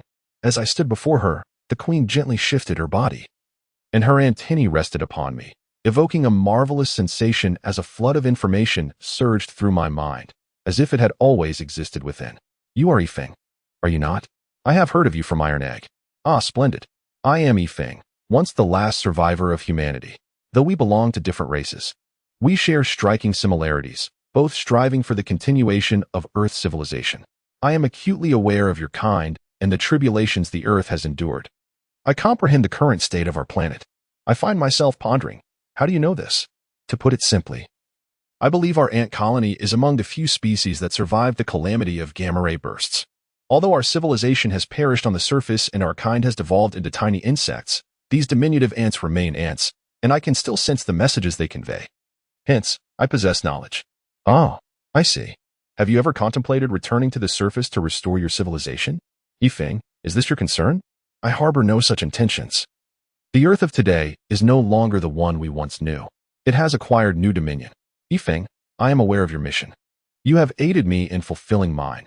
We can become the force behind you, assisting you in accomplishing your goals. I am somewhat perplexed. What assistance can you provide? I can perceive and command any ant, including those on the surface. However, my range is currently limited to a few thousand kilometers, which suffices to cover the entirety of the Great Xia territory. The queen ant's words enlightened me. Indeed, if she were willing to submit to me, it would undoubtedly be a tremendous boon. At the very least, the vast number of ants on the surface could form an extensive intelligence network. I am filled with uncertainty. Are you genuinely willing to assist me? How can I trust you? Do you not possess a control chip? You could provide it to me. Are you truly willing? After my thorough reassurances, the queen ant ultimately chose to submit to me. Thus, I successfully united the ant colony. Yet, I still harbor some doubts. I inquire, queen ant, given your size, what do you consume? Surely you do not partake in the flesh of humans like those monsters do? No. Our worker ants can cultivate edible slime molds in the dark, damp underground, akin to your human agriculture. Would you care to sample it? It is quite delectable. As she spoke, the queen produced a handful of a green, viscous substance. I felt a wave of nausea. Perhaps I shall decline.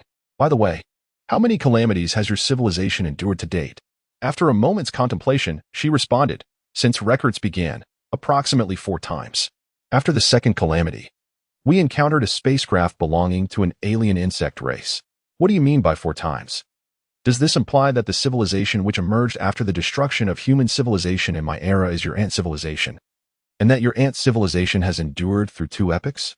I sensed that a long-held question in my heart was on the verge of being answered. With excitement, I asked, Queen Ant, does your ant race possess the capability to soar into space? At this moment, the queen remained remarkably composed. Unlike you humans or other intelligent beings of Earth, we ants do not yearn for the cosmos. Though we have developed the ability to fly, our true interests lie in the surface and subterranean realms. Thus, we have not ventured into the heavens. I have come to understand. I finally grasped the essence. Chapter 114, The Mysterious Stone at last. I have come to a profound realization. It is no wonder that subjects 1 and 2 remain dormant, our subsequent awakenings, alongside those of subjects 3 and 4, were facilitated by the invasion of an extraterrestrial species, which compelled the ant civilization to retreat underground for resistance. It appears that fate has orchestrated this entire sequence of events. A wondrous sensation arose within my heart. Perhaps true civilizations are birthed only through the trials of catastrophe and destruction, emerging ever stronger. The ensuing period became significantly more manageable. We assisted the Ant Legion in clearing the battlefield and utilized the resources of the Mirror Sphere to aid the Queen Ant in reconstructing her nest, as well as their technological factories. Most importantly, I provided them with the latest food seeds cultivated in space, suitable for underground growth. After a while, the subterranean city of the ant tribe began to exhibit a commendable orderliness. However, the unusual activity from the insectoid spacecraft caught us off guard. Indeed, that vessel was alive. It was in motion, albeit at a remarkably slow pace, and, astonishingly, numerous ants mysteriously vanished at the same time. In pursuit of the truth, I, along with Iron Egg and Lucur, re-entered the interior of the spacecraft, where an astonishing sight awaited us. The metallic components within the ship were in constant motion, driven by the biological tissues. At that moment, it seemed to sense our intrusion. All components began to converge frantically, and in an instant, a diamond-shaped object, reminiscent of a cannon, materialized above us, followed by a brilliant light gathering and flickering upon its surface. In a state of urgency, I urged, quickly, you two, activate the shields. It appears to be preparing to fire upon us. We immediately deployed our multiple shields, yet the subsequent scene left us utterly astounded. Those beams of light gathered at the cannon's mouth, growing increasingly bright, and just when we anticipated that the high-energy beams would be unleashed, it astonishingly expelled a mere stone. Indeed, it appeared to be an ordinary stone. It descended to the ground with a crisp sound. I was momentarily taken aback. Feeling a surge of frustration, what on earth is this? I was fully prepared, and you throw me a common stone? Is Iron Egg mocking us? Iron Egg, with a look of resignation, replied, Ephome, please do not sulk like a child. Do you not find it peculiar? Such a commotion, merely to discard a stone? There must be more to this than meets the eye. Upon hearing Iron Egg's words, I regained my composure. You make a valid point. Just as I approached the stone to investigate, it began to undergo a transformation. It trembled violently, and, in the next moment, began to swell rapidly. I was left dumbfounded, completely at a loss for words.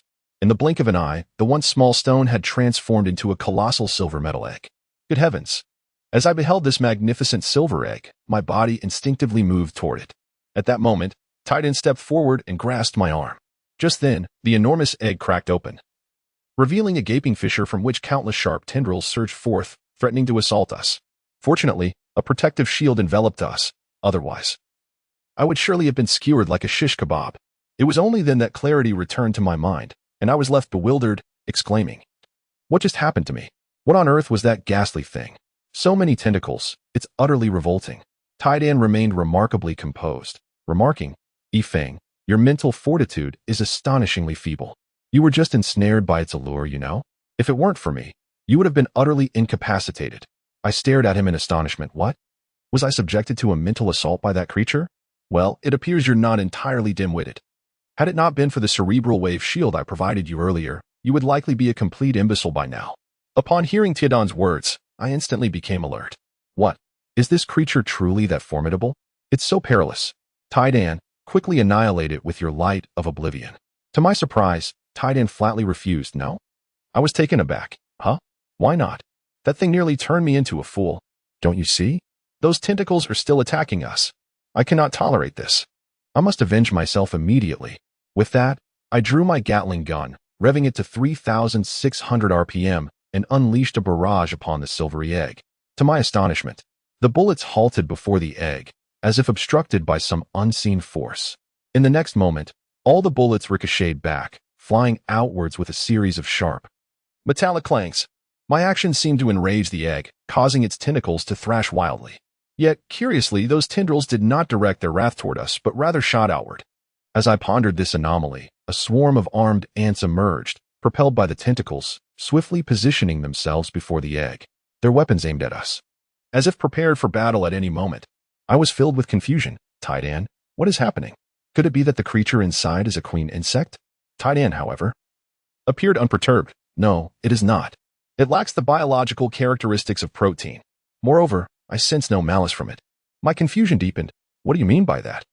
How can it lack the biological characteristics of protein? Did you not see it attacking us moments ago? How can you claim it harbors no ill intent? Titan, are you sure you haven't been affected by that entity? Titan showed signs of impatience. Oh, must you be so bothersome? Do you not trust me? Be cautious, or I might just teach you a lesson. Realizing the gravity of the situation, I quickly capitulated. Oh, Titan, how could I possibly doubt you? I merely find myself perplexed. Please, do not be angry. At that moment, Lukur, standing behind Titan, was giggling mischievously. Feeling a mix of embarrassment and irritation, I retorted, Kur, little ones should not laugh indiscriminately. You do not understand the matters of adults. She stuck out her tongue playfully. Hee, Brother Fong is the child here. He is the one who doesn't understand. Humph. With that, she hid behind Titan. At this moment, Titan, appearing quite serious, remarked, Oh dear, you two are truly something. How can you behave like this at such a time? Yifeng, let me clarify my point. That egg is composed of metal and indeed bears no malevolence. It is merely that our presence has activated its self-defense mechanism. Upon hearing Tian's explanation, my confusion deepened. What? Are you joking with me, Titan? You claim that thing is a piece of metal? Yet how could metal be so soft and agile? Look at those tentacles. They lack joints entirely. And what about those ants? Tian's irritation surfaced. Yifeng, how dare you speak like that? Have you grown bored and decided to challenge me? I'm not like you, who spends all day amusing themselves. Humph. Chapter 115, The Marvelous Egg. Goodness, it seems I have truly provoked Tian's ire. Even Lukower began to chime in. Exactly. My sister Tidan is formidable. Brother Fong, you should quickly apologize to Sister Tidan, or I shall ignore you too. Humph. I felt a wave of frustration. These two were indeed like sisters. Alas, what could I do in the face of such lively spirits? Reluctantly, I steeled myself to apologize. Oh, Tidan, great one. I admit my fault. Is it not enough? Pray tell, what is truly going on? You've been working so hard lately. May I offer a shoulder massage? My technique is quite skilled. With that, I reached out. Titan dodged nimbly. Oh, Yifeng, dare to touch me and see if I don't strike you down. At this moment, Lukower was hiding behind and laughing heartily. My irritation flared. Hey, Lukower, all you do is laugh. Can't you help your brother charm your sister Titan a little? Lukower made a silly face. Nah, I'm on Sister Titan's side. Humph. With no alternative. I continued my apology. All right, great Titan. Look at my sincere demeanor. Please do not remain angry. Given the current circumstances, is this truly the time for such tempers? Perhaps you could enlighten me? Titan, with a gleeful smirk, replied, Hee, I was merely teasing you. You. Oh, so you've learned to jest with me, have you? Very well. Can we now discuss what is actually happening? Titan suddenly returned to a serious demeanor. Allow me to explain. That object is indeed composed of metallic substances. I just scanned it and discovered that it is an extremely complex liquid metal alloy. And the energy fluctuations between the electrons and atomic nuclei of that liquid metal bear a striking resemblance to biological neural signal fluctuations. I pondered. Are you suggesting that it is similar to a robot like you? Titan firmly stated, no, while we share similarities, it is fundamentally different from me. As I just mentioned, it resembles a biological egg. My confusion only grew. A biological egg? A liquid metal organism? Could this be a technological creation of an extraterrestrial insect race? At this point, Titan appeared quite confident. No, I can assure you it is not. At least, its signal fluctuations are entirely different from those of the extraterrestrial insect race. My confusion deepened. If it was not created by extraterrestrial insectoid creatures, then who could it be? Iron Egg pondered for a moment. This question is beyond my capacity to answer, but do you not find this spacecraft rather peculiar? I inquired, perplexed. Peculiar? What is so strange about it? I cannot quite articulate it. After a moment of contemplation, I said, well, what shall we do now? Those ants are still targeting us. I surmised that it must have controlled the ants with those tentacles. This much I knew, but what are we to do? Iron Egg contemplated for a brief moment. I think I shall approach and attempt to communicate with it. Perhaps I can subdue it. I felt a mix of astonishment and concern. Are you certain? Could there be danger involved? Iron Egg shook his head. I believe it should be safe. I feel no malice emanating from it. And E-Foam, you can trust in my capabilities. I felt somewhat helpless and anxious. Well, very well then. Please be cautious. I will take care of things here and ensure that Sister Ku-er is protected. Iron Egg folded his wings and resolutely moved forward. The ants seemed to sense something and parted to create a pathway. Before long, Iron Egg stood before the enormous silver egg.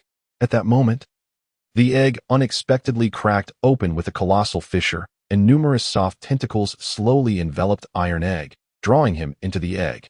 The army of ants quickly regrouped. Guarding the egg, I felt a surge of tension and concern as I called out, "Hey Iron Egg, are you all right?" At that moment, Iron Egg's voice echoed from the bracelet. "I am fine. You need not worry. Trust me, I will emerge shortly. E-Foam, take good care of Sister Ku-er."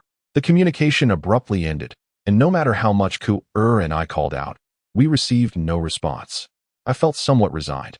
All right, Ku-er, stop calling. For now, we can only place our trust in Sister Iron Egg. Just then, the entire spacecraft began to tremble violently. The large, cannon-like diamond-shaped metallic object above was instantly shattered into numerous fragments by the writhing inner walls of the ship, which then consumed them. Iron Egg was right. This spacecraft was indeed extraordinarily strange. Before we could collect ourselves, the undulating inner wall suddenly opened a gaping maw, and a deluge of eggs rained down like a torrential storm, crashing onto the ground with thunderous sounds.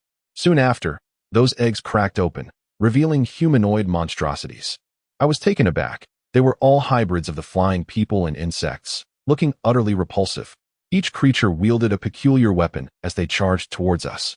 The ants swiftly launched their assault, unleashing countless high-energy beams towards the horde of monsters.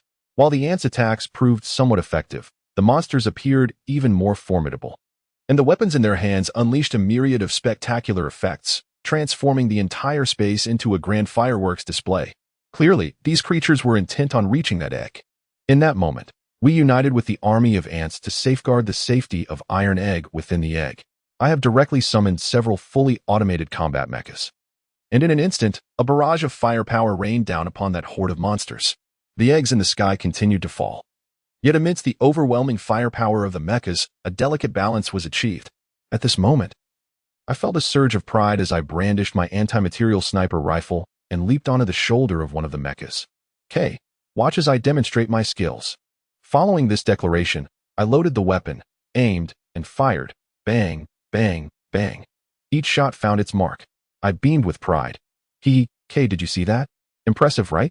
Meanwhile, gazed at me with admiration. "Wow, that's amazing. What kind of weapon is that? I want to try it too. Can I? Please." Each utterance of made me feel a warm flutter. All right, K, come on up." Ecstatic, K cried out, "Yay is the best." She swiftly summoned her myriad of illusionary swords and joined me. I then produced a petite sniper rifle suited for girls and said, "K, this is for you." K looked puzzled. "Why is mine smaller than yours?" "It's designed specifically for girls. Though smaller, its power is equivalent to mine." K, with a serious yet eager expression, responded, "Oh, I see. But how do I use this? Please teach me." I proceeded to meticulously explain the usage of the sniper rifle, encouraging her, "Don't be disheartened if you miss the first shot. After all, I have undergone professional training." However, the subsequent scene left me utterly mortified. Chapter 116. The wisdom of the insectoids. I watched as effortlessly raised the sniper rifle, loading, aiming, and firing in one fluid motion. Bang. One shot pierced 2 foes. Bang. Another shot felled 3. Bang. Yet another dispatched 4. Bang. 5 fell to her precision. Bang, bang, bang. Multiple shots found their targets. As the final round was fired, I was left in astonishment, questioning if this was truly her first encounter with a firearm. My face flushed with embarrassment, excitedly called out to me. Did you see that?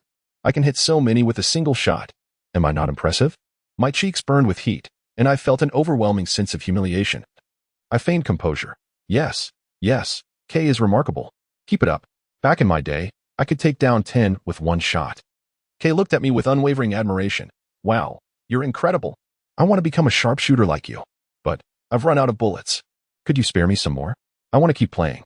At that moment, all I wished for was to find a crevice to hide away in. Reluctantly, I handed her a substantial supply of bullets and leaped down. I had no desire to embarrass myself in front of her. As Kay reveled in her play atop the mecha, I found myself at a loss. I turned my gaze to the egg, which remained unchanged. I attempted to contact, but received no response. In frustration, I reached out to the mirror ball base. Hello, supercomputer? Can you establish contact with? Unable to establish contact. Yet I could sense her presence. A sense of urgency enveloped me. Is she safe? Could she be in danger? Surely, there should be no peril. She must be engaged in a data update. What transpired in your vicinity? Faced with the supercomputer's perplexity, I relayed the information from the scene. Can you discern anything, supercomputer? What exactly is that entity? Is Iron Egg truly unharmed? I cannot ascertain, but I surmise it must be a storage device for information, perhaps? Who knows? Nevertheless, Iron Egg should be devoid of danger. Reassured by the supercomputer's words, I felt a wave of relief wash over me. However, the subsequent words from the supercomputer instantly heightened my vigilance. Hey, Yifeng, you must be cautious. From the information you transmitted, it appears the life forms aboard that spacecraft are evolving. I observed them merging with machinery. I was taken aback. What? Is that spacecraft indeed a living entity? The supercomputer replied somberly. No, to be precise. It is that life form assimilating the spacecraft. Could it be that the brain Iron Egg eliminated was not the true mother insect? A terrifying thought struck me. If my suspicions were correct, does that imply we are ensnared within the very body of the insect? At that moment, the aperture above no longer expelled mere eggs, but rather mechanical monstrosities. Their combat capabilities surged exponentially, and those creatures' advanced weaponry swiftly obliterated the mechs I had transmitted. Lu Kuer, frightened, scurried to my side. Brother Foam. It's so terrifying, so terrifying. Those monsters are dreadful. They cannot be killed. I hurriedly reassured her. Fear not, your brother is here. Watch how I deal with them. With that, I transmitted a multitude of even more advanced mechs, ready for battle. Although the situation stabilized swiftly, our forces appeared increasingly outmatched, and the Ant Legion endured significant losses. Just as we struggled to withstand the onslaught, a sudden barrage of firepower erupted from the enemy's rear. Instantly, the ranks of those monsters were thrown into disarray. Upon closer inspection, I realized it was the reinforcements from the Ant clan that had arrived. The prowess of the formal Ant Legion was indeed formidable. The tide of battle shifted in our favor, and we began to rout the monsters. Before long, the creatures on the ground were decimated, and I commanded all Ant reinforcements to direct their fire at the aperture above. In an instant, that aperture sealed shut, and a multitude of metallic fragments swiftly enveloped the writhing wall above, as if clad in armor. Observing this, we ceased fire, and I instructed the ants to promptly inform the queen ant of our circumstances, preparing for vigilance, for the alien insect race might not have been vanquished yet. Once the Ant Legion withdrew, I approached the lifeless mechanical monstrosities with great curiosity. If they were indeed of alien origin, how could they have produced these mechanical beings? Was it not said that they could only merge with biological entities? With this inquiry in mind, I drew my black blade and struck one of the mechanical corpses, cleaving it in two. In the subsequent scene, I was utterly astonished. Within that metallic shell lay a grotesque skeleton and entrails of monstrous creatures. Clearly, they were evolving, transforming into semi-mechanical life forms. Just as I was still grappling with this shocking revelation, another aperture in the iron wall above opened, and a multitude of monsters descended once more. However, this time, they bore a striking resemblance to the battle mechs I had previously transmitted. In an instant, I realized a critical issue. They were mimicking, implying that their evolution was not merely a simple fusion but a genuine learning process. They possessed intelligence, which indicated that the true brain of the insectoid species was still alive, residing within this very spacecraft. We soon encountered the gravest peril of this expedition. These mech monsters were equally formidable as the mechs I had sent, and more critically, our attacks could not penetrate their formidable mechanical exoskeletons. I attempted to deploy high-energy ion pulses in an effort to dismantle their mechanical structure, yet my assumption was overly simplistic, as they were impervious to the ion pulses. The monsters swiftly advanced upon us, and I suddenly recalled the pheromone information that Iron Egg had provided. Hurry, Kiki, apply the pheromone to yourselves. Once we adorned ourselves with the pheromone, the monsters indeed hesitated. Observing the effectiveness of this tactic, I immediately scattered the pheromone onto the egg and the surrounding legion of ants. Subsequently, the creatures, deprived of a target, became like fish on a chopping block, allowing us to slaughter them at will, and soon the tide of battle began to turn in our favor. However, this advantageous situation did not last long, evidently. The central brain of the insectoid species quickly recognized the shift and underwent yet another evolution. Our pheromones became utterly ineffective, and the battle once again tilted in favor of the monsters. We faced a complete rout, as the creatures surged towards us in an instant, and not only that, but our multiple shields began to shatter under their relentless assault. In that critical moment, the egg finally cracked open anew, and Iron Egg emerged slowly from within.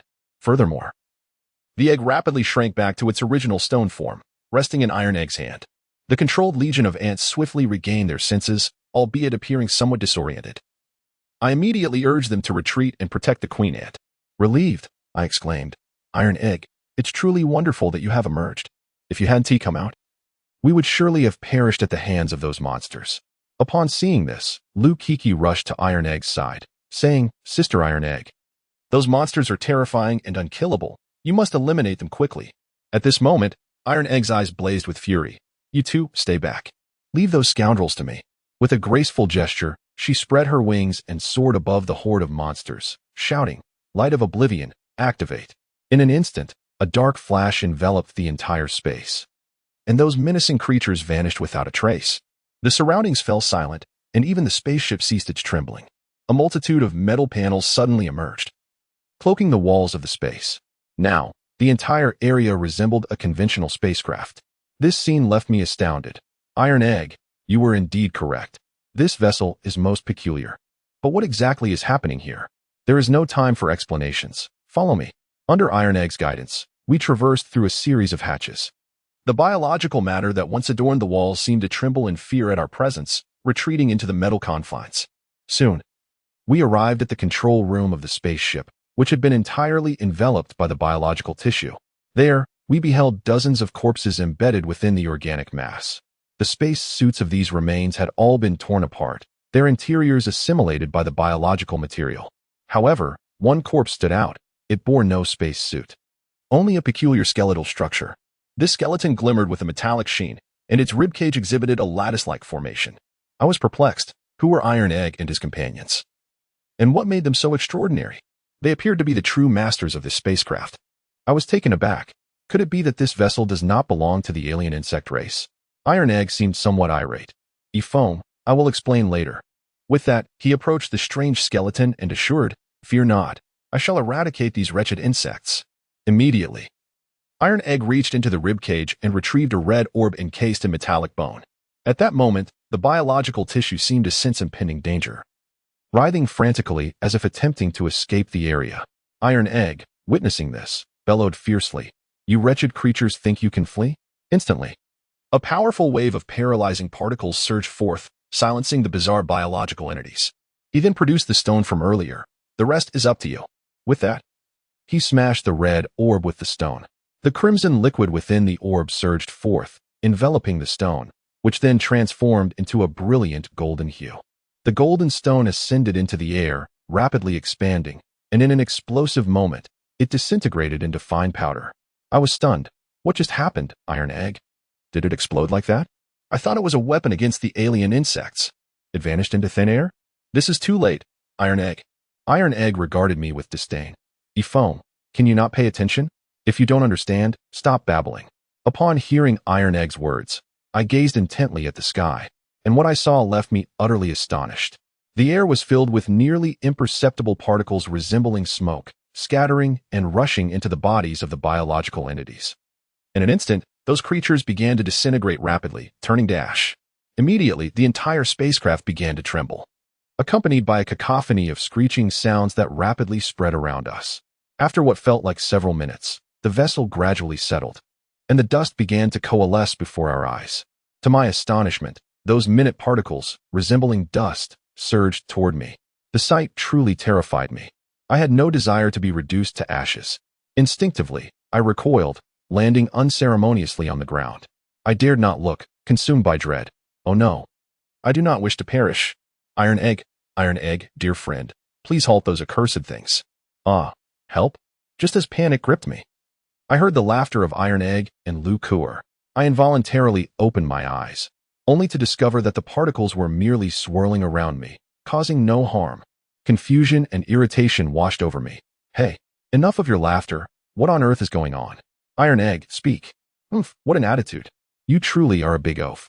Just moments ago you were calling me dear friend, and now you present such a demeanor. Perhaps you should let them turn you to ash.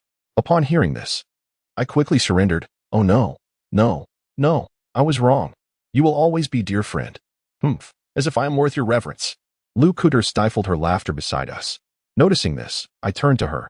Kuer, why don't you say a kind word on behalf of your brother?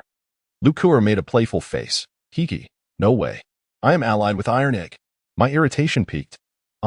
You two have banded together to bully me, have you? Iron Egg regarded me with disdain. What is it? Do you still wish to know the truth? Immediately, I donned a different expression. Hee, of course, I want to know. Iron Egg, dear friend, please enlighten me. That is more like it. Lilith, come forth. With that, the tiny particles soared toward Iron Egg, transforming back into golden stones. Curiosity piqued, I inquired. Iron Egg, what precisely are these? Iron Egg pondered for a moment. To put it in terms you can comprehend, they are a collective of nanobots. What? So, are the owners of this spacecraft these nanobots? No, not at all. The true masters of this vessel are the remains before you. These nanobots are merely a weapon they created. Still perplexed, I pressed on. Then what was that red sphere earlier? And the crimson liquid that oozed from it? Iron Egg adopted a serious demeanor. The red sphere contained the essential materials for the nanobot's final evolution, a mysterious substance that even I do not fully understand, possessing extraordinary energy. They refer to it as the inactive stellar devouring vaccine. What? Wait, did you just say inactive stellar devouring vaccine? Vaccine? Is that some form of viral antibody? Chapter 118. The Legacy of the Tatus Tribe. Upon hearing Iron Egg's words, my confusion deepened. Wait, Iron Egg, did you just say inactive stellar devouring vaccine? Is that really a type of viral vaccine? At this moment, Taidan wore a puzzled expression. I am not certain what that truly is. It is merely referred to as such in their information. My confusion deepened. They? Who are they? Is it the egg we just encountered? Taidan nodded. Yes, precisely. It could also be described as the nanobot cluster in my possession. Within it, some pertinent information about them is stored. I exerted considerable effort to decipher it. I felt a twinge of curiosity. What exactly have they recorded? Well, some of their technological knowledge and various experiences related to their spacecraft, he replied. My anticipation grew. Pray, tell me what this spacecraft has encountered. Through Taidan's narration, I discovered that this vessel belonged to a race known as the Tati, an interstellar exploration craft that had possessed the capability of space travel for millions of years. Millions of years prior, the Tati race, using deep space telescopes, had detected an enormous solitary planet traversing the edge of their galaxy. The Tati appeared to harbor a profound curiosity and desire for exploration. Thus, they dispatched this spacecraft on an exploratory mission. However, upon landing on that planet, they were astonished to realize it was, in fact, a planet-sized hive of insects. They were taken aback and quickly prepared to flee, not realizing that the hive had already detected their presence, leading to a fierce onslaught from countless insects. A monumental battle ensued. The spacecraft's advanced weaponry swiftly repelled the insect swarm, allowing them to successfully escape the vast hive. Moreover, they seized the opportunity to bring back several specimens of the various insect corpses to their home planet. This action, however, resulted in the hive locking onto the location of their planet, triggering an interstellar conflict. Before long, the Tati suffered a catastrophic defeat due to the resource strain of war. Ultimately being assimilated by the hive, the spacecraft became the last vestige of their civilization. During their escape, they developed weapons to combat the hive, namely those very nanobots. Yet, when they confronted the insect queen, they still succumbed. The entire vessel was left battered and ravaged by the insects, and to preserve their final hope from destruction, they activated the spacecraft's jump mode, escaping at the last moment. Little did they know, the insects had already infiltrated the ship's interior. Soon, the insects overran the entire spacecraft, causing it to lose its course and drift aimlessly in the cosmos, eventually being thrust toward Earth by a gamma ray stream. Thus, the subsequent events unfolded. Upon hearing Tai Dan's account, I was overwhelmed with myriad emotions, an ineffable sensation washing over me. I questioned, Tai Dan, do you truly believe a hive the size of a planet exists? Could they have also locked onto Earth? At this moment, Tai Dan adopted a serious demeanor. The data indicates that the hive is indeed planet-sized. However, whether it has locked onto Earth remains uncertain. Nonetheless, we now have Lilith. So we need not fear, correct? Relieved by Tai Dan's words, I responded, you are right. We have nothing to fear now. But why were they circling around me earlier? At this moment, Tai Dan fell into deep contemplation, as if communicating with the golden stone in his possession. After a brief pause, Tai Dan expressed some surprise. I believe Lilith has taken a liking to you. It seems eager to accompany you. His words left me utterly bewildered. Huh? Why? At that moment, the golden stone in Chidan's hand began to pulsate, and he continued, it says it feels a strong kinship with you and perceives your strength. It wishes to follow you. But having it follow me would be futile, wouldn't it? There should be no alien insect race left on Earth now. As soon as I uttered these words, the golden stone soared into the air, transforming its shape repeatedly. At one moment it became a shield, then a sword, and at another, it morphed into an advanced energy weapon, even firing a blast. The cannon shot struck directly behind me, startling me greatly. What is Tai Dan doing? Is it trying to kill me? Tai Dan seemed somewhat amused by my panic. Hiki, serves you right for saying it was useless. It's demonstrating its capabilities. A sudden realization dawned on me. Oh, I understand now. Tai Dan, quickly, instruct it to cease. Tell it I recognize its value, and to stop its rampage. Tai Dan, slightly annoyed, retorted, what? Is this how you plead? Come on, Tai Dan, please, make it stop. This is truly frightening. Tai Dan then extended his hand, murmuring some incantations, and the object obediently returned to his palm, reverting to its original form. Now, Tai Dan approached me with the item. Hey, Yifeng, do you wish to have it accompany you? After pondering for a moment, I replied, well, having such a companion would indeed be rather splendid. Can it truly transform it well? Tai Dan communicated with it once more. Yes. Indeed, but on the condition that you provide it with detailed schematics of the desired transformations. Oh, I see. So, as long as I have a blueprint, it can become anything? Tai Dan, showing signs of impatience, affirmed, yes, in theory. So, do you wish for it to accompany you, or not? Without hesitation, I responded, of course I want it. How could I possibly refuse such a marvelous entity? But what must I do? No sooner had I finished speaking than the golden stone leapt again into Chidan's hand, causing me to jump. Hey, Tai Dan, what's wrong with it now?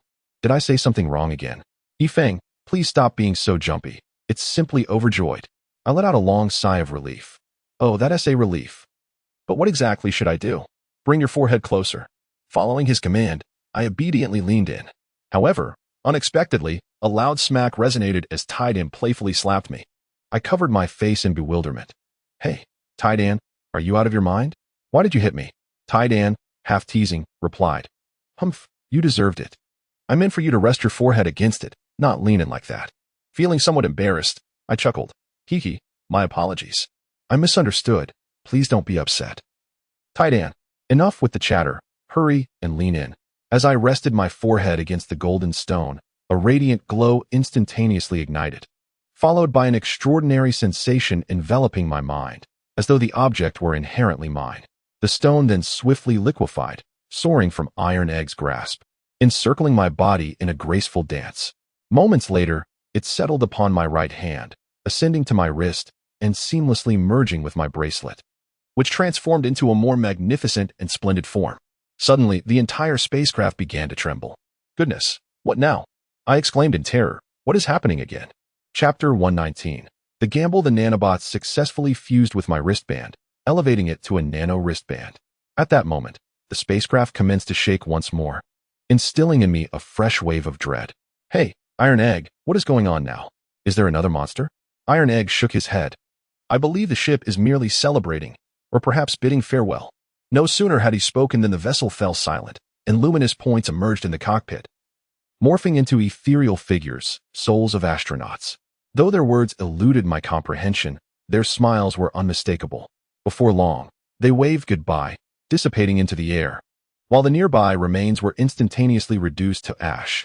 Yet, to my astonishment, the skeletal remains adorned with a grid-like rib structure remained unchanged, lying there intact. I pondered the peculiar nature of this corpse, wondering why it differed from the others.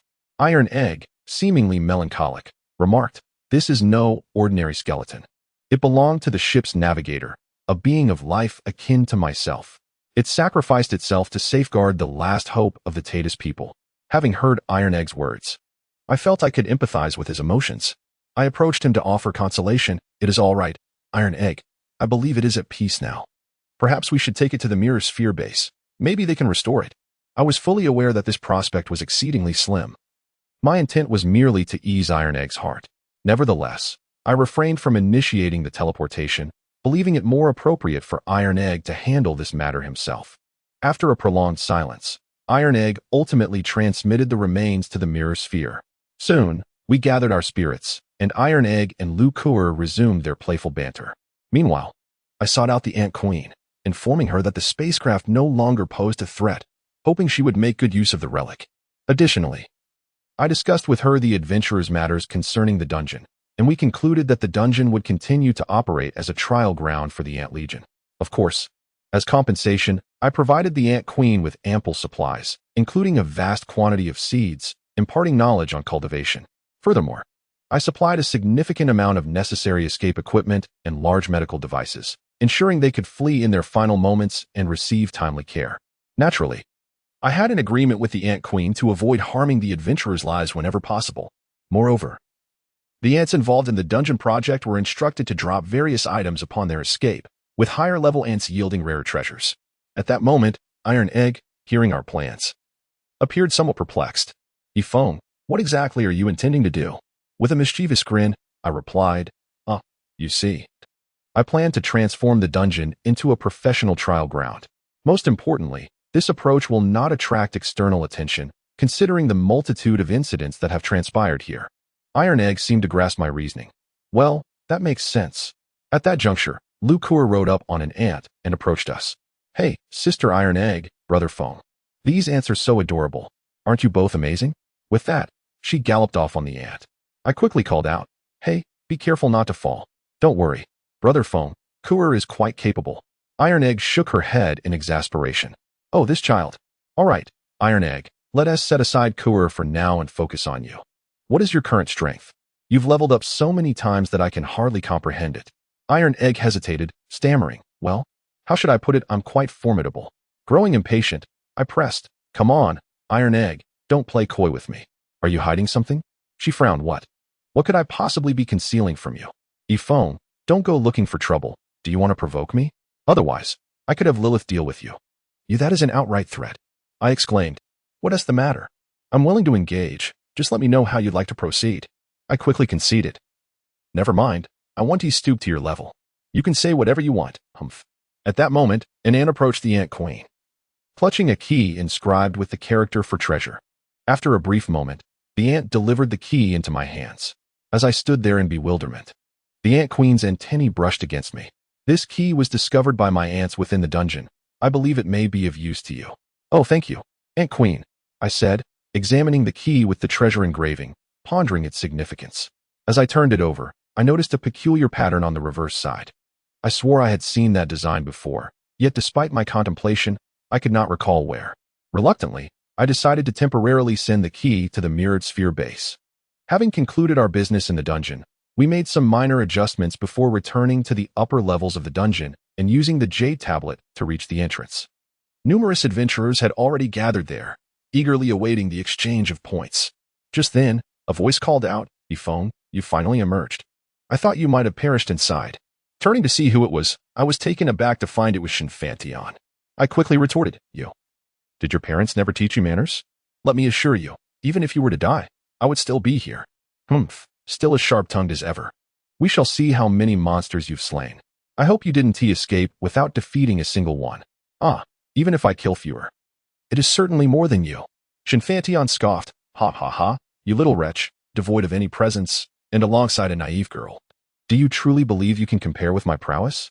Do you have any inkling of the number I have slain?" "A resounding 12,000. placing me at the pinnacle of the leaderboard. I scoffed in disdain. Humph, you are the true waste. Your entire family is a disgrace. Oh, by the way, your brother has indeed become a useless fool. I declared, let me tell you, Shinfantion, my tally surpasses yours. Do you dare believe it? Oh, how boastful for such a weakling. Since you are so assured, shall we wager?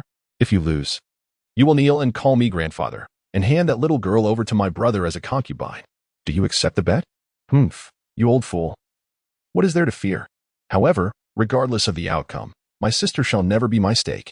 I retorted, should you falter?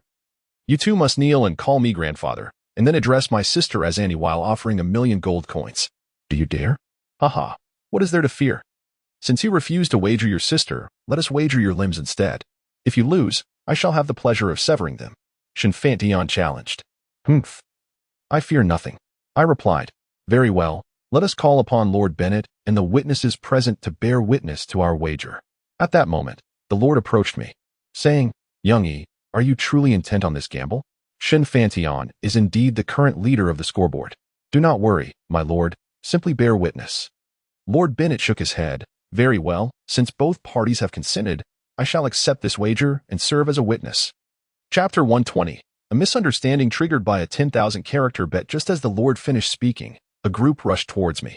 Upon closer inspection, I realized it was the individuals who had previously betrayed Shinfantion. They hurriedly approached. Brother Ifeng, we have slain monsters, and we consider it part of your score. I was taken aback.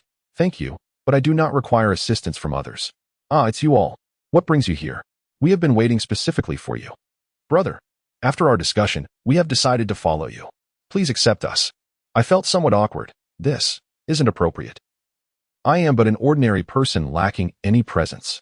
Regardless of who you are, we wish to follow you.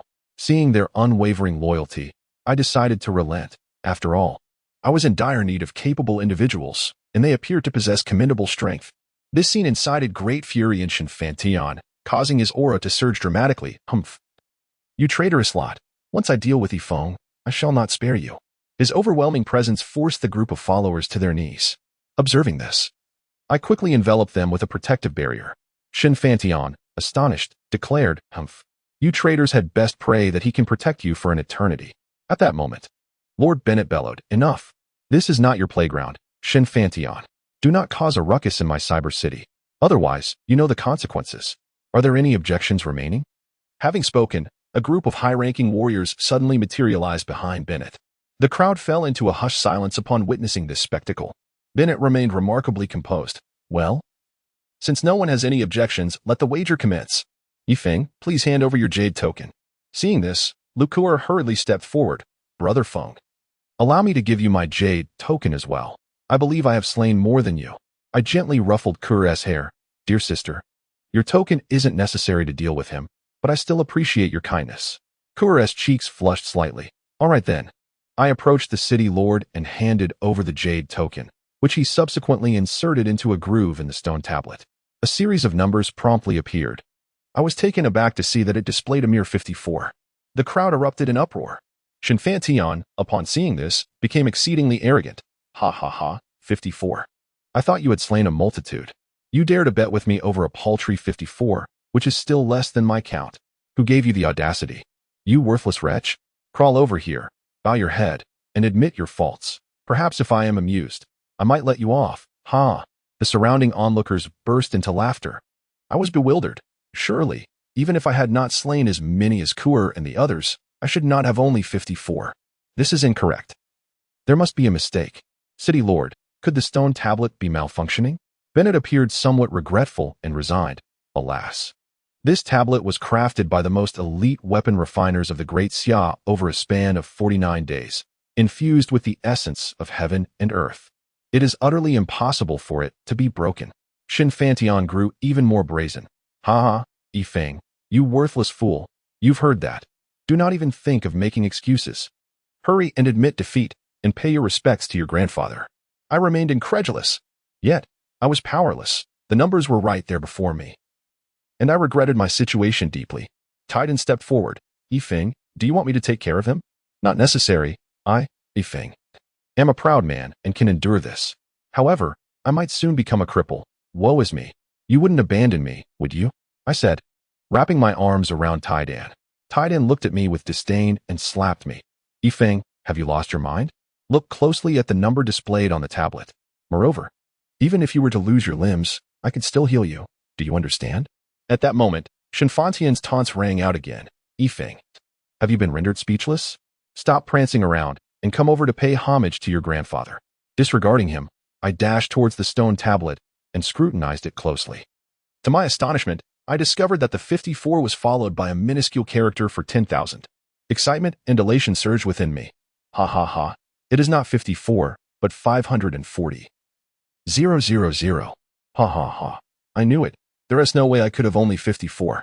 Shenfantian, upon realizing this, wore a face of disbelief. Yifeng, you worthless fool.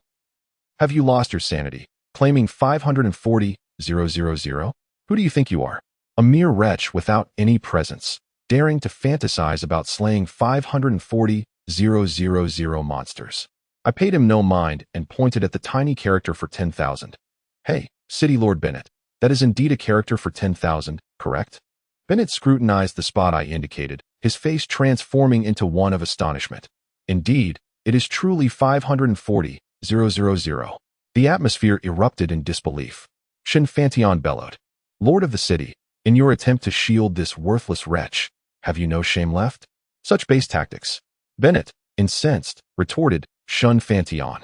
Even if my strength pales in comparison to yours, you have no right to insult me so. I would never stoop to such disgraceful acts. Look for yourself. Shenfantian approached the stone tablet with skepticism, and in the next moment, he collapsed to the ground, terror etched on his face. How is this possible?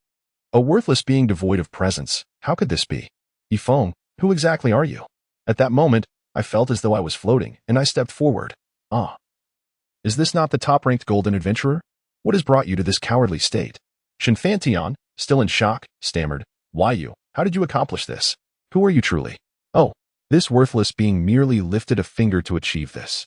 Pray tell, what do you think I am? Impossible. I cannot believe it. Even a saint or emperor-level warrior could not simply raise a finger to slay so many monsters. Could you be a divine being? No, that cannot be. You. A mere waste without any presence. How could it be? Yifeng, what exactly are you? Humph. What am I? Have you not always called me worthless? Very well. I shall be a worthless being, but even this so-called waste surpasses you. Impossible. No, it cannot be. You must have altered the data somehow. Yes, it must be so. Lord of the city, I demand an examination of his jade tablet for any tampering. Bennett turned to me. My young friend, what do you think of this? I shrugged nonchalantly.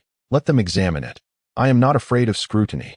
Good, since both parties are in agreement.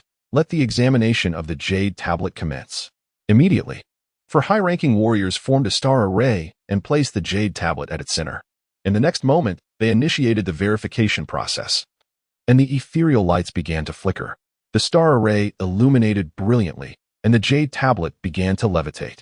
After a moment, a monumental truth was revealed, prompting gasps of astonishment from the crowd. The tension that had gripped Shenfantian finally dissipated, and he, once standing, slumped to the ground. How is this possible? It is real. This is inconceivable. A worthless being. How can this be? No, there must be some mistake. Yifeng, what tricks have you employed? What have I done? What could I possibly do?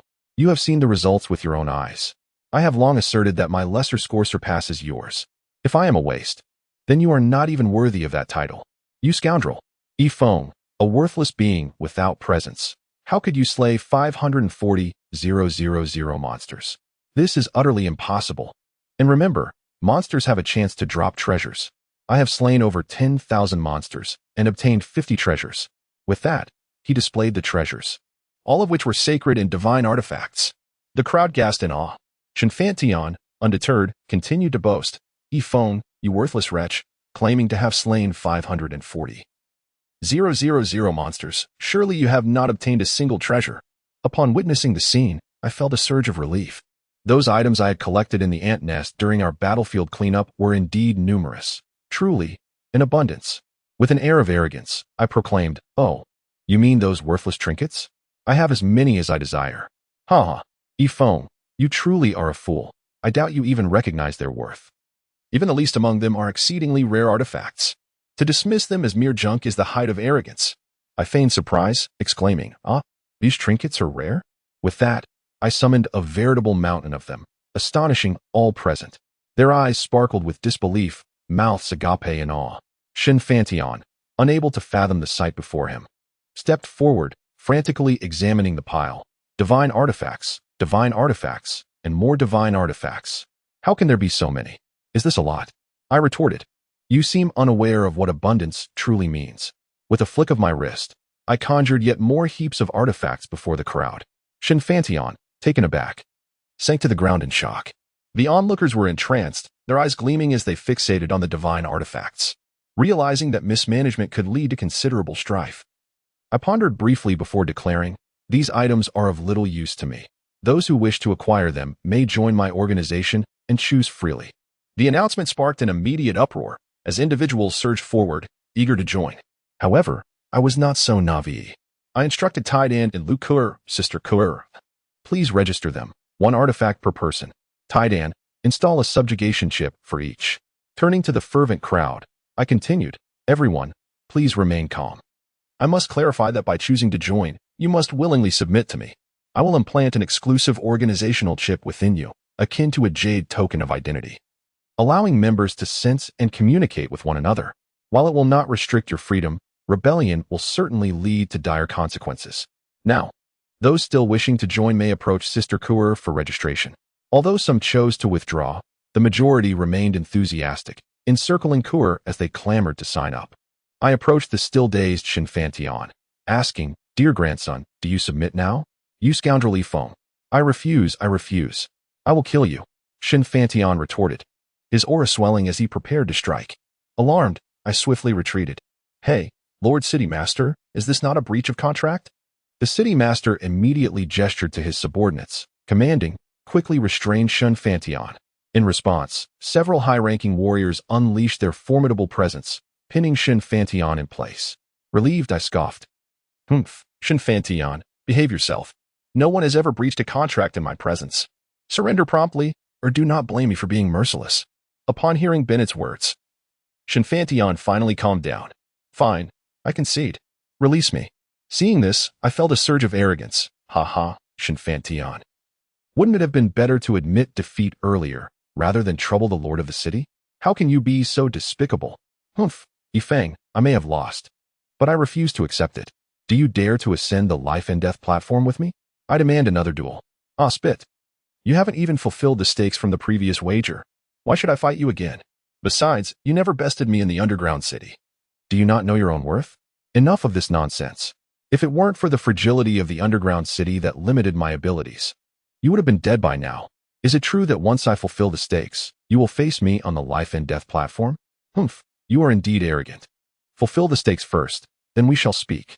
"Very well, here is 1 million gold. Is that sufficient?" I accepted the money, growing impatient.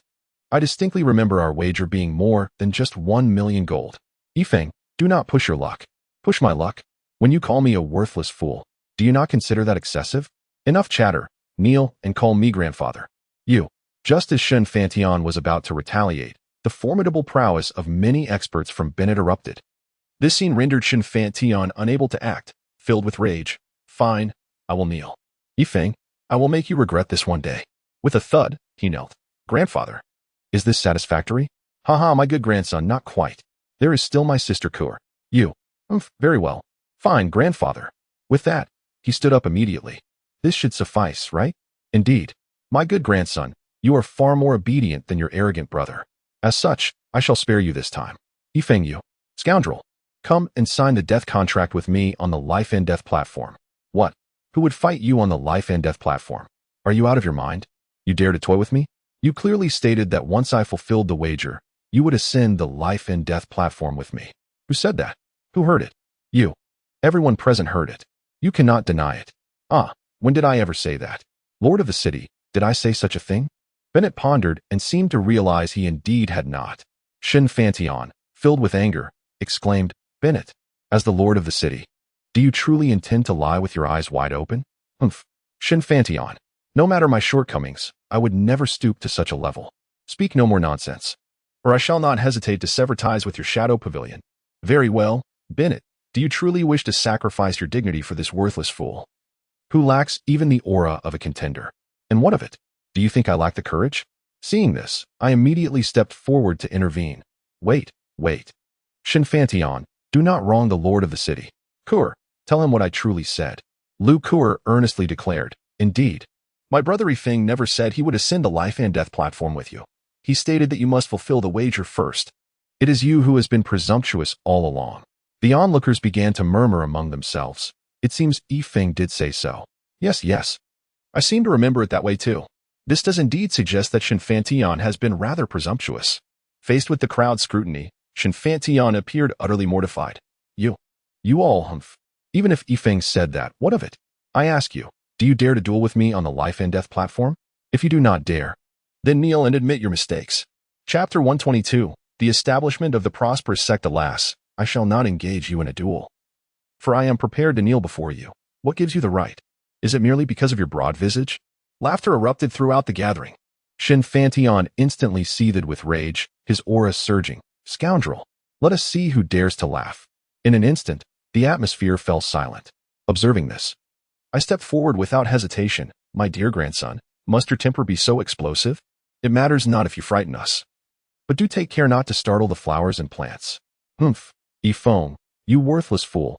Do not presume that I fear you simply because you have allies. They are but a rabble of unworthy curs. And you dare to worry about the flowers and plants. I shall make you beg for mercy on your knees. Lord Bennett, our exploration task has concluded, and this is no longer your cyber city. If I act now, it should not concern you, correct? Bennett was momentarily at a loss for words. Well, indeed, it should not concern me, but my young friend. I waved dismissively. No matter. There is no need for you to intervene, my lord. At this moment, Shinfantian's face lit up with excitement. Ha. Excellent. Yifeng, you worthless wretch. Today you shall witness the might of a golden adventurer. With that, he prepared to strike. I quickly interjected. Wait. What parting words do you have? Speak quickly. I grant you this opportunity. Bah. A grandson daring to call me grandfather. Truly a reversal of fate. Listen well, my dear grandson. You wish to duel on the life and death stage? I shall agree, but not now. I am far too occupied. Let us meet there in 1 week's time. Ha. You, without even an ounce of momentum, expect to cultivate your skills in a week? What a jest. Mark my words. Even granting you a month would prove insufficient. Grandson, you have set the terms. A month it shall be. When the time comes, I shall ensure you regret your arrogance. Indeed, there are many witnesses present. You shall not evade this. Rest assured, having promised, I shall not go back on my word. If you doubt it, summon the Lord to oversee this duel and bear witness. Shinfantion turned to Bennett, somewhat sheepishly. Lord, what say you? Very well. Since he has spoken thus, I shall support your agreement. The details of your duel will be prominently featured on the headlines of the great summer news. Do you both consent? Shinfantion had no objections and readily agreed. After a moment of contemplation, I too acquiesced. For a newly established organization must indeed make a name for itself. Before long, Kuo had completed her registration, and to my astonishment, over 500 individuals had joined my organization. At that moment, a member approached me. Boss, what shall we call our organization? This question caught me off guard. In my haste, I had not considered a name for such a large assembly. However, since we had already amassed over 500 members, it was imperative to select a resounding name. After a moment's reflection, I declared with enthusiasm, let us call ourselves the Prosperous Sect. Listen well, everyone. From this day forth, our organization shall be known as the Prosperous Sect, and Lu Kur, my sister, shall be your sect master. Her words are my words. Have you all understood clearly? Indeed. At this moment, Lu Kur, utterly astonished, approached my side. Brother Foam, I can't do it. Fear not, for you have both your brother and your sister Taidan by your side. Do not be afraid. The future development of the Qiangxing sect will rely on you. Keep it up. Taidan, somewhat perplexed, interjected. Yifeng, is this truly wise? She is still but a child. Can she manage so many? Rest assured. Have you not witnessed Sister Kuura's prowess in the underground city? Besides, you and I will be here as well. You do have a point. But Yifeng, what exactly are you planning? Oh, I'm not thinking too much into it. We have arrived at this moment, and with so many people, what would you have me do? Well, do as you wish. I can't be bothered. Thus, the Qiangxing sect was officially established. Little did we know that this seemingly casual decision would herald monumental changes for the entire Great Xia, and indeed the entire continent. At that moment, Lord Bennett approached me. I must say, young brother, you truly are remarkable. You are the fastest I have ever seen in establishing a sect. Quite impressive. Oh, you flatter me, Lord. However, gaining recognition for your sect is not as simple as just saying it, you know? What do you mean? To obtain the official sect title, you must gain the approval of the Sect Management Bureau in Xiaking City. Otherwise, it will merely be regarded as a rogue sect and will not be accepted or recognized by the major organizations. Oh, that's of no concern. When I have the time, I will make a trip to Xiaking City. I will ensure my Chongqing sect gains nationwide fame. Good, young friendy, you are ambitious. But do you still remember the tasks I assigned you? Of course I do. I shall not fail you. Ah, splendid. This isn't the place for such discussions. Let us continue at my Lord's mansion. No problem. However, my sect has just been established, so I should see to their arrangements first. How about I visit you tomorrow? No rush, young friend. You may attend to your matters first. I shall await you at the mansion tomorrow. All right, my lord. After bidding farewell to Lord Bennett, I was left pondering the situation with so many people. To be honest, it did cause me some concern, particularly as we had yet to secure a place to stay. With the departure of other irrelevant individuals, many began to inquire, Master Lu, where will our sect be located? Lu Kuo was momentarily at a loss for words, running to my side and exclaiming, Brother Feng, what should we do? We have no sect residents. Oh no. Will they leave? I patted Kuo on the head. Do not panic. They will not leave. As for the sect residents, your sister tied in, and I will devise a plan. You keep them steady. I approached Tied In. Hey, Tied In, my friend. Tied In appeared skeptical. Speak. What is it that you seek from me? Ah, you understand me well, Tied In. Spare me. With your character, who doesn't he know? Just get to the point. No more idle chatter. All right, my dear. Have you noticed that our sister Kur has just established a sect? This means we are in need of a base for it. Can you possibly think of a way to help us? What? Ifeng, do you hold me in such high regard? Where on earth am I to procure a sect's headquarters? Tai Dan, hold on. Don't be anxious. I have a plan. We have capsule houses in our storage. We can simply find an unoccupied patch of land and set it up there. Then why did you call me? You know how to use the capsule houses. I do know how to use them, but if I do, it would reveal our intentions, wouldn't it? We must maintain appearances for our sister. All right, just tell me how you intend to proceed. I was thinking you could first scout a nearby location, then utilize the capsule house to establish a sect, and afterwards, we can bring people over. Don't you think that would be quite exhilarating? Thus, with Tai Dan's assistance, we established a grand cyberpunk-themed sect atop a lofty mountain, 20 kilometers from the entrance of the underground city, overlooking Cyber City. This monumental achievement positioned our burgeoning sect as the largest unofficial power in the Cyber City region. I luxuriated in a peaceful slumber within the sect, and soon enough, the following morning, I awoke leisurely, feeling it was time to approach the city lord to submit our mission. Chapter 123. The Lingjian sect's entrance ceremony. The next morning, I slowly opened my eyes, yawned, and noticed Taidan still asleep on a nearby chair. I tucked myself in a bit tighter, wishing for just a few more moments of rest. At that moment, a series of urgent knocks echoed at the door. Knock, knock, knock, knock, knock. Brother Phone, Sister Taidan, something terrible has happened. Someone is attempting to breach our mountain gate. I immediately sprang up and rushed out of the room. Sister Kuer, don't panic. Take your time and explain what is going on. Brother Phone, a group of people claiming to be from the Lingjian sect says this is their territory. They want to allow us to establish our sect here, and if we don't leave quickly, they will declare war. What? Their territory? Could it be that we have unwittingly set up on someone else's land? Realizing this, I turned to Kuer and said, Sister, please wait a moment.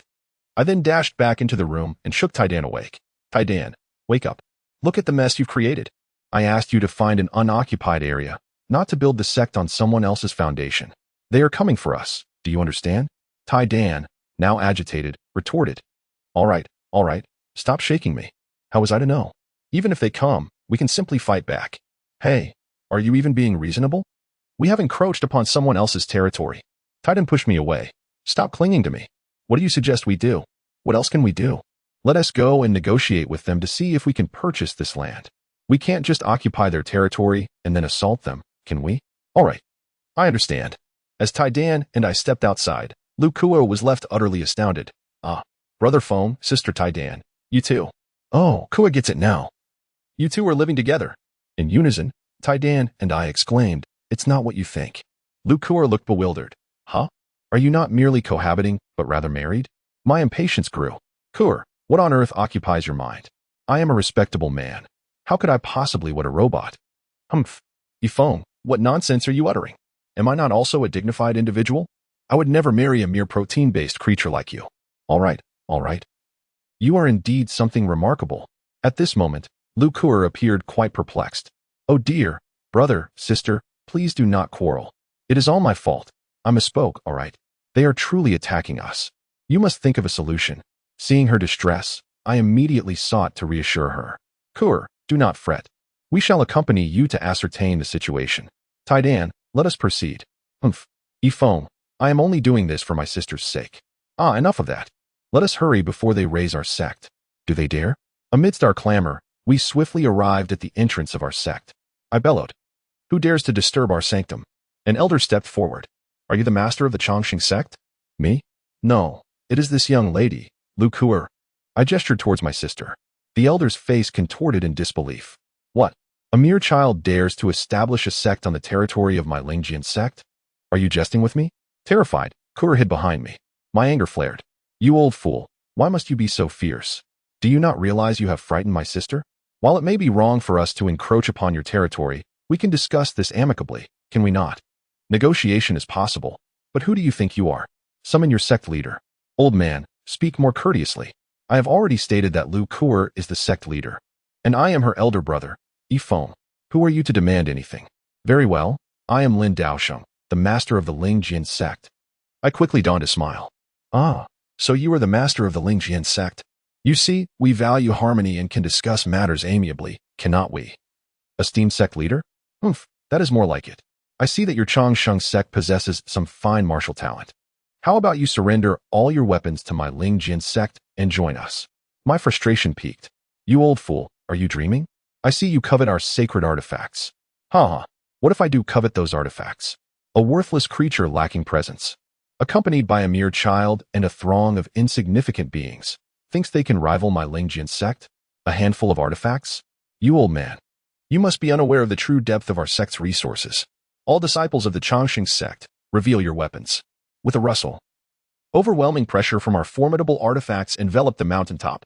The members of the Lingjian sect stood in astonishment, likely having never witnessed such a display of artifacts in their lifetime. However, the master of the Lingjian sect remained notably composed. So every one of you possesses an artifact, but what of it? Even with artifacts, the insignificant remain insignificant. I have traversed the martial world for decades. Though I may be aged, my sword remains as sharp as ever. With a swift draw of the sword, a resounding dragon's roar echoed, as the gleaming blade illuminated the surroundings with its chilling brilliance. The formidable aura and momentum instantaneously repelled the pressure exerted by our divine artifacts. At that moment, Lu Kua could no longer contain herself, shouting from behind me, You old fool, do you think that broken sword is so impressive? Let me tell you, my brother Feng is incredibly formidable. You can't even breach his defenses. You little brat. You probably have no idea what kind of sword I wield, do you? This sword belongs to me, the master of the Lingjian sect, and it is the legendary Ice Dragon Frost Sword. It is far from an ordinary artifact. You dare claim my sword cannot penetrate the defenses of a worthless opponent lacking any presence? Do not make me laugh. Lu Kua, clearly displeased, puffed her cheeks and retorted. You shameless old man, you are the real fool. Your entire family is foolish. My brother Feng is much stronger than you, and you will never breach his defenses. Humph. At that moment, Taidan nearly burst into laughter. Why is it that wherever Yifeng goes, people always mistake him for a flying target? I shot Taidan a disapproving glance, stopped with the sarcastic remarks. Meanwhile, the master of the Lingjian sect was infuriated, his beard bristling as he glared at Lu Kua. You little girl, just wait until I show you how I can make your brother crawl on the ground. I interjected, my irritation rising. You old fool. What nonsense are you spouting? You can't even handle a child, yet you dare to threaten me. Are you suffering from senility, or is your mind simply not functioning? Very well, you say your name is Yifeng? I shall not stoop to your sister's level. If you have the ability, let us engage in a duel. I will even allow you 3 moves. Must we resort to violence? You ancient relic, are you attempting to provoke me? Can we not settle this with words? How about I offer you 1 million gold for this mountain? Ha ha ha. You think 1 million gold can purchase a peak of my Lingjin sect? Are you dreaming? Even if you offered 1 million top-grade crystal stones, I would not acquiesce. I sighed. Old man, what exactly is it that you desire? Chapter 124. The defeat of the old fool. The master of the Lingjin sect let out a hearty laugh. Ha! I am not unreasonable. Hand over your true sect master, and we shall engage in a fair contest. If I lose, I will cede this mountain to you. I was taken aback. Defeating you means we receive this mountain? Surely. It cannot be that simple. Ha ha ha. But if your sect master is defeated, you must submit to my Lingjin sect, and all your resources and artifacts shall be surrendered to me. You old fool, you truly are a master strategist. Such stakes are not acceptable even to our sect master, let alone myself. Very well, how do you propose we wager? Should you lose to our sect master, your Lingjin sect must also yield to our Qiangxing sect. Ha ha, what a jest. I have traversed for decades without encountering a worthy opponent. Very well, I accept your terms. Summon your sect master. I swiftly stepped aside, pushing Lu Kuer forward. This is our Qiangxing sect's master, Lu Kuer. At that moment, Lu Kuer looked terrified. Brother Foam, please, I can't do this. What if I lose? I gently patted Kerr on the head and reassured her. Do not be afraid, Kerr. Have faith in yourself. You are remarkably strong. Do you remember how valiantly you fought in the dungeon? Just strike him with all your might, and leave the rest to me and your sister, Tai Dan. At that moment, Lu Kuer looked helplessly at Tai Dan and asked, Sister, can I really do this? Tai Dan responded with a reassuring expression. You can do it, Kerr. I believe in you. Encouraged, Kerr finally gained confidence and declared, Come on, you old man. I'm not afraid of you. The old man erupted into laughter, exclaiming, Ha! Are you jesting with me? You dare to call such a little child your sect master? Do you look down upon me? If I strike, this child will perish. Quickly, fetch your true sect master. I have no desire to bully the weak. I replied with growing impatience. How many times must I tell you, you senile old fool? Our sect master is indeed Lu Kuer. Have you forgotten so soon? Lu Kuer echoed my sentiment with irritation. Exactly. You old man, I am your sect master. Do not underestimate me. Soon, I shall make you call me grandma. You lot. Humph. Very well, since you seek to provoke me, I shall indulge you. Young lady, I will grant you 3 strikes. Do not say I am bullying the young. Prepare yourself. Clearly, the old man had grossly underestimated Lu Kuer's abilities, even failing to unleash his own aura. In an instant, Lu Kuer executed an astonishing maneuver, appearing right beside the old man and delivering a swift kick to his face. The strike caught him completely off guard, landing squarely on his nose and causing blood to spurt forth. Flushed with embarrassment, Lu Kuer glanced at me and asked, Brother Foam, did I strike too hard? Why did he bleed so quickly? Fear not, dear sister Kerr, that old man is quite resilient and not easily deterred. Is he? Right. You old fool. I teased. Humph. This sect master was merely unprepared. Oh, unprepared, you say? Well, now you shall be. The old man's aura surged dramatically, sweeping through the surroundings like a tempest, before condensing into a protective barrier around him. Come forth, I am ready, he challenged. Without hesitation, Lu Kuer launched 2 more strikes. Remarkably, the old man's protective shield proved effective, as her attacks failed to inflict any damage. The old man, now unrestrained, drew forth the Ice Dragonfrost sword, unleashing an icy chill that enveloped the area. In response, Lu Kuer unsheathed her Thousand Illusions sword, and the battle intensified. Various effects erupted around us, the clashing of metal ringing out as sparks flew.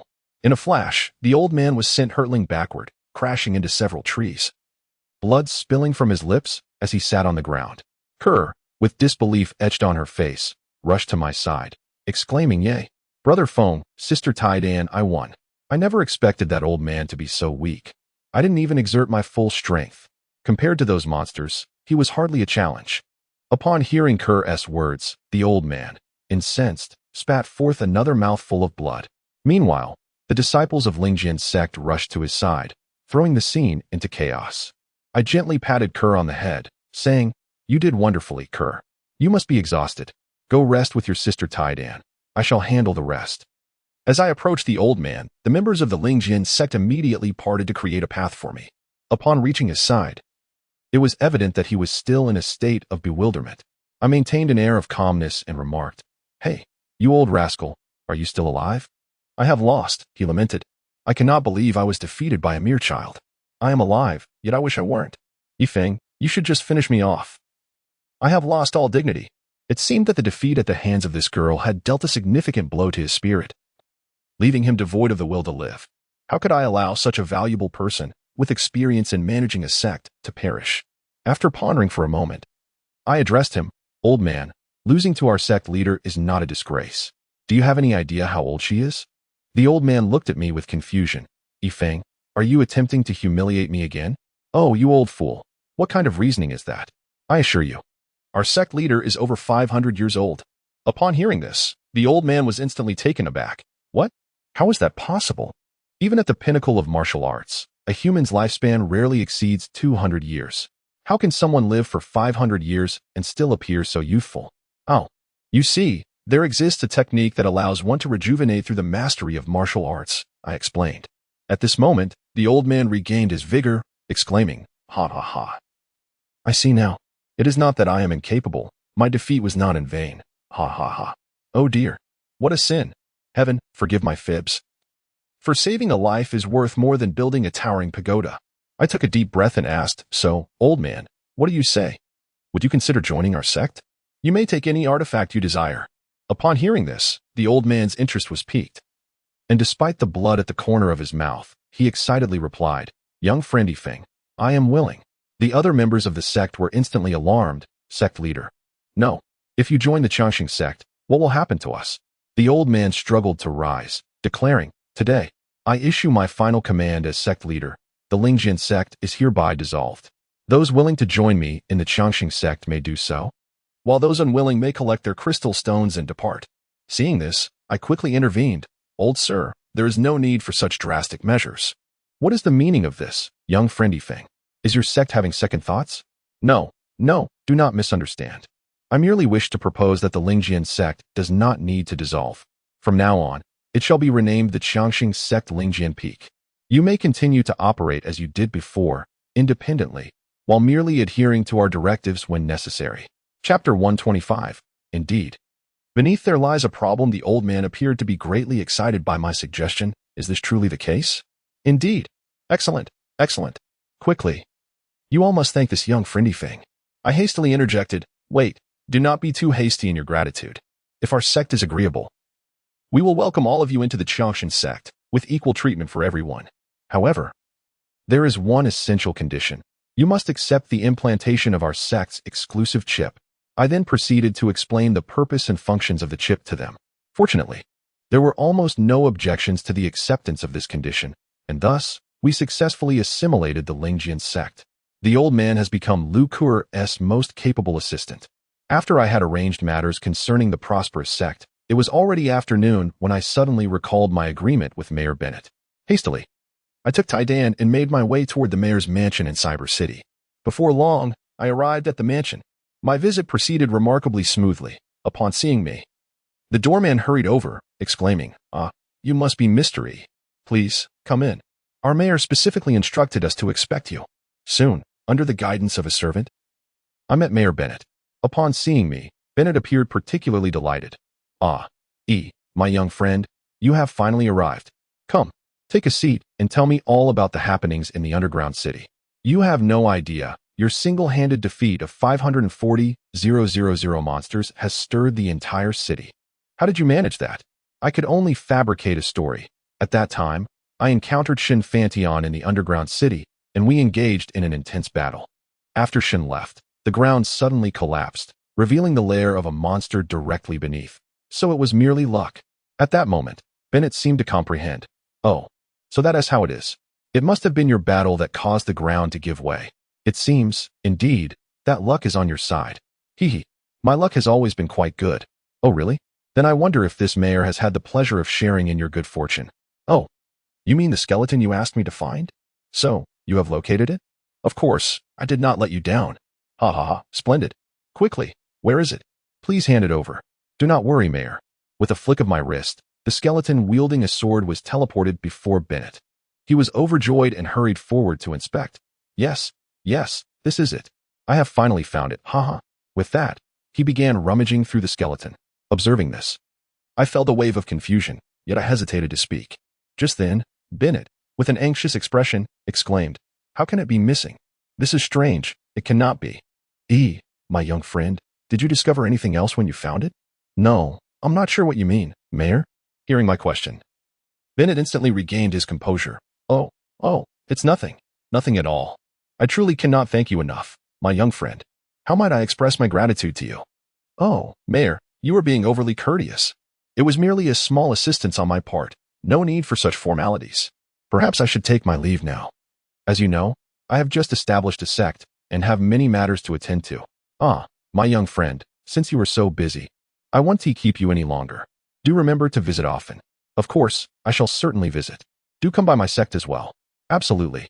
Thus, I soon exited the mayor's mansion. After walking a few dozen meters, I spotted a colony of ants beneath a large tree.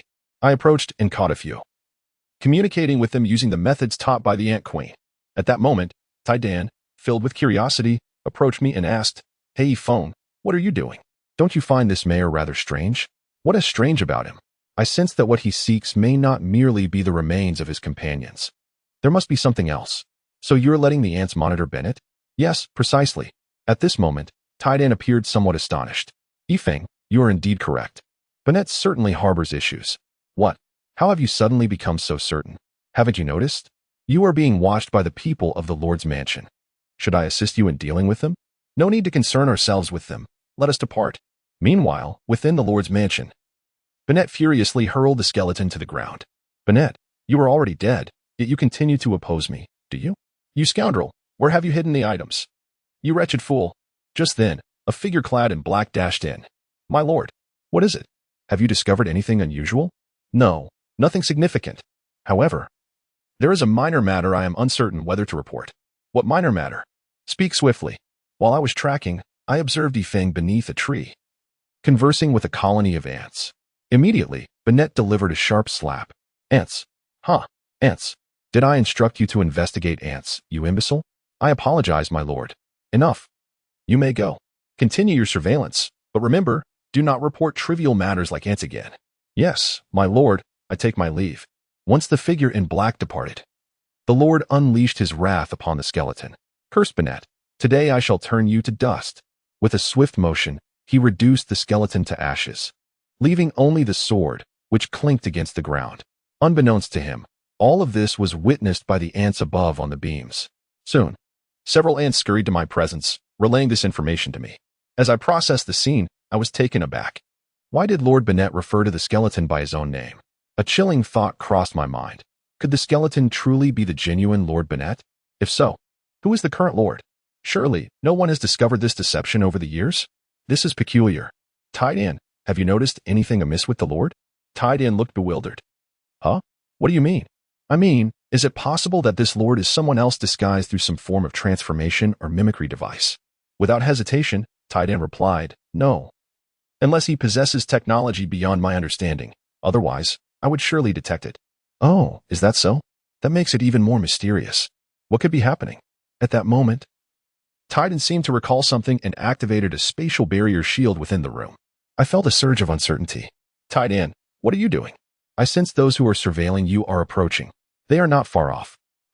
They truly are diligent. No worries. With this barrier shield, we are safe. At least I need not fear being struck by a dark arrow in the dead of night. I felt a wave of gratitude. Tai-Dan, you are truly benevolent. Come. Let me embrace you. Yifeng, get away. Hiki, what's the harm? We've embraced before. We are sworn brothers, after all. Why shy away? With that, I moved toward him eagerly. Iron Egg dodged. Don't come over here, Yifeng. Are you looking for a fight? Come a little closer and see. Don't think I wouldn't dare to hit you. Let's get down to business. Do you remember that key? The key? Chapter 126, another Aiken hot pot restaurant. Iron Egg's words left me quite puzzled. The key? The one from the underground city. Enlightenment struck as I retrieved the key inscribed with the character for treasure and adorned with peculiar patterns. Is this the key you mean? Yes. That's the one. I straightened my face. So, Iron Egg, have you discovered any clues? Well, it's not exactly a clue. But I think the patterns on the back resemble those on the hilt of that corpse's sword. I pondered for a moment. It does seem to be true. Could it be that the object Bennett is seeking is this key? But what purpose does this key serve? Suddenly, inspiration struck. I sprang up and headed for the door. Iron Egg immediately called out to me. Hey, phone, where are you going at this late hour? Oh, just come with me, I replied. And I made my way to the courtyard, bending down and rummaging around. Strange, where could it be? Iron Egg looked confused. Phone, what on earth are you doing? Shoo, I'm looking. I switched on my flashlight and circled the courtyard several times, still coming up empty-handed. My spirits sank. It can't be. Do those little creatures need to sleep at night too? I turned around, wearing an expression of desperation as I looked at Iron Egg. Iron Egg sighed. All right. What exactly do you want? Hee, you understand me best, Iron Egg. Can you help me find where the ant nests are in our courtyard? Oh, is that all?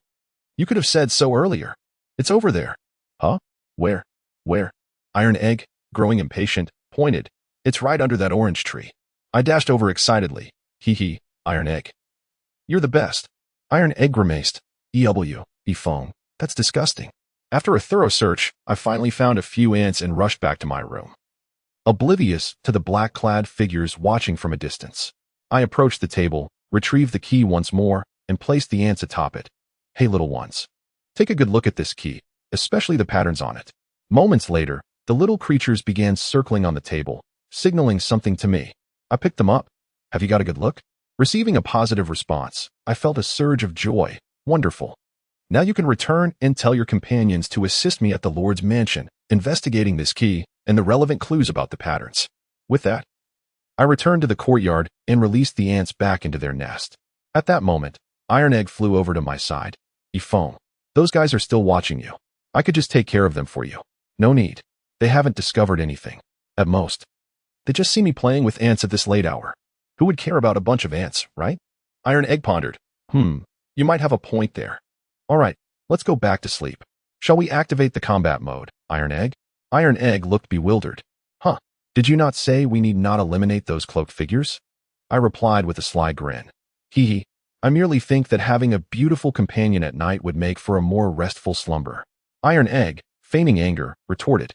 Phone, do you dare to tease me? Watch as I bring you to your demise. With that, he charged towards me. Sensing the impending threat, I swiftly retreated to my room. After a bout of playful banter, fatigue enveloped us, and I enjoyed a particularly restful night's sleep. The next day arrived quickly, and there was still no news from Ant, while Ko-er was preoccupied with sect affairs. With nothing pressing to occupy my time, I resolved to explore the streets. After all, I had yet to thoroughly explore Cyber City since my arrival, and so much had already transpired. Seizing the rare opportunity for leisure, I descended the mountain with Iron Egg in tow. To my amazement, the city was far more astonishing than I had anticipated. Initially, I had assumed it merely resembled a steampunk aesthetic. However, after a thorough exploration, it became evident that this city was far from ordinary. The iron pipes and gears adorning the exteriors were not merely decorative, they were in motion. When I instructed Iron Egg to ascend into the sky and relay the entirety of Cyber City's panorama to the holographic panel, I was utterly astounded. The city resembled a colossal computer circuit board. The Adventurers Guild appeared to serve as the core of this circuit, dictating tasks for each adventurer to follow along predetermined paths. Moreover, every layer of each building, every window, was equipped with peculiar mirrored reflectors that rotated incessantly, emitting faint beams of light. The flickering of those lights was rapid. Unless one scrutinized closely, it was nearly impossible to discern with the naked eye. Faced with such a spectacle, I was filled with curiosity. Iron Egg, do you not find the layout and decor of this city rather peculiar? I discovered that long ago. Have you noticed those beams of light? Indeed. But what purpose do they serve? Wait a moment, let me slow down those images by a factor of 100,000, and then observe. What followed left me in shock. The flickering light frequency was, astonishingly, a binary code of zeros and ones. Hold on, Iron Egg. Could it be that this city is truly an immense computer? Iron Egg replied, equally perplexed. I am uncertain. Its structure resembles one, yet it appears rather primitive, even ancient. His words ignited further uncertainty within me. Who was the architect behind this city? If it were indeed a colossal computer, what calculations was it performing? A multitude of questions surged through my mind. Evidently, everything here surpassed the technological level of this civilization era. Could it be that this was yet another masterpiece of extraterrestrial civilization? Everything was becoming increasingly enigmatic. As I pondered, a delightful aroma wafted through the air, and a wave of hunger washed over me. My stomach began to rumble. Realizing my hunger, I wondered about the culinary offerings of this city. Let us not dwell on that now. I feel as though I might perish from hunger. Come, Iron Egg, let us venture to that Aiken Hot Pot restaurant? Wait, there is an Aiken Hot Pot here. Could it be another clue left by the emissaries? I rushed eagerly inside. Indeed, aside from the steampunk-style embellishments, the overall layout remains unchanged. I refrained from making a scene and instead chose a seat by the window. A wave of hunger washed over me, compelling me to indulge in a hearty meal. At that moment, a waiter approached with quick, light steps. What would you like to eat, esteemed guest? I ordered a spicy hot pot. After a whirlwind of flavors, that relentless hunger finally subsided. I leaned back comfortably in my chair. At this juncture, Taidan appeared somewhat displeased. Hey, Yifeng, you are truly a glutton. After satisfying your appetite, why do you not attend to the important matters at hand? Do you not wish to uncover whether this establishment holds any clues left by the prophet? Oh, I nearly forgot the significant details concerning that disc and the dream.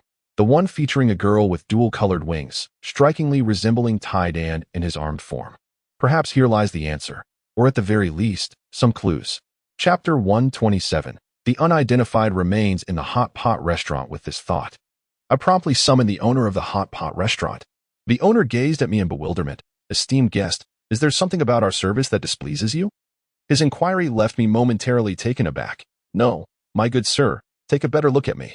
Do you not find me familiar? He scrutinized me with a look of suspicion. Dear guest, do not jest. Judging by your attire, you surely would not dine and dash. I was even more astonished. It was absurd. Wait, owner, the Imperial Jade Liquor. The owner suddenly appeared enlightened. Ah, so you seek a drink. Waiter, please serve our guest some wine. I hastily interjected. No, I do not wish for wine. I am referring to the Imperial Jade Liquor. Have you not heard of this term? The owner, evidently growing irritated, retorted. You do not wish for liquor, yet you bring it up repeatedly. Are you here to cause trouble? Oh dear owner, do not misunderstand. Furthermore, during this festive season, we do not exchange gifts. What do we accept in return? The owner looked increasingly agitated. Esteemed guest, if you intend to dine without payment, that is one thing. But now you wish for gifts as well? You must be deliberately seeking to provoke me. Oh, owner, do not be angry. I truly am not here to stir up trouble. Surely you have heard of the phrase regarding oddities and invariants? I cannot abide your nonsense. You have come to the wrong place for trouble. Guards. Suddenly, several formidable warriors appeared behind the owner, ready to act. I quickly intervened. Halt. And how much do a large hammer and a small hammer total? The owner was utterly incensed. What? Dining without payment, and now you wish to smash the establishment? Get him out of here and give him a beating. I was completely astounded. This is unfathomable. Why is this happening? Wait, I have money. Who claimed I would dine and dash? I have funds. With that, I waved my hand and tossed a bag of coins onto the table. Here is 10,000 gold. That should suffice. Upon seeing the money on the table, the owner's demeanor shifted dramatically. Ah, yes, yes. You lot, stand down. Do not frighten our esteemed guest. Look, this is merely a misunderstanding, a case of mistaken identity. Haha, we are all friends here. What else might you require, esteemed guest? The proprietor's temperament shifts with remarkable swiftness. Wealth indeed breeds favoritism, revealing an undeniable air of arrogance. I waved my hand, signaling the owner to retreat. A sense of skepticism washed over me as I inquired, Taidan, have you noticed anything unusual? Taidan appeared equally perplexed, responding with a simple, no. My confusion deepened. Could it be that I was mistaken?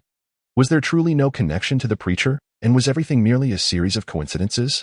Taidan, with a hint of resignation, suggested, let us depart. Perhaps there are no clues here that you seek. As we exited the hot pot restaurant, I glanced back at the prominent sign reading Aiken Hot Pot. Something felt amiss. It couldn't be that simple. Such coincidences are rarely fortuitous. Taidan, quickly, help me search for an ant nest nearby. I urged. What do you intend? He asked. Oh, spare me the questions and assist me. After a thorough search, we finally located an ant nest beneath a tree. I captured a few ants to inquire about recent happenings. As of now, the Lord's Manor had not made any discoveries. However, my focus shifted to more pressing matters. I commanded the ants to conduct a thorough investigation of the Aiken hot pot. Unsurprisingly, the diligent ants unearthed a corpse buried in the backyard. A chilling thought crossed my mind. Could this skeleton be the true owner of the hot pot establishment? But if someone had indeed murdered the authentic proprietor and assumed his identity, how could such a deception go unnoticed? I quickly posed the question to Tidan. Do you think the hot pot owner could be someone in disguise? With unwavering certainty, Tidan replied. Impossible. If it were a disguise, I would have seen through it. Trust in my abilities. Oh, I have no doubt in your skills. I merely find it peculiar. If that owner is genuine, how could he not recognize me or be unaware of those signals? And who, then, does the corpse belong to? Tidan, growing impatient, suggested. Let me simply capture that owner and interrogate him. Wait, I interjected. When did you become so impulsive? Please, think rationally. What would we even ask him? Interrogate. How could I know what you wish to question? He countered. Indeed. We should first ascertain the identity of that corpse. That is manageable. Just bring the remains before me. And I can recreate his appearance in life. This will reveal the true identity of the skeleton. I exclaimed, astonished. You possess such a capability? Why did you not mention it sooner? I have many talents. Besides, you never inquired. All right. It was my oversight. Are you satisfied now? That is more like it. Before long, night enveloped us.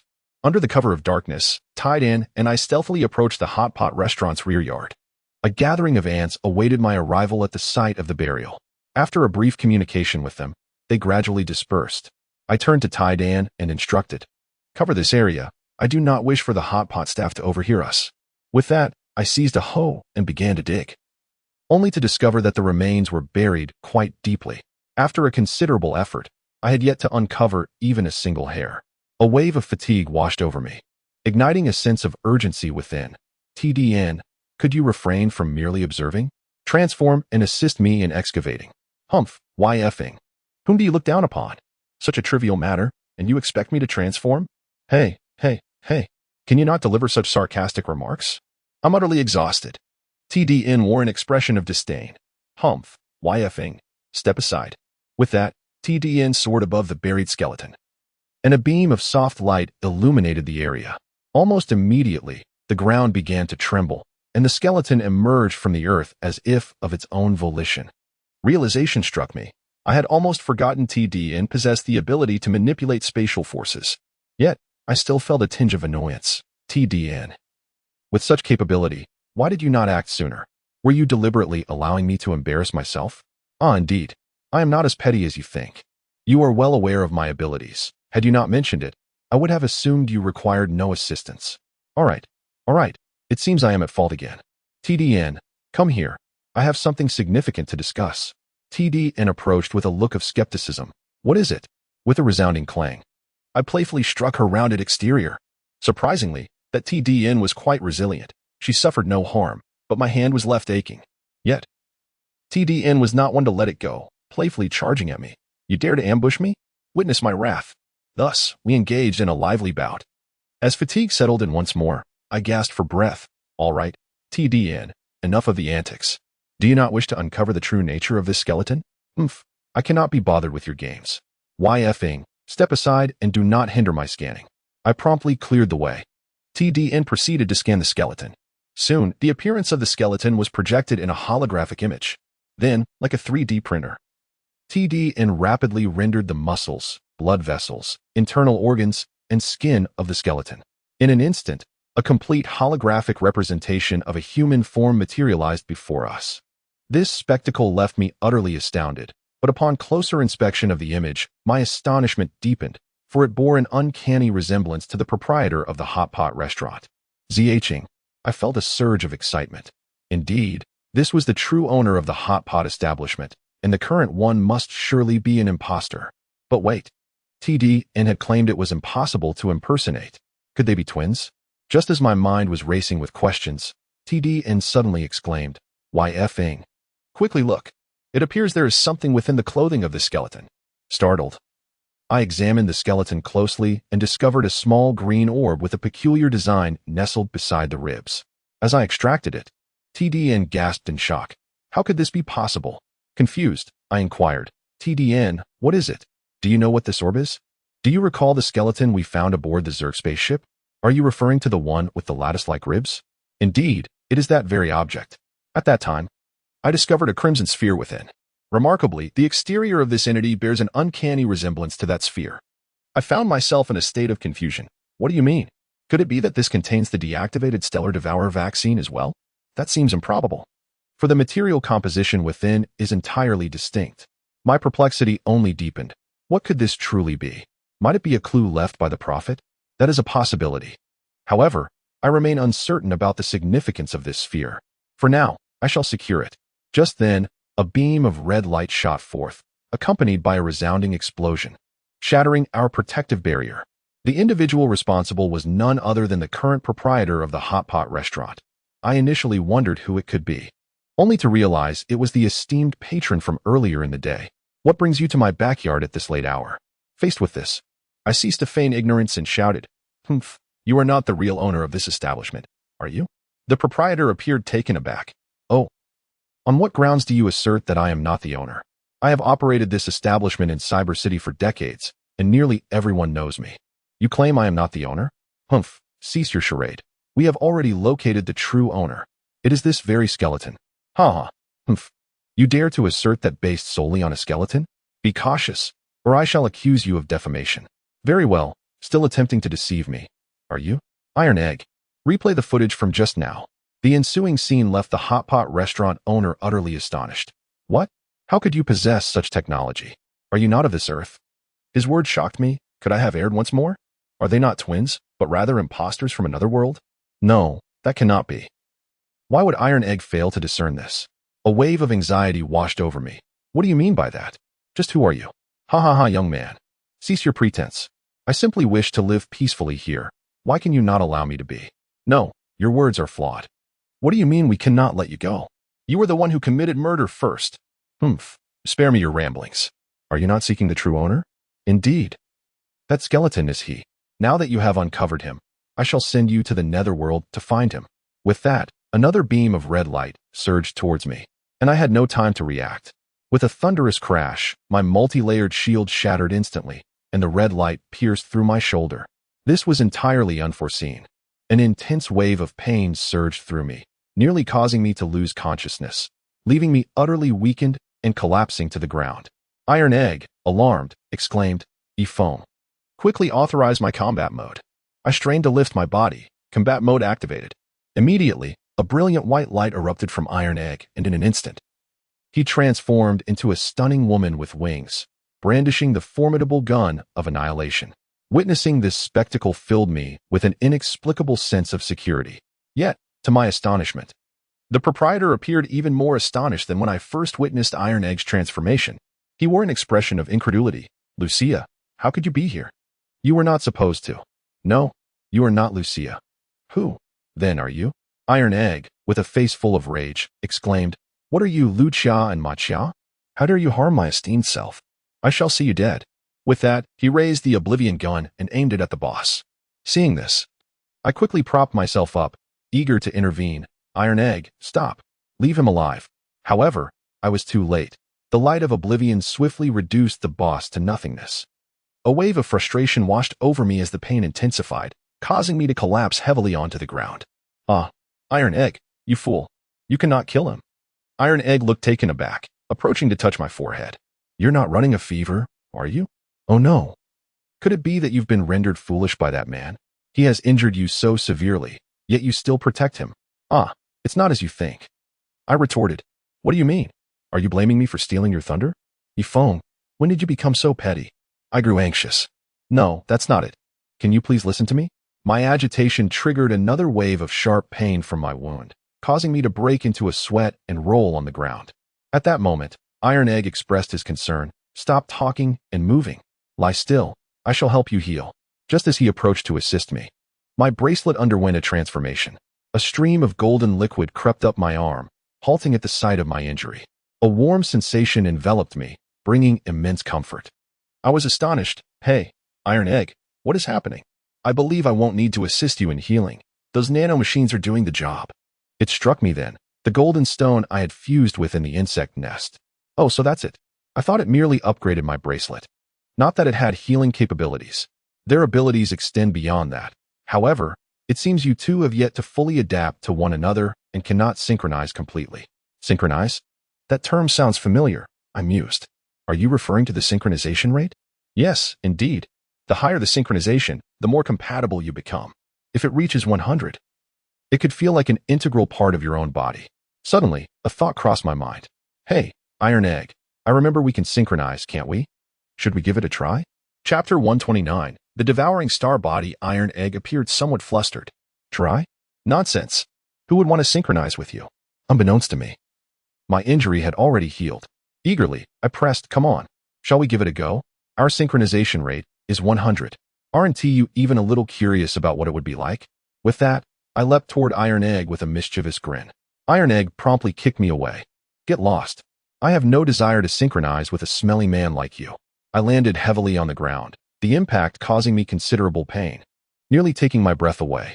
Rising to my feet, I brushed off the dust, feeling both displeased and aggrieved. If we don't synchronize, then so be it. Why hit so hard? I've just recovered from serious injuries, and you show no compassion. Humph. Tai Dan wore a face of disdain, exclaiming, Pa, Pa, Pa? Can you not speak properly? Do not disgust me, all right? Ah, fine, I understand now. You have no appreciation for delicate feelings at all. Ugh, Iphone. Are you deliberately seeking trouble? If you continue to speak this way, I shall truly retaliate. Upon hearing this, I dared not act recklessly and immediately adopted a serious demeanor. Ahem. Well then, let us first ensure that this true hot pot restaurant owner is given a proper burial. At that moment, a multitude of slender red threads suddenly emerged from the spot where the false owner had stood, rushing towards Tai Dan. Alarmed, I shouted, Tai Dan, be careful, and leaped in front of her. In an instant, those red threads penetrated my body. An excruciating pain coursed through me, far worse than death itself. I could distinctly sense something writhing within me. I writhed on the ground in agony, unable to control myself, and even Tai Dan could do nothing to restrain me. I saw the expressions of sorrow, pain, and helplessness etched on her face. My consciousness began to blur. And I even caught a glimpse of another version of myself. Am I to die? Is that my soul? Is this what death feels like? It doesn't seem so terrifying after all. I felt the surroundings gradually darken, my body becoming weightless, akin to sinking slowly in the deep sea, soft and warm. I felt an overwhelming drowsiness, as if I were about to drift into slumber.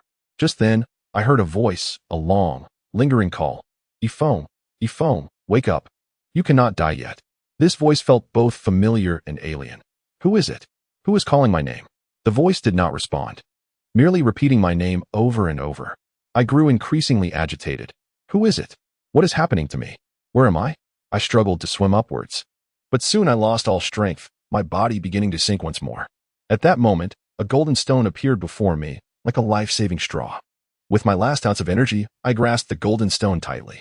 In that instant, I saw countless golden threads burst forth from my fingertips, racing toward my body. And then my body erupted with numerous red threads.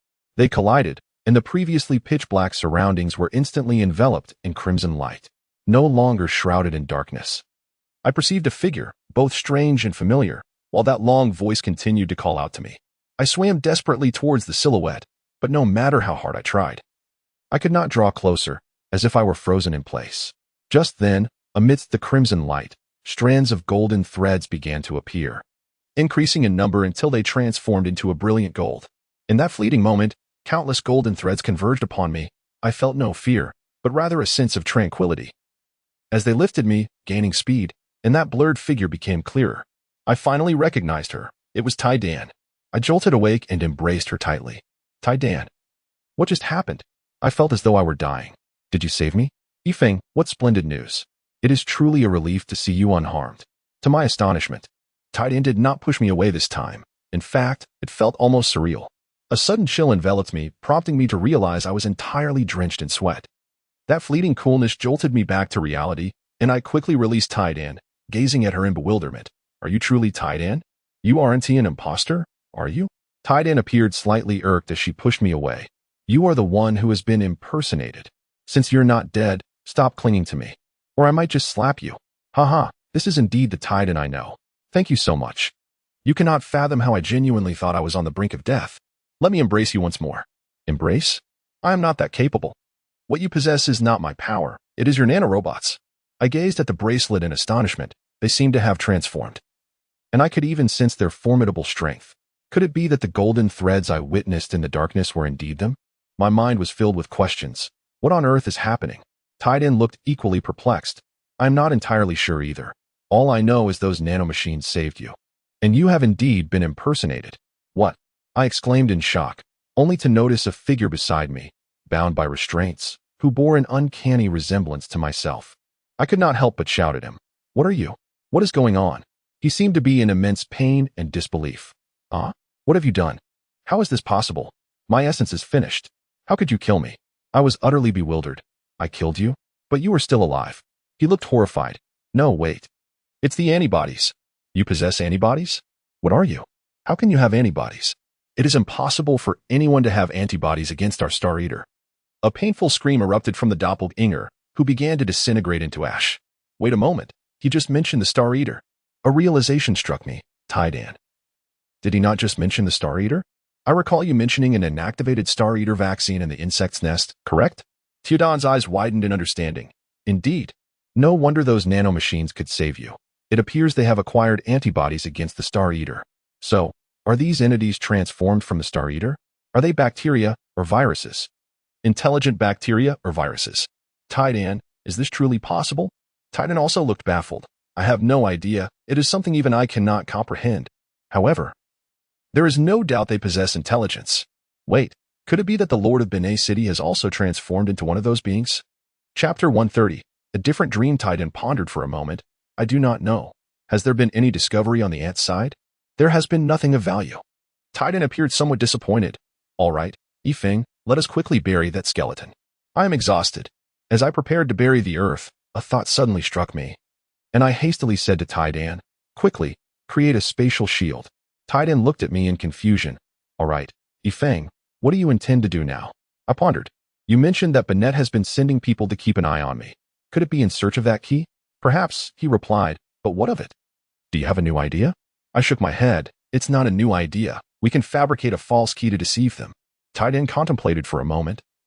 Oh, I see. You mean to use the fake key to lure Benet into revealing his next move, correct? Exactly. You understand me well. Taidan. I chuckled. However, the material for that key is quite difficult to procure. That alloy contains elements unknown even to me. After a brief moment of reflection, I said, no matter. We can create a replica using similar materials. As long as it resembles the original, who would pay attention to the minute details. Wouldn't you agree, Taidan? Indeed. That seems quite reasonable. The subsequent tasks unfolded smoothly, and we effortlessly crafted a key that closely resembled the original, placing it within the clothing of the skeleton before reburying it. Naturally, we intentionally disabled the spatial shield during the process. Once we completed our task, we departed from the hot pot restaurant. On the way, Taidan exclaimed with delight, those individuals are indeed digging up the skeleton. Let them be. I'm utterly exhausted. I'm going to sleep, and perhaps by the time I wake tomorrow, there will be good news from the ants. Thus, we swiftly returned to the Qiangxing sect. That night, I enjoyed a deep slumber, yet I found myself dreaming once more.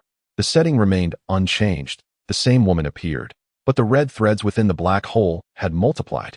Once again, I was thrust out, jolting awake with a start, feeling a chill envelop me, drenched in cold sweat. I glanced beside me, and indeed, the disc was there again. I meticulously recalled the dream, and then it struck me, those red threads. Suddenly, I remembered my experience at the hot pot restaurant. Could those red threads be the star-eating entities? But what exactly are these star-eating entities? Compelled by curiosity, I rose and approached Taidan, who was sleeping in a chair. I shook her vigorously, exclaiming, Hey Taidan, wake up quickly. Taidan, displeased, awoke and wriggled away from me. Yifeng. What are you doing? If you keep this up, I'll give you a beating. I quickly relented. No, please. I genuinely have something to discuss. Humph. Speak quickly. If you dare to play games with me, I want to let you off. Oh, how could I ever toy with you? Do you remember the dream I told you about before?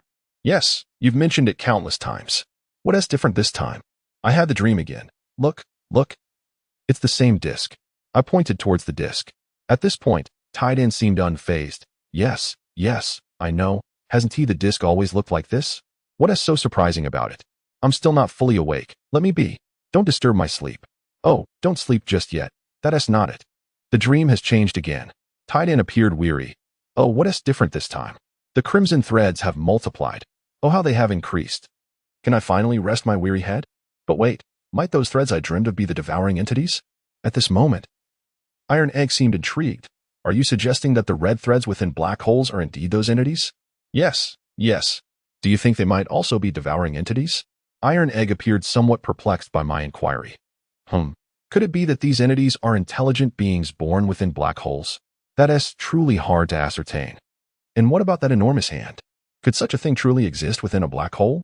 Impossible. It certainly cannot. Such a vast mass would be unable to withstand the immense gravitational pull of a black hole and would be torn apart instantly.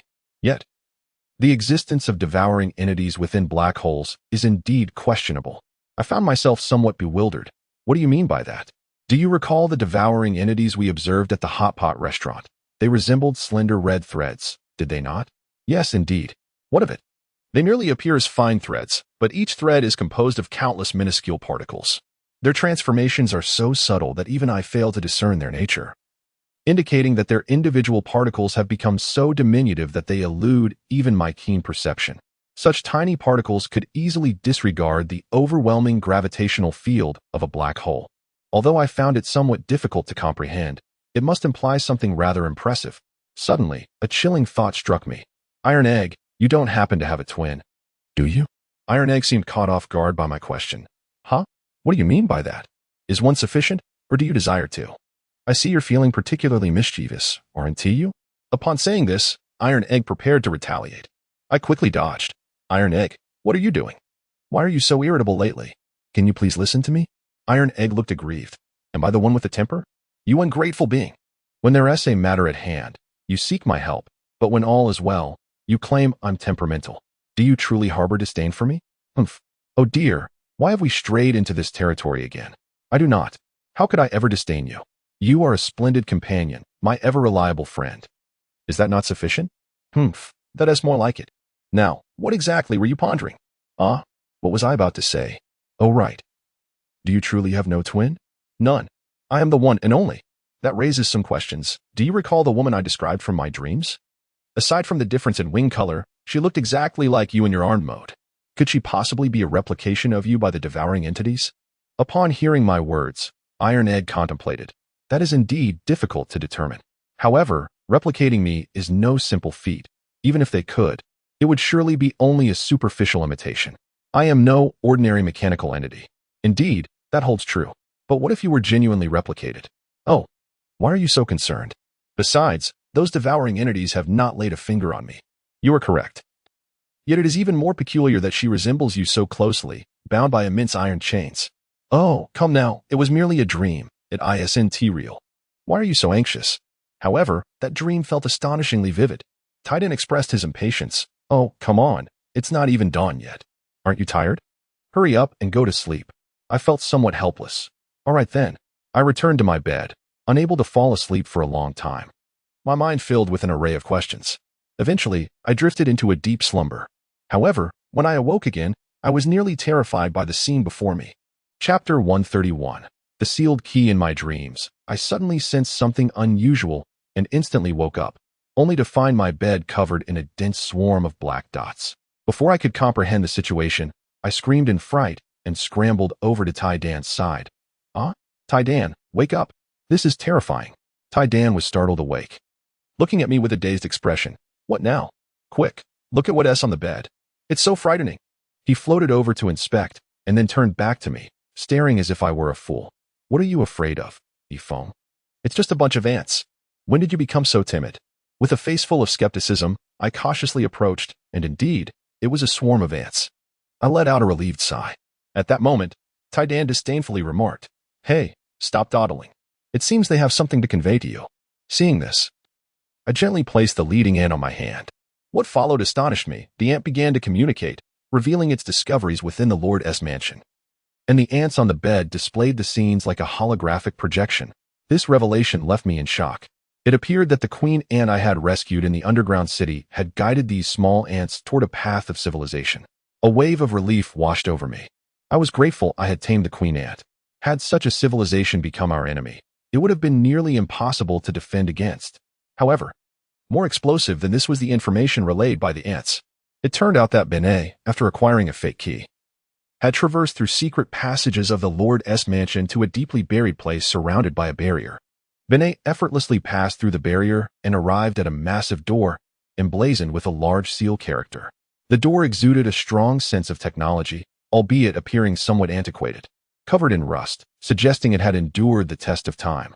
Surrounding the door were numerous punk-style pipes, connected to transparent spheres that glimmered with light, seemingly extending towards the surface. However, when Benet inserted the key, it simply would not turn. Frustrated, he angrily threw the fake key to the ground, which was immediately obliterated by a flash of red light. The visuals concluded here, suggesting that the ants could not enter that door either.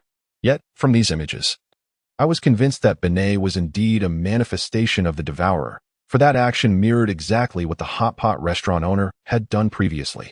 Nevertheless, the door puzzled me, especially the seal character on it. Was something sealed within? What could possibly pique the interest of the Devourers so intensely? A multitude of questions swirled within my mind, prompting me to inquire, Tai-Dan, what do you suppose lies beyond that door? At that moment, Tai-Dan appeared equally perplexed, responding, I am just as uncertain. But Yi-Fong, do you not find the glimmer of those transparent orbs somewhat familiar? I was taken aback and replied, Tai-Dan, have you stumbled upon something? Before I could finish, Tai-Dan summoned the entire holographic image of Cyber City. Now, take a closer look. Does anything seem familiar? I scrutinized the image and had the ants replay the scene of that door. Suddenly, enlightenment struck me. Indeed, the frequencies of those glimmers were identical. Yet, what did those flashes signify? Tai-Dan, can you decipher this? Tai-Dan shook his head. I cannot. The flash information we have observed is incomplete and utterly indecipherable. A wave of disappointment washed over me. Incapable of deciphering? It seems I have underestimated the complexity of the situation. Tai-Dan, however, appeared unconcerned, remarking, Oh, what are you fretting about? We now know the location of that door, and we possess the true key. Why not simply proceed to open it? Indeed. How had I not thought of that? Ha ha ha. Tai-Dan, you truly are my lucky star. With that, I reached out to embrace her. Tai-Dan recoiled with an air of disdain, declaring, Yi-Fong, behave yourself. Do not think you can just lay hands on me. I am not someone you can freely embrace. Continue this, and I shall summon Sister Kuro to join me in dealing with you. Strangely enough, I had not seen Sister Kuro in recent days. I wondered how she was faring. You are aware of her existence? I thought you might have forgotten her. You have established such a vast sect yet have become a hands-off leader. How can you have the audacity? I felt a surge of irritation at this remark. How have I become a hands-off leader? We have not been idle these past few days. Moreover, does Sister Kuro not deserve to grow? What is wrong with my actions? Fine. You are right. You are always right. I shall not engage further. At that moment, a rapid knocking echoed from outside. Brother phone, are you there? Tai-Dan's displeasure was evident. Well, speak of Kuro, and here she comes. Your sister is seeking you. Hurry and attend to her. Coming. I dashed to the door and opened it. What is it, Koa? What has happened? Brother phone, you must hurry. Lord Benet has arrived and is seeking you for an urgent matter. She is currently waiting in the sect hall. What about my sister, Tai-Dan? Oh, she is inside. Hey, Tai-Dan, come out. Your sister is looking for you. Kuro, you may enter. Your sister Tai-Dan is right in there. I shall go meet Lord Benet. All right. Brother, you go ahead. Soon, I arrived at the sect hall. I quickly approached with a broad smile. Ah, Lord Benet, what brings you here today? Please, take a seat and enjoy the fine tea of our flourishing sect. There is no need, young friendy. I believe you are aware of the purpose of my visit. I did not come here for tea. Oh, then, esteemed lord, what brings you here this time? Yi-Fong, do not pretend with me. Do not think that just because you have killed the hot pot restaurant owner, I am unaware. Surrender the key to the treasure vault, and perhaps I might consider sparing your life. Upon hearing this, I promptly produced the key, waving it before Benet. My lord, is it not this very key you speak of? It is indeed in your possession. Hand it over. With that, he lunged forward to snatch it. I swiftly dodged, clutching the key tightly. Pray tell, my lord, what is this behavior? Benet, visibly irritated, retorted, Enough with the nonsense. Give it to me. With a mocking expression, I replied. What if I refuse? If you do not comply, do not blame me for my ruthlessness. He threatened, preparing to strike. I quickly interjected, Now, my lord. There is no need for haste. I never said I would not give it to you. As if you dare. Hand it over. I am willing to part with it, but I am most curious. What purpose does this key serve? Is it perhaps a key to some hidden treasury? Chapter 132. Lin Wudao takes to battle. Benet laughed maniacally. What it is used for is beyond your worth to know. Hand over the item. or I shall not hesitate to destroy your mountain gate." With that, a throng of high-ranking warriors surrounded the entire sect hall. At this moment, the members of the sect realized something was amiss and rushed to confront Bennett's men. Lu Kuer, Tai Dan, and Lin Daoxing from Lingjian Peak also hurried over. Bennett was taken aback by this scene. "Lin Daoxing? What brings you here? Today's affairs do not concern your Lingjian sect. Take your people and leave at once." "My lord, the stakes are quite high. What if I choose not to depart?" "Humph. Lin Daoxing, your Lingjian sect is a recognized legitimate sect of the Great Xia. Are you truly willing to oppose me in the entirety of Cyber City for the sake of a mere rogue sect?" "Ha, my lord. It seems you remain unaware of the situation. Just days ago, we pledged our allegiance, and now there exists no Lingjian sect, only the formidable Lingjian Peak. Do not breach decorum, my lord." "Ha ha ha, Lin Daoxing, your Lingjian sect, a lineage of a millennium, and you willingly submit to a rogue sect. What benefits has Yifeng bestowed upon you to lead you to such degradation?" "Bennett, cease your slander. We submit willingly, not for the sake of gain. You do not comprehend Mr. Yi's true strength." "Ha ha, what a joke. Yifeng, or should I say mystery, a mere waste without even a semblance of presence. Though he possesses some skill, a waste is a waste. What strength could he possibly have?" "Lin Daoxing, are you not growing senile?" "Bennett, do not insult our esteemed master. Or even as the city lord, I shall show no mercy." "Oh, Lin Daoxing, are you truly willing to oppose me for the sake of a waste?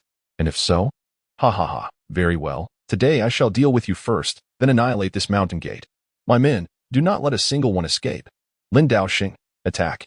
At this moment, Lin Daoxing turned to me and Lu Kuer, "Mr. E, sect master, now that we have reached this point, I cannot hold back any longer.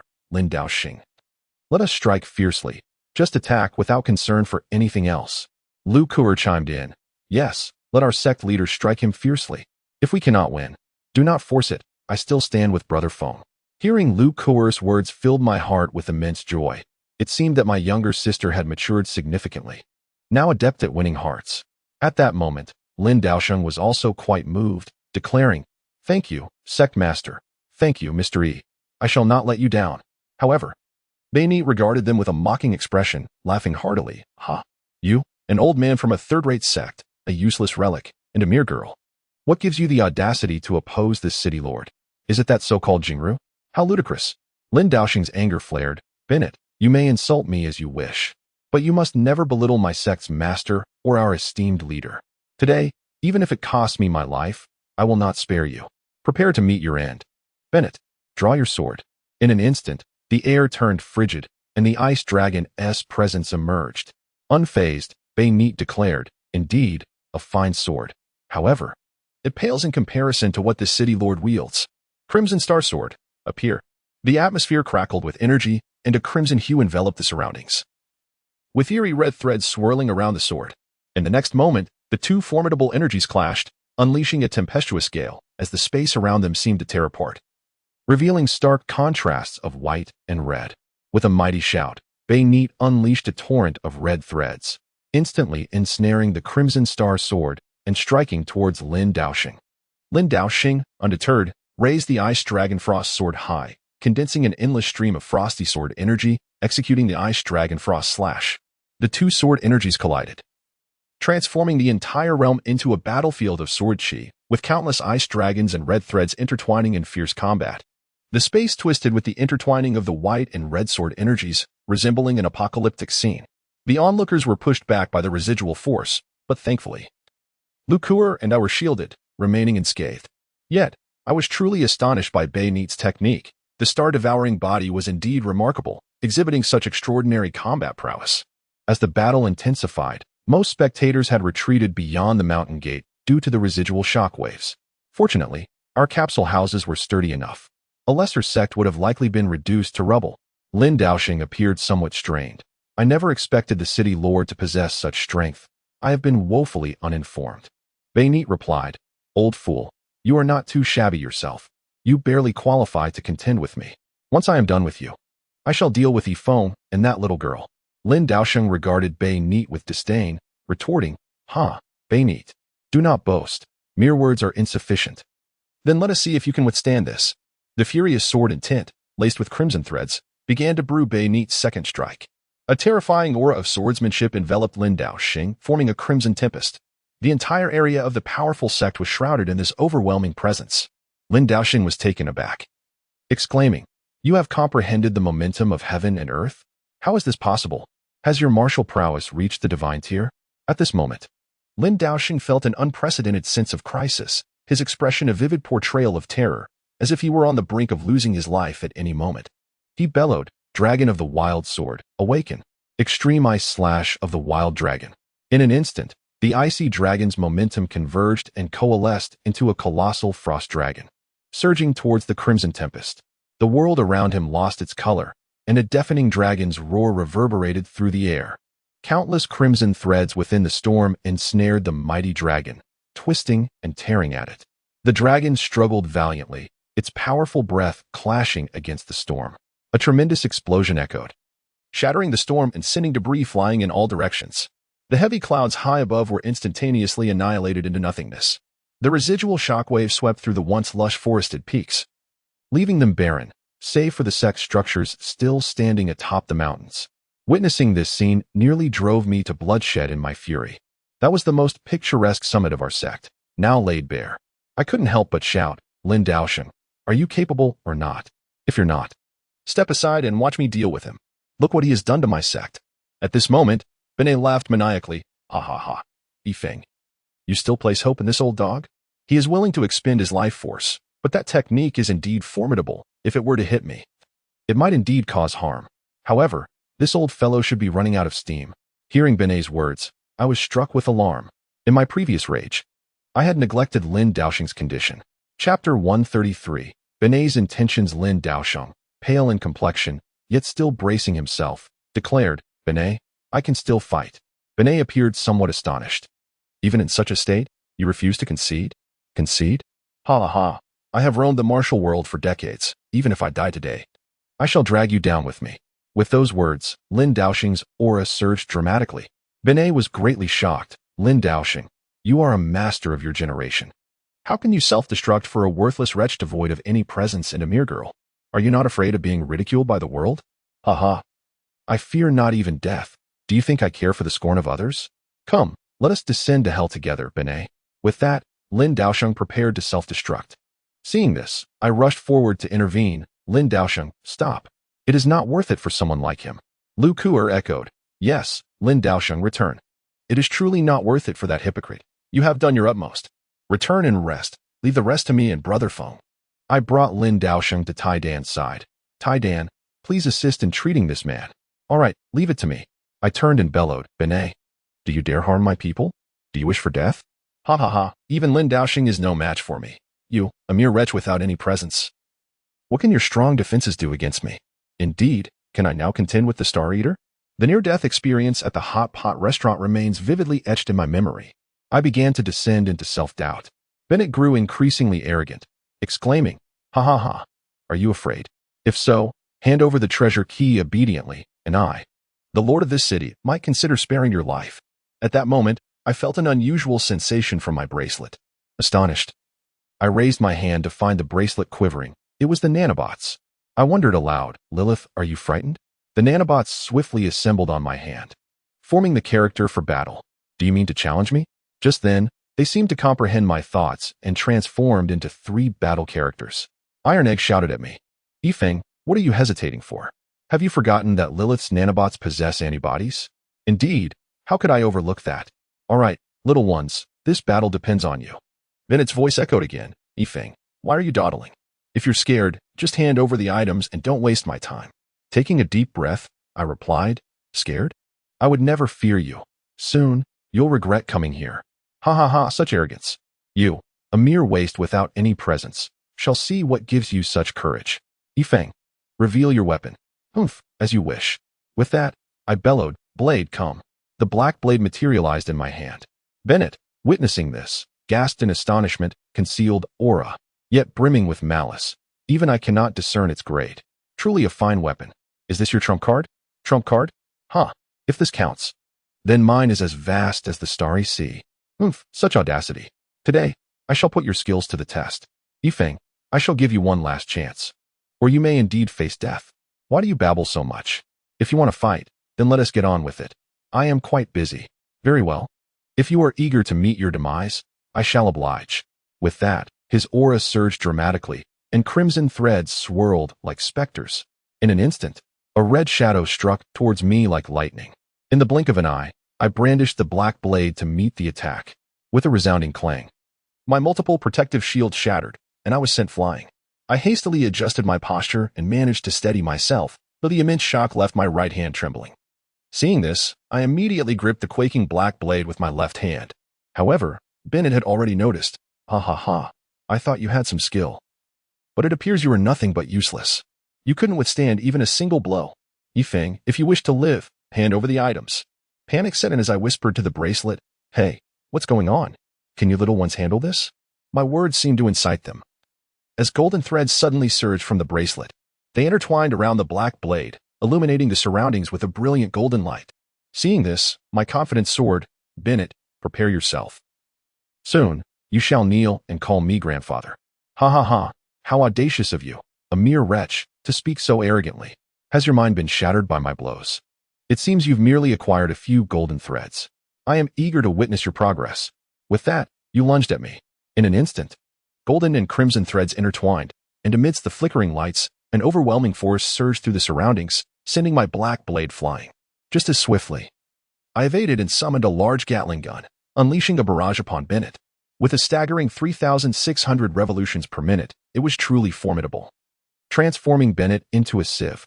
Just as I believed victory was assured, I noticed numerous crimson threads emerging from the bullet holes in Bennett's body, and in a heartbeat, all wounds had completely healed. Around us, the golden and crimson threads continued their fierce struggle. Restored, Bennett let out a cackling laugh. Humph, Yifeng. I never anticipated you could push me to such extremes. It seems I have underestimated you. With such weaponry, you cannot possibly be from Earth. Why don't we discuss this? This left me somewhat perplexed. Oh, what do you wish to discuss? I knew that possessing such a weapon indicated that you were not an Earthling. Perhaps we could join forces to dominate this planet? Oh, you believe we can conquer this world, just the two of us? Bennett truly overestimates himself. No, I am not boasting. As long as you hand over that key to me, I can achieve it. At that point, we shall divide this planet equally. Wait, are you saying that key can grant you dominion over Earth? Is it not a key to a treasure vault, but rather a key to some weapon? That is of no concern to you. Simply hand it over to me, and I assure you that when we conquer, you shall share in the spoils. Since you refuse to explain, why should I trust you? You, kid, that key is beyond your grasp. Here is a proposition. Let us split it 60-40. You take 60. I take 40.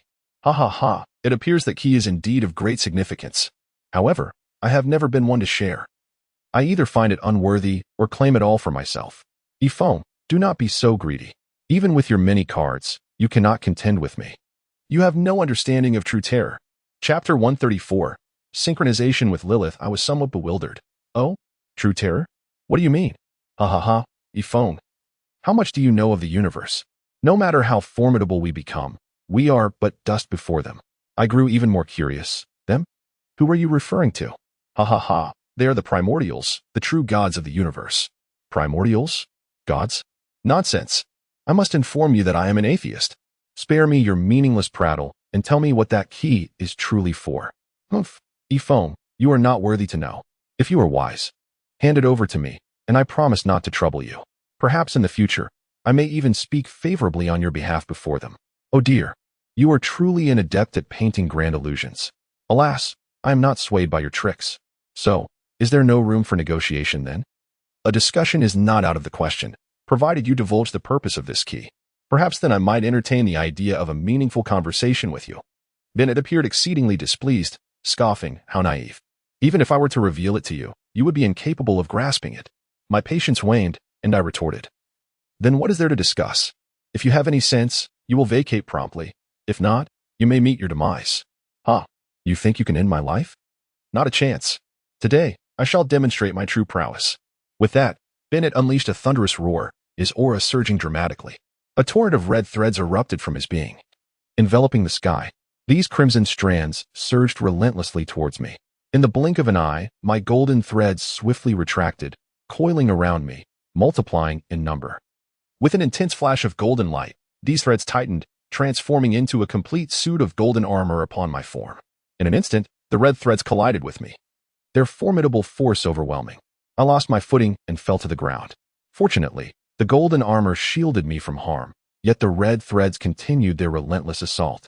I attempted to rise, only to discover that my body was utterly unresponsive, as if bound by an immense weight, rendering me immobile.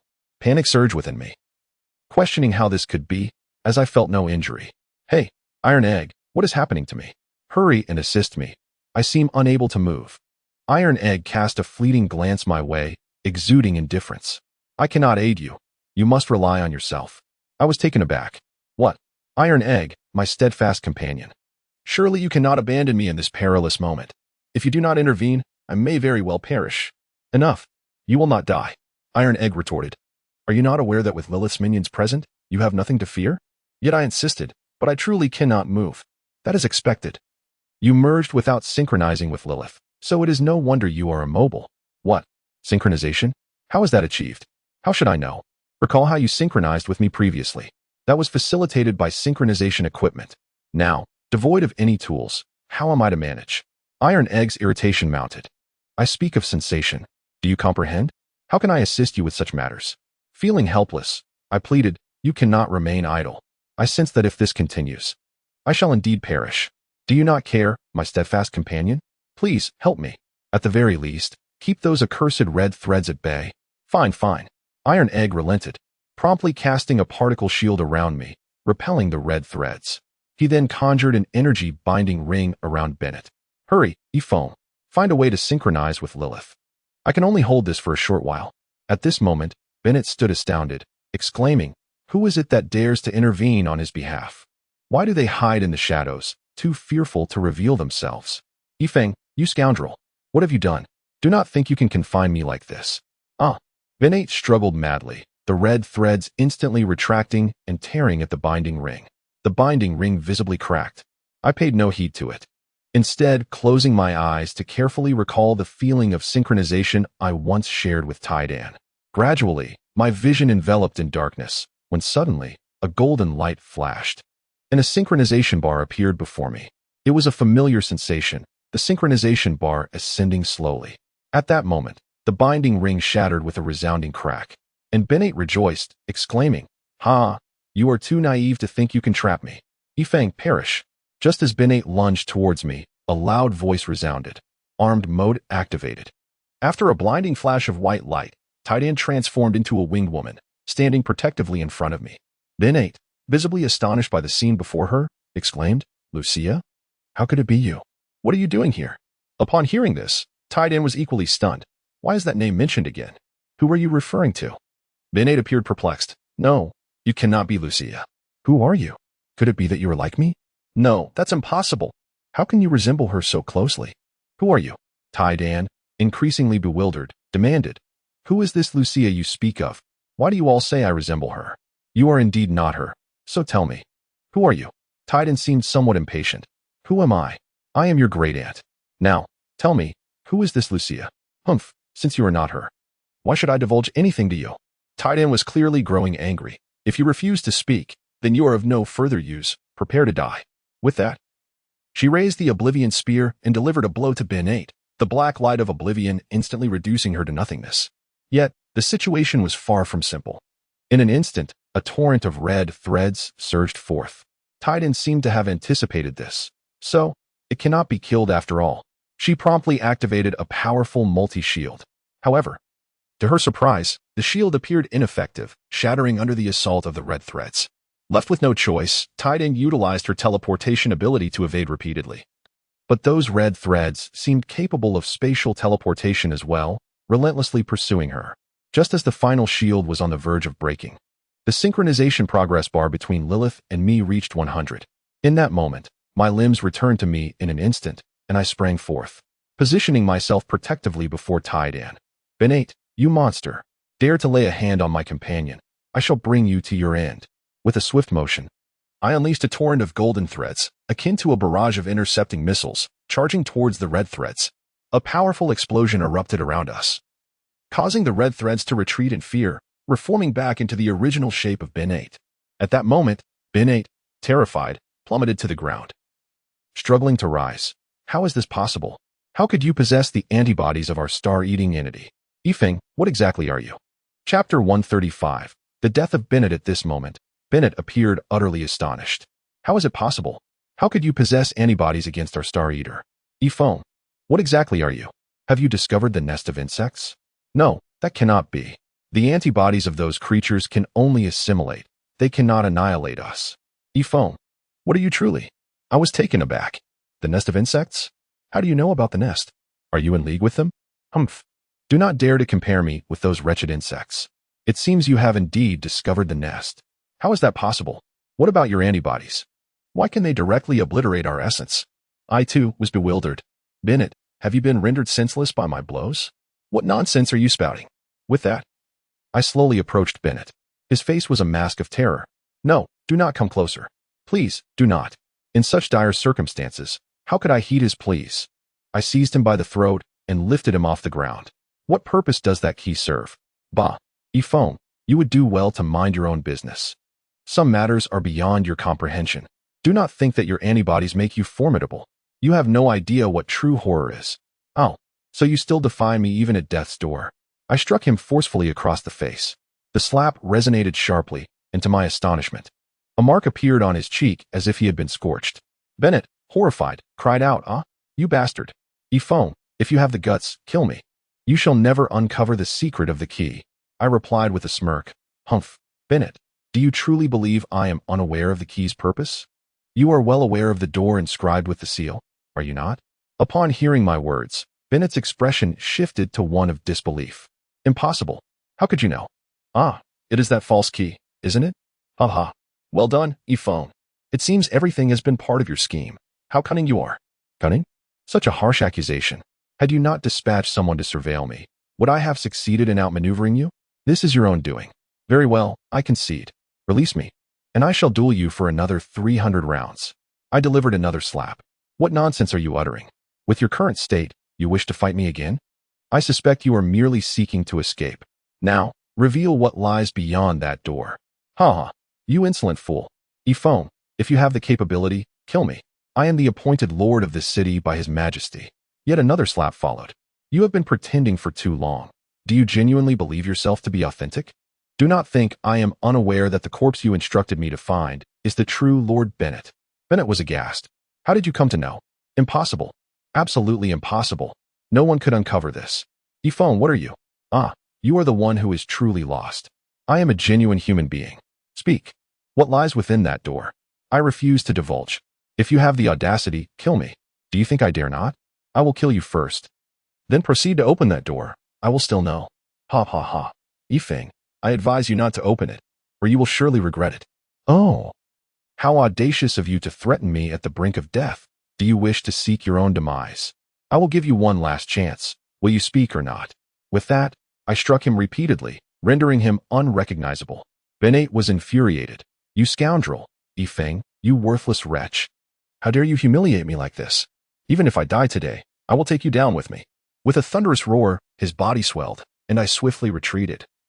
But a multitude of red threads ensnared me, pulling me before him. He embraced me tightly, declaring, Yifeng, let us return to our origins. I remained unfazed. Swiftly unleashing a torrent of golden threads from my armor, intertwining with the red ones in a fierce struggle. In an instant, the golden threads pierced into his body. Bennett's inflated form deflated visibly, collapsing to the ground like a deflated balloon, ultimately becoming as weak as a mere husk. His body began to visibly dissipate. And in his frail state, he warned, Yifeng, I advise you not to open it. You will regret it. Ha ha. One day, we shall meet again. With that, his form transformed into nothingness. Bennett's final words did not instill fear in me. Rather, they ignited a fervent curiosity. Yet, I could not comprehend what he meant by the primordial and the deity, nor who Lucia was. Was she the woman from my dreams, resembling Iron Egg? If so, did that mean my dreams were real? Was there indeed a woman akin to Iron Egg? And those red threads, could they be the devouring star body? What then was the colossal creature within that black hole? The situation grew increasingly enigmatic. The false Cyber City Lord had perished, leaving the high-ranking warriors he brought in a state of perplexity, unsure of what to do. I stepped forward. I presume you all heard that Bennett was a fraud. The true Lord has long been killed by him. It is unnecessary for you to oppose my formidable sect over a counterfeit Lord. They bowed deeply, declaring, "We dare not." "Pleased," I responded. "Well, since you do not dare, my sect shall no longer trouble you. Leave swiftly." However, they did not depart immediately, instead engaging in hushed discussions. Intrigued, I refrained from hastening their exit. Moments later, those high-ranking warriors bowed, proclaiming, "We wish to join the strong sect, to follow you, my lord. Please accept us." A wave of joy surged through me. "Are you truly sincere?" They reiterated, "Please accept us." After a moment's contemplation, I conceded, "Very well, I shall grant your request. Kur, please explain the rules of our strong sect to them. Those who wish to stay, register their names, and those who do not, offer some compensation to be on their way." Lu Kur exclaimed with excitement, "All right, brother, leave it to me. I assure you, I will handle it splendidly." I approached the unconscious Lin Daoxing, asking Taidan, "How is Lin Daoxing faring? His injuries are not severe, yet his cultivation remains irreparable. Alas, this old fellow certainly chose the worst moment to falter. Such a person cannot be left unappreciated." I leaned closer to Kur and whispered, "Lin Daoxing truly exerted himself. He deserves a fitting reward." With that, I promptly conjured a high-tech outfit akin to mine and handed it to Kur, saying, "Let this garment serve as his reward. You are in charge of ensuring the presentation is grand. We must not let the sect feel disheartened." "Kiki. Understood, brother Phone. You can rest assured. I will take care of it." "All right, my dears, this chapter concludes here. I shall return, and we shall meet in the next chapter." Moi. Chapter 136. The connection between the insect tribe and the devouring star body. Observing Lu Kur diligently at work filled my heart with warmth.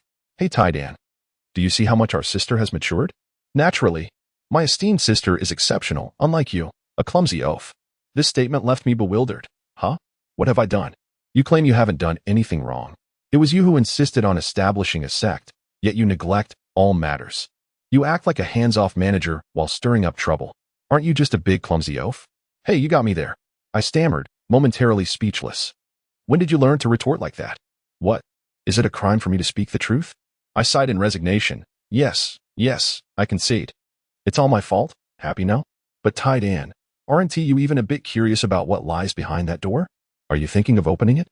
"I believe it's best to leave it be. Amir Benet has already caused enough chaos for us. What if there is something formidable inside? I fear I wouldn't even know how I perished." I was taken aback. "When did you become so fearful of death, Taidan?" "Ridiculous. I fear not for myself, but for you." Though the sentiment sounded awkward, it warmed my heart nonetheless. "Oh, Taidan, something seems off with you. Are you genuinely worried about me?" "Hee. Nonsense. I have no concern for you. If you wish to go, then go. Just don't come crying to me if you encounter danger." "Oh, come now. When have I ever cried?" "Forget it. I want to argue with you. If you wish to go, do so swiftly. Not so fast. I want to visit the ant nest first." Taidan looked puzzled. "What for? Don't you find Benet's words rather strange? He seems aware of the ant nest and suggests that the insect tribe possesses antibodies that can counter the devouring star body. Yet, how could those insects be eradicated by the inactivated devouring star body vaccine? Doesn't that strike you as odd? Now that you mention it, it does seem peculiar." "Exactly. I believe the Ant Queen might have some insight into this matter." The subsequent events unfolded with relative ease as we directly transported to the ant nest. The ant colony has undergone a remarkable transformation. Its grandeur rivals that of human cities, complemented by an array of advanced, half-biological, half-mechanical devices. It appears that in a remarkably short span, ant civilization has once again evolved. Before long, we found ourselves before the queen ant. Her elongated antennae brushed against me as she spoke. "Yifeng, Wu Zhu, what brings you here unexpectedly? Is there something urgent?" While there was no pressing matter, I indeed had inquiries to make. "My queen, please feel free to ask.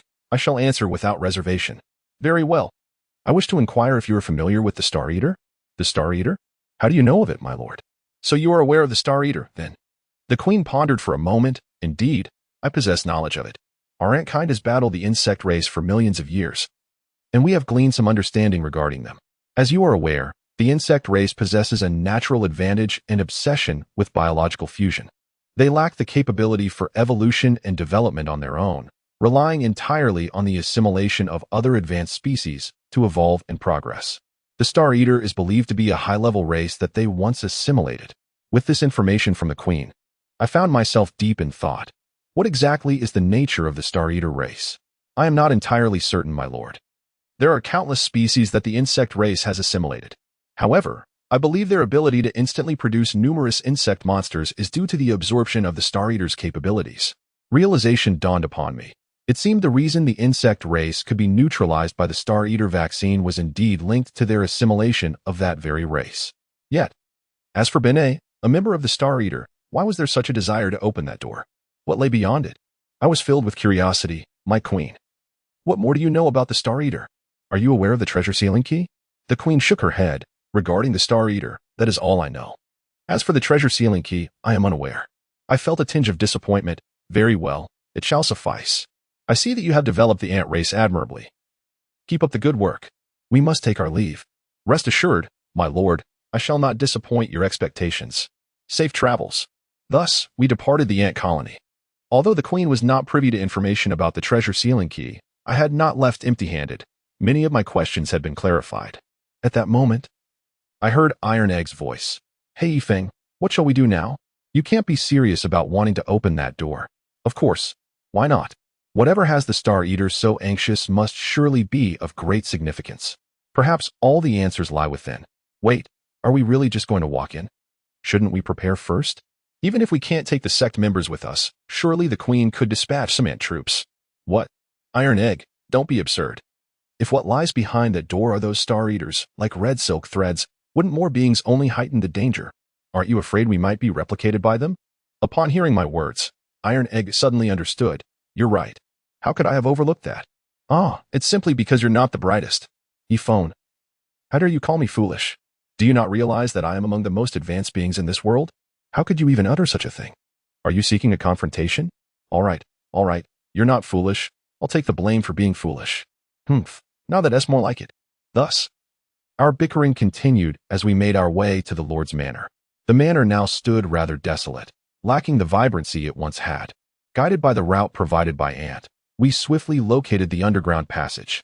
Descending through the tunnel for quite some time, we finally stumbled upon the barrier. This barrier appeared to be quite intricate, displaying multiple layers. Fortunately, with Iron Egg by my side, she quickly analyzed the fluctuations of the barrier and conjured a corresponding traversing shield. Bolstered by the shield, we effortlessly passed through the formidable multi-layered barrier. What greeted us was a grand circular door inscribed with the character for seal. At that moment, an overwhelming sense of dread washed over me, causing a brief bout of dizziness. It was difficult to fathom that such an immense door possessed but a tiny keyhole. I retrieved the key, only for Iron Egg to thrust herself before me. Yifeng, are you truly certain about this? Of course. Now that we're here, do you expect me to turn back? Iron Egg seemed somewhat resigned. Very well.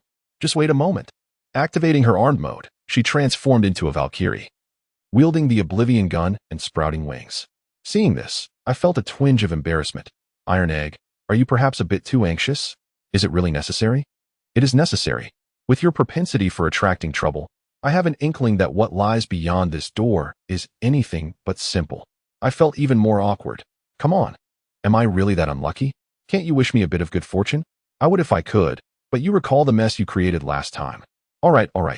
I'm too lazy to argue with you. Is everything ready now? I'm about to open it. Iron Egg raised the Oblivion gun. Yes, go ahead.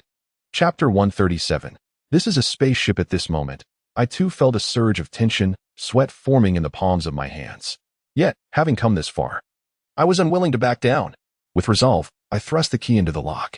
As I turned it, the great door emitted a series of mechanical clicks. Immediately, steam began to hiss from the surrounding pipes, and the transparent orbs above flickered wildly. Just then, the door began to slowly creak open. Instinctively, I stepped back, my nerves causing beads of cold sweat to trickle down my brow. As the steam gradually dissipated, tranquility enveloped the scene. The anticipated danger did not materialize. I exhaled in relief. See, Iron Egg? I told you. You were being overly cautious. There was no danger at all. Isn't it better to be careful? There is an old saying, caution ensures a vessel's longevity. Ah, yes, you're absolutely right. Let us hurry inside. As I stepped through the threshold, I was utterly astonished by the sight before me, pointing at the myriad of steampunk devices surrounding a colossal transparent object. Iron Egg, do you see that? As I mentioned, Yifeng, weren't you quite composed just a moment ago? Why is it that now you can hardly articulate your thoughts? Is it merely a colossal structure? Moreover, the surrounding apparatus hardly appears advanced. What is there to be astonished about? There are far larger and more sophisticated edifices than this. You have seen them before. Our mirror ball base is indeed larger and more advanced, isn't it? No. Take a closer look. Is this really a matter of size? Tai Dan, perplexed by my words, exclaimed, "What are you saying, Yifeng? Have you lost your mind?" "That's not it, Tai Dan. Have you not realized yet? Do you know what a bacteriophage looks like?" Tai Dan, even more bewildered, replied, "Of course, I know. Isn't it just a type of virus commonly found in nature? But why are you asking this?" I grew anxious. "Oh dear, don't you understand? Look at that enormous entity." Tai Dan remained confused, scrutinizing the structure until suddenly her face transformed with astonishment. That is a gigantic bacteriophage. How astounding. Tai Dan, you finally recognized it. But how could there be such a massive bacteriophage? A colossal virus? Tai Dan did not respond to my inquiry. Instead, she ascended into the air. Moments later, her voice emanated from the bracelet. "Yifeng, I believe this is not merely a gigantic bacteriophage." I was puzzled. Huh? Then what is it? I will transmit the visual to you. You will understand. With that, a segment of holographic imagery was sent over. I was taken aback. Inside the head of this enormous entity were countless threads of crimson. Goodness, Tai Dan, could this enormous creature be a star-eater? A bacteriophage, a star-eater. Is this being attempting to infect Earth? A horrifying thought struck my mind. Could it be that Earth itself is a colossal bacterium? And what are we then? Parasites residing on bacteria. That peculiar cosmic structure that triggered the gamma-ray burst. Could it be a gigantic sterilization lamp?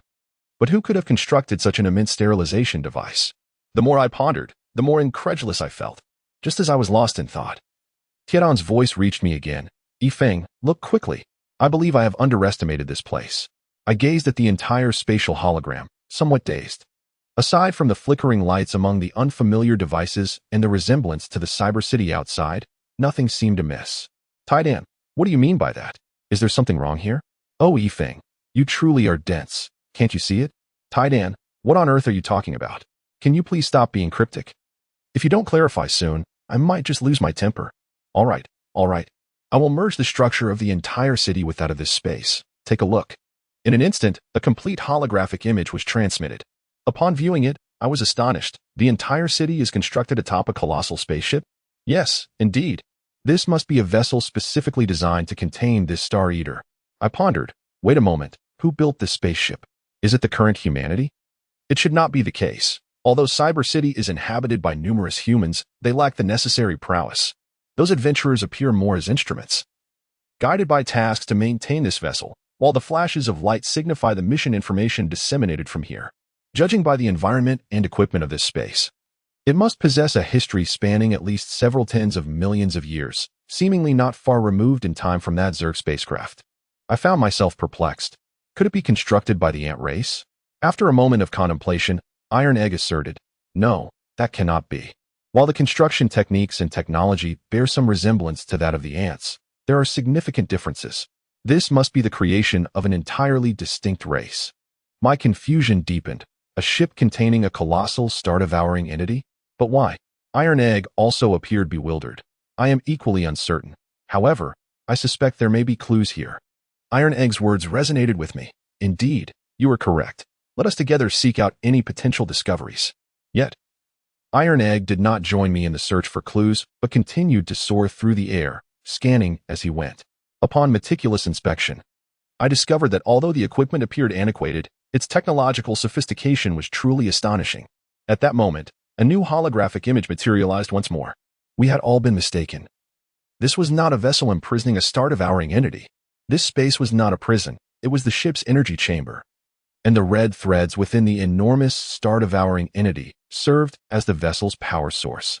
The devices restraining the star-devouring entity were converters transforming those red threads into energy. Could I have been mistaken? Did Benet only wish to rescue his companions? A chill enveloped me. Iron Egg, do you think I have erred?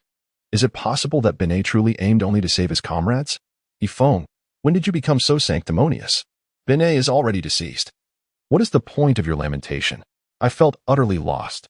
Iron Egg, what shall we do now? Yifeng, do not rush. I believe there is something that may pique your interest. Come here. I have located the control room of this vessel. Immediately, Iron Egg transmitted a coordinate. And I clicked to teleport, finding myself beside him.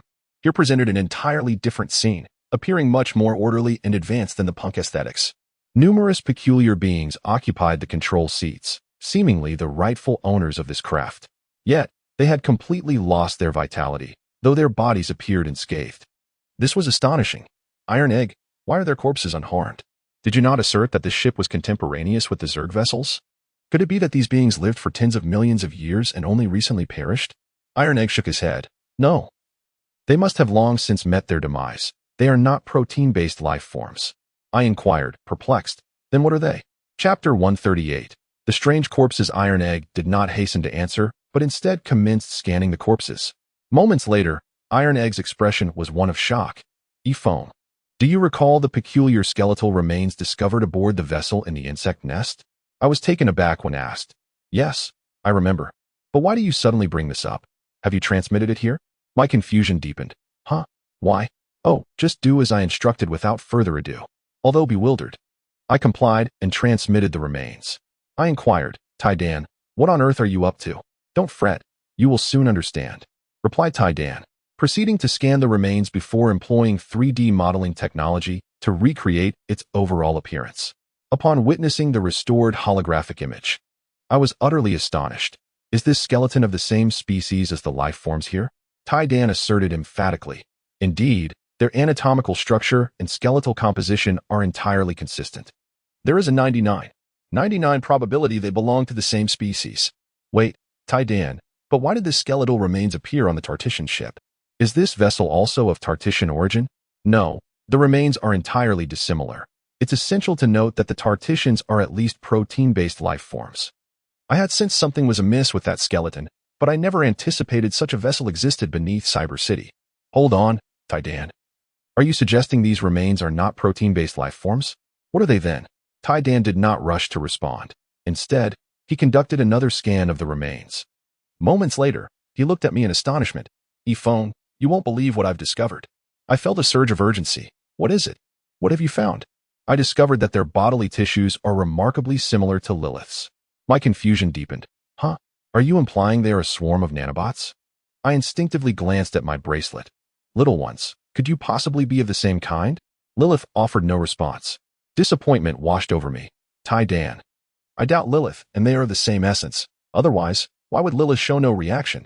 Yes, you are correct. But Phone, do you not find this curious? Huh? What is strange about it? Phone, do you not recall? Lilith had integrated the inactivated Star Eater vaccine. I was left bewildered. What is peculiar about that? If this extraordinary skeleton indeed shares a lineage with the remains here, it would be quite reasonable for them to utilize the Star Eater as a source of energy, especially given the inactivated Star Eater vaccine. Precisely, Phone, your reasoning is sound. However, why does only the skeletal structure remain aboard the Tartessian vessel? A thought suddenly flickered in my mind. Huh? Could it be that Lilith is the embodiment of its physical form? I was uncertain. Yet one thing was clear. Lilith's tissue structure bears a striking resemblance to that of these remains. My perplexity deepened. Everything seemed to grow increasingly enigmatic. Could it be that Lilith is indeed a manifestation of their corporeal essence? Is there truly a life form capable of such transformation? Just as I sank into contemplation, Tai-Dan's voice abruptly pulled me back to reality. Hey, Phone, stop daydreaming. Come over. You must see what I have discovered. I followed the sound to Iron Egg's side, where a control panel lay before me. It was evident that this was the spaceship's command console, and I felt a hint of confusion. Iron Egg, this must be the control panel of the spacecraft. What's the big fuss about? Oh, Phone, that is not the point. Take a closer look at this console.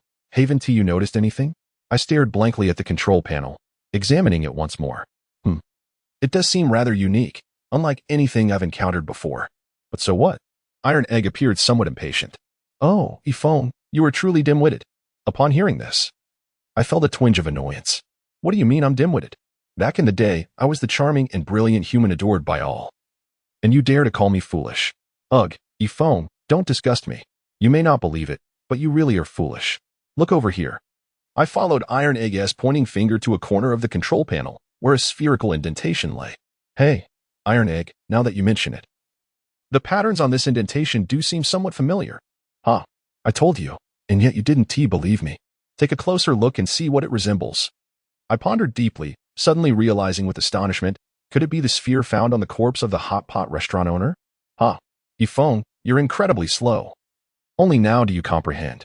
I felt a bit indignant. All right, you're right, I'm foolish. Iron Egg, you are the wisest. Indeed, Ifong, you are correct. I am the wisest. Yet, I sense a hint of dissatisfaction in your tone. I was taken aback. Had Iron Egg picked up on that? Feeling slightly embarrassed, I replied. All right, Iron Egg, I'm not dissatisfied. Let us first investigate that green sphere and see what is going on. With that, I immediately transported the sphere into my hands. The patterns on the sphere were indeed identical to those in the indentation. With a mixture of surprise and curiosity, I exclaimed, Iron Egg, is this sphere meant to be placed in the indentation? What purpose does it serve, and could there be any danger? Iron Egg, displaying a hint of impatience, retorted, how should I know? I didn't build this spacecraft. Goodness, Iron Egg, have you lost your temper? Why so fierce? Am I fierce? I am simply my usual self. Even if I am fierce, what of it? I see you are still unsatisfied. This Iron Egg was becoming increasingly intolerable. Was it possible for a robot to have those monthly moods? Ah, forget it. I can't win against you. I conceded. All right, let us not quarrel. You need to be prepared to protect me, as I am going to place the sphere inside. Go ahead. With me here, you need not worry. Despite Iron Egg's recent fiery temperament, when it came to matters at hand, it was remarkably reliable. In an instant, Iron Egg enveloped me with an enhanced protective shield. I must admit, it was rather reassuring. Without hesitation, I pressed the green sphere into the indentation. In that moment, Iron Egg and I swiftly retreated, bracing ourselves for the impending danger. To our utter disappointment, I was filled with skepticism. How could this be? Why was there no reaction whatsoever? What on earth was happening with Iron Egg? How could I possibly know? I felt a surge of impatience. Iron Egg, how could you be unaware of this? Aren't you supposed to be quite formidable? Aren't you heralded as the most intelligent being in the world? As if I needed to proclaim it. Moreover, this spacecraft is by no means a product of Earth. At that moment, the entire ship began to tremble. Chapter 139. The intelligent life of Chi-Yang Star. As the ship quaked, the surrounding circuits and equipment flickered incessantly. Suddenly, several mechanical arms extended from above the vessel, each equipped with a large needle. Just as I was pondering this bizarre turn of events, the mechanical arms plunged the needles into the corpses before us. I was left astounded. Iron Egg, did you see that? What is the meaning of those needles? Iron Egg, too, bore a look of shock. I believe those needles are injecting the green substance from the sphere into the bodies. It dawned on me that the green substance I had recently placed into the slot was indeed diminishing at a slow pace. I was taken aback. Could it be that this green substance is some form of medication? Is the spacecraft attempting to revive them? Alas, how could I possibly know? I am not an omniscient deity. As the mechanical arms continued their injections, the corpses began to convulse violently. A wave of fear washed over me, prompting me to hide behind Iron Egg. Iron Egg, they won't explode, will they? Iron Egg, with a frown, reassured me. Fear not, with me here. You have nothing to worry about. If it comes to that, we shall manage. With that, Iron Egg activated several energy shields. At that moment, a blinding white flash erupted from the corpses, followed by the shocking sight of them beginning to melt. Indeed, it resembled a soft, silvery slime, flowing down from the seats until only skeletons remained. In the next heartbeat, the silvery slime morphed into several silvery eggs. Yes, they were identical to the silvery eggs previously associated with Lilith. I was astounded. Iron Egg, look. Those eggs are just like Lilith's. Iron Egg remained composed. Indeed. I see it. It appears my conjecture was correct. Lilith is indeed the vessel of those bones. Then, Iron Egg, do you think there might be that red sphere, the deactivated devouring star vaccine, within those bones? Iron Egg shook his head. I do not know. Perhaps there is. Shall we take a closer look? Cautiously, Iron Egg and I approached the skeletons and the silvery eggs, which, unlike Lilith's before, showed no sign of reaction. After inspecting all the skeletons, I felt disheartened. How could there be none? Wasn't that red sphere discovered beneath the ribcage? Iron Egg looked melancholic. I believe Lilith, in her final moments, concealed that sphere within herself to protect it. I sensed that Iron Egg might hold more knowledge, yet I chose not to inquire further, simply posing the question, what shall we do now? At that moment, Tidan appeared equally bewildered. I have no clue either, but these eggs should harbor no malice towards us. Just then, my bracelet began to tremble violently. It was Lilith, quivering with excitement, pulling me toward those eggs. In quick succession, countless golden threads shot forth from the bracelet, directly connecting to the eggs above. A miraculous scene unfolded as the eggs gradually transformed into a golden hue.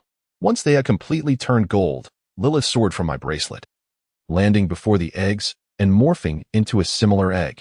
The only distinction was that Lilith split open, and numerous golden tendrils surged forth, piercing the eggs.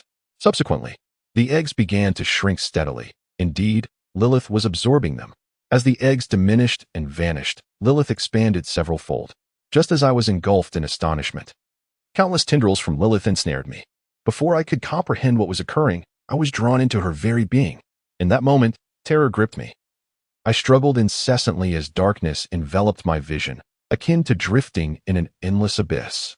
A wave of fear surged within me, and I cried out frantically, "Taidan, Taidan. Save me quickly. I do not wish to die. I cannot die yet." Yet, I realized my voice seemed swallowed, rendering even my own ears deaf to it. My body felt as though it were plummeting, when suddenly a wave of warmth washed over me. Golden light began to illuminate my surroundings, and I sensed a benevolent essence emanating from my very soul. Gradually, I calmed. An eerily familiar sensation emerged, a sense of synchronization. Before me appeared several synchronized bars, labeled head, left arm, left leg, and torso. Huh? Wait a moment. Why is there no right arm? Could it be that my right arm is severed? A dreadful thought invaded my mind. Just as I was engulfed in fear, a voice resonated within my consciousness. "Hello, Yifeng." It was an utterly unfamiliar voice, leaving me bewildered. Who is calling me? It is I, Lilith. I was astonished. You are Lilith? Where am I? What has happened to me? There is no need for alarm. My crew and I harbor no ill intentions towards you. I was perplexed. Your crew? What do you mean? What are you? We are sentient beings from the ancient path of the starry sky, hailing from Red Sun Star, located 4,000 light-years away from Earth. In the vernacular of your Earth, we are what you call extraterrestrials. For 1,000 light-years away, it certainly sounds distant. But why have you come to Earth? What is your purpose? We have no ulterior motive. Our arrival on Earth was merely an accident. An accident, you say? What sort of accident led you to remain on Earth? That is a long story. Our planet is entirely different from yours. It orbits a star several times larger than your sun. The orbit of our planet, Chiang, lies at the fringes of its star, which, in the vernacular of your Earth, means that our planet does not reside within the habitable zone of the galaxy. To you, it may seem that our world is an inferno, an environment of unparalleled harshness. Indeed, this is the case. Even the rain that falls upon our terrain is composed of molten titanium.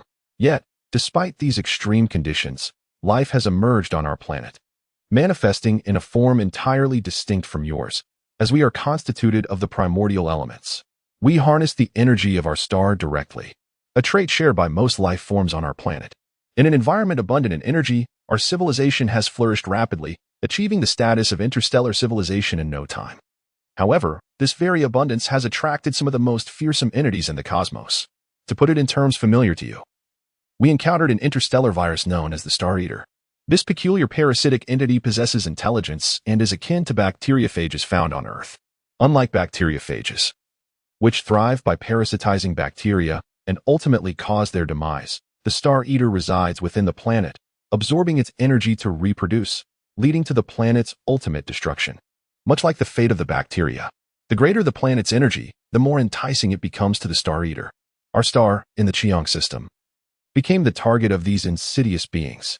To defend our galaxy, we waged a war against these accursed Star Eaters. Chapter 140. I gained momentum. Hearing this left me even more perplexed. Wait, you said you waged war against the Star Eaters? Yet, didn't you consider them a source of energy? Indeed, after engaging in conflict with them, we discovered that these entities possessed immense energy. Aside from their translucent shells, those red filaments can be described as pure energy forms. Quite astonishing, isn't it, that an energy form could possess intelligence? We believed so too, but ultimately, we conquered them and transformed them into our energy source. What we did not anticipate, however, was that the Star Eaters had already successfully parasitized our star. Thus, our galaxy was doomed. Reluctantly, the entire population of our planet took to interstellar ships, embarking on a journey through the cosmos, only to encounter the nest-like planet of the insects. We suffered tremendous losses. Moreover, those wretched creatures assimilated the Star Eaters, which eventually became their weakness. To eradicate them, we developed a vaccine to inactivate the Star Eaters. During the counteroffensive against the insect planet, I discovered a ship bearing the signals of the insect race attempting to flee. I followed it, and I believe you are already aware of what transpired thereafter. Upon hearing this, clarity dawned upon me. So that was it. No wonder Lilith's remains appeared aboard the ship of the Tatus tribe. Surely it was an endeavor to eliminate the insect race. But wait. A sudden thought struck me. Why did you approach me? And what have you done to me? Do not be concerned. We harbor no ill intentions, rather. You are exceptionally unique. I was taken aback. Wait, what do you mean by that? Perhaps in due time, you shall comprehend. My companions and I are on the verge of fading away. Please complete the synchronization and allow us to become your strength. I implore you. Lilith's voice gradually diminished. Yet my confusion deepened. I could not help but shout, Hey, Lilith, wait, what is happening? Can you clarify? My calls went unanswered, leaving only the flickering synchronization bars before me. It seemed that without completing the synchronization, there would be no escape. I began to fervently recall the sensation of synchronization. Yes, that was it. The synchronization bars began to rise slowly, first my head, then accelerating rapidly until it reached 100. Thereafter, the process became significantly smoother, and the other parts swiftly completed synchronization. All the synchronization progress bars merged into a singular entity. The egg, once again, cracked open, expelling me forth.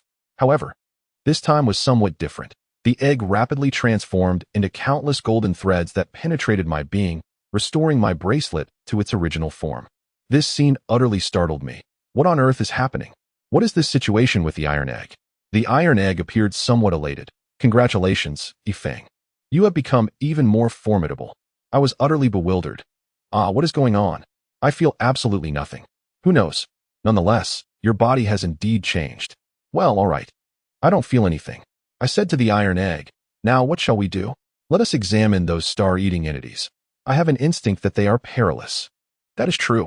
I recall Lilith mentioning that these entities can parasitize planets, ultimately causing them to explode. We must find a way to destroy them. Thus, we returned to the energy chamber of the spaceship. At that moment, within the massive head of the star-eating entity, the red threads had become exceedingly agitated. The entire entity was thrashing about, and the surrounding equipment began to emit a cacophony of sounds. Alarmed, I exclaimed, This is bad. This creature seeks to break free. Iron Egg, think of a way to stabilize them. We cannot allow them to escape. Otherwise, our Earth will be doomed. All right, behold my prowess. With that, countless enormous binding rings ensnared various parts of the star-eating entity. Although it did not cease its struggles, the added restraint finally brought stability to the entire space. At that moment, I approached beneath the star-eating entity. Lilith, along with you all, let me witness your strength. As I gathered my resolve, I placed my hand upon the outer shell of the star-eating entity. In an instant, numerous black threads emerged from my hand, piercing through the shell, surging upwards rapidly. In a heartbeat, they ensnared the agitated red threads. Following that, a tremendous force began to flow into my being. My body was actually absorbing the energy of the star-eating entity. A powerful sensation of fullness surged through me. The iron egg beside me was left in stunned silence. As the energy surged forth, the colossal devourer of stars began to diminish, ultimately vanishing from my sight. At that moment, a formidable aura erupted from within me. I sensed something within my being had aligned. A wave of clarity surged towards the crown of my head. I felt a surge of excitement. This is power. Taidan. Look, I possess an aura now. Am I truly the legendary martial genius? 1 in a million? Taidan scoffed. Humph, spare me the vanity. You've absorbed the entire energy supply of the ship. Do not forget that Cyber City relies on it for sustenance. You should be contemplating the aftermath instead. Indeed. The situation was dire, just as Taidan had feared. The entire city had succumbed to paralysis due to the loss of energy. However, there was no need for despair. I swiftly summoned a multitude of craftsmen from Assyria City, transforming the area with fossil fuel and crystal energy converters. Before long, the city regained its former vitality. Fortuitously, thanks to the advancement of the ant civilization, the underground city expanded exponentially, and we unearthed a plethora of high-quality crystal mines deep below. Moreover, the ants' tunnels connected to this newfound wealth of energy. There was no longer any concern regarding resources. The subsequent tasks became significantly simpler. We constructed a concrete highway linking Assyria City to Saya City. Most importantly, Taidan and I undertook an extensive study of Cyber City. To our astonishment, we discovered that the entire city was, in fact, an enormous computer, a real-life simulation of existence. It periodically issued quests to the adventurers of Cyber City, akin to a real-life role-playing game, complete with numerous daily tasks aimed at maintaining and repairing the city and the ship as components. Yet, the adventurers remained oblivious to the true purpose of these missions. The genuine core of the city resided in the building of the Adventurers Guild, for it housed the program of the ship's intelligent navigator. With the aid of this navigator, I ascended to the position of the rightful lord of Cyber City. However, I was disinclined to assume such a burdensome role, so I entrusted the management of the city to the powerful Chongqing sect, which soon became the preeminent force in Cyber City. A month swiftly passed, and the time I had agreed upon with Shun Fantion was imminent. Chapter 141. The Arena of Life and Death. On this day, I arrived at the arena at the designated hour. I had thought I had arrived early, only to find Shun Fantion was already present on the stage. The surrounding area was already teeming with onlookers eager for the spectacle. Upon noticing my arrival, Shun Fantion exclaimed, "Yifeng, you useless fool, you actually dared to come." I retorted without hesitation, "Shun Fantion, who are you calling useless?" "Of course, I am referring to you." "Oh, so you consider me the fool? You. Well, Yifeng, you haven't changed, still as sharp-tongued as ever. This is not the underground city. I shall not hold back. If you know what is good for you, kneel and concede. Perhaps I shall spare your life." "Ah, my dear grandson, you remain as arrogant as ever. You have never bested me in the dungeon, and now you dare to demand my surrender here? Are you lost in your own delusions? You are utterly unaware of whom you have provoked. I am not merely a golden adventurer, but a member of the Shadow Guild." "Humph. Is the Shadow Guild truly so formidable? I have never heard of it. I belong to the prosperous sect. Am I not impressive? Am I not audacious? Huh, you, a mere rogue sect, dare to compare yourself to the Shadow Guild? That is one of the mightiest organizations in the Great Xia. Even the imperial family must show it respect. Can your insignificant sect even begin to measure up? What does it matter? Do you not understand that even the strongest dragon cannot suppress a local snake? I tell you, this realm belongs to my prosperous sect. Yifeng, you worthless fool. Cease your arrogance. Just because you have acquired a few broken artifacts and won over some people, you think yourself a local tyrant. Surely, you have not heard of the Spirit Sword sect? Upon hearing its name, I was puzzled. The Spirit Sword sect? That legendary organization? What connection do you have with them? Yifeng, I must inform you that I have already taken Lin Daosheng, the leader of the Spirit Sword sect, as my master. Are you frightened now? After today, I shall have my master annihilate your prosperous sect. At this proclamation, I could not help but laugh. Shun Fantion, what are you saying? You claim to have taken Lin Daosheng as your master? This is utterly hilarious. You have truly become his disciple? Very well. I shall no longer engage with you. Do you not realize that when your master sees me, I could command him to kneel, and he would not dare to stand? You wretched Yifeng, you spineless fool, how dare you insult my master? Prepare to meet your demise. With that, Shun Fantion unleashed a formidable aura, wielding his giant axe adorned with magnificent effects, directing his gaze towards me. I remained unfazed, unleashing a powerful black aura that sent Shun Fantion hurtling backwards. Shun Fantion, astonished, exclaimed, "Impossible. How could a worthless being like you possess such momentum, let alone black momentum?" "Oh, you mean this? It seems I inadvertently acquired it. How is that so difficult?" "Impossible. How can a fool like you accumulate such power in such a short time? Have you been pretending all along?" "Alas, I assure you, I truly stumbled upon this momentum not long ago." Even if you have just gained this momentum, what of it? The gap in our cultivation cannot be bridged in an instant. Prepare to meet your end, Yifeng. With that, Shun Fantion charged at me once more. Growing impatient, I swiftly kicked him down to the ground. Shun Fantion fell to his knees, astonished, gasping for breath. "Impossible. How can this be? In such a short time, your strength has surged so greatly that I am utterly powerless against you. How have you accomplished this? Wait, did I strike too hard? After all, he is Lin Daosheng's disciple." I felt a twinge of remorse. "Oh dear, are you all right? I said I would not fight you, yet you insisted on charging at me. After all, your master is also one of my subordinates. You are making me appear quite deliberate in this. Do you realize?" Yifeng, you scoundrel. My master, Lin Daosheng, is a renowned swordsman in the Great Xia. How could he possibly be your subordinate? Do you doubt me? I will summon him, and you shall see." With that, I bellowed, "Lin Daosheng, you have 5 minutes to appear before me. Otherwise, pack your things and leave." Yifeng, do not assume that defeating me grants you the privilege to command my master. When he arrives, your fate will be far grimmer. Oh dear, Shinfantian. Have you not had enough of being beaten? Stay in your place, and should you speak out of turn again, I shall strike you. Ifeng, dare you? My master will surely flay you alive. I refuse to believe it. Today, I shall discipline you on behalf of Lin Daoxing. With that, I swiftly appeared before Shinfantian. Before he could react, I seized him by the throat and lifted him. Slap, slap. I landed 2 resounding slaps. Do you dare speak so recklessly? Shinfantian, seemingly undeterred, roared, You scoundrel! Ifeng, release me. My master will not let you go. I responded with another sharp slap. What are you in such a hurry for? There's still a minute left. Do you believe that when your master arrives, you won't have to kneel? I don't believe it. If my master comes, he will certainly flay you. I forcefully tossed Shinfantian to the ground. Humph. Stay put. Your master will arrive shortly. Just then, Lin Daoxing hurried through the crowd. Upon seeing him, Shinfantian quickly rose to greet him. Ha ha ha. Ifeng, you are finished. Just wait until my master flays you. Shinfantian rushed to Lin Daoxing's side. Feigning innocence, Master, sob, I have been bullied. He even said you would have to kneel before him. Oh, is that so? Tell me, who dares to be so audacious? Lin Daoxing demanded. It is he, Ifeng. Shinfantian pointed at me with a gloating expression. Lin Daoxing, astonished, exclaimed, What? Disciple, are you referring to him? Indeed, master. It is he.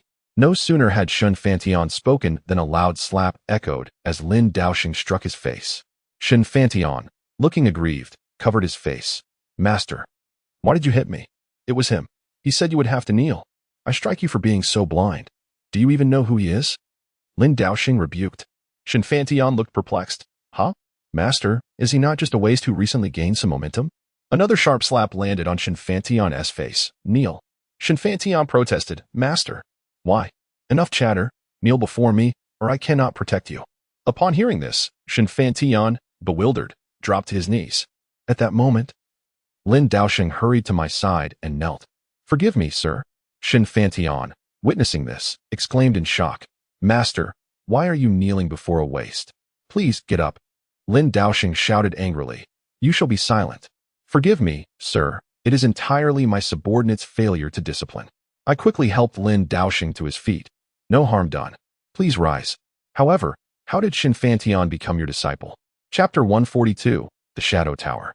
Lin Daoxing proceeded to recount in detail how he had taken him as a disciple. It turns out that Lin Daoxing has always been an idol for Shinfantian. After losing a bet with me, Shinfantian, feeling disheartened, sought a tranquil place for seclusion. Fortuitously encountering Lin Daoxing in the mountains. Recognizing Shinfantian as a promising martial arts talent, Lin Daoxing offered him some guidance. Thus, Shinfantian became a named disciple of Lin Daoxing, remaining oblivious to the upheavals within the Spirit Sword sect during his retreat, which led to quite a comical situation. Upon hearing this, my anger subsided significantly. Given these circumstances, I decided to forgive Shinfantian. Hearing this, Lin Daoxing promptly bowed and said, Thank you, sir. Disobedient disciple. Come and express your gratitude. At that moment, Shinfantian, just recovering from his shock, hurried forward and bowed, exclaiming, Sir, it was my folly not to recognize your greatness. I was wrong. No harm done, I replied. Since you have taken Lin Daoxing as your master, we are now akin to family. However, Shinfantian, do you wish to become a genuine member of the Changxing sect? Shinfantian hesitated, saying, But I'm currently affiliated with the Shadow Pavilion. This could be problematic. No harm done, I reassured him. As long as you are willing to join us, we shall keep your affiliation confidential. You may continue as a member of the Shadow Pavilion while enjoying the benefits and protection of the Changxing sect. Are you willing? At this point, Lin Daoxing added, Disciple. Although our bond is that of a named master and apprentice, I must convey to you that joining the Changxing sect is undoubtedly a stroke of fortune. Upon hearing this, Shinfantian resolutely declared, I, a subordinate of Mr. E, am willing. The subsequent arrangements were straightforward. I instructed Tai Dan to implant a chip in Shinfantian. We then returned to the Changxing sect, and after Lu Kua assisted in his registration, I called Shinfantian into a room. I produced the token that Shinfantian had dropped in the underground city. Shinfantian, is this token yours? Shinfantian looked astonished. Yes, it is. I wondered where it had gone. It seems you found it. What exactly is this token? It is the exclusive token of the Shadow Pavilion. And what does the design on this token signify? Well, I cannot say for certain. I only know that every token bears this emblem. What kind of organization is the Shadow Pavilion? I'm not entirely sure either. Members of the Shadow Pavilion do not know each other. Task information is transmitted in a top-down manner, and submissions are placed in designated locations, with no contact with superiors. I was taken aback, pondering the enigmatic nature of this organization. What was its origin, and what purpose did it serve? The situation was becoming increasingly intricate. After a moment's reflection, I inquired, "What rank do you hold within the Shadow Pavilion?" Shin Fantion appeared somewhat embarrassed. "I humbly admit, I am merely at the lowest black iron level." He then proceeded to explain the hierarchical structure of the Shadow Pavilion.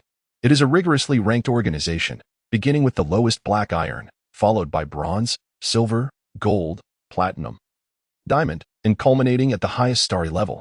Of course, there are many without ranks, known as shadow slaves. They are merely the lowest tier cannon fodder. Suddenly, I recalled Huayunfei from Sia City. He must be a shadow slave as well. To have an official of the Daxiao formally classified as a shadow slave indicates that this organization is anything but simple. Fortunately, with the arrival of Shun Fantion, a crucial foothold has been established in the Shadow Tower. Subsequently, I classified Shin Fantian's personal information as confidential within the Changxing sect. Access is restricted exclusively to myself and a select few core members. I then instructed Shin Fantian to return to the Shadow Tower as an undercover agent, with the aim of uncovering the true nature of this organization, its masterminds, and their ulterior motives. I possess an unsettling intuition that significant upheavals may be looming for the Great Xia in the future. Following this, matters in Cyber City progressed with remarkable ease. With the support of artisans from Assyrian City, Cyber City underwent a remarkable transformation. In accordance with the Adventurers Guild's urban development plan, we executed a comprehensive upgrade of the city. The computational efficiency of the entire urban infrastructure saw a tremendous boost, and the Adventurers Guild introduced a plethora of engaging tasks. Additionally, beyond the dungeon exploration maps, a vast exploration map of the 10,000 Great Mountains was made available, along with corresponding hunting and cultivation daily quests. Furthermore, those who achieved the title of Intermediate Adventurer could claim a plot of land from the guild to construct their own homes. This initiative positioned Cyber City to emerge as the most popular destination for adventure and entertainment within the Great Xia, a veritable hub for immersive experiences and technological advancement. Before long, it appeared that something was stirring within the depths of the 10,000 Great Mountains. After spending a considerable time in Cyber City, I felt that everything had settled into a productive rhythm. It was time for me to depart. I called upon Kur, Sister Kur. I believe I must take my leave. I entrust everything here to you. Kur looked forlorn. Brother Feng, can I not accompany you and Sister Taidan? I gently patted her head. Kur, you have grown. You cannot follow your elder siblings forever. Besides, if you leave, what will become of Cyber City? But Brother Feng and Sister Taidan, can you not stay? There are so many matters in Cyber City, and I fear I may not handle them well. Fear not. With the support of the Changxing sect, the Ant clan, and the Adventurers Guild, they will all assist you. Kur's eyes glistened with tears, but I will miss you all terribly. Oh, there is no need to feel so despondent. It is not as if we will never see each other again. Here, take this. I handed her a communication bracelet. This is a communication bracelet. It will allow you to contact me and Sister Taidan directly. It even enables holographic calls. Kur accepted the bracelet, her expression resolute. I understand, brother and sister, rest assured. I will make Cyber City even better. Yes, we believe in you. Once I establish a group, I will add you in. You will meet the mayors of Cyber City and Assyrian City, especially Li Baoping from Assyrian City. She is even younger than you and is managing Assyrian City remarkably well. Kua assured me she would not be outdone. Just wait and see. Very well, we shall look forward to it. With that, we bid farewell to Kur and returned to Cyber City. When I encountered Zhang Daxiao, he rushed towards me with a face full of surprise and excitement, exclaiming, Brother, you've finally arrived. Hee, could you possibly bestow upon your little brother a few divine artifacts? I responded, Zhang Daxiao, my dear brother, I have been quite fatigued lately. I have just returned and can scarcely find a moment to sip a cup of tea, yet you immediately ask for artifacts? Is this how you treat your elder brother? Ah, brother, look at me. I was simply overwhelmed with joy upon seeing you. Come, let us sit inside.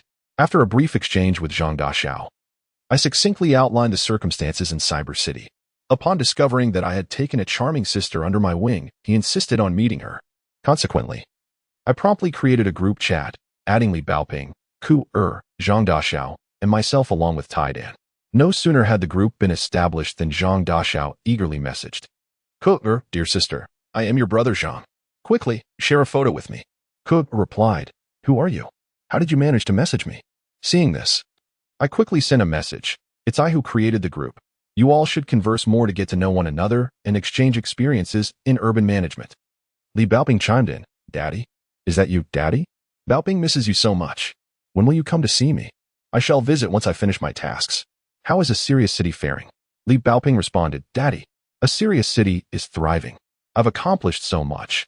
We have already constructed 8 internal combustion engines. And we are on the verge of creating our first race-level sports car.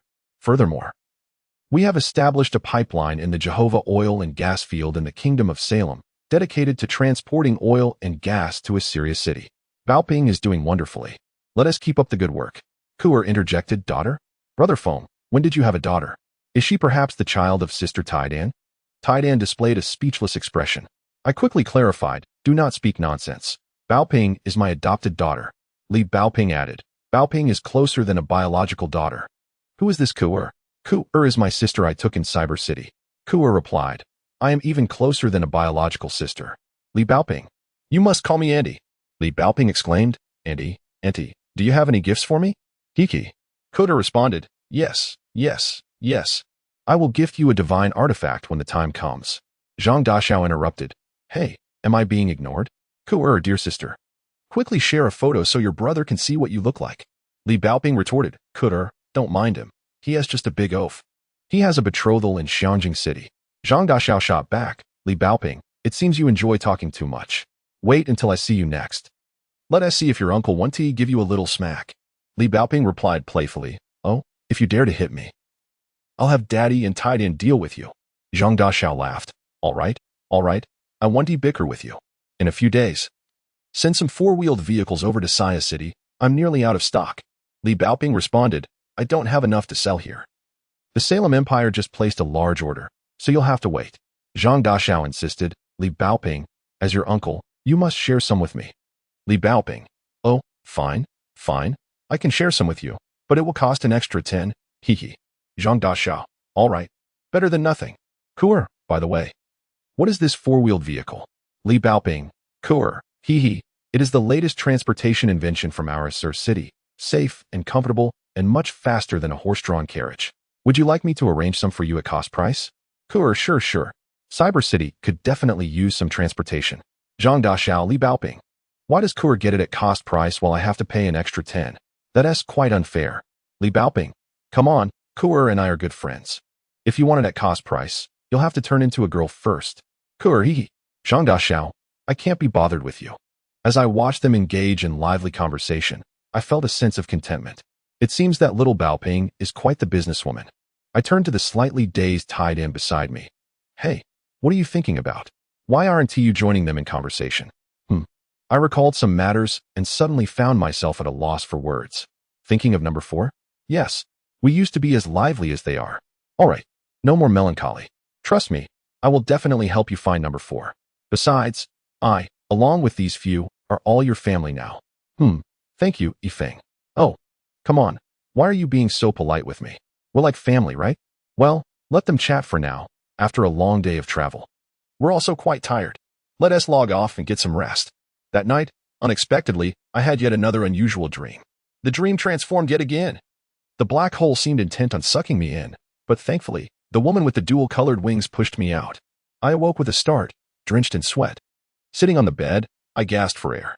This time, I chose not to wake up Taidan. Instead, I picked up the circular disc beside me. What on earth is this? I kept shaking it, trying to change it, but why was it transforming now? It could change in my dream. I contacted the mirror ball base again. Hey, supercomputer, is there any anomaly at the base? No, everything is as usual. Is something happening? Oh, nothing at all. Let us leave it at that. At this moment, Taidan seemed to sense something was off. He sleepily flew over to me. Yifeng, what's wrong? You didn't have that dream again, did you? Yes, it's that dream again, but this time it's different. The black hole was trying to suck me in. Thankfully, that woman pushed me out. Taidan began to ponder. It's quite strange. The probability of someone having the same dream repeatedly is very low. And that woman in your dream, does she truly look like the armed version of you? Very similar. Except for the wings, which are different. Different wings? How so? Her wings are one black and one white. Yours are entirely white. That is quite peculiar. Did I not acquire my wings after finding the gem atop the humanoid spider in the underground city, following the modification of the parts by the supercomputer? Thus, it can be inferred that the figure in your dream is not truly me. However, her resemblance to you is uncanny. Do you think that dream might signify something? A portent? A foreshadowing of future events, perhaps? Yifeng, do not be foolish. Science has long explored the realm of dreams. It is merely a product of an overactive subconscious, a reflection of daily thoughts manifesting in the night. While advanced computations may offer simulations, predicting the future through dreams is utterly implausible. One must have faith in science.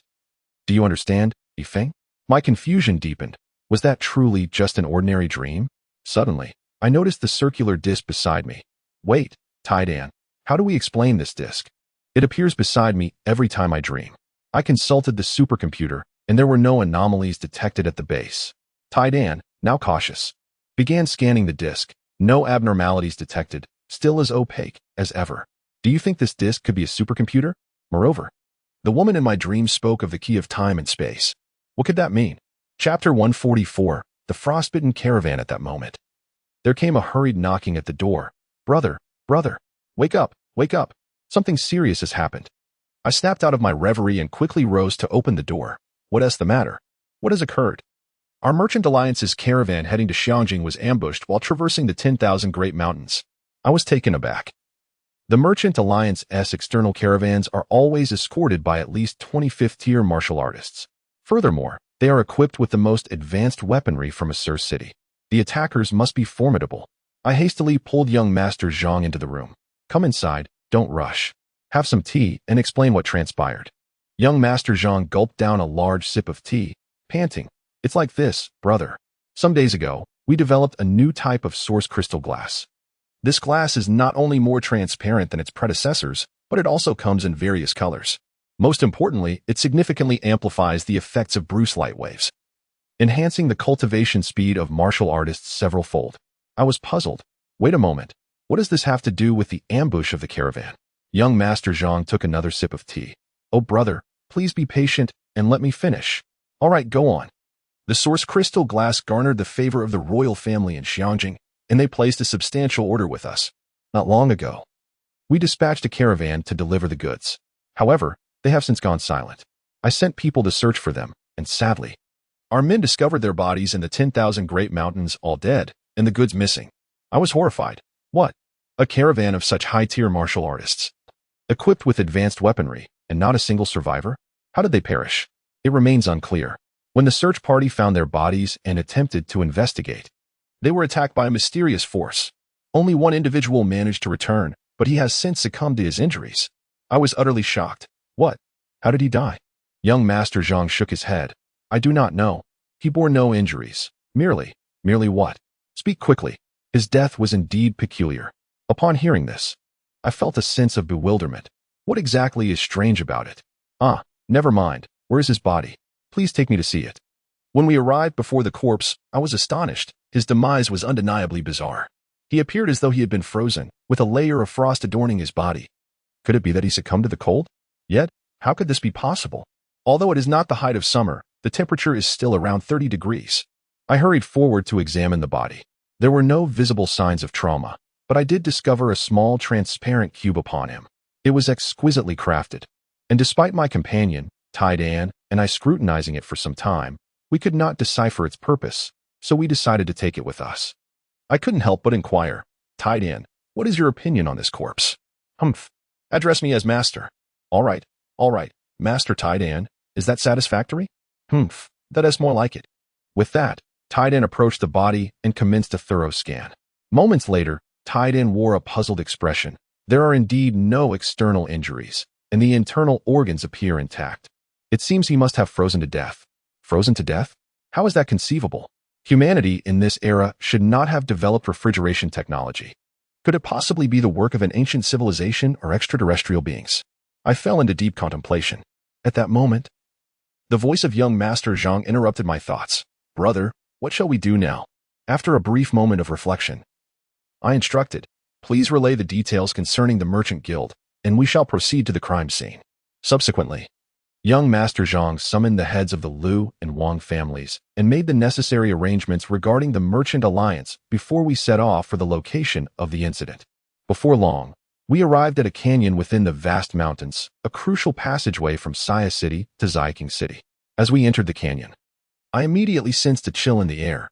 The surrounding vegetation had turned withered and yellow, even coated with a layer of frost. Frost again! I couldn't help but ask, young Master Zhang, has this canyon always been like this? Brother, no. This canyon used to be a veritable paradise, with spring-like conditions year-round. I have no idea what has transpired here. Could the crime scene be within this canyon? Indeed, brother, it is just a short distance ahead. Soon we reached the site. And as expected, all the individuals had perished from the cold, yet their conditions were even more perplexing than the previous corpse we had encountered. These individuals appeared to have been frozen in an instant. Some retained the posture of transporting goods and life, yet their bodies were encased in a thick shell of ice. Just as I was pondering this, young Master Zhang called out again, brother, come quickly, look what I have discovered. Upon reaching his side, I found him staring in shock at several corpses. My curiosity piqued. What is it, young Master Zhang? These individuals are not from our group. What? My heart sank. And upon closer inspection, it was indeed true. These figures faced the merchant caravan, maintaining a combat stance. I was bewildered. Could these individuals be the bandits? But why would bandits also be frozen? As I pondered deeply, Zhang Daxiao's voice once again pierced the silence. Brother, look. I have discovered a peculiar token on them. Token? I received the token Zhang Daxiao extended toward me, my mind swirling with confusion. The next moment, I was astonished to realize that the token was indeed the black iron token of the Shadow Tower. Noticing my stunned expression, Zhang Daxiao inquired, brother, do you recognize this token? I nodded affirmatively. Yes, this is the token of the Shadow Tower. Zhang Daxiao, bewildered, asked, Shadow Tower? What sort of establishment is that? Is it akin to the Zue Xian Tower, a mere restaurant? I frowned slightly. Well, not exactly. I am not entirely sure myself. In essence, it is a grand and enigmatic organization characterized by a strict hierarchy. Zhang Daxiao's astonishment deepened. What? Has our Saya City drawn the attention of this organization? But why? Surely, we have not offended them. I sighed. Do you remember Hua Yunfei? He replied, yes. Wasn't he taken back to Xiking City for trial due to embezzling taxes? Why do you bring him up all of a sudden? I speculated. I believe Hua Yunfei may be connected to the Shadow Tower. Zhang Daxiao's face paled in shock. What? Are you suggesting that these individuals were sent by Hua Yunfei? I countered, no. That cannot be. Hua Yunfei likely does not possess such influence. Zhang Daxiao, still perplexed, queried. Then who sent them? I could only shake my head. I am uncertain. It appears that the Shadow Tower has set its sights on us. At that moment, Zhang Daxiao seemed to have an epiphany, his expression turning suspicious. Wait, brother, if the Shadow Tower is here to rob us, why are they frozen in place as well? This is exceedingly odd. His question left me momentarily speechless. I too am at a loss. You are right. It is indeed very strange. Taidan, have you discovered anything? Taidan flew to my side. This situation is indeed unusual. To freeze so many individuals instantaneously and maintain the frost for so long is beyond even our extreme freezing technology. I retorted, Taidan, surely you must have more substantial findings than this. Such observations are apparent to anyone. Taidan replied indignantly, how can you doubt my capabilities? Can you not trust in my strength? I conceded, all right, fine, Taidan, you are the best. Please, enlighten us with your discoveries. He huffed, now that is more like it. I must tell you, I have uncovered that this chilling aura emanates from that direction. I followed Tiedan's pointed direction and was taken aback to see it led deep into the heart of the 10,000 Great Mountains. Chapter 145. Extreme cold. I could not help but wonder, Taidan. Are you suggesting that the force responsible for freezing these individuals originates from the depths of the 10,000 Great Mountains? Taidan nodded. That seems to be correct. I pressed further. But what could those entities be that possess such power? Taidan shrugged. How should I know? Here, aside from the cold, there remains no trace of any other biological presence. My astonishment grew. What? Taidan, are you implying that those entities are not even living beings? He replied, who can say? However, there are numerous methods to conceal biological signatures. I responded, I see. Then, Taidan, can you locate those entities? Taidan, brimming with confidence, declared, "Of course. I am quite formidable. I can follow the trail of this cold aura." At this moment, Zhang Dasha wore an expression of sheer terror. "Brother, you can't possibly be considering seeking out those monsters, can you? I believe it would be wiser for us to retreat and devise a more prudent plan." I was somewhat taken aback. "Zhang Dasha, are you truly afraid? This is unlike the brash persona you typically exhibit." "Afraid? How could I, the esteemed Dasha, possibly be afraid? I merely think that our numbers might be a tad insufficient." I replied with growing impatience. "Look around. So many have been frozen solid. Do you truly wish for more to meet the same fate?" "But, what do you mean by but? With both me and tied in here, what is there to fear? And as for your attire, do you not feel the chill? Brother, are you suggesting that this garment possesses thermal properties?" "Indeed. The attire I provided you has capabilities that extend beyond mere warmth." "Worry not." "Very well, brother." He conceded. "That sounds more like it. Tied in, lead the way." Before long, under Tiadan's guidance, we traversed mountains, crossed dense forests and streams, and pursued our quest until we reached a sinkhole several dozen miles away. At that moment, Tidan declared, "Yifeng. This is the place. The cold emanates from below." I halted, gazing into the abyss with astonishment. The pit was unfathomably deep, its walls enshrouded in a blanket of ice and snow, while gusts of frigid wind howled from within. Zhang Dasha, trembling uncontrollably, remarked, "Brother, this pit appears exceedingly deep." Observing his shivering form, I questioned, "Is it truly that cold? Does the garment I provided offer no comfort?" With a hint of embarrassment, Zhang Dasha replied, "No, brother. It's merely that I have a fear of heights." "Ah, well then, you may remain here as a lookout. Should anything arise, notify me through your communication bracelet." Zhang Dasha looked utterly astonished. "What? Brother, you can't be contemplating descending. The walls of this pit are incredibly smooth, and we have no ropes. This seems unwise. Do not fret. Simply guard this location. I have my methods." Tied in, activate combat mode. The next scene left Zhang Dasha in utter disbelief. Titan instantly transformed into a winged maiden, soaring above me, grasping my shoulder, and whisking me downward into the depths. The sinkhole was indeed profound. We flew for quite some time before reaching the bottom. As I regained my footing, I was astounded by the sight before me. The surroundings were filled with peculiar mechanical contraptions, not of metal, but composed entirely of transparent ice, resembling forms akin to soldiers. Curiosity overtook me. "Tidan, are those structures made of ice?" Tidan approached and commenced a thorough scan. Moments later, her expression mirrored my shock. "Indeed, it is ice. But not ordinary ice. It appears to be a metallic form composed of hydrogen and oxygen atoms. This is heavy ice. How could such a phenomenon exist on Earth?" Perplexed, I inquired, "Tidan, what do you mean by heavy ice?" After a moment of contemplation, Tidan explained, "Heavy ice is, at its essence, still ice. Yet it is formed under extremely high pressure, resulting in a metallic state. It is akin to the difference between diamond and carbon. However, the pressure required to form heavy ice is millions of times greater than that found on Earth, making it impossible for even my civilization to create it. It is a third state of water that exists solely in theory." I was taken aback. "Iron egg, you must be joking. It is clearly everywhere." "Humph. Do you think I jest?" "Huh. Is that not the case?" "Certainly not. Do you have any idea why I am so astonished? However, the heavy ice here does indeed differ somewhat from theoretical descriptions." After hearing this, I remained incredulous, reaching out to touch it. Observing my actions, Iron Egg promptly restrained me. "Yifeng, I strongly advise you not to touch it recklessly. If it truly is heavy ice, mishandling it could plunge the entire Earth into an ice age." Upon hearing this, I quickly withdrew my hand. "Iron Egg, you can't be serious. Can such a small amount of ice really freeze the entire planet?" Iron Egg, looking displeased, retorted, "Are you doubting me again? Do you want me to strike you?" I hastily dodged. No, I believe you. I believe you." Iron Egg, growing impatient, said, "Yifeng, enough of your antics. Look over there." Following the direction of Iron Egg's finger, I was astonished to see a horizontal passageway. At this point, I was no longer surprised. Could this possibly be another alien vessel? I am not certain, but if you wish to know, let us venture forth and discover. Thus, we proceeded down the corridor, soon encountering a door. To my astonishment, there were frozen human footprints leading up to it. "Hey, Iron Egg, look. There are footprints here.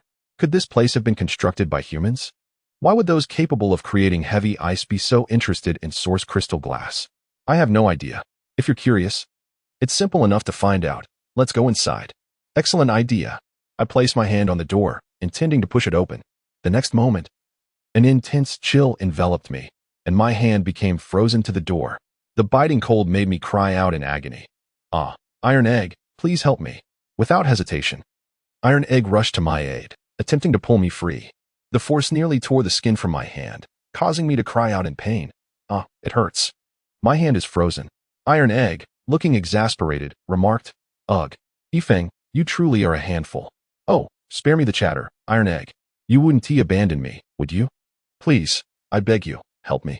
If this continues, my hand will freeze off. All right. Do you think I would be so heartless? Just hold on. Let me think of a solution. At that moment, I was frantic, the excruciating cold making me cry out. Ah, Iron Egg, hurry. My hand is really going to fall off. All right. I have an idea. Yifeng, brace yourself. It might hurt a bit.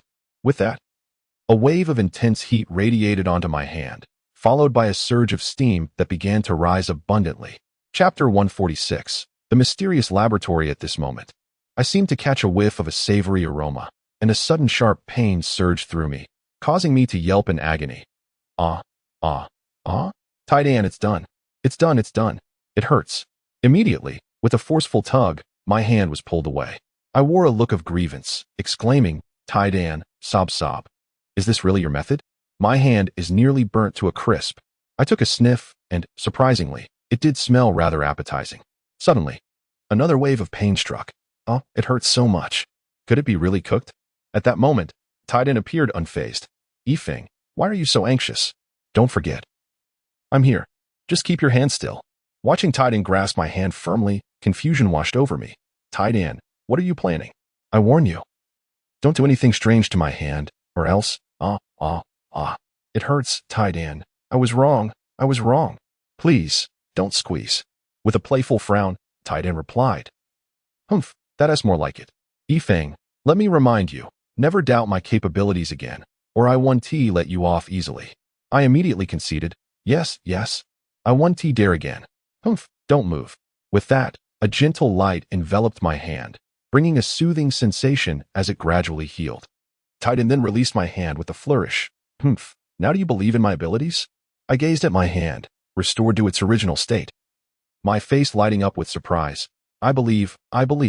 Wow, Tidan, I never expected your healing skills to improve so much. Of course, I am quite remarkable. This healing light has been specially upgraded by me. Even the most grievous wounds can be mended. Indeed, truly impressive. What is this? I can detect disbelief in your tone. Tidan said, rolling up his sleeves. Goodness, are you preparing for a fight? I wouldn't dare. Our Tidan is the best, unmatched in the world. That is more like it. I then turned to face the door before us, adopting a serious demeanor. Tidan, is there any way to open it? That is simple enough. Let me blast it open with my gun. He raised the weapon, ready to fire. Seeing this, I quickly intervened. Tidan, stop. What if we accidentally trigger something catastrophic? I don't want to freeze the entire Earth. Upon my reminder, Tidan instantly calmed down. Yifeng, then what do you suggest we do? I'm not sure. Let us first examine our surroundings for any mechanisms or keyholes that could open the door. After all, it's a door. There must be a way to unlock it. That makes sense. When did you become so clever? When have I ever been lacking in intelligence? All right, enough banter. Let us search quickly. After a thorough search, I found nothing. Just as I was beginning to frown, Tidan's voice rang out. Hey, Yifeng, come over here. I found something. I'm coming. I hurriedly ran towards Tidan, and due to the slippery ground, I nearly fell flat on my face. Thankfully, my sense of balance was sufficient, allowing me to steady myself and approach Tidan with small, cautious steps. Hey, Tidan, what have you discovered? At that moment, Tidan was hovering above me, pointing out, here is a groove. I felt a twinge of confusion. What groove? Ah, Yifeng, can't you see for yourself? Goodness, if I could see it. Would I even be asking you? Upon hearing this, Tidan's expression turned sour. Yifeng, have you learned to retort against me, the great Tidan? Come here and see if I won't teach you a lesson. Humph, go ahead, but first, could you at least take a look at me?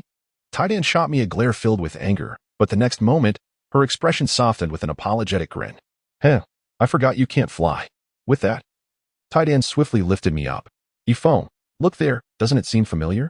Familiar? I examined closely. It was a square groove, and I pondered. It does seem quite familiar. What could it be? Tai Dan, now somewhat impatient, urged, "Oh, Ifone, do you not remember the item we discovered on the initial corpse?" Suddenly, clarity dawned on me. Right, that small square. No wonder it felt so familiar. Could it be that item is the key to opening the door? Who knows? Why not take it out and see? Without hesitation, I retrieved the small square and pressed it into the groove. As anticipated, the square was indeed the key to the door. However, the manner in which it opened was rather peculiar. The door transformed into a viscous, snot-like liquid, which the square absorbed with ease. This scene left me utterly astonished. Tai Dan, did you see that? How could such a tiny square absorb all that disgusting substance? Tai Dan, now curiously scanning, replied, that square must be some sort of spatial device. I just detected a spatial fluctuation. I was even more astounded. No way. Tai Dan, are you saying this tiny square is a spatial storage device? Does such technology really exist? Ifone, never underestimate the power of technology. Just because we haven't seen it doesn't mean it doesn't exist. The evidence is right before you. That made sense. If we could decipher this technology, wouldn't it eliminate the worry of robberies during future shipments? Is this technology easy to crack, Tai Dan? Well, it's somewhat challenging, but there might be relevant documents inside. Upon hearing this, I gazed ahead. As the door vanished completely, the surrounding mist gradually dissipated. The sight within left me utterly astounded. This space did not resemble a spaceship at all. Instead, it was filled with various unknown experimental devices, arranged in an orderly fashion, resembling a vast research laboratory. A human research laboratory, indeed. It was a human facility, albeit with occupants sporting blue hair. All of them had been frozen into ice sculptures, and judging by their expressions, they seemed to have had no time to react. Not only that, but I also discovered that each of them was clutching a piece of source crystal glass. I was utterly astonished.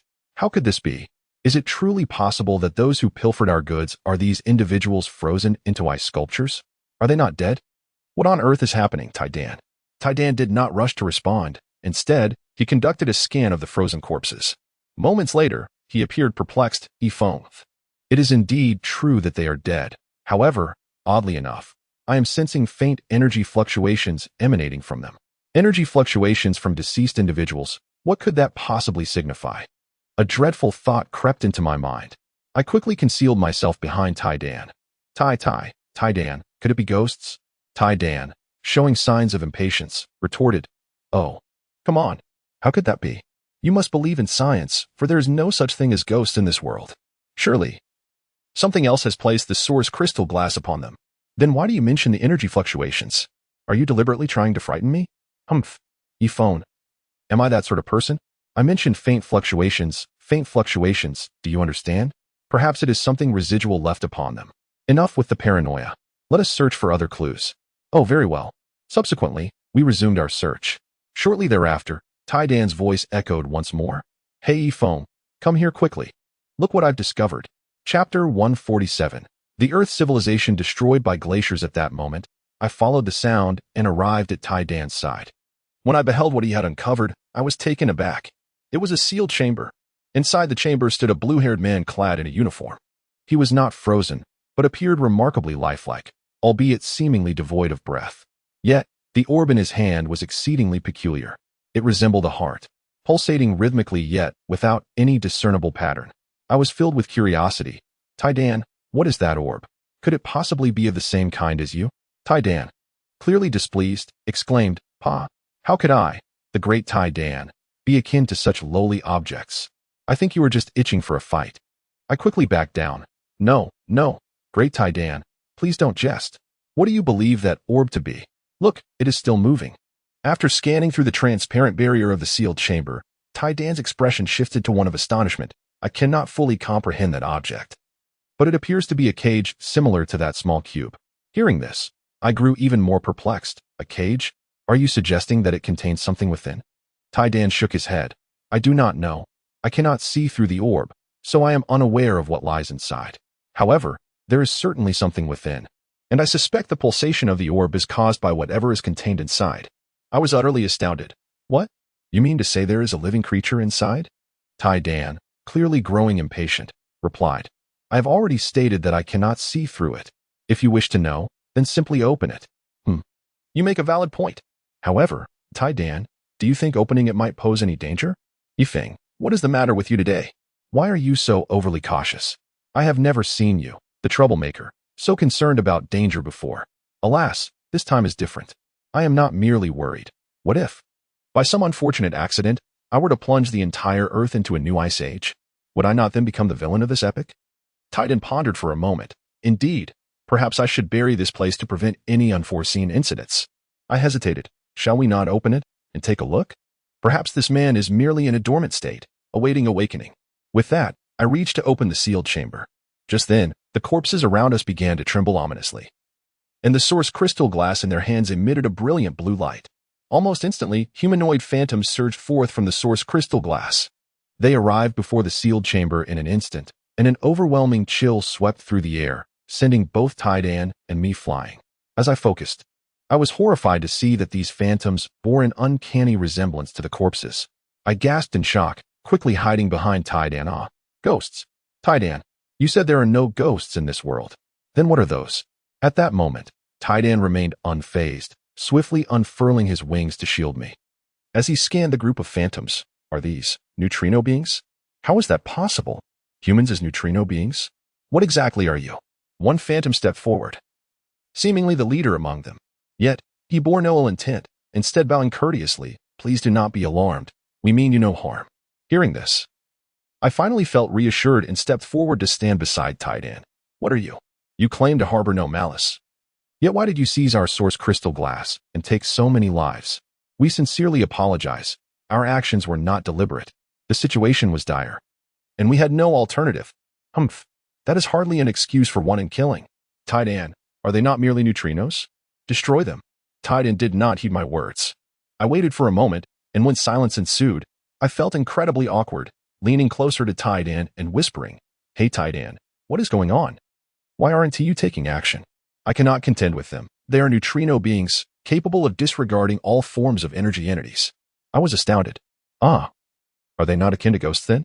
A wave of dread washed over me, and I swiftly retreated behind Tidan, calling out to the neutrino beings, Fine. I shall be magnanimous today and overlook your transgressions. Now, what is your true purpose? The phantom bowed politely. Thank you for your generosity. Our purpose? We are here to protect the Earth. I was taken aback. What? Protect the Earth? What does that mean? Oh, do not rush. Let me explain at length. My name is Stark, the head of this laboratory. Surely, you are aware that the Earth experiences a gamma ray burst approximately every 15 million years? I was astonished. Yes, I am aware. Are you also the remnants of Earth civilization, obliterated in the cataclysm of gamma ray bursts?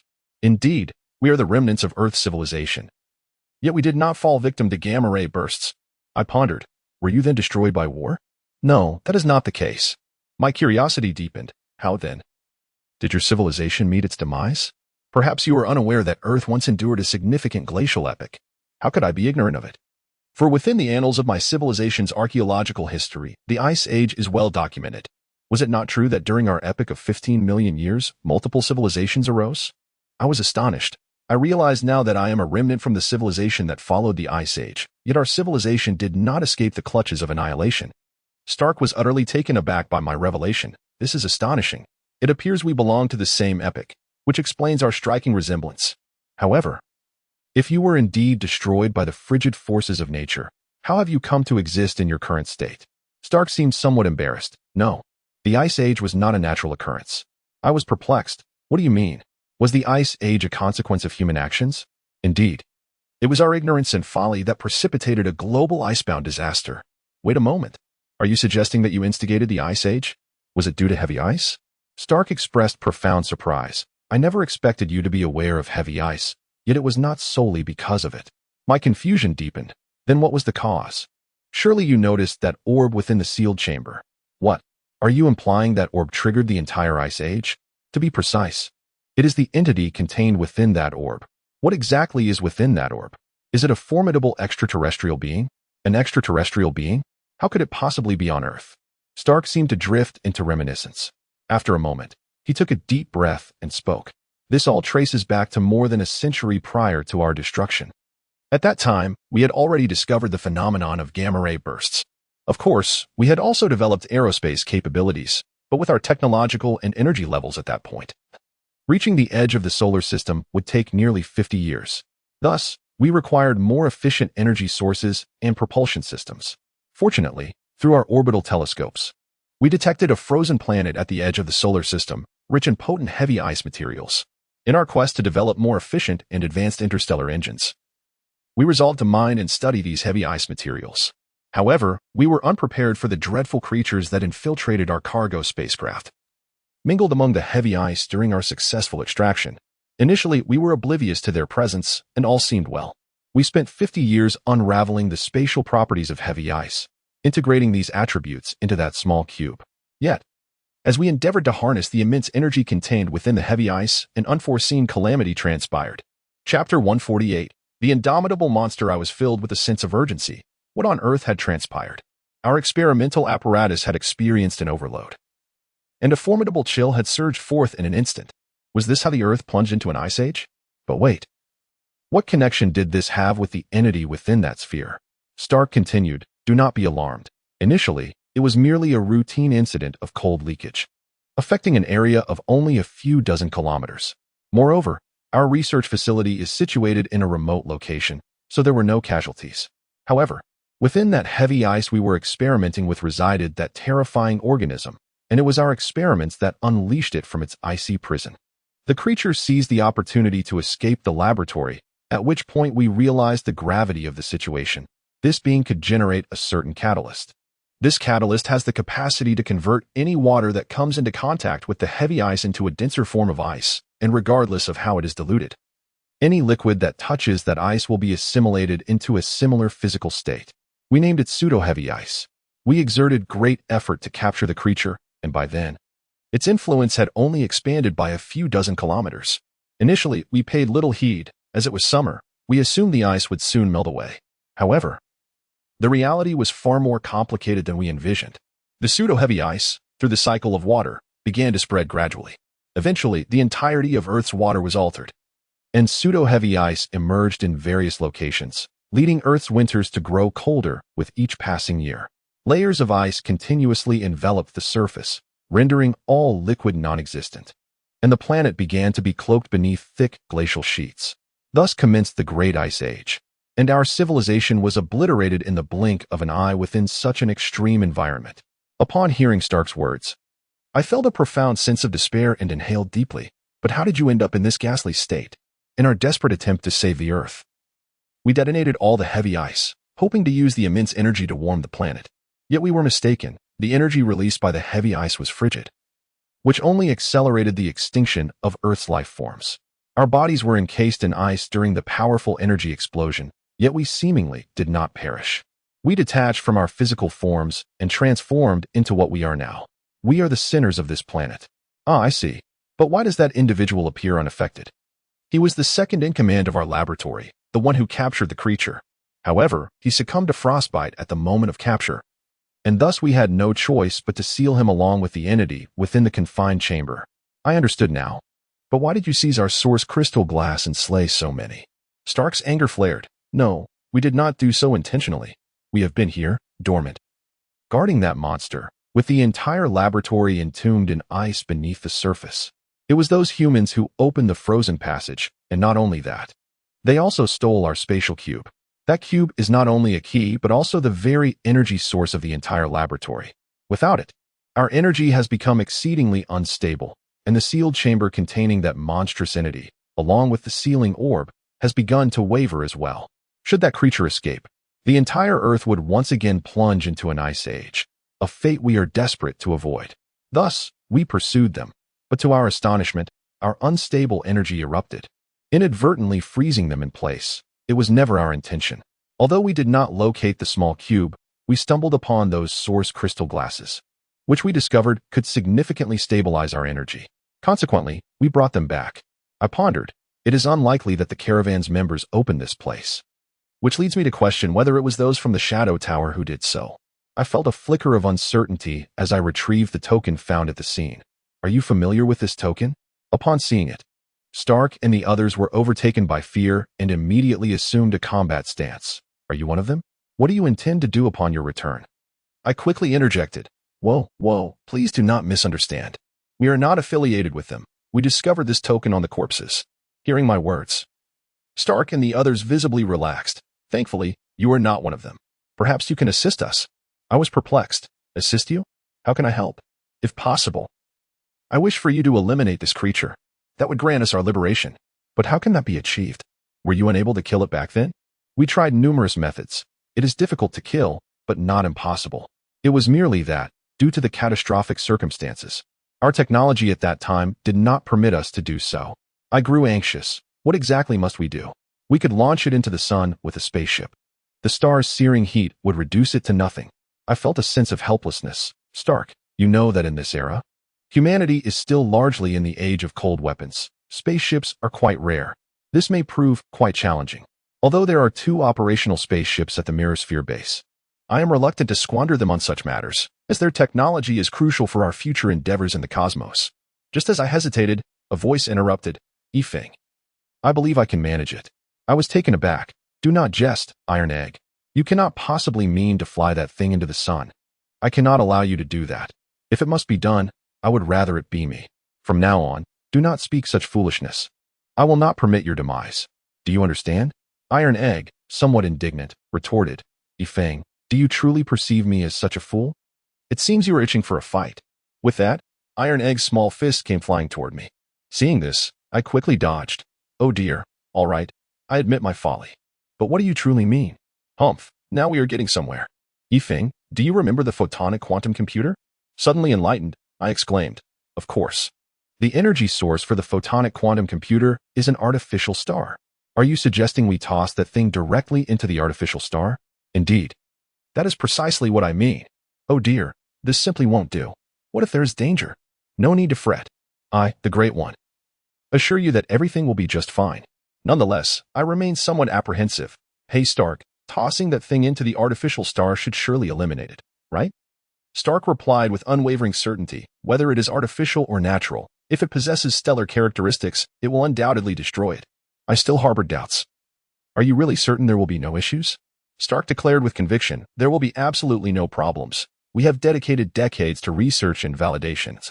And only after meticulous calculations did we arrive at this solution. Iron Egg, are you truly willing to proceed with this? What if? Chapter 149. The Dimension of Neutrinos. Iron Egg, a tad impatient, interjected, Oh, Yifeng, please trust in my capabilities. Besides, with such a monumental threat, isn't it more perilous to leave Earth as it is? After a moment of contemplation, I conceded, well, all right then. Iron Egg, are you prepared to do this? Oh, it's nothing, just leave it to me. I sighed in resignation. Fine, Stark, open the sealed chamber. Subsequently, the sealed chamber was successfully opened. The sphere began to pulsate more vigorously, as if the creature within was on the verge of breaking free. Clearly, there was no time to waste. Without hesitation, Iron Egg grasped the sphere in hand. Alarmed, I seized Iron Egg's wrist. Are you truly going to do this? Iron Egg shook off my grip. Oh, come on. Yifeng, rest assured, everything is fine. I am quite formidable. With that, a swirling opening appeared in Iron Egg's abdomen, revealing a seemingly vast and profound space within, as if containing an entire galaxy. The brilliantly glowing sphere was indeed the artificial star. Intense light erupted forth, melting the ice throughout the chamber in an instant. This astonishing sight left Stark and the others in awe. This is incredible. She contains an entire galaxy within her. At that moment, Iron Egg paid little heed to their astonishment and unhesitatingly hurled the orb toward the artificial star. As the orb diminished in size, disappearing from sight, Iron Egg projected its synchronized imagery as a hologram. It was extraordinary, resembling a true galaxy. As the image of the artificial star grew larger, the sphere became akin to a speck of dust, accelerating until it plunged into the flames of the artificial star, vanishing without a trace, not even a ripple remaining. All hearts were relieved. As Iron Egg deactivated the hologram, she wore a triumphant expression and proclaimed, Yifeng, see? I told you there was nothing to worry about. Am I not impressive? Indeed, truly remarkable. Iron Egg, you are the greatest. Just then, I caught a fleeting shadow in Iron Egg's eyes. Anxiously, I grasped her shoulders and pulled her closer. Iron Egg, are you all right? Iron Egg forcefully shook me off. Yifeng, what are you doing? I've told you I'm fine. Are you trying to take advantage of me? It seems like you're itching for a fight. I ignored him and, with utmost seriousness, grasped Iron Egg's shoulders once more, gazing intently into his eyes. At that moment, Iron Egg appeared to be momentarily subdued. Ifong. What's wrong with you? I did not respond but continued. No, this isn't right. I clearly saw it. How could it be a mistake? Am I seeing things? Iron Egg seemed a bit flustered. Ifong, what on earth is wrong with you? Don't scare me. I released Iron Egg. Well, it's nothing. I might just be seeing things. But tell me, do you really feel no discomfort? Iron Egg showed signs of impatience. Oh, Ifong. How many times must I say it? Can't you trust my abilities? I'm perfectly fine. Rest assured. Are you truly unscathed? I retorted. Humph. If you stop bothering me, I'll be fine. Let me tell you, if you keep this up, I might just hit you. You're still the Iron Egg I know. It seems I truly was mistaken. I conceded. Just then, Stark and the others approached. Thank you. It appears it's time for us to depart. I was puzzled. Depart? Where are you going? We no longer belong to this dimension, in truth. We should have left long ago. We only stayed to atone for our sins, and now our wishes have been fulfilled. It's time to go. Are you going to dissipate? No, not at all. We merely need to return to our rightful dimension. I was utterly confused. Your dimension? What does that mean? Explaining it may be quite challenging. However, Ifong, one day we shall meet again. Oh, and this little cube is for you. It will be useful to you. Also, take good care of the one beside you. She is very important. With that, Stark and the others vanished from my sight. Hey, Stark, wait. What do you mean by that? Answer me. I called out repeatedly, but alas, apart from the echoes of my own voice, there was no other sound. In the next moment, their bodies turned to ash, as if they had never existed. I couldn't help but glance at Iron Egg, who remained unchanged. Iron Egg. What do you think their words meant? What is their dimension? Iron Egg looked equally bewildered. I don't know either. The concept of dimension is too abstract for us right now. I suppose it refers to another world. A world filled with neutrino creatures? That sounds like a truly wondrous place. Who knows? I'm not interested in such things. But Iron Egg, it seems Stark and the others were rather intrigued by you. Iron Egg, puffing with pride, replied, Of course, I am intelligent and powerful, and I possess a handsome appearance. Who wouldn't he be captivated? Just then, I noticed the water level around us rapidly rising. Suddenly, a hurried splashing sound echoed. Big brother, Iron Egg, where are you? Are you all right? In the next moment, he stood before us, none other than the illustrious Zhang Deshao. I was utterly astonished. Zhang Deshao, what brings you here? Aren't you afraid of heights? Brother, he replied. I was merely concerned for your safety. The ice in this pit has suddenly melted. It is truly a relief to see you unharmed. Oh, my good brother. We must leave this place swiftly. It is about to flood. Can Tai Dan manage to carry 2 people? Ifong, trust in my formidable capabilities. At that moment, Zhang Deshao, with a look of astonishment, exclaimed, Wait, brother, isn't that the source crystal glass we lost? It's actually here. Oh, I almost forgot about that. Leave it to me. With a swift wave of my hand, I collected the source crystal glass. All right, Tai Dan, let us depart. Upon hearing this, Tai Dan effortlessly lifted us and soared into the air. Goodness, Zhang Deshao's fear of heights was no exaggeration, as he screamed in terror mid-flight. Soon, we landed safely, while Zhang Deshao remained in the air, eyes closed and still shrieking. I couldn't help but burst into laughter. At that moment, Zhang Deshao finally opened his eyes. A bit embarrassed. Oh dear, brother, please stop laughing. I did mention my fear of heights. All right, I shall cease my laughter. Chuckles, oh dear brother. What are you doing? Nothing. I truly am done laughing.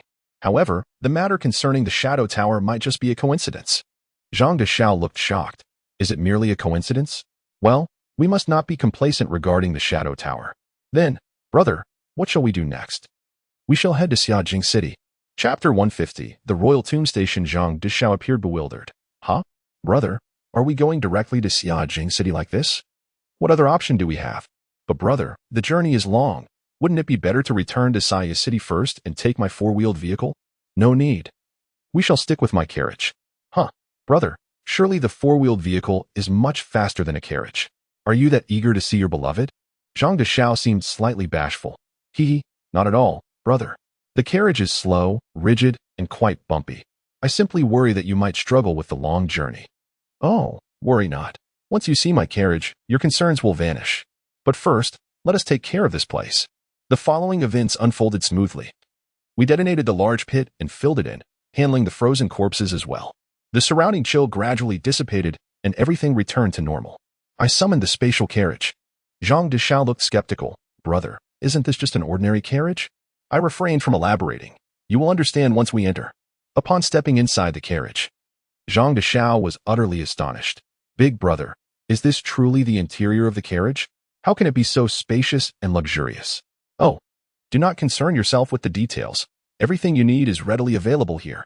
Zhang Deshao, now brimming with excitement, began exploring the various amenities within the carriage. I addressed the voice system of the carriage directly. Spatial carriage, navigate to Xiaoqing City. The system promptly responded, route planning in progress. Route successfully planned.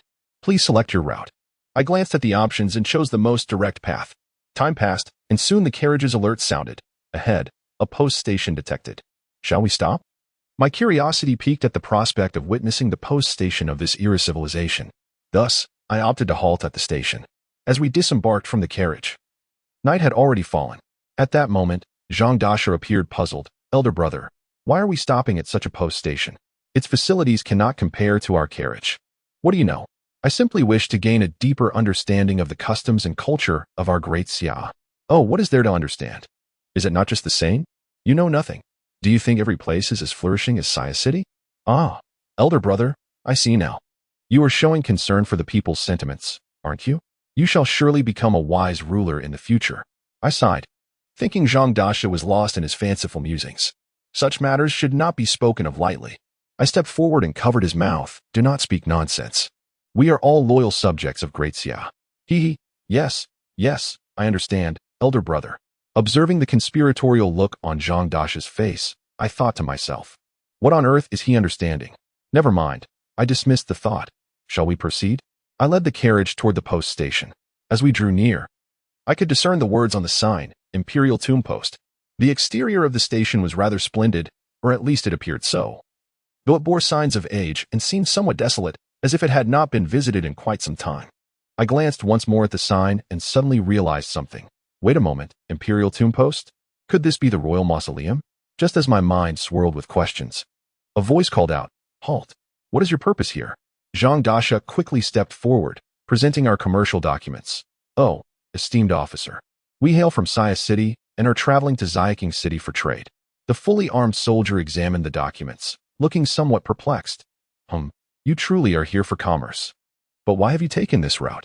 Do you know where this place is? Zhang Dasha was caught off guard, his expression blank. Officer, we are newcomers. And we truly do not know. Please enlighten us. The soldier appeared increasingly impatient.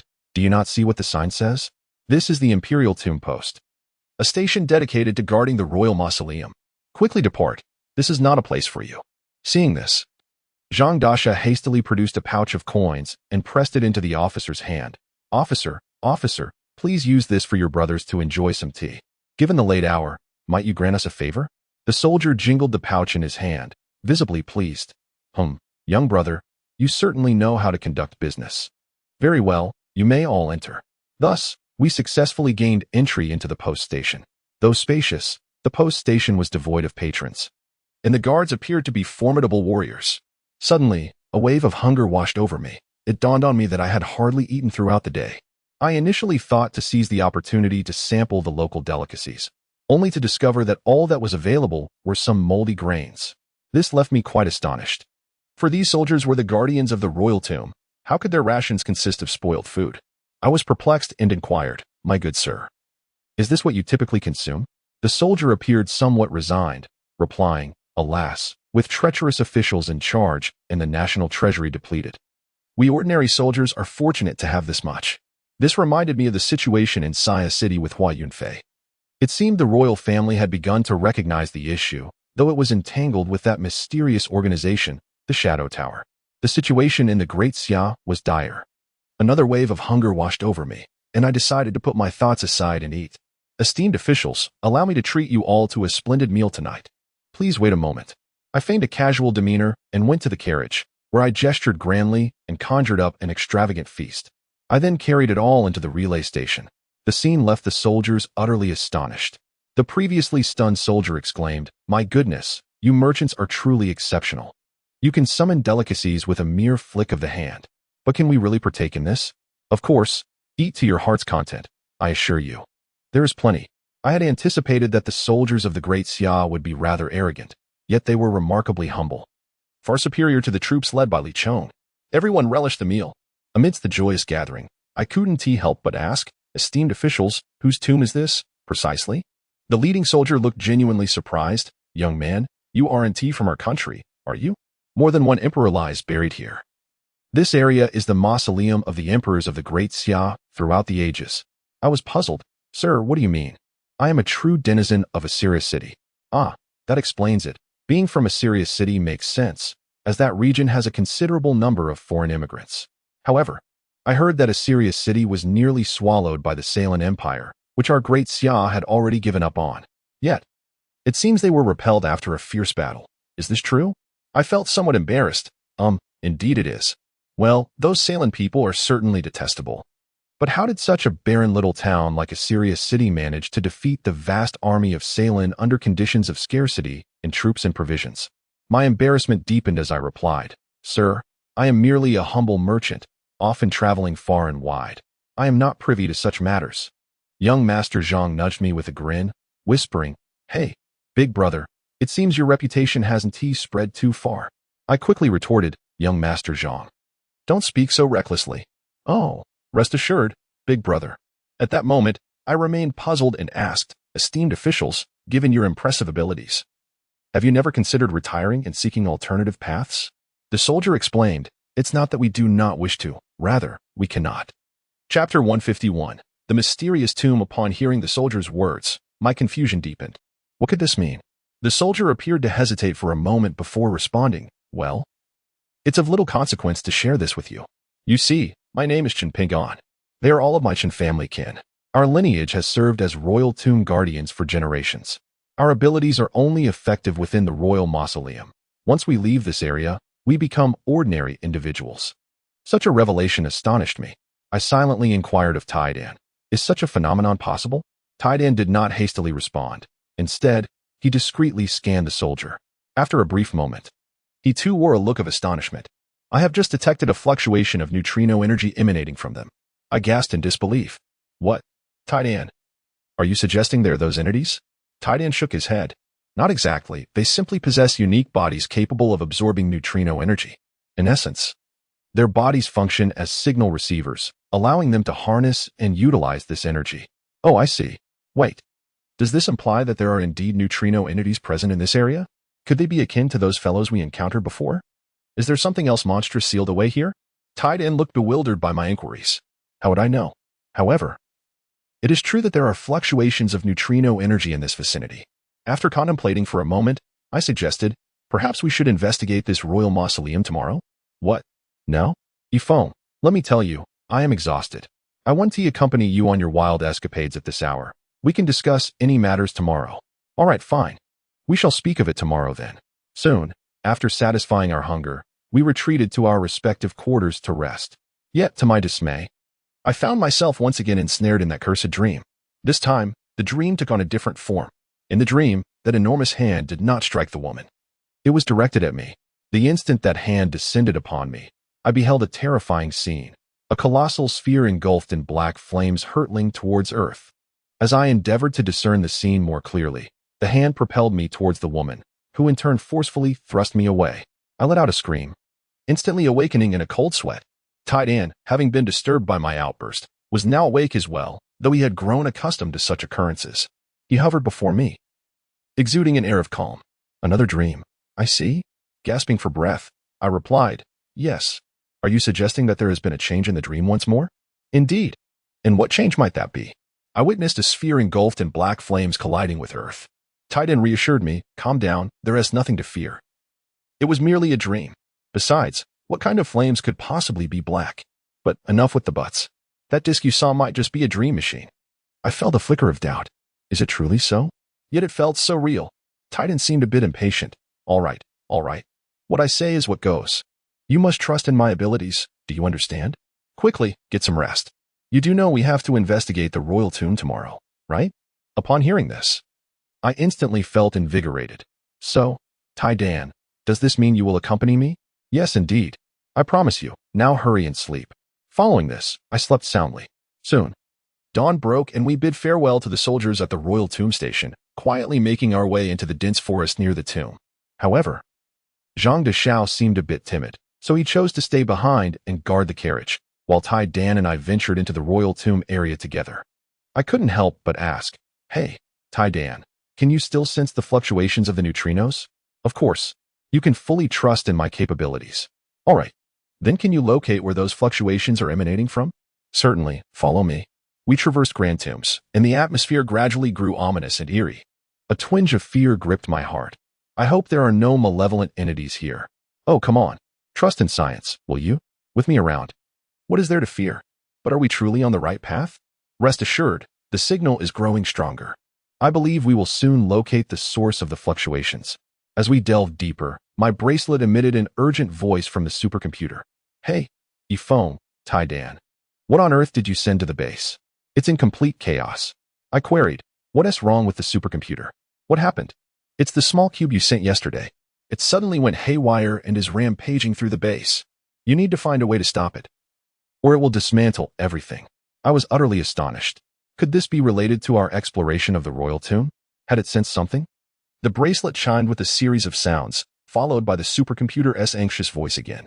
"Hey, Ifong, Tai Dan, did you hear that? Quickly, get it out of there."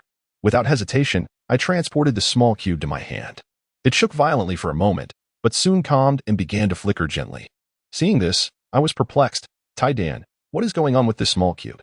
Tai Dan did not rush to answer. Instead, he conducted a scan of the cube. "I'm not entirely certain, but it seems to have detected the neutrino fluctuations." Indeed, as we continued our exploration, the cube's flickering intensified. Before long, we arrived before a colossal pyramid mound. It was evident this was a standard imperial tomb, boasting excellent feng shui. However, despite its size, it was far simpler compared to the royal tombs we had previously encountered, lacking any additional buildings or decorations, and even devoid of carvings or tombstones. At this moment, Titan also came to a halt, and I found myself puzzled. "Titan, could the signal source you mentioned be right here?" "Indeed, it is here. The source of the signal must be within this tomb. Inside. Are you suggesting that it lies within this grave?" "Yes, without a doubt. The signal source resides deep within this tomb. Do we have a means of entry?" Titan hesitated to respond, instead soaring into the air to conduct a comprehensive scan of the tomb. Upon her return, her expression was one of astonishment. "The material of this tomb is exceptionally unique. Gaining access will likely prove quite challenging. Moreover, there appears to be something moving inside." Taken aback by Tidan's revelation, I exclaimed, "What? Tidan, you must be mistaken. Are you saying there are living beings within the tomb? Could this be a new tomb, with the owner buried here before their demise?" Chapter 152, The Shadow Tower and the Tomb of the First Emperor. Tidan shook her head. "No, this is not a new tomb, according to the scan data. This grave is at least 20 million years old." My eyes widened in disbelief. 20 million years? Does that mean this tomb predates our current civilization era? Indeed, it does. Tidan, can you ascertain a specific year? Tidan shook her head once more. "No, the passage of time is too vast to determine an exact year." I glanced at the small, pulsating cube in my hand, pondering aloud. "Tidan, do you think this tomb could also belong to my civilization's era?" "That I cannot definitively answer. However, it is a possibility, especially since this small cube seems to resonate strongly with the tomb." "I share your sentiment. But Tidan, is there truly no way to gain entry?" "There may be a mechanism, but forcibly breaching it is certainly not feasible." "Why not? Did I not just mention the exceptional material of this tomb? Forcing it open is no easy task. Besides, Yifeng, are you not concerned about triggering some unforeseen mechanism?" "That is a valid point. Sai, let us first examine the area surrounding the tomb for any doors." Soon, Tidan and I began our search around the massive tomb. Unexpectedly, during our quest, the small cube's pulsations altered, oscillating between rapid and slow flashes. I felt I had discerned a pattern in its flickering. Guided by this rhythm, we swiftly discovered a massive object resembling a door, crafted from an indeterminate material that appeared smooth and stone-like, located midway up the pyramid. I questioned, "Tidan, could this be the entrance to the tomb?" Tidan looked bewildered. "I am uncertain. I cannot see through it." "All right, let us search for any clues upon it." As we circled the colossal object in search of hints, I inadvertently brushed against it, causing a thin layer of dirt to be scraped away, revealing some smooth etchings beneath. Excitedly, I called out, Hey Taidan, come here quickly. Look, there are engravings on it. Taidan approached to scan the surface. Yifeng, step aside. Watch this. With that, she directed a beam of light toward the massive, smooth object. In an instant, the thin layer of dirt vanished entirely. At this moment, I finally discerned the full extent of those engravings. I was taken aback. The design was all too familiar. The iron egg. Do you not find this pattern reminiscent? The iron egg scanned the area and, with palpable astonishment, remarked, "Isn't this the very emblem of the Shadow Pavilion token?" Indeed. The colossal design mirrored precisely that of the previously discovered insignia related to the Shadow Pavilion. My mind was engulfed in bewilderment. How could this be? Could it be that the Shadow Pavilion is connected to this tomb? Just as I was engulfed in doubt, the small cube in my hand began to tremble violently. In an instant, it slipped from my grasp and soared into the air. Immediately, a beam of light illuminated the emblem. In the next moment, the design radiated as if it were a luminous strip, illuminating the surroundings. Subsequently, the entire pyramid began to tremble violently. The object slowly started to shift. It truly was the entrance to this tomb. Before us appeared a deep, descending passageway. This passage appeared quite ordinary, with the walls being mere walls, devoid of any extraneous apparatus. The corridor was enveloped in darkness, yet fortunately, the iron egg emitted light, guiding our way. I could not determine how long we had been traversing when suddenly, the vista ahead opened up. In the next instant, I was astounded to find rows of fully armed soldier figurines standing before me. I was all too familiar with these figures. They were the terracotta warriors, indeed. The very terracotta warriors. I pondered in astonishment. Could this tomb belong to the first emperor? Just as my shock mounted, the sound of hurried footsteps approached. In the next moment, Chun Pingon burst into the passage, leading that group of soldiers. Upon seeing me, Chun Pingon was utterly astonished. "It's you. How did you get in here?" I, too, was taken aback. "Chun Pingon? How did you come to know of this place?" "Ha ha ha, who am I? I am Chun Pingon, the guardian of the tomb of the Great Qin. We are tasked with safeguarding the Emperor's tomb for eternity. The Emperor's mausoleum is not to be violated. You should leave at once." "What? Chun Pingon? Are you jesting? The Qin dynasty perished eons ago. Are you suggesting you are from the Qin dynasty? Do you take me for a fool? Yifeng, this is not a place for you to tread. It would be prudent for you to depart. We shall not pursue you. If you wish for me to leave, you must tell me what you truly are. How is it possible for anyone to live for such a duration? You are correct. Perhaps we are already deceased. Yet, even in death, we shall not defy the Emperor's will."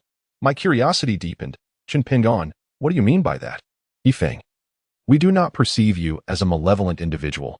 It is permissible to share this with you. In truth, our bodies are not our original forms." "What? Could it be a case of possession? Is such a thing truly feasible?" The iron egg shook its head in disbelief. At this moment, Chun Pingon observed my astonishment. Seemingly having anticipated my reaction, "You may interpret it that way. Wait, how did you accomplish this?" "The humans of this world aided us and requested that we guard this region." I was perplexed. "Wait, was it not the first emperor who commanded you to guard this place?" "Indeed, it is true, but we have long since perished. Our existence now lies dormant within this realm. Were we awakened by them?" "Who are they? Are you referring to the members of the great Xia royal family?" "The ones who roused us are not from the royal family, yet our current forms were indeed once the guardians dispatched by the great Xia royal lineage." "So, you mean to say that upon awakening, you directly usurped their bodies? Is that so?" "Yes, they facilitated our actions. But who exactly are they?" "This remains a mystery to us. They simply instructed us to continue our vigil here." At that moment, a thought struck me. "Wait, Chun Pingon, what does the pattern on the tomb door you entered signify?" "Oh, that one. It is the exclusive emblem of our first emperor, belonging to the royal family." Upon hearing Chun Pingon's words, I was taken aback, plunged into contemplation. Could it be that the first emperor did not perish? Has he truly discovered the legendary method of immortality? Did the first emperor establish the Shadow Pavilion in this era? But what could be his purpose in doing so? Might he aim to restore the dominion of the Great Qin? At this juncture, Chun Pingon's voice jolted me from my reverie. "Hey Yifeng, are you alright? Can you leave now? Please do not make me wait in vain." I remained perplexed. "Chun Pingon, I must ask, has the first emperor truly died? Is he really buried here?" "Humph. Do you think we are here for no reason?" "Yifeng, you must leave at once. Do not further disturb our emperor. Otherwise, we shall be compelled to take action." With that, they each drew their weapons, standing at the ready against me. Seeing this, I hurriedly exclaimed, "Do not act rashly. Do not act rashly. I shall take my leave at once. However, how could I let such a splendid opportunity for exploration slip away? I immediately sent a message, urging Taidan to conduct a comprehensive scan of the entire tomb chamber. Little did I expect that an unforeseen event would occur in the next moment. Chapter 153. The 64-digit manhwa disk. Just then, a powerful particle wave suddenly erupted, enveloping the entire space in an instant. I heard Taidan's terrified voice. Phone. Run. It's a neutrino storm surge. Before Taidan could finish his words, the entire space began to tremble. Shinping turned pale with alarm. Phone. And you all, quickly follow me and do not disturb the Emperor any further. With that, he turned and dashed toward the tomb passage. At that moment, the terracotta warriors around us emitted a cracking sound, and in the next second, all the terracotta warriors sprang to life. Intruders of the first Emperor's tomb. Kill, kill, kill. Their synchronized roar was deafening. We had no time to look back and fled toward the tomb passage. Just then, a whistling sound resonated behind us. And in the next moment, countless arrows rained down upon us like a tempest. Fortunately, Taidan and I were shielded and suffered no harm. However, Chun Ping'an and the others fared poorly, each one turning into a pincushion, collapsing to the ground, blood spilling forth. Before I could react, several spectral figures emerged from their bodies.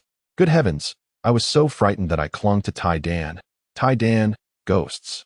Taidan extricated himself from my grasp, displaying a hint of impatience. Oh, Yifeng, do let go of me. What on earth is this? They are merely neutrino forms. I was taken aback. Ah, those entities again. But weren't they people from the Qin dynasty? How could they possibly transform into neutrino forms? Before I could finish my thought, the small cube suddenly darted from my body, followed by a beam of light that swiftly absorbed Chen Ping'an and the others' neutrino forms. Before I could recover from my astonishment, the cube zoomed back into the tomb chamber. Reluctantly, we followed the cube back to the chamber filled with terracotta warriors. At that moment, the previously tranquil warriors stirred again upon our return, their thunderous voices echoing. Intruders of the Emperor's tomb, kill. Soon, a rain of swords descended upon us, clanging against our shield. Realizing that their attacks were ineffectual, the terracotta warriors unsheathed their chilling swords, advancing towards us in perfect unison. I found myself in a moral quandary. Destroying these entities would be effortless for Taidan and me. However, considering that these were relics of the Emperor's tomb, to obliterate them would render me a transgressor against my civilization's history. Just as I grappled with this dilemma, the small cube astonished me yet again.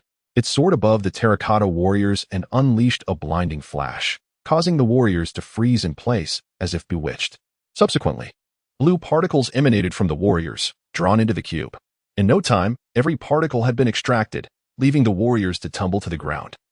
As if bereft of support, the entire space fell silent. I was utterly astonished. Taidan, what just happened? Taidan, equally astonished, replied. These terracotta warriors are entirely mechanical constructs powered by neutrinos. What? Taidan, are you jesting? Mechanical constructs powered by neutrinos? How is that even conceivable? Humph, you doubt my authority. Do you? Just take a look for yourself. I hurried to examine the terracotta warriors closely. To my astonishment, I discovered intricate mechanical structures adorning them, far surpassing my expectations and even more advanced than the finest industrial products of my era. But how could this be? The Qin dynasty existed thousands of years before my civilization reached its technological zenith. Was our thousands of years of scientific progress in reverse? I pondered aloud. Taidan, you are aware of the history of my era, correct? Indeed, I am well aware. Then do you not find it peculiar? How could the technology of the Qin dynasty have been so advanced? Taidan contemplated for a moment. That is uncertain.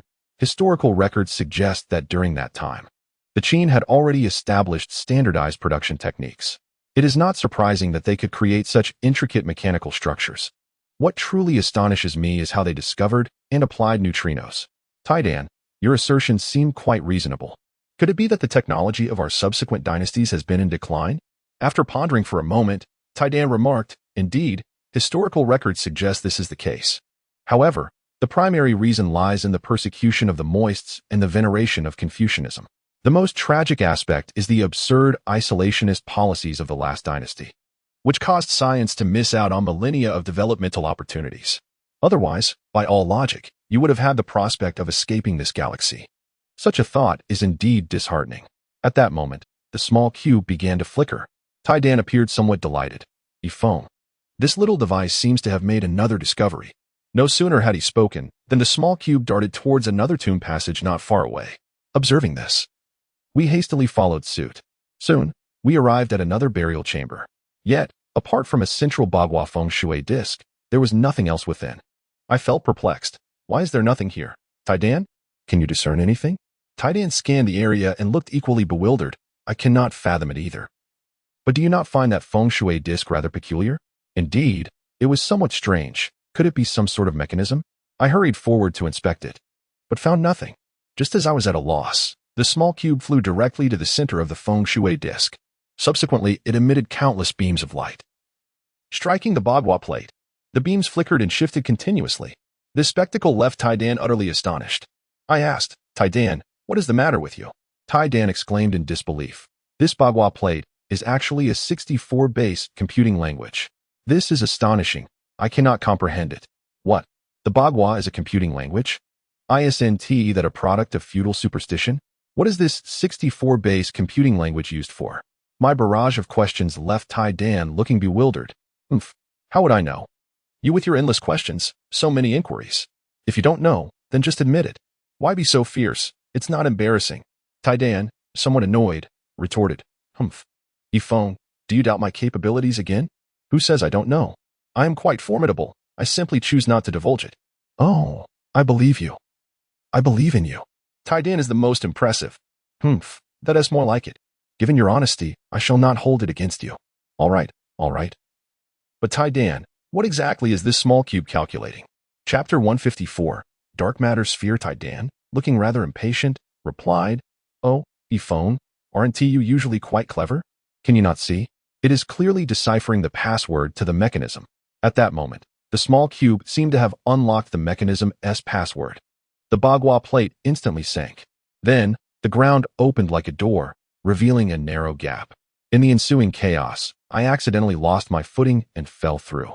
Just when I thought I was about to crash to the ground in utter despair, the voice of Iron Egg resonated, declaring, Armed mode activated. In an instant, a dazzling light enveloped me, and Iron Egg, like an angel, swooped down and grasped me firmly. With a steady grip, he began to descend. At that moment, a profound sense of safety washed over me. Iron Egg, oh great one, how fortunate I am to have you by my side. Iron Egg, displaying a hint of arrogance, retorted, Of course. I am quite formidable. Ifeng, you must treat me with more respect in the future. Do you understand? I understand. When have I ever mistreated you? You say that. Yet you always find ways to provoke my ire. Who says that? When have I ever made you angry? Oh, so you dare to retort, do you? Keep it up, and I might just let go. Upon hearing this, I quickly yielded. No, great one. I was wrong. I admit it. That's more like it. Today, I shall spare you. However, I never expected this descent to be so deep. After a considerable time, we finally reached the ground. Surrounding us was a pitch-black void, and only when Iron Egg illuminated the area could I discern my surroundings. Before me stood a sculpture of a horse-drawn carriage bearing a coffin, with a terracotta warrior standing atop it. I surveyed the area. It was quite spacious, devoid of any other objects. Could this be the tomb of the first emperor? It certainly appears rather modest. A wave of disappointment surged within me. However, the carriage and the terracotta warrior appeared remarkably lifelike, as if they were real. I couldn't help but question, Iron Egg. Could this truly be the tomb of the first emperor? Iron Egg, looking perplexed, replied, I am uncertain, but this is not the final chamber. I can sense that deeper within lies an immense space. I was taken aback yet found it rather reasonable, after all. The burial site of such a legendary emperor could not possibly be so humble. Yet, we faced a new conundrum. Aside from the horse-drawn carriage, there was nothing else in sight. How on earth were we to access that vast expanse? Just as I pondered this, a crackling sound emanated from the carriage. Oh no! Could the terracotta warrior come to life as well? I hurriedly searched for that small cube, only to realize it had vanished without a trace. I was filled with suspicion. Iron Egg, have you seen the small cube? Iron Egg, equally bewildered, responded, No. Why do you suddenly think of it? Isn't it obvious? Iron Egg, did you not hear the crackling sounds? I feel that warrior is about to awaken. Just as I finished speaking, another series of crackling sounds erupted. To my astonishment, the terracotta warrior did not animate like the previous ones, but rather exploded. As the dust settled, I beheld a sphere. Indeed, another sphere. However, this one was unlike the one discovered in the ice laboratory. It appeared to be assembled from Qin Dynasty small seal characters. As I approached out of curiosity, intending to grasp it for a closer examination, I was taken aback when, upon contact, the sphere appeared to awaken. The characters on its surface began to undulate incessantly. I was alarmed. Taidan, quickly. What is happening with this object? Could there be some monstrous entity within? At that moment, Taidan initiated a thorough scan of the sphere. He gasped in astonishment. Phone, run. I detect a powerful energy response emanating from within. What? Is it going to explode? No time for questions. Taidan exclaimed, swiftly flying to my side, seizing me, and propelling us towards the passage above. Fortunately, the anticipated explosion did not occur. The characters ceased their movement and began to detach continuously. Soon, they transformed into several small cubes that cascaded down. Once all the cubes had fallen, an intensely radiant black fireball emerged. I was momentarily stupefied by the sight. Taidan, stop. We must retreat. Taidan hesitated. Phone. Have you lost your mind? The energy from that object could obliterate us both. I shouted, Taidan, trust me. We must go back, hurry. Oh, Taidan, please. With a resigned sigh, Taidan relented. All right, but don't regret this. He then returned us to the ominous black fireball's presence. Fortunately, the fireball remained eerily calm. Seemingly devoid of immediate peril, Taidan appeared flabbergasted. Phone, what on earth is happening? This object is extremely dangerous. Should it explode, we are doomed. I understand. But why not simply flee? Do you not recall the dream I shared with you? Did you not assert that flames cannot be black? Behold, this sphere's flames are indeed black. Taidan looked horrified. You mean to say that the black fireball you envisioned in your dream is this very object? Not quite. What I saw was much larger, truly colossal. Taidan seemed somewhat at a loss for words. I pressed on. Taidan, what is this entity? Phone. This is not merely fire. I urged him. Do you know something? Please tell me what this is. Taidan conducted another scan of the entity. It appears I was correct. This indeed resembles dark matter. I was taken aback. Dark matter? What is dark matter? In simple terms, it is material that stands in stark contrast to the fundamental substances of our universe. If this is activated, it could potentially annihilate the entire cosmos. I was astounded. Is there truly such a terrifying substance? Theoretically, it exists. But is this sphere genuinely dark matter? Why has it manifested here? I cannot say for certain. But its characteristics align closely with the theoretical properties of dark matter. This is my first encounter with such a phenomenon. What shall we do now? Taidan fell into contemplation. I am uncertain. As we found ourselves at a loss, the orb of dark matter began to manifest a peculiar black mist that emanated from within. In an instant, this enigmatic fog enveloped the dark sphere entirely. Moreover, it gradually assumed the shape of a terracotta warrior. Chapter 155. Is the small cube a woman? I was utterly astounded. Taidan, could that thing be alive? A terracotta warrior of dark matter? Taidan, equally bewildered, replied, how could that possibly be? Such a thing cannot possess life. Dark matter cannot harbor sentience. Yet there it was, transforming before our very eyes.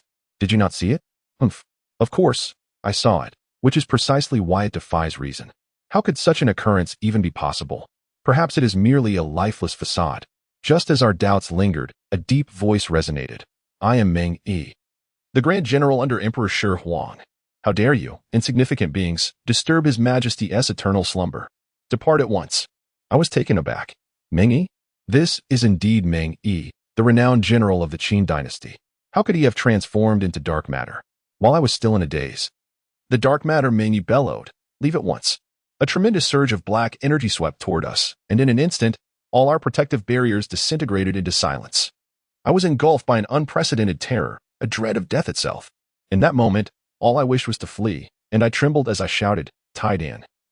We must go, quickly. Without hesitation, Taidan hoisted me up and dashed toward the tomb passage above. At that moment, I dared not look back.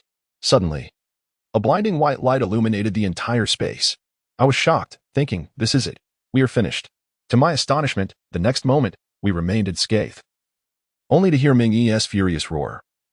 What audacious creature dares to harm this general? I was astounded. Taidan halted as I quickly glanced down to discover the small cube. At that moment, it radiated a brilliant white light, akin to a tempest, which distorted the eerie black mist enveloping dark matter Meng Yi. In bewilderment, I asked, Taidan, what is happening? Taidan, equally astonished, responded, that is a neutrino particle storm. What? Taidan, are you suggesting that neutrinos can counter dark matter? It appears so. Taidan, is it possible for the small cube to vanquish dark matter Meng-yi? Taidan looked perplexed. I cannot say. This small cube is beyond my comprehension. At that moment, Meng-yi bellowed. What strange creature dares to challenge me?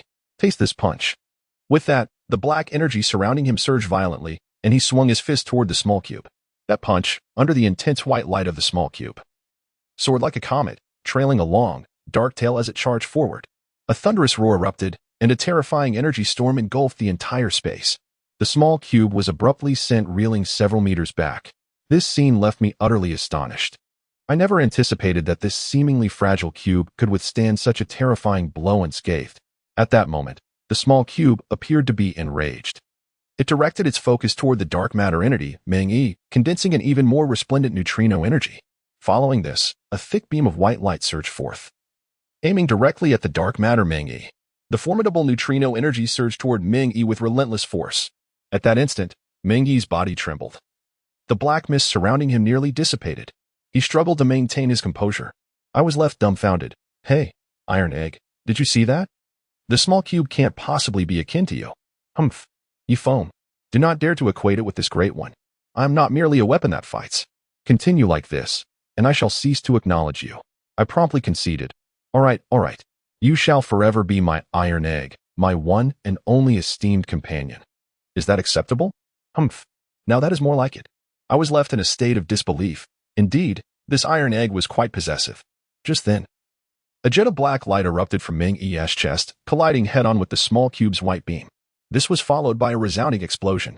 The entire space seemed to warp. The clash of black and white wove together in that distorted realm, unleashing clusters of bizarre black and white imagery. Our multiple shields flickered in response to the tumult, disappearing and reappearing in a chaotic rhythm. Fortunately, the shields proved effective, and we sustained no injuries. Yet, the incessant eruption of black and white imagery momentarily caused my vision to blur. I could not help but rub my eyes. Moments later, clarity returned. But I was left stunned. The images that had burst forth all resembled the symbol of Tai Chi. I exclaimed in bewilderment, Iron Egg, did you see that? Those patterns are all reminiscent of Tai Chi. What on earth is happening? Iron Egg, equally perplexed, responded, this great one is equally baffled. This transcends the boundaries of known science. However, the situation for the small cube appears grim. Under the immense impact, the small cube was forced to retreat repeatedly. When there was nowhere left to flee, it emitted a brilliant flash. The next moment, an intense chill swept through the air. When this chill met the searing heat of Meng-yi, it instantaneously generated a swirling white mist. As the mist thickened, the small cube underwent a remarkable transformation. A phantom enveloped the cube at its forefront. I gasped, Iron Egg, did you see that? What is happening? Iron Egg, equally astonished. Scan the phantom. That is a human neutrino body. What is a neutrino body? Are Stark and the others here to assist? Iron Egg appeared perplexed. This great one is unaware, but that phantom is undoubtedly plasma. Just as we were pondering this, the white mist rapidly coalesced around the phantom. As the mist gathered, the form of the phantom grew increasingly solid and luminous. The clarity of the entire space gradually improved. In the next moment, I was utterly astonished. It was not Stark and his entourage, but a woman draped in pure white. A remarkably beautiful woman, alongside me and Iron Egg. The one equally taken aback was the enigmatic dark matter Meng-yi. At that juncture, dark matter Meng-yi's face was a canvas of disbelief. His eyes shimmering with astonishment. Yushu, is that truly you? How can this be? Is it really you, Yushu? My mind raced with intrigue. What was going on? Did dark matter Meng-yi have an acquaintance with this woman? I couldn't help but inquire. Iron Egg, do you have any idea what is happening? Who exactly is this woman named Yushu? Iron Egg appeared just as perplexed. How could I possibly know? Yifeng, when did you become so nosy? Humph. You're quite the lecher. Hearing this, I felt a surge of irritation. Iron Egg, what is your problem? Can you speak properly? How have I become a lecher? Humph. Don't even deny it. Yifeng, look at your lewd expression. Your eyes are practically bulging. Oh, come on. Iron Egg, are you being deliberate? Let me see what's wrong. Was I being lewd? I was merely surprised and curious, all right? Aren't you astonished? Aren't you curious? Fine. Humph. I can't be bothered with you. Just then, the woman finally opened her eyes.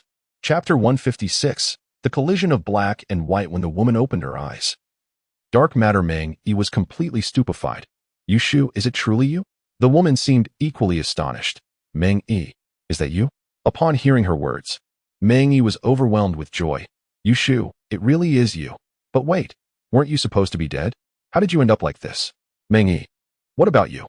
Why have you also taken on this ghastly appearance? Her words seemed to awaken memories within dark matter Meng Yi. After a moment, he exhaled deeply. This is a long story, best left unspoken. They must be your companions. Take them away, for this place is not suitable for you. At that moment, Yushu appeared somewhat incensed. Meng Yi, after all these millions of years, you still defend that wretched emperor? Do you not understand? If it weren't for that wretched emperor, we would not have been reduced to this state, separated for countless millennia. Yushu, please refrain from such insults towards His Majesty the First Emperor. Otherwise, do not blame me for being ungracious. Upon hearing this, Yushu's eyes reflected a blend of shock and sorrow. Ha ha ha. You would raise a hand against me for that wretched emperor? Meng Yi, have you truly forgotten our past camaraderie? Ha ha ha, past camaraderie? You mentioned it has been millions of years. We have become like this. What significance do those words hold now? A glimmer of coldness flashed in Yushu's eyes. Very well, very well. Humph. Meng Yi, it seems all men are indeed brutes, every single one of you. At this remark, I felt a chilling draft sweep by, and turning my head, I noticed Iron Egg glaring at me with a mournful expression. Hey, Iron Egg. Why are you staring at me? What have you been up to? I asked, bewildered. Humph. Don't play innocent. Confess what you have done. I am even more perplexed. Tai Dan, what on earth are you saying? Ifong, stop pretending. Tell me. Why did that woman claim all men are like big clumsy pigs? My face flushed with embarrassment. Tai Dan, is it possible that she was referring to Meng Yi? Humph. Ifong, don't try to wriggle out of it. Why didn't she simply name Meng Yi? Hey, Tai Dan, what is wrong with you? How would I know? Just as Tai Dan and I were bickering, an angry roar echoed from the dark matter Meng Yi. Yushu, take them away quickly. Do not disturb the tomb of His Majesty Qin Shi Huang. At this moment, Yushu appeared somewhat deranged, bursting into wild laughter. Ha ha ha. Meng Yi. Since you remain so stubborn, today I shall awaken you.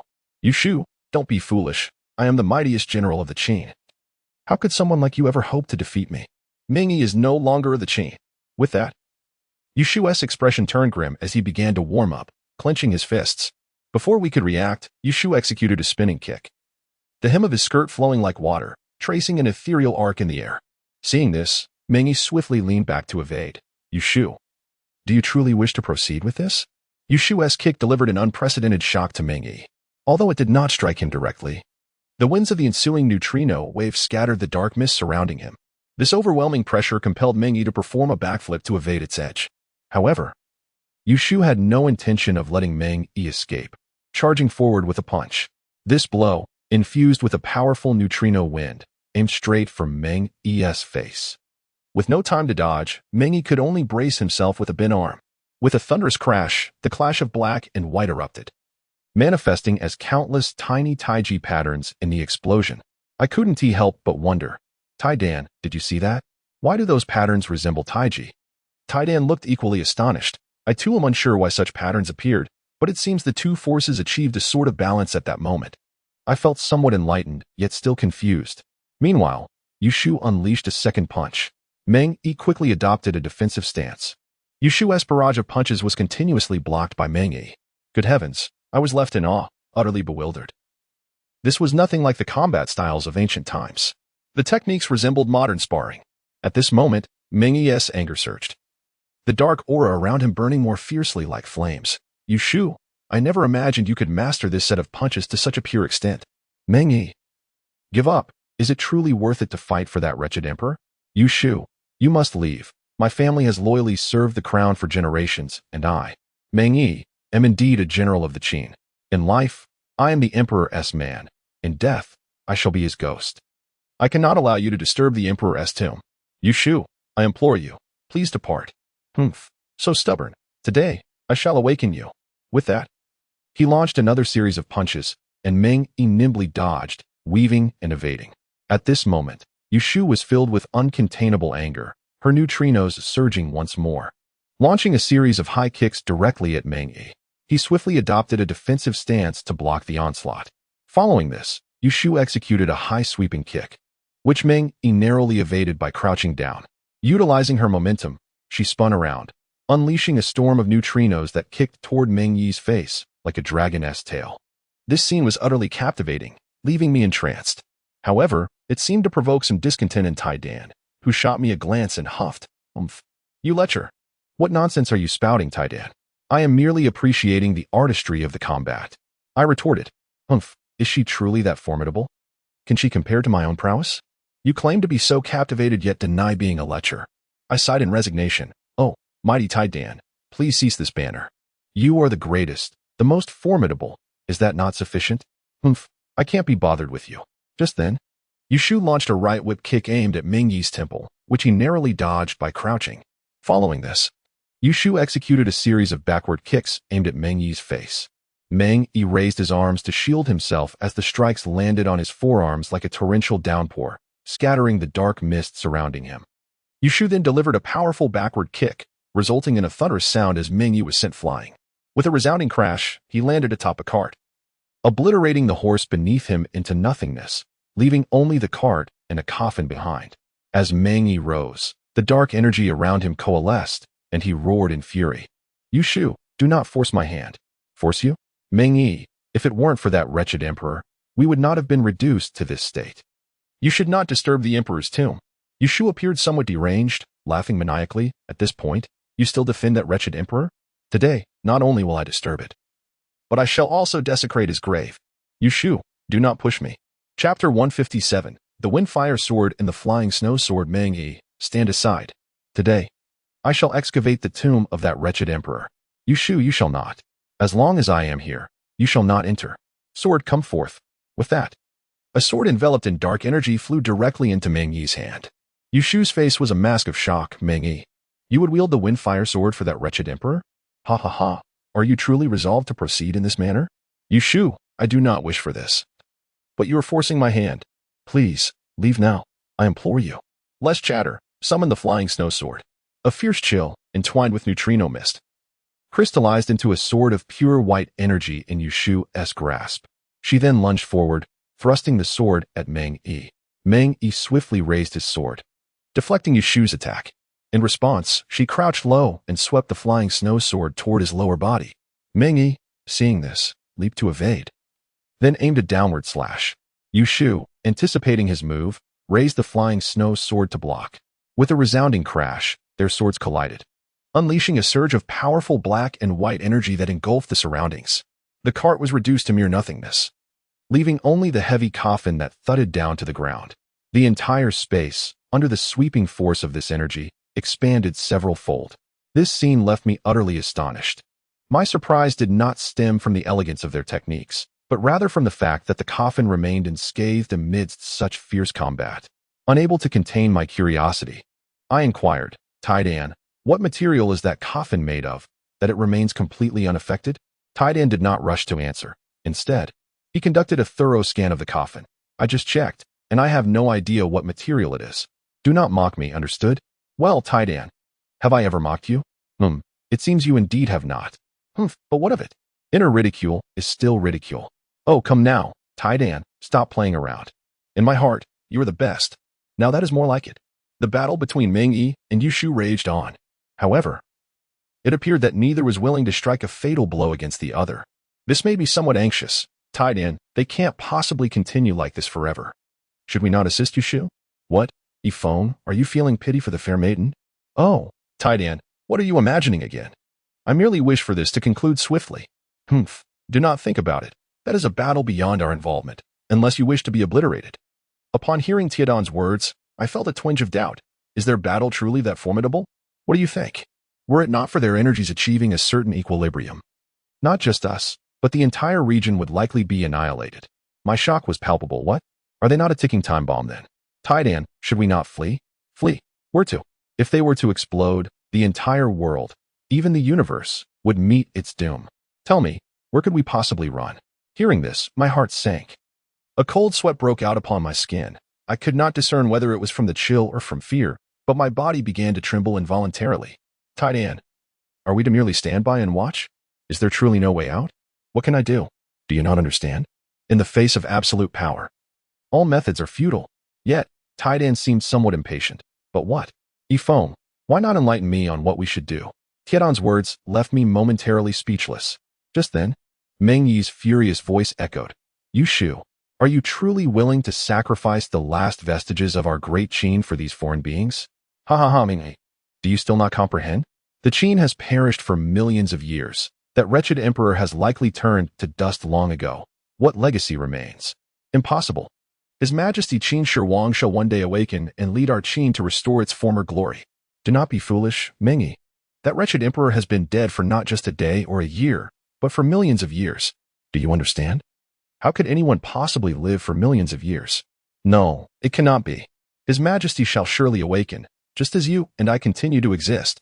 Meng Yi, do we still count as human beings? Take a good look at us. In what way do we resemble humanity now? Meng Yi, relinquish your obsessions and walk with me. At that moment, Meng Yi appeared somewhat sorrowful. Walk? Ha ha ha. In my current state, where can I possibly go? You Shu, you must leave quickly. This place is not meant for you. Meng Yi, we no longer belong to this dimension. Let go of your obsessions and follow me. We can still be like we once were. Meng Yi seemed to lose his sanity.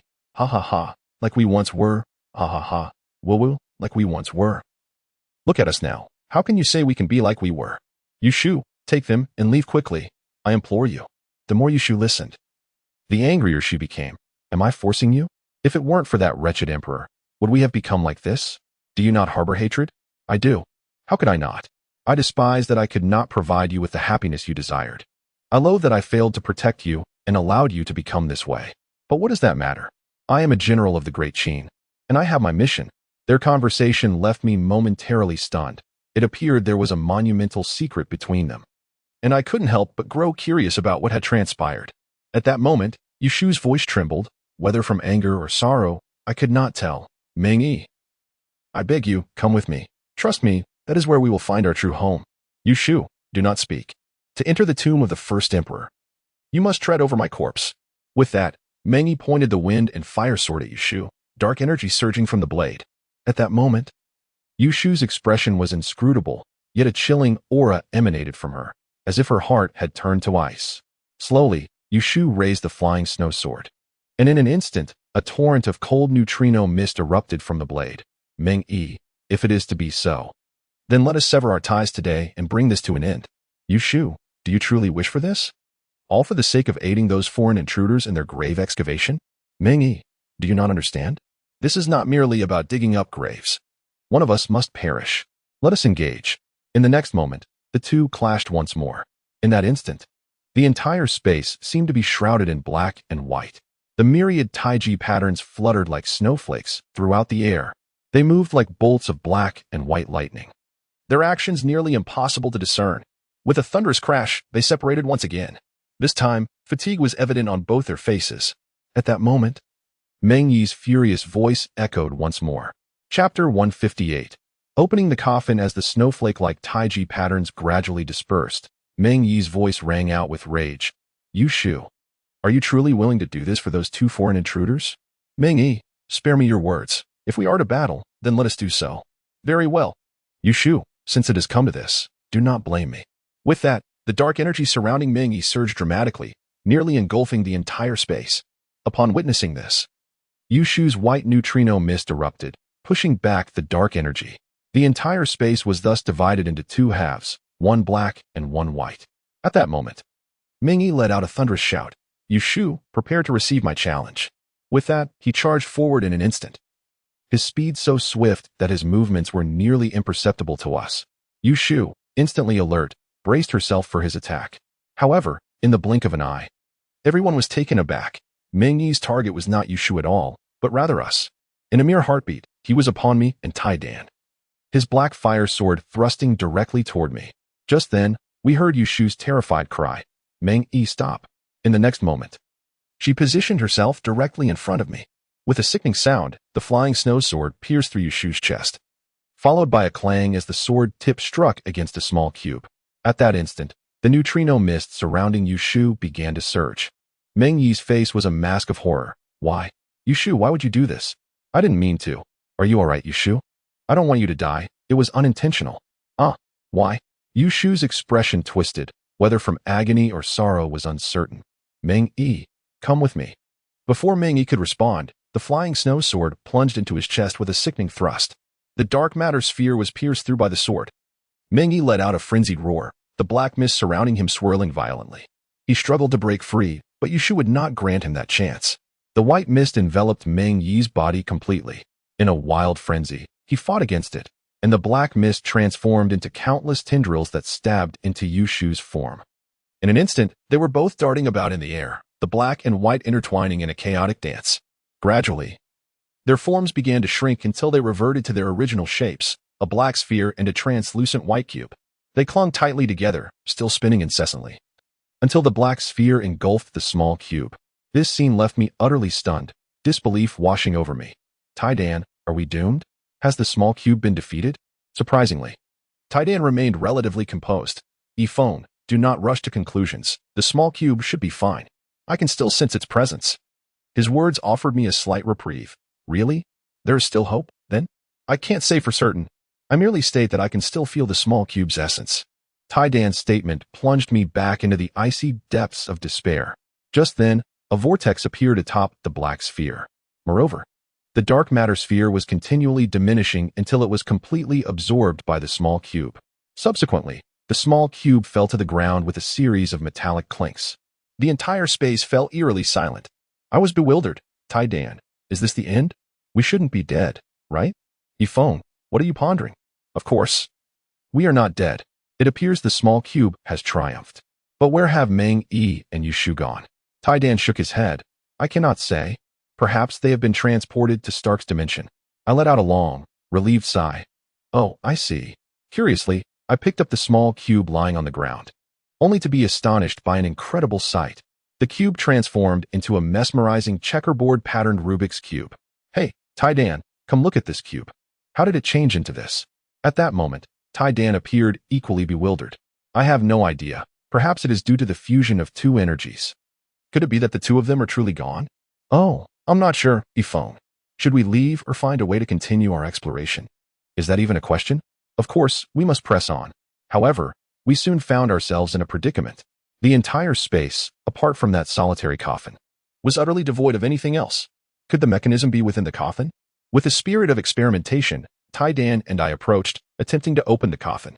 Yet, we discovered that the lid seemed as if it had been welded shut, utterly immovable, not even a seam in sight. Just as I was at a loss, Taidan's voice rang out with excitement.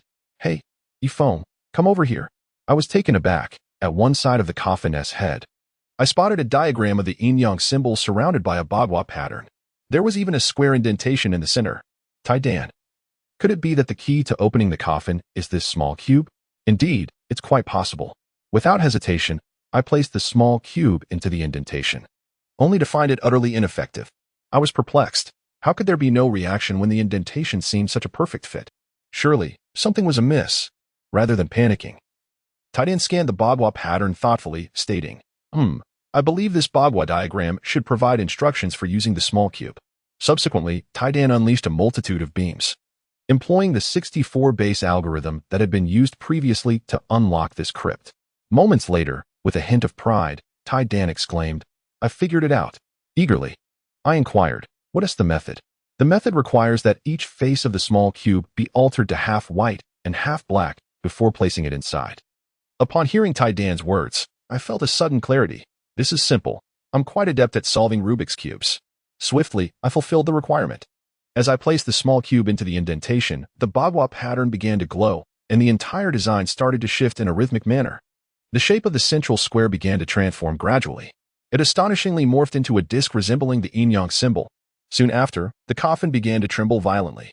It opened. Inside lay a staircase leading downward, shrouded in darkness. Taidan shone his light within, revealing an abyss that seemed endless.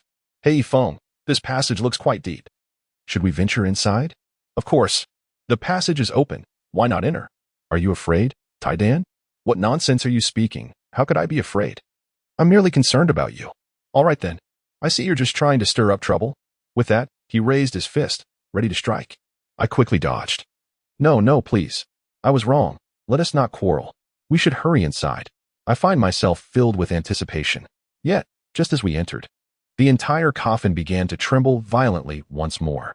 Chapter 159, A Quantum State Planet. Before we could comprehend the situation, the small cube transformed into a Tai Chi disc, which swiftly flew towards me. As I reached out to grasp it, it commenced a rapid rotation. I quickly withdrew my hand, bewildered, and inquired, "Iron Egg, what is happening?" Iron Egg appeared equally perplexed. We could only retreat cautiously, fearing potential danger. Just as we stepped back, the Tai Chi disc unexpectedly split apart, dividing into two segments of black and white. Before we could react, those two pieces surged toward us. We had no time to evade. The black segment rushed directly into my body, causing me to stumble and fall to the ground in shock. Meanwhile, the white segment entered Iron Egg's form. At that moment, I was utterly terrified, convinced that I would perish. I shouted frantically, I am going to die. Iron Egg, are we doomed?" At that instant, Iron Egg's calm voice broke through. "Oh, enough. Yifeng, stop shouting. Get up, it's nothing to worry about." Upon hearing Iron Egg's words, I gradually calmed down. I slowly rose, meticulously examining my body. All was well. I was unharmed. Surely, this was not a dream. "Iron Egg, let me see if you are all right."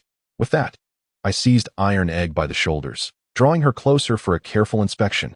Suddenly, a sharp slap landed on my face, and Iron Egg, with a look of indignation, exclaimed, "Yifeng, what are you staring at? If you dare to look again, I want to spare you." The stinging pain on my cheek confirmed that this was no dream, and I joyfully shouted, "Haha, fantastic. It's true, we are alive. Wonderful. All right, stop shouting. You're making a racket." I was perplexed. "Iron Egg, did you see what just happened? Two objects flew into us." Iron Egg looked equally bewildered. "Yes, I saw that, but it seems there is no issue. Could it really be fine?" I questioned. "Oh, enough. I conducted a thorough scan and assessment, and there are absolutely no anomalies." I remained somewhat skeptical. "Are you sure? Those things clearly entered our bodies." Iron Egg seemed impatient. "Oh, you're starting to doubt me again, aren't you? Was that slap too gentle?" I quickly covered my face. No, I merely find it strange." "Oh, stop worrying. That was just a small cube. I doubt it would harm us. Now, let us hurry along. You have a point." Thus, we continued down the lengthy passageway.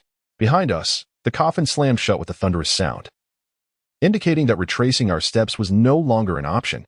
We had no choice but to push forward with determination. The journey appeared tranquil. Soon, we reached the end of the passage, where the view suddenly opened up before us. It was an enormous expanse. Gazing at everything before me, I was utterly astounded. A colossal, miniature Earth floated in midair. It appeared remarkably akin to the actual planet. The rivers and lakes flowed upon its surface. Yet the landmasses bore shapes I had never before encountered. As I tilted my head closer, I could even discern the varying weather patterns across different regions of that magnificent miniature globe. It felt akin to a genuine celestial body. I was perplexed. "Iron Egg, is this a model of Earth?" After scanning it, Iron Egg, equally astonished, replied, "Though I wish it were, this is not Earth." "What do you mean it is not Earth? Which planet's model is this?" "Model? This is not merely a model." I was further bewildered. "Not a model? Iron Egg, are you suggesting this planet is real?" Iron Egg shook its head. "No, it cannot be classified as entirely real." I was left even more confused. "What do you mean?" "Iron Egg, if it is neither real nor fake, then what exactly is it? Have you heard of S.C. Chardinger's cat?" I was taken aback. "What do you mean?" "Iron Egg, are you implying this is a planet in a quantum superposition state?" "Not entirely." I was once again flabbergasted. "Then what is it?" "This planet indeed exists in a quantum superposition state, but this miniature world seems merely to be a projection of that state. In other words, this diminutive planet is a tangible entity, yet external forces from our world cannot exert any influence upon it. Thus, we can see and touch this planet, yet we cannot affect it in any way. So, everything on this planet is indeed real?" "Yes, everything the eye perceives is genuine. We simply cannot influence it." "Then where is this planet located?" Iron Egg shook its head. "It is indeterminate. The quantum state is bidirectional, and we cannot decipher or trace it. At least, to my vast understanding, such technology has yet to manifest. So, what shall we do now? Can we take it with us?" Iron Egg shook its head. "That is likely quite difficult. We cannot affect it." Skeptical, I employed a mech, utilized a crane, and even resorted to teleportation, yet could not move it even a fraction. I felt somewhat disheartened. "Iron Egg, do you have any solutions? Must we leave it here unattended?" "There is no solution.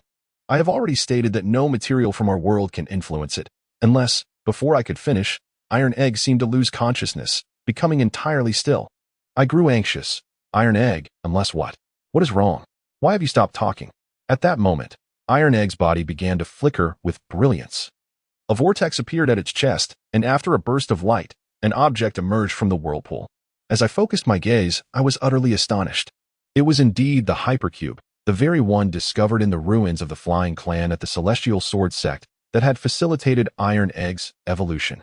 Before I could recover from my shock, the hypercube suddenly emitted a brilliant beam of light, enveloping the miniature planet entirely. In the next moment, a miraculous scene unfolded. The planet began to diminish in size. It shrank until it matched the dimensions of the hypercube.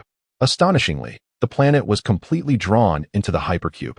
Subsequently, the hypercube, now containing a planet, gradually returned to the confines of Iron Egg. In that instant, Iron Egg comprehended and continued to articulate the unfinished thought, the power that transcends this dimension and realm. I was bewildered, disregarding Iron Egg's words, and grasped her shoulders, pulling her closer. Iron Egg, are you all right? Was I just dreaming? I scrutinized Iron Egg, who appeared to be unperturbed. Suddenly, a resounding slap echoed as another blow struck my face.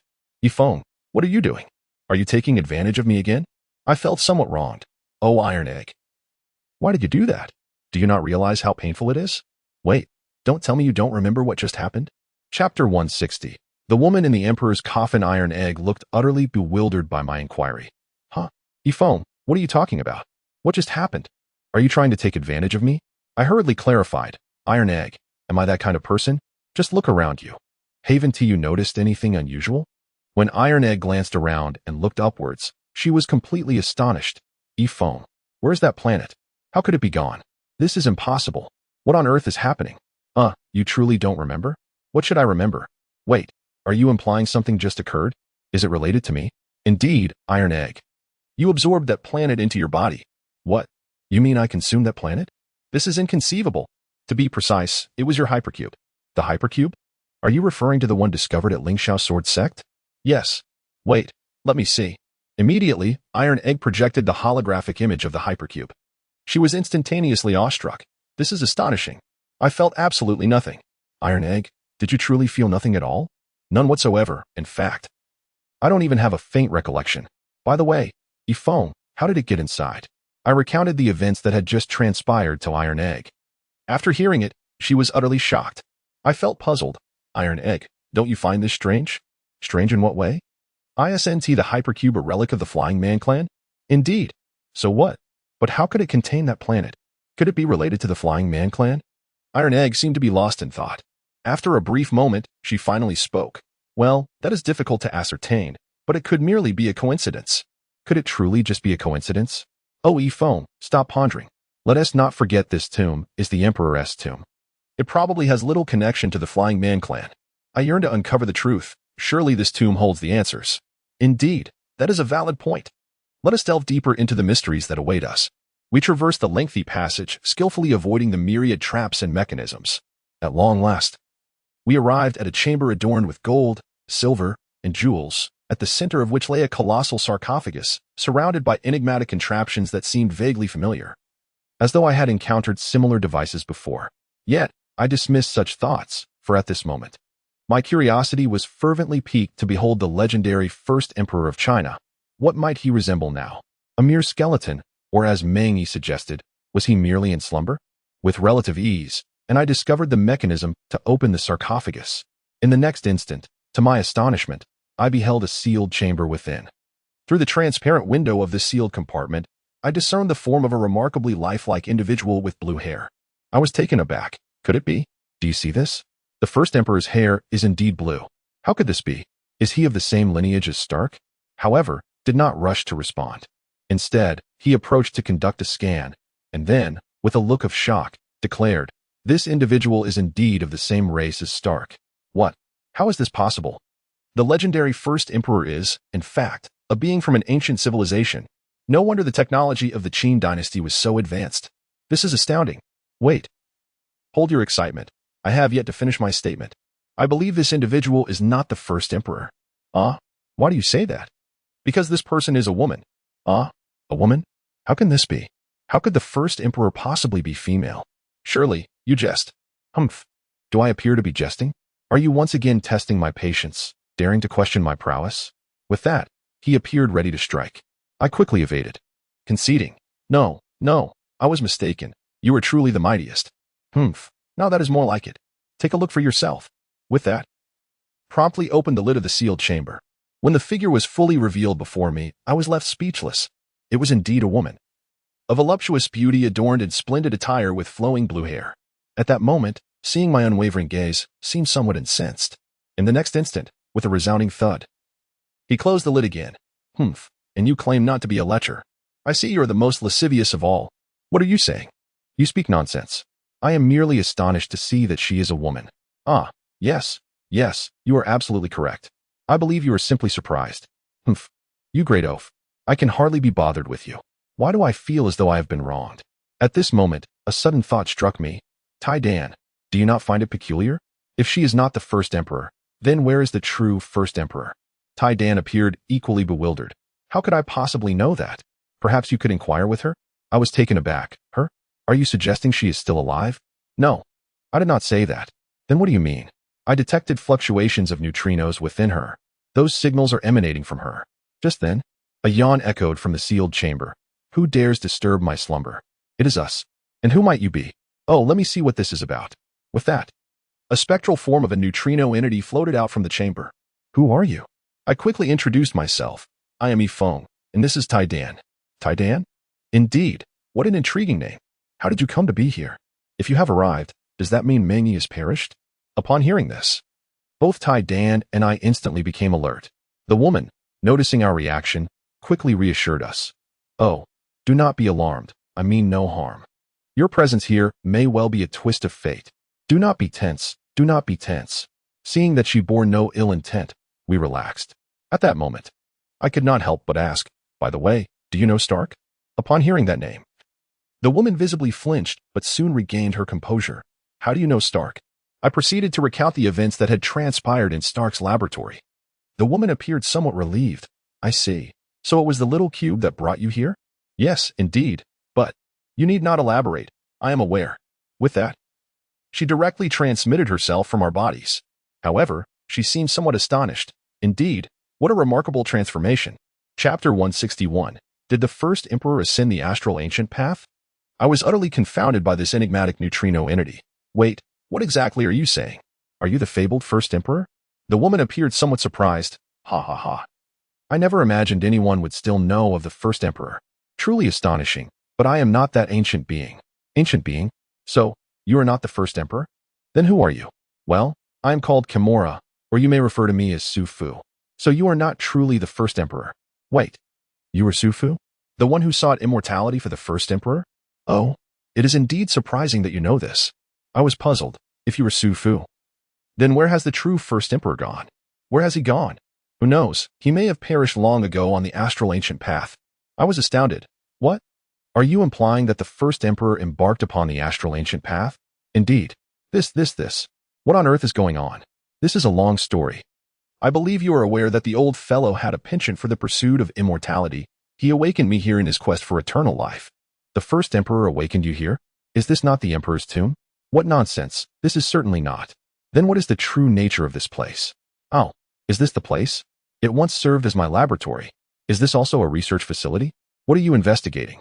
Are you also studying heavy ice? At this moment, Gamora appears to be lost in profound reminiscence. I chose to refrain from interrupting her.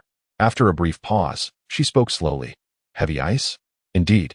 I once collaborated with Stark on that research. However, after that incident, I withdrew from it. I was taken aback. So, what is the focus of research here? Are you perhaps investigating that planet? Upon hearing my words, Gamora looked utterly astonished. So, you have seen that planet? How astonishing. I never anticipated that it would still exist after all these millions of years. So, you are saying that you discovered that planet? Yes, indeed. You must already be aware that following that incident, the entire world plunged into a glacial epoch. Yes, but what does that have to do with that planet? Do not be hasty. With the onset of the glacial era, we have been unable to extract any usable resources apart from heavy ice.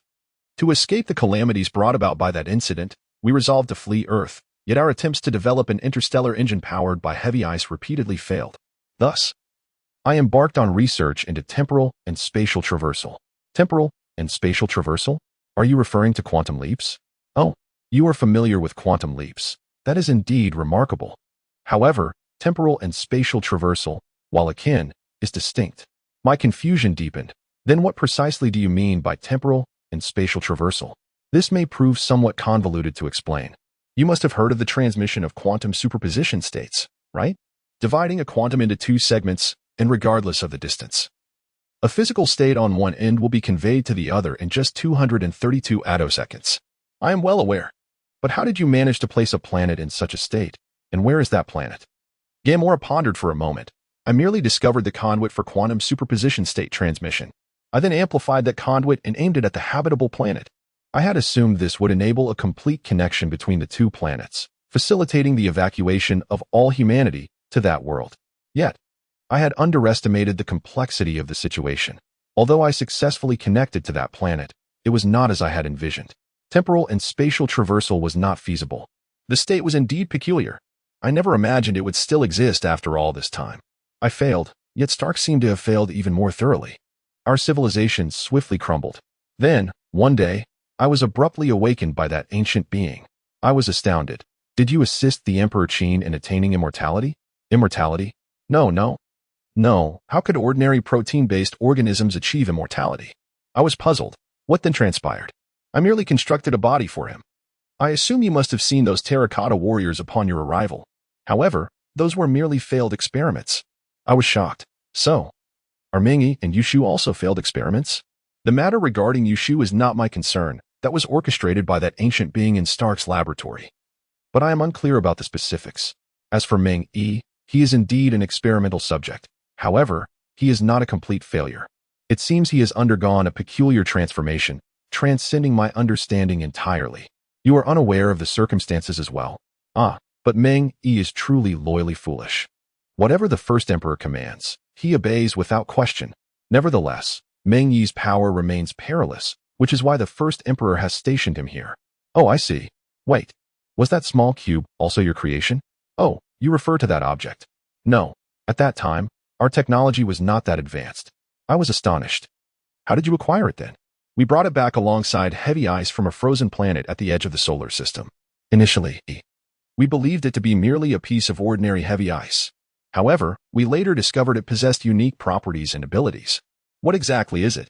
I cannot say. We have conducted extensive research, yet we remain perplexed. Undoubtedly, it is an artifact of exceptionally advanced technology. Many mechanisms here were constructed in accordance with its attributes and capabilities. This is why you could enter so easily. Wait, are you implying that the small cube is a product of high technology? Retrieved from a frozen planet at the solar system's edge? Does this suggest the existence of a higher civilization there? No, there is none. We are certain that it was indeed a dead star at that time. However, in retrospect, perhaps that planet once harbored a splendid civilization. It is possible they fell victim to the heavy ice, or perhaps that black creature. Yet, your ability to vanquish that monster is truly astonishing. What of the first emperor? Where did he go? He set out to find that planet. With our technological support, humanity swiftly constructed interstellar spacecraft, thousands of interstellar warships. When that ancient creature learned of the planet's existence, it led a vast portion of the Qin soldiers along the ancient Star Road in search of it. To this day, he has not returned. He likely perished along the ancient Star Road. Wait, what planet are we speaking of? At this moment, Gamora appeared somewhat indifferent. Oh, that planet. We refer to it as 452. I was taken aback. Wait, Gamora, what did you say? 452? Gamora looked at me with a hint of surprise. What? Do you know this planet? Yes, we do. But how did you come to know of it? Although surprised. Gamora wore an expression of obviousness. It seems you have also discovered that peculiar basin on the moon, haven't you? Wait, are you referring to the Aitken Basin? Was that constructed by you? No, that is not our concern. We merely discovered it. We found the coordinates of 452 through the annual flashes and those inscriptions, which also included the calamities that Earth is destined to endure. I pondered this, and indeed, it aligned with my thoughts. Wait, did you not just mention aiding the first emperor in constructing interstellar warships? Are those vessels capable of evading the gamma ray bursts? Theoretically, yes. Provided there are no unforeseen circumstances and they maintain full speed, they could indeed escape a year in advance. However, if there exists an opportunity to flee this star system, Why do you not join in the exodus? Kimura appeared somewhat hesitant, as if lost in recollection. I remain to atone for Earth. Atonement? What do you mean by that? Because that monster was unleashed by me. It was I who plunged Earth into the Ice Age. Therefore, I must stay to assist the newly born civilization of Earth in overcoming disaster. Upon hearing this, I was taken aback. I never anticipated that you, too, are a harbinger of civilization's lament. Wait, a harbinger of civilization's lament? There seems to have been someone who referred to himself in such a manner. Yet, that title does not suit me. I prefer the moniker of Earth's penitent. I was astonished. What? Did you just say there was someone who called himself a harbinger of civilization's lament? What was his name? At this moment, Kimura fell into a brief reverie. Wait. It's been so long, but I believe he was called Wei Qinggong. Wei Qinggong? No, he is called Wei Gongqing, the harbinger of civilization number 4. Oh, is that so? It matters not, but it seems you are indeed familiar with that fellow. He is far more intriguing than you. Wait, Kimura, did you assist them as well? Certainly. But their capacity for learning is astonishing. I suspect that fellow might have a greater success rate than that old one. Who knows? At this moment, I realized the peculiarities of fate. Wait, Kimura, I have another question. Go ahead. What does that pattern, the one on the door, truly signify? Is it genuinely merely the emblem of the imperial family? Ha ha ha. Did that old monster tell the successors such a thing? He is indeed a cautious old creature. However, that is not an imperial emblem. It is the flag of the Great Qin Interstellar Fleet. But why are you so intrigued by that emblem? The emblem of the Interstellar Fleet? A thought flickered through my mind. Kimura, do you think the first emperor has returned? Upon hearing this, Kimura seemed to be filled with a mix of sadness and anger. What? You say that old monster has returned? How do you know? Have you seen him? Quickly. Tell me where he is. Why does he not come to see me? Do not be hasty. Do not be hasty. I have not encountered him. At that moment, Kimura suddenly appeared somewhat despondent. Not seen him? Yes. How could that old monster possibly return? That accursed radiation storm spans 100 billion light years. Even if he could maintain full speed, how could he traverse such a vast distance without incident? My apologies. I lost my composure there. But Ifeng, why did you inquire so of me? It is because there exists a mysterious organization known as the Shadow Tower, which also bears that emblem. The Shadow Tower? How amusing. It truly resembles the style of that ancient creature. Oh, ancient one. If you were to return, why not seek me out? Infuriating. How utterly vexing. This scene has genuinely startled me, oscillating between joy and anger. This woman is indeed capricious. I whispered to Taidan. Say, Taidan, are all women so fickle and eccentric? Could it be that this lady has lingered here too long and has lost her sanity? Taidan responded with a scowl. Ifeng, if you dare to speak nonsense again, I shall not tolerate it. Do not compare me to others, do you hear? Otherwise, I will strike you. All right, I concede, you are the greatest. I replied hastily. Humph, now that is more like it. At this moment, Kimura seemed to have calmed down. However, her gaze toward us appeared rather peculiar.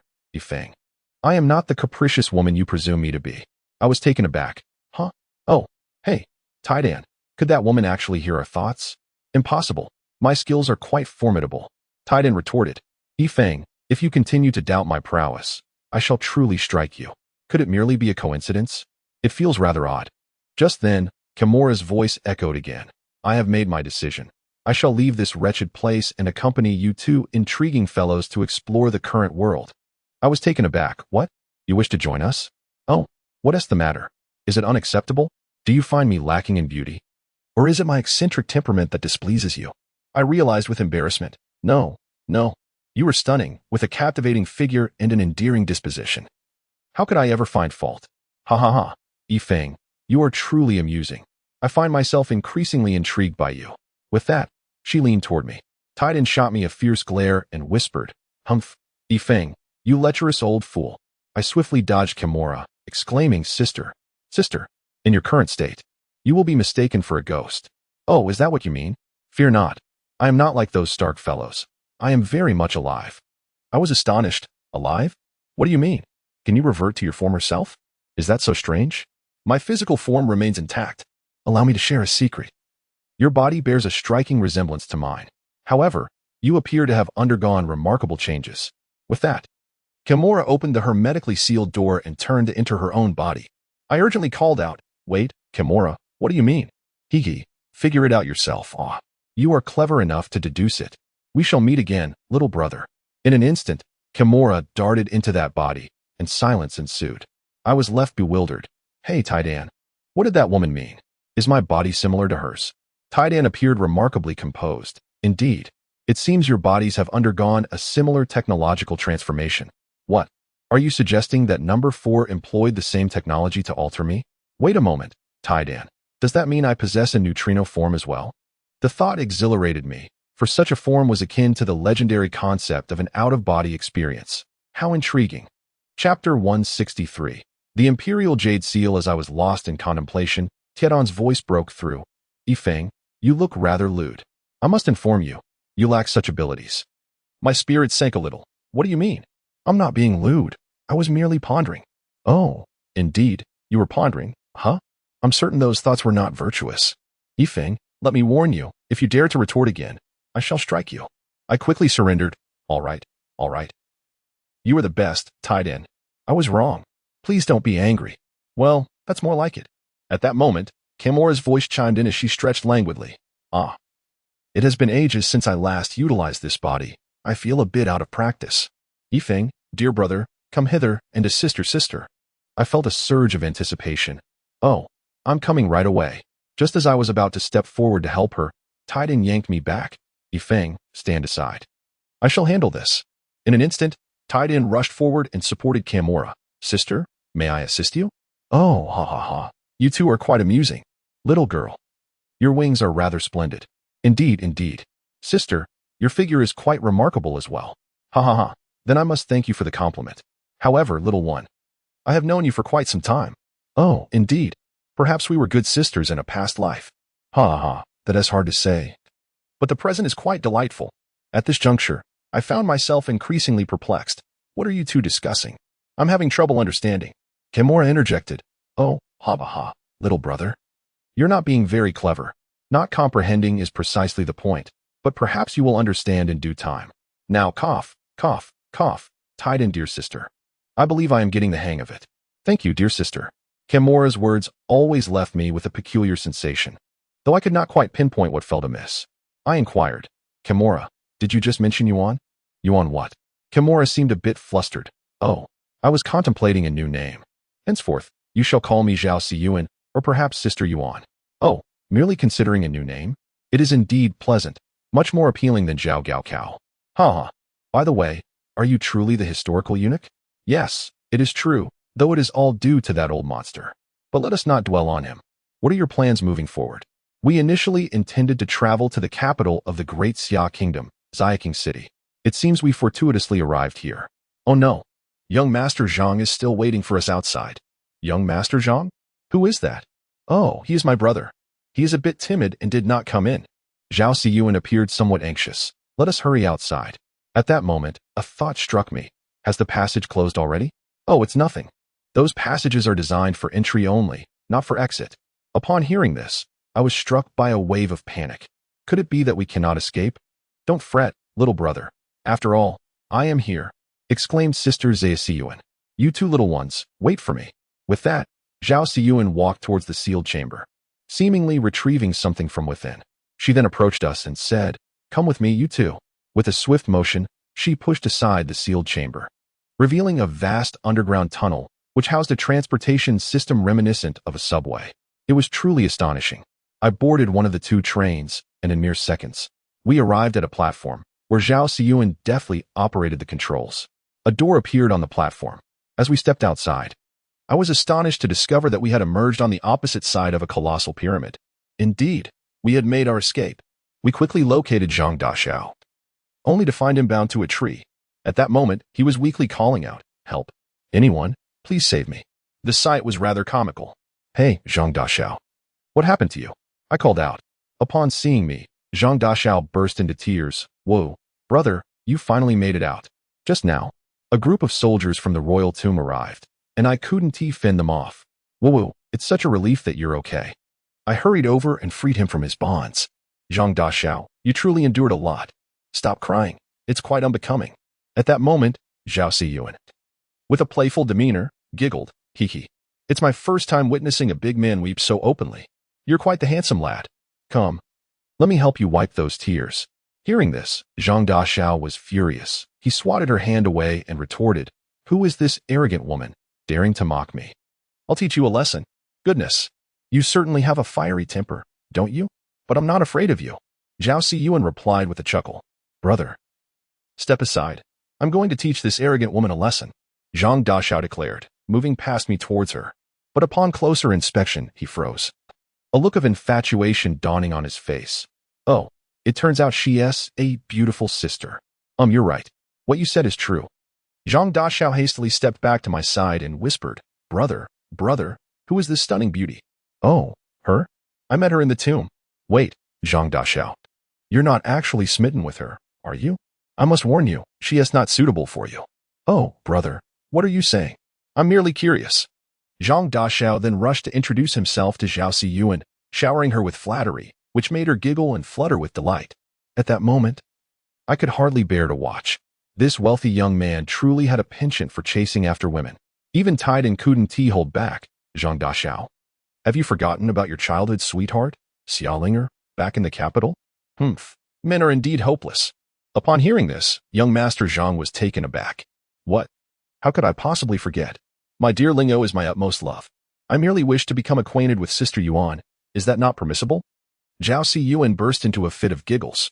"Oh, I never imagined young Master Zhang had a childhood sweetheart. Tell me, young master, who do you think is more beautiful? Your Lingo sister, or I, your Sister Yuan?" Young Master Zhang appeared somewhat flustered. "Well, both are beautiful. Ha ha ha." "Oh, young Master Zhang, you are being naughty." At that moment, a thought struck me. "All right, you too, cease this frolicking. Sister Yuan, I noticed you retrieved something from the sealed chamber. What was it?" "Oh, that? It's merely a broken stone left by that old monster." With that, she produced the object. Upon seeing the 8 characters inscribed on it, commanded by heaven, "May longevity and prosperity prevail," I was utterly astonished. "Ha ha ha. I never expected it to be in your possession. No wonder no one has found it until now." Zhao Siyuan looked puzzled. Is this broken stone of any significance?" I responded with confusion. "Did not the first emperor inform you of its importance?" Isn't it just a broken stone?" Chapter 164. The national seal is stolen. At this moment, I was greatly taken aback. Indeed, it is a stone. But it is the national seal. It symbolizes the highest authority of the state. Upon hearing my words, Zhao Siyuan was noticeably startled. That old monster is truly despicable. Who would care for your worthless stone?"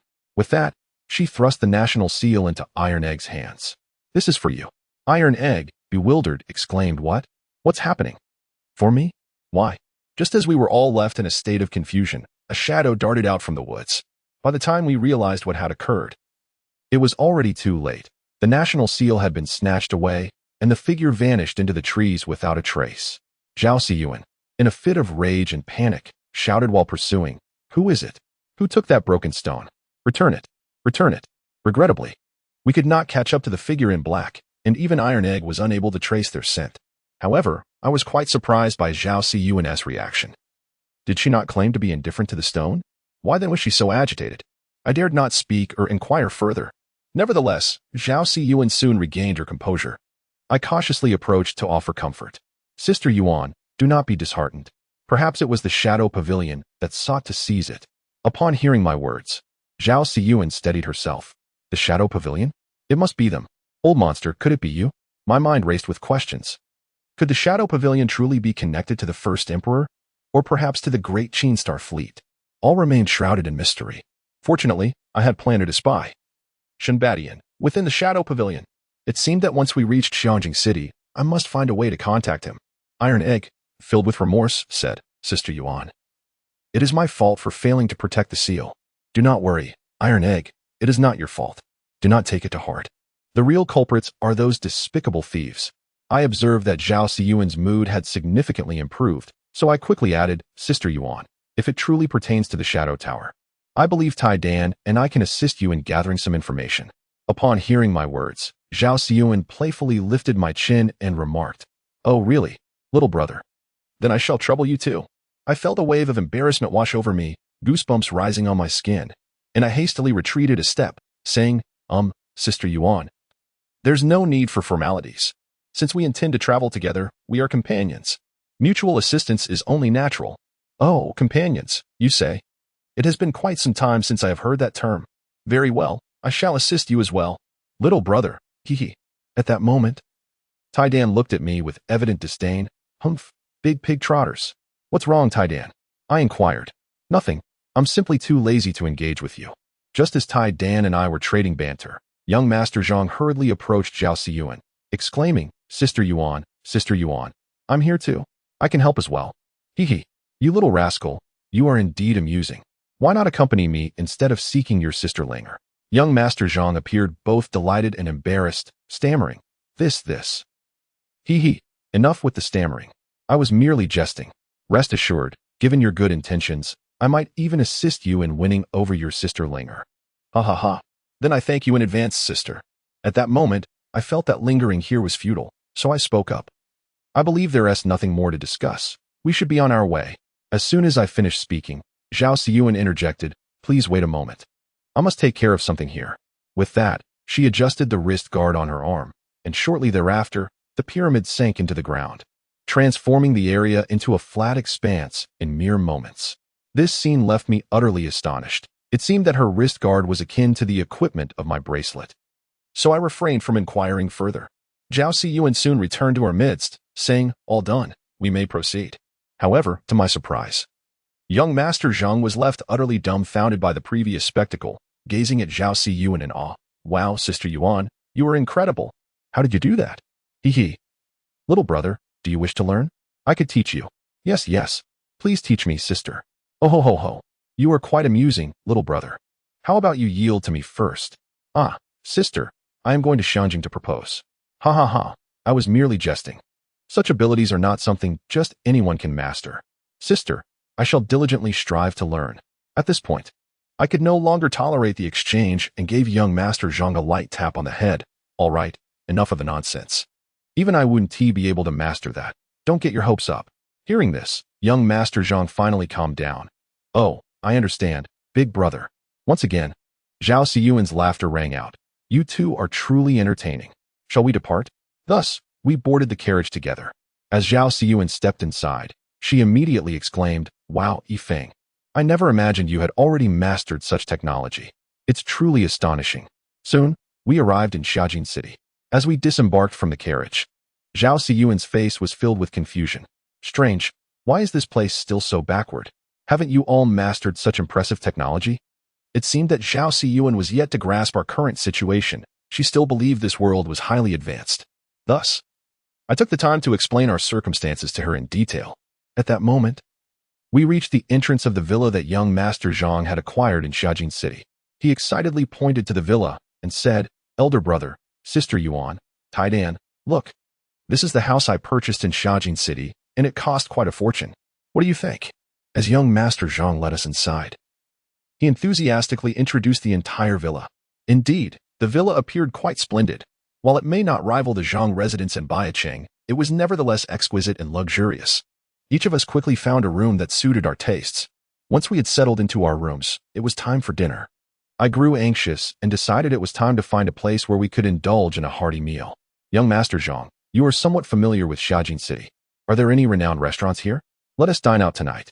Oh, a famous restaurant? Hee. Of course, the best place is our Zui Xianlu. This revelation caught me by surprise. So, you've opened a branch of Zui Xianlu in Xiajin City? Hee. Elder brother, I merely invested some funds.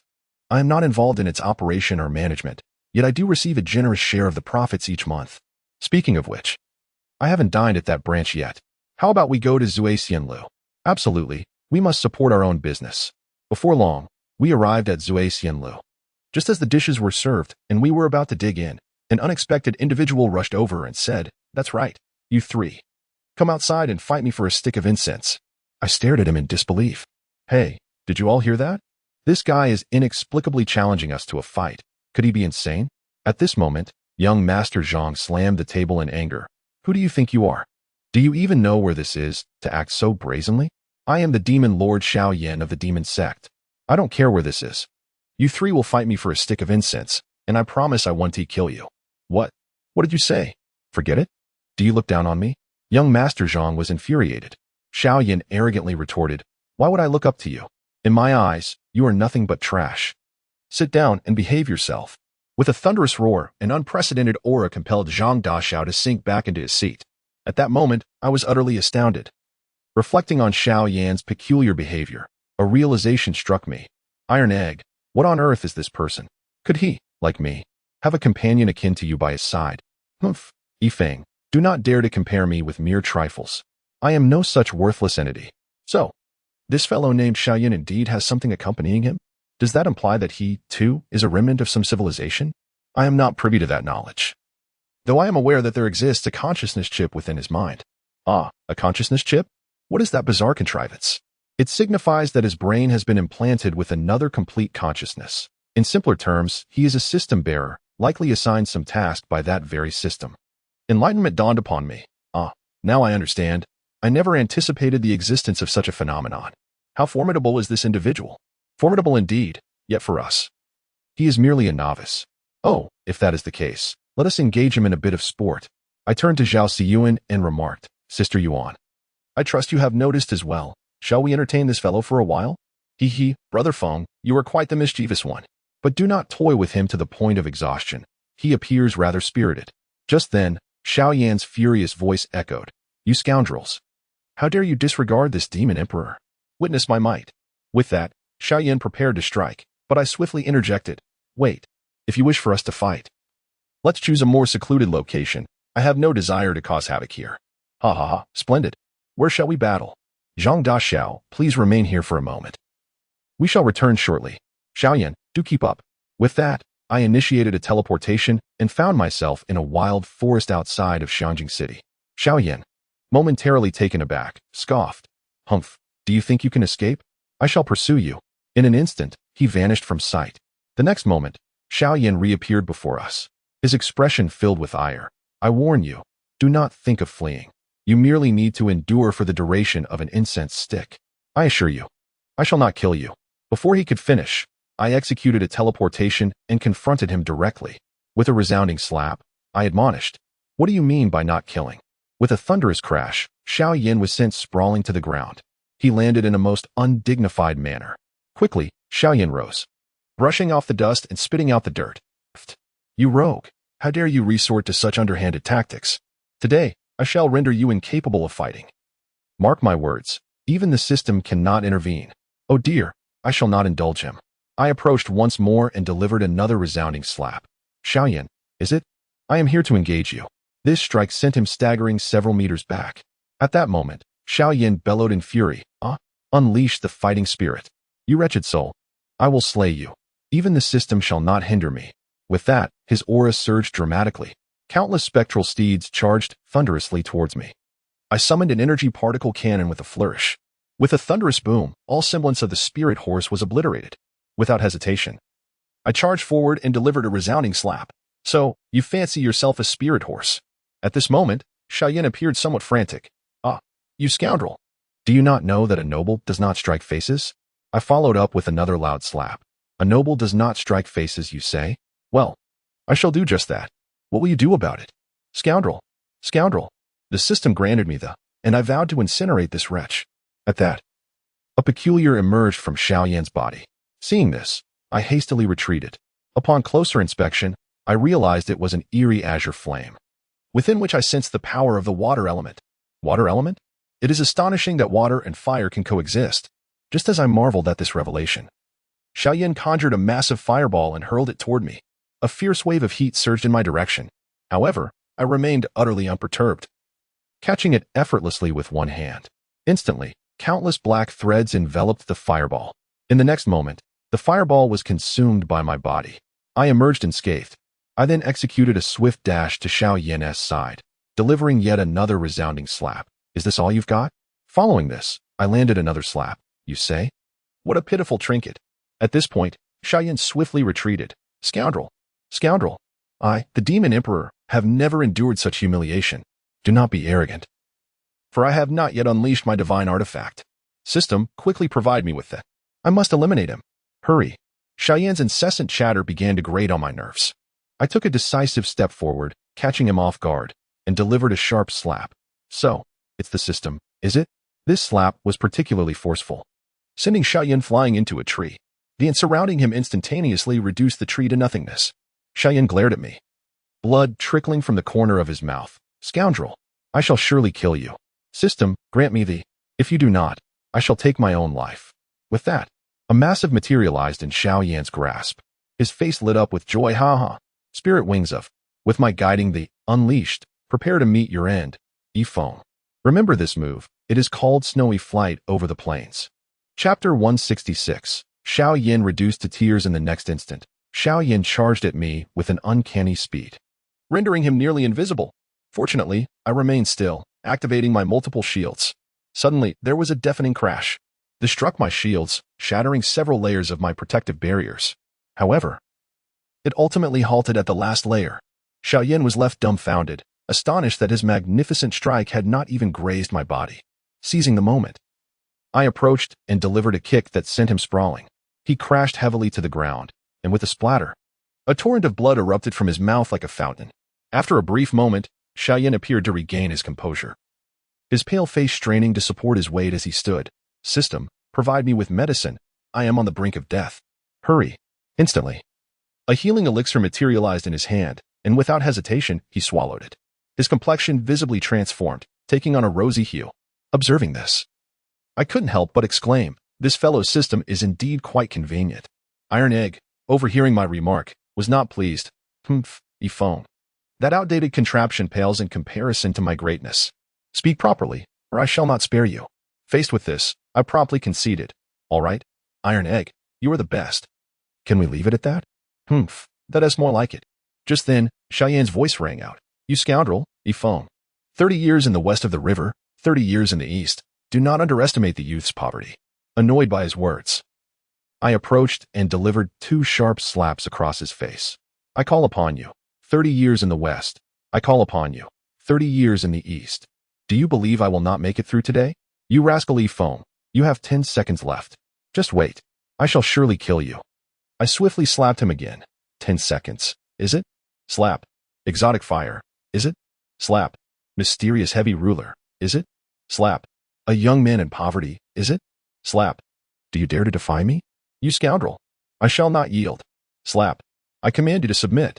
At this moment, Xiaoyan's strength surged dramatically, his formidable fighting spirit causing me to stumble back several meters. Phone. The time is up. My power has increased tenfold. Now I shall slay you. Iron Egg immediately interjected. Phone, do you want me to assist you in eliminating this creature? Let me extract the chip from his brain for research. Zhao Xiyuan chimed in. How about I step in? This little brat seems quite remarkable. It would be a pity to kill him. I scoffed, with his capabilities. Do you truly believe he can harm me? At this juncture, Xiaoyan was utterly enraged. You scoundrels! How dare you look down upon this demon emperor? I shall ensure your demise. Scoundrel! System, silence yourself. Today, even if I perish, I will take you down with me. With that, Xiaoyan's fighting spirit surged, resembling a miniature tempest, uprooting numerous trees around him. He then roared. Fighting spirit transform into horse. Fighting spirit transform into tiger. Fighting spirit transform into cow. Fighting spirit transform into dragon. Fighting spirit transform into turtle. Fighting spirit transform into frog. Fighting spirit transform into insect. Xiaoyan rambled on, summoning forth a multitude of serpents, insects, and vermin. Was he attempting to open a zoo? I exclaimed in bewilderment. Xiaoyan, what on earth are you doing? You can transform into a dragon or tiger. And I could accept that, but a frog and insects? What do you mean by this? Phone, are you frightened? It's over. You shall all perish. With that, a chaotic swarm charged toward me. In that instant, the earth trembled, and the surroundings were flattened. Even my multiple shield generators suffered considerable damage.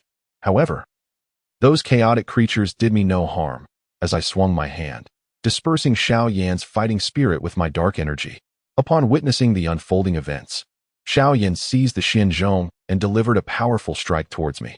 However, I was unwilling to yield. Brandishing my black blade, I effortlessly swept it to the side, severing a corner of the Xinzhong. At that moment, Xiaoyan appeared utterly astonished. I casually remarked, is this your treasured artifact? It is hardly impressive. Inferior even to the gatekeeper of my esteemed sect. Yet, with that corner now removed, it is somewhat more aesthetically pleasing. A weapon ought to possess sharp edges. Your pitiful object resembles a child's toy. Xiaoyan, in response, seemed to spiral into a frenzy. Ah, you insolent fool. How dare you shatter the heart of this demon emperor? System, assist me at once. I shall eliminate him. What? System, do not jest. For this demon emperor to submit is inconceivable. I am the demon emperor, reigning supreme for an eternity. The only way I would bow is through death. It appeared that this young man had yet to be subdued by my might. However, his system seemed rather reasonable. I decided to show no mercy to Xiaoyan. With a swift motion, I teleported and seized him by the throat, followed by a resounding slap. Will you yield or not? You bastard, release me. This demon emperor will not submit. Slap. I command you to yield. Will you yield? Never. This demon emperor will not yield. Slap. Will you yield? This demon emperor will not yield. Slap. Will you yield? Humph. This emperor will not yield. Slap. Will you yield? This emperor will not yield. Slap. Speak reasonably. Will you yield or not? Never. At this point, Xiaoyan's speech had become slurred, his face swollen like that of a pig. It seemed he truly was a tough nut to crack. Titan could no longer bear to watch. Yifeng, just finish him off. If you cannot bring yourself to do it, allow me to take care of it. Zhao Siyuan chimed in. Little brother Yifeng, why not hand him over to me? It would be such a pity to kill such a spirited young man. Let me have some fun torturing him. Giggles. I refuse to relinquish him to either of them. No, I refuse to believe that I cannot subdue him. With that, I delivered another resounding slap to Xiaoyan's face. Will you yield or not? Speak reasonably, or I shall truly hand you over to them, and I assure you, your pain will multiply 1,000-fold. At that moment, Xiaoyan was in tears, snot running down his face. I yield, I yield. Woe is me. Brother, please, do not strike me again. Woe is me. Tell me, who are you? What is that thing in your mind? Speak clearly. Otherwise, you know the consequences. I am Xiaoyan, the sect master of the ancient demon sect. I do not know. When I awoke, this system appeared in my consciousness. So, you have awakened from slumber? Indeed. And how did you fall into this slumber? I only recall that our world was struck by a formidable force from the heavens, plunging it into a sea of flames. How did you escape this calamity? At that time, I had just acquired the Xian Zhong and was fortuitously in seclusion, thus evading disaster. And where did you awaken? I awoke in Cyber City. What is this Cyber City? When did you awaken? I have only just awakened a few months ago. Could it be that this fellow's system was installed by Core? Chapter 167, Xiaoyan the Adventurer. At this moment, I was somewhat perplexed and continued to inquire. Are you familiar with the Adventurers Guild? Upon hearing my question, Xiaoyan appeared exceedingly indignant, exclaiming, Humph. Of course I am. I, Xiaoyan, the esteemed demon emperor, am only bestowed the identity of a novice adventurer by that guild. It is utterly infuriating. Then what brings you to Xiangjing City? I asked. It is this system within my consciousness that summoned me, claiming that by undertaking tasks, I could earn points and various rewards. What I desire is to elevate my adventurer rank. Is the task of seeking us out to engage in combat also dictated by the system? I queried. Indeed. Had I known you two were this formidable, I would have declined the task. Woe is me. Please, kind sir, spare me. I have only just awakened and have yet to truly explore this world. Very well, you may go, I replied. As I released him, he dashed away in an instant. At that moment, Zhao Siyuan expressed her discontent. Oh dear, little brother, why did you let him escape? Why not allow me a turn to play with him? Little brother, why don't you accompany me instead? Upon hearing this, I was filled with dread and swiftly hid behind Tai Dan. Sister Yuan, please, do not jest. I am not the kind of person you are imagining. Tai Dan promptly stepped in front of me, declaring, do not even think of laying a finger on our phone. Ho ho ho, you two, no need to be so tense. I was merely joking. You two little ones are quite amusing, indeed. At this juncture, I ignored the banter and directly opened our group chat. Hey, Kur, was that Xiaoyan you're doing? Kur replied, Yifeng, brother, you discovered it so quickly. What do you think of his abilities? Some adventurers found him in the ruins of the 10,000 mountains. Seeing that he was unharmed, I decided to awaken him. I asked Kur, did you also create the chip he possesses? Kur responded, Yifeng, indeed. That is the latest adventurer chip. I upgraded the control chip you provided in collaboration with the guild system. Now, adventurers need not go to the guild to accept tasks. The chip will automatically assign them. By the way, with the assistance of the Ant Clan, we have inherited the teleportation function, allowing reward items to be directly transmitted to the system host upon task submission. It is exceedingly convenient now. Would you like to install one too? I think I will pass. I replied. Kur, it seems Cyber City is thriving. Keep up the good work. Zhang Daxiao interjected. What are you all discussing? Yifeng, Tai Dan, what is the situation? Where have you both gone? The food is nearly cold. Please hold on. We shall return shortly. Zhang Daxiao responded. All right then, brother. Li Baoping chimed in. Yifeng, Tai Dan, Zhang Daxiao. Are you all dining together? Daddy, Ping Ping wishes to join you for a meal. Li Baoping, perhaps next time. Your father and Tai Dan will surely take you out for a delicious meal. Yifeng, all right, Daddy, hee hee. At that moment, Lu Kuter tagged Zhang Daxiao and sent a mischievous smile emoji. Zhang Daxiao inquired, Lu Kuer, what do you mean by that? Lu Kuer, Zhang Daxiao, it's fine. I clicked the wrong button, hee hee. Just then, Zhao Siyuan seemed to notice my odd behavior. Yifeng, what are you doing? Oh, I'm chatting in a group. Zhao Siyuan looked astonished. A group chat? I haven't heard that term in ages. What group is it? Can I join? Well, it's sort of a family group. It might not be appropriate for you to join. What is inappropriate about it, little brother? Am I not your sister? How about you accompany your sister tonight and have some fun? Hiki. This woman gives me goosebumps. All right, I'll add you to the group then. But let me tell you, once you're in, you mustn't say anything ridiculous. Don't lead them astray, understand? Zhao Siyuan appeared quite eager. Oh, sister, I got it. Hurry up and add me. I took out a communication bracelet and handed it to her. Here is the communication bracelet. You wear it. I'll add you to the group right now. Thus, I added Zhao Siyuan to the group. Everyone, let us welcome the newcomer, Zhao Siyuan. Immediately, everyone sent welcoming emojis. Li Baoping, Yifeng, who is this auntie? At that moment, Zhao Siyuan looked shocked. Hey, Yifeng, little brother, I didn't realize you already have a child. It can't be with Tai Dan, right? What on earth are you talking about? It's an adopted daughter. Do you understand? Kiki, I see now. At that moment, I replied in the group. Li Baoping, this is an older sister recognized by Dad. Li Baoping, oh, I see. Dad really has a way with women, hee. Zhao Siyuan. Hello, auntie. Lu Kuer. Zhao Siyuan, hello, big sister. Zhao Siyuan, Li Baoping, Lu Kuer, great, great. Later, I'll have Yifeng bring you gifts. Lu Kuer, thank you. Big sister.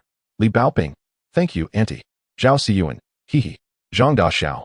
Yifeng, Tai Dan, Zhao Siyuan. Hey, stop chatting. I'm left alone guarding a table full of dishes, and it's really awkward. Zhang Daxiao, all right, we'll be there shortly. Soon, we returned to Zui Xianlu. Following that, we enjoyed a delightful meal. The food at Zui Xianlu remained as delicious as ever. After we were well fed and ready to leave, unexpectedly, the waiter approached us and blocked our way. Honored guests, have you forgotten to settle your bill? At this moment, Zhang Daxiao wore an unhappy expression. What? This esteemed one is dining at Zui Xianlu and still needs to pay? Do you know who I am? The waiter, upon hearing this, also wore an angry expression. I don't care who you are. If you've dined here, you must pay. Are you implying you want to dine and dash? Zhang Daxiao was furious. What? You accuse me of dining and dashing? The entire restaurant belongs to me. Call your boss here. I can overlook this for now. The waiter, unfazed, retorted. Humph, you think I want to see your boss? I've encountered many like you. Someone come here. We have a diner trying to skip out on the bill. With that, several burly high-level warriors surrounded us. The waiter grew even bolder. Capture them all. With that, these high-level warriors were about to take action. At that moment, Zhang Daxiao shouted loudly. Bastards, how dare you? Do you know who I am? I am Zhang Daxiao. Even if you are the owner of this establishment, if I command you to pack your belongings and leave, you must comply. Do you dare to lay a hand on us? Are you no longer interested in working in this establishment? The high-ranking warriors, upon hearing this, hesitated and turned to look at the young waiter with uncertainty. Oh, I am quite familiar with individuals of your ilk. Do you know who I am? I am the second in command of this establishment. You boast here. While I have encountered many like you who seek to exploit our hospitality, you lot, hurry and apprehend them. Give them a good beating first. At that moment, an elderly voice echoed, Halt. Who is causing a disturbance in my Zui Xianlu? The arrogant young waiter, upon seeing the newcomer, scampered over like a loyal dog, exclaiming, Boss, why are you here? What's all this ruckus about? Boss, someone is dining and dashing in our establishment, claiming they will make you pack up and leave. I was about to teach them a lesson. Humph. I wish to see who is so blind as to cause trouble in my Zui Xianlu. The waiter pointed directly at Zhang Daxiao, brazenly declaring, Boss, it is them. Should we apprehend them first? When the boss turned to Zhang Daxiao, he appeared utterly astonished. Did you just say it was him? The waiter, seemingly oblivious to the severity of the situation, arrogantly persisted. Indeed, it is that guy, dining and dashing here. Before he could finish his sentence, a resounding slap echoed through the air, sending him spinning 360 degrees before landing abruptly on the ground. With a look of indignation, he protested, "Boss, why did you hit me? They are the ones eating without paying. I struck you for being so blind." The boss hurriedly approached Zhang Daxiao, bowing respectfully. "Zhang boss, what brings you here?" "Well, I brought a few friends to dine. Do I still need to pay?" "Of course not. This entire establishment belongs to you. You recall that this establishment is mine, yet your subordinate does not seem to think so. How do you educate your staff? If they cannot perform their duties, they should leave. There are plenty of people eager to take their place." Upon hearing this, the boss, filled with fury, kicked the waiter. "You blind fool. Go to the treasury, collect your wages for this month, and leave immediately." The waiter, now panicking, clutched the boss's pant leg, pleading, "Boss, please, I was wrong. Don't dismiss me. I have an elderly mother and young children to care for. I beg you." The boss responded with another kick. "Leave. I do not wish to see you again. If you do not go, I shall be the one to leave. Do you understand? Someone, throw this wretch out. Immediately." Several burly men seized the waiter and expelled him from the premises. "No, please don't. I truly understand my mistake." Afterward, the boss eagerly approached Zhang Daxiao, grinning. "So, boss, are you satisfied with how this was handled? Very well, let it be as such. Behold, from now on, these individuals shall dine here free of charge. Did you hear that?" "Yes, yes, yes, Boss Zhang, rest assured, we shall never mistake them again." "Very well then, that settles it. Off we go." Subsequently, we departed from the drunken immortal pavilion. Goodness, I must admit, I had not realized before that Master Zhang, as the proprietor, truly possesses a remarkable acumen. However, I still feel it may be a tad excessive. I said, "Master Zhang, for such a trivial matter, does dismissing someone not seem somewhat extreme?" "Alas, my dear fellow, this is an establishment of fine dining. If it is indeed a restaurant, it ought to uphold superior service, though the matter may seem minor. The presence of such a character is utterly intolerable. If such a person remains, who knows how many others they might offend? We must bear in mind that this is Xiaojing City. Should they offend someone of influence, the consequences could be dire. I must say, Master Zhang truly possesses a meticulous mind. It appears that appointing him to oversee the merchant alliance in a serious city was indeed a wise choice." We soon returned to our lodgings. As night deepened, we each retired to our respective rooms for rest. Yet, during this night, I once again found myself ensnared in that dream. Unsurprisingly, the scenes within the dream underwent yet another transformation. When that colossal hand struck me, I glimpsed a massive warship behind the black flaming sphere hurtling towards Earth. As I endeavored to see it more clearly, the warship unexpectedly unleashed a beam of black light towards me. I was jolted awake in an instant. My body was once more drenched in cold sweat, trembling uncontrollably, though I could not discern whether it was from the chill or the terror of the recent dream. I glanced at the disc beside me, this time. I was not astonished. I picked it up, scrutinizing it closely, yet found nothing amiss. Just then, a voice called out near my ear. Ifong, wake up. Wake up." It was the voice of Tai Dan. I looked around but found no trace of him. Could it be that I remained trapped in a dream? I was startled awake. My body was still clammy with sweat. I gasped for breath. What a peculiar dream. I grasped the disc beside me, still noting nothing unusual. I scanned the surroundings, and there was Tai Dan, sleeping in a chair. In the next moment, I was taken aback. Something was amiss. Tai Dan appeared as he originally did. Should he not be adorned with glowing bands now? I hurriedly rose and rushed towards Tai Dan, intending to shake him awake, only to find myself grasping at emptiness. Panic seized me. Could this also be a dream? I was jolted awake once more, this time leaping directly from my bed and rushing towards Tai Dan. I embraced him tightly, shaking him fervently. Tai Dan, wake up, wake up. Tai Dan, hey, Tai Dan. Yet no matter how vigorously I shook him, he remained unresponsive. Fear enveloped me, and I dashed out of the room. To my dismay, the space beyond the door was shrouded in darkness and void. I lost my footing and tumbled down. I was jolted awake again, still drenched in cold sweat. A violent wave of dizziness swept over me, nearly causing me to retch. What has happened to me? I gazed at Iron Egg beside me, who still exuded a delightful fragrance. I called out, Iron Egg, wake up quickly. What is happening to me? This time, Iron Egg awakened with ease. As if nothing were amiss, she approached me and asked, Are you all right? I just had a dream. Oh, a dream? That is quite normal. Do not worry. Look. The sun has risen. Let us go find young Master Zhang. Indeed, we must assist young Master Zhang with his marriage proposal. As Iron Egg and I stepped outside, I was astonished to find myself at the general's residence in Assyria. This cannot be right. How did I end up in the general's mansion? Shouldn't I be in the capital of Xiajing? Oh no. I glanced back at Iron Egg in terror. To my astonishment, Iron Egg had transformed into that sphere of black flames. I jolted awake once more. Could it be yet another dream? My body was still drenched in sweat. The round disc remained beside me. This time, I did not hastily awaken Iron Egg, but quietly opened the door. Outside, there was nothing unusual. Indeed, I was in the courtyard of Xiajing. At last, I felt a sense of relief. I roused Iron Egg. She appeared to be unfazed. Yifeng, what do you plan to do now? Naturally, I intend to assist young Master Zhang with his proposal. I made my way directly to young Master Zhang's door. When I knocked, I was taken aback. The person who opened the door was Li Chong. How could he be here? Wasn't he supposed to be dead? I looked back at Iron Egg in horror. As expected, Iron Egg transformed once again into that sphere of black flames. However, this time, I did not awaken. I was consumed by the black flame sphere. I beheld myself, transformed into the very black sphere. Before me loomed a planet. No, that is not Earth. It is the celestial body we discovered within the tomb of the first emperor. It is 452. How could this be possible? What on earth is happening? Before I could comprehend the situation, I collided with the planet. My vision darkened, and I felt as if I were drifting like a water lily. Am I dead? Just then, a familiar voice echoed. Child, what is wrong? Wake up. Child. Child. Tears welled in my eyes. After countless millennia, I could still hear this voice. I struggled desperately towards the sound, swimming and calling out, Mother. Mother. I fought to break free, yet the darkness persisted. Finally, I exhausted all my strength. My consciousness fading into oblivion. In the next moment, I jolted awake.